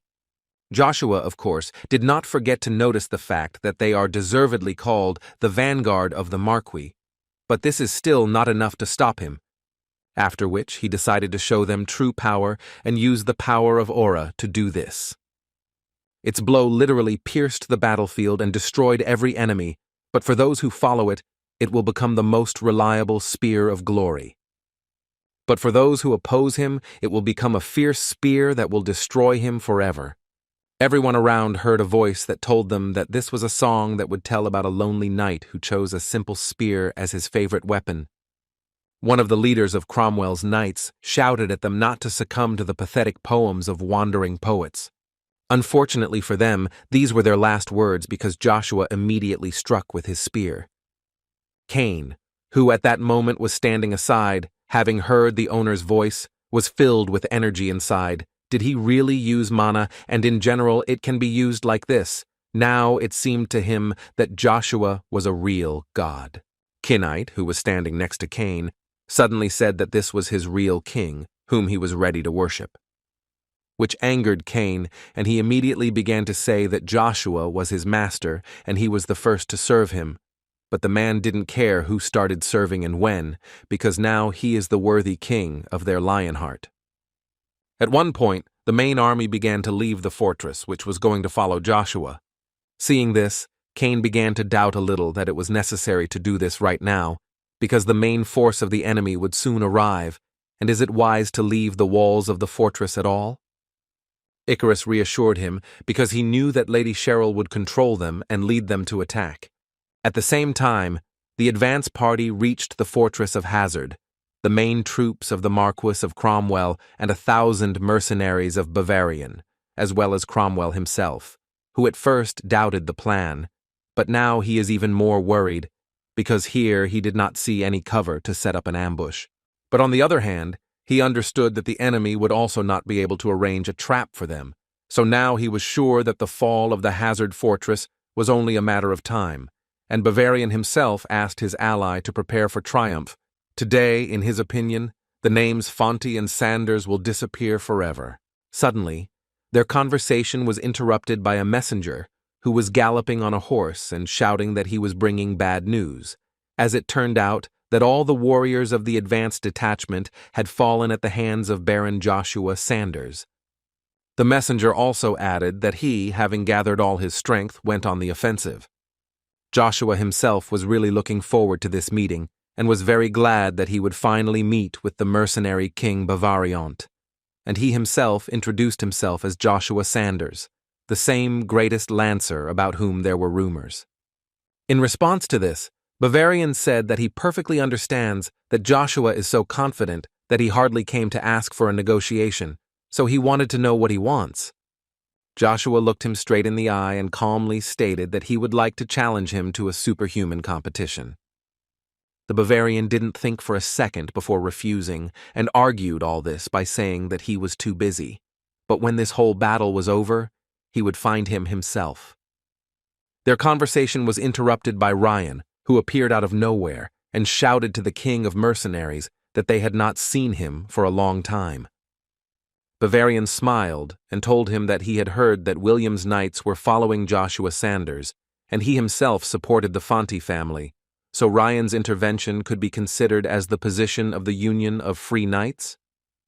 The Union of Free Knights is an organization uniting knights who travel across the continent, not considering themselves subjects of any state, while they comply with the rules underlying knighthood. It also happens that a member of the Union, having received recognition of his abilities, joins a specific country. Ryan then turned to Joshua and asked him to understand correctly. He does not intend to interfere in this battle. He is only here to act as a judge and personally witness the progress of the competition. This made Bavarian laugh because he couldn't believe that Ryan had come all this way just for this. Ryan became much more serious and for now politely asked the king of mercenaries to watch what he said, because it was he who was still ignoring the challenge of the winner of the competition of masters, and added that if he wanted to remain one of the 12 superhumans, he must follow tradition. The Bavarian obviously didn't like to hear this, and besides, he didn't understand why the Lion King was preventing him. What benefit was there for him? Therefore, he decided that apparently he simply had no other choice, and he decided that he would use these traditions to his advantage. And he decided that now it didn't matter to him, and since they wanted it that way, he invited them to hold the competition here, but on one condition: the one who wins will determine the fate of the feud, and he will get the right of ownership of both the Duchy of Fonty and the Marquis of Cromwell. Cromwell could not believe that he had decided to throw around such promises at all, but Bavariant immediately reminded him that he himself had left him the right to make decisions in this war. And also believed that even if Joshua, the main support of the Fonty family, is defeated, their defeat will be predetermined, or perhaps Cromwell wants to offer him a more effective method. Cromwell believed that Joshua did not have ownership rights to the Duchy of Fonti, but the guy made him happy when he took out the Fonti sign, which allowed him to make decisions in this house, and this would actually be more than enough. The knights behind Cromwell's back immediately began to discuss that at the first prince's birthday, Lady Cheryl refused to dance with him and gave preference to Joshua, and apparently this is what this meant and what their relationship is now. The Bavarian didn't care about this at all, because all the conditions were met, and therefore he ordered to immediately send a carrier pigeon with a message about the competition of superhumans, and this already boring war will end right here. After a short amount of time, absolutely everyone who was near this fortress gathered in this forest, and Cain, speaking to Icarus, told him that now he perfectly understands what they were talking about with the owner. Cain thought that if the mercenary king retreated in such a battle, then this war would end. This was a pretty reasonable decision, in fact. Before the official start of the superhuman battle between the mercenary king Bavarian and the winner of the Masters competition, Joshua Sanders, Ryan decided that he would explain a few simple rules to them. The first thing he said was that everything that happens in this battle is everyone's responsibility. The competition lasts until one of the participants admits defeat or can no longer continue the fight. Joshua and Bavarian almost simultaneously said that they understood everything and knew the rules quite well. Well, since they understood everything and knew all the rules, Ryan decided to announce that their fight was beginning. Joshua immediately decided to show Bavarian who the favorite was in this fight, and decided to show his strength. Cain was surprised that Joshua decided to release so much aura from the very beginning. In any case, he thought that the owner was simply incredible. This only caused Bavarian to laugh when he saw Joshua's strength. Now, according to his words, it became clear to him why the advanced detachment suffered, but it still seemed to him that this was not enough to break him. The man believed that he should know that the level of mana is predetermined from birth, and the same applies to the aura that uses mana, and apparently Joshua's aura is applied. It is more aimed at maintaining rather than suppressing. This was purely his opinion. But his aura, according to him, is intensifying. It seemed to him capable of suppressing the enemy, an exclusively attacking type. Bavarian has the greatest aura of the amplification sphere, raised to the maximum level, which is why he is considered one of the superhumans. And when he saw what kind of aura Joshua was using, he was sure that he could not cope with him. Cain did not expect such an overwhelming aura that literally suppressed Joshua's aura, and now he even had doubts that Joshua would be able to defeat such an opponent. The Bavarian was tired of talking and finally decided to show everything he was capable of, so he began attacking actions. He immediately warned Joshua that there was simply no point in running away, so he advised him to do everything to at least repel his attack. But as soon as their weapons collided, Bavarian realized that it would not be as easy for him as it seemed before. The blast wave from their strikes was too strong that some had to hold on to everything they could see so that they would not simply be blown away. Marquis Cromwell even needed protection, which his knights created for him from their shields. But it would not have helped him if Bavarian's axe flew straight at him, which for unknown reasons flew out of the fog, in the center of which Joshua and the mercenary king were fighting. In any case, he immediately noticed the fact that the axe was broken, and this could only mean one thing. And the thought that Bavarian could lose put him in a state of panic, so he even began to shake with fear. When the fog cleared, Cromwell's thoughts and fears came true. Joshua stood with his spear, and opposite him was the headless body of Bavarian. The outcome of the battle became clear just a few minutes after it began, and now the fate of the two families was sealed.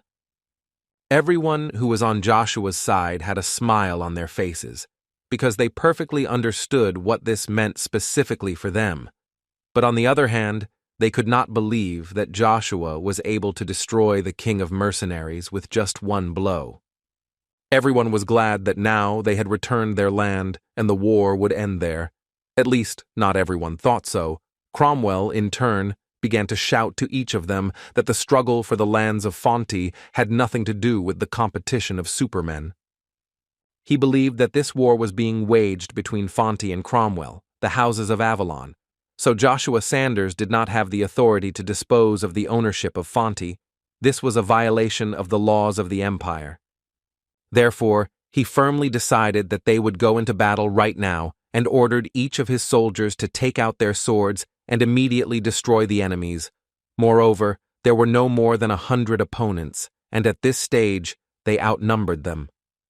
He asked them to fight for the honor of the house, for the prosperity of their family. The soldiers were motivated enough, so they were going to go into battle.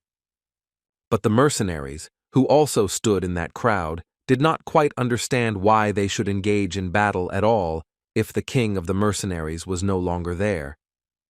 Cromwell heard this, so he immediately decided to remind them that the reward that Bavarian promised them would be theirs if they helped him now.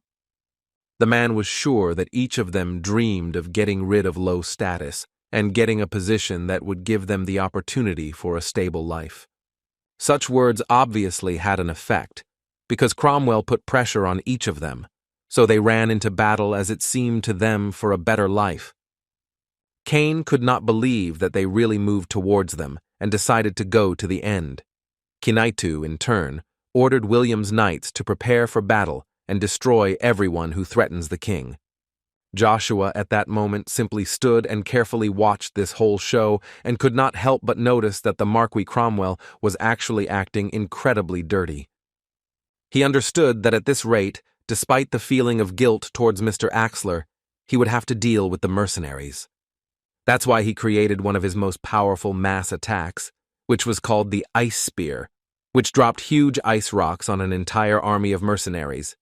But this offensive was interrupted not by Joshua, but by Axler, who appeared out of nowhere and ordered each of the mercenaries to listen to him carefully, after which he said that from that moment on, the contract between the mercenary king Bavariant and the Marquis Cromwell ceases to be valid, and now he is their new head. Therefore, he had every right to order each of them to retreat and stop attacking.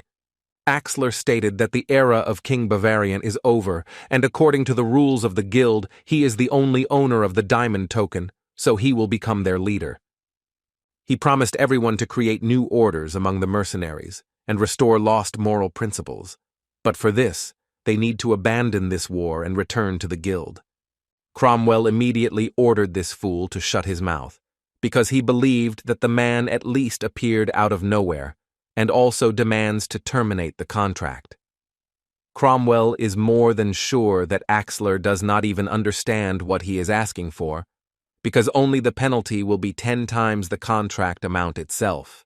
Axler believed that the conclusion of the agreement was not agreed upon with the guild, and therefore he could make a claim to the deceased mercenary king who single-handedly signed the document. This angered Cromwell even more, so he immediately ordered his knights to stand still and immediately destroy this insolent man so that he could never open his mouth again. At this moment, Iselin intervened and, using magic, tried to explain to each of them that the war was already over and now they did not need to point swords at each other. Cromwell clearly didn't care about these words, so he continued to say that Axler would not make the head of the mercenaries, especially after he saw that the man was hiding behind an unknown girl. Iselin began to boil with anger after she realized that Cromwell did not even recognize her, although he was the one who took everything from her and it was he who issued the decree for her capture and forced her into hiding. Therefore, she decided that she would share with him personally and would do it right now. But suddenly Joshua appeared in front of her, who did not let her do this. He turned to her and thanked her for helping stop all the mercenaries. But now he asked her to finish her help, because then he believed that he could handle it himself. Came out of Joshua's mouth was advice that was addressed to Cromwell, to whom he said that the best thing for him would be to surrender now. But the man in response asked him not to make them laugh, because he believed that even without the king of mercenaries, they could ease of dealing with it. Joshua allocated a certain amount of aura and after that decided to ask again if he was sure of this decision. But without waiting for an answer, using the magic of a message, Joshua turned to each warrior and told them that each of them felt that there was no chance of success, so he asked them not to sacrifice themselves just for the sake of the Marquis's pride. The knights, after thinking, realized that in fact Joshua was completely right, and they should not give their lives for such a stupid person as the Marquis, so they began to throw away all their weapons. This obviously did not please Cromwell very much, so he began shouting that anyone who opposed his will would be punished to the fullest extent of military law. But his speech was at one point interrupted by Joshua, who began to tell him that if he could not find an excuse that would allow him to give up, then he decided to offer him one option in which he makes a deal with Joshua, as a result of which he will return it to his son. Joshua believed that his father's love was a sufficient reason to retreat, and this would at least allow him to save face, but Cromwell himself did not think so, who believed that in this way his family would still become a laughing stock. Then Joshua had to ask the man directly what was better for him, to die or to be a laughingstock.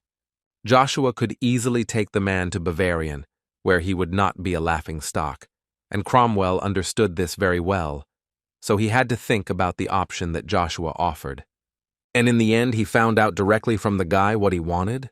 Joshua was glad that the man had come to his senses, so he began to say directly that, firstly, he wanted the man to return all the territories of the Fanti house that he had captured, and secondly, he wanted Cromwell to pay 100 million gold coins as compensation. But the conditions did not end there. Joshua also added that the man must swear in the name of His Majesty that he will fulfill all the conditions. Cromwell at that moment thought that 100 million gold was too huge an amount, and he would have to live literally like a slave who would spend the rest of his life giving this money away. But on the other hand, he understood that if he did not want to die, then you have to agree. Therefore, he made a decision and told Joshua that he, the 17th head of the House of Cromwell, swears in the name of His Imperial Majesty Marcus Britain that he accepts the said conditions and will fulfill them to the fullest. After which he shouted to his soldiers to immediately step back and start leaving. Cain and Icarus, standing with their mouths open, simply could not believe that they had finally agreed, and now they heard the sound of the army retreating. And from that moment it became clear to everyone that the war was finally over and they were able to win it, so their joy knew no bounds.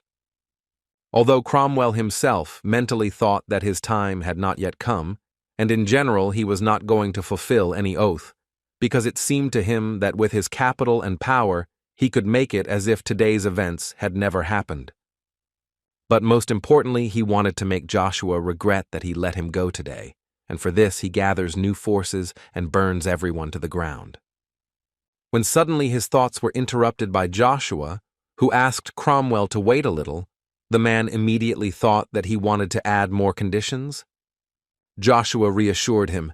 There would be no more conditions. He just wanted to say that their entire conversation was transmitted straight to the Imperial palace, and the highest layer of the aristocracy was watching him.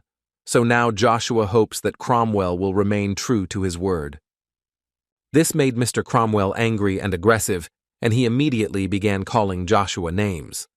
Marcus, who listened to this entire conversation, was quite surprised at how Joshua was acting, and this prompted him to reward the guy when he arrived back in Avalon.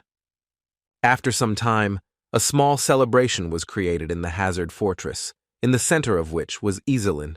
The knights could not take their eyes off her, but what is most surprising is that all the mercenaries could not oppose her strength. Another beauty, Cheryl, came out to the girl, who turned to Iselin because she wanted to talk to her. The first thing the girl noticed was that she was very glad to see Iselin again.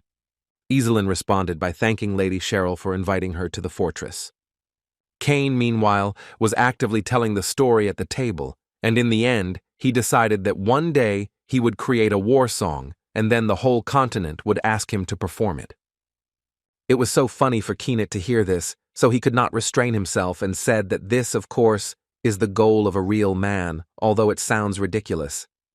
Cain did not hold back and immediately began to shout at Kinaita and say that he was his first knight who began to serve him. Besides, Joshua's father himself recognized him as a genius, so now he asked Kinaita to shut his mouth. After these words, the smile on Kinaitu's face disappeared because he did not expect to hear that King Duke Agnes the black spirit of Avalon, recognized Cain. Now he understood that he really should appreciate Cain's abilities. Cain was glad that they finally understood who they were dealing with, and also added that since they felt respect for him, then he decided that he would allow them to join, although the men did not quite understand what he was talking about. As it turned out, the guy told them about the Knights of the Golden Spirit. According to Cain, this is the owner's personal knightly order, and their main goal is to surpass the 7 legendary Knights of Avalon. It was a nice toast to drink, so Kinaitu and his friend would be only too happy if they could together become the strongest order on the continent. Icarus, who was also there, was so amazing to watch how they had just argued with each other and now got along, it couldn't help but make him happy. When suddenly their cheerful conversations were interrupted by Joshua, who appeared rather unexpectedly, they were surprised because it seemed to them that he had gone to rest and it was not clear where he was going for the night. But in any case, they immediately told him that they would follow him.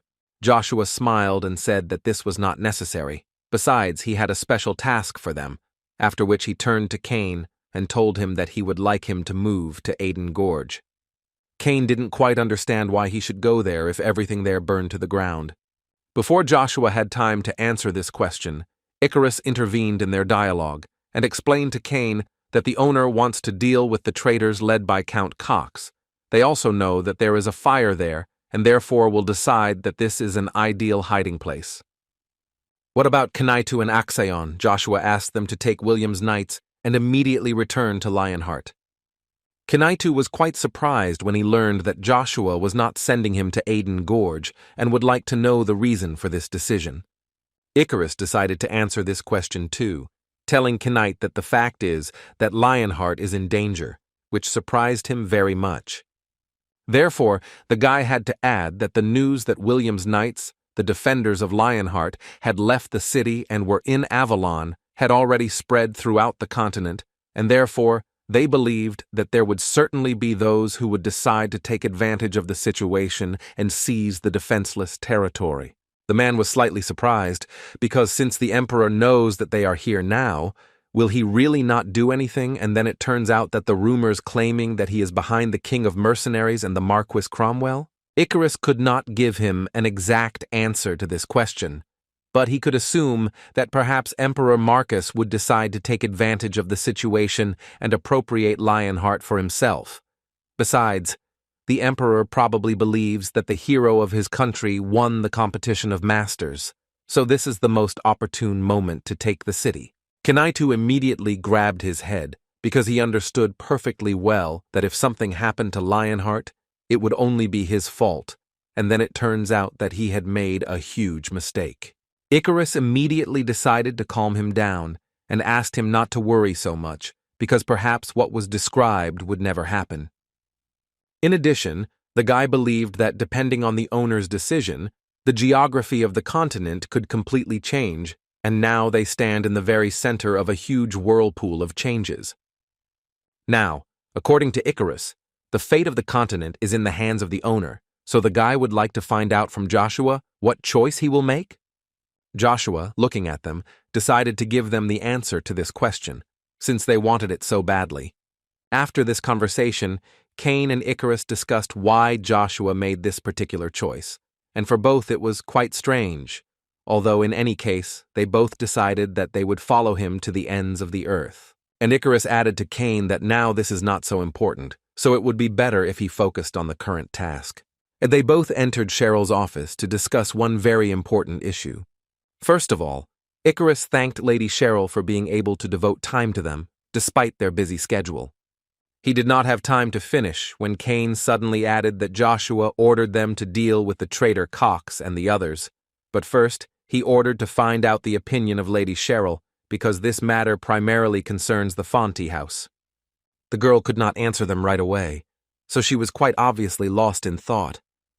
After several minutes of thought, she replied that she did not have enough mercy to forgive traitors.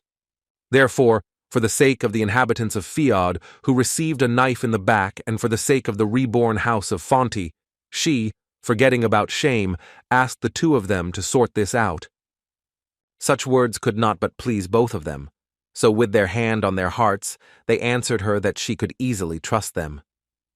When suddenly Cain remembered that he also wanted to ask Lady Cheryl a question, and it concerned the sign that she gave to Joshua as a child, and the question itself was that he was interested to know if she really wanted him to become her husband. Icarus immediately turned on and, to put it mildly, reminded Cain that he should not ask such questions, but Cain did not understand what was wrong with that, and besides, he was sure that Icarus was also interested. Cheryl could only laugh at these two and add that they were actually great for each other. Well, seriously. She could say that, in fact, then she gave this sign to Joshua out of pure stubbornness, in order to thus attract his attention. He was not looking in her direction at all, and now she is not entirely sure of her feelings, and whether this stubbornness still affects her, and whether she likes Joshua, or was it a temporary infatuation with his uniqueness. In addition, she considered him to be something of a divine creature, who is not easy to approach, to which Cain reacted with laughter, and added that it was not for nothing that Joshua was glorified as the god of battles. Icarus immediately hit him and asked him to stop talking nonsense. In any case, Cheryl believed that now there were things that were much more important than love and dating, so she decided to leave these things for peacetime. At this point, she decided to close this topic. Besides, in her opinion, it was high time for them to deal with the traitors. Icarus did not understand her. Was she really going with them? Cheryl did not understand his surprise. Of course, she would go with them, because she wants to see their end with her own eyes. Joshua, meanwhile, was near Bavarion's grave, and after standing nearby for a while, he finally began the ritual for which he had come here. He read a prayer that literally gave another chance for the mercenary king. Joshua decided to give him the right to roam this world, but for this, he needed to obey him. But it was no longer Bavarian, but Lord Dullahan, whom Joshua decided to summon to this world, but he did not even expect that the dead man would have such strong energy. Joshua understood perfectly well that now was not the time to think about it, and he confidently began a dialogue with him, saying that it was he who summoned Dullahan, the legend of the demon world. These words seemed to provoke Dullahan and began to approach him too quickly, and Joshua did not quite understand what to do next. The knight, whom Joshua had just tried to subdue, decided that first he wanted to test the strength of Joshua, one of the superhumans. Joshua understood perfectly well that Lord Dullahan was extremely proud, and he would never serve someone who was weaker than him. But if this was the only condition, then for Joshua, it was not really a problem. Therefore, he dealt him a rather strong blow, which would have destroyed any knight of this rank.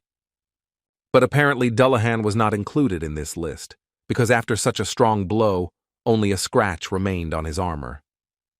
Although Joshua was surprised by this, but on the other hand, it only turned him on even more, because it was always really nice to fight seriously, so he began to think about using an aura blade or sacred power. His thoughts, at one moment, were interrupted by his spear, which started talking about how he was stupid, because neither the source crystal, nor mana, nor sacred power could be used, because Dullahan would not recognize him unless he showed the pure highest demonic energy that would surpass his own. But there was no time to think, because Dullahan had already begun to attack with the words that he would not obey the one who was weaker than him. Joshua now began to worry, because he did not understand why his spear did not tell him about this much earlier.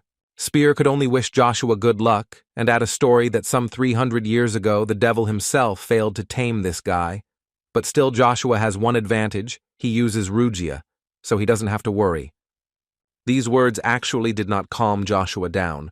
Rugia realized this, and immediately advised him to use more demonic energy, because this way Dullahan would drive him away. Joshua was tired of listening to this, and asked Rugia to shut up, because it was already very difficult for him to pull out this energy, without any force. He was already trying to get everything he could. The guy was so carried away by this process that at one moment horns appeared on his head, after which he released an incredibly huge amount of energy, which literally threw Dullahan away. But this was only the beginning, because what Dullahan saw next shocked him. Joshua looked like his old acquaintance, whom they had seen more than 1,000 years ago. After Joshua turned into a demon, Dullahan immediately knelt down and agreed to serve him until the end of his days. Joshua was quite happy to hear such words, so he immediately ordered Rugia to use the seal of submission. After they performed this ritual, Rugia suddenly said that the power of domination originally belonged to the devil, but Joshua did not quite understand what she was talking about. But that was not all she wanted to say, after which she began to talk about how the mark on her chest depicts the red moon, which means the underworld, and the spear symbolizes it. He is an angel who was a supreme archangel with 6 pairs of wings, who one day became fallen. He left heaven, and the devil took him to hell, but he stole the power of domination and escaped. In the entire history of the world, he became the only one who was called a traitor in both heaven and hell. Rugia added that he was too strong for anyone to cope with. He alone could cope with 2 devils at once, and now his symbol, his pattern of dominance, appeared on Joshua. Joshua, listening to all this, finally wanted to find out what his name was, to which Rugia replied that he was Lucifer, the first who stole the light, after which she moved into the stage of the second awakening.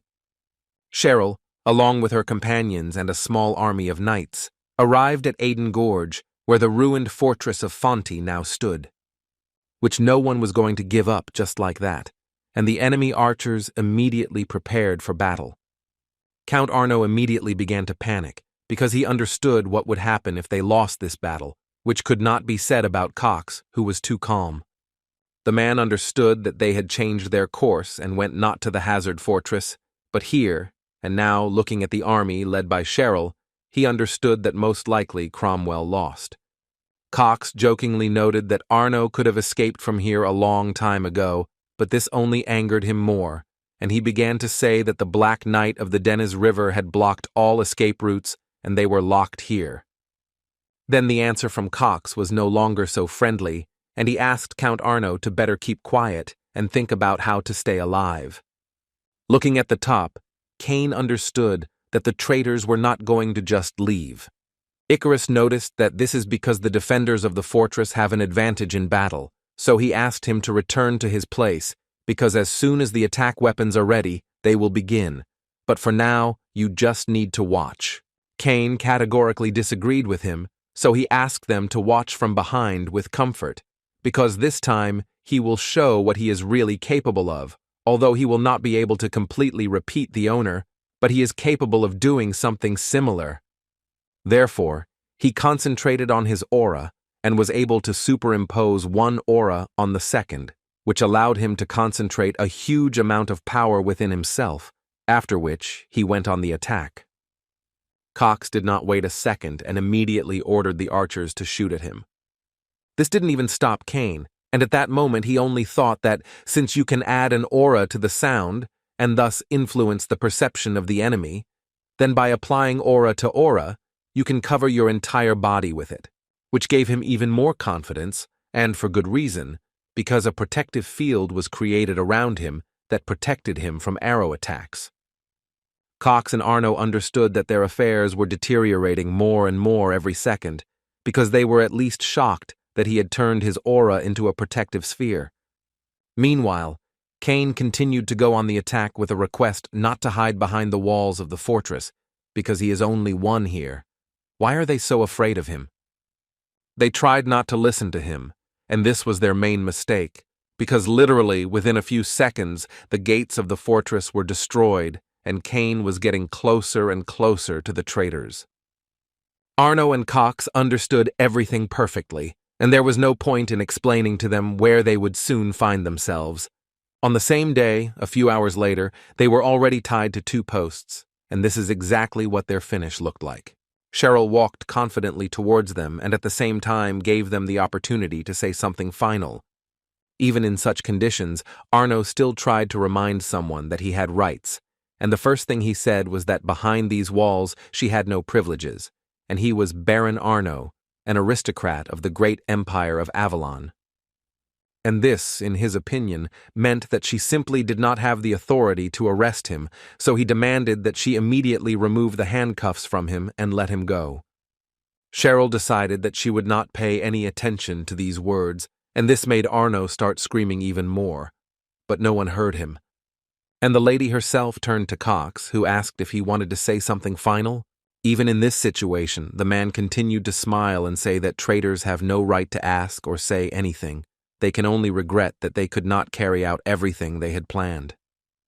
In response, she could only thank him for the truth, after which she turned around and began to leave. After she had retreated to a safe distance, she ordered the archers to prepare to fire. Arno was simply going crazy from such a picture and began to say everything that came into his head about how they were going against the will of the emperor and the like. But all these words were empty words for Cheryl, and she simply looked at him and chose to ignore it all, after which she waved her hand. And the arrows flew straight at the traitors, one of whom remained silent, and the second spoke until the last second of his life. The immediate execution of the traitors who raised her instead of her parents was Cheryl's first step towards her future nickname of the Steel Empress, and this ended the war between the Marquis of Cromwell and the Duchy of Fonty. However, in order to counter the retaliatory actions of Cromwell, who would not give up so easily, Joshua's companions decided to remain in the Duchy of Fonty for a while. And everyone remained except the knights William and King Ryan, who returned to Lionheart to prevent possible threats. In exchange for the Lion King's favor as a referee in the duel, Joshua agreed to succeed him as head of the League of Free Knights. Axler, who became the new head of the mercenaries, recognized the relationship between Marquis Cromwell and the guild, but then wrote that they were recalling all mercenaries from the Avalon Empire. In addition, they promised to take only half the payment for all orders that the guild would receive. To regain the trust lost as a result of these events, he reduced the cost of all orders by half, showing an exceptional example of working not for the sake of enrichment, and 2 years later, in order to change attitudes towards mercenaries, he decided to change the cost of guild services. Thanks to his knowledge of his business and promptly taken measures, Axler strengthened his authority, and at the same time his popularity among the guild's mercenaries increased. In the Hazard Fortress, Kane could not allow Joshua to get rid of his subordinates so easily. This time, he was sure that the owner would not be able to do it just like that. Until the last minute, Kane wanted to find out why Joshua needed to go to Trifian. Did he really want to catch the very dragon about whom there were rumors? Joshua was already starting to get noticeably angry, so he had to say that he had a personal matter there that had nothing to do with the dragon at all, and besides, he believed that they should stay here and look after Lady Cheryl. But Kane was not the only one who unfortunately made a scene. Icarus and Iselin were also against him going on his own and rushed to remind him that he was their master and not Lady Cheryl, and Icarus also asked him not to forget about the hidden Cromwell. They believed that he could say that he was leaving on personal matters, but a dragon was clearly involved, and now was not the right time for this, so they asked him to postpone everything until later. Kane decided to interrupt this scene a little, because he suddenly became very interested in finding out where such a beauty as Iselin came from next to him. It was strange for Joshua to hear such questions. Does Kane really not remember? Although later he realized that Iselin was just a child then, and it is not surprising that he does not remember her, but he never had any reason to talk about her. He told Kane that he promised her protection, so she is by his side and she will be with them for a while, so he asked Kane and Icarus to take care of her as well. Icarus thought at that moment. He became interested in finding out what kind of relationship Iselin had with Joshua, since he promised to protect her. In any case, Joshua did not have time for these childish games, because he urgently needed to go to Trifian, and he didn't care if he met a dragon there or not. Kane shouted after him that he was taking this too lightly. The dragon could destroy any knight with one movement of its paw, so it seemed to him that an evacuation order had been in effect in Trifian for a long time, and he could not get there without permission from the Imperial Palace. Iselin added that as far as she knows, dragons don't just appear. They are called guardians of the middle world, because their emergence on the surface destroys the balance. So she assumed that he appeared because during the war, people invaded his territory, and this is his kind of warning to them. And if she is really right, then most likely he will calm down soon, so she also thinks that she needs to wait a little longer with actions. Joshua once again repeated that he was not particularly interested in the dragon, but still it seemed to him that this was not a warning as it seemed to Aislinn. He believed that this was a danger approaching from the future, not a warning, but the threshold of a hurricane. Joshua mentally understood that the first act of the era of chaos of Krivas could begin. Meanwhile, in Arcadia, in the capital of the Avalon Empire, in the Palace of Shining Flowers, Lady Circearin Britain did not feel very well. Everyone who looked after her understood perfectly well that their efforts were not enough to cope with the princess's incurable illness, and no one knew how long she would last. But they decided that it was better to prepare for this day in advance. Circearin, meanwhile, could hardly breathe normally, but all she could think about was that very guy, whose name was Joshua. She remembered the day when he told her that the medicine that would cure her was almost ready, and she should know that this was his gratitude for their relationship in a past life. Suddenly they heard the screams of a man who didn't understand how they even dared to stop him. It was the second prince of the Avalon Empire, Kaizen, who literally burst into Circearin's room, and he did this only to find out how his sister was doing. He was immediately greeted by the chief maid of the Palace of Shining Flowers, Helen, but at the moment he did not need all these greetings.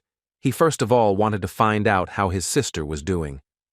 Helen sadly answered him that no medicine was working and every day the princess was getting worse and worse. Circerin heard her brother's voice and decided to stand up to talk at least a little, although they tried to explain to her that it was better not to do this. Kaizen was so sad to look at his sister, who had been used by her own father all her life, and now she was in this state. Circerin still continued to defend him and said that if she could at least help the country in this way, then she was incredibly happy. Her brother immediately decided to support her a little and said that everything was really in order, and she didn't have to pretend that she was so loyal to her country, because he knew very well that she didn't want to own the Eye of Consciousness. This is a cursed ability. He also added that if he were in her place, he would have long dreamed of escaping from here, but he understood that she really didn't have much time left.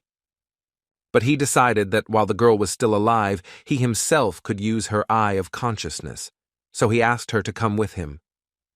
Circearin tried to dissuade him and say something, but she was too weak to somehow resist him, so she had only one option, and that was to do as he said.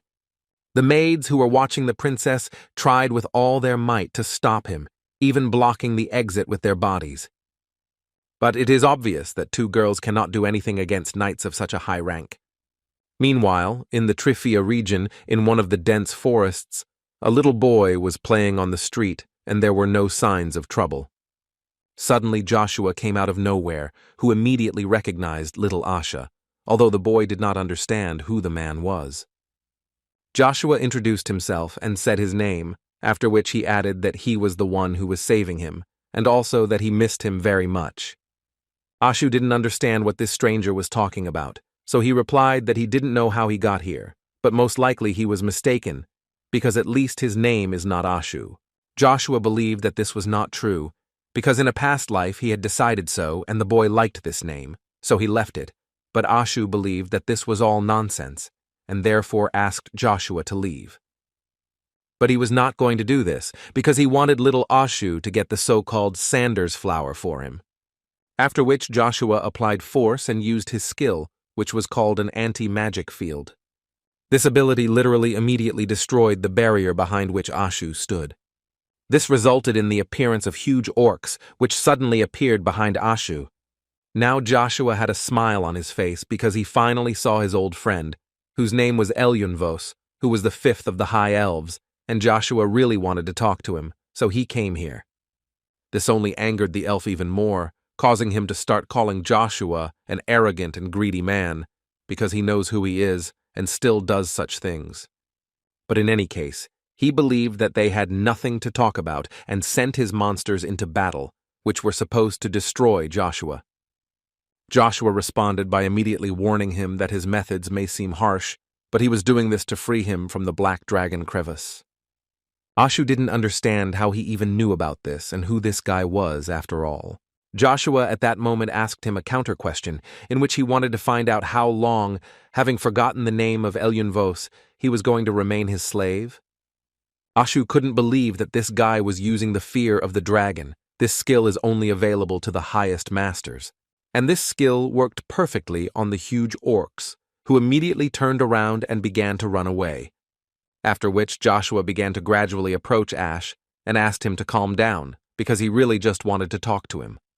Ashu still could not understand how such an ordinary person could use the fear of a dragon, and besides, he knew that the only black dragon who is not immersed in sleep is Crevice. Joshua explained to him that in fact it was just an illusion, which he could create quite easily, but Ashu did not completely believe him, and argued that he could perfectly distinguish truth from lies, and was sure that it was not an illusion, but real fear dragon.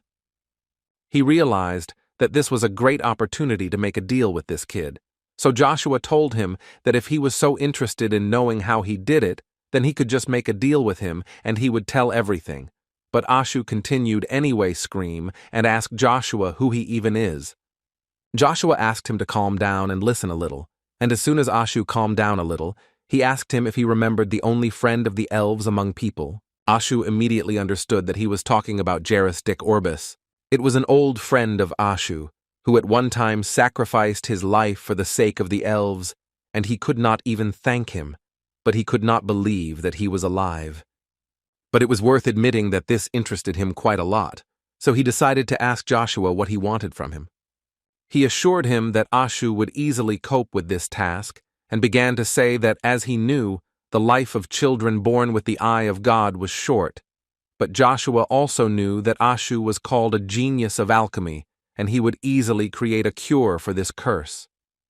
Ashu understood that for this medicine, he would need the Sanders flower, which grows only in these parts, so he would agree to it, but only if Joshua told him how to use the fear of the dragon. Then Joshua suggested that they swear to each other to fulfill their promise, because he believed that trust was important in this matter. In response to this, Ashu said that he could prepare the medicine, but Joshua needed to get the ingredients himself, to which the guy agreed without any problems. Mentally, Ashu thought that a stupid person was standing opposite him, because people with the eye of God are born once every 1,000 years.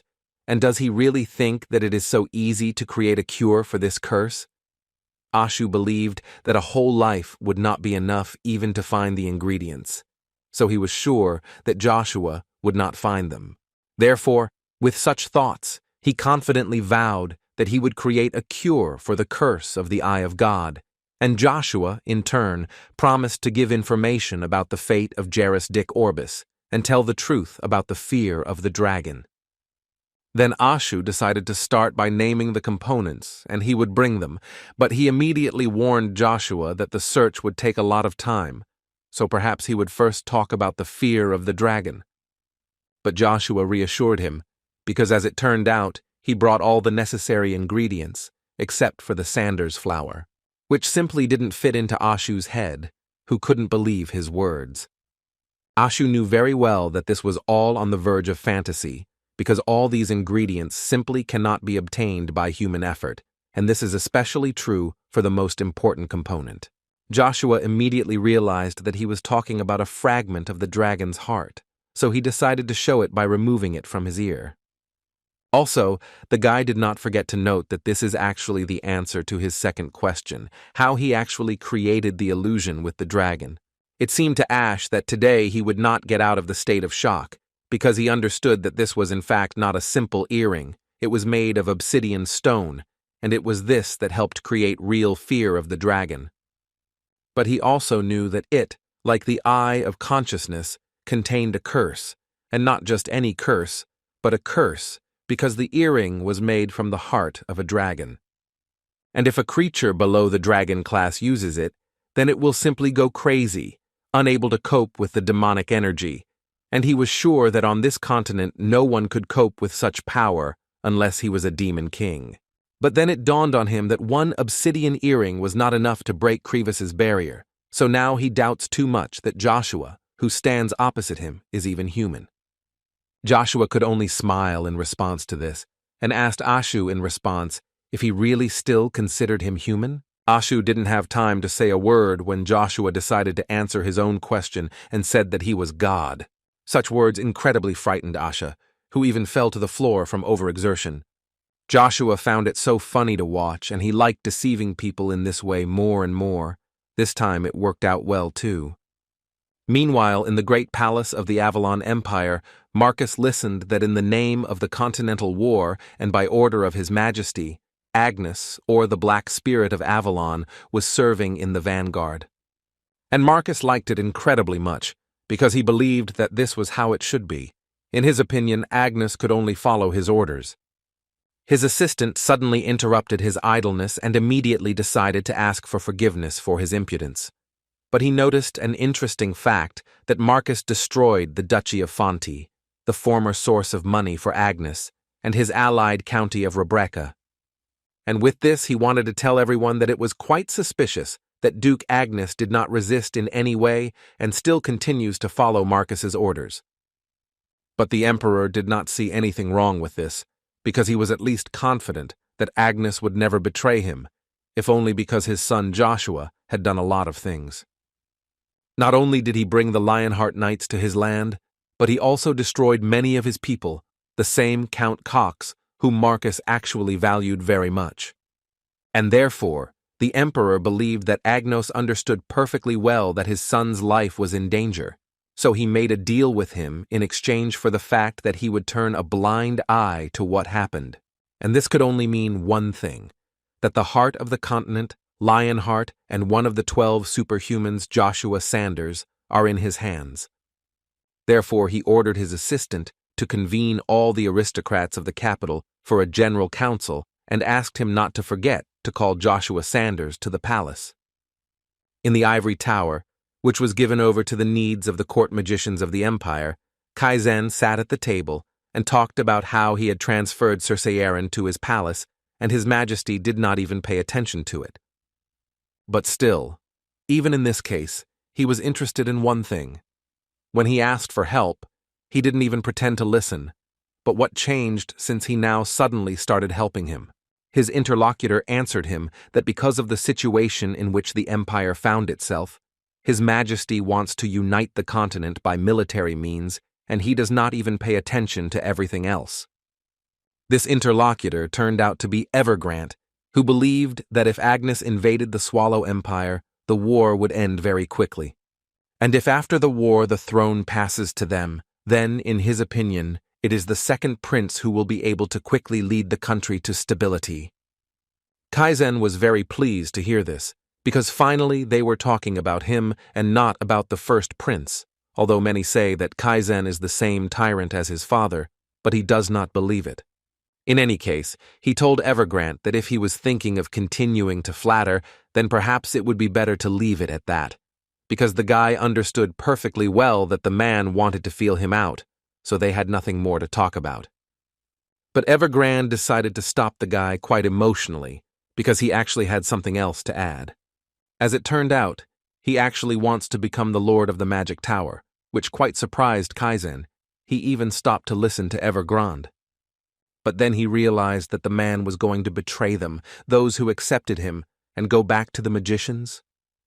Evergrande immediately began to explain to him that he wants to keep his place at the Imperial court, but at the same time he strives to become the best magician of the empire and the idol of all wizards, the lord of their tower.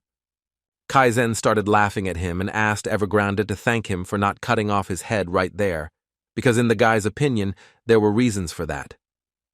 But still, he admitted the fact that his goal is laudable, which means that proud magicians of power are ready to go through fire and water in order to get what they want, and he actually likes such people. Now that they had resolved this issue, Kaizen asked Evergrande to tell him how he should end up on the imperial throne, to which Evergrande was happy to give an answer, after which he began to say that he has an unknown recipe for a medicine that can give even the most critical patient 1 day of normal life. According to him, it burns all the remaining time for a person, and the disease is temporary retreats. And this medicine can cure Princess Circeran for a whole day and restore her sight. But he immediately warned that as soon as the effect of the drug wore off, the person who drank it would die.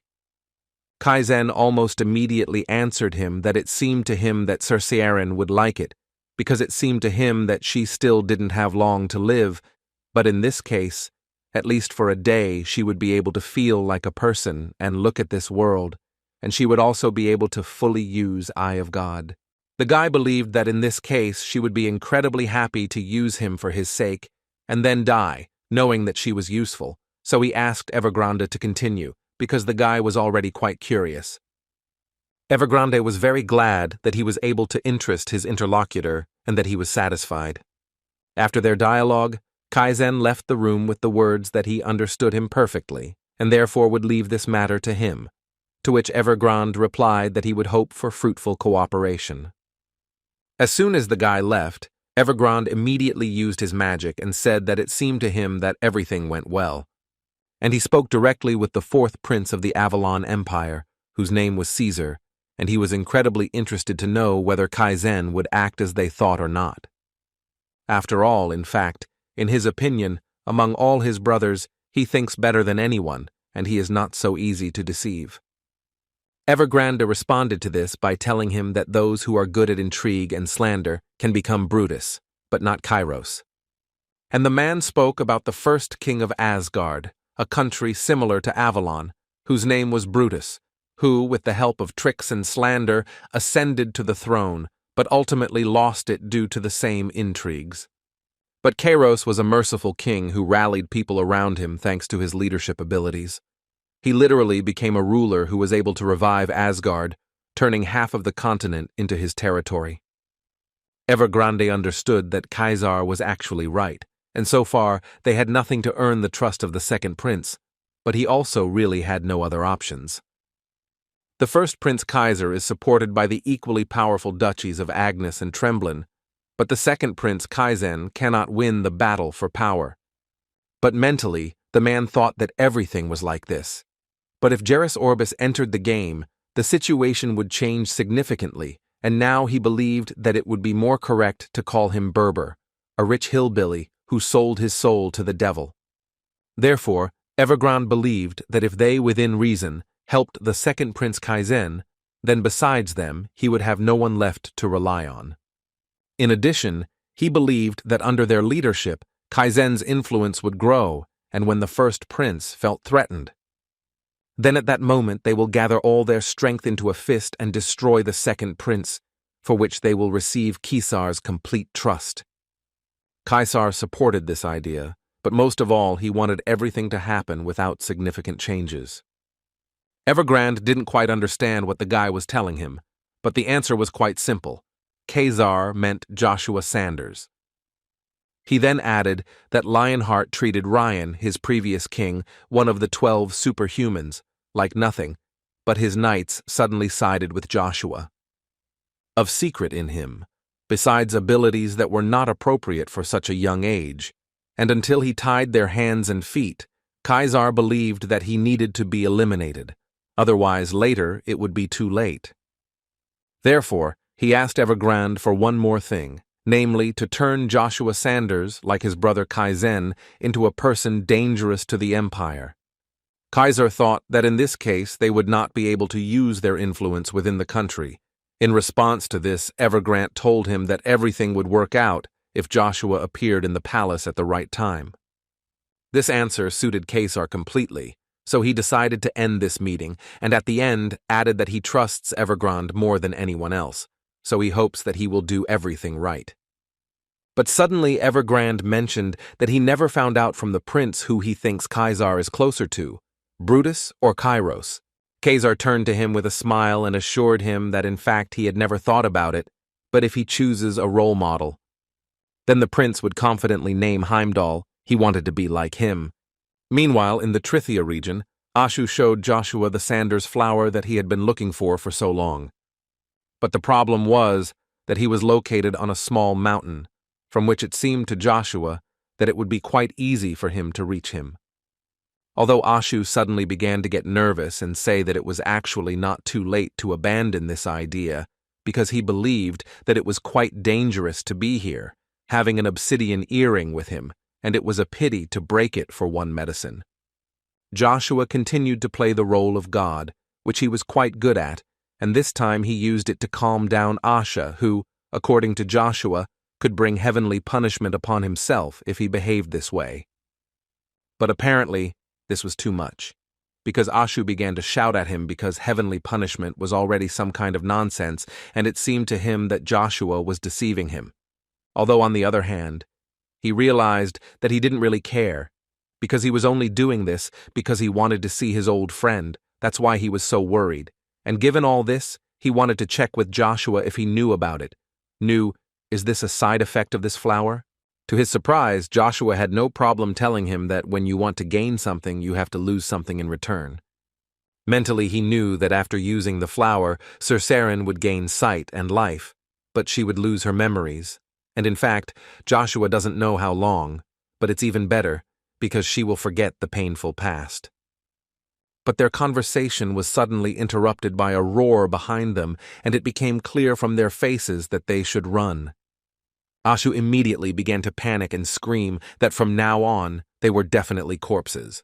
The fact was that Crevice had returned, and he was flying straight at them. It was quite surprising, but this dragon knew how to talk, and the first thing he asked Joshua was how a simple man dared to step onto his territory in broad daylight. But without waiting for an answer, he attacked Joshua, but to his surprise, the man was able to repulse his blow, so the dragon was going to do everything to make the guy regret it. But he didn't even know who he was facing, and Joshua also didn't stand still and was going to show who he was. And after a few seconds, he was still able to deliver a crushing blow to the dragon's head, which no one had done for hundreds of years. But Joshua will not be able to defeat so easily, and after his blow, he immediately received a counterattack, which threw him back several hundred meters. The smile on Joshua's face never disappeared, and this could only mean that everything was under control, but he still noticed that he was not prepared for the dragon to be so strong. Although this was actually not surprising, because in front of him was the well-known black dragon. Who walked away after the blow wanted to know the name of the person who even dared to engage him in battle. Joshua thought that if he pretended to be God in front of him, he would only become more enraged, considering it a disgrace to the very idea of divinity, so he decided to immediately change the subject. But before he had time to say a word, Ashu suddenly intervened in their dialogue and began to tell the dragon that this little man introduced himself as God. And also did not forget to ask the dragon to pay attention to his right ear, because he has an obsidian earring there. Joshua couldn't do anything about it except look at Asha and politely ask him to shut his mouth. The dragon actually didn't really believe that it was God in front of him, but he also doubted that it was a man in front of him. After all, he noticed the fact that Joshua was attacking using demonic energy, and now he was healing sacred energy from himself, and therefore he could not understand how it was possible to control these flows at the same time. Joshua at that moment thought that the dragon, even after these words, did not attack Ashu. Apparently, he was not as impatient as Joshua thought, and this means that it was possible to come to an agreement with him, which could not but please him. But again, before he had time to say a word, the dragon prepared to attack, simultaneously saying that he would bring down heavenly punishment on him because he had invaded his lands. Because he believed that no matter who Joshua was, he would still die here because he invaded his lands. Joshua realized that he was stupid when he decided that this creature could be negotiated, so it was time to join the battle and use the maximum of his strength to defeat this big guy. Rugia didn't even have time to mention why Joshua didn't want to show off his new power when Joshua had already grown his horns again and added that he thought this was the perfect moment to use this power. First of all, he wanted to test one theory, which was that if he could destroy with one blow a black dragon whose demonic energy was woven into mana, then there would be no one on earth who could fight him. And this was actually a little important for Joshua, because in his previous life, he was never able to defeat this lizard. But this time he promised himself that he would do everything to finally destroy this dragon, and to do this, he used the 6th stage of using a spear. Suddenly the battle was interrupted for Joshua because he turned into a spirit. He didn't understand a little what was happening because he literally just fought with Crevice, and now where is he anyway? His thoughts were suddenly interrupted by some creatures that were flying straight at him, and it was obvious that they were clearly not good. Seeing their faces, he realized that he had entered the world of demons, and there were too many of them here. And as soon as he was about to engage in a fight with them, he realized that they simply flew through him, as if he did not exist. As it turned out, they were flying far not towards him, but towards some man who was also going into battle with them. It was not entirely clear who he was and what was going on here. Suddenly, the scene changed again, and now he watched as one angel with a spear told the second that he did not blame him, but would still take his wings from him in payment for his betrayed trust.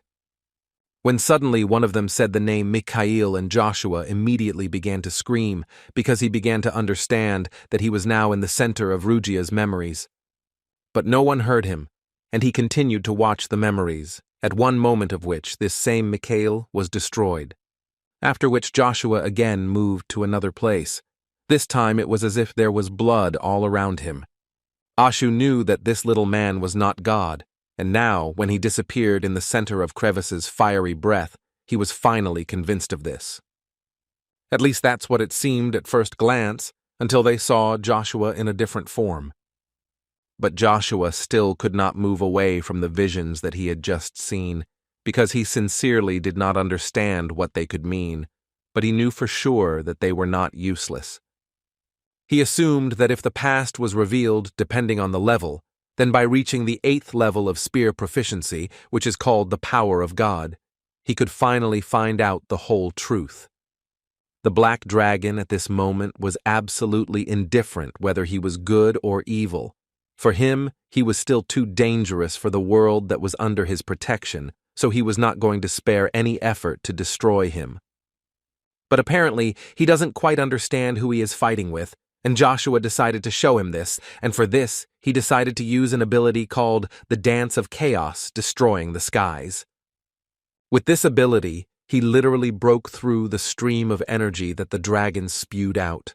At one point, he managed to destroy his dragon's fiery breath, and now it was his turn to attack.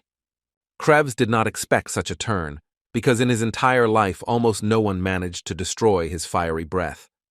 But this, as it turned out a little later, was not the worst problem, because Joshua, using his new abilities, caused him quite serious damage.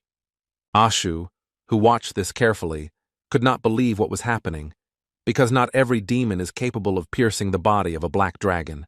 Joshua essentially only needed one blow to cause the dragon to stop using its wings and simply fall into free flight. Crevice could barely speak.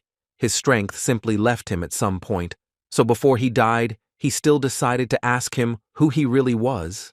Joshua, in response to this question, made him understand that in fact this is not so important. The main thing is that he knows very well that Mr. Crevice is angry not so much because he invaded his domain. How much is due to what happened in the castle, which is located on the border of Trifian. Crevice now finally understood everything. His opponent simply knew everything. But he also did not really hide the fact that people simply crossed a line that should not have been crossed. He considered the creation of ghouls using demonic power to be simply unforgivable, and the dragon was confident that the emperor of this country would personally answer to him for this act. This only made Joshua smile because from that moment everything became clear to him. Even in his past life, he wanted to know when the Imperial family managed to make a deal with Crevice and how they managed to come to an agreement with the guardian of the middle world. Joshua, thinking about the person who could pull this off, only one option comes to mind. Although in any case, he mentally asked for their forgiveness, because he would have to intercept this deal from them. Cain continued to train hard and practice the same technique a second 100 times. At some point, a guest came to him, who began to worry a little about Cain, because he had actually been training for 4 days. Icarus understands him that he wants to be stronger and all that, but still he decided to offer him a rest, since rest is also important. Cain immediately explained to him that he couldn't just leave training, because he needed to become stronger every day, because that's the only way he would be useful to his master. In response, he wanted to know why Icarus came here in the first place, to which the guy told him that the Lord had received a decree from the Emperor. Cain did not understand how he knew this without even opening the envelope. Although Icarus did not have the right to read it, because it was written for him personally, they still participated in the territorial war between Poitiers and Cromwell without the order of the Emperor, and they also brought knights of another nation to Avalon, so Icarus does not expect anything else from this envelope. Cain still believed that there was no point in guessing, and it would be best to open the envelope to find out what was written there. After that, they almost simultaneously started talking about the fact that perhaps it makes sense to open it. This made Icarus laugh, and he even thought for a minute that apparently they thought alike. But in any case, he agreed with Cain, so he opened the envelope without any special regrets. At least he wanted to do it, until Cain snatched this envelope from his hand and said that only the Lord could open it. You never know what could happen. So he decided that he would take responsibility for it himself. After which, he again joked that a knight's duty is to protect the lady, and again looked at Icarus. Cain decided not to stop there, and decided to find out from Icarus how long he will continue to pretend. Because most already know that Lord Icarus is not such a lord anymore, Cain asked him to just admit it, and he will bear responsibility. In any case, he decided that this was not the main thing now, and suggested discussing it a little later, because there were more important things right now, but Icarus was now not entirely sure that this was worth doing. But it was already too late because Cain had already opened this envelope, and in any case he needed to look. But when he looked at what was said there, Cain's smile immediately disappeared from his face. It was written that Joshua and Agnes must arrive at the Imperial Palace within 5 days in order to suffer severe punishment. But the main problem was not this, but the fact that Joshua is now in Trophy, where there are no teleportation gates, and if we take into account the time to deliver the message to himself, he will not reach the castle earlier than in 2 weeks. Icarus reassured Cain because he believed that there was no point in worrying about it, because he was sure that Joshua had already finished his business and was heading back. So he decided that they would set course for the palace in the morning, but first he needed to do what Lord Joshua had asked for. Cain immediately told him that they could not just leave the Poitiers family. But Icarus actually took care of that too, because he had already asked for someone's help, so he assured Cain that he could calmly pack his things. Axler, along with his mercenaries, was confidently heading to the next mission, and at some point, one of the mercenaries asked him whether it was really worth accepting this task. He replied with a smile that, of course, it was worth it, because he believed that you need to be able to make amends, so they accepted the request to protect the Poitiers family, the customer of which was Icarus from the Sanders family. In the meantime, Joshua got what he needed and the medicine was ready, but before he leaves for good, Ashu would like to ask him one question. After which, he said that now Joshua got what he wanted so much, and therefore he is interested in knowing why he should go with him. The Black Dragon realized that he had lost that battle, so he told Joshua that they could actually reach an agreement. Joshua was just waiting for this option, so he immediately said that one of his conditions would be a blossoming Sanders flower. And while Joshua was technically a knight, but soon he will become emperor, and he still has no servants, so secondly, he wished Ashu as a servant, and he will be for 10 years. Ashu begged him not to do this. He asked him to at least reduce the term, because 10 years is too long, and he belongs to the sacred race, so he cannot be a servant. With him because he was ready to serve the Black Dragon, but he was not, so now he will serve not 10 years, but 15. Ashu still didn't want to do this, so he asked him to make a deal with him. After all, he uses primordial stones. Ashu offered to tell him where the rest were. He was ready to do everything, but not become a servant again, because he had just received his freedom. But if Joshua still refused, then Ashu asked to reduce the sentence to at least 5 or even 3 years. Joshua agreed to these conditions and reduced his term of service to 5 years, but he wanted to know where the remaining ancestral stones were. Ashu was so happy to hear this, and immediately told him that one piece of God with the powers of the wind was in Tempest. Suddenly their dialogue was interrupted by a black dragon, who appeared as if he was about to attack again. But as it turned out, he healed his wounds and was ready to fly as Joshua promised. This could not but please him, so he was ready to fly out, and also hoped that the Black Dragon would fulfill part of his deal.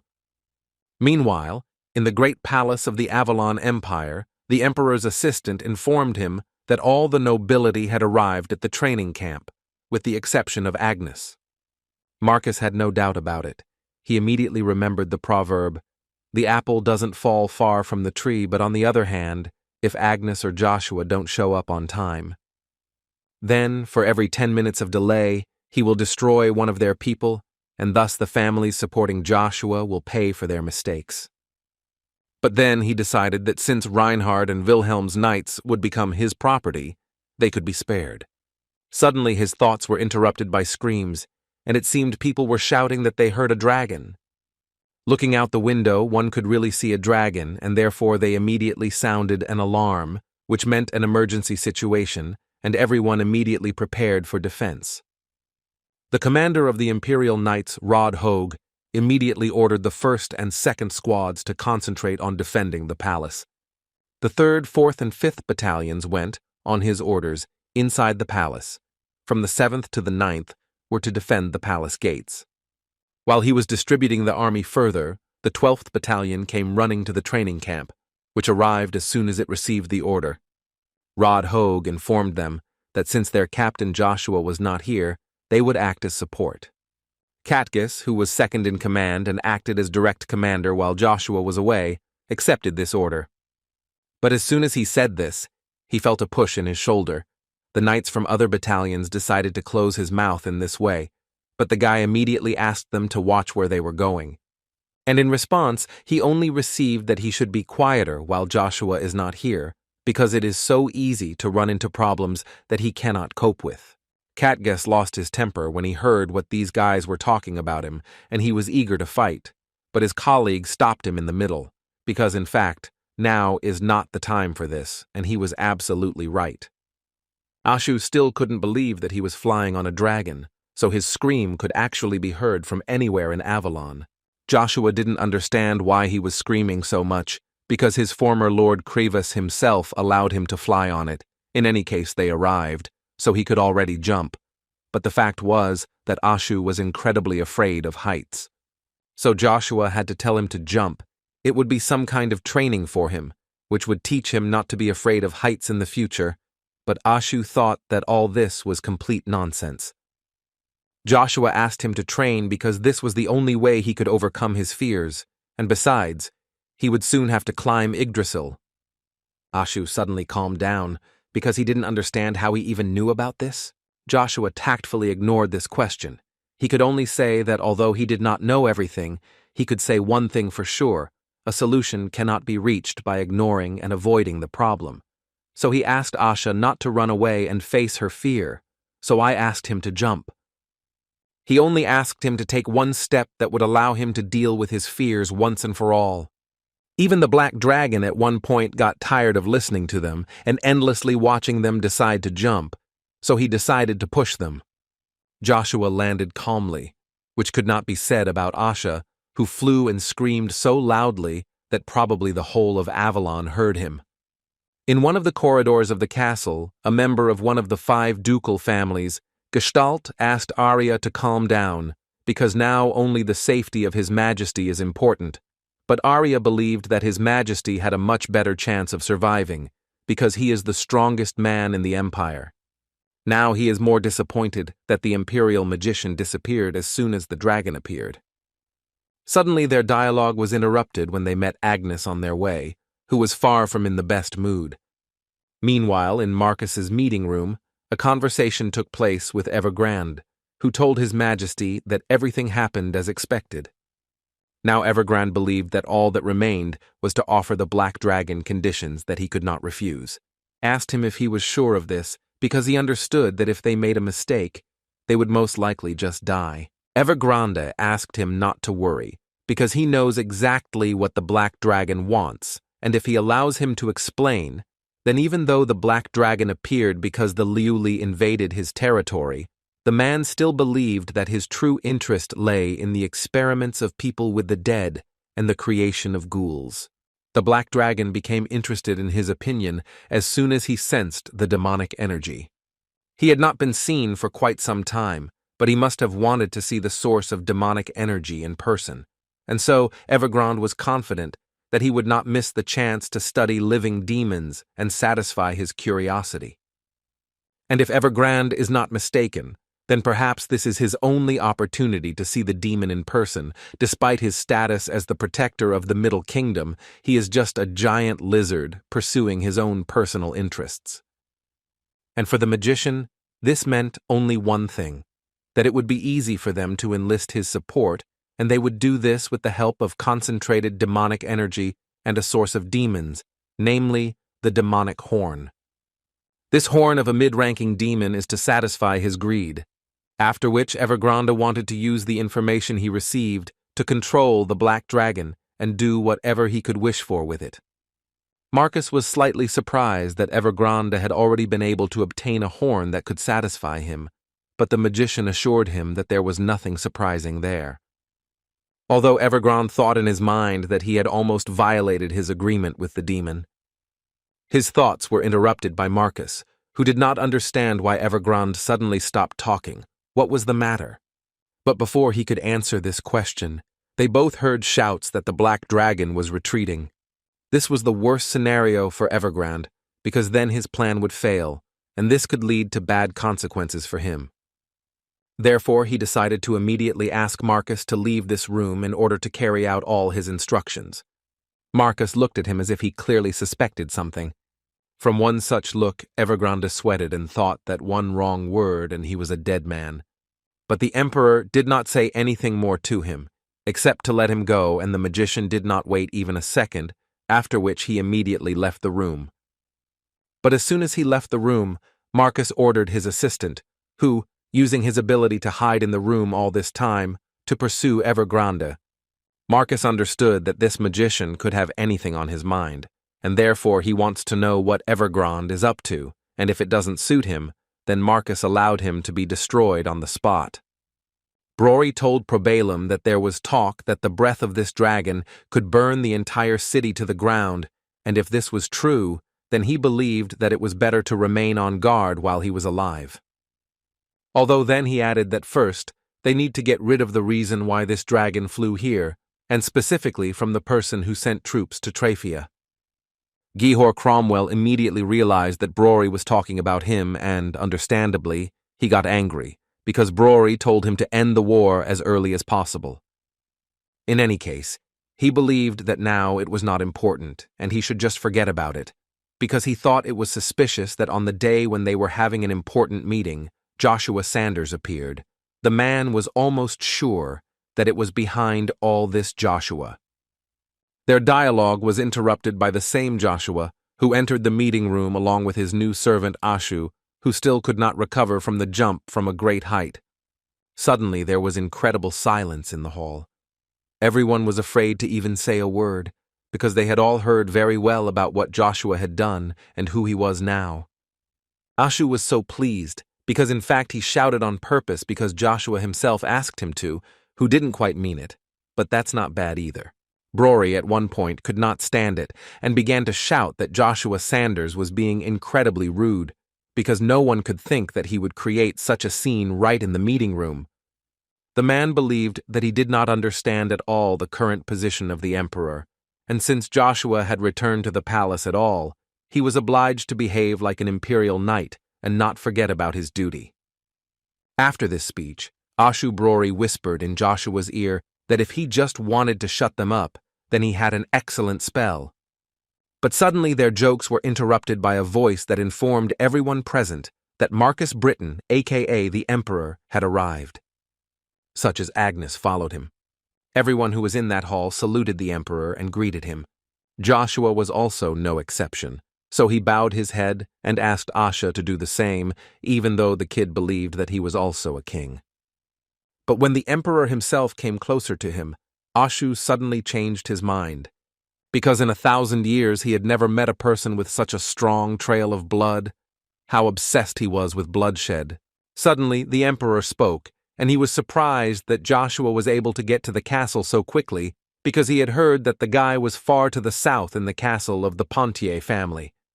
In response to this, Joshua said that he was in a hurry to arrive on time by order of the emperor in order to fulfill his important assignment, so he arrived as quickly as possible. Marcus didn't quite understand what the guy was talking about. What other important order? Joshua explained that it seemed like the Marquis of Brory was talking about his duty as an Imperial knight, but in any case, he wanted to point out that they had all seen an angry dragon in the sky over Arcadia, and he believed that the cause of this anger should be punished.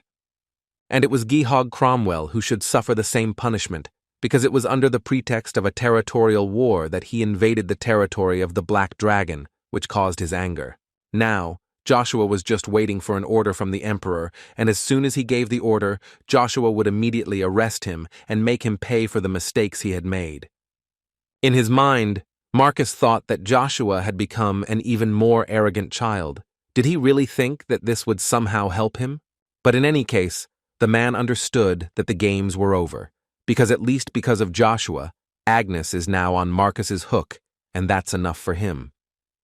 Therefore, he answered Joshua without any doubt that he could do whatever he wanted. It was his decision.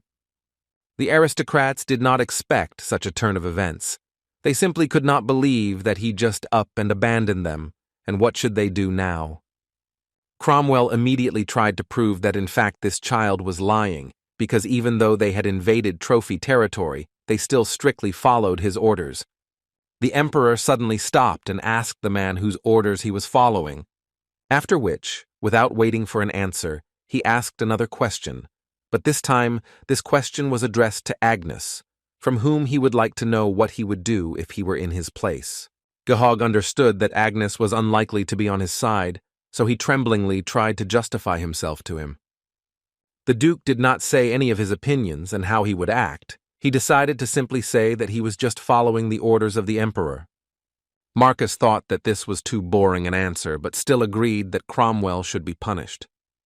Therefore, Joshua, with great joy, was going to take Cromwell to a cell where he would realize his guilt. After Joshua carried out the emperor's orders, he returned to report on this.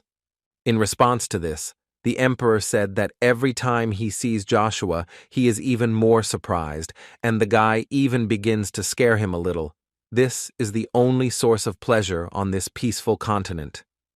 But in any case, he wanted to go to the Knights of William, who are the military power of another nation, and this raises the question, why did Joshua allow them to enter the lands of the emperor without asking Marcus? He understands that Joshua will be punished for this, although he almost instantly changed his mind and added that he would not want to lose such a good knight, so there would still be no punishment for their invasion, but in return, Marcus would like him to become his sword.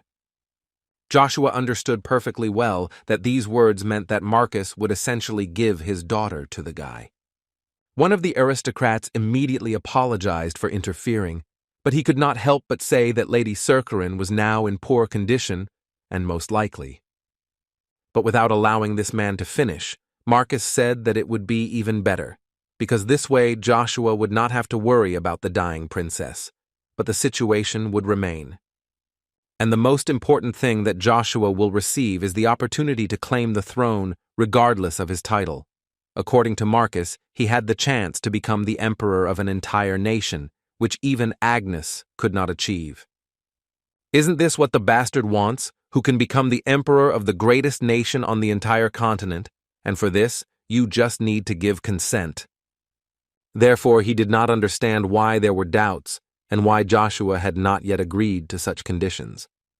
Joshua at this moment was incredibly angry with the fact that Marcus had the same attitude towards Cercorin as before, but he is not a guy like that, and he would never use her to become emperor. Therefore, without thinking for a long time, he asked for forgiveness, but he cannot fulfill this order. This caused incredible surprise to everyone who was in the hall, because the guy was wasting such an opportunity, but could have gotten married to the princess. Marcus became noticeably angrier because the guy was refusing his offer, so he decided to say that the matter with the Wilhelm Knights could be regarded as betrayal if Joshua understood what he was telling him. After which he stood up from his throne and began to shout at him, saying that now this is not a proposal, but a direct order, which is the last chance. Marcus's anger filled his entire body, which could not be said about Joshua, who reacted absolutely calmly to every cry of the crazy emperor. Joshua believed that the emperor compared him to a thing, equating him to a sword, and as he knows, all things have their own price, which directly depends on their significance. Marcus began to smile because he perfectly understood that the guy was trying to bargain with him in this way, but he was amused by the fact that apparently the guy simply did not understand that all of Avalon could become his property. Joshua explained to him that what he was trying to say was that he was not yet ready to become his sword, and if he just gave him time, he could guarantee that he would become an outstanding sword that had no equal. The guy also did not forget to add that when he turns 18, he will have to choose who to serve, so he simply asked the emperor to wait for this moment. Marcus completely forgot that the guy is not even 18 yet, so now he sees nothing wrong in following tradition and waiting for his 18th birthday. And once they resolve this issue, Marcus would like to know what Joshua wants then, but the guy didn't quite understand what he was talking about. According to Marcus, he is simply trying to gain favor in the fight for his support, which is why he asks the guy what he wants. In this case, Joshua decided to say that he would like to create a new order of knighthood from the 11th and 12th battalions under his command. Brory immediately began to shout and ask the emperor not to listen to Joshua, because one cannot even think that any order other than the Imperial one would occupy the castle. The man suspected that Joshua might have bad intentions towards the emperor. Marcus only raised one hand to cover Brory's mouth, who was actually talking too much today. After which Joshua replied that he probably himself understood that his request was simply impossible to fulfill, but still, he decided to ask the guy why he wanted the order of knighthood. Joshua told him that, as he already knows, he has faced prejudice all his life due to the fact that he was illegitimate and his mother suffered as a result, so he understands how the 11th and 12th battalions feel. The guy believed that each of their knights dreams of becoming the greatest sword of the empire, and he would like to help them in their endeavors, and for this, he needs to create the greatest knightly order of the entire continent.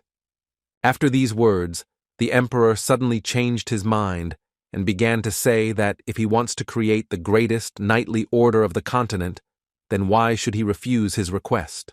Therefore, from now on, Joshua Sanders can carry out this idea and bring it to life. He also asked, perhaps the guy would like something else. Joshua thanked him for his kindness and added that this was actually more than enough. Then the emperor decided to bow out, and before that, he said that he was appointing Joshua as Count of the Empire. Moreover, the emperor decided that the territories of the traitor Marquis Cromwell would go to Count Joshua. And with this, he decided to end the meeting of the central nobility. Everyone could be free, and he also recommended that Joshua think about his middle name in his spare time. It was impossible not to say that Joshua was not surprised by this turn of events. But he was more surprised by the words of Agnes, who told him that he seemed to be getting closer and closer to the center of power. Brory generally believed that the empire was gradually collapsing, and he did not understand why he should create another knightly order, or give it into the hands of petty Joshua, who does not understand anything in this life. The Baron believed that the Count should not worry, because the more he does, the more he attracts the attention of the nobles, and what can any family do in the whole empire? Suddenly, their dialogue was suddenly interrupted by Ashu, who addressed these old men with the words that he was sure that they had heard the emperor that he would support Count Joshua Sanders. Ashu believed that Joshua was giving them the last chance to change their miserable lives, but they did not understand at all what this little man was telling them. He continued to talk and asked them to just listen. First of all, they will reward everyone who joined with special privileges, and those who join them later will not get anything. So he immediately recommended to them that if they want an easy life, then they better join them right away. Most of the aristocrats, although they saw a small boy in front of them, they still thought about his words. And this entailed that they literally began to fight over who would be the first to join them. In Brory's thoughts, things were getting even worse, because now not only the independent order in the empire, but also other families were supporting Joshua Sanders. He, like no one, understood that at this rate the influence of this guy would soon surpass Emperor Marcus. Evergrande came to one of his hideouts to discuss the fact that the black dragon had not swallowed their bait, and now he did not know what to do next. But his interlocutor immediately reassured him, saying that in fact nothing had changed, because in any case they were destined for a meeting with Crevice. He would never have even thought that Heimdall would be right. Joshua is really a big problem for them now. He certainly didn't know how Joshua was able to lure Crevice to his side, but they can't let him ruin their plans. Therefore, he decided that he would leave Joshua to another hunter. But Evergrande believed that now was not the best time for such decisions, because Emperor Marcus did not take his eyes off him, and besides, he needed time for the family of Duke Agnes. He needed to wait until the troops of the second Prince Kaizen will not become strong enough. Evergrande believed that now it would be best to get rid of Emperor Marcus and the Magic Tower. In addition, everything was already ready, and Heimdall gave information about Ashir Britain, and Evergrande was sure that soon the Black Wind would carry the news to Emperor Marcus. The man's interlocutor was very glad to hear this, so he decided that then they would start with his destruction, and then they would go step by step, and then they could only hope that after he died, this tyrant would maintain his greed. Most of all, he wanted to get the Dark Knight from Emperor Marcus, and he was ready to do anything for this. When suddenly Evergrande interrupted their dialogue with a cry that there was a shadow subspace in the wall. His interlocutor quickly reacted and pulled a man from the wall, and it seems it was one of the princes. This was funny on the part of Evergrande's interlocutor, because he was sure that such tricks were not even possible for some superhumans. And all because this interlocutor's name was Asmodeus, and she was a high-level demon of the 32nd rank. Knights gathered at the headquarters of the 11th and 12th Battalions of the Order of the Imperial Knights of Avalon to congratulate Joshua on his victory in the Masters tournament. It was so amazing for them. They would never have thought that he would dare to say something like that in the presence of all the nobles, but most of all they were glad that they would have their own order, and they were sure that the rest of the knights would bite their elbows from envy. And since he had already started talking about this, they were very interested in asking Joshua what kind of order he would like. He immediately told them that there were actually few details, but he still had something to say. The legend of the Swallow Empire, the first heavenly knights of Avalon who surpassed the Wyvern Knights. All this was a list of those who will be members of this order, and this is far from the end, but this was more than enough to shock them.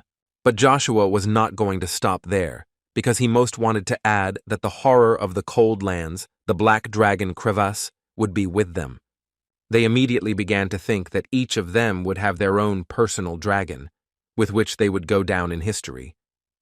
These words only made Ashu smile, because he mentally understood that not everyone manages to ride a dragon, and especially Crevasse. Suddenly their conversation was interrupted by some guy who burst into their headquarters and immediately asked for forgiveness, but there was a guest with an urgent message. It was a member of the Agnes family, Captain Armstrong, who immediately asked for forgiveness for disturbing Joshua, but he had a conversation with him that could not be postponed. Joshua didn't mind talking, and first of all thanked Armstrong for coming such a long way just to talk to him, but he still wanted to find out as soon as possible what brought him to him. Armstrong told him that he was here to convey a message from Duke Agnes, after which he began to talk about how no one else had achieved such success, so he wanted to invite Joshua to the estate and celebrate it. But what interested Joshua most was that Armstrong said that Lady Lucia was waiting for him most of all. As much as Joshua would like to see his mother, he still has business in the capital, so he will head to the estate as soon as he finishes with everything. Armstrong was very happy to hear this, but he also wanted to ask what business Joshua was being held here. He just needed to explain himself to the Duke, so he wouldn't ask this. The guy answered him without any problems that in fact it was nothing. He just wanted to visit the palace of the Diamond Flower.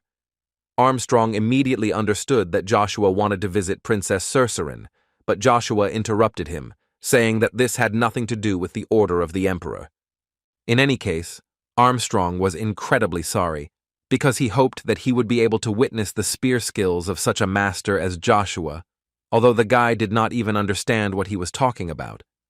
Armstrong realized that the news had not yet reached him, that His Highness was waging a bloody battle to find a husband for Princess Cercerin, and, most importantly, that absolutely all residents of the Avalon Empire could take part. For Armstrong, this was so surprising, because in fact the Emperor gives a chance to absolutely everyone and all, thanks to Sir Evergrande. It was he who completed the medicine for Princess Cercerin. Suddenly he stopped and finished speaking, because he saw how Joshua literally began to lose his temper, and this could be seen by the fact that he literally crushed a piece of metal near the place where he was sitting. After which he got up from his seat and was very angry, so he wanted to immediately hear whether Evergrande was with the princess now. Meanwhile, Icarus would really like to know what Cain will do when he brings Aislinn here. He immediately told him that he was told that she herself wanted to go with them. Icarus began to get incredibly angry, because Cain apparently forgot how expensive using the portal was to say such a thing, but the knight believed that the most important thing now was arriving in Arcadia. Icarus agreed with him, but still reminded him of what they have budget, and they should not waste money. Suddenly their argument was interrupted when they heard Aislinn talking to the old man about the fact that they needed a portal for 3. The old man looked at them carefully and assessed each one by one. Icarus seemed to him like some kind of young girl, Cain was an ordinary knight, and Aislinn was an ordinary magician, and he didn't seem to see anything unusual. But still, since they are not nobles, he decided to first find out their identities, because in this way he believed that he could extract more money from them. Cain, in turn, immediately felt a bad feeling, but Icarus again tried to calm him down, saying that in fact it should be so, because he believed that if the gates could be used by criminals, it would be impossible to catch them. But this is precisely why the knight was angry, because they were not criminals, and he knew that it was better not to go here, so he offered to get there themselves. Apparently, Aislinn didn't think so, and therefore took out some luminous object from her sleeve, which blinded the children's eyes. As it turned out, it was an emblem that could make it clear to the old man that she was a mercenary, and she also added that her name was Celine. She was a mercenary magician, and mentally she could not even think that Cromwell could be of any use. In response to this, the old man told her that how inept she was, because at such a young age she became a mercenary, although just one glance was enough for him to understand that she was weak. In any case, he wanted to know whether those two were mercenaries. Icarus entered this dialogue with the words that it was too rude, because they are people of the Sanders family and serve Lord Joshua Sanders, and he is sure that this will be enough to use the teleport, so he asked to stop this performance. The old man didn't understand why they started to get so angry, because he was actually just doing his job and not putting on a show. After which he added that he knew about the famous Joshua Sanders, and now it seemed to him that he should not have asked them so much about their destination. Although then he turned to them and said that the cost of such a trip would be 3,000 gold coins for 3. The surprise of Cain and Icarus was not just that, because it was a lot of money. Cain even told the old man that with that kind of money, you could even travel around the entire continent. The knight even at one moment could not restrain himself and called the old man a fraudster, whom he asked to stop immediately, which angered the old man. And then he generally began to talk about the fact that they may be from a famous family, but he believes that they belong as mercenaries, so he refuses to move them and advised them to get out of here as soon as possible before they get hurt. Cain was not going to tolerate such disrespect, and immediately began shouting that if he wanted a fight so badly, then they could arrange it. Icarus restrained him as best he could, and suggested that they still come back, because there was no point in arguing. But apparently the old man was no longer going to just let them go, and created a huge fireball that could burn the guys to the ground. Icarus immediately realized that this was a rune flame, but the worst thing was that this was a 4th-class spell, and he did not understand how a magician of such a high class could control a gate in some hole. Suddenly their fight was interrupted by Aislinn, who began to talk about what if the old man wanted 3,000 gold coins. Then she was ready to provide them to him, after which she began to pull out bag after bag. The old man did not expect that this girl could have so much money, but this could not help but make him happy.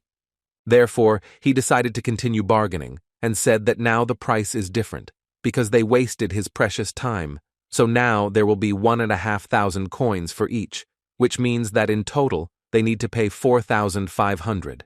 These words angered Cain even more, and he was not going to tolerate such treatment. So he decided that he would immediately provide a lesson to this impudent old man. But suddenly he noticed that he could not pull out his sword because he was frozen. It was the work of Iselin, who used her magic to completely cover the land with a field of ice. And in fact, she was quite good at it. With the help of her magic, she was able to stop the old man's fireball. Moreover, by adding a little energy, she could completely freeze his staff, and now he could do nothing more. The old man simply could not believe that the mercenary was capable of such a thing. He tried to find out from her directly how she managed to master 5th-level magic and defeat him. Iselin was already confidently walking towards him and saying that his only problem was that he simply underestimated her because she was a mercenary and offered to pay him as an apology. But the old man almost immediately refused her this because he believed that it was they who were obliged to pay him. Iselin pretended that she was very sorry to hear this, and added that then she would have to report this to the Magic Tower, and on behalf of Seelin, the vice-head of the mercenary guild. The old man did not expect that the girl would occupy such a high position, and after a few seconds he realized that he had contacted the wrong people. After all, he actually knew very well that the head of the Magic Tower already revered the nobles of Avalon after the return of Evergrande, the main Imperial magician, and the Magic Tower was already facing consequences after refusing to maintain neutrality. And this meant that if the vice-head of the mercenary guild reported such a thing to the Magic Tower, he would simply be kicked out of there. Therefore, he immediately decided to make the right decision and ask their forgiveness for not recognizing them. But Iselin thought that this was still not enough, so she reminded him of the fee. She wanted the old man to pay 100 each and free passage to the teleport, of course. Meanwhile, Joshua went straight to Princess Cercerin, and on the way he met the second Prince Kaizen, who pretended that he was incredibly glad that Count Joshua himself had visited him and would immediately like to know what he wants. Joshua at that moment was thinking that because of his actions, the future was slowly beginning to change, which is why new factors began to appear that he knew nothing about. But in any case, he understood that even taking these conditions into account, his ultimate goal did not change. And this time only he will be responsible for his life. So he said that he was here to see Princess Cercerin, and now he asks him for a personal visit. His subordinate knights immediately began to shout at Joshua, and the reason for this was that he had no right to address the second Prince Kaizen like that. But Kaizen himself reassured his subordinates and asked them to relax, because he believed that Joshua had not said anything like that. Although he still decided to ask him why he should give Joshua such an opportunity, because it seemed to him that he didn't even have the right to be here. Joshua assured him that he actually had the right, after which he said that he was sure that the second prince already knew that the husband of Princess Cercerin would soon be determined in a bloody battle. And in this case, Joshua believed that, in any case, victory would be his only, but there would be no point in his efforts if the princess was getting worse, so didn't they think that he was simply obliged to check on her condition? The knights of the second prince became even angrier, because they did not understand how he even dared to penetrate the second palace for such a reason. He must have a lot of pride. Kaizen was interested in asking Joshua if he really thought he could defeat all the Imperial knights and even Captain Rod alone. Joshua didn't think long and replied that it seemed to him that this was more than possible in reality. After this, Kaizen added that he actually liked Joshua and rather unexpectedly invited the guy to make a bet. The essence of which was that if Joshua could win the bloody battle without anyone's help, then he would not stop him from taking Cercerin from the second palace, but if he lost, then he would have to swear allegiance to the second prince. Joshua actually did not expect anything different from the second prince, so he was ready to accept this dispute. His response was immediate. He said that he liked this deal quite a lot, but in exchange he would like to visit Princess Swordsman right now. And he also decided to repeat that he insisted on a personal meeting, because he would not want anyone, including the prince, to be present. If the prince had not been there, then his knights would have gone into a fight long ago. But so far they could only restrain Joshua with words, and this time they called him the commander of the reserve battalions, and they are not going to allow him to see the princess. Joshua could not stand it, and this time he used a particle of his strength in order to calm them down and ask how long are they going to call him the commander of the reserve battalions. This aura literally put them in a state of fear, which was incredibly unpleasant to be in. With every second the pressure became stronger and stronger, and at one point this pressure even forced them to bow to him. Now they understood that Joshua had long gone beyond human limits, and he was already a Superman or even higher. Their thoughts were interrupted by Joshua, who warned them that if they interrupted their conversation with the prince one more time, he would destroy them without a second thought. This made Kaizen smile, because that is why he told them to calm down, and he himself allowed Joshua a personal meeting with his sister. He also added that it seemed to him that it was thanks to Joshua that the bloody battle would finally be interesting, but he was still not sure that the guy would still be able to defeat all the Imperial knights. But in any case, the prince will be in the black, because if he loses, Joshua will have to become his sword, which was more than fine with him. In the garden, the first prince spoke with his knight about how Swordsman still had not fully recovered, but her father was still trying to find her a husband, which was rather unclear to him. The commander of the Imperial Knights, Rod, completely agreed with Kaiser, and also did not really understand the Emperor. Kaiser added that he had heard that the first contender for the bloody battle would be Commander Joshua Sanders. Rod realized that apparently Kaiser had not yet heard the news that Count Joshua was no longer a commander, and he was no longer his subordinate. This was great news for Kaiser, and he decided to ask Commander Rod to personally deal with him. Rod immediately noticed that after Joshua arrived at the palace, he immediately began to feel incredibly nervous, but could not think that he would ask for such a thing. Although, on the other hand, this is logical, because after all, he was the most influential person in the Avalon Empire after Emperor Marcus, and even if you put together the power of everyone else, including the second prince. However, now if Count Joshua marries Princess Swordsman, he will be able to lay claim to the throne, which means he will become a direct threat to the first prince. But Rod still believed that it would be better to make him not an enemy, but a so-called assistant, or even a friend, so he suggested to Kaiser to lure Count Joshua to his side. Kaiser did not know how to respond to this proposal, but it was clear from his face that he liked this idea. Although then he remembered that very ball where Joshua danced with Cheryl and he essentially stole his lover from him. Therefore, he simply could not put up with it and was not sure that this option was correct. Rod added that in this case it is unlikely that they have a choice, but there is another knight who is able to stop Joshua. Kesir could not believe that the man wanted to tell him that there was still a Superman among the knights. And he was absolutely right, because if you believe Rod's words, then Galahad returned to the knights, which incredibly surprised Kaiser. Of course, this was nice to hear, because this knight is ready to provide any service to the first knight, and Rod himself is confident that he will be the winner of the bloody battle.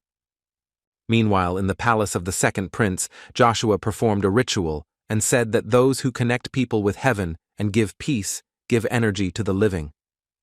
Before this, Joshua was incredibly worried, since only bishops and higher can use this spell, but it seems everything went quite well, and now the princess should feel better. And he was absolutely right, because after a few seconds she showed signs of life and it seems she even woke up. So Joshua decided to ask her if she could hear him. The girl simply could not believe that she really heard the voice of Joshua, who continued to say that he had come to fulfill his long-standing promise, which concerned a cure for her illness. It was finally completed, and he was very grateful to her that she had waited so long. Swordsman realized that if Joshua really held the medicine in his hands, then Ser Evergrande probably brought it and the guy himself finished her thoughts. Namely, that most likely the man brought her poison, so he asked her to better trust Joshua. After all, his medicine, according to him, will definitely cure her, although he could not help but warn that it has one side effect, namely that she will lose part of her memories. Perhaps she will even forget him. Mentally, he understood that even though he knew about the medicine, Swordsman could not give it, because he had no right to take away her memories. However, when she died in a past life, his whole body and mind were simply filled with despair and sadness. But having experienced such a picture, he actually doubts even now, because even if her illness is cured, the family will continue to use her to gain power. When suddenly she took his hand and asked him why he doubted so much, although she did not see him, she felt it perfectly. After which she added that he did not have to bear the burden alone. She asked him to just think about how she felt when he did this just for her sake. But still, she could not decide for him, so she told him that if he was so worried about the near future, then he could visit her later, but first he must promise her. Joshua smiled again and grabbed her finger and promised without much trouble that he would visit her again. After that, she decided to remind him of the story of how they first met, and she told him that his name is like the name of her favorite flower. Joshua remembered this very well and also remembered that this was incredibly upsetting for her, and all this was because of the meaning of the Sanders flower. That he knew about this flower made her laugh, but he didn't understand why she was so surprised. Joshua once again asked her to remember him forever. In response, Swordsman promised to do everything so as not to forget him. But before that, she asked for one more wish, which was that she would like Joshua to give her this medicine himself. According to the guy, it was a great honor for him, and he would do it without any problems. He was ready to do this 1,000 times because she helped him so much in his past life that he simply could not ignore her. And this time he will take care of her properly. Meanwhile, Aislinn and her 2 companions were again in Arcadia, and Cain was the first to talk about how he had not been in this place for so long that he had forgotten a little what everything looked like here. Icarus believed that they needed to find the owner as soon as possible, when suddenly Aislinn interrupted him and said that she needed to leave and would join him later. She told them that she simply had a personal matter in the magic tower and would return as soon as she finished with it. Icarus was sorry to hear this, but he could not prohibit it, so he could only wish her good luck in this matter. But not only Aislinn had business, because as soon as she left, Cain also notified Icarus that he also had business, so he left. At first, Icarus thought about letting Cain go, but then he realized that this was all his trick, so he grabbed him by the ear and brought him back, so to speak. Cain jokingly said that now Icarus does not hold back. In response, he heard Icarus tell him that if that's what he wants, then he will show him what it's like to truly not hold back. The knight immediately told him that he was not talking about this, but that the knights of Duke Agnes were also here and wanted to see old friends, but Icarus did not understand why this was at all. Cain explained to him that he was, after all, the commander of the knightly detachment of Count Joshua Sanders, and besides, it seemed to him that he should have started recruiting capable warriors for his detachment a long time ago. He began to say that the knightly squad, subordinate exclusively to the master, is a squad more outstanding than the 7 Knights of Avalon, and this order will be called the Knights of the Golden Spirit, and he will devote his whole life to bring this to life. In this, Icarus actually agreed with him because there are William's Knights, but it is difficult to classify them as their house, since they serve Lionheart and they finally become more like the family of an aristocrat. Therefore, he decided to let Knight Cain go and added that he would look forward to meeting the Golden Spirit Knights. Cain immediately assured him that he would not disappoint him and that this squad would become legendary. The head of the department of the Magic Tower in Arcadia, whose name was Ufa, read a letter in which it was said that the magician mercenary Aislinn, about 16 years old, presumably 5th grade, had appeared on the territory of Fonti, and the essence of the letter was that when she arrived at the Magic Tower, no one made her nervous. Ufa simply could not believe what he was reading, because she was only 16 years old, and she was already at the same level of magic like him. Suddenly his thoughts were interrupted by his assistant, who burst into his office in order to ask the man immediately come down to take a look for yourself. The assistant told him that there was a girl downstairs whose name was Iselin, and she came here in order to register as a 5th-level magician. The man immediately came down and immediately began addressing her quite politely. The first thing he asked was how long had she been waiting for him. On the contrary, she was even surprised that the man came down to her so quickly, because she thought that he would come later. But he assured her that they have special procedures for which he does not appear. Then in her case, he decided to meet her in person. Ufa immediately began to say that as far as he knows, she came here to register as a 5th-level mage, but since she is already a member of the mercenary guild, she cannot become a member of the magic tower. But she did not let him finish and interrupted him to say that she had come only to testify to her class and not to join the organization. He doesn't believe what she wants to say about how she herself has reached such a level, but in any case he asked her, how about now going under the control of the magic tower and adopting their knowledge? After all, he believed that without special training, it was almost impossible to rise to the 5th class, and young magicians like her received many advantages in the tower. But she had to repeat once again that she was here only to attest to the class and not to gain knowledge of the tower. Of course, she understood that in the future she might need it as an organization, but while she did not intend to change her affiliation, Ufa did not understand at all what this meant. She was referring to the very official statement of its head, which, as far as she knows, acknowledged the death of one of the 7 magicians, the Place of Lightning, Jack Sterapos, and announced that he would choose a new one among those who witnessed their 5th grade in the tower. In response to this, Ofo suddenly became angry and told her that no matter how capable she was, it would be difficult for someone who had just risen to the 5th level to get into the selection. She was surprised that even the 5th grade would have a hard time, and the man confirmed this. So he added that the best option for her now is to join the tower to develop her abilities, and perhaps then she will have more chances in the selection. But Iselin didn't think so, after which she decided to demonstrate her true skills a little. And first of all, she wanted to know the opinion of Uffo and his assistant. How could they have such a level of magic?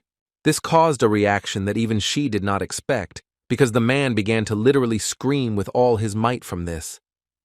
And in fact, it was not surprising that he reacted this way, because the girl had just used different types of magic.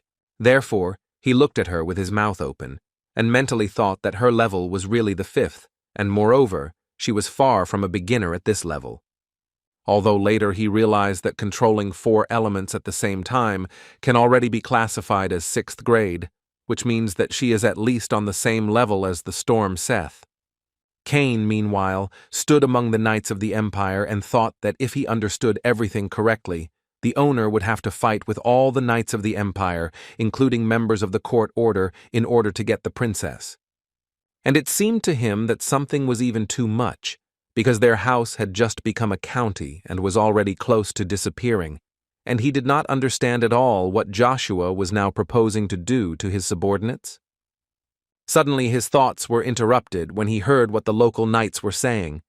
They were sorry for the command of the division, because they would first have to fight with the court knights, and since Sir Galahad, who was guarding the 3rd prince, had already returned, then they even there won't be a chance. Sir Galahad himself walked ahead of them, and with a smile stated that he had come here in the first place to bring Joshua to his knees, but he did not want to take away the chance from his colleagues, so he wanted to apologize for this. It is obvious that Cain immediately got angry, because he heard 2 offensive words towards his owner, and he believed that this puppy did not dare say such words in his direction. He simply had no forgiveness. Today he is simply not allowed to think normally, because as soon as he thought about Joshua, a hand appeared on his shoulder, which scared him incredibly. He didn't even feel how someone was behind him, and this frightening voice, along with the aura, made his body shake with fear.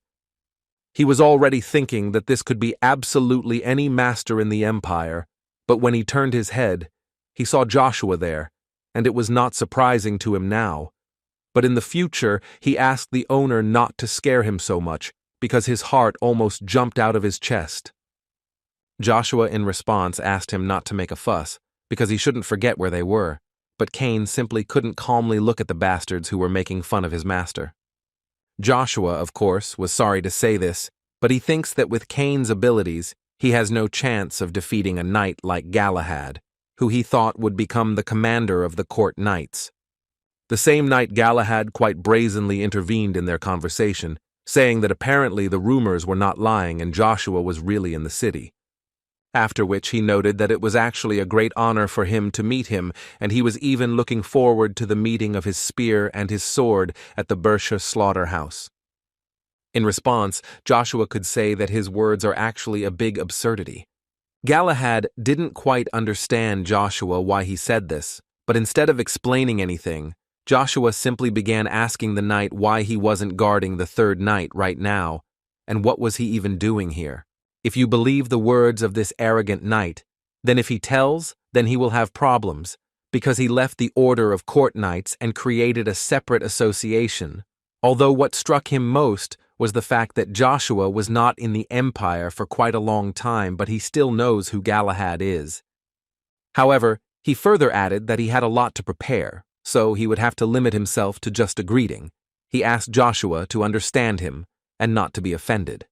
Cain was disgusted by the guy because he literally just acted arrogant, and now he was acting friendly, but he was also surprised by the fact that Joshua even knew him.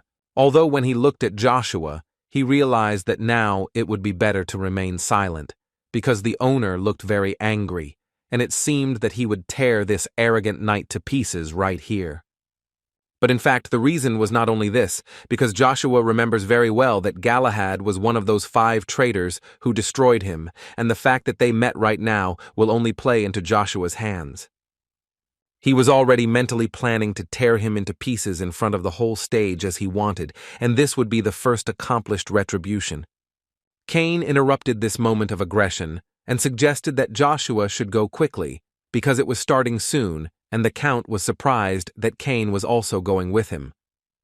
He didn't understand why Joshua was so surprised, because for him it was obvious that he was going to be with his owner everywhere and would do everything to prevent these scoundrels from even getting close to him. Joshua understood that he himself could handle it just fine, but he simply could not help but thank the guy, and he also added that only thanks to Cain he would be incredibly comfortable, so they happily set off. After some time, the emperor spoke in the large training palace of the palace, who stated that it was he who was currently the master of this country, and it was he who was giving them the chance to become the princess's husband. The rules that he announced in his opinion were simple. You just need to fight until the last participant in the Bersha massacre, and the competition will end when the last of them remains. It didn't matter to him how many days this battle would last. The main thing was that there was one winner, after which he announced the beginning of the bloody massacre. As soon as these words were spoken, Joshua was already attacked by Spar Huddles, a knight of the 4th Division and the second son of the Huddles family, who wanted to be the first to fight the great master Joshua Sanders. And behind him there was already a line of knights of the 3rd and 2nd Divisions. Joshua, in response to these words, told them that there was no need for queues here and invited each of them to approach everyone at once, because there were no such restrictions here, so he invited them to forget about their pride and attack at the same time. They didn't want to do this, but since he wants it that way, then they don't need much convincing. Joshua decided not to spare any of them, so he immediately used the 6th-level spear technique, Earth Spear, Great Peak Pressure. This skill stopped the knights at one moment. The confidence in their eyes disappeared somewhere, and now none of them was sure that they needed to attack Joshua. And so it happened. None of them could even reach Joshua. They simply ended up halfway without even touching him. But what interested Joshua most in this arena was Galahad, who stood opposite him. The arrogance of this knight never left him, and even on the battlefield he looked down on Joshua and thought that he would easily win. Moreover, he also managed to add that thanks to Joshua, there were much fewer competitors, but this still would not help him. The guy was born into the family of Earl Brown, famous for its fencing skills, and his name was Valmont Dun Brown. As befits the son of such a family, he was talented in wielding a sword. Valmont rose to the position of deputy commander of the 9th Battalion of the Imperial Order of Knighthood before he was 20. But even with such merits, he was still a nobody in his family, because when he came to talk about his achievements, his father always found a reason to scold him, and this case was no exception. He cited the example of the Duke's eldest son, Agnes, who at 14 years already was able to use mana. His father constantly told him that now he should show everything he is capable of, because in the future he will not be able to do this so easily. In such an environment, he eventually got tired of everything and stopped putting effort into what he was doing before, although one could say that he stopped doing anything at all. He believed that he had already achieved good success, and being a deputy commander was good. Even though he did not train, no one would judge him for this, and this is how he planned to live in the near future. Until one day, the commander entered his office, who was already tired of Valmont again chilling here and not training with everyone. Rod at that time believed that if the guy had overcome his laziness and continued training, he would have become the best warrior in the world, but now he is so shamefully wasting his talents. Valmont asked him to forgive him for his impudence, but it seems to him that the Lord Commander did not come here just to force the guy to train. As it turned out, His Imperial Majesty gave Valmont a direct order and, according to Rada, this is an ideal imperial decree for such a lazy person as Valmont. The task was to go to Duke Agnes and undergo mana identification. That day, Valmont began to change, the day he met Joshua, and despite the fact that this man was the child of a concubine, he showed the world his magnificence at the age of 10. Joshua obviously melted his frozen heart and made it beat again. After all, he was once a rising star too and wanted to shine again one day, even brighter than Joshua. From then on, he worked hard, and thanks to his work on himself, he can now surpass everyone else. But he was not sure if it was his own arrogance, and was Joshua the one who he failed to surpass through hard work? The Emperor incredibly enjoyed watching this competition, especially Joshua, who apparently uses the power of aura and confining mana in his voice to instantly suppress the enemy, seemed something impossible to the man. Joshua was quite an entertaining character for him, after which he added that the knightly order, the pride of the empire, collapsed so easily, and all this against one count, who had just risen to the status of a superman, and if other countries saw this, wouldn't they humiliate Avalon? And this question was asked directly to the Lord Commander, who in response could only say that he would punish them after this battle. But suddenly their conversation was interrupted by some scream that literally begged for battle. And it was the second son of the Count Brown family, Valmont Dune Brown, and he wants to cross swords with the Grandmaster Count Joshua and therefore asked him to fight with him first. Joshua told him that with his current level there was no way he could defeat him, so the Count asked Monsieur Valmont to admit defeat and retreat. He did not expect such a turn of events. He wanted to fight, but as soon as he looked into Joshua's eyes, he realized that his body was filled with fear, which was literally destroying him from the inside. Thoughts simply flew through his head one after another. He could not understand what this incredible pressure was. His consciousness was literally fading away from him. Valmont, of course, understood that he was facing the greatest rival in his life, but still he decided to pull himself together, and in order to protect himself from the influence of Joshua's strong aura, he decided to wrap himself in mana.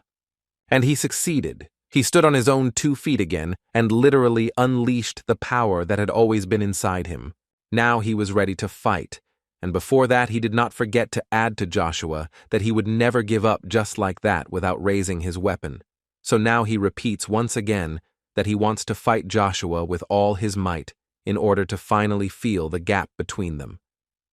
Joshua did not expect this from Valmont, but he pleasantly surprised him, so he still decided to give him a chance and asked him to show everything he was capable of. And for this, he decided to carry out the attack first with the help of his demonic energy. Valmont, of course, was able to stop such a blow, which was actually a basic one, but to do this, he had to exert quite a lot of force. In his current state, he is unable to even use the aura blade and will not be able to defend against the aura of the Count's spear, and so he decided that his only chance was to strike from above and reflect his aura at the same time. And to do this, he understood that he needed to extract as much mana as possible from his body, and in order to change the properties of Joshua's mana, he would have to precisely control and change every part of it. His mana collided with Joshua's mana, and everything went according to plan. He was still able to wrap it around himself. Joshua never ceased to be surprised and think that Mr. Valmont really managed to independently learn the casting of mana, even without ever seeing this spell before. Now Joshua saw that he was a genius that surpassed even Uravis. But what was most surprising for him was that the pieces of mana that Mr. Valmont threw into the air changed their shape. Joshua had never even seen this before, even in a past life. Valmont called this technique the last move of the Browns, and it was worth noting that this blow is really quite strong, and Joshua will have to devote his strength to cope with it. And for this, he decided to use the magic of the spear, the fourth stage, which should be enough to protect against such a blow. All the small objects of Mr. Valmont's mana with which he had to strike simply dispersed in the air from the strength of Joshua. Valmont simply could not believe his eyes that he was seeing such a picture. But this was not the main problem, because he knelt down again and almost immediately realized that his body was simply not able to cope with the use of such an amount of intercepted aura. He even had a feeling as if life was leaving his body. Joshua slowly walked towards him and said that even for a second it seemed to him that he could use strength far beyond the limits of his class, although on the other hand, Joshua was also sure that Mr. Valmont was indeed a very talented person and could increase his strength several times. There was a smile on Valmont's face, which was accompanied by the words that even after his words he felt that he was able to reach the limit and proudly admits his defeat. Joshua was very happy for him, so he decided to give him advice, in which he told him about it. That if he wants to go beyond his limits, then it is important to find motivation, and he must constantly remember his goal. And if we are talking about the position of Commander-in-Chief of the Imperial Knightly Order, then Valmont should fight for it. And Joshua told him all this for a reason, because in fact, he was sure that with such skills as Valmont's, this was more than possible. Their conversation was interrupted by Galahad, who was not particularly pleased to hear such words, because he considered it rather tactless of Joshua to tell him to become the Commander-in-Chief of the Imperial Order of Knighthood. Especially if he proposes to appoint someone without the desire to make efforts, like Valmont, to the position of commander, because then there will be no motivation for the Knights of the Order. Joshua mentally understood that even despite Valmont's brilliant talent, he was never able to grow up and become someone higher than the Deputy Commander-in-Chief, but on the other hand, Joshua believed that not only Valmont was to blame for this, but Galahad, who is standing in front of him right now. Therefore, the Count decided to answer Galahad and said that as you can see, he is still the same selfish, impatient, and evil, which Galahad did not like very much. Therefore, he could not restrain himself and answer that Joshua has no right to evaluate him at the first meeting. Besides, he does not even know how much Galahad gives for the sake of this empire. But Joshua did not even listen to him, and added that it was more likely for him that Monsieur Valmont was afraid of other talents of the empire. After all, at some point even the same Valmont will be able to surpass him in all aspects, and then no one will need Galahad. Also, Joshua did not forget to add that he was a little nervous, since there were small changes here, but the fact is that Galahad remains the same. They make Joshua happy. And he can say now that Mr. Galahad will never be able to defeat Mr. Valmont, much less Count Joshua, but all these words only caused Galahad to smile and nothing more. But after this smile, no one dropped a word, and both knights flew up to begin the long-awaited fight. Edrod even ordered all the knights to disperse from the battlefield, because they should not be involved in the battle of superhumans. The fight was so intense that at times it was not even clear where they were fighting. The energy around was too strong, So Rod repeated several more times for all the knights to immediately run away, because they could be hurt, and then the consequences would be serious. Valmont could not move from his place because he was too passionate about the battle, but his eyes did not even have time to follow the development of events. He could not even think that the battle of superhumans could be so mesmerizing. Rod at this moment was thinking that while Count Joshua's mana management method was interesting, Galahad was still the leader in terms of combat power. He understood very well that in a superhuman class battle, the outcome of the battle depends on the way in which mana is used, and Galahad's ability is the Ignite Charge of God, and this is his secret technique where he instantly ignites every muscle to tear his enemies apart. His body, strengthened by a huge amount of mana, becomes stronger than steel and is very difficult to even scratch. However, the most frightening thing about this ability is the speed, and therefore, despite the genius of Count Joshua, if he does not notice Galahad's secret technique and misses at least one blow, then he will be in big trouble. But at some point, all the man's thoughts were interrupted and his gaze froze on the battle. The fact was that Joshua at one moment seized all the initiative and pointed his spear straight at Galahad's back, a little more, and there would simply be nothing left of his opponent. Galahad understood this better than anyone, so he also tried to ask Joshua to leave him alive, because this was just a competition. But all these words were just empty words for Count Joshua, because he initially had one goal that he pursued, and therefore he was not going to change it. Even though the battle was already over, drops of blood were still flying in the air, and everyone mentally heard the same words. There is no need to be angry because of this sudden death, and no need to be afraid of being forgotten in the pages of history. Thanks to a man who shone brighter than anyone else, this land is still protected, the ultimate sacrifice that will be remembered by everyone in the area. Now let Joshua let go of the resentment that he held in his heart for so long. The Holy Spirit was unable to fall asleep deeply in this chaos. These words were not in vain, because Joshua had prepared this poem in advance, especially for such an occasion. All the knights around simply could not believe what happened and why Joshua even did this, because he destroyed the knight Galahad and did not even blink an eye when he did it. They all thought it was just a friendly competition. Why did he do it? When suddenly another knight descended into the arena, Rod walked very slowly towards Joshua at first, and wanted to first find out how he dared to destroy such a powerful knight of Avalon.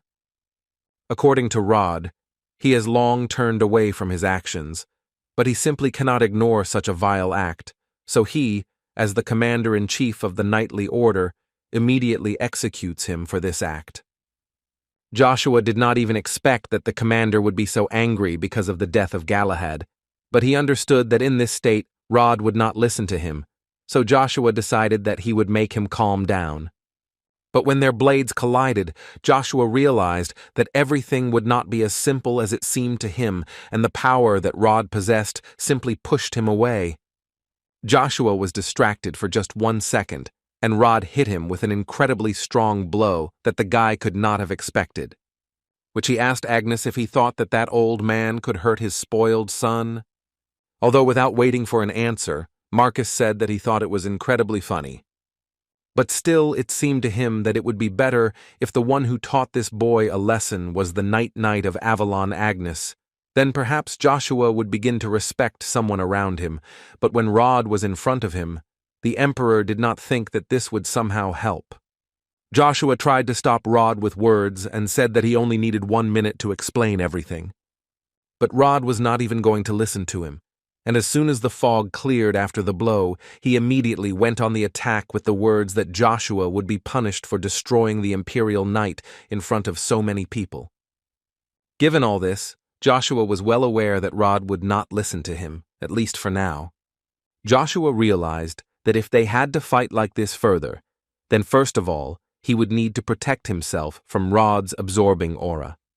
Therefore, without thinking for a long time, he decided to use the 6th stage of his spear, which was able to divide mountains with its strength.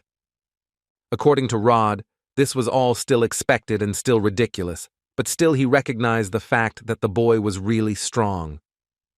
And this meant only one thing. He had no choice left, and he decided to use the secret technique that he had hidden before meeting one of the 9 stars. But apparently Joshua did not intend to bring the battle to such a stage, so he declared that Galahad was responsible for the death of the third prince. Rod was not going to believe all this nonsense, because it even sounded funny. How could the personal guard of the third prince harm his master? Joshua continued to convince him that he was telling the truth, and therefore he executed him in accordance with Imperial laws. Rod still didn't believe him, and believed that Joshua was saying all this just to avoid punishment for a crime. Besides, how can he say this when he doesn't even know who the third prince is and what kind of person he is? Joshua, in response to this, stated that he was a great swordsman from a young age. He was called one of the greatest talents, and if the assumptions are correct, then now his abilities have already surpassed those of Galahad. So Galahad would never have done this alone, and would never find out who is behind this. It's not clear why, but Rod also stated that the third prince was not greedy for power at all, and no matter who hurt him, he would not benefit from it. Joshua answered the commander-in-chief with a calm tone that he was in fact completely right. Rod believed that he was mocking him. But the guy immediately added that, if you think about it, what would happen if the third prince had a reason to enter into a fight for the throne, if someone like him had strong political power beyond his overwhelming strength? The answer was obvious, and Rod knew it perfectly. Then no one would have been able to resist him. But still the man believed that this was just an assumption. Joshua had already started shouting at him, because in this case the guy wanted to know where the third prince was, who returned with Galahad, because he was the knight who directly accompanies the prince, and he returned while the prince was no longer there. Is Radu really still? Isn't it clear yet? The man, in response to this, still said that Joshua's hypotheses are still not enough, because there is no hard evidence. And even if this is true, Rod was interested to know how Joshua could know this in advance. The guy understood that he couldn't tell him that he had already lived this life, so he simply said that he heard it by chance. These words once again infuriated Rada, because it turns out that Joshua, without any solid evidence, destroyed the Knight of the Empire. After which, all the knights of the Empire gathered around Joshua, and Rod added that they were tired of listening to this nonsense, so he asked Joshua to finally admit his guilt and give up. But everything will not be as simple as it seemed to him, because he forgot to take into account the fact that Joshua is at least not alone here, and Cain decided to remind them all of this. Who was not going to stand by and watch how his master was threatened, and he, like the first swordsman of Joshua Sanders, Cain de Herida, would destroy them all. This caused a mixed reaction, because Joshua is not yet 20, and he already has such a strong knight under his command. Joshua did not forget to thank Cain for always coming when he smells hot. Cain responded by saying that his task is to protect his master at all costs. But Cain could not stand aside, because the 11th and 12th squads were also going to help their commander. Now everyone was assembled, Cain and all the knights of the new detachment that Joshua created, who called Crevas. Now it is not clear who would be better off to surrender. But apparently Rod was still going to go into battle and warned all the knights of the former battalions that if they did not retreat, then the Empire would not forgive them and they would die in this arena along with the rest. Joshua immediately stood up for them, who came out of the crowd and told Rod that he was missing one very important detail. And the guy said that while they were wasting time here, Galahad's accomplices were getting rid of evidence, so they needed to hurry. Joshua assured him that neither Galahad nor those behind him expected him to die, so it would be much wiser to search everything connected with him and not just the residences of the knights. And also his house, his family, the Lancelots, everything connected with his life. And also, if necessary, it is necessary to search his body. Joshua told him that he might not believe him, but the longer they hesitate, the more evidence will be destroyed. The guy was not afraid to ask the man if he was not afraid to reveal the truth about the people he trusted so much. In the end, he will find out who really destroyed the third prince and committed high treason against the Avalon Empire. Rod, after thinking for a moment, said that if after searching the body he did not find any evidence, then Joshua would be held responsible for everything that happened today, and he would make sure that he took full responsibility. But as soon as he decided to order a medic to study Galahad's body, literally at the same moment, an unknown creature appeared above him and destroyed all the medics around. It did not stop there and decided to steal Galahad's body, so a chase of 10 knights set off after her. Joshua at that moment mentally understood that it would also be here, because he was always on Galahad's side, even on the day of Joshua's death. As soon as he decided to help the knights in pursuit, Rod suddenly started shouting at him, who ordered the guy to stop immediately, after which he added that they themselves would pursue this man because suspicions had not yet been removed from him, so he would remain here for now. But he was suddenly interrupted by another, more important voice of the Emperor, who ordered Captain Rod to release Count Joshua. After all, it seemed to him that now they should first of all check who this unknown, mysterious person is. Besides, he believed that the current situation made Joshua's words more convincing, so he wanted to give him another chance to explain himself. Rod tried to tell him that they couldn't be sure, because there was always a chance that Count Joshua would escape if they let him go now. Marcus didn't see anything wrong with that, because if he escaped, then they could bring his father to justice for the crimes he committed. After all, the lack of proper upbringing is clearly the fault of the parents, according to Marcus. Agnes could not say anything in response, only that he would carry out any order of the Emperor. At this point, Marcus suggested ending the conversations and ordered Joshua to go and finally catch that mysterious man, and they would solve his question a little later, for which he would receive gratitude from Joshua. Joshua immediately disappeared from this place, not leaving even a smell behind. Cain will have to run after him again, because the master, as usual, is not waiting for him, but the knight never held a grudge against him. Evergrande, meanwhile, got in touch with the fourth prince because he incredibly wanted to talk to him. The prince began by saying that they were faced with big problems, and so he wanted to ask Evergrande what he thought. How long would it take to conquer the magic tower? The man told him that Ian, the master of the magic tower, had a surprising number of followers, so it might take some time, but he added that many of his people were also high-ranking magicians, so it wouldn't be too difficult.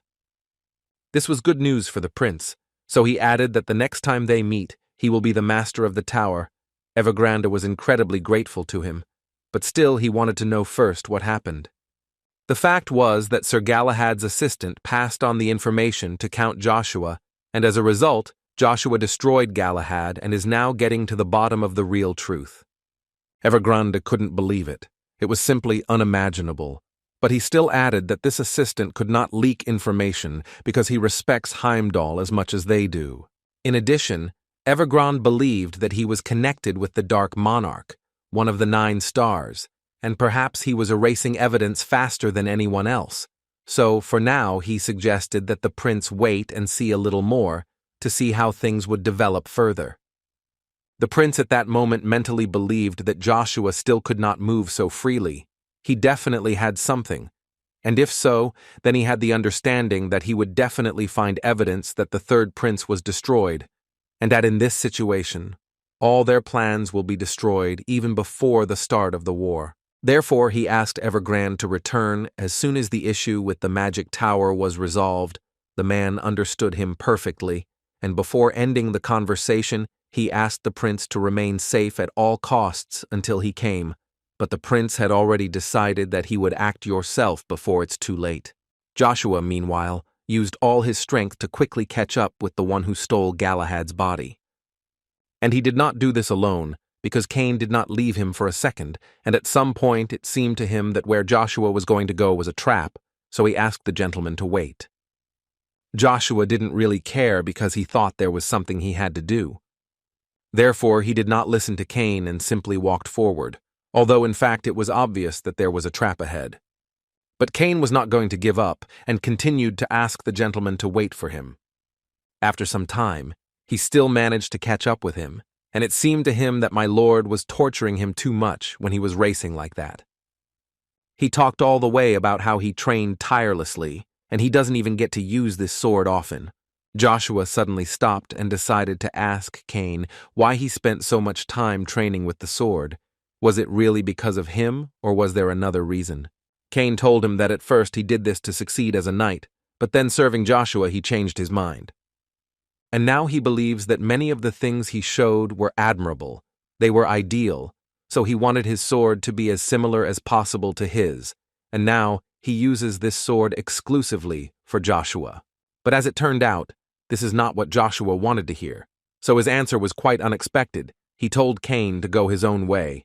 Cain did not understand this at all.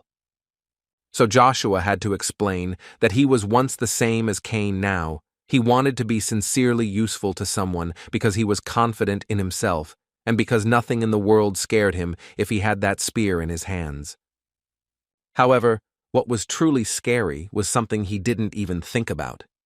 He recalled how in a previous life, in gratitude for his good deeds, Kaiser Britain, the ruler of Avalon, awarded him the title of Archduke.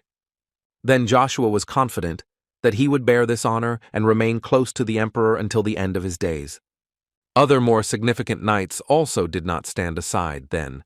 For example, Galahad also sincerely congratulated Joshua and said that he deserved this award because his great deeds in the magical country of Terra will forever remain in the history of the Avalon Empire. And after such a speech, he invited him to become his friend with whom they would go through fire and water. Joshua didn't quite understand what he meant, because he and the captain of the Order of Imperial Knights are already very good friends for the past 20 years. In response to this, the man told Joshua that he was very pleased that he thought so, but still he once again asked him not to be shy and in the future to call him Galahad, Joshua's best friend. But as it turned out later, all these were just pathetic tricks that Joshua unfortunately fell for. That same best friend Galahad, on the day of Joshua's death, was most happy that this was happening, because he was haunted by a man who considers himself an invincible fighter when he has a spear in his hands. So now Joshua was trying to explain to Cain that it is not always right to live for someone, so he asked Cain not to say anything like that. Joshua first asked him to live his life and not live just to be Joshua Sanders' sword, unless he wanted to regret it in the future. But apparently Cain still didn't understand what Joshua was trying to convey to him, because he continued to say that he was almost sure that he would never regret it, because he believed that the day he met Joshua was the brightest moment in his life. And he thought it wouldn't be a big deal if Joshua didn't understand him. They only hoped that Joshua knew about his sincerity. But before he could finish speaking, Joshua had to save the life of Cain, at whom someone had successfully shot an arrow. After this, Joshua ordered him to get ready, because they were facing difficult enemies, and if they showed even the slightest hint of weakness, they would simply be destroyed in the blink of an eye. Hundreds of enemies were circling around them, but Joshua understood perfectly well that since they did not appear, it meant that they were trying to gain time in this way. But Joshua expected such a strategy, so he could easily predict it, so that he would do everything to ensure that he died, even if the Dark Monarch hated him. Because he will first of all crush anyone who gets in the way of his revenge. Joshua was able to deliver an accurate blow to the one who stole Galahad's body, and now everything fell into place. The Count was confident in his attack, because he knew perfectly well the principles and plans of the one who stole the knight's body, and it was Evangeline, Galahad's mistress. Joshua was not going to stop there, and therefore called his dark knights, whom he ordered to destroy those who stood in his way and at the same time bring him booty. The community that helped steal and hide Galahad's body changed plans, and since Evangeline was wounded, they decided to take the knight's body and hide. But everything will not be as simple as they imagined, because in order to escape, they will have to hide from the Lord Durahan, which will be almost impossible to do, because they could not avoid at least his capture. And they began to understand this very well when this dark night closed all escape routes for them. So they had little understanding of what they should do now. At some point, each of them had only fear inside, because they did not understand what was happening at all, because everything around them had changed too much, and now they were trapped. Joshua deliberately took this step, and now they were in the kingdom of 8 demons, or as people call it, hell. He was incredibly pleased to realize the fact that he owns such a strong dark knight, and right now the Lord of Durahan is showing all his power. And they can only watch how he deals with Joshua's enemies and brings him the treasured loot. Cain was a little shocked that my lord was able to summon all this evil himself. Now Joshua wanted to ask Cain if he understood why he was worth his life with his life, because if his goal was to summon the demon king and turn the entire earth into a sea of blood, then Cain would have to follow this stupid idea. But still, he wanted to hear an answer from Cain himself, so he waited for the guy to say what he would do in this case. While he was thinking, the organization whose organization had to go to hell used all its strength in order to somehow resist the demons.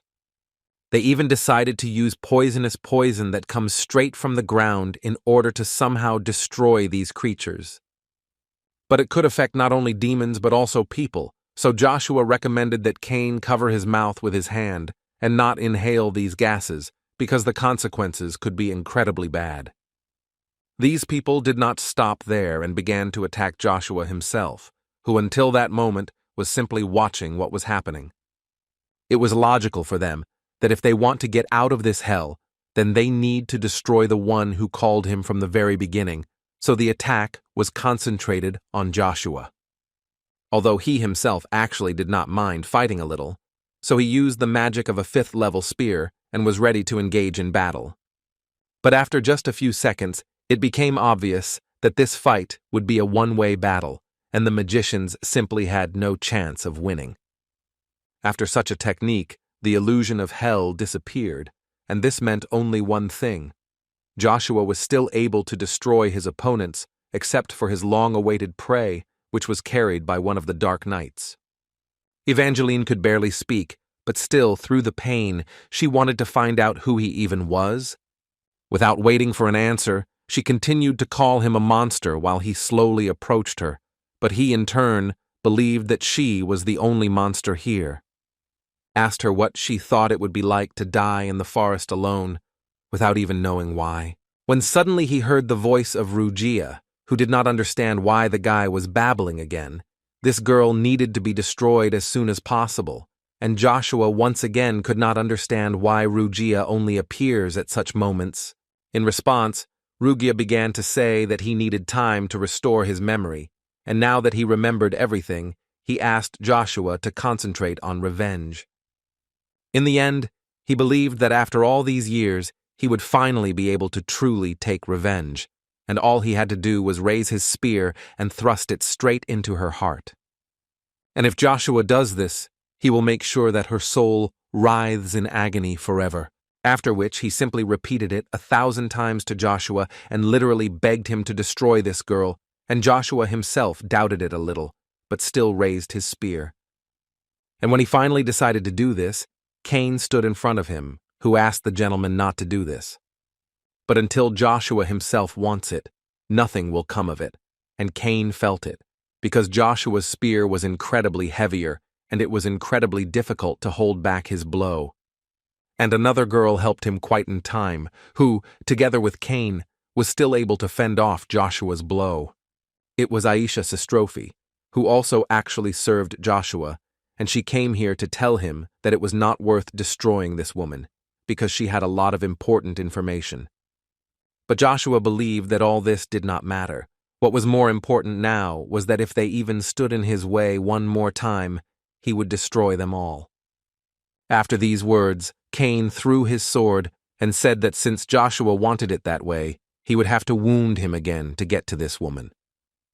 Before doing this, Joshua decided to clarify with him whether this was the life he had chosen, to which Cain confidently replied, "Exactly this." He believed that perhaps he did not know what was happening here, but at least he was able to distinguish good from evil, and therefore was simply obliged to prevent him from mercilessly dealing with people. Joshua was apparently unable to understand Cain's words, so he decided that it would be expensive for them to disagree on this point. Cain told him that this was not so, and added that he would always be on his side, even if he turned into a demon king and lost his memory, Joshua was interested to hear the reason for such loyalty. It seemed to the knight that the answer to this question was quite obvious, because his first and last master was and always will be Joshua Sanders. But he also believed that it was his responsibility not to allow him to make mistakes, and now when he said this, he asked Joshua to put an end to this endless destruction of people. Aisha agreed with this knight, and also added that she believed that he should not destroy Evangeline, because only he knows where the body of the third prince is. In the palace, the second prince said that he had a bad feeling when Evergrande suddenly offered to take his side, but that now he was more interested in what his interlocutor was up to, because it seemed to him that he was the person with the darkest intentions in the entire palace. And he spoke with his younger brother, the fourth prince, who in response could only say that he himself knew perfectly well what he wanted. Kaizen guessed that his brother was here about sorcery, and so he immediately answered him that if he needed it so much, then he could take it, although he did not know where he would use this power, but he was sure that he would most likely need it. Joy shone in the eyes of the fourth prince, and he was sincerely grateful for such a gift. At least he tried to show it with all his appearance. Suddenly they heard a scream coming from the street and someone shouting that Caesar Van Britten must come out and humbly accept his punishment for harming the royal family. Caesar immediately recognized this voice, which continued to say that he was a traitor who was plotting against the empire. It was the voice of Joshua, who declared that the fourth prince Caesar Van Britten was the one who was to blame for the death of the third prince Calaseon, so he demanded that the guy immediately come out and undergo the great judgment of the sun. Agnes entered Lucy's room and did it quite suddenly, which scared her a little, but still he decided to ask her why she was suddenly sighing. Did she really miss Joshua? She first greeted the Duke, but he continued to say that he did not know what she heard there. But he asked her not to even think about leaving the mansion without permission. It was not the time for this yet, and he asked her to be patient. Lucy tried to tell him something, but he repeated the same thing again. He tried to speak kindly so that she would understand him. Mentally, he understood that he could not pay attention to Lucia while he was under the supervision of the Black Wind, and therefore he could only protect her when she was in the fortress. So he asked her not to go anywhere, especially considering the sudden disappearance of Jack Hayne. The Emperor was clearly doing something conceived. Suddenly their dialogue was interrupted by Armstrong, who burst into the room without knocking and said that they were in trouble. According to him, the Emperor demanded an urgent summons to court, and apparently, the Great Judgment of the Sun will take place after 2 whole decades. The Great Judgment of the Sun is a trial of the royal family that only happened a few times in the history of the Avalon Empire. Except for crimes above treason, members of the royal family are not held accountable for their offenses. Moreover, even for crimes that go beyond treason, a member of the imperial family can only be punished by the son of the empire, His Majesty the Emperor. Consequently, all citizens are required to report any suspicion of treason by a member of the royal family to the imperial palace. And today this trial will happen again, although Joshua, standing in this hall, first of all turned to Rod, who looked at him too hostilely, and he did not understand what was the matter, because he was definitely not the criminal here. The Emperor tried to calm him down, telling him not to pay attention to the little things, but suggested that it was better not to waste time and get straight to the point. Then he began to say that Joshua claims that the fourth Prince Caesar planned the destruction of the third Prince Casselian, and given all this, the Emperor would like to hear direct evidence. Joshua began to say with a smile that he had caught one of those who supported Galahad, and she knew where the body of the third prince was, and accordingly, the evidence of his destruction. Joshua, looking at her, advised her to tell her where the body of the third prince was, and she should do this as a minimum for the sake of her and Galahad's son, Edwin. The woman immediately started screaming because she had no idea how Joshua could know about their son, Edwin. She understood that, in fact, Joshua was right, and she needed to do everything to protect their child. Therefore now, in the courtroom, she told everyone that the fourth Prince Caesar hired them to destroy the third Prince Casselian and then turn him into an undead. She also added that they did this and then resurrected him in a secret room in the basement of the palace where they could find the resurrected third prince. The emperor, looking at his youngest son, said that destroying his brother and then turning him into an undead is worse than a crime, if this is of course true. However, he again turned to Count Joshua with the words that he simply could not believe that Caesar would have done such a thing, and if he asked him personally, he would most likely answer that he had not done anything like that. Therefore, the only option left was find a secret room in the basement of his palace. But Marcus also could not help but add that not a drop of demonic energy was felt inside the royal palace, and it seemed to him that this could mean either there was simply no secret basement, or the prince had someone strong enough to hide it. Then in this case, in order to find her, they will need experts in this field. In other words, the emperor meant that they need to invite priests from the righteous empire of Hugh Balt to his palace to investigate, because he could not trust the word of this dishonorable sinner and let in the likes fanatics to the palace. Joshua asked his majesty not to worry, because he believed that there was a way to solve this problem without the help of other countries, after which he added that the Imperial archives contained the key to solving this matter, so you just need to use it. The emperor got a little angry when he heard such words, because how can Joshua even know about something that even he doesn't know? And didn't Joshua visit the archive only as a battalion commander and is now again asking permission to enter there?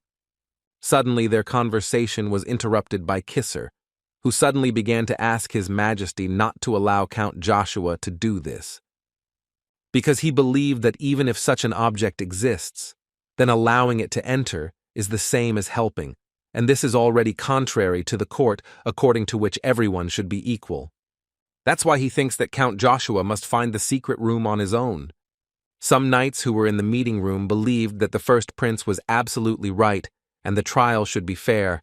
After all, testimony could be falsified. Besides, no one knew about what specifically connected her with Sir Galahad. There is only a witness who claims that the fourth prince destroyed the third, no essentially significant evidence. After which, Emperor Marcus joined this dialogue, who could only say that this was the opinion of those present. Therefore, he could not allow him to use the Imperial archives for his own purposes. So now he would like to know what he will do next. Joshua at this moment was interested in only one thing. Prince Kisser is close to Caesar, or he helps him as brother to brother, whatever the reason. The advantage is clearly not on his side, so he decided in this case he would only have to take risks. Marcus was already starting to get angry that Joshua was simply silent, because he began to think that this was the only way to prove he was right, and should he really find Joshua guilty of neglecting the royal family. Now Joshua spoke up and said that if they wanted it, he would find this secret room himself, but for this, he would like to ask permission to search the palace of the fourth prince. Rod couldn't stand it and immediately started shouting at Joshua, and the reason for this was that the guy started using an aura when he stands in front of his majesty. But suddenly he stopped screaming because he saw that Joshua had cut his hand there, and he did this for a reason, but in order to prove the fact that he is quite good at divine power, so he has no problems detecting demonic energy, and he can easily find the secret room even without a priest. However, if he refuses permission again, he will do everything possible to protect himself. Roddy had to speak again, and this time he simply didn't understand how Joshua dared to say that he would bring his blade down on the emperor. This was clear treason. At least the commander-in-chief himself thought so. Joshua himself actually understood that he was behaving extremely impolitely, but he asked a rhetorical question in which he wanted to know if that was why the swords were sharp on both sides, and he himself thought that from now on, the battle would be head-on. Marcus, looking at this impudent kid, thought that he simply could not stand to watch this guy go on a rampage, but on the other hand, he understood perfectly well that if he lost Joshua in this battle, then he would no longer have any tricks to manipulate Agnes. Therefore, he decided that he had no choice but to abandon the army of the undead and choose Agnes, and let Joshua himself go, although he understood that this was only temporary, because the situation would soon change. As a result of these thoughts, he told Joshua that he gives him his permission, and if Caesar was framed, Then he wants him to conduct an investigation and clear his name, and for this he appoints Count Joshua. And from that moment on, Joshua officially becomes the fourth prince's investigator, and he has 2 days to find everything he needs, but he immediately warned him that if he fails, he will definitely answer for it. Kisser was slightly surprised that such guests came to him, but he guessed that they were here to conclude an alliance with him. Kaizen explained to him that in fact this was a temporary measure until they destroyed Count Joshua together once and for all, because they all understood perfectly well that Joshua had become a burden, and the sooner they could get rid of him, the better it would be for them. Kisser answered him that in general he did not intend to conquer him. On the contrary, he expected that it would all work out that way. Kaizen decided that this meant that he needed a reason to fight with Joshua. Then he believed that they all the more needed to help each other. The fourth prince at this moment was thinking about the words of the first prince, who said that he had no plans to capture Joshua at all, and this led him to believe that the information about Cheryl was correct. But suddenly, he interrupted all their thoughts and words and started talking about how if they were going to become allies, then they needed to clarify something. And he wanted to find out the truth by asking the fourth prince if he destroyed the third prince and turned him into an undead, to which Caesar answered without any problems that it was he who did it, and also added that their brother had already been resurrected and was now in the basement of the palace. But he also considered it important to add that they already quickly understood that he could not do all this on his own, and even without anyone finding out, and he said this in order to find out what they think, who helped him. They both thought of only one person, and that person was the father. Kaizen immediately wanted to know if he did this in order to take the throne for himself. Caesar answered them with a smile and said that he could dump all this on his father, but according to him, the emperor was just an observer, and Caesar himself believed that if you want something, you need to take it yourself by any means possible. Moreover, unlike his brothers, he has no power, because he is the fourth prince, and therefore the most desperate and ready to do anything, and at the moment he is putting this into practice, as their father taught them. And yet he is not going to become an emperor. His main goal is to be the second, the one whom no one dares to look down on. Doesn't excessive greed always end with a rope around the throat? Kaizen couldn't believe that someone like him took a huge risk to destroy Casselion, because Caesar literally says that if he and his older brother don't become emperors, then I might end up like Casselion.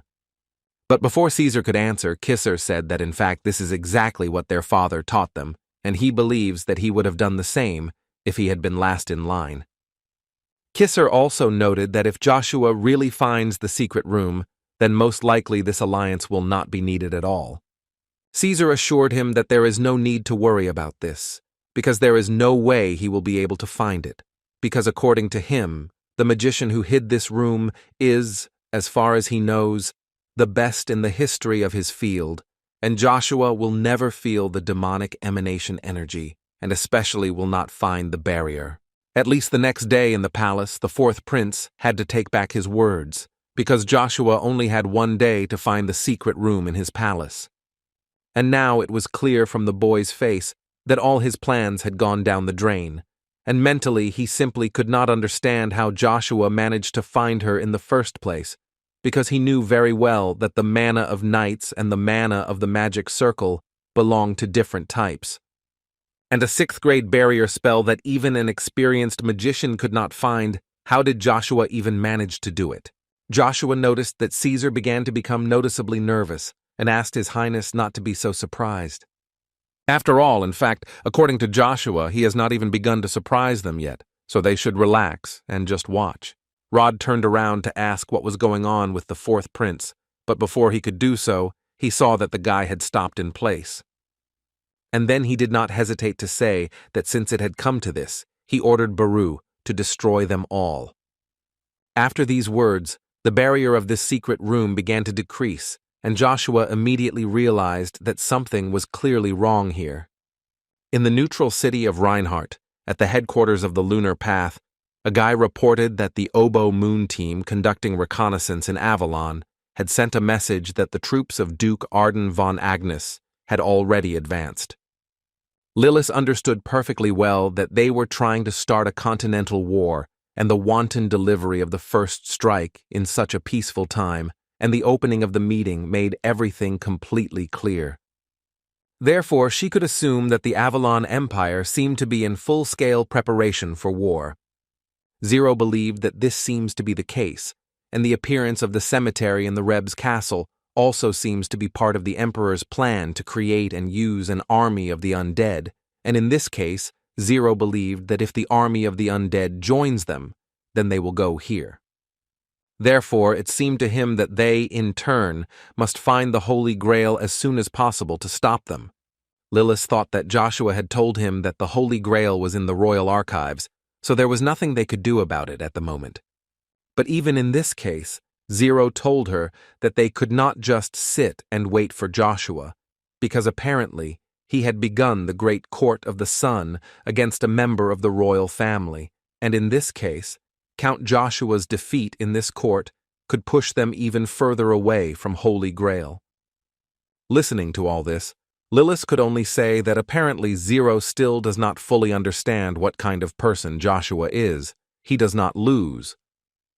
The knights from the Order of Black Crevice could not understand what was happening at all, because they had a feeling as if something was leaving her body. They believed that this simply could not be. Was their soul really leaving the body? Apparently Rod was the only one of them who understood what was happening. He immediately said that they were simply being sucked into a secret underground room and they could be separated, so he asked them to stay alert. Caesar at this time said that Baru would be delighted, because he had brought him so much new material to create even more undead. Joshua, meanwhile, found himself alone in some huge basement, and of course he suspected that this was the same secret room. But suddenly Rugia spoke again and asked him to get ready, because he had a feeling that there was someone here, and this was far from just a creature. Before Joshua had time to look around, a whole army of ghouls and demons began to emerge behind him. This huge army was running straight towards Joshua, but what confused him more was the fact that Rugia told him that it was not here, because he sensed even more undead on the second floor. Joshua was surprised that they created how huge the place was. Although in any case, Rugia believed that all this did not matter, because this huge army would soon become theirs anyway. Joshua didn't fully understand what Rugia was even talking about, so he had to explain that they would take away this kid's army, which he had worked so hard to create, and he wouldn't even be able to take advantage of what he had been doing for so long. And now Rugia turned to Joshua and asked him to behave quietly and now entrust the whole matter to him.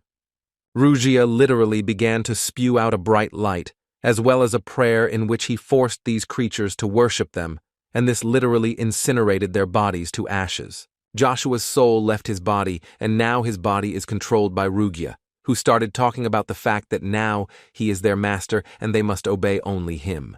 Each of these demons had on their necks and other parts of their bodies the very same signet that was on Joshua's possessions. After which each of them essentially began to worship their new king.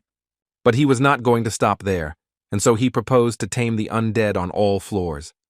Radha and other knights, meanwhile, entered into battle with a magician unknown to them. The commander-in-chief tried to find out who he was, but this magician was silent.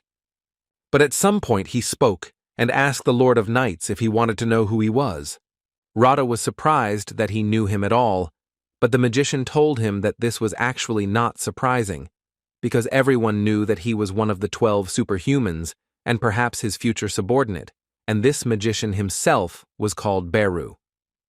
The commander-in-chief also decided to tell him one interesting fact, in which he was not going to tolerate and listen to such nonsense, so now he will show him who will be the servant. He collected a lot of mana into this blow, and with the words disappear, the undead launched a wave of blows that could destroy an entire army of knights. But in fact, the knights did not expect to see anything else from the commander-in-chief.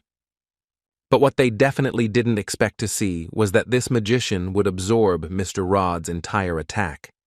And this actually didn't seem to be the biggest problem, because Baru began to say that now he would return his blow to the knight, let him catch it. He also did not forget to add that it is possible, of course, that the commander-in-chief will survive this attack, but what can we say about his subordinates? Rada understood perfectly well that this attack was quite close to him, and it was already too late to retreat or block the blow. And then, just in time, his knights came to Rod's aid, who were not going to allow the magician to do this, and therefore strike several blows to his magical hologram. Meanwhile, the commander-in-chief himself was going to behead this guy with one blow, and was only worried that none of his knights would fall under the crossblow. But as it turned out, they couldn't even do this, because the magician got angry and used slightly more of his demonic energy, which threw them back several meters. Valmont simply didn't understand how he managed to parry Captain Rod's sword from such a distance, and what makes him such a powerful magician in general. Captain Rod interrupted his thoughts and asked the guy not to let him deceive himself. This is just a circus show, at least the commander-in-chief thinks so. Beru had a different idea, and said that before Mr. Rod was a famous and quite strong man, but not now. At the moment, the magician considered the captain a pathetic and incredible weakling. And he didn't want to talk about the others at all. It seemed to him that they were not worthy of his attention at all, although this was not surprising to him, because for him and Rada, he was nothing more than a piece of meat. When suddenly Rada started talking about how he now remembered that the only battle mage on the continent whom the knight could not defeat in close combat was Zareth Dick Orvis. The man immediately wanted to find out from him why he was here, because nothing had been heard about him for decades. They even said that he had simply died. But in response, Rada only heard that he had spent too much time on those who were destined to die. Therefore, he politely asked Rod to die, and then be reborn and become his servant. Some knight was flying at them, and Rada at that moment ordered all his companions to raise their mana as high as possible. They need to hold out until reinforcements arrive. But the light from this knight was too strong that they could not even look at him. They were literally blinded. Today, they were lucky that Rada was with them, who at the last moment managed to repel this attack and thereby protect his subjects. Although he himself was not in the best condition from this light, which made a question creep into his mind. How does their enemy use the solar sword technique, which only Britons can learn? But then, he realized that most likely this was the same third prince Casselion, and Rada immediately wanted to know what they did to him. Orbis was ready to give him an answer to this. Although on the other hand, he believed that he was not obliged to do this, so without thinking for a long time, he struck at all his opponents. After which he decided to do everything to take several new subjects for himself. No matter how hard Rada tried, he could not break free from this magical grip. Orbis advised him to desire power in his next life, otherwise rage and hatred would become his goal. These words were the beginning of the end for the knight Rod, whose body was gradually turning into a demon, and at that moment he felt incredibly strong pain. Valmont could barely breathe and still couldn't believe that he was so helpless, although he understood that he couldn't let the captain die like that. When suddenly his thoughts were interrupted by a portal, which quite unexpectedly opened, and Joshua could be seen there in the distance. As soon as Rugia saw Orbis, he almost fainted from pleasure, because he understood that if they could succeed here, then they could get another master of the minor demonic realm as a subordinate. It was surprising for Rugia to see how this demon hurt him, and Orbis himself did not understand what was happening. Was this strange guy with a spear also a demon, and how could he even open this portal? But he did not receive answers to these questions. Rugia only said that they had finally met with him, and he also decided to ask what he thought about the fact that he would take his body and that dark knight over there. Valmont actually couldn't even imagine what was going on here and where the hell did Joshua come from. Although then he began to be interested in another question: where did they go now with this strange magician? He may never know the answer to this question, because they actually traveled to the 8th demon realm, where Orbis seemed to recognize Joshua's spear and named it Bongma. Joshua had no idea what the old man was talking about, so he asked him to explain. Orbis was not against doing this, and began to talk about how demons, who have lost almost all their powers and are stuck in the middle, are called bongs, and also many in the demonic world seal their defeated opponents into weapons in order to thus increase their strength. Indeed, in this case, the bongma does not lose all its strength, and the owner of the weapon can use it to some extent. Many more seal demons as a sign of their victory, and the man believed that his demon should be greatly humiliated. Its very existence is proof of defeat. It seemed to the old man that his demon had abilities related to spatial manipulation. It was with their help that he opened the entrance to this place. But Orbis hastened to assure him that spatial manipulation is more of a secondary skill than a combat one, which is why he turned into Bong Mu. Joshua held out his spear and immediately added that he actually misunderstood it because this endless hell is not the only one of the spear's abilities. In any case, the old man noticed the fact that everything was taking a long time, and they didn't have much time, so he suggested moving on to battle. The Dark Knight, before starting this battle, turned to Joshua and asked him to take care of the knight who was standing behind Orbis. The reason was that he always wanted to test the solar sword technique.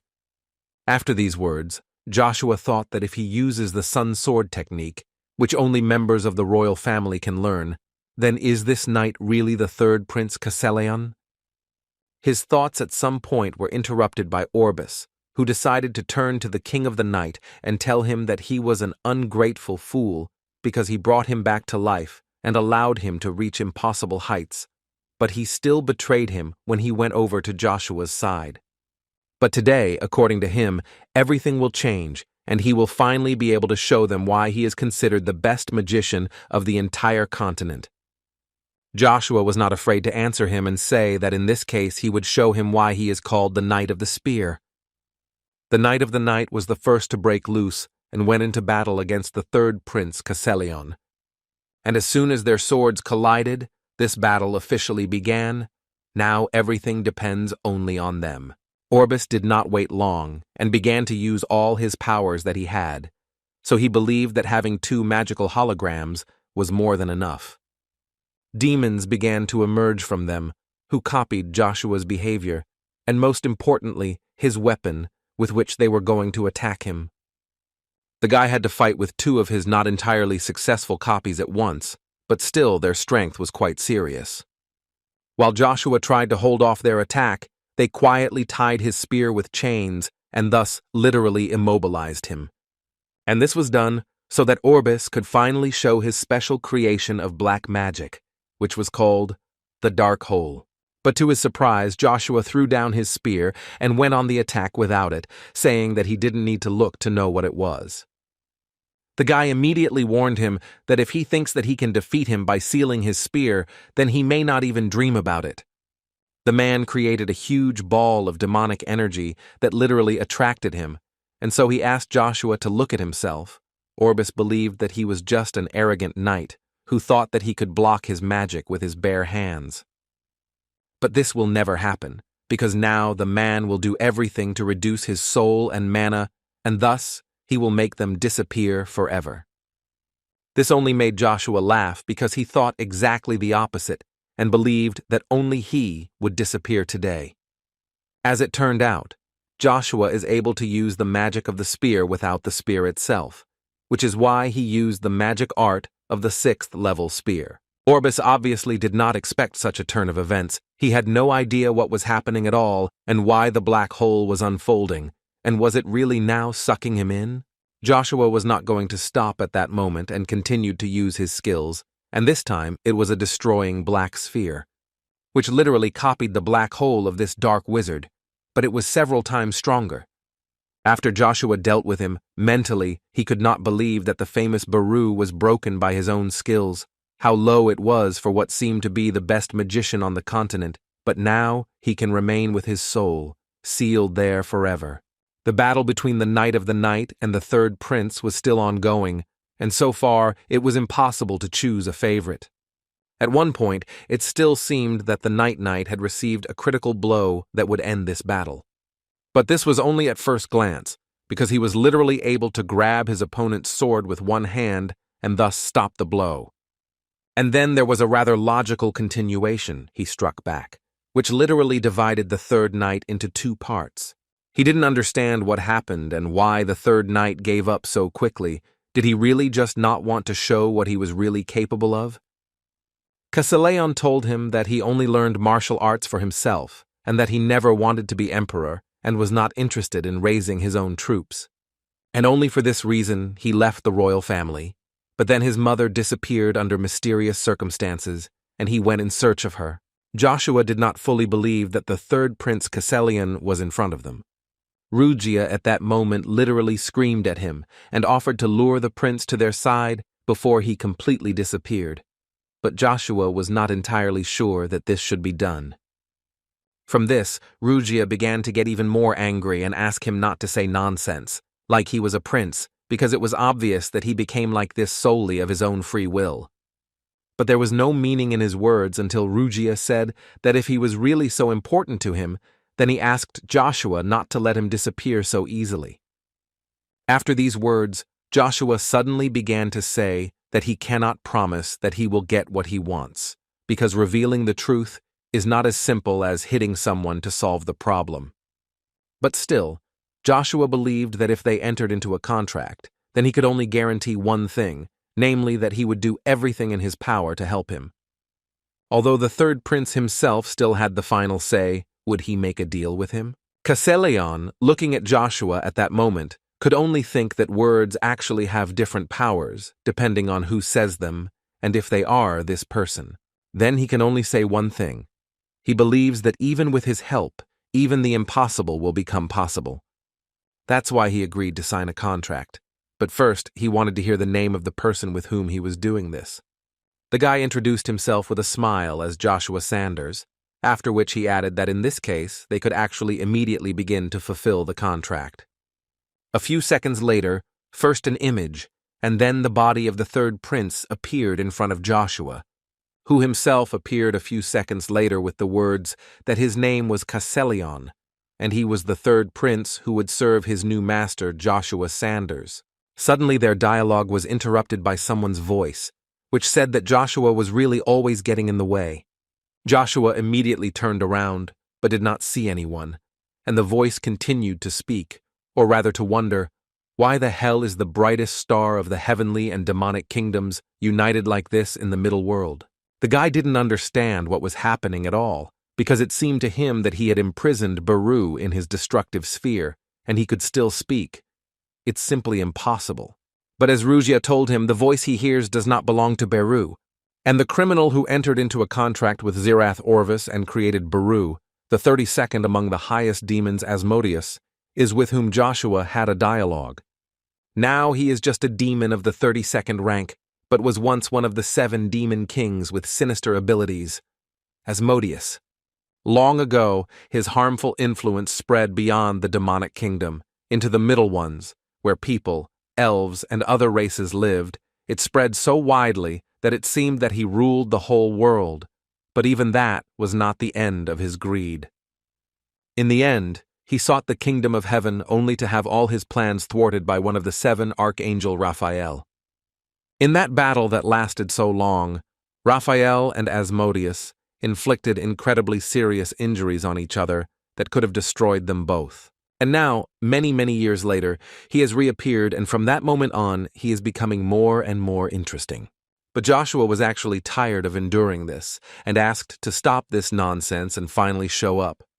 The answer he received was that it was difficult for Asmodeus to do this now, but he asked to take into account that in the end he would be able to see her, so he asked for a little patience.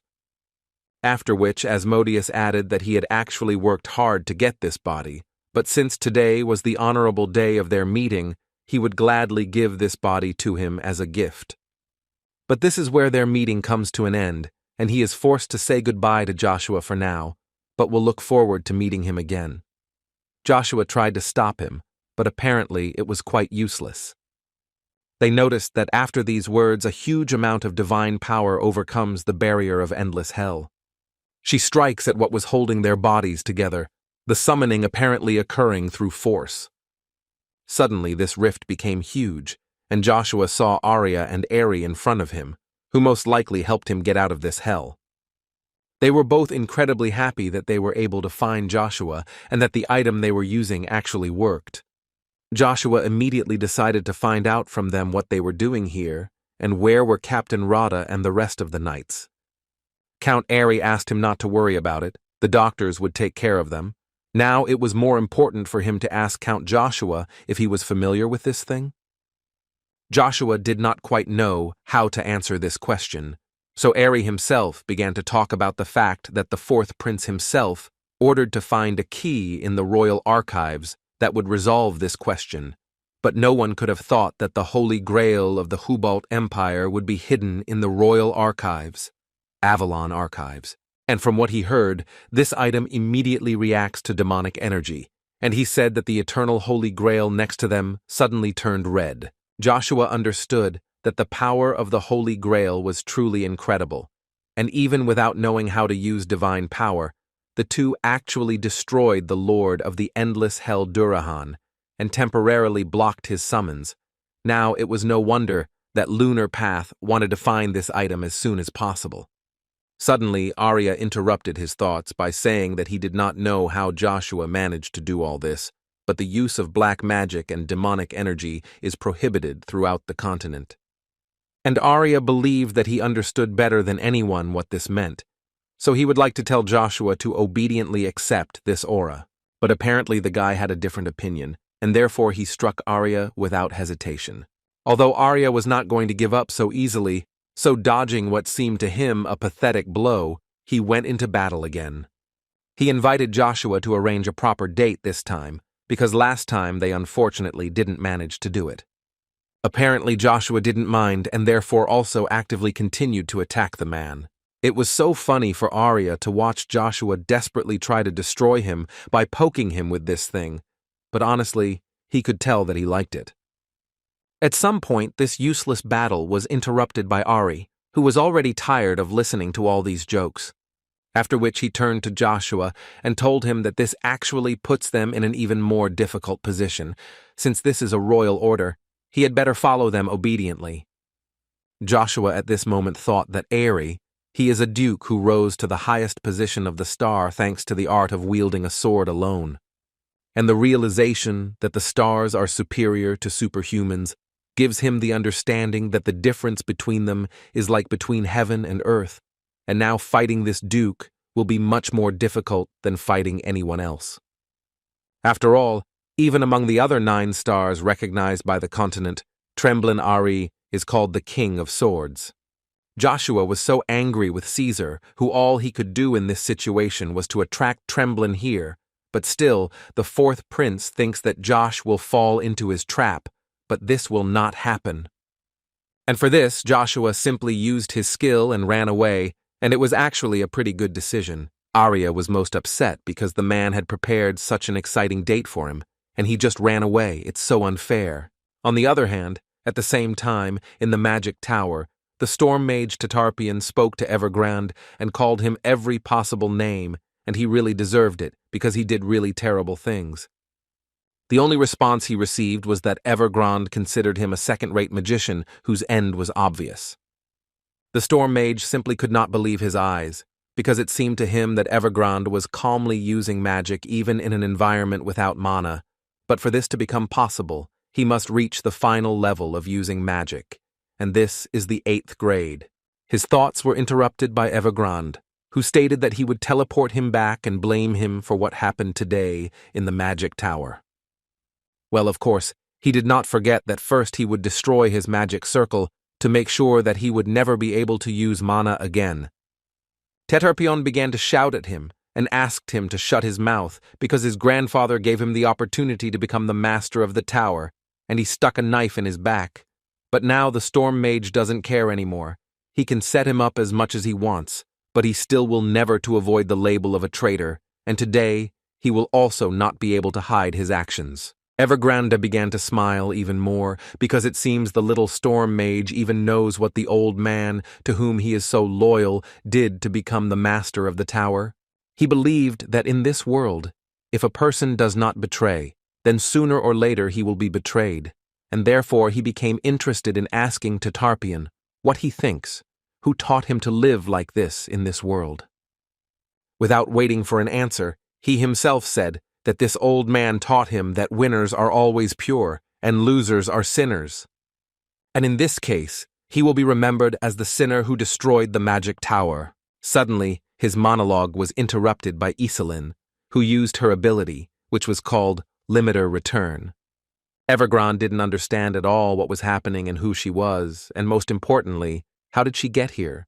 But Tartarpian immediately recognized her, because he remembered that she was the mercenary who tried to become one of the 7 magicians. But again, he was more surprised by the fact that she was able to use magic in this place. Iselin would be happy to talk to him, of course, but it seemed to her that now was not the right moment for this. So she asked to discuss this later, and now it's time to get out, especially since she found a way out of here. Evergrande, meanwhile, could not believe that he had been teleported. He began to worry that the girl might ruin his whole plan, so he decided that he would immediately return and deal with her. Suddenly, one of the knights ran up to him and began to tell him that there was a letter for him, but Evergrande immediately answered him that he was very busy now and would read this letter a little later, although the knight insisted that it was urgent because he sent by the 4th Prince Caesar. Evergrande's face suddenly changed, and apparently his opinion too. He suddenly became interested in what Caesar wanted from him. He immediately contacted His Majesty, and the first thing Caesar decided to do was find out how things were going in the magic tower.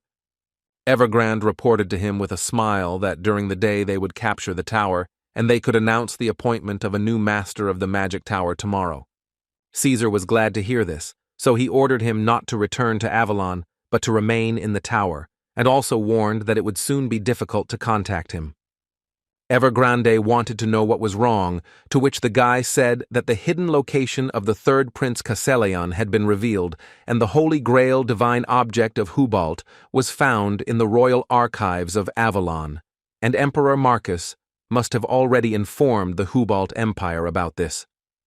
It seemed to Caesar that it looked like a full-scale civil war would soon break out there, and whoever received the Grail would have clear rules and power, so they would do everything to take possession of the Holy Grail. And if Emperor Marcus benefits from this, then soon war will begin on the continent, and if war breaks out now, it could last a whole decade. And one more important point is that after the start of the great judgment of the sun for Prince Casselion, the emperor may be brought to justice, and Caesar will not be able to do anything until the war is over. That is why he has decided to leave the Avalon Empire for now, and this way it will be easier for him to move around. But Evergrande didn't understand how, in this case, he would control Joshua if he left Avalon. Caesar assured him that there was no point in worrying about this, because even without him, the 1st and 2nd princes would be wary of Joshua after his last actions. Therefore, the guy asked Evergrande to continue in the same spirit so that there would be no failures, and he himself would ask Heimdall for permission. Joshua teleported and immediately saw Cain in front of him, and this surprised him, because he didn't understand what he was doing here. Instead of answering this question, Cain asked Joshua in response, what happened to these knights? Cain also said that the Lord's knights were defeated, and Duke Tremblin went inside. He was afraid that something might happen to Joshua, so Cain followed him. But then the royal knights stopped him, and he had no other choice but to kill them all. In any case, Joshua believed that this was not so important now, and they needed to leave quickly. Cain could not believe that he had already dealt with Duke Tremblin and Count Ari, who got here just a second ago, because Cain wanted to point out the fact that showdowns with the nobles only bring trouble, and Joshua, listening to this, added that Cain was saying this after smashed the Imperial knights, and then he told Cain that unfortunately he was mistaken. Joshua simply ran away because he did not want to help them.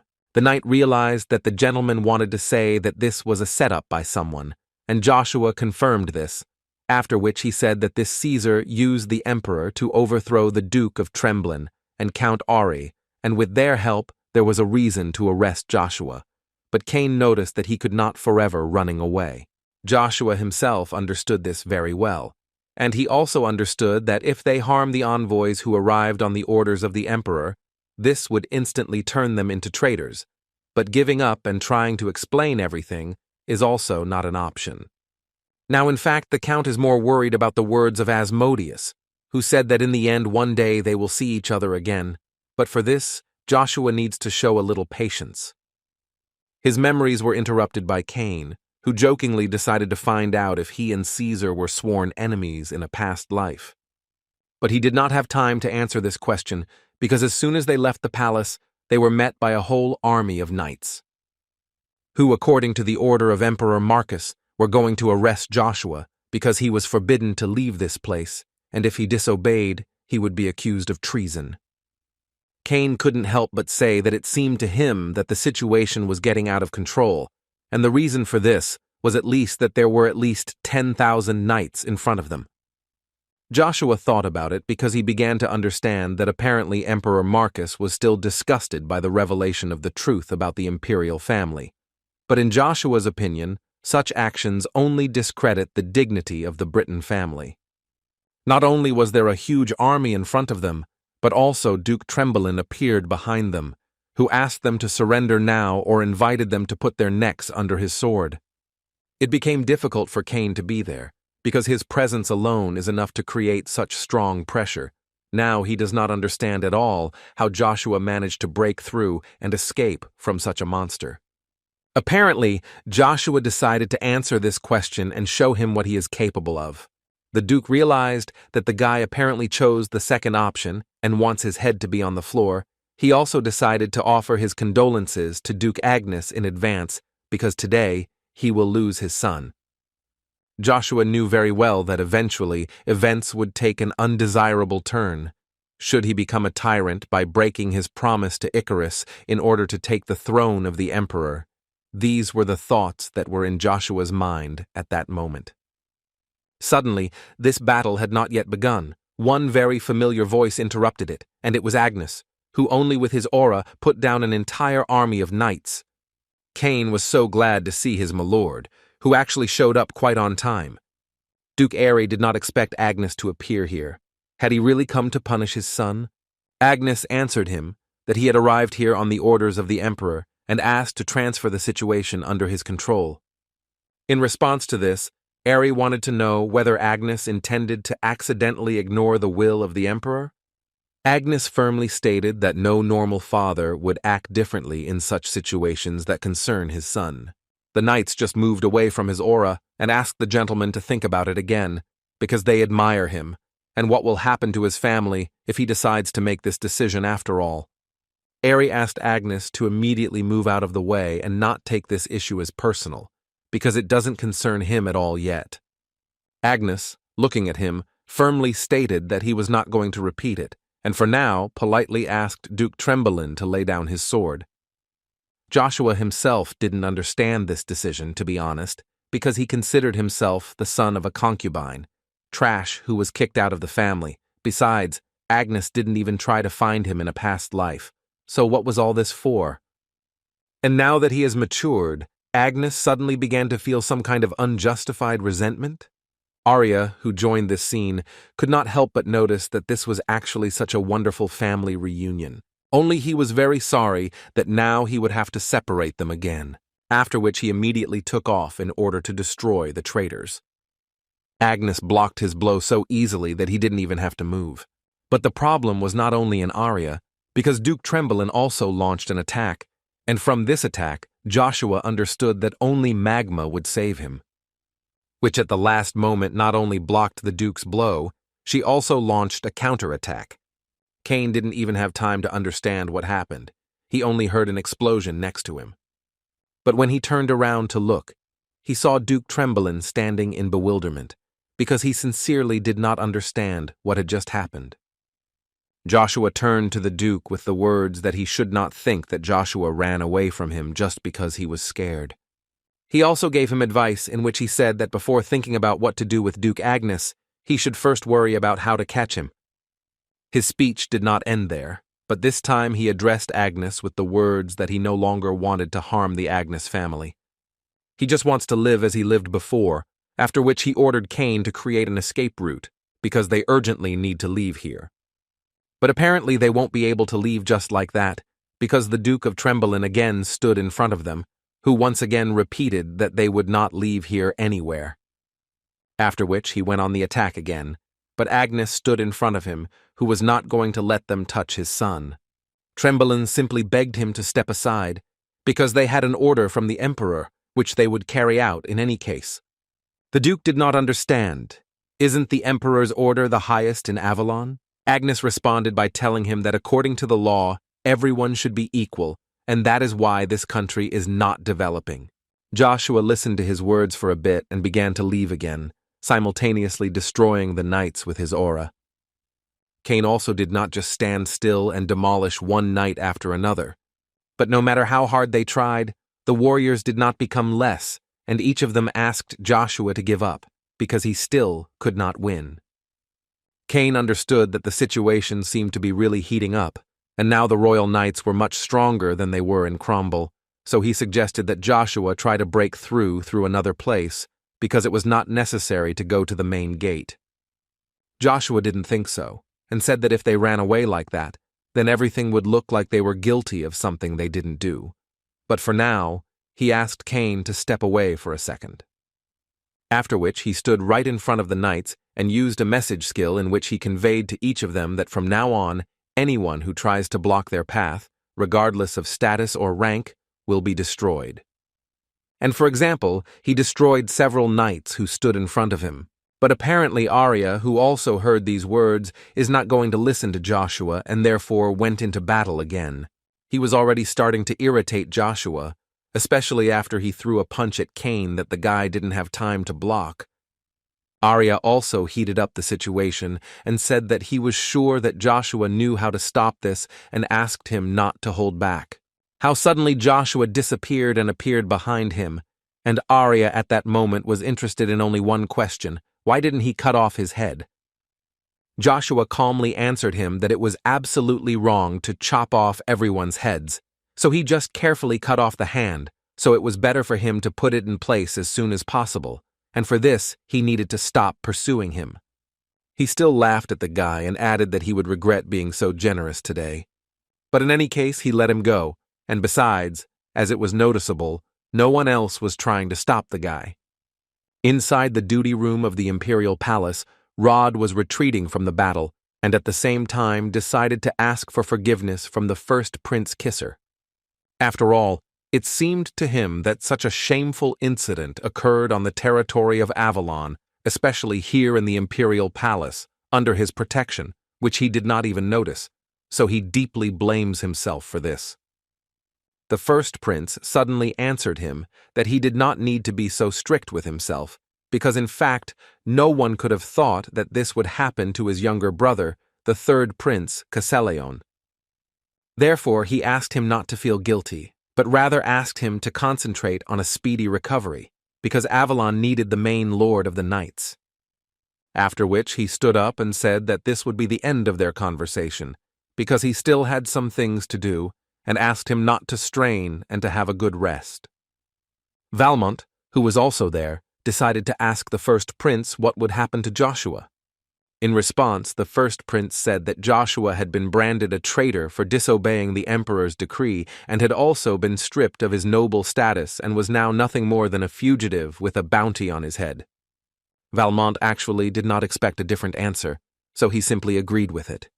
As soon as the first knight left, Rod suddenly asked him if he was really so curious to know this, but Valmont did not understand what the Lord was telling him, so Rod explained to him that the boy, who was not even 20, defeated Avalon, the greatest knightly empire of the continent, and if Rod spoke honestly, then he himself could not believe the rumors that Joshua was single-handedly defeated the mercenary king.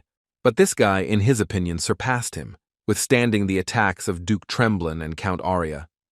And in fact, he ran away proudly. Perhaps Joshua Sanders will become the first person on the continent to achieve such fame before the age of 20. Rod believed that this boy was certainly an inspiration to many. Such luck for the Empire, because in his opinion, there are many talented people here, but there are none like Joshua.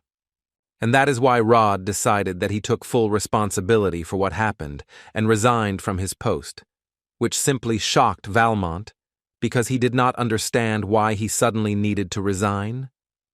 As Rod has already said, for the sake of the young talents of the Empire, it is time for an old man like him to retire. And so he would like to say that he wanted Valmont to become the next leader.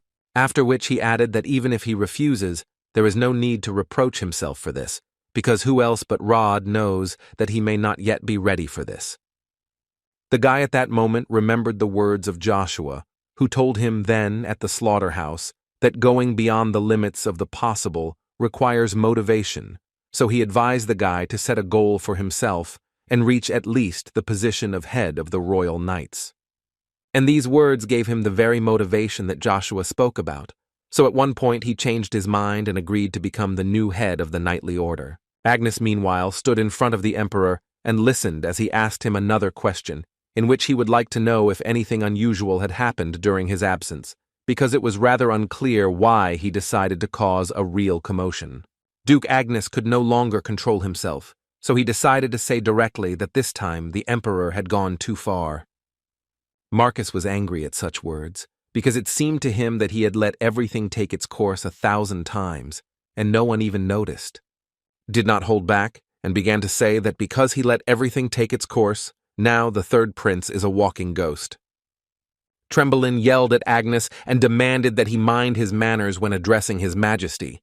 But Agnes was not going to remain silent, and he could say the same about Trembling, because in the end he still acts as the devils told him. He went further and began to give examples, the first of which was the idea of using the Walking Dead to turn the Hubalt Empire into a battlefield, or, for example, concluding a secret alliance with the Swallow Empire and subjugating neighboring countries.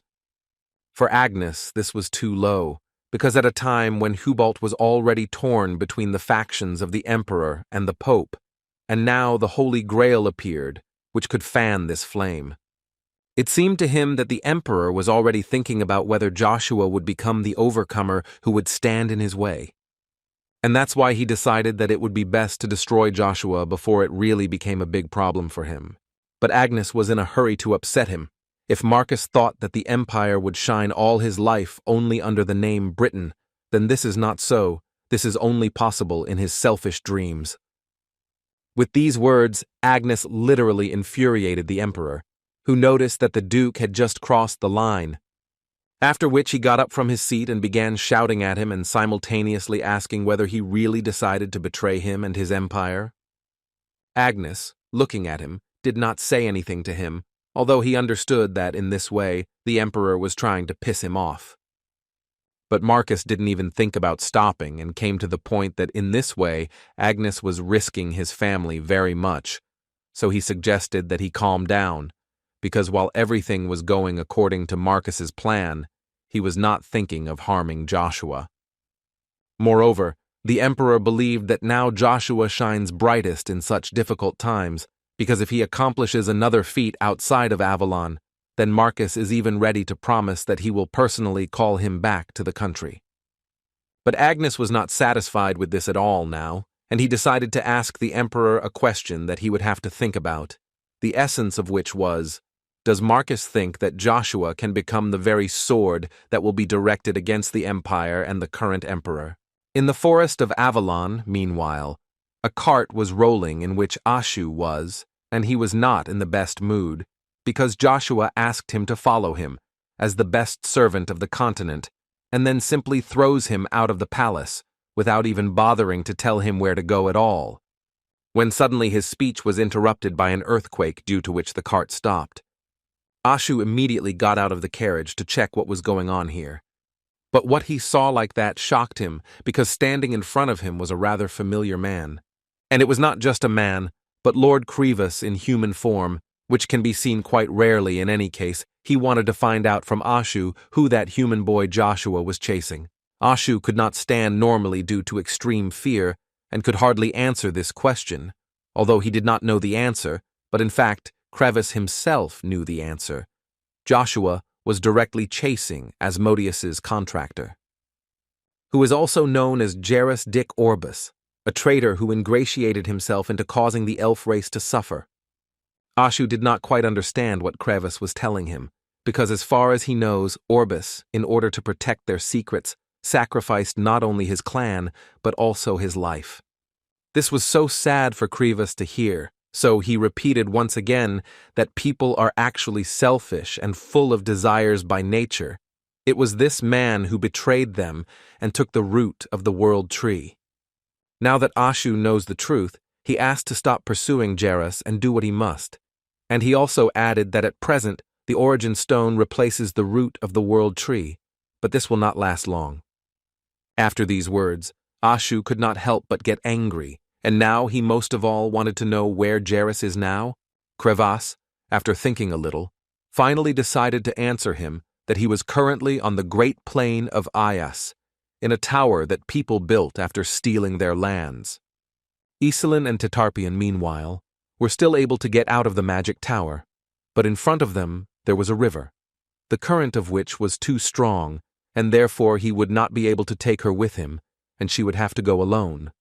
But she thought that this was a bad plan, and suggested a little wait, and then they will definitely be able to find a way out.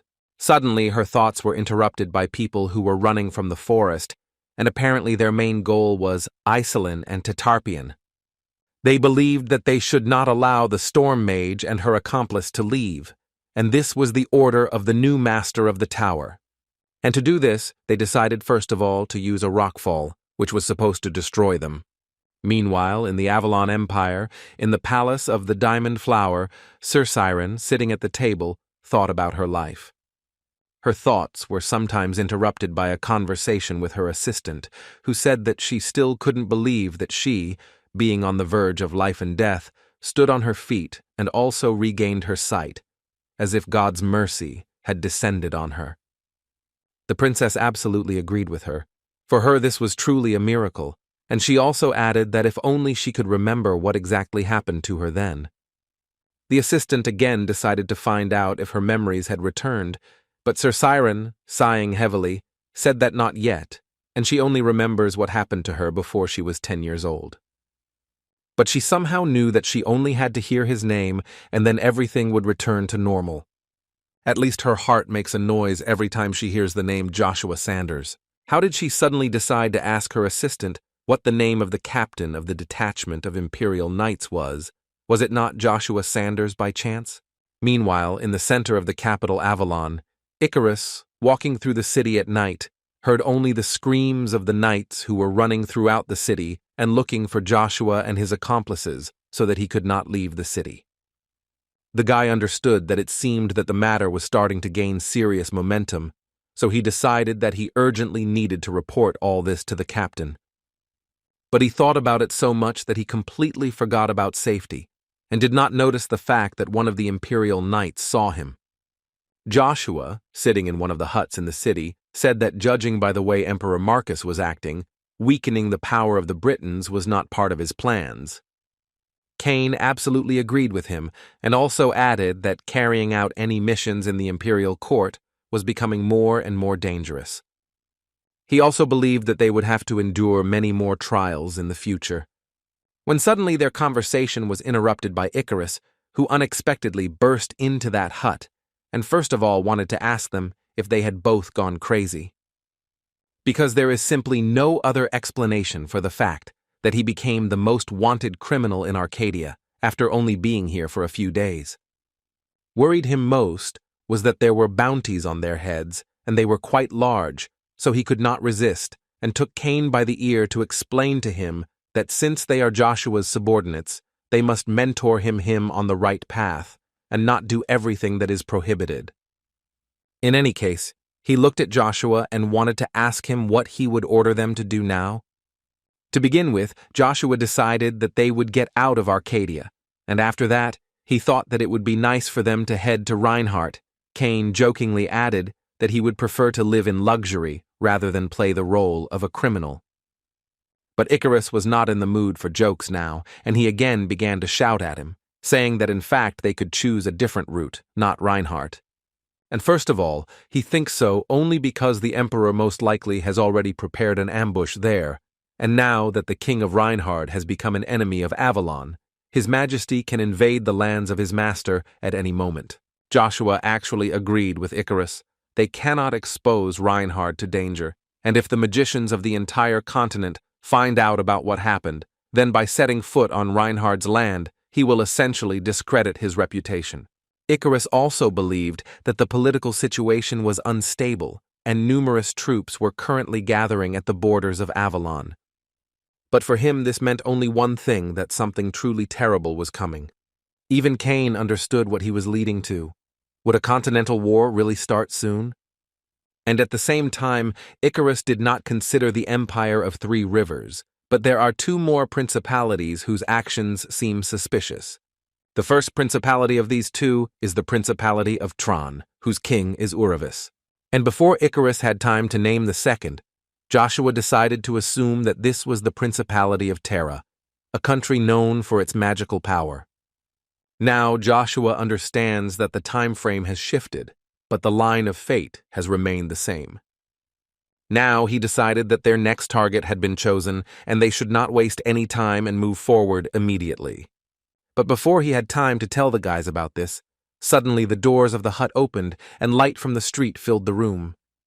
It was the same knight who was watching Icarus, and as soon as he entered the hut, he said that he had finally found them. Cain did not understand how they were able to figure out their hiding place so quickly, so he was already preparing to enter the battle. But he was stopped by Joshua, who asked the guy to lower his sword. Apparently he just knew who was standing in front of them, which surprised the guy very much. And Joshua was not mistaken. It was his close comrade, whom he was incredibly happy to see, and invited the new commander of the 12th Battalion of the Order of Imperial Knights, Catches, to enter. He immediately knelt down and began to ask Joshua for forgiveness because the knights of the 11th and 12th Battalions wanted to follow him to the last, but they were simply forbidden. In addition, he understood each knight because they could not just abandon their families in Avalon, so he begged Joshua to understand them. Joshua asked him to stand up, because he believed that he should not ask for forgiveness for this. He understands everything. The knight immediately felt a weight fall from his soul, because in fact he was worried about this most of all. After which he added that he had a message for Mr. Joshua, which is why he is here. It was a message from the Queen of Destruction.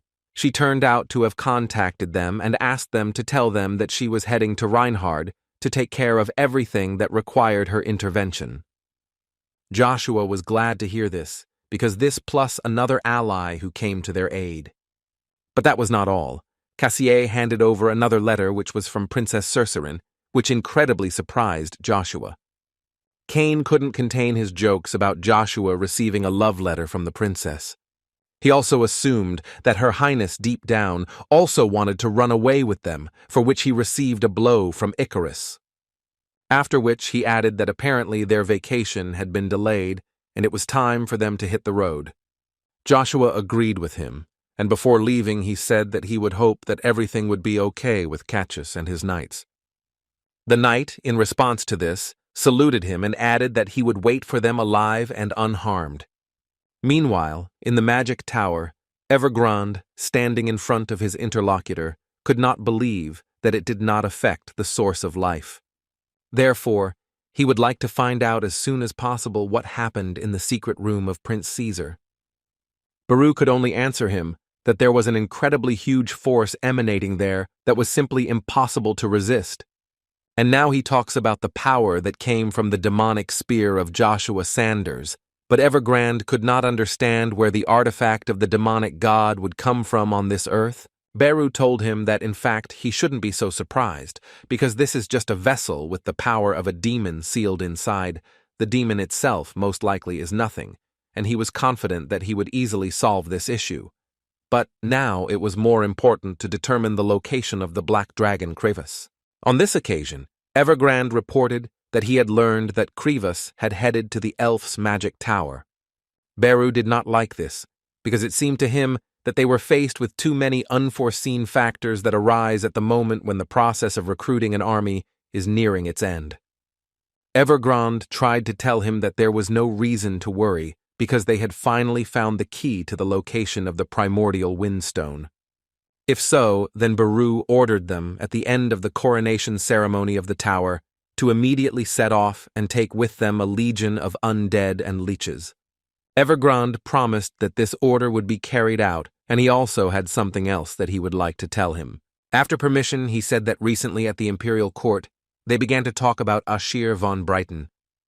In response to this, Beru told him that, as Heimdall predicted, this is how everything is happening. But still, he was interested to know what the Emperor's facial expression would be when he learned that the Princess of Avalon, who was considered dead, was now in the Duchy of Agnes. Lucy had been riding in the carriage for quite a long time, and mentally she simply could not stand this trip anymore. But she was tired, not because the trip was difficult, but because she was tied by the knot of a political marriage. She felt as if she had simply been bought at the market like some kind of thing. She even thought that it would be better if she died under some random circumstances. But as soon as she thought about it, very strange things began to happen around her carriage. And it didn't seem like it to her, because literally a few seconds later she saw how her knight, who accompanied her, literally began to fight with other knights. Her defender literally immediately realized that this was an ambush, so he got off his horse in order to try to repel them all. There were actually quite a few knights against him, and they were not going to stop until they achieved their goal. But their main mistake was that they simply underestimated who they were facing. After all, he literally destroyed each of them, despite the fact that the princess sees all this, much to her regret. At some point, she became so scared that she simply closed in on herself and hoped only for the best. After some time, she finally opened her eyes and saw only her accompanying knight, who was covered in blood. Lucy woke up from such a terrible dream, and at first did not even want to get out of her bed. She slowly got up and was tormented by the thought that she was again dreaming of this terrible nightmare, which was repeating itself not for the first night in a row. But still, some moments from this dream seemed to her like her past, which she simply could not fully remember and understand what they even meant. When suddenly there was a knock on her door, this obviously alarmed her, because she was not expecting guests at such a late hour. Although then the thought ran through her head that perhaps this was Joshua, whom she had been waiting for so long, so she quickly ran to open the doors. But to her regret, Chiffon stood in front of her, to whom she asked with disappointment what he forgot here. He told her with a smile that Her Grace Duchess Vanessa wanted to see Lady Lucia, although then he asked her what to call her correctly. Perhaps Princess Ashira von Britain would be more correct? Meanwhile, in the Magic Tower, all the magicians congratulated Sir Evergrande on his assumption of the position of Master of the Magic Tower. He was incredibly grateful to them all for their congratulations and in return promised that he would serve them for a long time and do everything to make the Magic Tower prosper. Evergrande literally promised each of them that together they would create their own paradise, the splendor of which even the kingdom of Terra itself could not compare. I heard about the magical empire in all corners of the continent, and everyone will remember the name of the new titan of the 9 stars of Evergrande, Con Ashbalt. And now, after he had given his speech, he decided that it was time to elect a lich who would lead a horde of undead that no army could compare with. Suddenly, his plan was interrupted by one of his assistants, who informed him that they had missed Tarpian and his girlfriend. But he said this only so that he would give them one more chance, and then they would definitely deal with them. These 2 guys were called Scorpino and his red-haired friend Zephyros. Meanwhile, on the Ias plain, 2 teleport guards asked those who came to them to stop and show their ID first. Cain decided to make fun of them, saying that of course he would show it now, but he just couldn't remember where he had put it, although in his mind he perfectly understood that they didn't have it at all, and what's more, never had it. One of the magicians immediately warned them that the knight's entrance to the Magic Tower was strictly prohibited, and if this was their destination, he would ask them not to waste their time and leave immediately. This was the first time the guys had heard about such laws, and, according to these 2, this was an internal order of the head. But Icarus did not tolerate this and immediately made it clear to them that this was simply an abuse of power, and there should be a limit to everything, even such impudence. And Cain agreed with him. The magician did not tolerate such statements and immediately told them that if they wanted it that way, he would prohibit their passage, and from that second, no matter who they were, passage was prohibited for them. Joshua came out from behind the guys with a smile and told them that he definitely wouldn't do that. After all, he at least came with the intention of becoming one of the magicians, and until he achieves this, he will not leave here anywhere, and they both must clearly understand this. The magician continued to repeat that he did not believe him, and, moreover, he generally doubted that a young man with such a strong physique practiced magic. In fact, Joshua was just waiting for these words, and since they don't believe him, he will happily show them all this now. And for this, Joshua decided to use nothing else but magma. And with the help of magma, he was able to show them what the real power of fire is. They even asked him to stop, because at this rate, he could burn everything here to the ground. Cain noticed that now they definitely look like scammers, and Icarus added to this that Joshua is especially similar. He always has a suspicious face. The magicians who were on guard could not believe their eyes, because by their standards, a wall of fire is at least the 5th class of magic, and perhaps even higher. But only one of them thought so, but the second magician immediately told his colleague that this was all a deception, and in fact he was an ordinary knight who uses the element of fire with the help of his mana, and thereby pretends to be a magician. He himself knows one of these knights who often does this, and his name is King Uravis, who is the god of hellfire. Joshua continued to smile and could not believe that this was not enough for them. Would he really have to show a few more tricks to convince them? And during the second attempt, he decided to use lightning, which, in his opinion, should have shocked the guys. But perhaps this would have been the case if at some point it had not been announced over the loudspeaker that Tetharian's hideout had been discovered, so an urgent meeting was announced in the testing tower. Also at this moment they added that the issue of the execution of Tetharian and his assistant, the hired magician, was at stake. Joshua, listening to this, almost immediately realized that this hired magician was Iselin. After this message, the magicians who guarded their portal suddenly began to tell Joshua that since he wanted to become a follower of the tower, then this was his ideal chance. They meant that if he brought these traitors, they would not only accept him into their ranks, but they will also be generously rewarded.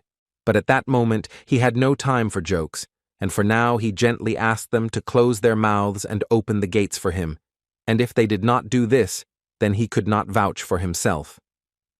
They did not listen to him, and thus literally left him no choice, so Joshua immediately used his lightning and went to look for his friend Iselin. Meanwhile, near the testing tower of the Ias plain, the magicians of the magic tower arrived, and their head was Zephyros, who ordered everyone to prepare and take their positions, and as soon as they see the enemy, they are immediately obliged to destroy him. They were full of motivation and were willing to do whatever they were ordered to do, so as soon as this order came, they went to carry it out with the feeling that they would soon have a new empire. But as soon as they crossed the first portal, their fear began to go off scale, because they saw just huge monsters and stopped. They were immediately followed by Zephyros, who did not understand why they stopped, because this is just a training field for magicians, and everything they see is an ordinary illusion that will not harm them in any way. But how wrong he was. One of these giants crushed the magician, and they all realized that in fact they were real. The smile on Zephyros's face did not leave even after this, because mentally he understood that this was the work of Tetharian, who was still able to break through the ancient magical protection and found a way to subjugate them to his will. But in any case, he believed that this would not help him in any way, because he was using only one spell that would destroy every giant. Iselin woke up after several hours of deep sleep, and at first did not understand at all what was happening and where she was. Tetharian, who was also there, happily answered her that they were now on the 17th floor of the test tower. But she also wanted to find out what happened. But as soon as he turned around, she had a lot more questions. For example, what happened to his face? He found it funny that she didn't remember anything, because they had been hiding from their pursuers for 4 days, and at one point they ran out of mana, and they could only hide in the Tower of Trials, and he asked her not to pay attention to the face, because now it was more important to solve the problem with Destroyed Circle, and he advised her to focus on her healing, because he is far from sure whether there is a magical barrier on the tower, but teleportation and communication are definitely blocked, so they are essentially trapped here, and most likely they will have a battle in the near future. From this, Iselin realized that things were not going well for them, and apparently they would not be able to get out of this tower just like that. But he was in a hurry to reassure her, because in fact it is not so easy to get here, because this place is not called the Tower of Tests for nothing. According to Trifian, it was built using ancient magical formations that are no longer used, and was used to train magicians. When activated, a test appears on each floor, and the higher a person rises, the more cunning traps and monsters he will encounter, so they will simply avoid them, rising higher and higher until the magicians give up.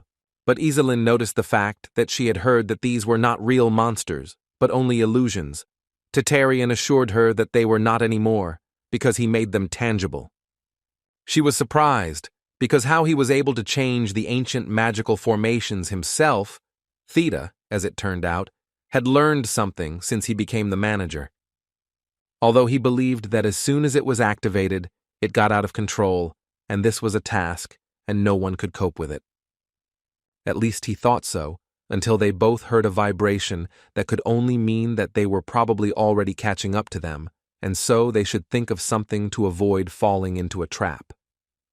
Teta did not expect that they would be faster than he thought, and it seems that one of the 7 magicians was sent for them, so it's time for them to leave here immediately, and at the same time hope only that reinforcements will arrive on time. At this moment, Iselin decided that now was probably the most appropriate moment to tell Trifian that in fact only one person was coming to reinforce them, which confused the guy, because how could one person cope with an entire detachment of the magic clan? But she asked him not to worry about it, because this one man is Joshua Sanders, who, according to her, can do anything, because he is the greatest master of the continent. Teta was not too sure now that they would be able to survive, because according to him, Iselin is just a crazy fan of Joshua, and apparently they really don't have long to live. Meanwhile, Zephyros and his partner were still trying to deal with all the illusions that had become reality, and given how easily they do it, it's probably not for nothing that they are called the 7 best magicians, because they are able to defeat any monsters. Their subordinates were so glad that 2 such strong masters were with them and believed that a little more, and they would realize the dream of the magic tower, and after which the 7 magicians and Lord Evergrande would undoubtedly create a powerful empire. Zephyros was so happy to feel the feeling of victory, so he could say with great confidence that Trifian was mistaken when he decided that he could defeat them with such cheap tricks. But at some point, his words were interrupted by a huge explosion from which people fled with the words that they were now dealing with the damn spearman of Avalon. The 2 magicians began to guess who they were talking about and what kind of spearman he was, but they could not fully believe that he was able to reach such a level in the training base of magicians, because he was, after all, a knight. But looking at how he masterfully controls the lightning, it became clear how he did it. And Joshua, meanwhile, came close to them in order to find out which of them was in charge here, although from their faces he realized that these 2 were the main ones of this gang. So he decided not to delay and immediately tell them that if they stop pursuing Iselin and Trifian, then he will save their lives. Zephyros seemed not to hear him or believed too much in his abilities, since he decided to ask Joshua not to interfere in the affairs of the magic tower, and to make it clearer to him, he decided to use the element of fire. And he aimed a fiery cannon at Joshua, which, according to his calculations, should have simply burned the knight to the ground. But no matter how much he wanted it, his plan failed, and Joshua parried the blow with incredible ease. Scorpino was very surprised by this technique, because in fact, this is the first time he has seen such a spell among pyrokineticists, and besides, he uses some kind of spear. All this looked like an ancient magical artifact to him. In any case, now is not the time to think about it, because they have a serious enemy in front of them that needs to be destroyed immediately, or he will destroy them, so they decided to use a massive attack, and to do this, create a magic circle and thus stop him.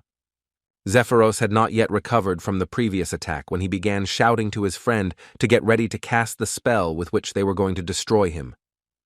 They both stood next to each other and began to recite a spell, which caused a huge hologram that really inspired fear and seemed like Joshua was in big trouble. But it seemed so only at first glance, because Joshua was so fast that they didn't even notice that he was already standing behind them and was just waiting for them to finish reading their stupid spell. Then he looked at them and said that they should relax already, because their magic tricks would not work, because no enemy would wait for them to complete the spell. Although they could not believe that he managed to get close to them so quickly, they still did not give up and were immediately going to strike him twice, but in close combat. But as Joshua said, no one will wait until they finish casting their spell. So with just one blow, he scattered them in different directions. Then he added that it was time for them to come to terms with the fact that they would not be able to defeat a level 6 Spearmaster. Tatarian and Iselin continued to move around the tower, and at one point stopped to see what was happening in the distance. The girl understood perfectly well that apparently they would soon catch up with them, and already began to doubt that they would be able to hold out until Joshua arrived. Tatarian asked her not to become limp, and assured her that they would definitely cope and everything would be fine. Besides, he believed that some of them had never even started climbing the tower. She agreed with him, because then this means that it would also not be easy for them to unravel the magic of the ancient people. But apparently she misunderstood him, and besides, according to Tatarian, the tower was not created by people. This great magical tower was created not by ancient peoples, as most people think, but by dragons. And moreover, according to Tatarian, it is they who set the rules here. By clearing the floor, the hero receives a special reward. Iselin immediately noticed the fact that they did not receive anything at all, and there was nothing surprising for Tatarian, because, as he said, the tower simply recognized an object familiar to it. And those who have already completed the level once cannot receive the reward again. For 36 floors, they were not given any prize, only because Tatarian once managed to get to the 37th. Iselin suddenly asked him what the person who clears the entire tower would get. Most likely it would be something unusual. Tatarian was far from sure on this issue, but if you believe the words of his grandfather, the former master, then the whole truth will be revealed to the winner, including the secrets that the magic tower hides. But the guy himself doesn't really believe in it. But the legend is passed down from generation to generation. In any case, they are now only on the 30th floor, and the level of difficulty is increasing, so he recommended that she be prepared. And as soon as they opened the doors to this level, it immediately became clear that it would not be one of the most enjoyable and exciting. All Iselin could say was that it was very creepy here, and it all reminded her of hell. Tatarian suddenly became nervous, and the reason was that he noticed the fact that something was clearly wrong here, because before this level looked completely different. Suddenly they heard a little boy screaming and shouting the name Zirath. On the other side of this magical forest stood Ashu, and opposite his not very good friend, whom he asked how he could destroy the entire race of elves and why he did it in the first place. It was even scary to look at such Ashu, because he was incredibly angry and asked Baru to answer his questions. But in response, he received only one thing, that the truth would not really change anything, and Baru asked him to get out as soon as possible before he finished him off. A century ago, humans and elves lived side by side, because their races were quite similar, so they easily found a common language. But time passed, and gradually there was no place left for the elves in human society, and in order to save their home and their own lives, the elves hid from the eyes of people in the most remote areas of the continent. In a place that was known only to them, it served as a source of life not only for elves, but also for all other living beings. And this place was so special because the sacred tree Yggdrasil grew there, to protect which the elves built a barrier, and they worked hard for the good of their race, until one day someone stole the source of life from Yggdrasil. Ashu only thought that at that time he borrowed strength from the black dragon Krivas, in order to somehow maintain the strength of the tree, so he was at his beck and call for a long time, and of course filled the tree with energy. But still, it could not continue for so long, and the tree gradually faded away, and this Zirath Dick Orvis was to blame for everything. Ashu actually could not even think that he would be the very thief of the source of life of Yggdrasil. In any case, this is no longer important. Ashu wanted to know where is the source of life for Yggdrasil now. But in response, he received only a smile and ridicule that it would be completely sad to reveal everything to him at once. These words began to anger Ashu even more, because it was because of Orbis that countless elves died, and he was simply funny about this. Ashu would not tolerate this, and promised him that he would finish him off with his own hands. But his words were cut short at the moment when Orbis used his power on him, and now it was not easy for Ash to even stand still. Orbis immediately told him that even if he surpassed the strength of the 7th-level magicians, he still would not be able to defeat him no matter how hard he tried. And he told him to run away, and he should have done it while he had the chance, but now it's too late, because here he will only meet his end, and today the elves will again lose their leader, because the last High Elf will fall. Orbis didn't even think about what he was saying, so he told Ash that after he finished him off, he would go to the sacred tree and finish off all the other elves so that he would not be so offended. And then he was going to turn them into an army of the walking dead, which would be led by a new leader. So they talked to him, and Orbis was happy to destroy the last leader of the elves, Asha.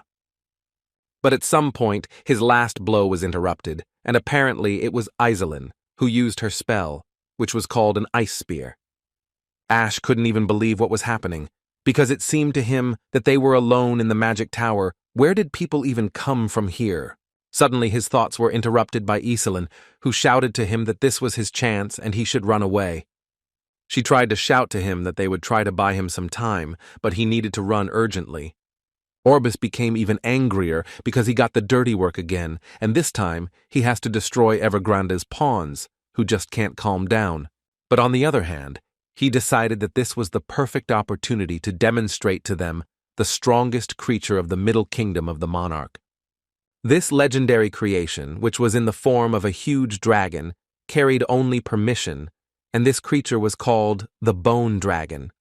Tetharian, looking at this, wanted to immediately find out who this guy was, since he managed to summon something so powerful, but now no one wanted to give him an answer to this question, because each of them understood that if this creature caught up with them, then they were screwed. The guy decided that they wouldn't just leave, so he stopped in order to buy some time for Iselin and Ashu. Tedda was sure that they simply could not hide from this huge monster, so he decided to distract him, and they should run further. And for this he used his storm skills, but looking at how this dragon passes through it, it seemed that he did not care at all. Theta was one step away from death, because this dragon literally came close to him, and his magic was too useless against him. The guy simply couldn't believe that this dragon broke through the 7th-level defense so easily, but apparently this is not his main problem now. Joshua stood in front of this magician and ordered him to go to the magic tower and tell Evergrande to wait for him there. But apparently Scorpio has not yet shown everything he can do, so after he admitted the fact that Joshua is a great master, he decided to add that sooner or later he will take revenge on him for all the humiliation. And he also did not forget to say that Joshua will also fall sooner or later. There is no need to think that he has no equal in this world. After this monologue, they raised a protective barrier, and he ordered them all to retreat to the magic tower. And after they disappeared, Joshua told himself that it was they who were defeated. Suddenly, a door appeared behind him, which apparently meant a transition to the next level. Joshua did not hesitate for a second and went straight to this door, because he was sure that upon entering it, he would meet Iselin. But as soon as he walked through that door instead of his friends, he saw something more interesting. It was a new test. But not ordinary, it was something like a battle with himself, because a copy of himself appeared in front of Joshua. Rugia noticed that this is a fight with a double, which is an ideal copy of the test subject, and you need to go beyond all your boundaries to defeat such a copy. Moreover, according to Rugia, This is a legendary monster that disappeared 1,000 years ago from the face of the earth. Rugia understood that Joshua was unlikely to feel the energy that was here. But in other words, one could say that in front of them was the king of doubles. For Joshua, it was still also exciting. Fighting a double was already good, and a king was doubly pleasant. At least he thought so, because Rugia immediately warned that he should be careful, because this is a dark creature from foreign lands. Then Joshua wondered what such a monster had forgotten here. He wanted to preserve his family, so he remained in such a relatively safe place. His jokes were interrupted by his double, who announced that he would use the magical possession of a spear, the first stage. While Joshua couldn't believe his ears and eyes, this doppelganger successfully struck him with a lightning attack. The guy continued to fight, but he was still surprised because his opponent was also able to copy the power of the magic spear. Rugia noticed that that's why he was called a royal-level double. 2,000 years ago, this guy slammed a stupid lizard, and Rugia was telling all this while Joshua was trying to attack. But when it came to the lizard, it immediately became clear to him that he was now talking about dragons, and therefore Joshua simply could not believe that he could defeat the dragon. Although Rugia immediately said that there was nothing to be surprised about, because the doubles amaze with their strength, and their endurance knows no boundaries. While Joshua was digesting this information, his opponent went into battle again, and this time used the magical possession of a spear, but in the second stage. As one might have already noticed, he duplicates his opponent's abilities in their original form, but it was not clear when he even managed to copy them, although the answer was actually on the surface, because he did it when Joshua had just entered this floor. Amazingly, this double could even use Bronto, and to prove this, he created a huge wave of lightning. But Joshua still believed that no matter how much he imitated him, this double still could not defeat him, because he was still just a pathetic fake. And to prove it, Joshua was going to use the peak of his power, and for this, he needed a little time. In his head, Joshua was saying what seemed to him to be quite important things, such as how the body gives birth to the earth and the soul to the sky. Meanwhile, the double continued to attack Joshua with all the techniques that Joshua himself possessed. But at some point, he decided that it was time to finish here and move on, so he decided to use a skill that he had always avoided before. And now that his body and soul were ready, Joshua was finally able to use the 7th stage magic spear mastery. Ashu and Iselin, meanwhile, tried to use all their strength to the maximum in order to somehow stop this dragon, but they did not succeed very well. But they did not give up, and especially Tatarian, who until the end believed that they still had a chance to defeat this monster. Therefore, he gave it his all, using all the fire skills that he had. But at some point, the guy noticed how he was being attacked by Orbis, who told the guy that they had been doing this for too long, so they would never be able to defeat him. Ashu tried his best, but even his most powerful spells had no effect. At some point, Orbis got to him, grabbing him with the help of his magic. But he decided not to stop there and made it clear to Ash that they would go with him to the afterlife, in which Orbis only needs such a companion as a little guy. Orbis dreamed so much about this that he completely forgot that besides Ashu, there were other magicians there, such as Iselin, who decided to use a spell called Supernova Ice Star, which literally froze everything around. But what was most important for her was to freeze Orbis and then use an ice spear on him. Orbis was impressed by the strength of this young girl, but in any case, he still believed that this was not enough to defeat him. Then he used only his aura, which was enough to throw Iselin away. But he didn't stop there. The man grabbed her with magic in the air and literally squeezed all her organs. Although it seemed to him that after this, the girl would definitely not get up, but how very wrong he was. His surprise knew no bounds, because he had not seen such endurance in a magician for a long time. For this, he promised to give her a special place as his subject.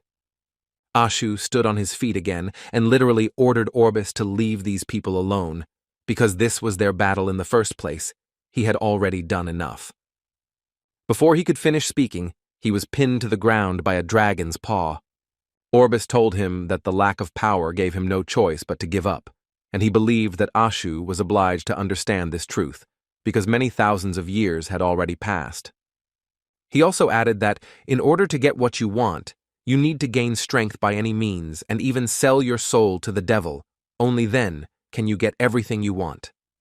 But suddenly his noble speech was interrupted by an explosion, and when he turned his head, he saw his large dragon scattered into small pieces. Well, in the center of this explosion there was a silhouette that was already quite familiar to Orbis. It was the same spearman with whom he fought in the secret room. Now Trifian understands why Iselin praises Joshua so much, because he is becoming stronger every day. Even now he has passed so many floors of the magic tower that even the most powerful magician would hardly be able to do. The dragon decided not to think for a long time and launched a counterattack on Joshua, which turned out to be quite serious. Iselin couldn't believe what was happening. It seemed to her that he was real, and she literally begged him to wake up. Orbis, meanwhile, did not miss a moment to notice the fact that Joshua, fleeing from the persecution of the Empire, ended up in this very place, where he again fell into a trap. In any case, he didn't have as much time as he would have liked, so he finally decided to add to Joshua that greed was not good for him, and he should have thought before climbing to the top floor without sparing energy. Insignificance is Joshua's middle name. But as soon as he said these words, another split appeared behind him, from which another Joshua appeared, who did not like the fact that the old man called him insignificant.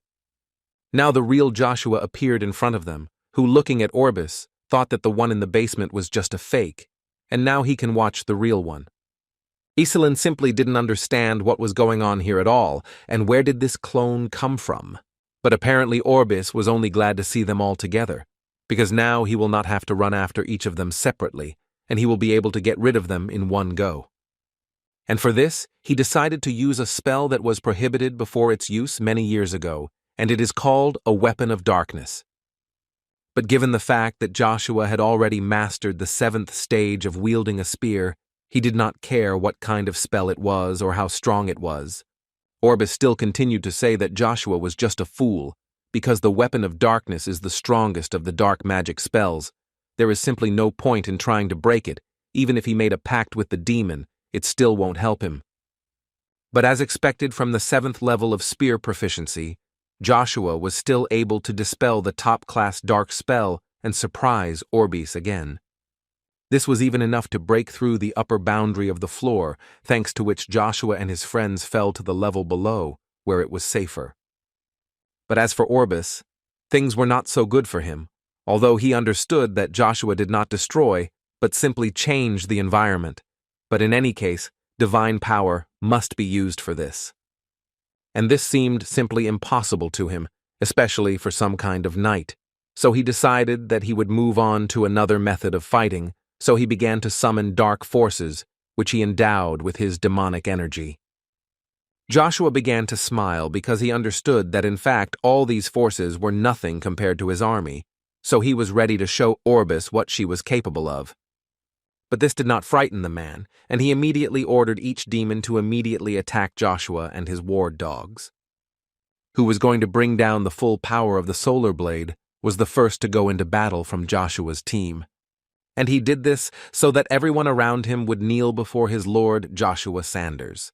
Orbis was not going to give up easily and ordered the bone dragon to use dragon breath.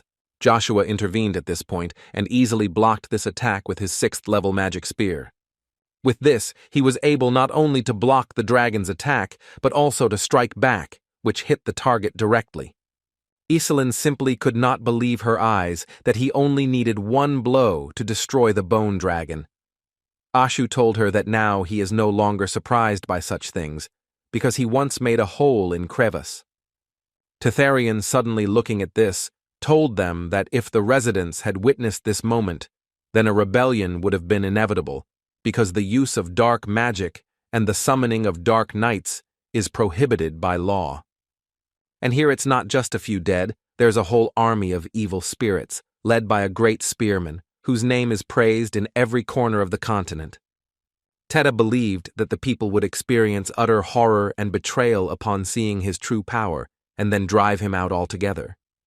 Iselin responded by telling him that there was really nothing to worry about, because once the people of the continent saw Joshua in action, they would immediately realize how great he was. Ashu interrupted their useless conversation to make them look there, because he personally could not determine the nature of this magic. They watched as the master continued to deal decisive blows to Zerath Orbis. But by what miracle he instantly heals his wounds? Is he really as immortal as his army? The third prince at that moment was actually thinking about it. He simply did not understand why his opponent simply did not get tired and, moreover, regenerated faster than him. At some point, he realized the fact that there were too many of them, and they surrounded him. He had to spend too much energy in order to somehow repel the attacks. He understood that they were moving chaotically, while maintaining formation as if someone was controlling them. But on the other hand, he understood that Lord Joshua had nothing to do with it, because another Lich had entered the game. And this led him to the understanding that by taking all these blows and trying to fight them off, he was only bringing his end closer. At some point, all his thoughts were interrupted by the fact that a huge ice wall literally appeared before his eyes, which blocked the attacks of all his opponents. Tentarian immediately said that the weak point of every Lich is in his life vessel, and Orbis must have hidden it so that no one could find it. But in any case, until they get rid of the vessel, the strength of the commander and his army will never dry up. Then Iselin noticed that this simply immortal army will be invincible. At least they cannot harm them in the presence of Joshua. Theta suddenly thought that his mana, demonic energy, and endurance are not infinite, and he will not be able to fight forever, which means that they must find a vital vessel as quickly as possible. Joshua dealt another blow to the body of Orbis, who did not even try to block. He only said that divine powers would not save his human body. Mana and demonic energy would gradually deplete, and soon he would feel a lack of strength. But the smile did not leave Joshua's face, and all because Orbis, in his opinion, missed one very important detail, namely, that he thinks that Joshua does not know where the man hid his life vessel. After which he added that then in the secret basement of the fourth prince he had no other choice but to try to seal it with the help of a sphere, but Orbis turned out to be stupid and sent his troops, and at that moment Joshua learned his main weakness. Orbis simply could not believe that Joshua continued to attack him all this time, only to find his life vessel. Without thinking for a long time, the dark magician ordered Zelan to immediately run and save his life. But behind him stood the Knight of the Night, who said that it was rather naive to believe that the veil would save him. Orbis was literally able to teleport at the last moment and save Zelan, who was that vital vessel. At least it seemed so to him, because it was just a bait that Joshua used to finally destroy Orbis's life vessel, and for this, he used lightning. At this point, the life of the dark magician Orbis was coming to an end. Joshua was still able to unravel the location of his life vessel, after which he dealt a crushing blow to it. He could not fully believe what had happened, because he so wanted the empire to fall at his hands. Joshua began to talk about how the generosity of trees knows no pity. People driven by selfishness are constantly destroying forests, and yet trees do not stop bearing fruit, serving as shelter and enriching the air with oxygen, not for the sake of someone else, but for the sake of those who cause them pain. Orbis didn't even understand why Joshua was telling him this and why he should know this. But as it turned out, in this way, Joshua only wanted to convey what he now feels while he is taking away this hefty army that he created with such difficulty. Ashu, meanwhile, immediately ran up to Zelan and literally screamed in grief, after which he turned around and started shouting at Orbis, because he sincerely did not understand how he could use his own daughter in his experiments. He simply did not understand how it was possible to act so vilely with his own child, to destroy an innocent child twice. Orbis asked him not to be so naive, because his situation was actually no different. He believed that it was similar to how dirty human desires led to the disappearance of the Elven race. After which, he sadly added that betrayal and death finally overtook him, but until the last minute, he believed that he did not deserve it, and the empire had to fall. He believed that he was not strong enough. He never had any status, no power, nothing, So he was so eager to gain absolute power, which not a single living soul would oppose, he sought to create an army capable of destroying an entire empire. An army that would be loyal only to him and not to people, and Zalan sided with him. She also wanted to become part of their big family. Now Ashu understood perfectly well why he needed the life force of Yggdrasil. He was going to use it to create an immortal army. This was absolutely true. Orbis believed that this was the ideal way to become the owner of great power, and so he entered into a contract with the most powerful and evil demon in history. But when he gave him the soul of a brilliant magician, there was a risk that he would not answer his call, so he had to make the desired sacrifice. Ashu could hardly restrain himself, because he perfectly understood that he was simply blinded by revenge, and therefore he betrayed those who cared about him, and then made his daughter suffer. Orbis reminded him that Ashu once told him that he dreamed of creating his own union of the Elven race. And did he really think that they could coexist with people? This question was answered quite unexpectedly by Joshua, who believed that this was in fact quite possible, because there are those who repent of their deeds and restore the forests. Orbis still believed that this was complete nonsense, and his main argument was that people simply do not change. They are consumed by desire, and they destroy everything in their path. That's why there are so many who share his intentions, even this guy standing next to Joshua. With these words, Orbis turned to dust and disappeared forever, and Baru's long life came to an end. However, Joshua's hopes for the sweet thrill of successful revenge dissipated, and he was overcome by a feeling of anxiety. Theta was already simply at the limit. It was already difficult for him to move, let alone fight. Iselin tried to bring him to his senses and shouted to him that now was not the time to relax and that he needed to continue to attack. It was actually easier said than done, because the bone dragon was reborn again, and until the life vessel of this lich was destroyed, they would have no chance on the battlefield. Suddenly, this endless battle was interrupted by Joshua, who emerged from the darkness and ordered his new army to stop immediately. And it worked. Everyone stopped for 1 second and seemed to be waiting for a new order from their new king. Next, Joshua, according to the good old tradition, ordered all the undead to submit to his will. All of them at one moment began to kneel in front of him, and this caused incredible surprise among his friends. But what was most surprising was that he called the bone dragon to him. Teta just stood there with his mouth open and couldn't believe it. How did he even manage to tame the bone dragon? But Joshua really succeeded, and there was another dragon in his ranks. At this point, the guy finished all his rituals and ordered his new army to go to rest in another world. They were quite obedient, so immediately after these words they disappeared. Teta could not move away from the dragon, and now he also saw how Joshua literally absorbed an entire army of the undead, and now he is a walking empire. Suddenly they all heard a voice that said that no one would have thought that Zerath Orbis would face such an inglorious end. It was a shame to lose such a subordinate because he was quite loyal.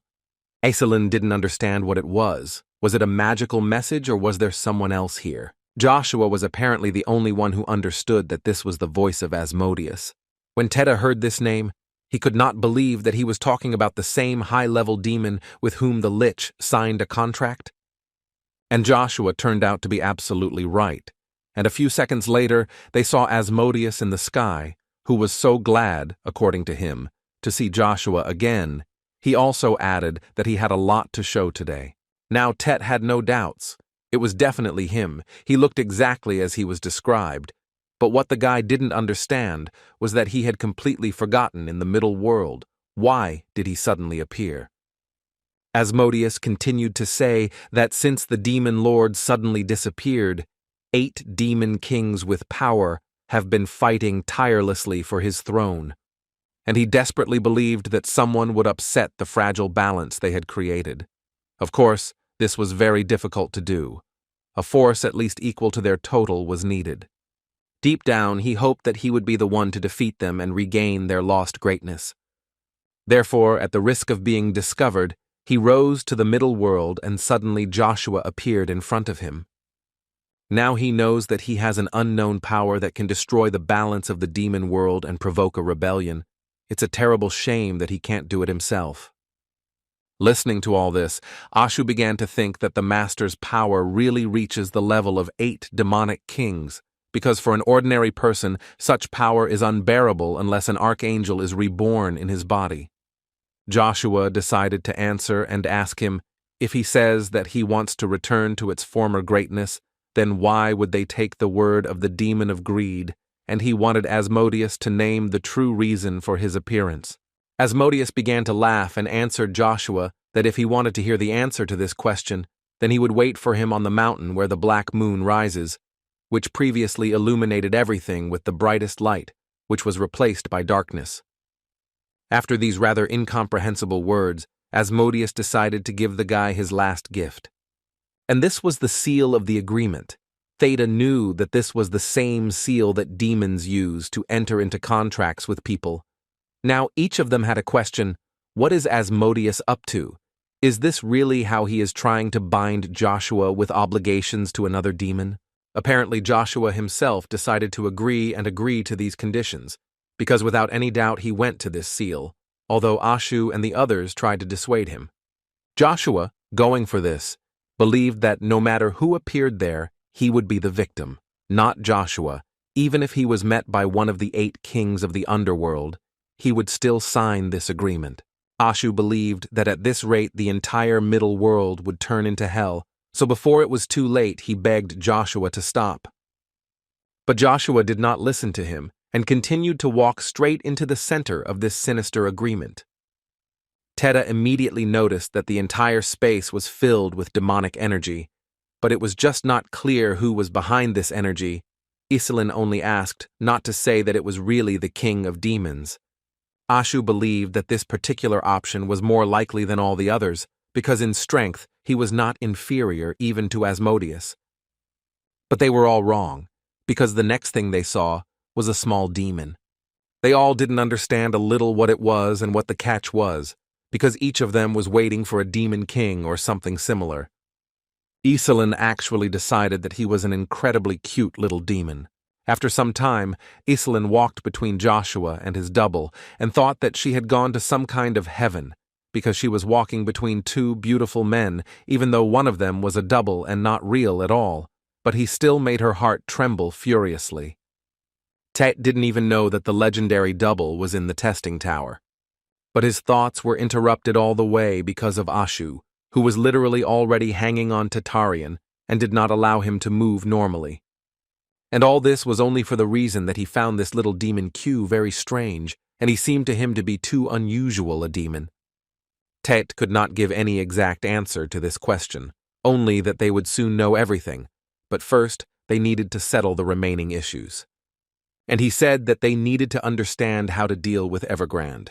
Therefore, he decided to ask Joshua if they would go up to the next floors, because it would be better to just get out of here. But in fact, Joshua would like to know what prize awaits them at the end. But before Tet had time to answer anything, Kriva suddenly stood in front of them and told them that the passage to the top floor was still closed to them. The magician decided to ask him how long he had been standing there, because he didn't even feel him come here. Ashu immediately closed his mouth and asked him to show respect, unless of course he wanted to run into trouble, because Black Crevice was standing right in front of him. Tete immediately closed his mouth. He couldn't believe that right in front of him now there was a black dragon, which he considered the highest demon. The guy simply didn't understand what was happening around him and where he ended up. Joshua at that moment simply did not understand who could forbid them to enter there at all. Who decided so? Krivas believed that now was not the time to be silly, because very soon the continent would be overwhelmed by a sea of blood, and then there would be no laughing matter. What he meant was that the Elven forest and their hometowns are no exception. There will be blood everywhere. And now that he knows that Joshua is the Lord of Darkness, he would like to discuss some issues with Joshua. However, he immediately said that if they listened to him and continued to climb, it would be difficult for him to maintain a trusting relationship between them. So he asked Joshua to decide whether they would climb to the top of the tower or return to unfinished business. Meanwhile, at a mansion outside of Arcadia, Vanessa was talking about how it was quite surprising that she and Lucia lived in the same house and had never met. And now that their conflict was over, she told Lucy that she was very glad to meet her normally, because she had never seen her sister before. After which she realized that it was better for her to call her by her real name, Ashira von Britten. Ashira still continued to pretend that she did not understand anything, because she was an ordinary maid. Vanessa made it clear to her that, in fact, there was no point in pretending anymore, because she already knew everything perfectly well, and now she was interested in whether she pretended to have lost her memory, because she was afraid for the life of her beloved son. Without waiting for an answer, Vanessa told her that she would help her get out of this situation, but in exchange for this help, she would have to convince Duke Agnes to make Babylon heir. Then she will ask His Majesty to grant mercy to Joshua.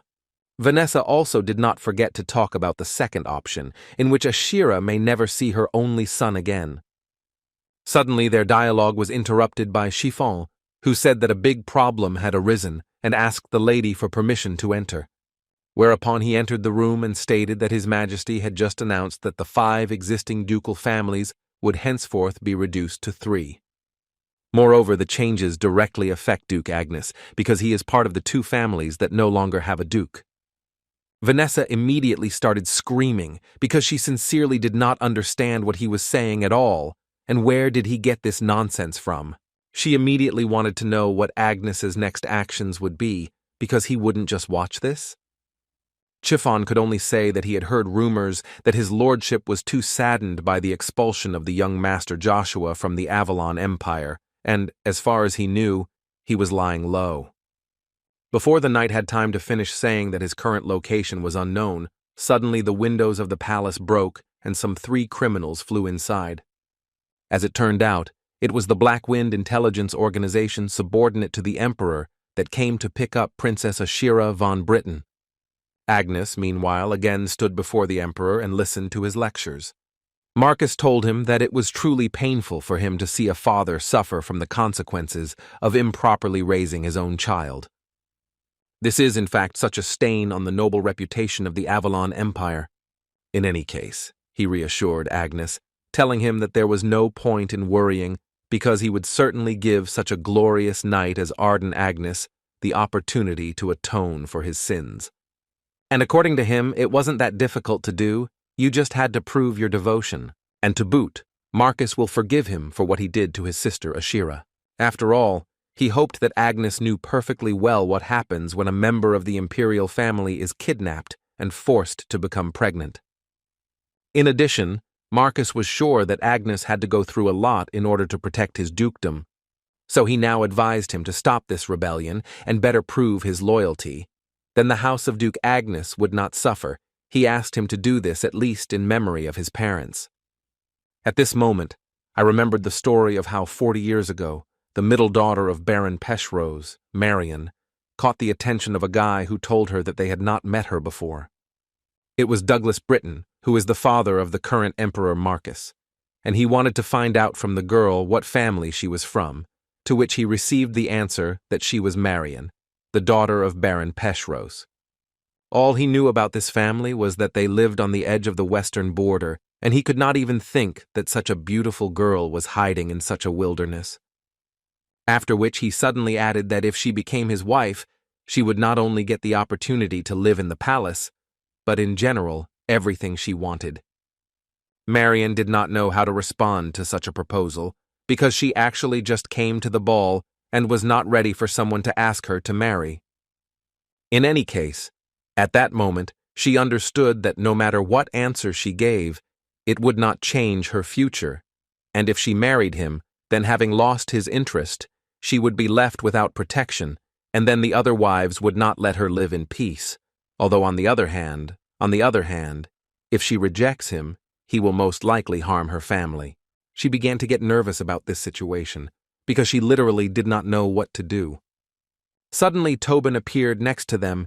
He was the eldest son of the Duchy of Agnes, and he asked for forgiveness from His Majesty and added that this girl was already unfortunately engaged to him. Douglas first thought about what he heard, so he decided to ask again whether it was true or not. As it turned out, the fact was that Tobin and Marion grew up together, and she understood him better than anyone else, and he could no longer miss such a beautiful girl and therefore proposed to her. So he asked Douglas to understand him. This only angered the Emperor's eldest son even more, but he could say nothing more. Several years have passed since that incident, and Tobin and Marion finally got married, and after some time, they had a child. To which Tobin was incredibly happy, because this was the boy he had been waiting for, and therefore was incredibly grateful to her.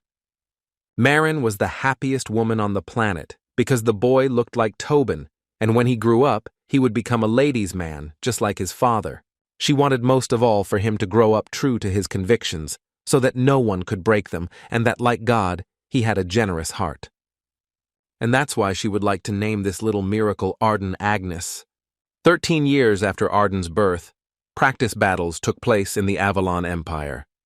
And in another battle, Marius Britain and Arden Agnes came together, the first of whom did not think that they would cross swords here. For Arden, it was a great honor to fight Prince Marius, and he will definitely learn a lesson from this battle.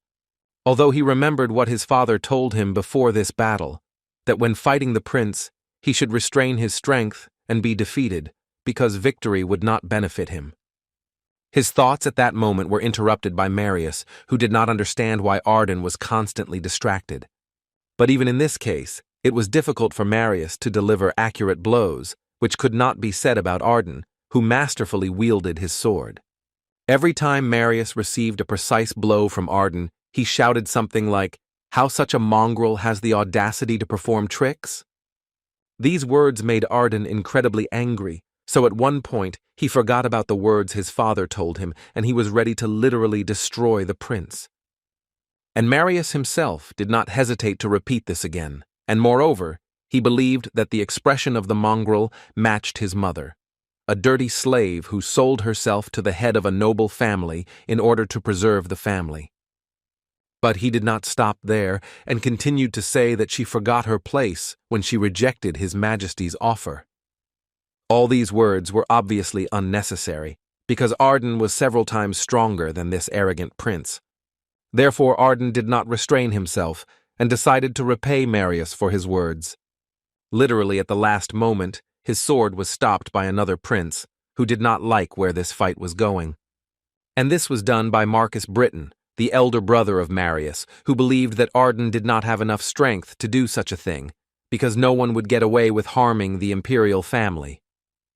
However, since he considered himself a good prince, he hinted to the guy that it was not too late to fall on his knees and beg for forgiveness. After a while, Tobin von Agnes had to ask for forgiveness from the Emperor for what his son had done. He also asked to be punished for the improper upbringing of his son, but only begged to have mercy on him. In response to this, the Emperor wanted to know whether Tobin thought too highly of himself. After all, if we admit that the statements of Prince Marius were indeed offensive, they still do not compare with the fact that his son almost deprived him of his hand, even taking into account the fact that he is just a prince. This is still a deliberate crime against a member of the imperial family, and this is equivalent to high treason. And the most important question is, does Tobin really think that if he gives his life, that will be enough? Although without waiting for an answer, Douglas noted that since he is one of the pillars of the empire, it would be possible and fair if the parent atones for the guilt of the ignorant boy. But the emperor believed that after all his deeds for the good of the empire, the boy's mother, Marion, should be responsible for this, and in order to atone for her guilt, she should become a servant in his palace. Arden asked his father for forgiveness, and despite his objections, he still promised him that he would bring his mother home. But Tobin believed that all this was useless, and they could not do anything about it. They simply did not have enough power for this.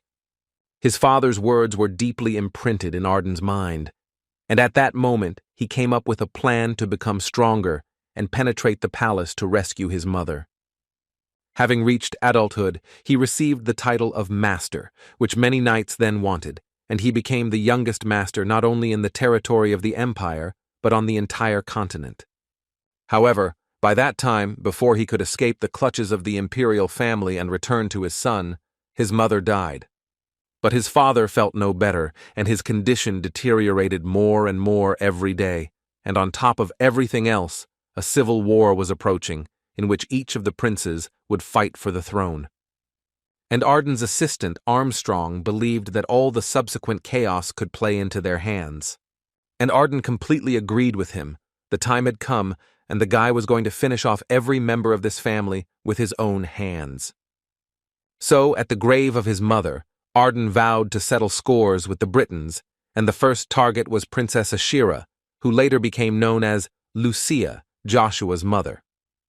After the story, when Arden essentially stole Ashira, several knights arrived at the scene and began to inspect the area, and one of them noticed that despite the fact that the flames destroyed almost everything, cuts that were clearly made by an experienced fighter were visible to the naked eye.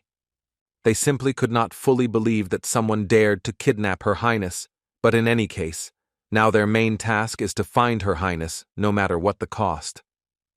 Ashira screamed for a long time and tried to call everyone she could for help, but no one came to her. Suddenly Arden entered the room, who told her that she was truly an unusual girl who did not look like the Britons. He did not immediately recognize her because of her blue hair, but he believed that this still did not negate the fact that in her we flow imperial blood. Ashir did not fully understand what he wanted to say by this and where she was in general, because she had recently been home. Suddenly the realization came to her of what had happened and who was standing in front of her. But quite unexpectedly, she began to thank him and say that he essentially saved her from that monster, and now she might be able to become free. Therefore, Arden called the doctor to examine her, and the doctor's opinion was ambiguous. He believed that perhaps she was experiencing the consequences of a strong shock. Apparently, the destruction of a person before her eyes was a traumatic event and led to memory loss. Armstrong was surprised by this turn of events because this is a really serious problem, since she doesn't even know who she really is, although Arden believed that this still does not change anything, because she still belongs to the Briton family, so she is obliged to pay. Therefore, he ordered Armstrong to return to the palace and continue to monitor the situation. The plan to strengthen the power of Prince Marius was supposed to fail, since his marriage did not take place, which means he did not receive the promised army, and now they can only wait for the struggle for the throne to unfold. Armstrong was ready for absolutely anything, so he immediately agreed. After which, he mounted his horse and went to carry out the orders of Mr. Agnes, and while he was on the way, he was noticed by the Imperial knights. It was late evening, and the princess still could not remember anything, not even her name. Suddenly her thoughts were interrupted by someone who little by little opened the doors to her room. It was one of the Imperial knights who was so happy to see the princess, because he had spent so much time trying to find her and finally managed to do it. She immediately began to move away from him and asked him not to come closer to her, even though he tried to explain to her who he was and that he came here in order to bring her home. But as soon as she saw the body of her guard lying behind the door, then in her head, this man was only an enemy. Therefore she immediately began screaming that she did not want to die and asked not to touch her. He immediately ran up to her and covered her mouth with his hand, and politely asked her not to scream for now, because this could wake up the whole neighborhood. Although then he decided that it would be better if she disappeared for everyone forever, so he took out his knife to stab her. Literally, at the last moment, Arden appeared, who managed to catch the hand of this vile prince, and first of all asked him a question in which he wanted to find out who sent him here, because he would never believe that the first prince did it. After all, it seemed to him that such an act was not typical of a public person. But while he was speaking, he did not notice how another prince ran out behind him, who decided to answer Arden that the princess was rejected and they did not want to see her in the empire. But they didn't know who they were dealing with, and Arden decided to show them this, and only one good blow was enough for him to put one of them to sleep forever. One more would have to be dealt with separately, although it seemed to him that this should not take long. And he was absolutely right, and as far as he knows, there were only two of them, Apparently, the other princes joined forces to get rid of Prince Marius first, which Arden did not expect. He understood perfectly well that having destroyed him, they would not stop, but continued to send mercenaries after Princess Ashiro, who was born to become the wife of Prince Marius and the Empress of Avalon, so Arden could not take such a risk, leaving her with him. Arden knew very well that soon the end of the first prince would come, and it would be wise to direct all attention to them. At this moment, Arden was thinking that soon the end of the first prince would come, and it would actually be wise to choose a new goal, which means that he no longer needs Ashira, but looking at her and seeing how she cries because of what is incredible, really wants to live. He remembered how, as a child, he told his mother that when he grew up, he would become strong and would definitely protect the weak. Marin was always proud of her son, so she was so glad to hear such things from him. She always knew that he would turn out to be a good, and most importantly, decent knight, who would always be true to his convictions. These memories literally made him change his mind, so he was never able to harm Ashira. But in his head he still regretted who he had become, because in his opinion, Marin wanted to see him far from being like that. Arden was right, because soon the first Prince Marius was destroyed, and this was done by the man who always supported him and was the last in line to the throne, and this was Emperor Marcus. It was this incident that marked the beginning of his bloody reign, which continues to this day. One by one, Marcus got rid of all his rivals, brothers, and other relatives. He hunted down and took the lives of everyone in whose veins the blood of the Britain family flowed, and when there was not a single contender for the throne, Marcus finally became emperor, forever forgetting about Ashira von Britain, who one day disappeared. But not only Marcus received power, but Arden finally received the coveted title of the youngest Superman on the continent. And the first thing he did after he returned was to go to his father to break the news. But when he came home, his father felt incredibly sad, but was still immensely grateful to his son. He also added that with his efforts, the House of Agnes is becoming stronger and stronger every day, and these were his last words before he fell from his throne. Standing in front of the body, Arden simply could not believe that now his parents would soon be gone, and the assistants around him tried to tell him that he must do everything possible not to give up, because now he is the only heir to the House of Agnes. Before leaving this world, his father managed to give him a letter from the Imperial family, which spoke about the new coronation of the new emperor. His father also told him that they wanted to enter into a marriage of convenience with Home Agnes. His father understood perfectly well what Arden was thinking now, but still he reminded him that his main goal is to preserve the Agnes family, and despite the weakening position of the Imperial family due to conflicts, they still do not have enough strength to defeat them. Tobin understood perfectly well that Arden intended to take revenge on the Britain family, even if the battle between the princes undermined the imperial power. However, Duke Agnes was still unable to do so. Knowing this, Arden worked tirelessly, increasing his strength. But even having received the unofficial title of a superhuman titan thanks to his fighting abilities, his power could not be compared with the power of Marcus. It would be too arrogant to think that the right moment had come for revenge. But Arden's father still told him that now was the time to show zeal and expand the influence of the Agnes family, and for this, he advised him to gather reliable people, and together with them, it would be possible to reach new heights. Let the people see him as a hero.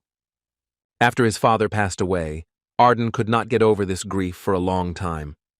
Emperor Marcus was aware that the Duke was always looking for opportunities to take revenge on him, and in fact, he could easily wipe out the entire Agnes family from the face of the earth. But over time, Arden accomplished many feats, thanks to which he became a role model among the knights. The entire people idolized him, and while the imperial power was unstable, Marcus could not get rid of the hero of Avalon, risking incurring human hatred, so he decided to act carefully by marrying to seize the house of Duke Agnes.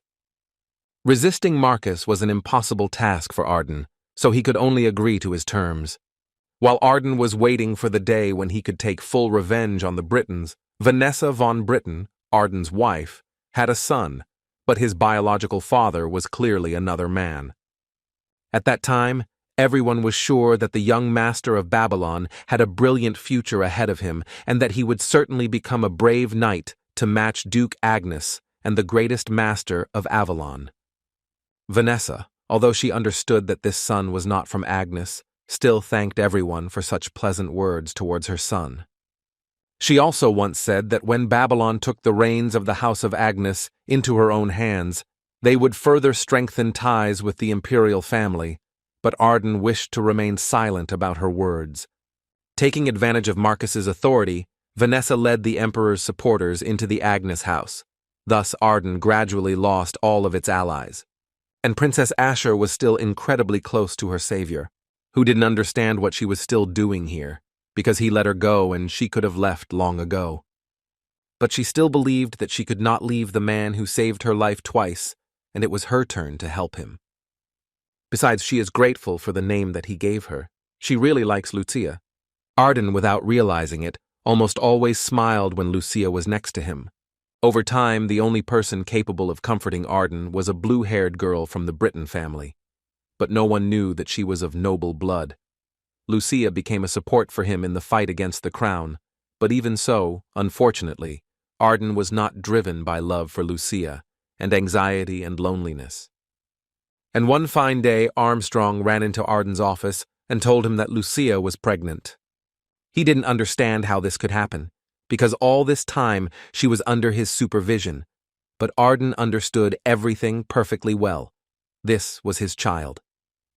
This literally shocked Armstrong. For some time he could not believe his ears, so he asked the gentleman to repeat what he had just said. Arden asked him to stop being so surprised and once again told him that Lucia was carrying his child, but now he was more interested in what was heard from the family of Rebrec and Pontier. Armstrong barely recovered from the shock and said that they had given a positive answer, but he was still worried that their well-coordinated cooperation would not last long. Although it seemed to Arden that this was enough, and he really hoped that one day their union would become the strongest in history, and then he and Marcus would change roles, and he would no longer have to obey the Emperor. Arden mentally only asked Lucia and the baby to wait a little. He was sure that soon this torment would end. He would definitely avenge his mother, and then everything would work out. This whole story flashed before Arden's eyes in one moment, and now he again heard the voice of Marcus, who ordered him to choose. Either he would pay for the crime against Ashira von Britten, or he would obey him. Arden realized that he actually had no choice, so he decided that for now he would obey the will of Emperor Marcus, the son of Avalon. But this was not enough for Marcus, and he wanted Arden to prove his loyalty, and for this he decided to give him 200,000 soldiers. And this was necessary, so that Arden, together with these soldiers, would capture the kingdom of Reinhard, which is ruled by his son Joshua, and only then will he earn his trust. Arden could not say anything in response, only that he would definitely carry out this order and lay Reinhard at his feet. Marcus at that moment was thinking that this non-entity had completely lost his shame over the years, but he really didn't care. He only needed Arden to pave the way for him to Reinhard. He also decided to notify Arden that the Duke of Tremblin would at that time lead an army to Terra. And when they have captured these two kingdoms for him, he will finally direct all his forces to the great plains of Craden, which is the border between the two states. Leaving the office, Arden perfectly understood that the Emperor had let him go only because he had taken Lucia hostage, and if he suddenly did not carry out his order, he would put her in danger. However, he also perfectly understood that by setting foot on Reinhard's lands, neutral territory, he could start a continental war, a pretty good reception from Marcus. It was worth admitting, actually. Arden's thoughts were interrupted by Armstrong, who was so glad to see his master because he was already thinking that something terrible had happened. Arden immediately began with the fact that somehow information about Lucia must have fallen into the wrong hands and she was kidnapped, and only Arden and Armstrong knew about it, but they did not have time to deal with it. Therefore, the Duke believed that the plan on which he and Armstrong had worked for so many years was worth putting into action, although Armstrong himself believed that it was worth waiting a little longer. Arden confidently repeated once again that he believed that now was the most opportune moment for his execution, so he ordered Armstrong to notify everyone that the gathering place would be the Great Plains of Craden. Suddenly their dialogue was interrupted by a woman's voice, which told Arden that they would most likely have to forget about this idea. It was Cercerin, who believed that their rebellion, which they had planned, was doomed to failure. As soon as he saw her, he immediately decided to ask how much the Eye of Truth had shown her. The girl immediately told him that, unfortunately, she could not say this, but she assured him that only death awaited them on the Great Plains of Craden. She asked them to hold out a little longer, protecting Joshua, until her memory was finally restored. Therefore, she believed that for now it would be better if they abandoned the uprising. Arden answered her that Her Highness apparently did not know at all who Emperor Marcus was. The Duke believed that there was no way back for either him or Marcus, and this was the meaning of their lives. Marcus, meanwhile, ordered Tremblin, before striking Terra, he had to go to the magic tower and execute Evergrande, who dared to betray the Empire while leading the tower. Even after Marcus allowed him to experiment with the undead, he still stabbed him in the back and destroyed Jachin, so Marcus asked Tremblin to show everyone what fate would befall traitors to the crown. Tremblin noted that as far as he knew, Evergrande had already become the first 8th-grade magician on the continent, and now he was a much bigger problem, so reading the strategic and time frame, he believed that it would be wiser to capture the magic tower instead of Terra. Then perhaps the meeting with Duke Agnes on the plain would have to be postponed, but Marcus assured him that there was nothing to worry about, because Craden would only serve as bait for Arden. Thus, he only pushed him into decisive action. And when Arden directs all his forces to the Great Valleys, a big surprise will be waiting for him there. Tremblin responded by saying that, with all due respect, he does not have the intelligence to understand the Emperor's train of thought. Marcus did not explain this to him. He simply started talking about the fact that even in politics, there are still many scoundrels who do not do what is required of them, and he led this to ask Tremblin if he had heard anything about Retreat Rigveda. Without waiting for an answer, he himself began to tell that Arden was trying to repeat his maneuver. Before the founding of the Avalon Empire, the kingdom of Asgard stood at the pinnacle of power. And what is most interesting is that its last ruler was King Kunir, and he had an old friend, the most skilled swordsman in the country named Rigveda. Like Arden, he was a nightmare to his enemies, and revered as a hero by his allies, but the Rigveda unexpectedly deviated from his intended path to write his history of conquest. After which he defeated the kingdoms of Asgard, destroyed Kunir, and built the Empire of Avalon, which they now know, so the change of priorities successfully ended with a coup d'etat. Marcus did not hide the fact that Arden is truly feared, because his heart has always been filled only with revenge for his mother, and he has been keeping this dark secret for decades. And Marcus realized that if he chose a historical revolution as a method of revenge, then he would be proclaimed a hero and maybe even a new emperor, and he would do all this following in the footsteps of the Rigveda. However, the emperor believed that times change, and history does not like repetitions, and in the morning he would prove that the Agnes family would never surpass Britain.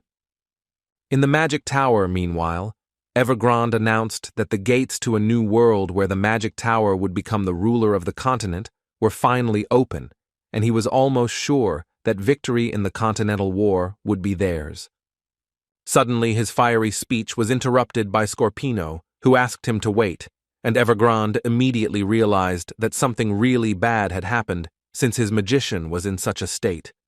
Scorpino said that they were unable to get rid of Tarpian because that spearman from Avalon intervened in the matter. Evergrande could not believe that again this Joshua Sanders was preventing him from conducting normal business.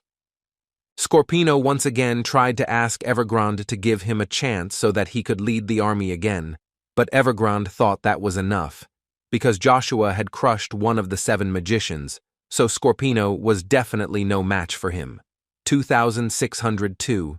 Evergrande told him that their reliable comrade in arms was in the testing tower, and the man believed that he would be the one to take care of this problem, because they actually had more important things to do. After which, with the help of magic, he summoned a huge portal that led to some mountains. Was that Evergrande had found a forest of elves, where he would go right now and take 3,000 magicians with him. And then they will all together return the primordial stone of the wind, which supports the life of the world tree Yggdrasil, and he ordered Scorpino to stay here in case something does not go according to plan, and it is necessary to help the wounded. Scorpino did not argue, although he mentally thought that apparently what the elves call Tempest is the primordial stone. In any case, it was already too late to think about it, because Evergrande announced that the gates were open, and now is the best time for you to capture the legendary tree Yggdrasil, and then they can receive the blessing of mana in order to begin a new era of magic. Meanwhile, in the forest of elves, in the very center of the Yggdrasil tree, the elves noticed that the tempest was emitting a too alarming glow. And apparently, there is a logical explanation for this, because as soon as they started talking about it, one of the elves came running to them to tell them that they had big problems. An unidentified gate had opened in the sky. Elrunbus's deputy Freya immediately realized that this was most likely an invasion, so she ordered everyone to be on alert. A few minutes later, one of the elves reported that the protective barrier had been destroyed and the enemy was inside their state.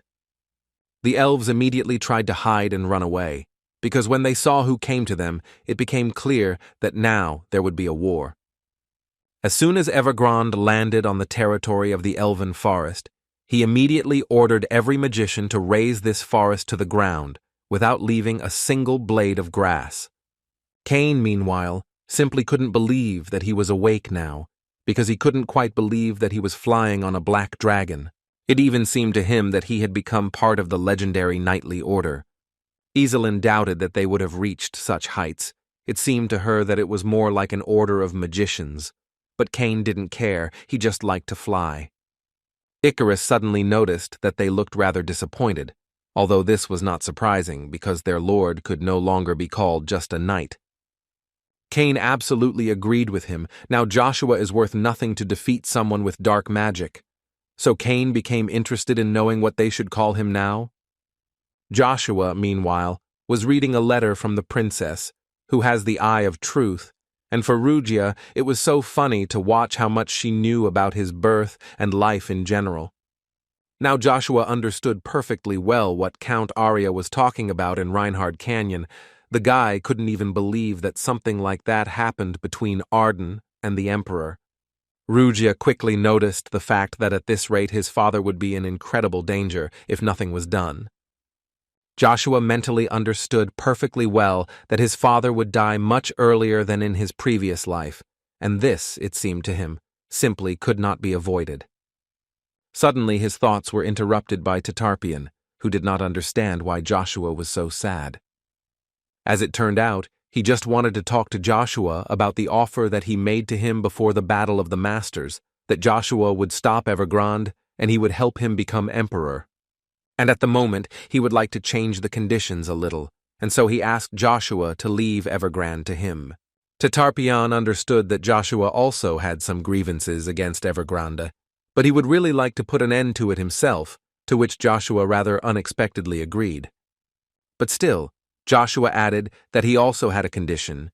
He asked Tarpian to become part of the knightly order created by his subordinates, and he would even be paid for it. This was actually quite an unexpected proposal, and Tarpian at first did not know how to respond to it, but still agreed. After all, he understood perfectly well that with the death of Evergrande, there are no guarantees that the tower will become the same, so it wouldn't hurt to make sure in any case. With that being the case, Joshua rose to his feet and introduced the new member of the Knight's Golden Spirit to Cain and asked him to take care of him. Cain was pleased to welcome a 7th-class mage to the Order of the Golden Spirit.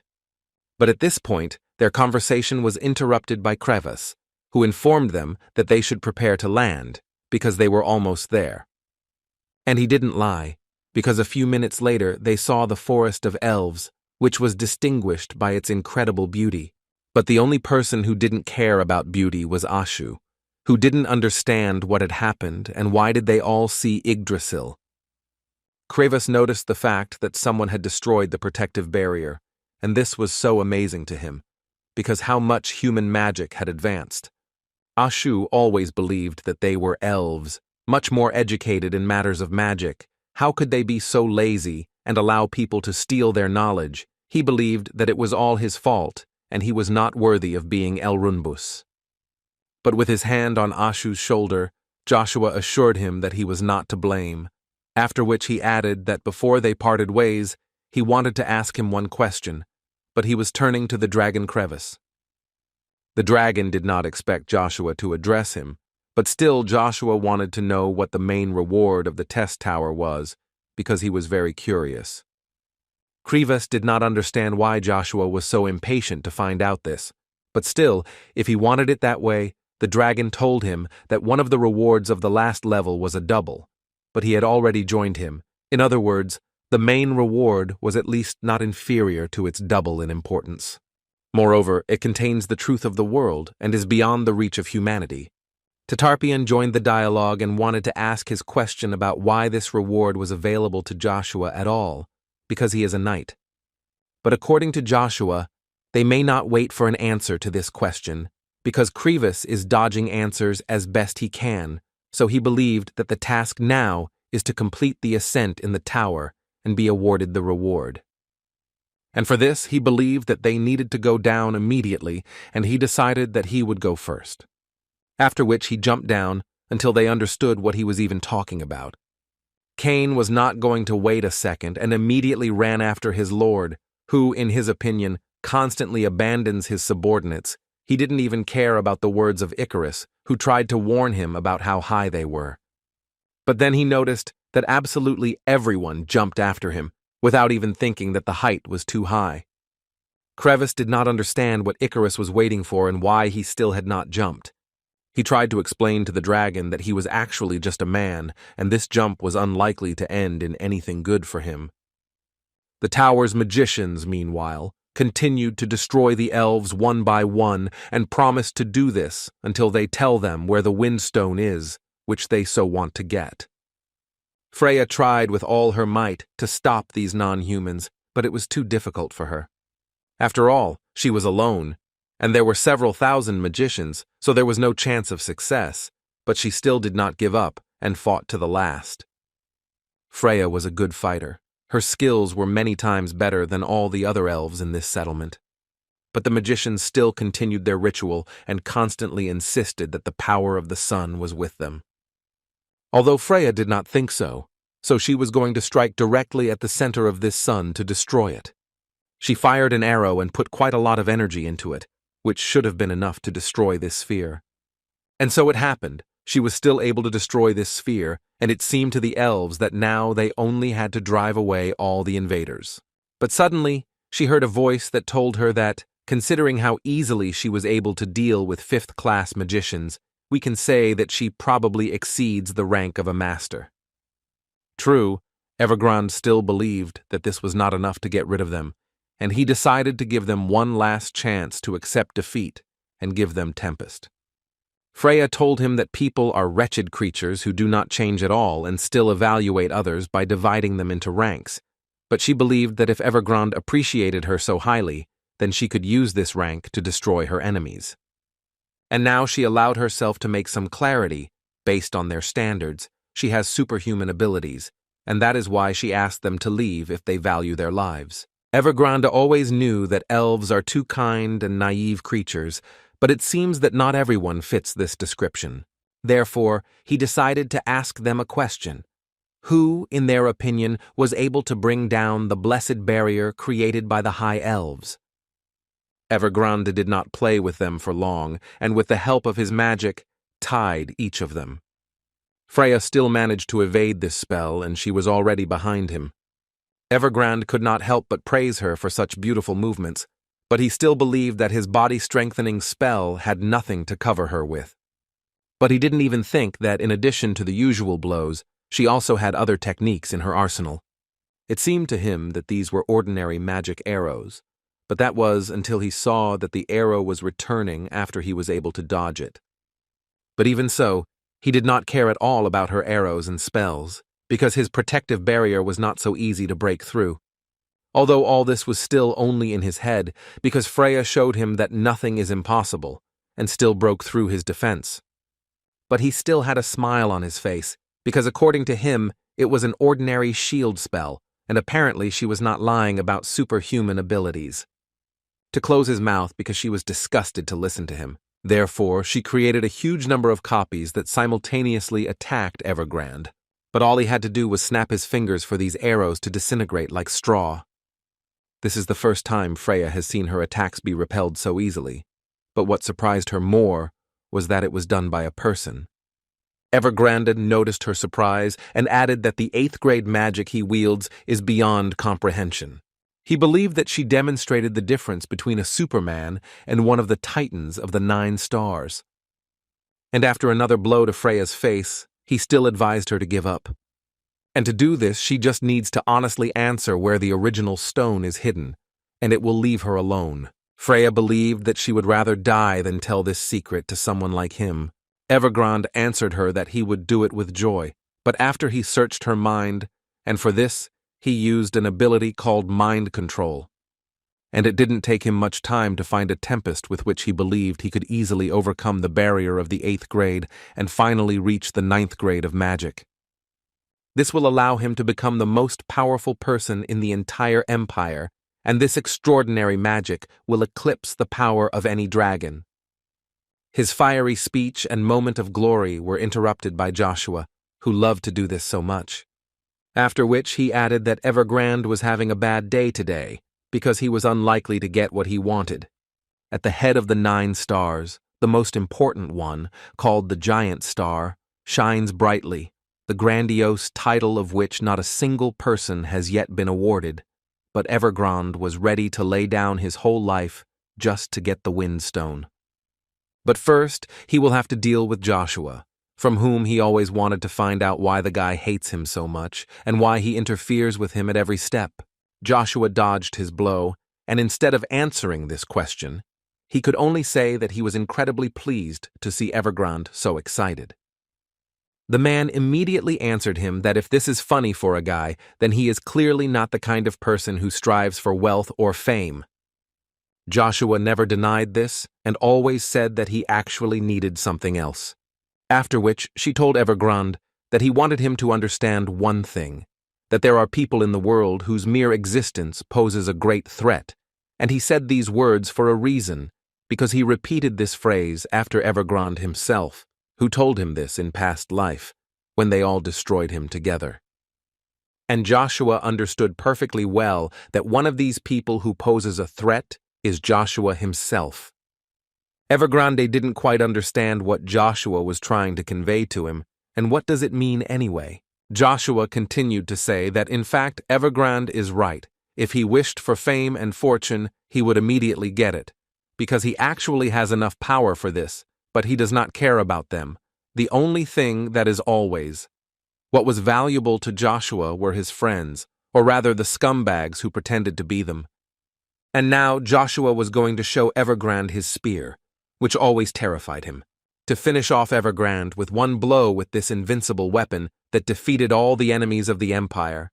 In response to this, the man noted that apparently Joshua is only capable of talking nonsense, and he admits his mistake in not destroying the guy at their first meeting. But now, everything will be different, so he turned to the followers of the Magic Tower and asked them to hear his call, using the same spell, sealing all the mana inside Yggdrasil.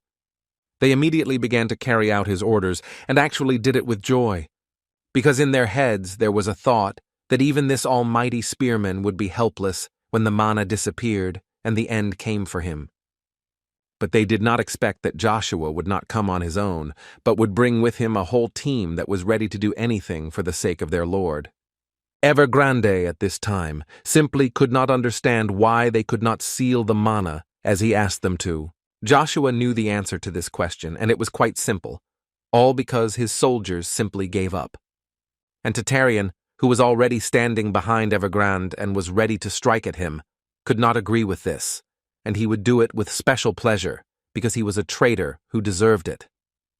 Theta created a huge wind avalanche that would destroy Evergrande.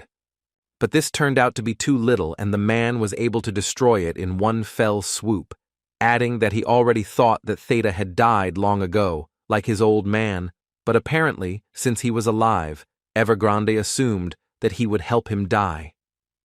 Theta quite unexpectedly crawled straight out of this wind avalanche, and while he was trying to strike at Evergrande, he simultaneously wanted to find out what the man did to his grandfather.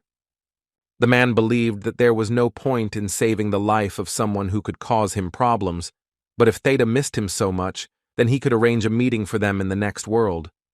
After all, he believed that he could easily block all the insignificant attacks of Tet. But at some point he realized that he had underestimated the guy, because he got too close to him. And this became his main mistake, after which Tetherian attacked him right in the face. The guy used all his strength, and all this was only to avenge his master and show Evergrande where his place really is. He began to make excuses after this blow, saying that if he had not been distracted, his blow would not have worked, because he had not yet reached the level of Evergrande, and that was probably why he brought the spearman. Joshua stood behind with a smile, and in response to this said that he promised to Trifian that he would not interfere. The man thought that this was some kind of kindergarten, but this only played into his hands, so he didn't mind. But Joshua did not promise this to Evergrande himself, and added that everything could still change, so he needed to be extremely careful. Theta asked Evergrande not to be distracted, because he was his opponent at the moment, and now he was going to make every effort to finally finish this story. The man could only laugh at his words, because he did not understand what such a pathetic magician could do to him. Theta thought that perhaps he did not have enough abilities to reach the 8th grade, but he thought that if he could concentrate the magic inside the heart, where the circle of mana passes, and thus he could expand it, then he would have a little time when their strength will be equal. He decided to do so, but he had no idea how difficult it would be for him. His body was literally torn from the inside. Winds literally began to swirl around his body, and a golden signet appeared behind him, which meant only one thing: Theta had crossed the line of his powers. Evergrande also did not stand still and concentrated mana within himself, simultaneously telling Theta that he was just a fool who would never be able to surpass an 8th grade magician, or perhaps he simply does not know why the 8th grade magic is called the miraculous phase. But he never gave an answer to this question, saying only that Evergrande could praise him for such a good attempt, but now they would probably really finish this battle. And as soon as he said this, his fireball, which he had just held Evergrande in his hands, teleported and appeared right in front of Theta. This provoked an explosion, and it would be incredibly difficult to survive such an attack at all, after which the soldiers who had just defended Yggdrasil also came under attack. And all this was so that Evergrande would finally take possession of what he wanted so much. Now he had divine power in his hands. Joshua at that moment could only say that he would be cursed for destroying the home of the elves. But Evergrande didn't really care whose house he destroyed there or Joshua's words, because he finally took possession of that power, which he could only dream of, and now he wanted to test the strength of Joshua's body. The guy himself at that moment did not want to spoil the moment for Evergrande, but still he had to say that he had 2 primordial stones.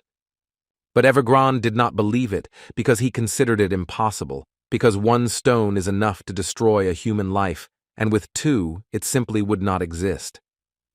Joshua did not prove anything to him, but only suggested that he verify this himself, and then he would know for sure. Evergrande did not refuse and decided to punish Joshua, who considers himself omnipotent, for his impudence. Their forces collided with each other, and at first glance it seemed that they were equally strong and this battle would be equal. But Joshua didn't think so, so he mockingly asked Evergrande what he thought now.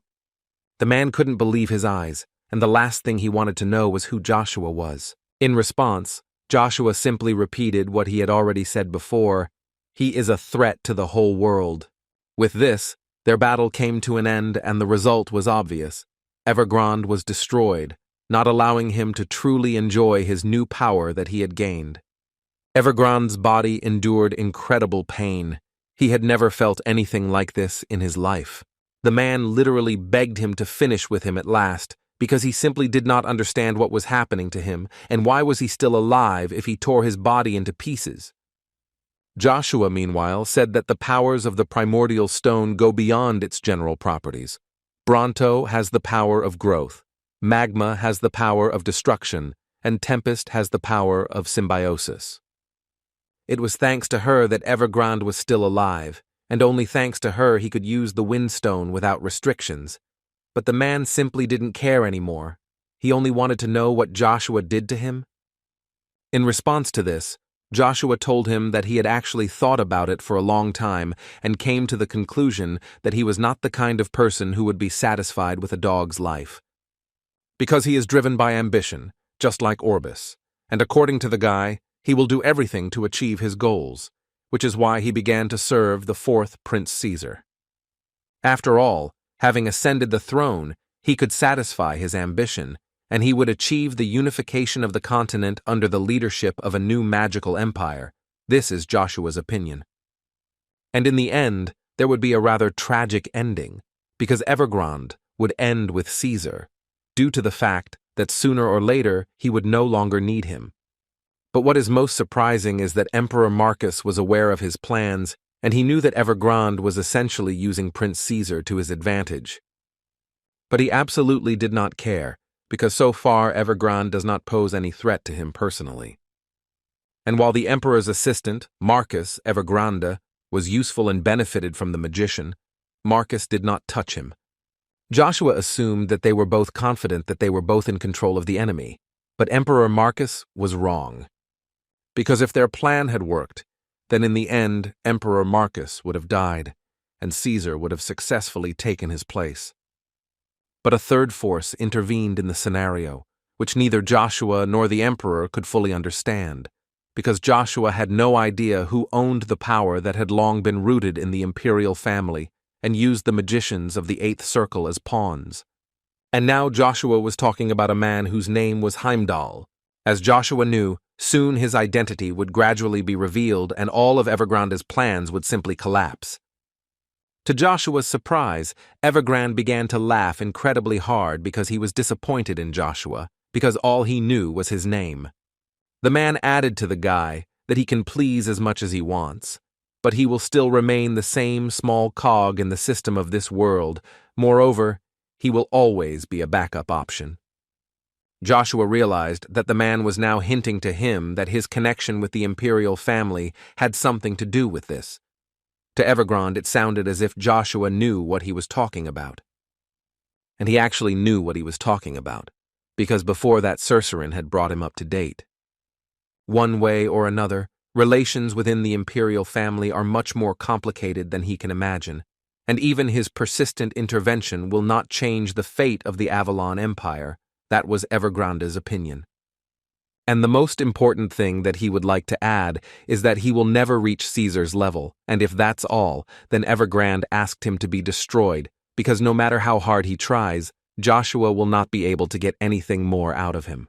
This was funny for Joshua, because Evergrande would be ready to say goodbye to life so easily. Would he really not even pray to Asmodeus like Zirath Orbis did? Evergrande asked not to compare them. Of course he respected Orbis and his passion for magic, but they still have different values, because he would never become an undead. Now this was interesting for Joshua, because they both serve Asmodeus, but still have different views. But still he agreed with Evergrande. Enough of this chatter, especially since he prepared something special for him. And this was due to the fact that Joshua always thought about what kind of end would be worthy for a man. And for example, now he still regrets that he did not make Orbis his subordinate. Rugia suddenly intervened in this dialogue and said that they really had no other choice, because Zirath Orbis reeked of Asmodeus a mile away. Evergrande couldn't believe that the spear could talk. What was going on here? Rugia himself could not believe that Evergrande could hear him. He always said that he had an eye for people. Therefore, now he is even more confident that his soul will suit them perfectly. Evergrande did not understand at all what was happening here and what the spear was carrying. But suddenly the Knights of Darkness appeared behind him, who grabbed his hands, and now he began to guess what it was about. After which Joshua added to him that even if his body did not survive, his soul would definitely survive and become immortal, and also did not forget to say that this space was created in order to sacrifice his soul. The guy was sure that Evergrande was familiar with the power of Asmodeus, the so-called summoning of the soul. It was thanks to this ability that he created the Knights of Darkness and subjugated the Liches without receiving their consent. And as Evergrande could see, Joshua is subject to the same power. The man finally understood what was going on, so he began to scream and beg Joshua not to do this, but rather to simply destroy him. All these requests and words were empty words for Joshua, and so he aimed his spear right at the center of Evergrande's body. His body was immediately overgrown with darkness, which filled all his internal organs and, most importantly, his soul. Rugia and Joshua were even a little surprised because they both saw the soul of an 8th-level magician for the first time. The process of sacrifice was not similar to what they had done before, which means the summoning would be at a different level. And after a few minutes, Rugia could finally congratulate Joshua, because now this Lich King is under his control. Ashu at that moment looked at his elf brothers and sisters and simply could not believe that it was all over, because they had lost the Tree of Life, and now they had no home again. Freya tried with all her might to calm him down and therefore repeated to him that they were all waiting for him here, and she was personally immensely grateful to him, because he sacrificed so much for them, endured humiliation for decades so that his people could only live. Now that he was with them, she suggested that they all make an effort and revive this place, for the sake of all the trials that they had to overcome. Krivas also supported Freya and said that it was simply hard for him to watch his old friend suffer, and tried to convey to him that perhaps this was all for the better. He assumed that the time had come to get out of the shadow of the World Tree and come into the light. He asked Asha to make the right choice. While he listened to them all, tears naturally began to roll down, and he no longer really believed that there was a right choice, because how could they protect the family if they had lost their home?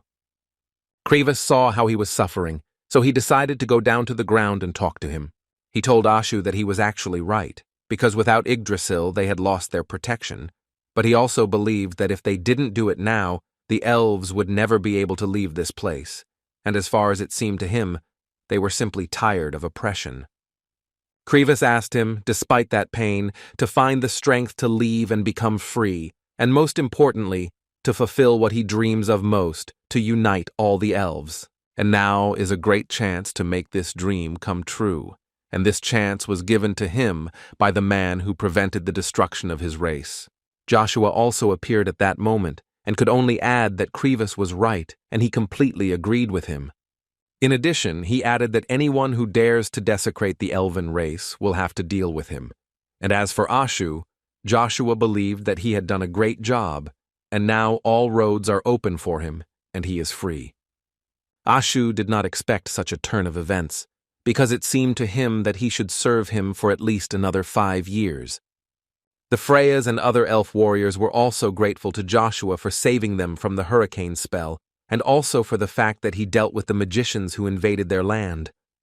Cain also could not help but notice that his lord, as always, was on top and believed that probably even the most powerful magician in the world would not matter to him, so he suggested that he return the magic tower, and then everything would fall into place.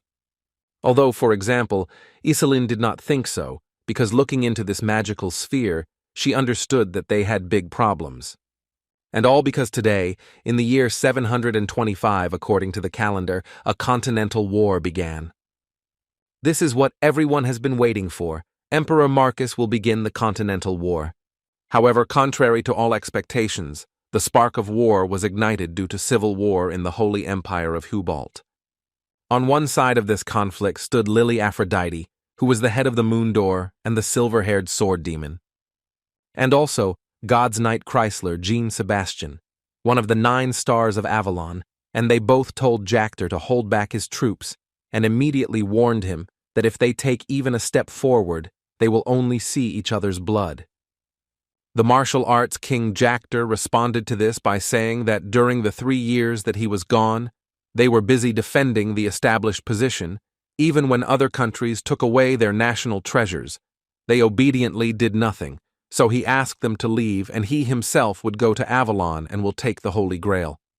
Lilia tried to explain to him that if he did this, it was quite obvious that a war would break out, and then countless people would die. Jactor didn't care about this, because he believed that Avalon had already crossed the line long ago when they started turning people into undead. Christina knew perfectly well what Jacknet was talking about, because his student became the victim of a lich in the castle of Reb of the Avalon Empire, and his life still hangs by a thread. However, he understood perfectly well that if he started a war between empires because of this, the losses on both sides would be simply unimaginable. Therefore, he decided to repeat to Jacknet once again that his army must retreat. These words only provoked the opposite actions, and Jacknet ordered his army to take out their swords. Christian also did not remain idle and ordered his army to also prepare. And a few minutes later, the knights began to fight one another. This marked the beginning of the Continental War. Christian's side fought as best they could, and their main advantage was the ability to heal warriors, and with proper use of this skill, they could fight for a very long time. But there was only one thing, and that was Jacknet, who was sure that divine power poses a threat only to the undead, and in war conditions it simply will not help them survive, because they are simply trying to force them to fight to the point of attrition. But on the other hand, he believed that this did not matter against his new aura, and he didn't lie, because after these words he destroyed several knights with just his aura. The man simply did not understand what kind of power this was, but he definitely understood that if this continued, then at this rate they would simply be ground into powder. Christian at that moment asked them not to worry and continue to fight, and for this he shared with them the blessing of God Hermes. And he certainly didn't lie, because after these words, each warrior began to have not only strength, but also armor on their body. This didn't scare Jacknet for a second. He could only joke that they were all coming to life just like the undead. But still, his knights had no time for jokes, because they were gradually dying at the hands of Lilia and her army. Although it was not for long, because Jacknet decided to show them the full power of his new aura, which he had recently received. And she was really too powerful. She literally made it so that the warriors could not even stand on their feet. Christian was surprised that Jacknet used such a strong aura. Was it really the same aura that he received as a result of his long and painful training? Everything was exactly like this. According to Jacknet, he managed to do it while Christian was busy teaching small children. And his new aura was called True because it was superimposed on one another. It was with these words that he launched a new attack on Christian. After a short amount of time, Lilia simply could not believe that everything was so bad, but she understood that they somehow needed to stop these two stars.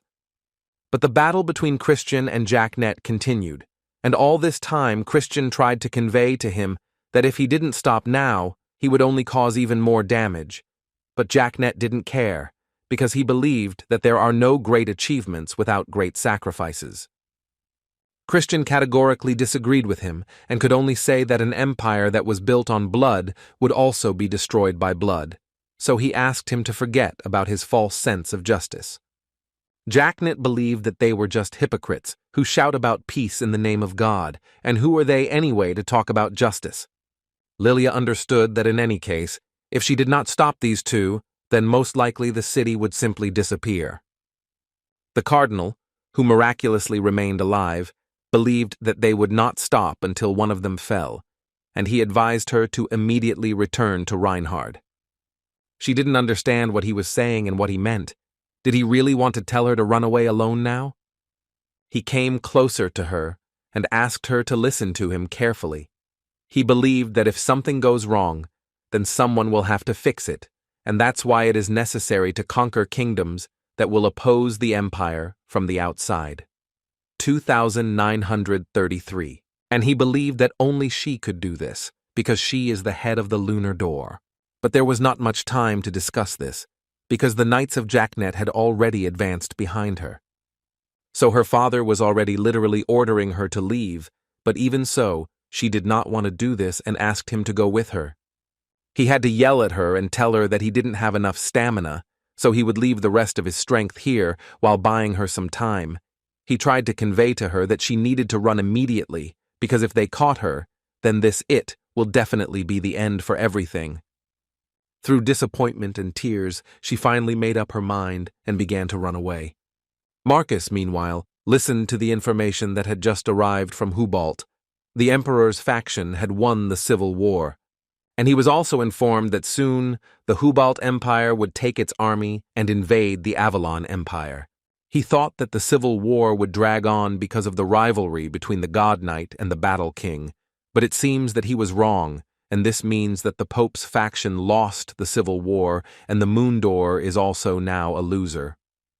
Therefore, he decided that in this case, it would be best to immediately announce that all the forces of the Avalon Empire, led by the Black God, were moving towards the Great Plains of Creighton.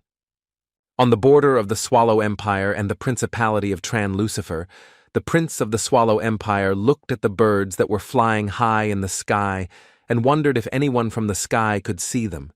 Aymar, his today's interlocutor, who was the Duke of the Swallow Empire, believed that people would continue to commit sins if angels were watching them from heaven.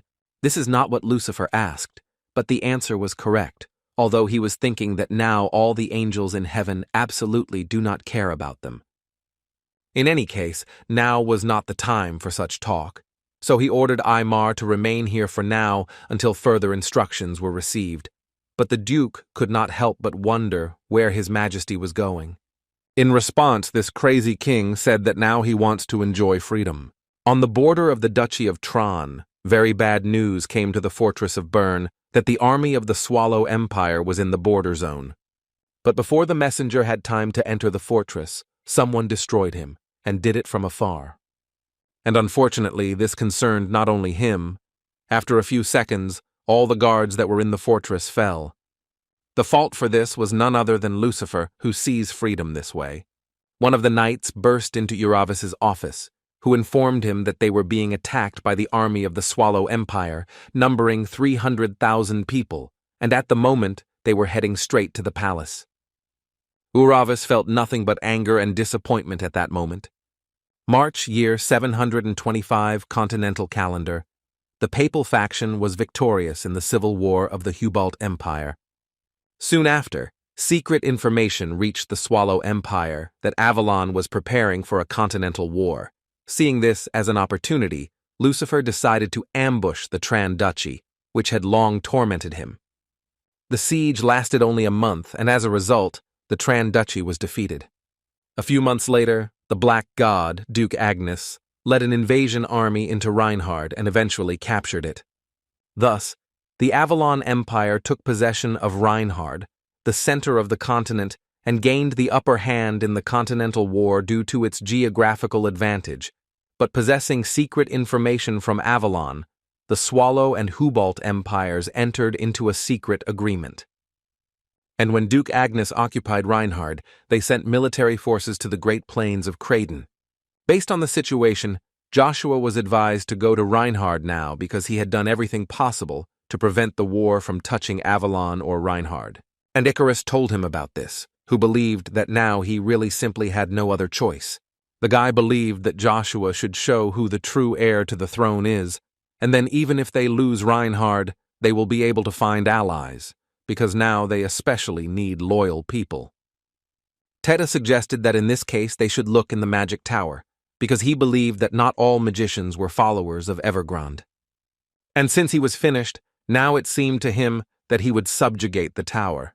Besides, it was too risky to get involved in the struggle of three empires. As it was known at that time, 5 of the 9 stars of the continent were now on the battlefield, so Theta wondered how many of those present would survive after encountering the rank of Master or Superman.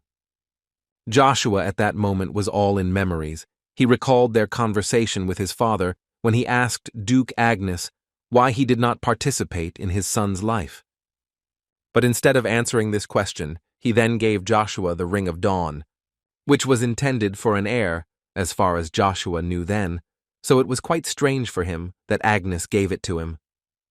But now he has learned a lot more than in his previous life, and so he decided that now he is going to Reinhard, and he told his friends that their lives will be at stake, so he will not hold them if they suddenly want to refuse and not go with him.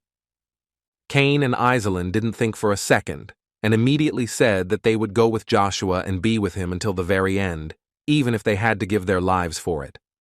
Crevice said that he would not go with them since he simply could not interfere in the affairs of the middle world, but still added that if they needed advice from the Lord of Darkness, he would be waiting for them in the Tower of Trials. Joshua actually respected his choice and replied that they would definitely meet. As soon as the Continental War, which Emperor Marcus was eagerly awaiting, broke out, not far from Reinhard, on the territory of the Great Plains of Creighton, a fierce battle unfolded in which the fate of 3 empires was at stake. It left its mark on history, taking with it hundreds of thousands of lives. Then Duke Agnes fought 3 titans of 9 stars at once. But a huge shock for the entire continent was that the Black God of Avalon, the one whose name enjoyed enormous authority, died in the war. Marcus's plan was thus a success. The emperor also intended to destroy all his loved ones, but his plans were not destined to come true. The true king of Reinhard, Joshua Sanders, appeared on the battlefield.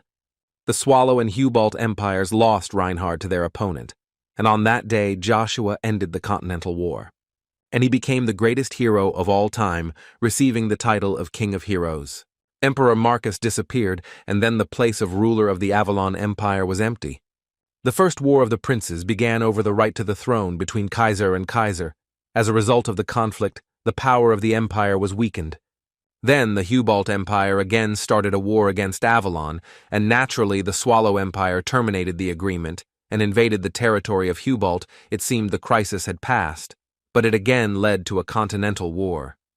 3 years later, in the territory of the Swallow Empire, in Reinhard's former territory, 2 guys walked down the street and carefully hid their faces.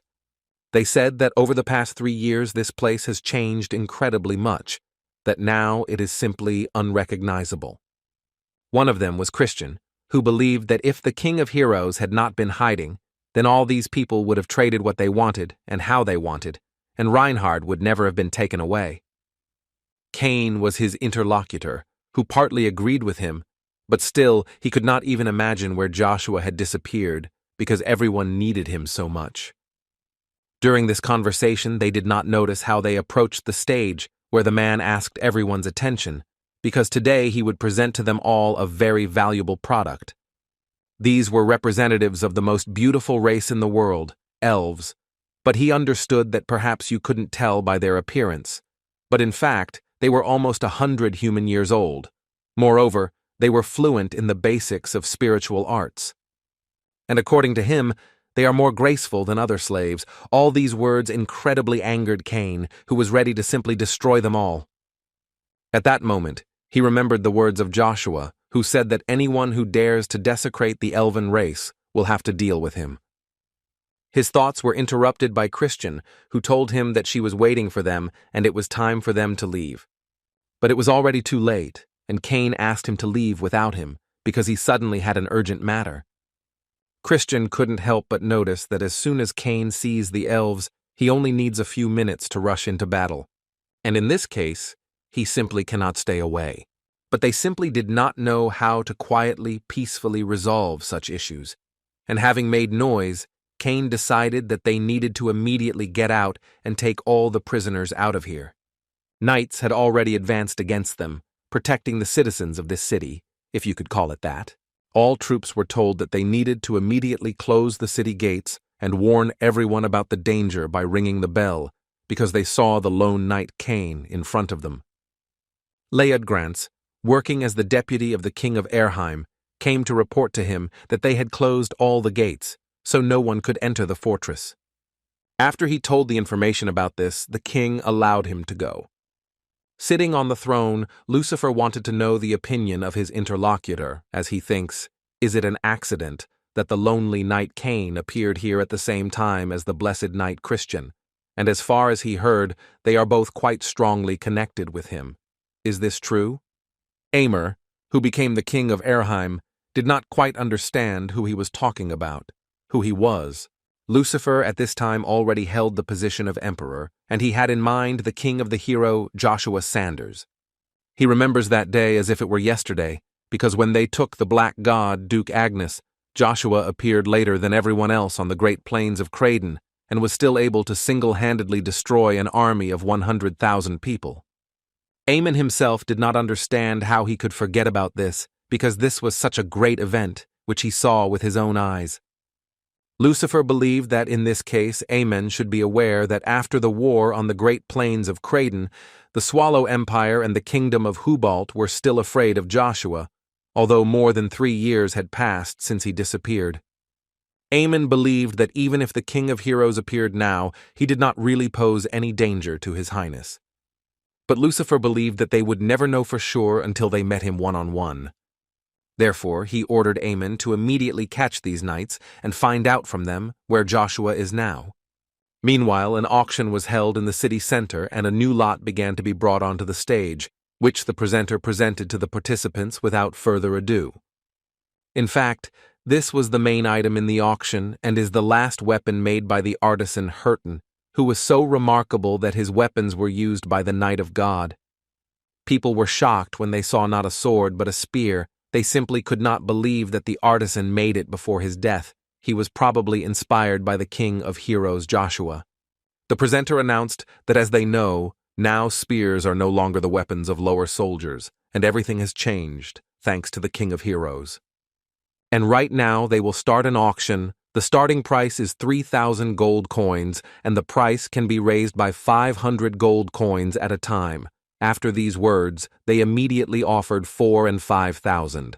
Zero at that time held a position in the moon door and could not believe that so many people would gather today, and his interlocutor, in turn, could not believe that he had dressed so openly today, but Zero himself believed that he was simply wearing something suitable for such an event. In any case, he would like to know first whether he surrendered to chaos or not. Icarus was that interlocutor, and he answered Zero that he had not done this yet, but in reality, it was becoming more and more difficult for him to hide.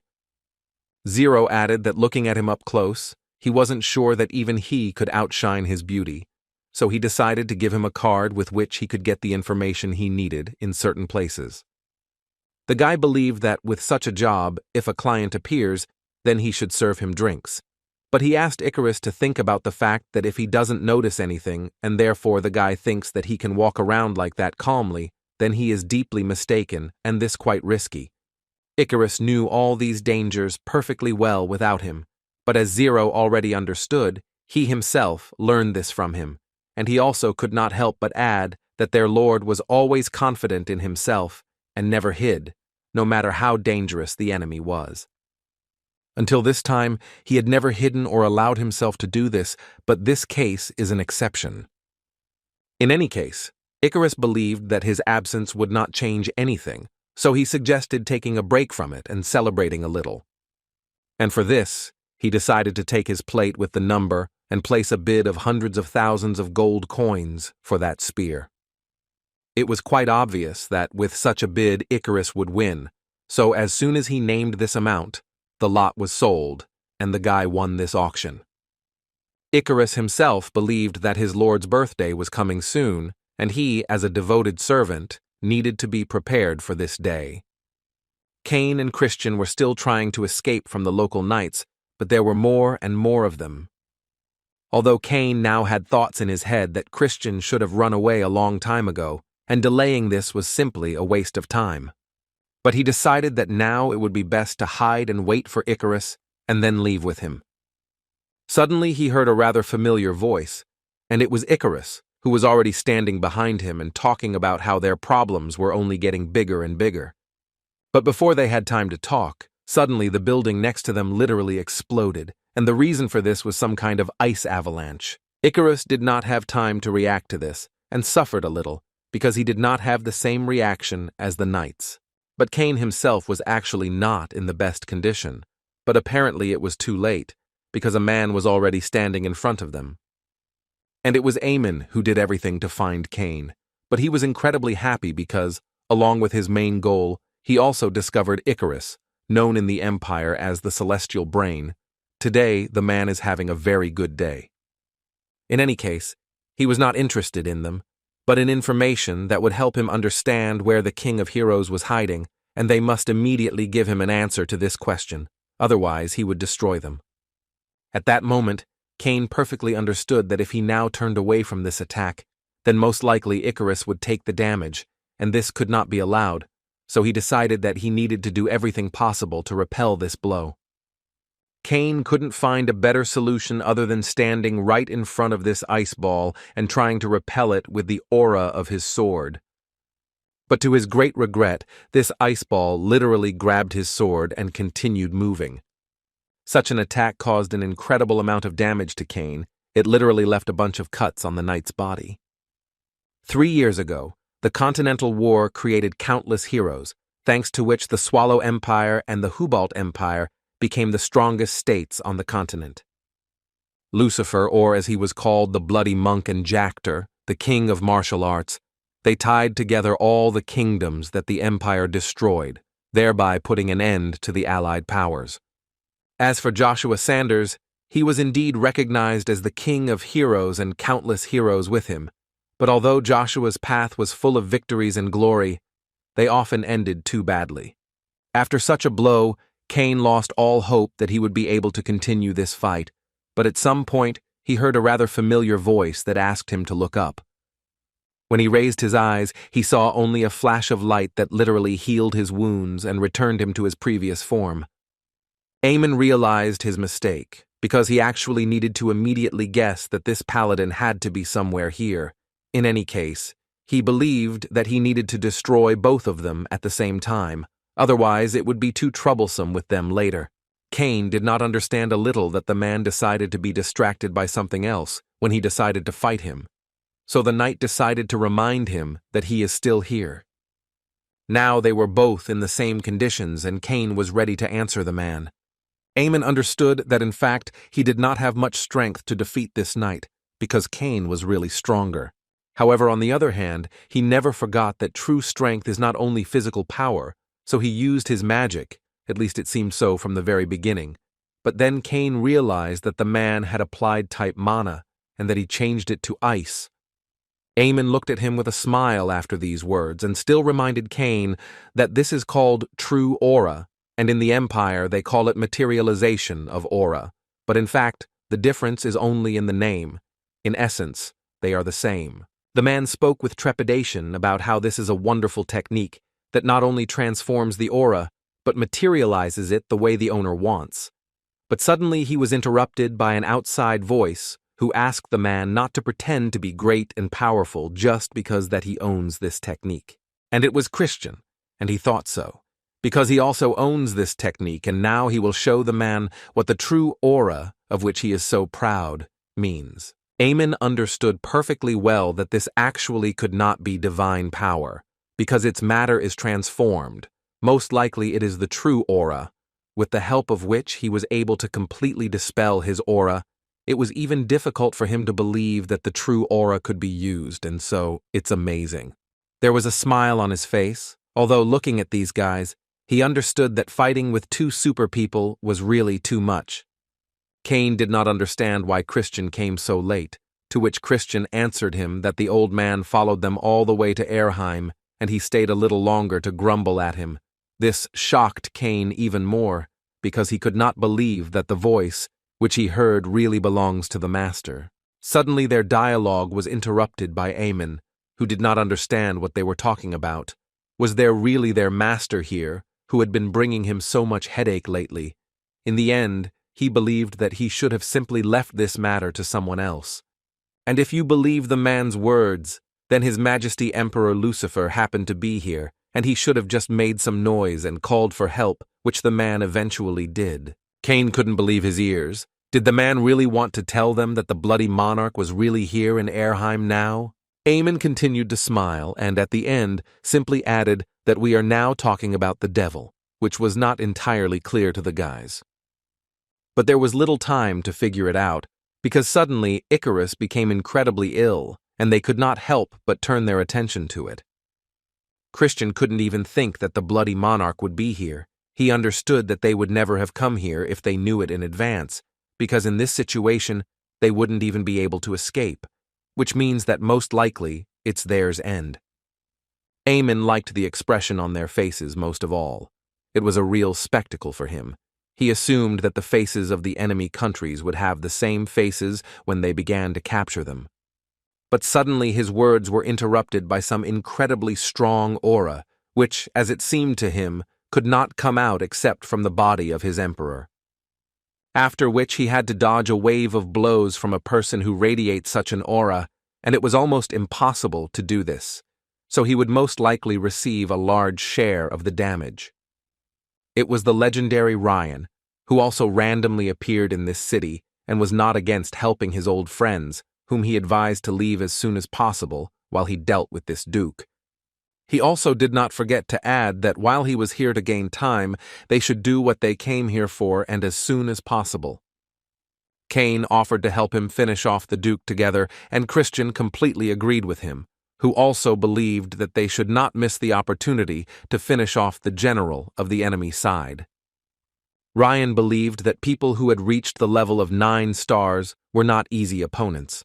Moreover, they themselves said that if a bloody monarch appeared, they would have a hard time, and therefore, before the situation worsened, he asked them to find the answer to their question. Cain still continued to stand his ground and believed that they simply could not leave him here alone. But suddenly, their dialogue was interrupted by Amen, who told them not to worry, because none of them would leave this place alive. And in fact, his words were not difficult to believe, because he had just literally turned his aura into a dragon, which was beyond the comprehension of an ordinary knight. The Duke came out of the fog and first of all told them that their day of death had come, and he would do everything to make it special for them, after which he directed his dragon at them. But his main problem was that he simply underestimated his opponents, in particular Ryan, who also managed to summon his dragon, which he called Manticore. And Ryan himself did not say much, so he managed to carry out a successful attack on the Duke and his blue dragon. But the smile on the man's face did not disappear. He only said out loud that the Lion King is the very embodiment of justice. But when Ryan materializes the Manticore, a creature that symbolizes cruelty and ruthlessness, it only evokes a sense of irony in him.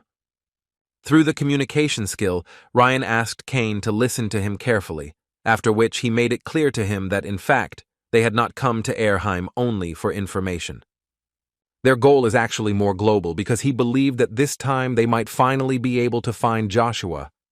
These words literally immediately made Cain change his mind about his decision, and, taking Icarus, he told Christian that they should leave immediately and leave the Duke to Master Ryan.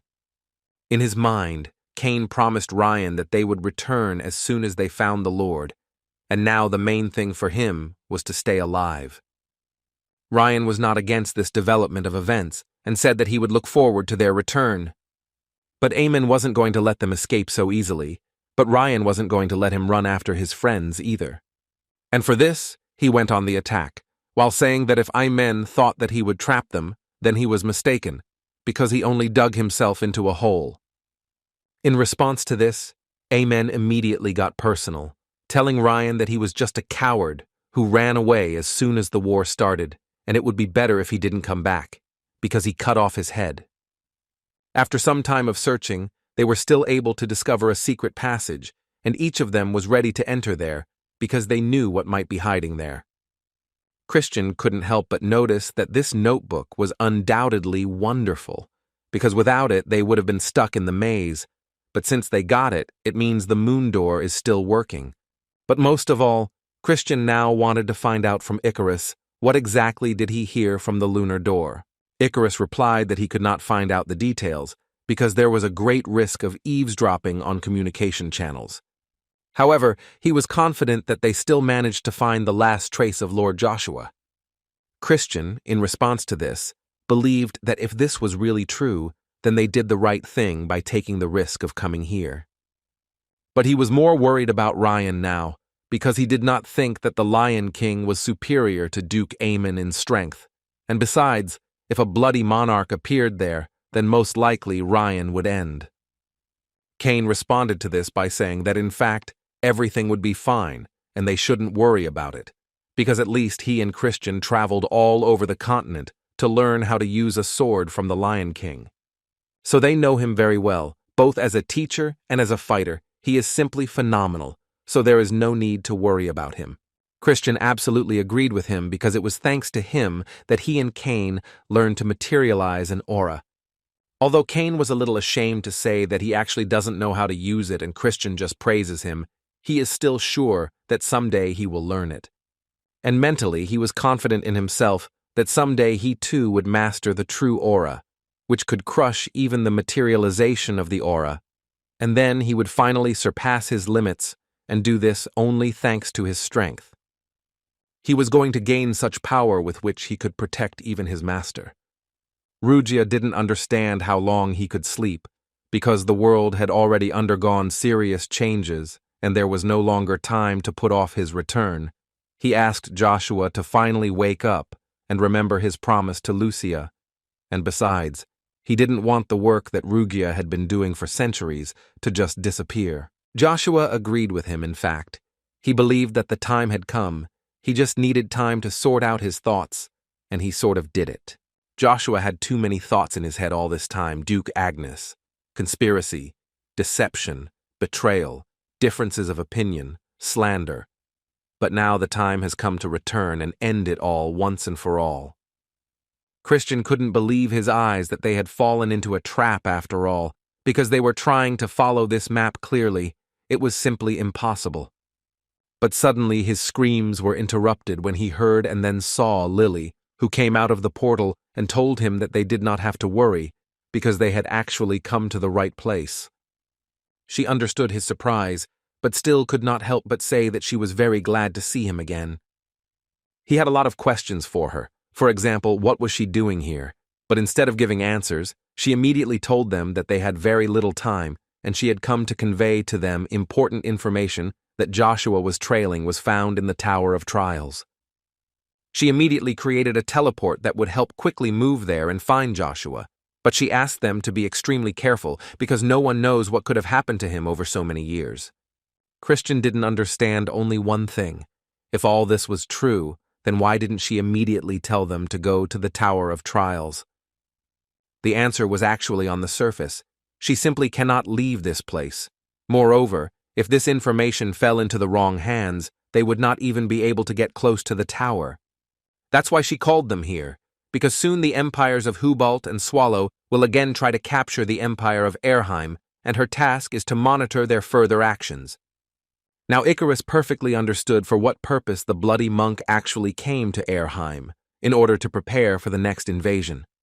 Lilia also added that there is an assumption that there are disagreements between the empires, but they are probably going to enter into an alliance again.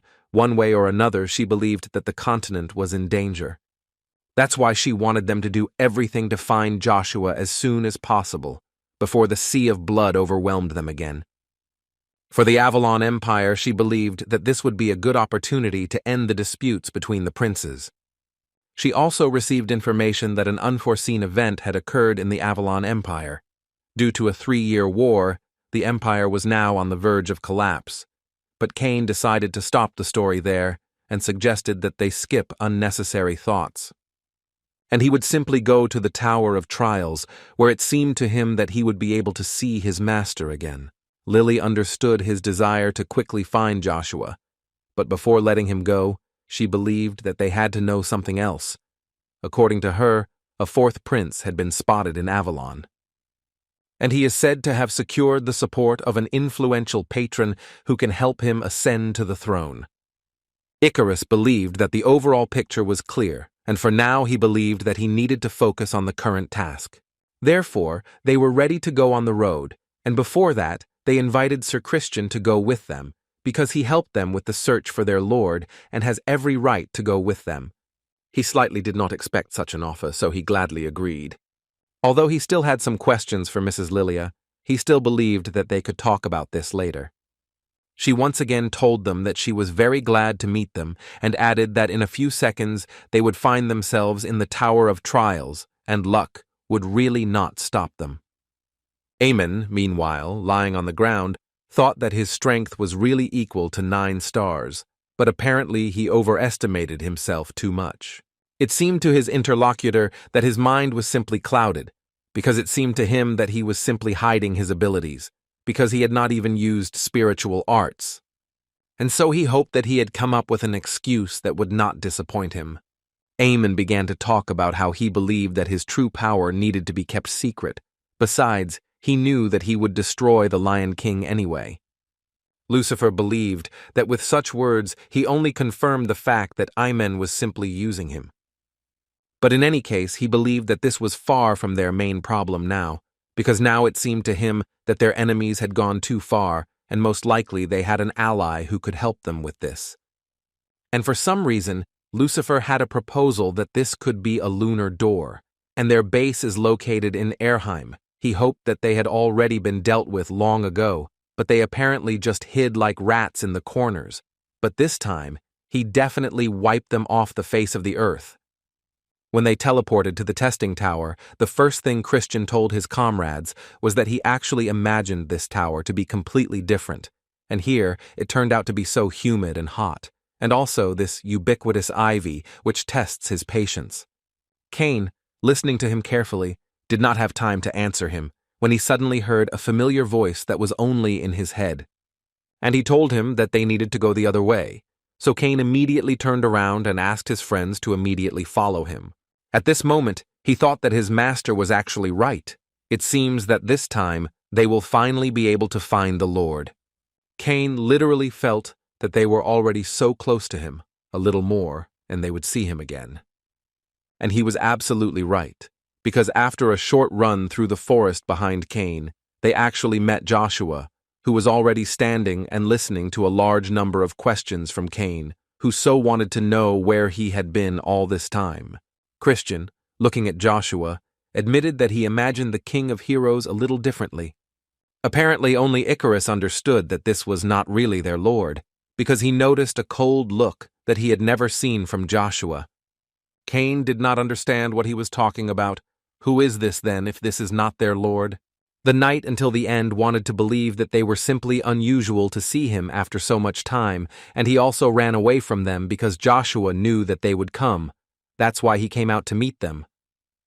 But when he once again asked Joshua to confirm this, the gentleman simply remained silent, as if he had not heard Cain.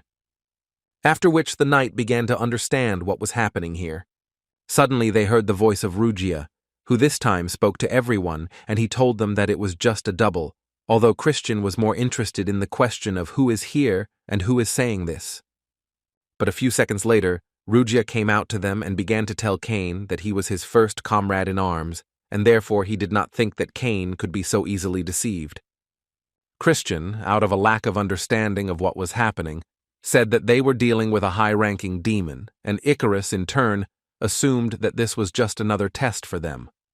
Only Cain understood that they just needed to talk to Rugium, and so he told him that Mr. Joshua left them a message. That's why they are here.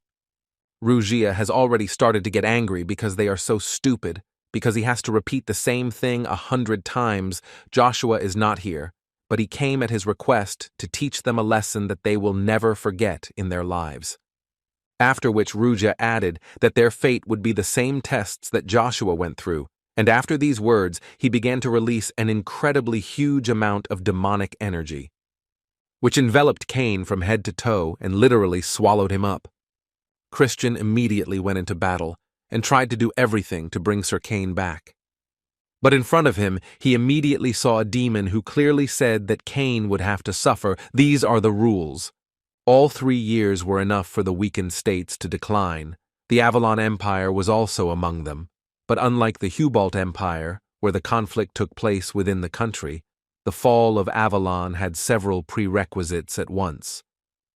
In particular, it was about the death of Duke Agnes, one of the 9 stars of the continent, and the disappearance of not only Emperor Marcus, but also the King of Swords, Duke Tremblin, which along with Agnes was nicknamed the Great Mountain of the Avalon Empire, and as a result, the empire had to close all borders. And inside this cage, a struggle for power broke out, in which there was only one winner, and Kaiser, as one of the participants, incredibly hoped that it would all end soon. because he was already incredibly tired of it all. Count Arya, who was his ally, believed that they actually no longer had any options left for that either. In order for this to end as soon as possible, they will have to destroy the same number of people, including the second Prince Kaizen. It sometimes seemed to Kaiser that this was a rather erroneous tactic, but Arya, according to him, believed that this was a kind of rite of passage that must be overcome in order to become an emperor, so to speak, going over their heads, leaving behind countless corpses. This seemed normal in this situation, but the prince's I really didn't want to hear it. In addition, the prince has now called him on a completely different issue, and he would like Arya to greet their new guest. And this new guest was Caesar, who, quite unexpectedly for Arius, returned to the capital and immediately thanked them for giving him time, despite such a sudden visit. The first prince was tired of listening to this, and therefore asked Caesar to get closer to the point, because 3 years have passed since he disappeared, and therefore he would like to immediately find out why he suddenly honored them with his presence. But without waiting for an answer, he was still quite interested in finding out why he also brought Draxia and brought Grace here, who is known throughout the continent as the god of war of the Swallow Empire. Caesar thought that Kisser would be glad to see them, and it was quite surprising for him to realize the fact that he suspected them of something. It was even a little offensive. It was obvious to the first prince that Draxia had abandoned his own people, and he was Caesar, the prince who created an army of the undead that plunged the entire continent into chaos. So after all this, the first prince did not understand why he should trust them. Caesar did not particularly argue with him, and just wanted to know what he should do in order to regain his trust, perhaps bring him the head of Babylon von Agnes. The first prince already believed that there was nothing left of the Agnes family except the name, and he believed that he saw through Caesar, and Kisser believed that he was doing everything for his own benefit. In response to this, Caesar believed that even if the Agnes family did not pose a threat now, it would still probably be rather unpleasant for him to get his hands dirty on them. In addition, he had information that Kaizen felt that something might go wrong, and therefore was preparing to send all his troops against the first prince, and therefore Caesar believed that he could be incredibly useful. And his benefit will be manifested at least in the fact that Kaizen does not expect that he can stab him in the back, and then the first prince will clearly have an advantage. Kisser did not argue that his words sounded quite plausible, but he was also almost sure that he himself understood that she could not take his word for it.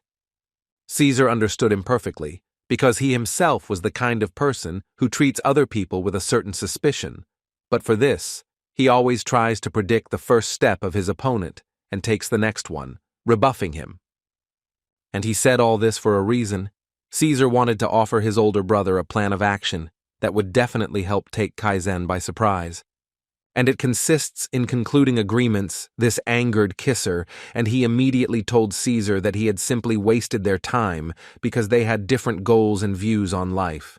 Caesar answered him quite brazenly, saying that he absolutely did not care what he thought about it, he just wanted to know if his older brother was sure that he did not need his help in the future. Because according to his information, the empires of Hubalt and Swallow will soon create an alliance again.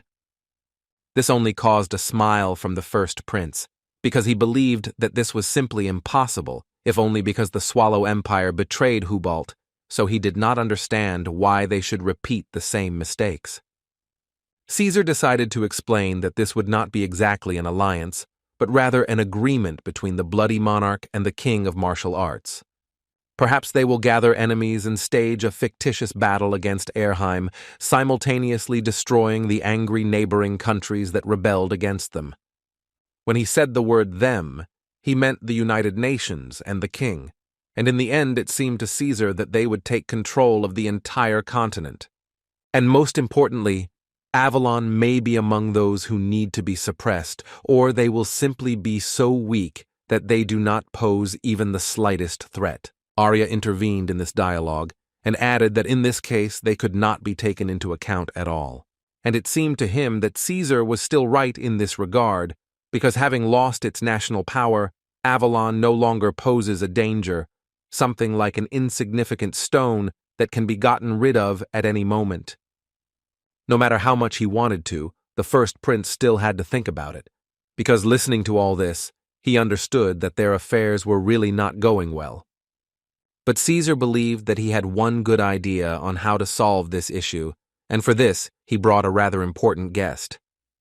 After which, the Duke of Tremblein appeared in the meeting room, whom everyone considered dead, because he disappeared exactly at the moment when Agnes died and Marcus disappeared. The first prince immediately wanted to know what happened to him and where he had been for so long. Tremblein immediately stated that he was really very sorry, and according to him, he went in search of His Majesty, but he did not even manage to come close to solving his disappearance. Caesar suddenly interrupted his story and allowed himself to give advice to Mr. Tremblein, telling him that quite a lot of time had actually passed since that day, and there was no need to despair so much. After which, he invited everyone present to put forward an official announcement of the death of Emperor Marcus and to convene all representatives of the nobility, including Kaizen. And he proposed to do all this in order to arrange a funeral. He understood that now the civil war was in full swing, but still it would become a national event. Although the first prince did not fully understand why Caesar even thought that they would recognize his death, Caesar agreed with him that perhaps earlier this would have been stupid, but now they are the Duke of Tremblein and, as it seemed to him, the situation had completely changed. And the sooner the civil war ends, the larger the army will be recruited for the Continental War, which awaits them in the future, and Caesar believed that Kisser should finally ascend to the throne and lead Avalon to prosperity. The first prince understood perfectly well that Caesar was simply bluffing, and in fact, he was up to something, because he knew very well that more than anything in the world he wanted to become an emperor. So the thought that he needed to be extremely careful with him did not leave him. After all, you never know what trump cards he hid up his sleeve. But suddenly, Caesar interrupted his thoughts and added that he would really be grateful if Kisser would allow the bloody battle of the Birchers to take place during the funeral. The guy believed that this would be a good reason for all the knights to get together, to form an idea of each other's strength, because this is so important for the future emperor, who will be able to evaluate the knights of future rivals in the race for the throne. Caesar realized that perhaps his older brother needed a little more time to think about all this, so he suggested that he think about it, and if he still decided to agree to this proposal, then they could choose a day and discuss all the details of this plan. The first prince was incredibly angry at everything that had just happened here. He was literally torn by Caesar's excessive self-confidence, but he could not do anything about it. Joshua, standing in front of a huge army, listened as they shouted to him that his father, Duke Agnes, had died, and soon he would follow him. True, in Joshua's body there was now Cain, who, looking at this army, now understood what test Rugia was talking about. This was the very day when Lord Joshua disappeared, and apparently after passing this test he will understand where he can be found. These thoughts added motivation for him, and he was ready to do anything to pass this test. And at first it seemed that his confidence was not only in words, but that he could back it all up with deeds. But even delivering such powerful blows, the army seemed simply endless, and they would have to try to destroy all the knights. Although this did not frighten Cain one bit, and he decided that it would be even more interesting, so he was ready to continue passing this test. Icarus, meanwhile, wanted to try to find out from Rugia what test Sir Cain had to face, and he received that in this world you have to pay for everything. This is the main rule of equal exchange, and if Icarus wants to get information, then he needs to pay the appropriate price. Icarus was ready to pay any price for Rugia to simply return Joshua to them. Rugia noticed that he immediately realized that he was a pretty smart guy, but he was only surprised by the fact that even with such intelligence, he was quite naive, because he thinks that this is done with a snap of his fingers. But still, Rugia was not against making a deal with him, but he would have to give him everything so that he did not ask him, and Icarus was so glad to hear this. After which the spear calmed Icarus, telling him that there is no need to worry about Joshua. His mind is currently unstable, and he has lost a significant part of his strength. but no one in the middle world can harm him, because for him, 3 years ago, time stopped. Icarus did not quite understand what Rugia was telling him and asked him to explain the same thing again, only in simple words. As it turned out, Joshua knew that they would look for him in the Tower of Trials, and he also knew about the endless Continental War. But now, there is nothing to worry about, except that Cain will complete the test, because the faster he completes it, the faster they can meet with Joshua. Rugia promised to take them to him. Icarus now didn't understand a little why Rugia couldn't just tell them where he was, since he knew. Rugia could actually do this, but she would only tell them the final destination, and at that moment she asked Icarus to listen to him very carefully. This is a place where oblivion reigns, a place called the Fallen Empire, or, as it is popularly known, the Avalon Empire. A short amount of time after this conversation, Cain appeared in front of them, whose condition was rather deplorable. But now he was not interested in his well-being. But was it true that Lord Joshua had to go through this? Rugia did not understand this question. Of course it's true. Why did they even gather here then? Spear's only regret was that he was not strong enough to show him the whole picture of that day, although he should already be glad that he returned safe and sound.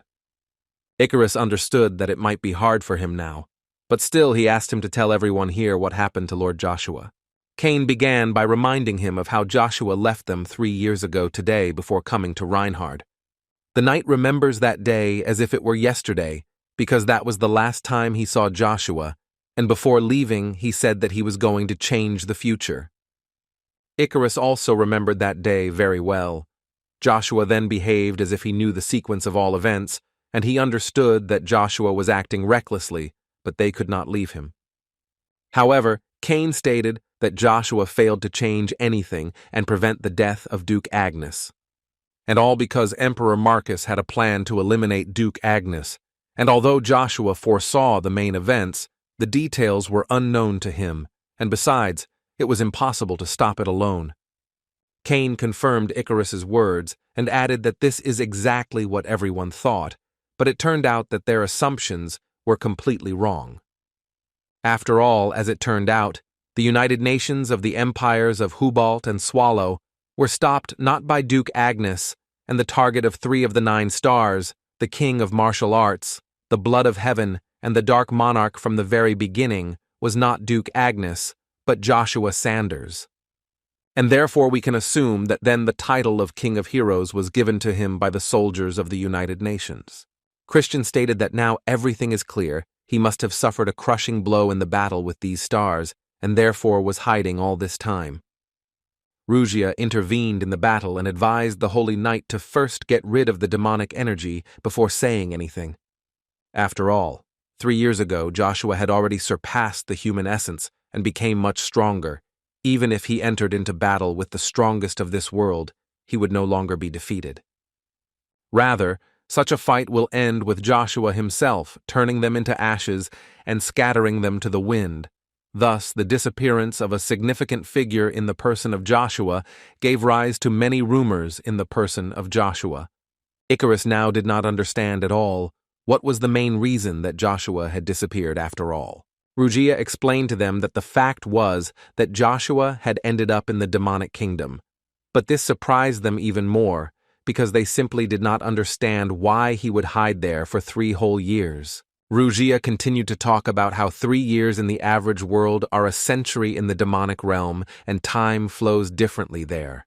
Icarus began to understand that this meant that their master had simply not returned to them yet, because he was stuck in the demon kingdom. Rugia added that some circumstances did not allow him to do this, because Joshua encountered unexpected variables, and in order to solve them, he went through the Tower of Tests.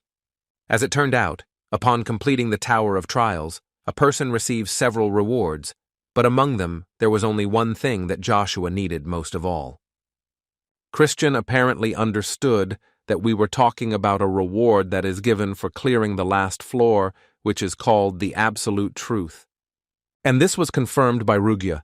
But in fact, the greatest reward is a mirror that will show the winner the past, present, and future, and it is called the Mirror of the Full Moon. However, whoever uses it will have to pay the appropriate price, whatever it may be.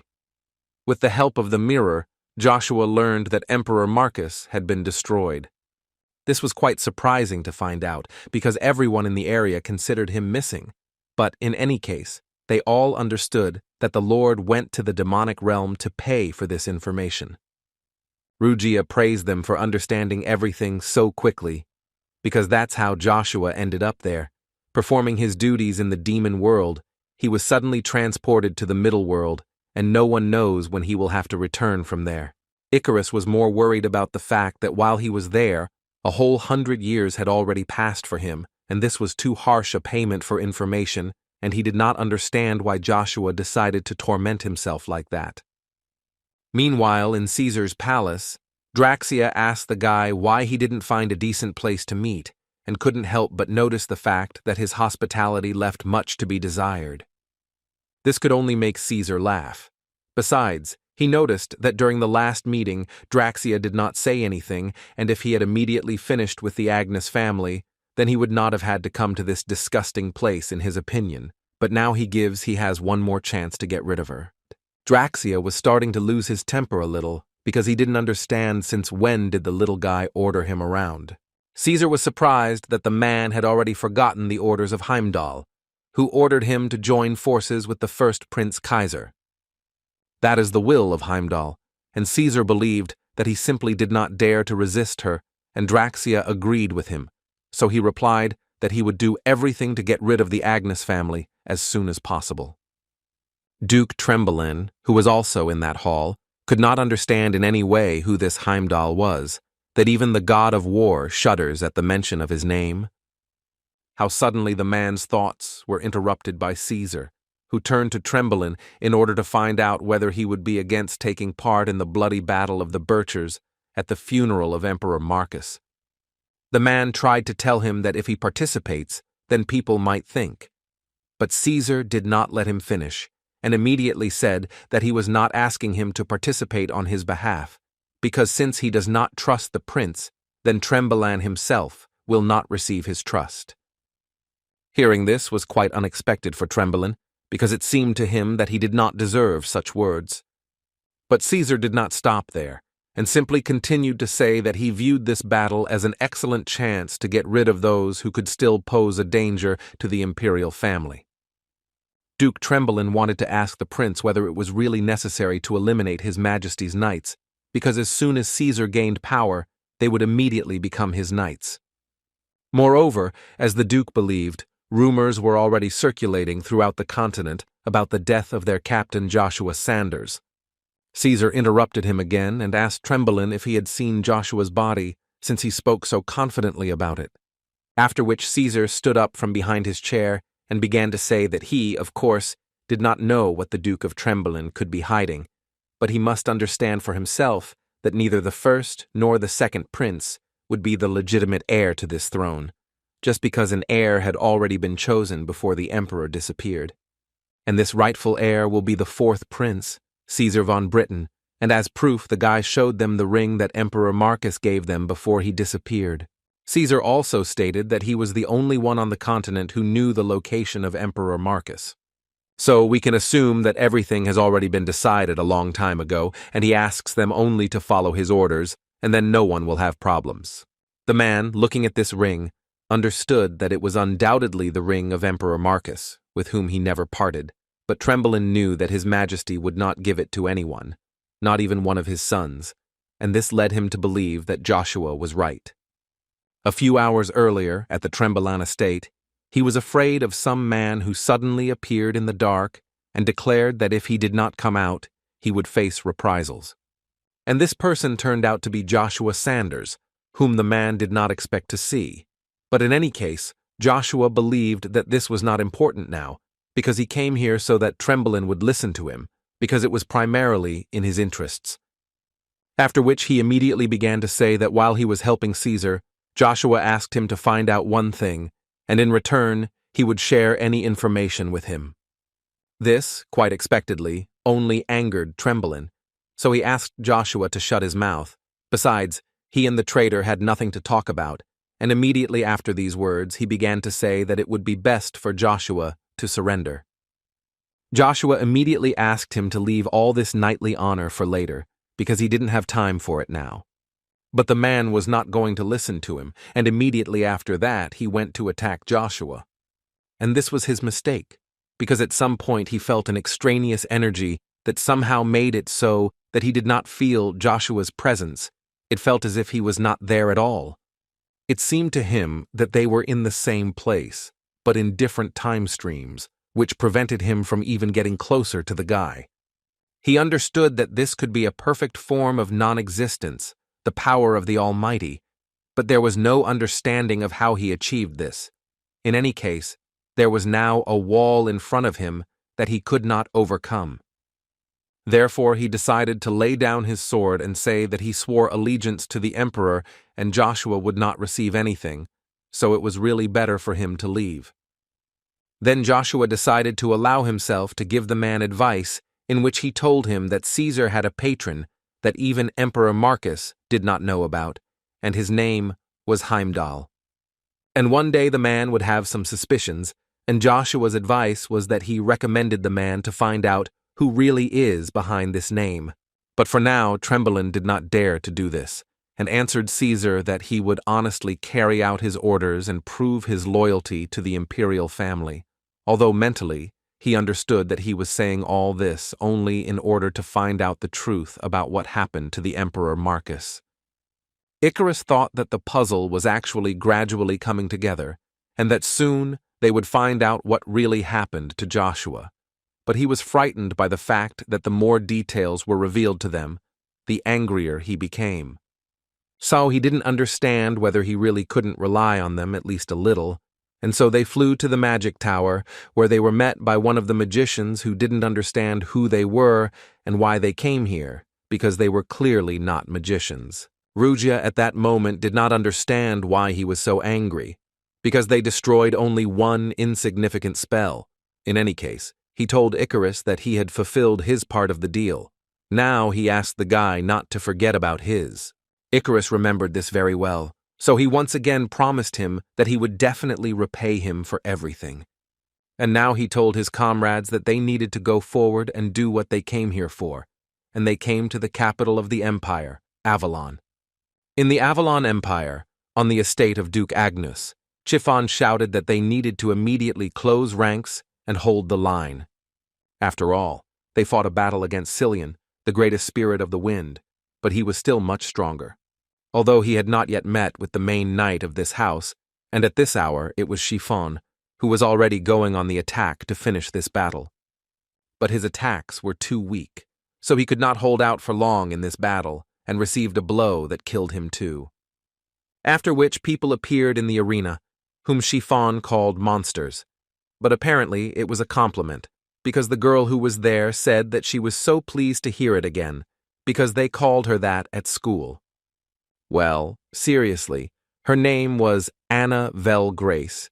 She was one of the 12 new superhumans and was the daughter of Draxia, and she couldn't add that they were lucky that it was they who came to seize their house, because in the Swallow Empire there are people, and worse than her. Chiffon could not believe his eyes because until that day he was almost sure that she had gone missing along with Viscount Vigo, and she turned out to be at one with the god of war. Anna explained to him that, in fact, it happened that she had to hide her identity, and she also decided to honestly admit that she was a little offended to destroy this place in which she had lived for so many years. But she was interrupted by a colleague who asked her to end these empty conversations, to which she asked for forgiveness from her father for making a mistake again. Chiffon could not simply believe his ears that Anna was indeed the daughter of Draxia Vel Grace. Draxia, in turn, wanted to immediately find out what happened to Princess Ashira. Anna stated that he did not have to worry about this, because she hired an expert in her field, and for the man it was surprising that she agreed, knowing that this was not destruction, but an ordinary kidnapping. The girl stated that she did this immediately, and apparently the point was that for the Queen of Destruction, the most important thing is decent payment, so Ashira von Britain, that is Lucia, is in good hands. It was worth noting, of course, that her services are certainly not cheap. But it's worth it, in any case. It doesn't matter now. She thought it would be better to look at one of the most beautiful estates in the entire empire, where the glorious Duke Agnes used to live. But first, on the way, she wanted to remove the garbage that was bothering her so much, and as soon as she placed Chiffon in her grip, it became too difficult for him to breathe. And she mentioned this palace for a reason, because she wanted to rob it and thus cover all costs. But at some point, they were interrupted by some scream that came from the other side of the palace. And it was Babylon von Agnes, who now held the position of head of the Agnes family, and it was he who was going to destroy each of them right now. Draxia and his daughter could only laugh at this pitiful attempt, but still they understood that he would come. At the same time, in the secret residence of the Black Wind, Aisha Sestrophi, the Queen of Destruction, received a new task, and this time her task was quite simple. She just needed to kidnap Princess Ashira and deliver her to the right place. Her assistant informed her that due to the unstable situation in Avalon, there were many guards here, so everything needed to be done as quickly as possible. But suddenly she crumpled this paper and threw it away with the words that in fact her mission was not to kidnap Lady Lucia, but to free her. And what's most interesting is that her client is the king of heroes. Her people could not believe that she even dared to betray them, but in any case, they promised her that she would now regret her choice. But before one of them had time to finish speaking, he literally cut off his head in 1 second. The guy who told her about the task ordered everyone to retreat immediately, because they need to immediately report to the Dark Monarch about the change in the Queen of Destruction. Therefore, by creating portals, they ran away, leaving their partner there. But Aisha believed that everything would not be so simple, and immediately assured them that he would not be able to escape, just like that. And concentrating a large amount of energy, she dealt an incredibly strong blow to these two portals, of which not a trace remained. Ashira, sitting at the table, at one moment was distracted from writing a letter, because she thought that quite a lot of time had passed since she was stolen. Suddenly her thoughts and calmness were interrupted by the screams of the guards, who said that they had heard a surge of energy, which most likely came from the Queen of Destruction. Even in this case, Ashira only hoped that Joshua was all right. After Aisha killed all her former colleagues, and the last of them tried to tell her that she was finished anyway, because the Dark Monarch would come for her. To which she confidently replied that she would never become someone's prey, which cannot be said about them. Anna asked Babylon to give up, because there was simply no point in continuing this battle, because they would still destroy the Agnes family forever today. But he was not going to give up, and until the last moment he believed that they were no strangers to overcoming crisis situations, and that one day the Empire of Avalon and the Duchy of Agnes would perk up again. Now Draxia had to turn to him and say that apparently the guy simply doesn't know what's going on in the world. The man believed that the inevitable union of the Swallow and Hubalt empires would lead to the destruction of all members of the Agnes family, and they would not be able to stop the coming storm.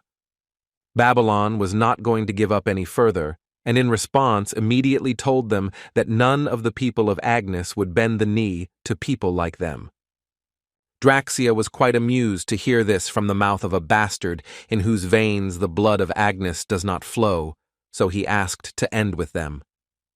The spirit of Anna dealt a serious blow to the body of Babylon, and most likely this is where its story comes to an end, and with it, the House of Agnes.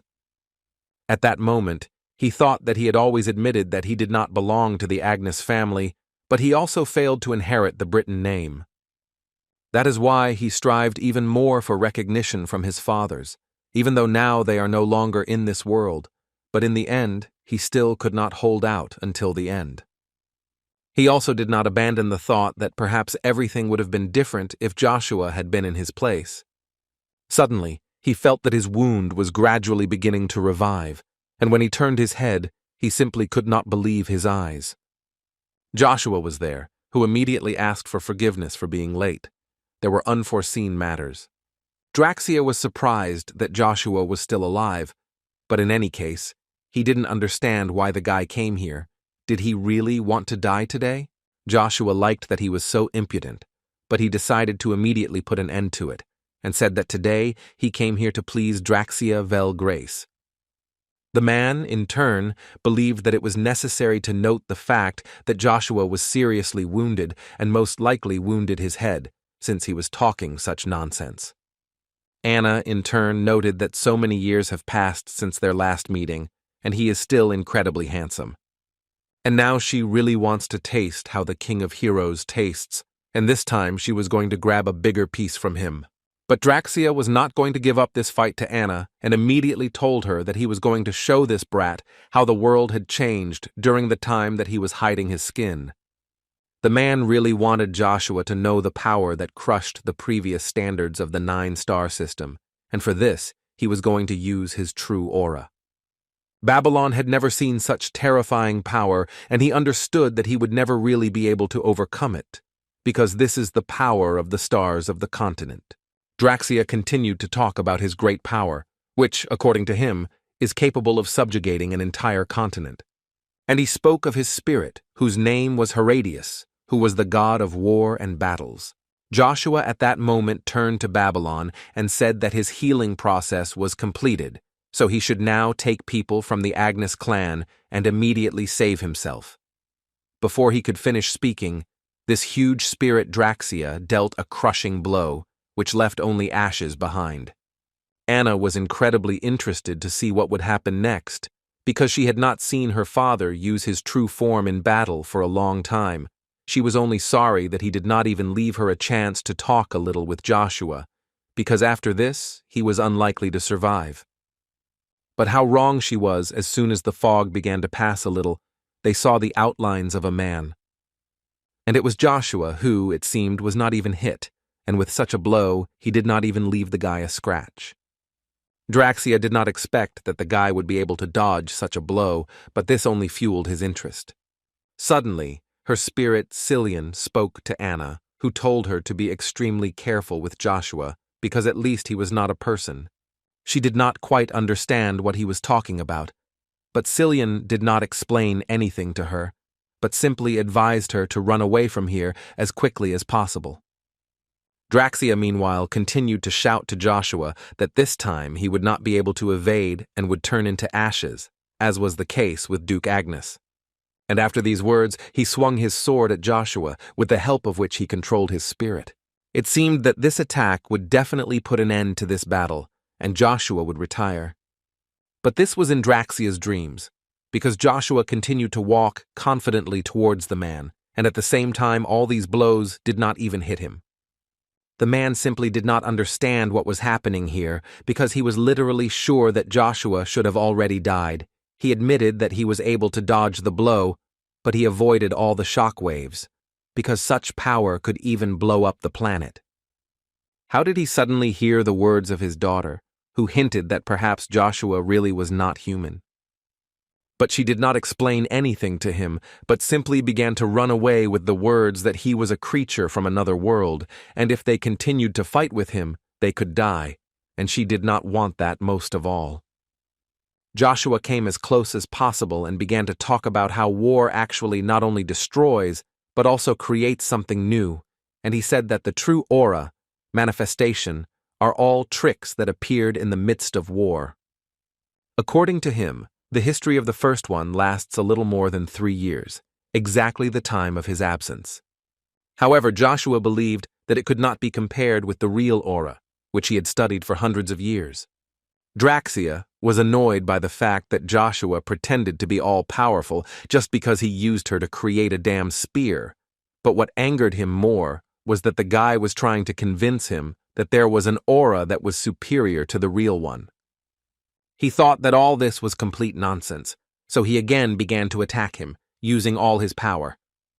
Draxia was able to pin Joshua in a vice with his aura and was ready to deliver the final blow, which he was going to carry out with the help of his huge spirit, which, without hesitation, dealt an equally strong blow to the guy. The smile on the man's face appeared again, because it seemed to him that he had finally succeeded in destroying Joshua Sanders. At least that's what he thought until he saw Joshua stop the attack with just one movement. And then he added that a spear is not just a weapon with a long tip. It is a weapon that is capable of changing the degree of damage caused, and depending on which part it gives power, it will cause maximum damage, which means a small amount of force can be enough to win huge enemy. The man could not understand why Joshua was telling him all this. Therefore, he decided to close his mouth with his own hands if the spirit could not cope with it. This was the reason for Joshua to talk about how, if his opponent tried to close the distance between them, he would only need one move to stop him from doing so. And Draxia felt it fully on his body, after Joshua really struck him right in the body with just one movement. Now the guy hoped that the man understood that the strength of the aura depends on who controls it, like the strength of the spear, which he considered useless. Draxia simply couldn't believe it, how Joshua could do this to him, and what's more, he barely moved. This blow caused too much damage, and therefore the man began to gradually lose control over his body, and along with it, his spirit left. But Joshua did not stop, and continued to say that by taking advantage of someone else's power, he tried to regain the throne, which he lost to Lucifer. But in the end he failed to deceive fate, and he became an emperor and died ingloriously in a foreign land. So Joshua believed that people would quickly forget about him. Draxia did not agree with this until the very end. He believed that he would remain in their memory as the god of war, who knew no defeat, and a guy who had nothing to brag about over the past 3 years except gossip could not compare with him. In response to this, Joshua told him that having suffered one failure, the hero will still leave a mark in history thanks to his countless exploits, and the one who borrows the forces of evil to ascend the throne is unlikely to be remembered by anyone. Even now, the people of Swallow respect Lucifer more than the true members of the Swallow family. Draxia slowly rose to his feet and told Joshua that he was too self-confident, because the man believed that the guy did not even know who he had contacted, and he believed that Joshua would soon beg him to share this power with him, but it would be too late. Joshua understood that he meant Heimdall, but he didn't understand why Draxia was thinking about what he didn't know about him. The man then did not understand at all how Joshua dared to stand in their way, knowing who Heimdall was. But still, he was sure that one day he would realize how stupid he had been when he dared to cross their path. Joshua got tired of this stupid talk too quickly, so he decided to end things with Draxia and mentally said goodbye to him, and thus another traitor from his past life got what he deserved. Joshua felt relieved because it seemed to him that his revenge was finally coming to its logical conclusion. Even Galahad, captain of the Imperial Order of Knighthood, died at his hands, and his beloved Evangeline went crazy from shock and also died. Evergrande, a magician who was part of the Imperial family and became immortal, will serve him for eternity. The soul of the dark magician Beru is so disfigured that even the gates of hell are closed to him. As a result, there was only one person left for whom Joshua would soon come, and this was the fourth Prince Caesar, who was currently at a meeting where all the aristocrats gathered today in order to finally resolve the conflict between the princes, which has been going on for a very long time, and finally choose who will become the next ruler of the Avalon Empire. Caesar was already tired of listening to all these lofty speeches, and he finally suggested listening to Duke Tremblin. At the end of the convo, the choice of the next emperor depended on his support. Kaizen now understood why Caesar returned. Apparently, he simply bribed the Duke, but he immediately told him that something more was needed to convince his people and all representatives of the nobility. After all, as it seemed to the guy, the devotion of each of them was unique in its own way. The second prince did not stop and continued to say that Caesar would not be able to create a goal that would be followed by everyone at once. But in response to this speech, Caesar only laughed to himself, but it was so loud that absolutely everyone heard it, including the second prince. After which he added that in fact, as soon as the balance was lost, by this moment, the line of Duke Agnes should already be wiped off the face of the earth. This means that the situation has changed, and now his people are connected by one goal to survive, which amazed Kaizen. So he stood up from his seat and wanted to immediately find out what kind of cheap trick he pulled. But before Caesar had time to answer anything, a knight suddenly entered the emperor's meeting room and brought urgent news. Although he still had not moved away from what Caesar did to the Agnes family, and he was literally boiling with anger. And the smile on Caesar's face never left, because he liked that the world of Kaizen had finally become different from what it was before. The first prince interrupted their arguments and asked the knight to explain what happened and why such a rush. But instead of the knight, Icarus answered this question, who believed that they had made it clear that they had arrived in order to convey a message from their lord Joshua Sanders, who said that he would expect them all in a week at the bloody battle of the Birchers. So Icarus asked them to postpone the election process. Emperor Kisser responded by stating that he was confident that Joshua was currently in no position to make demands on them, and besides, there was a rumor that he had contacted the enemy of people, namely, dark magic. And for this, they will be held accountable as accomplices, but he will take into account his past achievements and pretend that this conversation did not happen. Therefore, he asked them to tell Joshua that he would no longer interfere in the affairs of Avalon, and perhaps then they would have mercy on him, and he would not suffer. Christian was annoyed by the fact that they had such difficulty getting here, and they didn't even listen, defending their position. Icarus replied that the first prince was absolutely right. Demonic energy is a taboo on the continent, regardless of the owner, and yet he wanted to add that as far as he knew, there was another person who not only violated it, but also summoned a demon. Or since he is a member of the Imperial family, they will also turn a blind eye to this. This is the question he would like to ask them. It was about the fourth Prince Caesar, to whom Icarus told that if he continues to abuse power and pretend that nothing happened, then this will undermine the authority of the Avalon family even more. But if Icarus is wrong, then he asked the prince to prove it. And most importantly, his lord Joshua will also do this at the bloody battle of the Birchers. Tremblin joined this dialogue and also added on his own that the princes really should not reject their proposal given the current situation of the empire. He believed that if the decision about who would become the future ruler had already been made, then the empires of Hubalt, Swallow, and other kingdoms would not sit idly by. They would nip in the bud their desire to be revived. So the Duke believed that a strong ally in the person of the King of Heroes would not hurt them. Therefore, now he earnestly asks them to give him a chance to prove his innocence. Caesar was very angry at Tremblin inside, although he didn't show it outwardly. He knew very well that this old man was hiding something, and now it is clear that this is information about Joshua. Now Caesar's plan to deal with everything today failed, but he decided that this was only temporary measure. Kaizen agreed with Duke Tremblin and suggested delaying the succession decision and giving Joshua an opportunity to explain himself. And he suggested to his brothers that they declare a truce before the Battle of the Birchers, where they would meet next time.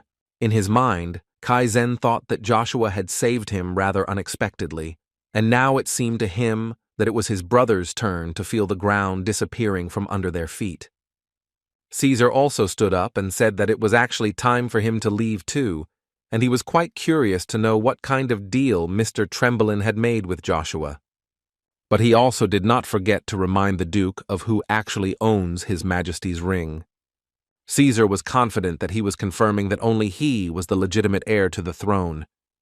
But in his mind, Tremblin thought that it was this ring that made him doubt that he was the next emperor.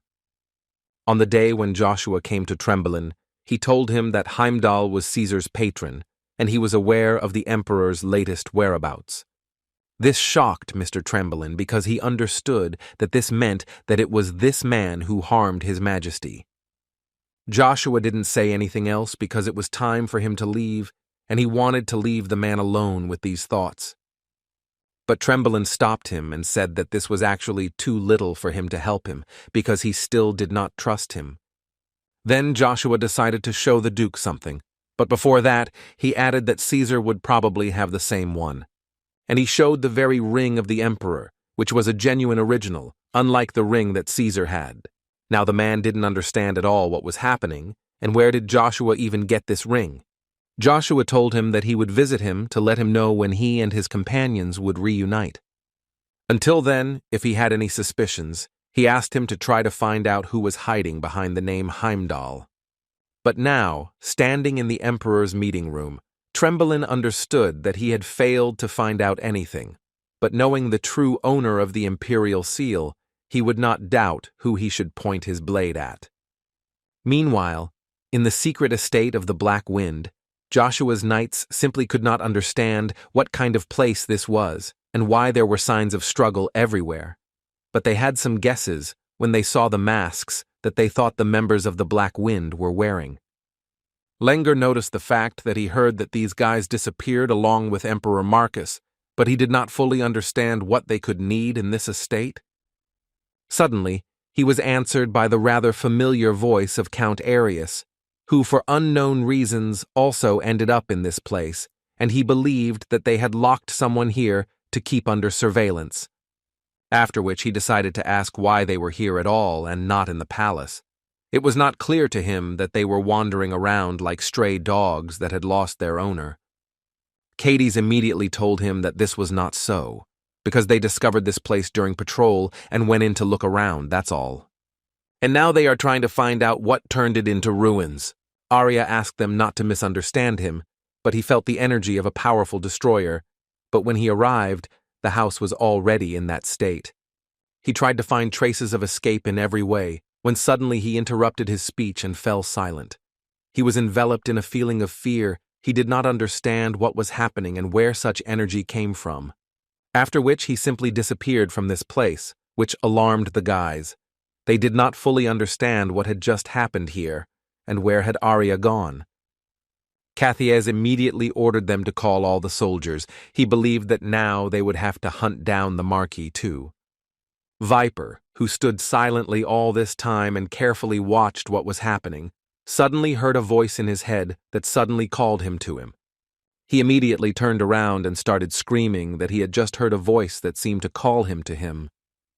The man did not hold back and immediately ran to the call of this voice, which his comrades did not quite understand, who asked him to wait. Still, they ran after him, although they didn't see much point in it, because they simply didn't understand where they were running and how long it would continue. Suddenly they stopped when they saw the dark knight of the night in front of them, who most likely called them.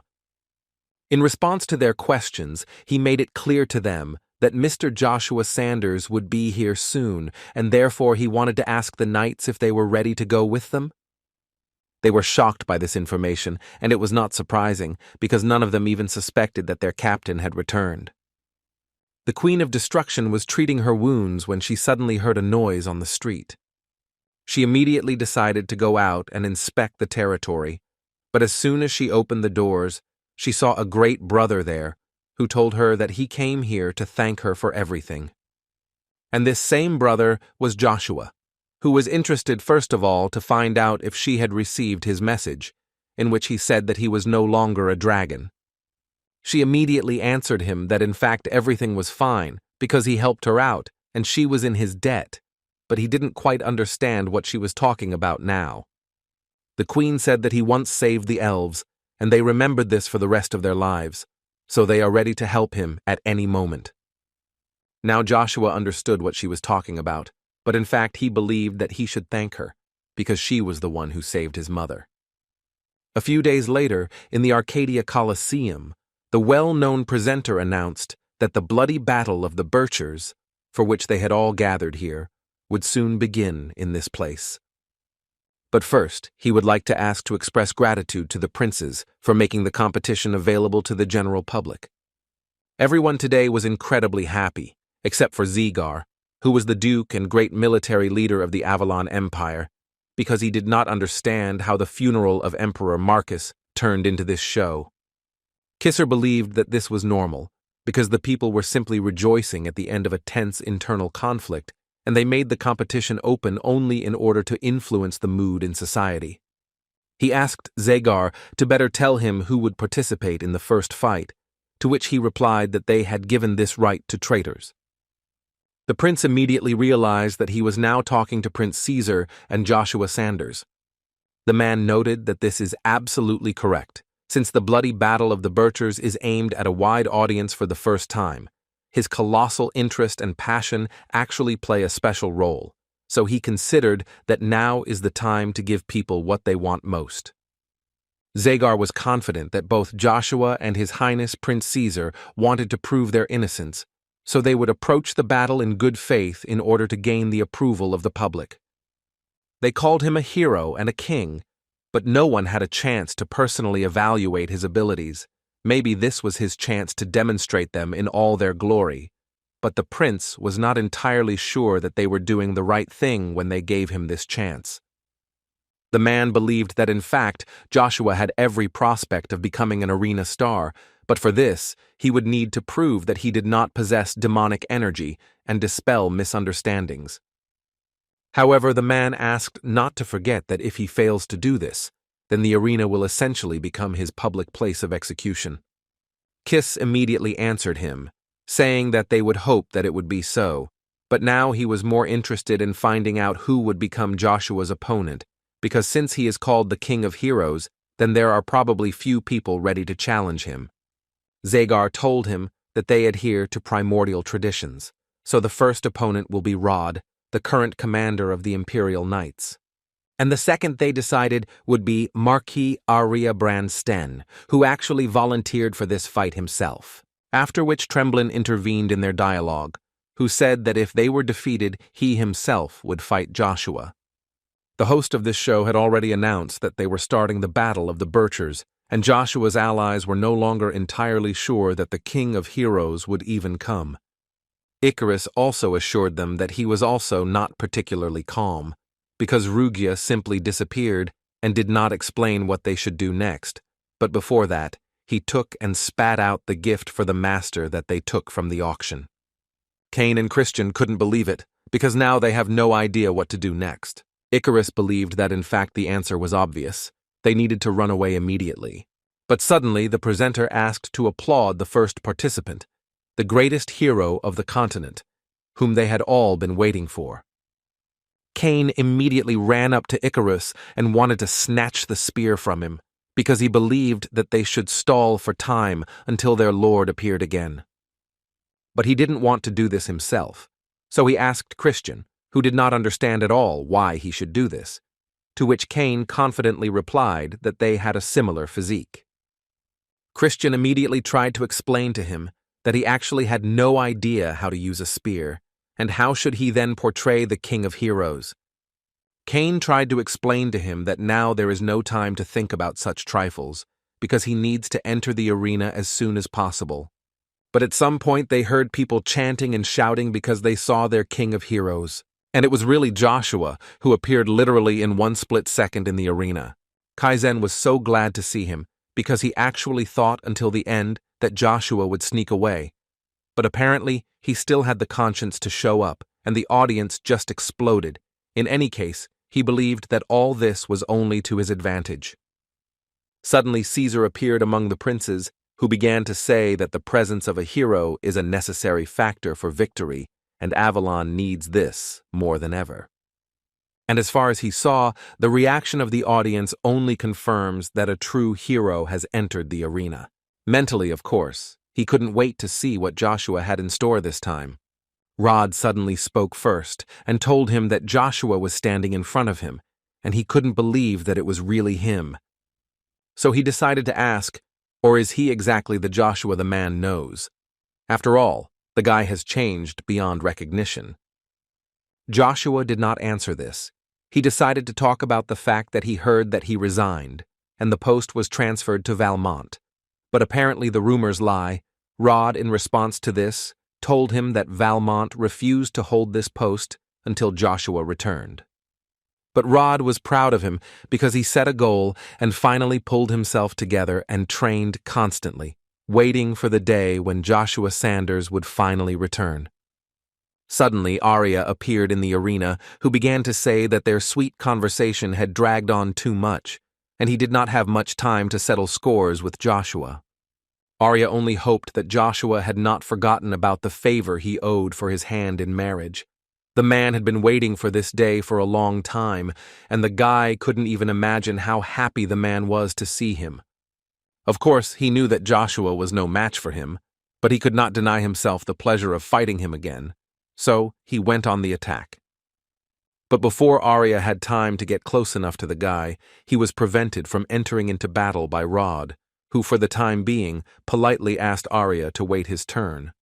Arya was not going to give up his place to anyone, and immediately asked this old brat, who was playing at being the commander of the Imperial Knights, to get out of the way, unless of course he wanted to hold a retirement ceremony right now. Rod warned him that he shouldn't overstep his bounds, because this time he definitely wouldn't get away with it.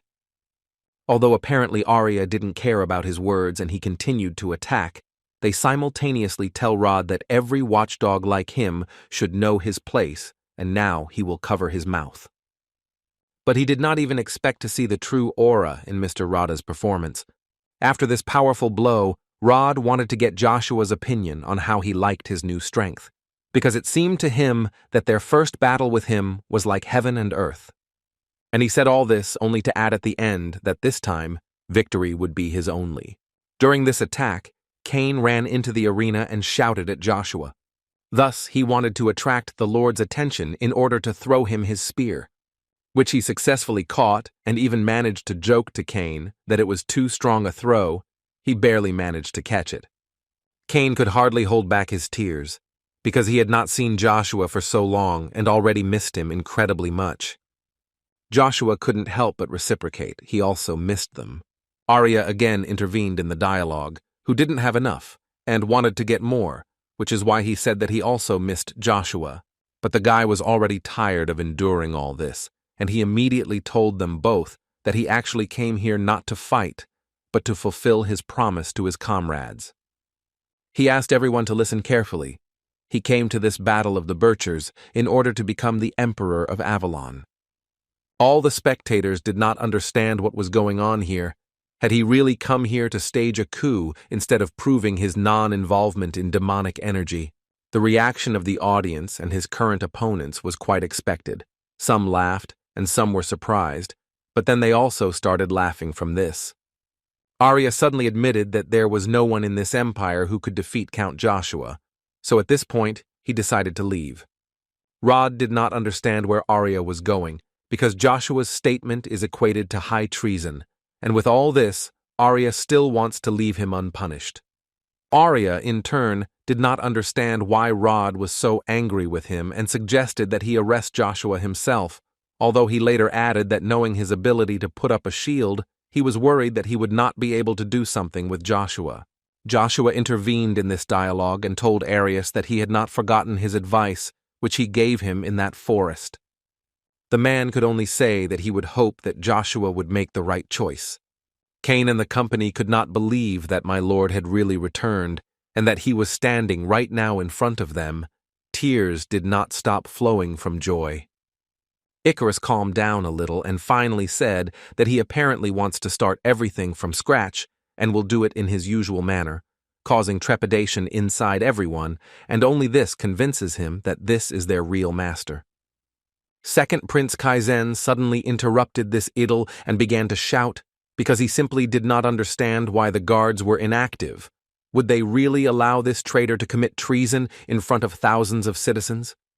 Personally, he had no intention of taking part in this, so he immediately ordered them to capture Joshua Sanders. But suddenly, they heard a voice. Everyone in their head heard Joshua telling them that they were actually mistaken, and now they must announce the death of Emperor Marcus von Britain. After which, for the sake of the stability of the country, Joshua believed that it was necessary to choose a new emperor and those who would lead this country into the future. Kaizen still couldn't calm down, because he didn't fully understand how this even affected Joshua. He believed that when Joshua mastered dark magic, he became the enemy of the entire continent, and how can he now even dare to do arbitrariness when he should beg for forgiveness? Joshua got tired of these screams, and he rose closer to the princes and told them one very interesting thing, that he actually also has a right to the throne, because his mother's real name is Ashira von Britain. This means that the blood of the imperial family also flows in his veins, As soon as Emperor Marcus disappeared, they hired the Black Wind to kidnap and imprison his mother. And he addressed first of all Prince Kisser, who was clearly involved in this. Kaizen, even at that moment, was pushing his nose where he shouldn't have done it, and he said that this was another lie, for which, according to him, Joshua would be punished.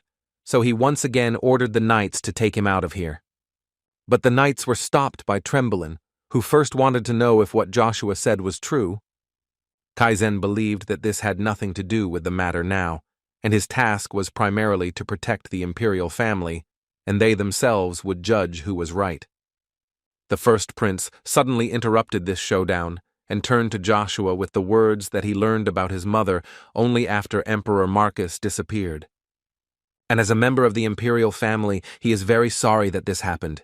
He regrets what happened. Caesar, on the contrary, did not understand what. Even if he is a contender for the throne, it still does not change anything for him. Because he believed that from the very beginning, the struggle of his stupid brothers was pointless, because Emperor Marcus had chosen an heir before his death. And he once again took out the emperor's ring, which, according to him, was given to him by Marcus himself. His brothers could not believe their eyes, because they did not understand where he got the imperial seal, and then why this ridiculous conflict at all if he had the ring all this time. And Caesar agreed with them, so he came closer to the arena and turned to the inhabitants of the empire, whom he asked to see the symbol of the will of His Majesty the Emperor. As Caesar said, Emperor Marcus gave him his seal, which means he has the right to inherit the throne. After which, without waiting for an answer, he independently declared himself the ruler of Avalon and the father of the empire. In fact, people were not against this development of events. The main thing for them was that the civil war had ended, and they had finally chosen a new emperor. But Joshua was not particularly happy with this development of events. Caesar looked at Joshua again and noticed that people no longer needed heroes like him, only a man who would give them what they had wanted for so long.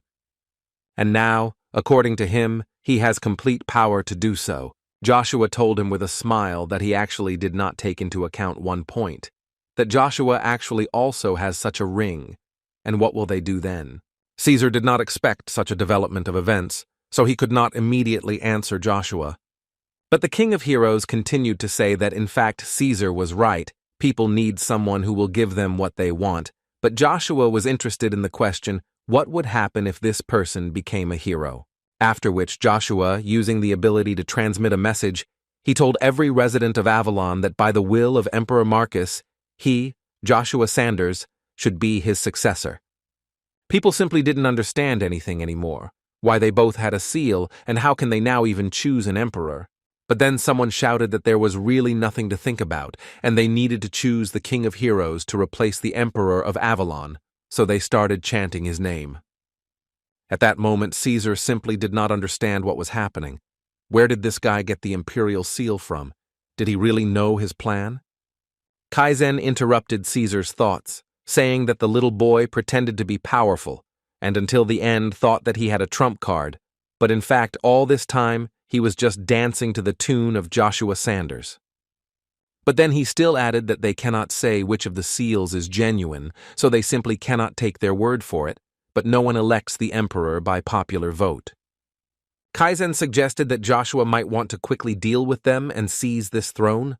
He slowly landed to them, and along the way said that he actually thought about this method, and it is actually quite effective, but not the only one, fortunately for them. And another option was a magic tower, which, according to Joshua, created an imperial seal, and therefore it would be able to distinguish a fake from the original. Of course, there is only one drawback. It will take about 3 days, and information leakage can lead to problems. The first prince asked them to stop there and said that whoever becomes emperor will have to deal with the consequences himself, and if it takes 3 days to make a determination, then he believed that they should wait, after which he left.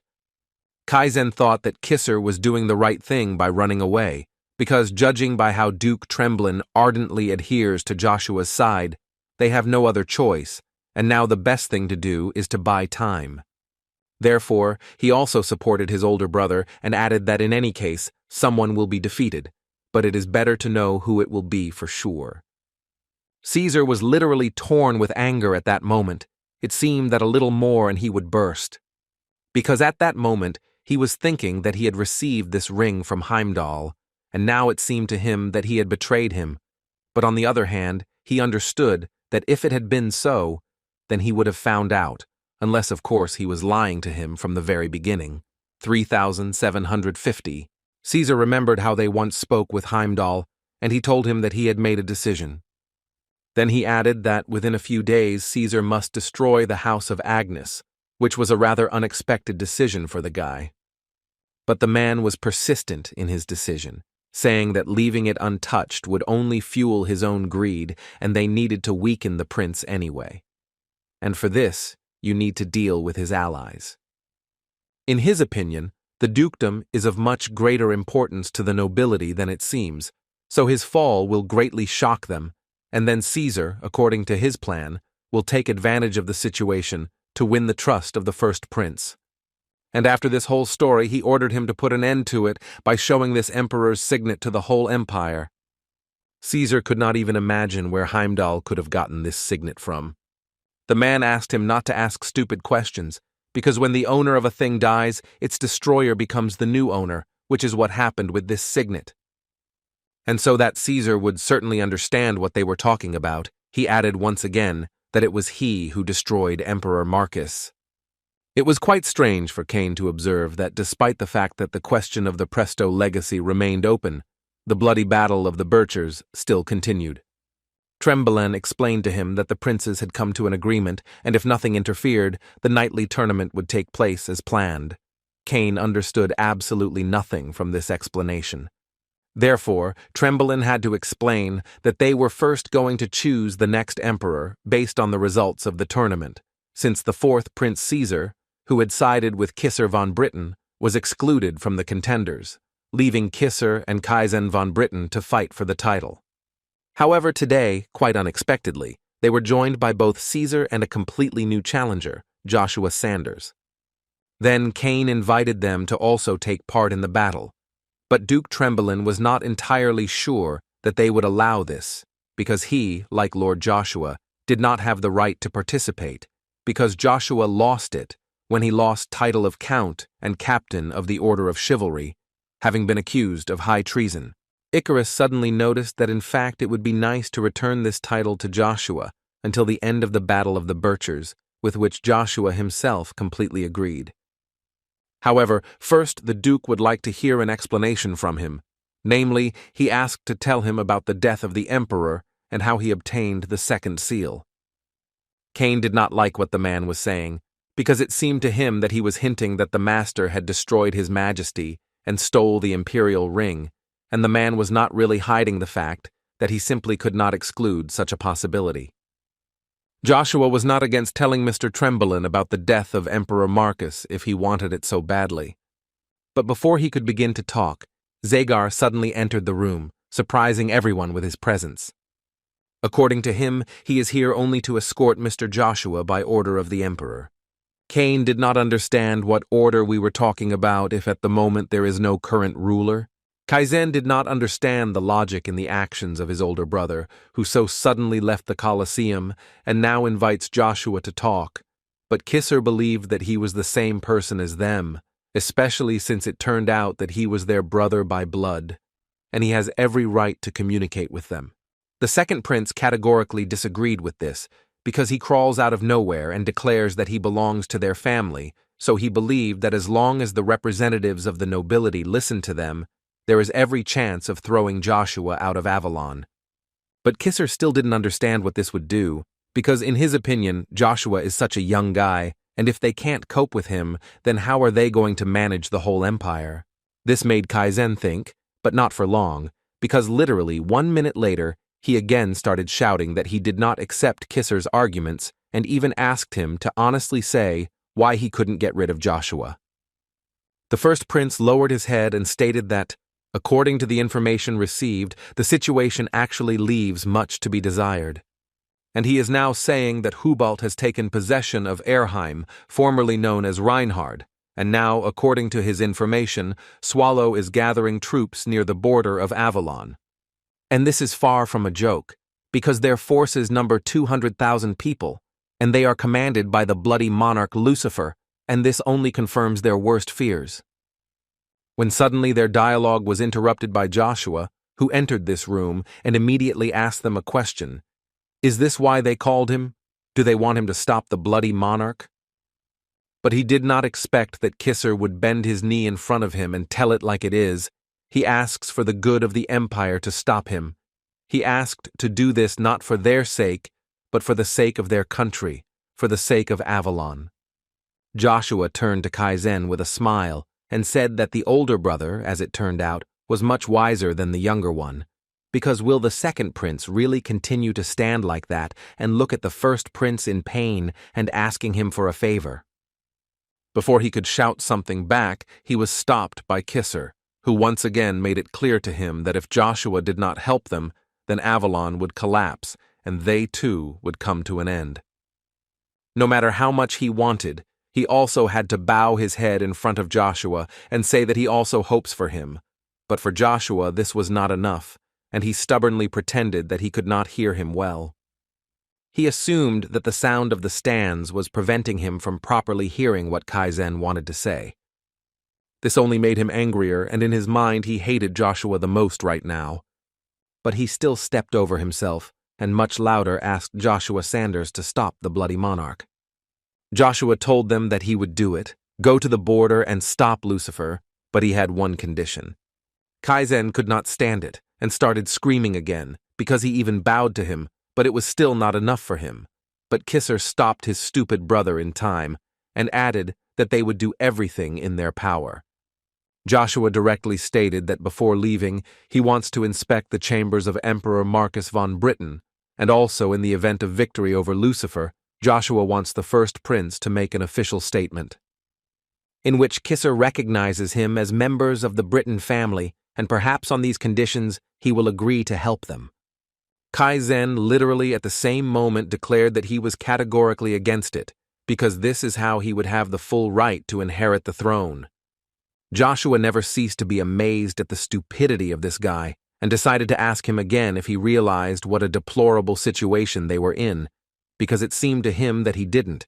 So he decided to repeat to him that if there was no empire, then there would simply be nothing to govern. Kaizen stated that he understood everything perfectly, and his main condition was that Joshua must first stop the bloody monarch and deal with his 200,000 army.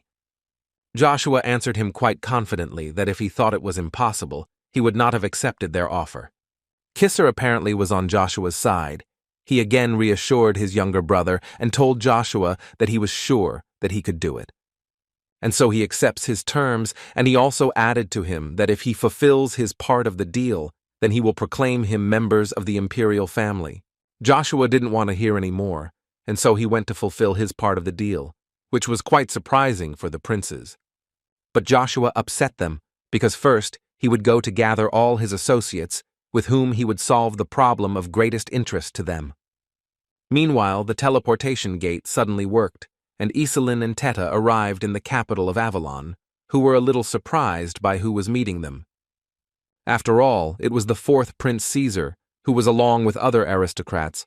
All of them were glad to see the Seekers of Truth and the explorer of the Magic Tower in the Avalon Empire.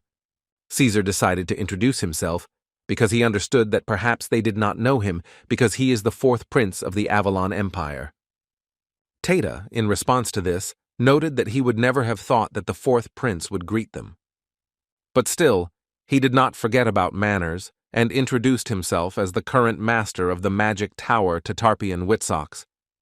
Caesar said with a smile that it was an honor for him to meet the master, famous throughout the continent, and also offered to lead them to the reception hall. But his hospitality was suddenly interrupted by Iselin, who noticed that they would like to first check the authenticity of the Imperial seal and, as far as she was aware, it recently turned out that there were two of them. Caesar did not quite understand who he was talking to, so he asked the girl to introduce herself. Before she did this, Teta noted that this was the highest authority in his field, and would be responsible for conducting the seal evaluation. After which the girl introduced herself as Iselin Jean Rebecca, which caused incredible surprise among all the counts, because she is apparently the last surviving representative of the count's family.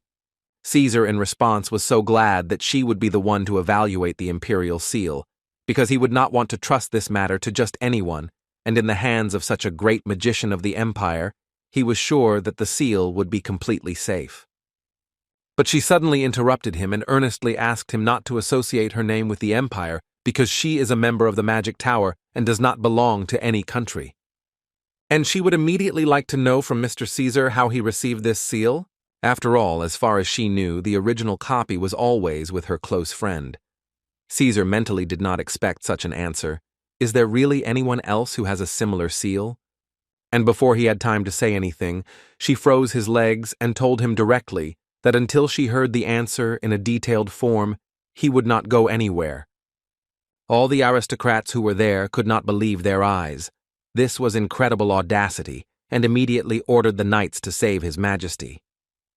Tedda also did not understand why Iselin used magic, because the prince had given them such an honor, so he also asked her to stop.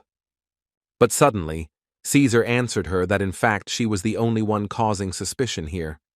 After all, it seemed to him that she was hiding behind honesty and objectivity, but at the same time she claims that the seal, to which only the emperor has access, is with her friend, and now he doubts that she came here for the sake of evaluation. Iselin did not fall for his tricks, and immediately answered him that her friend had always had the original seal, and she was ready to swear by Mana. Caesar liked such oaths, and he would like to know what Iselin will do if her friend turns out to have a fake. But this question was answered quite unexpectedly by Joshua, who appeared there and said that this question was already for him, because he was Iselin's very friend. The knights of the 11th and 12th battalions greeted with joy their captain, who had finally returned to them. Kazier practically cried, because he was so glad to see the captain who, as it seemed to him, abandoned them, because after his disappearance the battalions began to disintegrate. It was a sad and unbearable time. Joshua, in response, asked them for forgiveness, and he was actually very sorry that this happened, but he immediately added that he was actually thinking about them all this time. They were so glad to hear these words, because they really had to go through a lot, but now they are together again, and therefore now they would not mind if he became their captain again.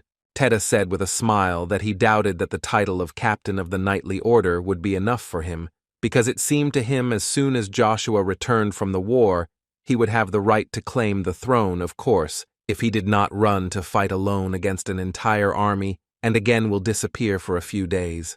But Joshua assured both Tarpian and the others that this would not happen again, because now that the empires had different goals, it would be much easier to deal with them separately. Cain was immediately surprised by Joshua's words, because he could not believe that they would send troops to different points, although Icarus did not understand why he should be surprised. Icarus was practically sure that while the Swallow Empire was moving towards Avalon, Hubalt would be occupied by the Allied forces. And although the coalition under the leadership of the king is still holding together, the weakly united Allied forces will be ambushed by Hubalt, and then they will collapse like dominoes. Tedda noticed that with the god of flame they had a greater chance of winning. Joshua didn't really understand what the magician was talking about. Therefore, he said that he was formerly known as a knight of eminence, and his name was Uravis, the last king of Tran. Now Joshua was even more surprised, because he always thought that Uravis died when his kingdom fell, and Tedda also thought so, but it turned out to be the other way around, and now, what is more important is that if the Allied troops lure him to their side, then this will be a big plus for them. Then Icarus believed that they shouldn't waste time either, because who knows when Hubalt or Swallow will launch a preemptive strike. After which he turned directly to Joshua with the words that he would leave them because he needed to visit the Pontier Trading Company.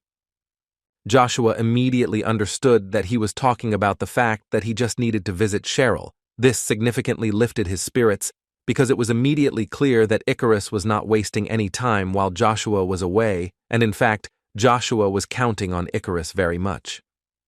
And then the Lord turned to Cain and told him that he had a separate task for him. He would need to go to the border, and Cain obviously did not like this, because he was essentially abandoned again. Tata also believed that it was better for them to go with Cain, and Iselin would decide the issue with the seal, but according to Joshua, the matter was far from being about the seal. The guy still has unfinished business in the capital, so he can't just leave here. Caesar, after he learned that Joshua was Iselin's friend, and moreover, after he told him that the prince would have to wait, he was simply infuriated because he simply did not understand how they dare to talk to him like that. The guy simply didn't understand why no one was helping him, and why didn't Heimdall tell him anything about this? When suddenly his thoughts and anger were interrupted by Kaizen, who entered his palace and immediately noticed the fact that he looked quite angry, and as far as he knows, his meeting with the magic tower was not entirely successful. Caesar asked him to leave because he is not in the mood to talk to him about it. In response to this, the second prince asked him not to be so rude, because he actually came with a proposal. And he began with the fact that, as everyone knows, war is inevitable, and Joshua will head to the border to break the enemy. However, the most important point is that if he fails to do this, then they will all be deprived of a future. Kaizen did not forget to say that as soon as Joshua returns with victory, Kaiser will proclaim him part of the Britain family, and then no one will be able to stop him from becoming emperor. And he said all this in order to point out that in any case they would face a significant risk, but Caesar still did not understand what Kaizen was getting at. And this was the very essence of his proposal, because he knew perfectly well that the only magical book of the Eighth Circle, the inheritance of Evergrande, was with Caesar, and if he lent it to him, then Kaizen would be happy to share his power with him. Caesar first of all wanted to know how the second prince suddenly knew about this. Kaizen assured him that he actually had good connections, and he too could learn a lot.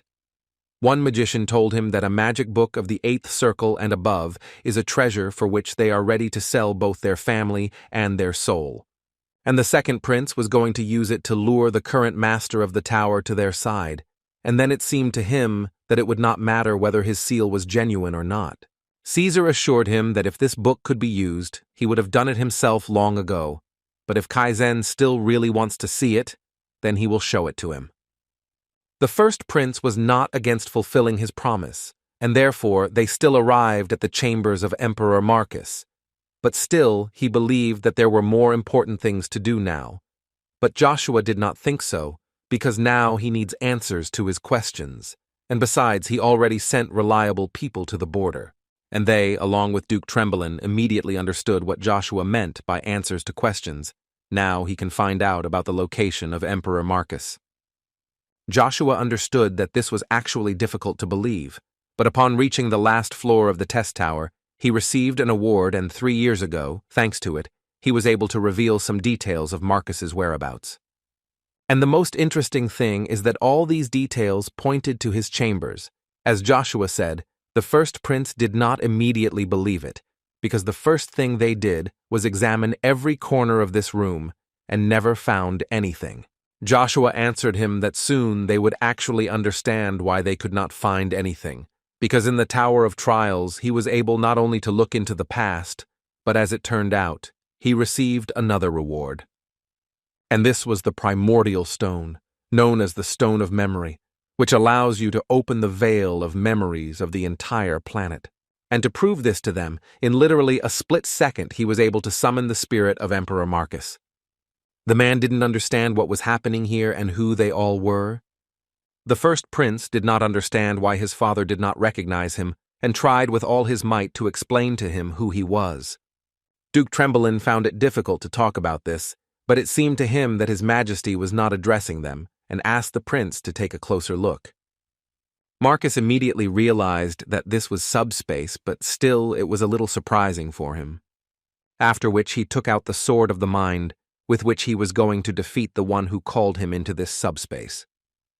They carefully watched what was happening, and could not understand how His Majesty's sword could not leave even a scratch on the body of his enemy. But for Joshua, this was not surprising, because most likely he was faced with a demon of the highest rank. But there was only one person on the entire continent achieved such mastery. Marcus, fighting with the void, suddenly heard a voice behind him which told him that his skills were pretty rusty. And this was told to him by the dark monarch of the 9 stars, who believed that he was too accustomed to calm. But when he saw who this dark monarch was with, Marcus finally understood what it all really led to. Next to him stood Duke Agnes Arden, who, as it seemed to both the Emperor and other spectators, had long since died. Trembling simply did not understand what was happening, because he thought that these 2 people died 3 years ago. Joshua explained to the man that in fact it was a trick of Duke Agnes, but Trembling still did not understand how he managed to pull it all off. The guy believed that they had made a deal with the dark and bloody monarchs and the king of martial arts, although the terms of the deal were unknown to him. They caused almost all of Avalon's warriors to gather on the plain of Creighton, and around the same time, Duke Trembling left the empire to invade another country. Then Duke Agnes took advantage of the weakening of the Imperial defenses to attack Emperor Marcus, and as a result, it was the Emperor who was the fool, because it was he who was taken by surprise and driven into a corner. Marcus himself simply could not believe that all this was planned only to avenge his mother. Duke Agnes believed that he expected such a banal conclusion from Marcus, but in any case, the man always believed that he was not destined to live under the same sky with the Britain family. Then they clashed in one-on-one battle, which Duke Agnes himself finally waited for. He assured that he would remember this moment for a very long time, because it was beautiful. Marcus couldn't believe that he came all this way just to remember this meaningless story. But the Emperor did not take into account the fact that Duke Agnes would not be alone, and Arden himself was not so stupid, so he did not mind using the help of his friend. A few minutes later, Emperor Marcus realized that his feet were chained to the ground. But the most important thing that Arden wanted to add is that the last ruler of Asgard, whose life was taken by Rigveda, was Kunir, and he was the ancestor of the Agnes clan. Trembling simply could not believe his eyes that the aura of Duke Agnes's sword was covering the vault of heaven. It was simply incredible. Could this really be the true power of the Black God? However, on the other hand, he understood that His Majesty had already fully mastered the Blade of the Sun, and therefore Trembling did not understand how Duke Agnes managed to surpass him. Marcus believed that history did not repeat itself, and that the fate of his ancestor would not overtake him, because these were just things of the past. In addition, he could not help but add that everyone has already forgotten about what happened to his mother, and those who remember simply do not show it. And all this is because Avalon obeys only him and is ruled by the Britain family. And in the end, he started talking about how he would not come up with excuses for him, because his unfounded victory was worth nothing and he would always rise above the others, just like the sun above the earth. But Arden believed that the heat of the sun turns everything into ashes, and this is another reason why it is better for Marcus to disappear from this world. And yet, mentally, Duke Agnes understood that it was actually not so easy for him to cope with him. But we should not forget that he was not alone, and the Dark Monarch was always ready to help, and this case was no exception. Marcus was not ready to fight another enemy, because it was actually not easy for him to deal with Agnes either. Therefore, he decided to gain a little time and ask the Dark Monarch directly why he was helping Duke Agnes. What benefit would he get from this? The man assumed that Arden had offered to give him the title when he ascended the throne.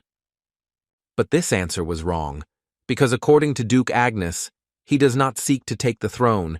He has a completely different goal.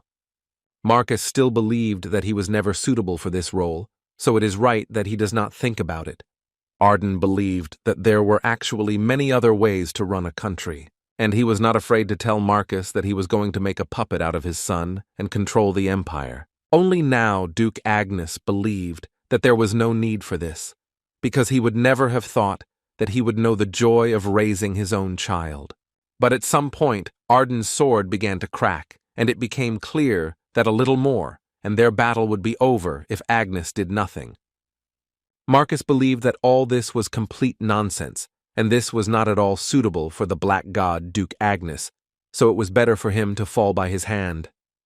But Arden himself did not think so, who decided to tell him that, having disappeared from this world, he had finally reached the true light, and from that moment on he was Heimdall, the white god.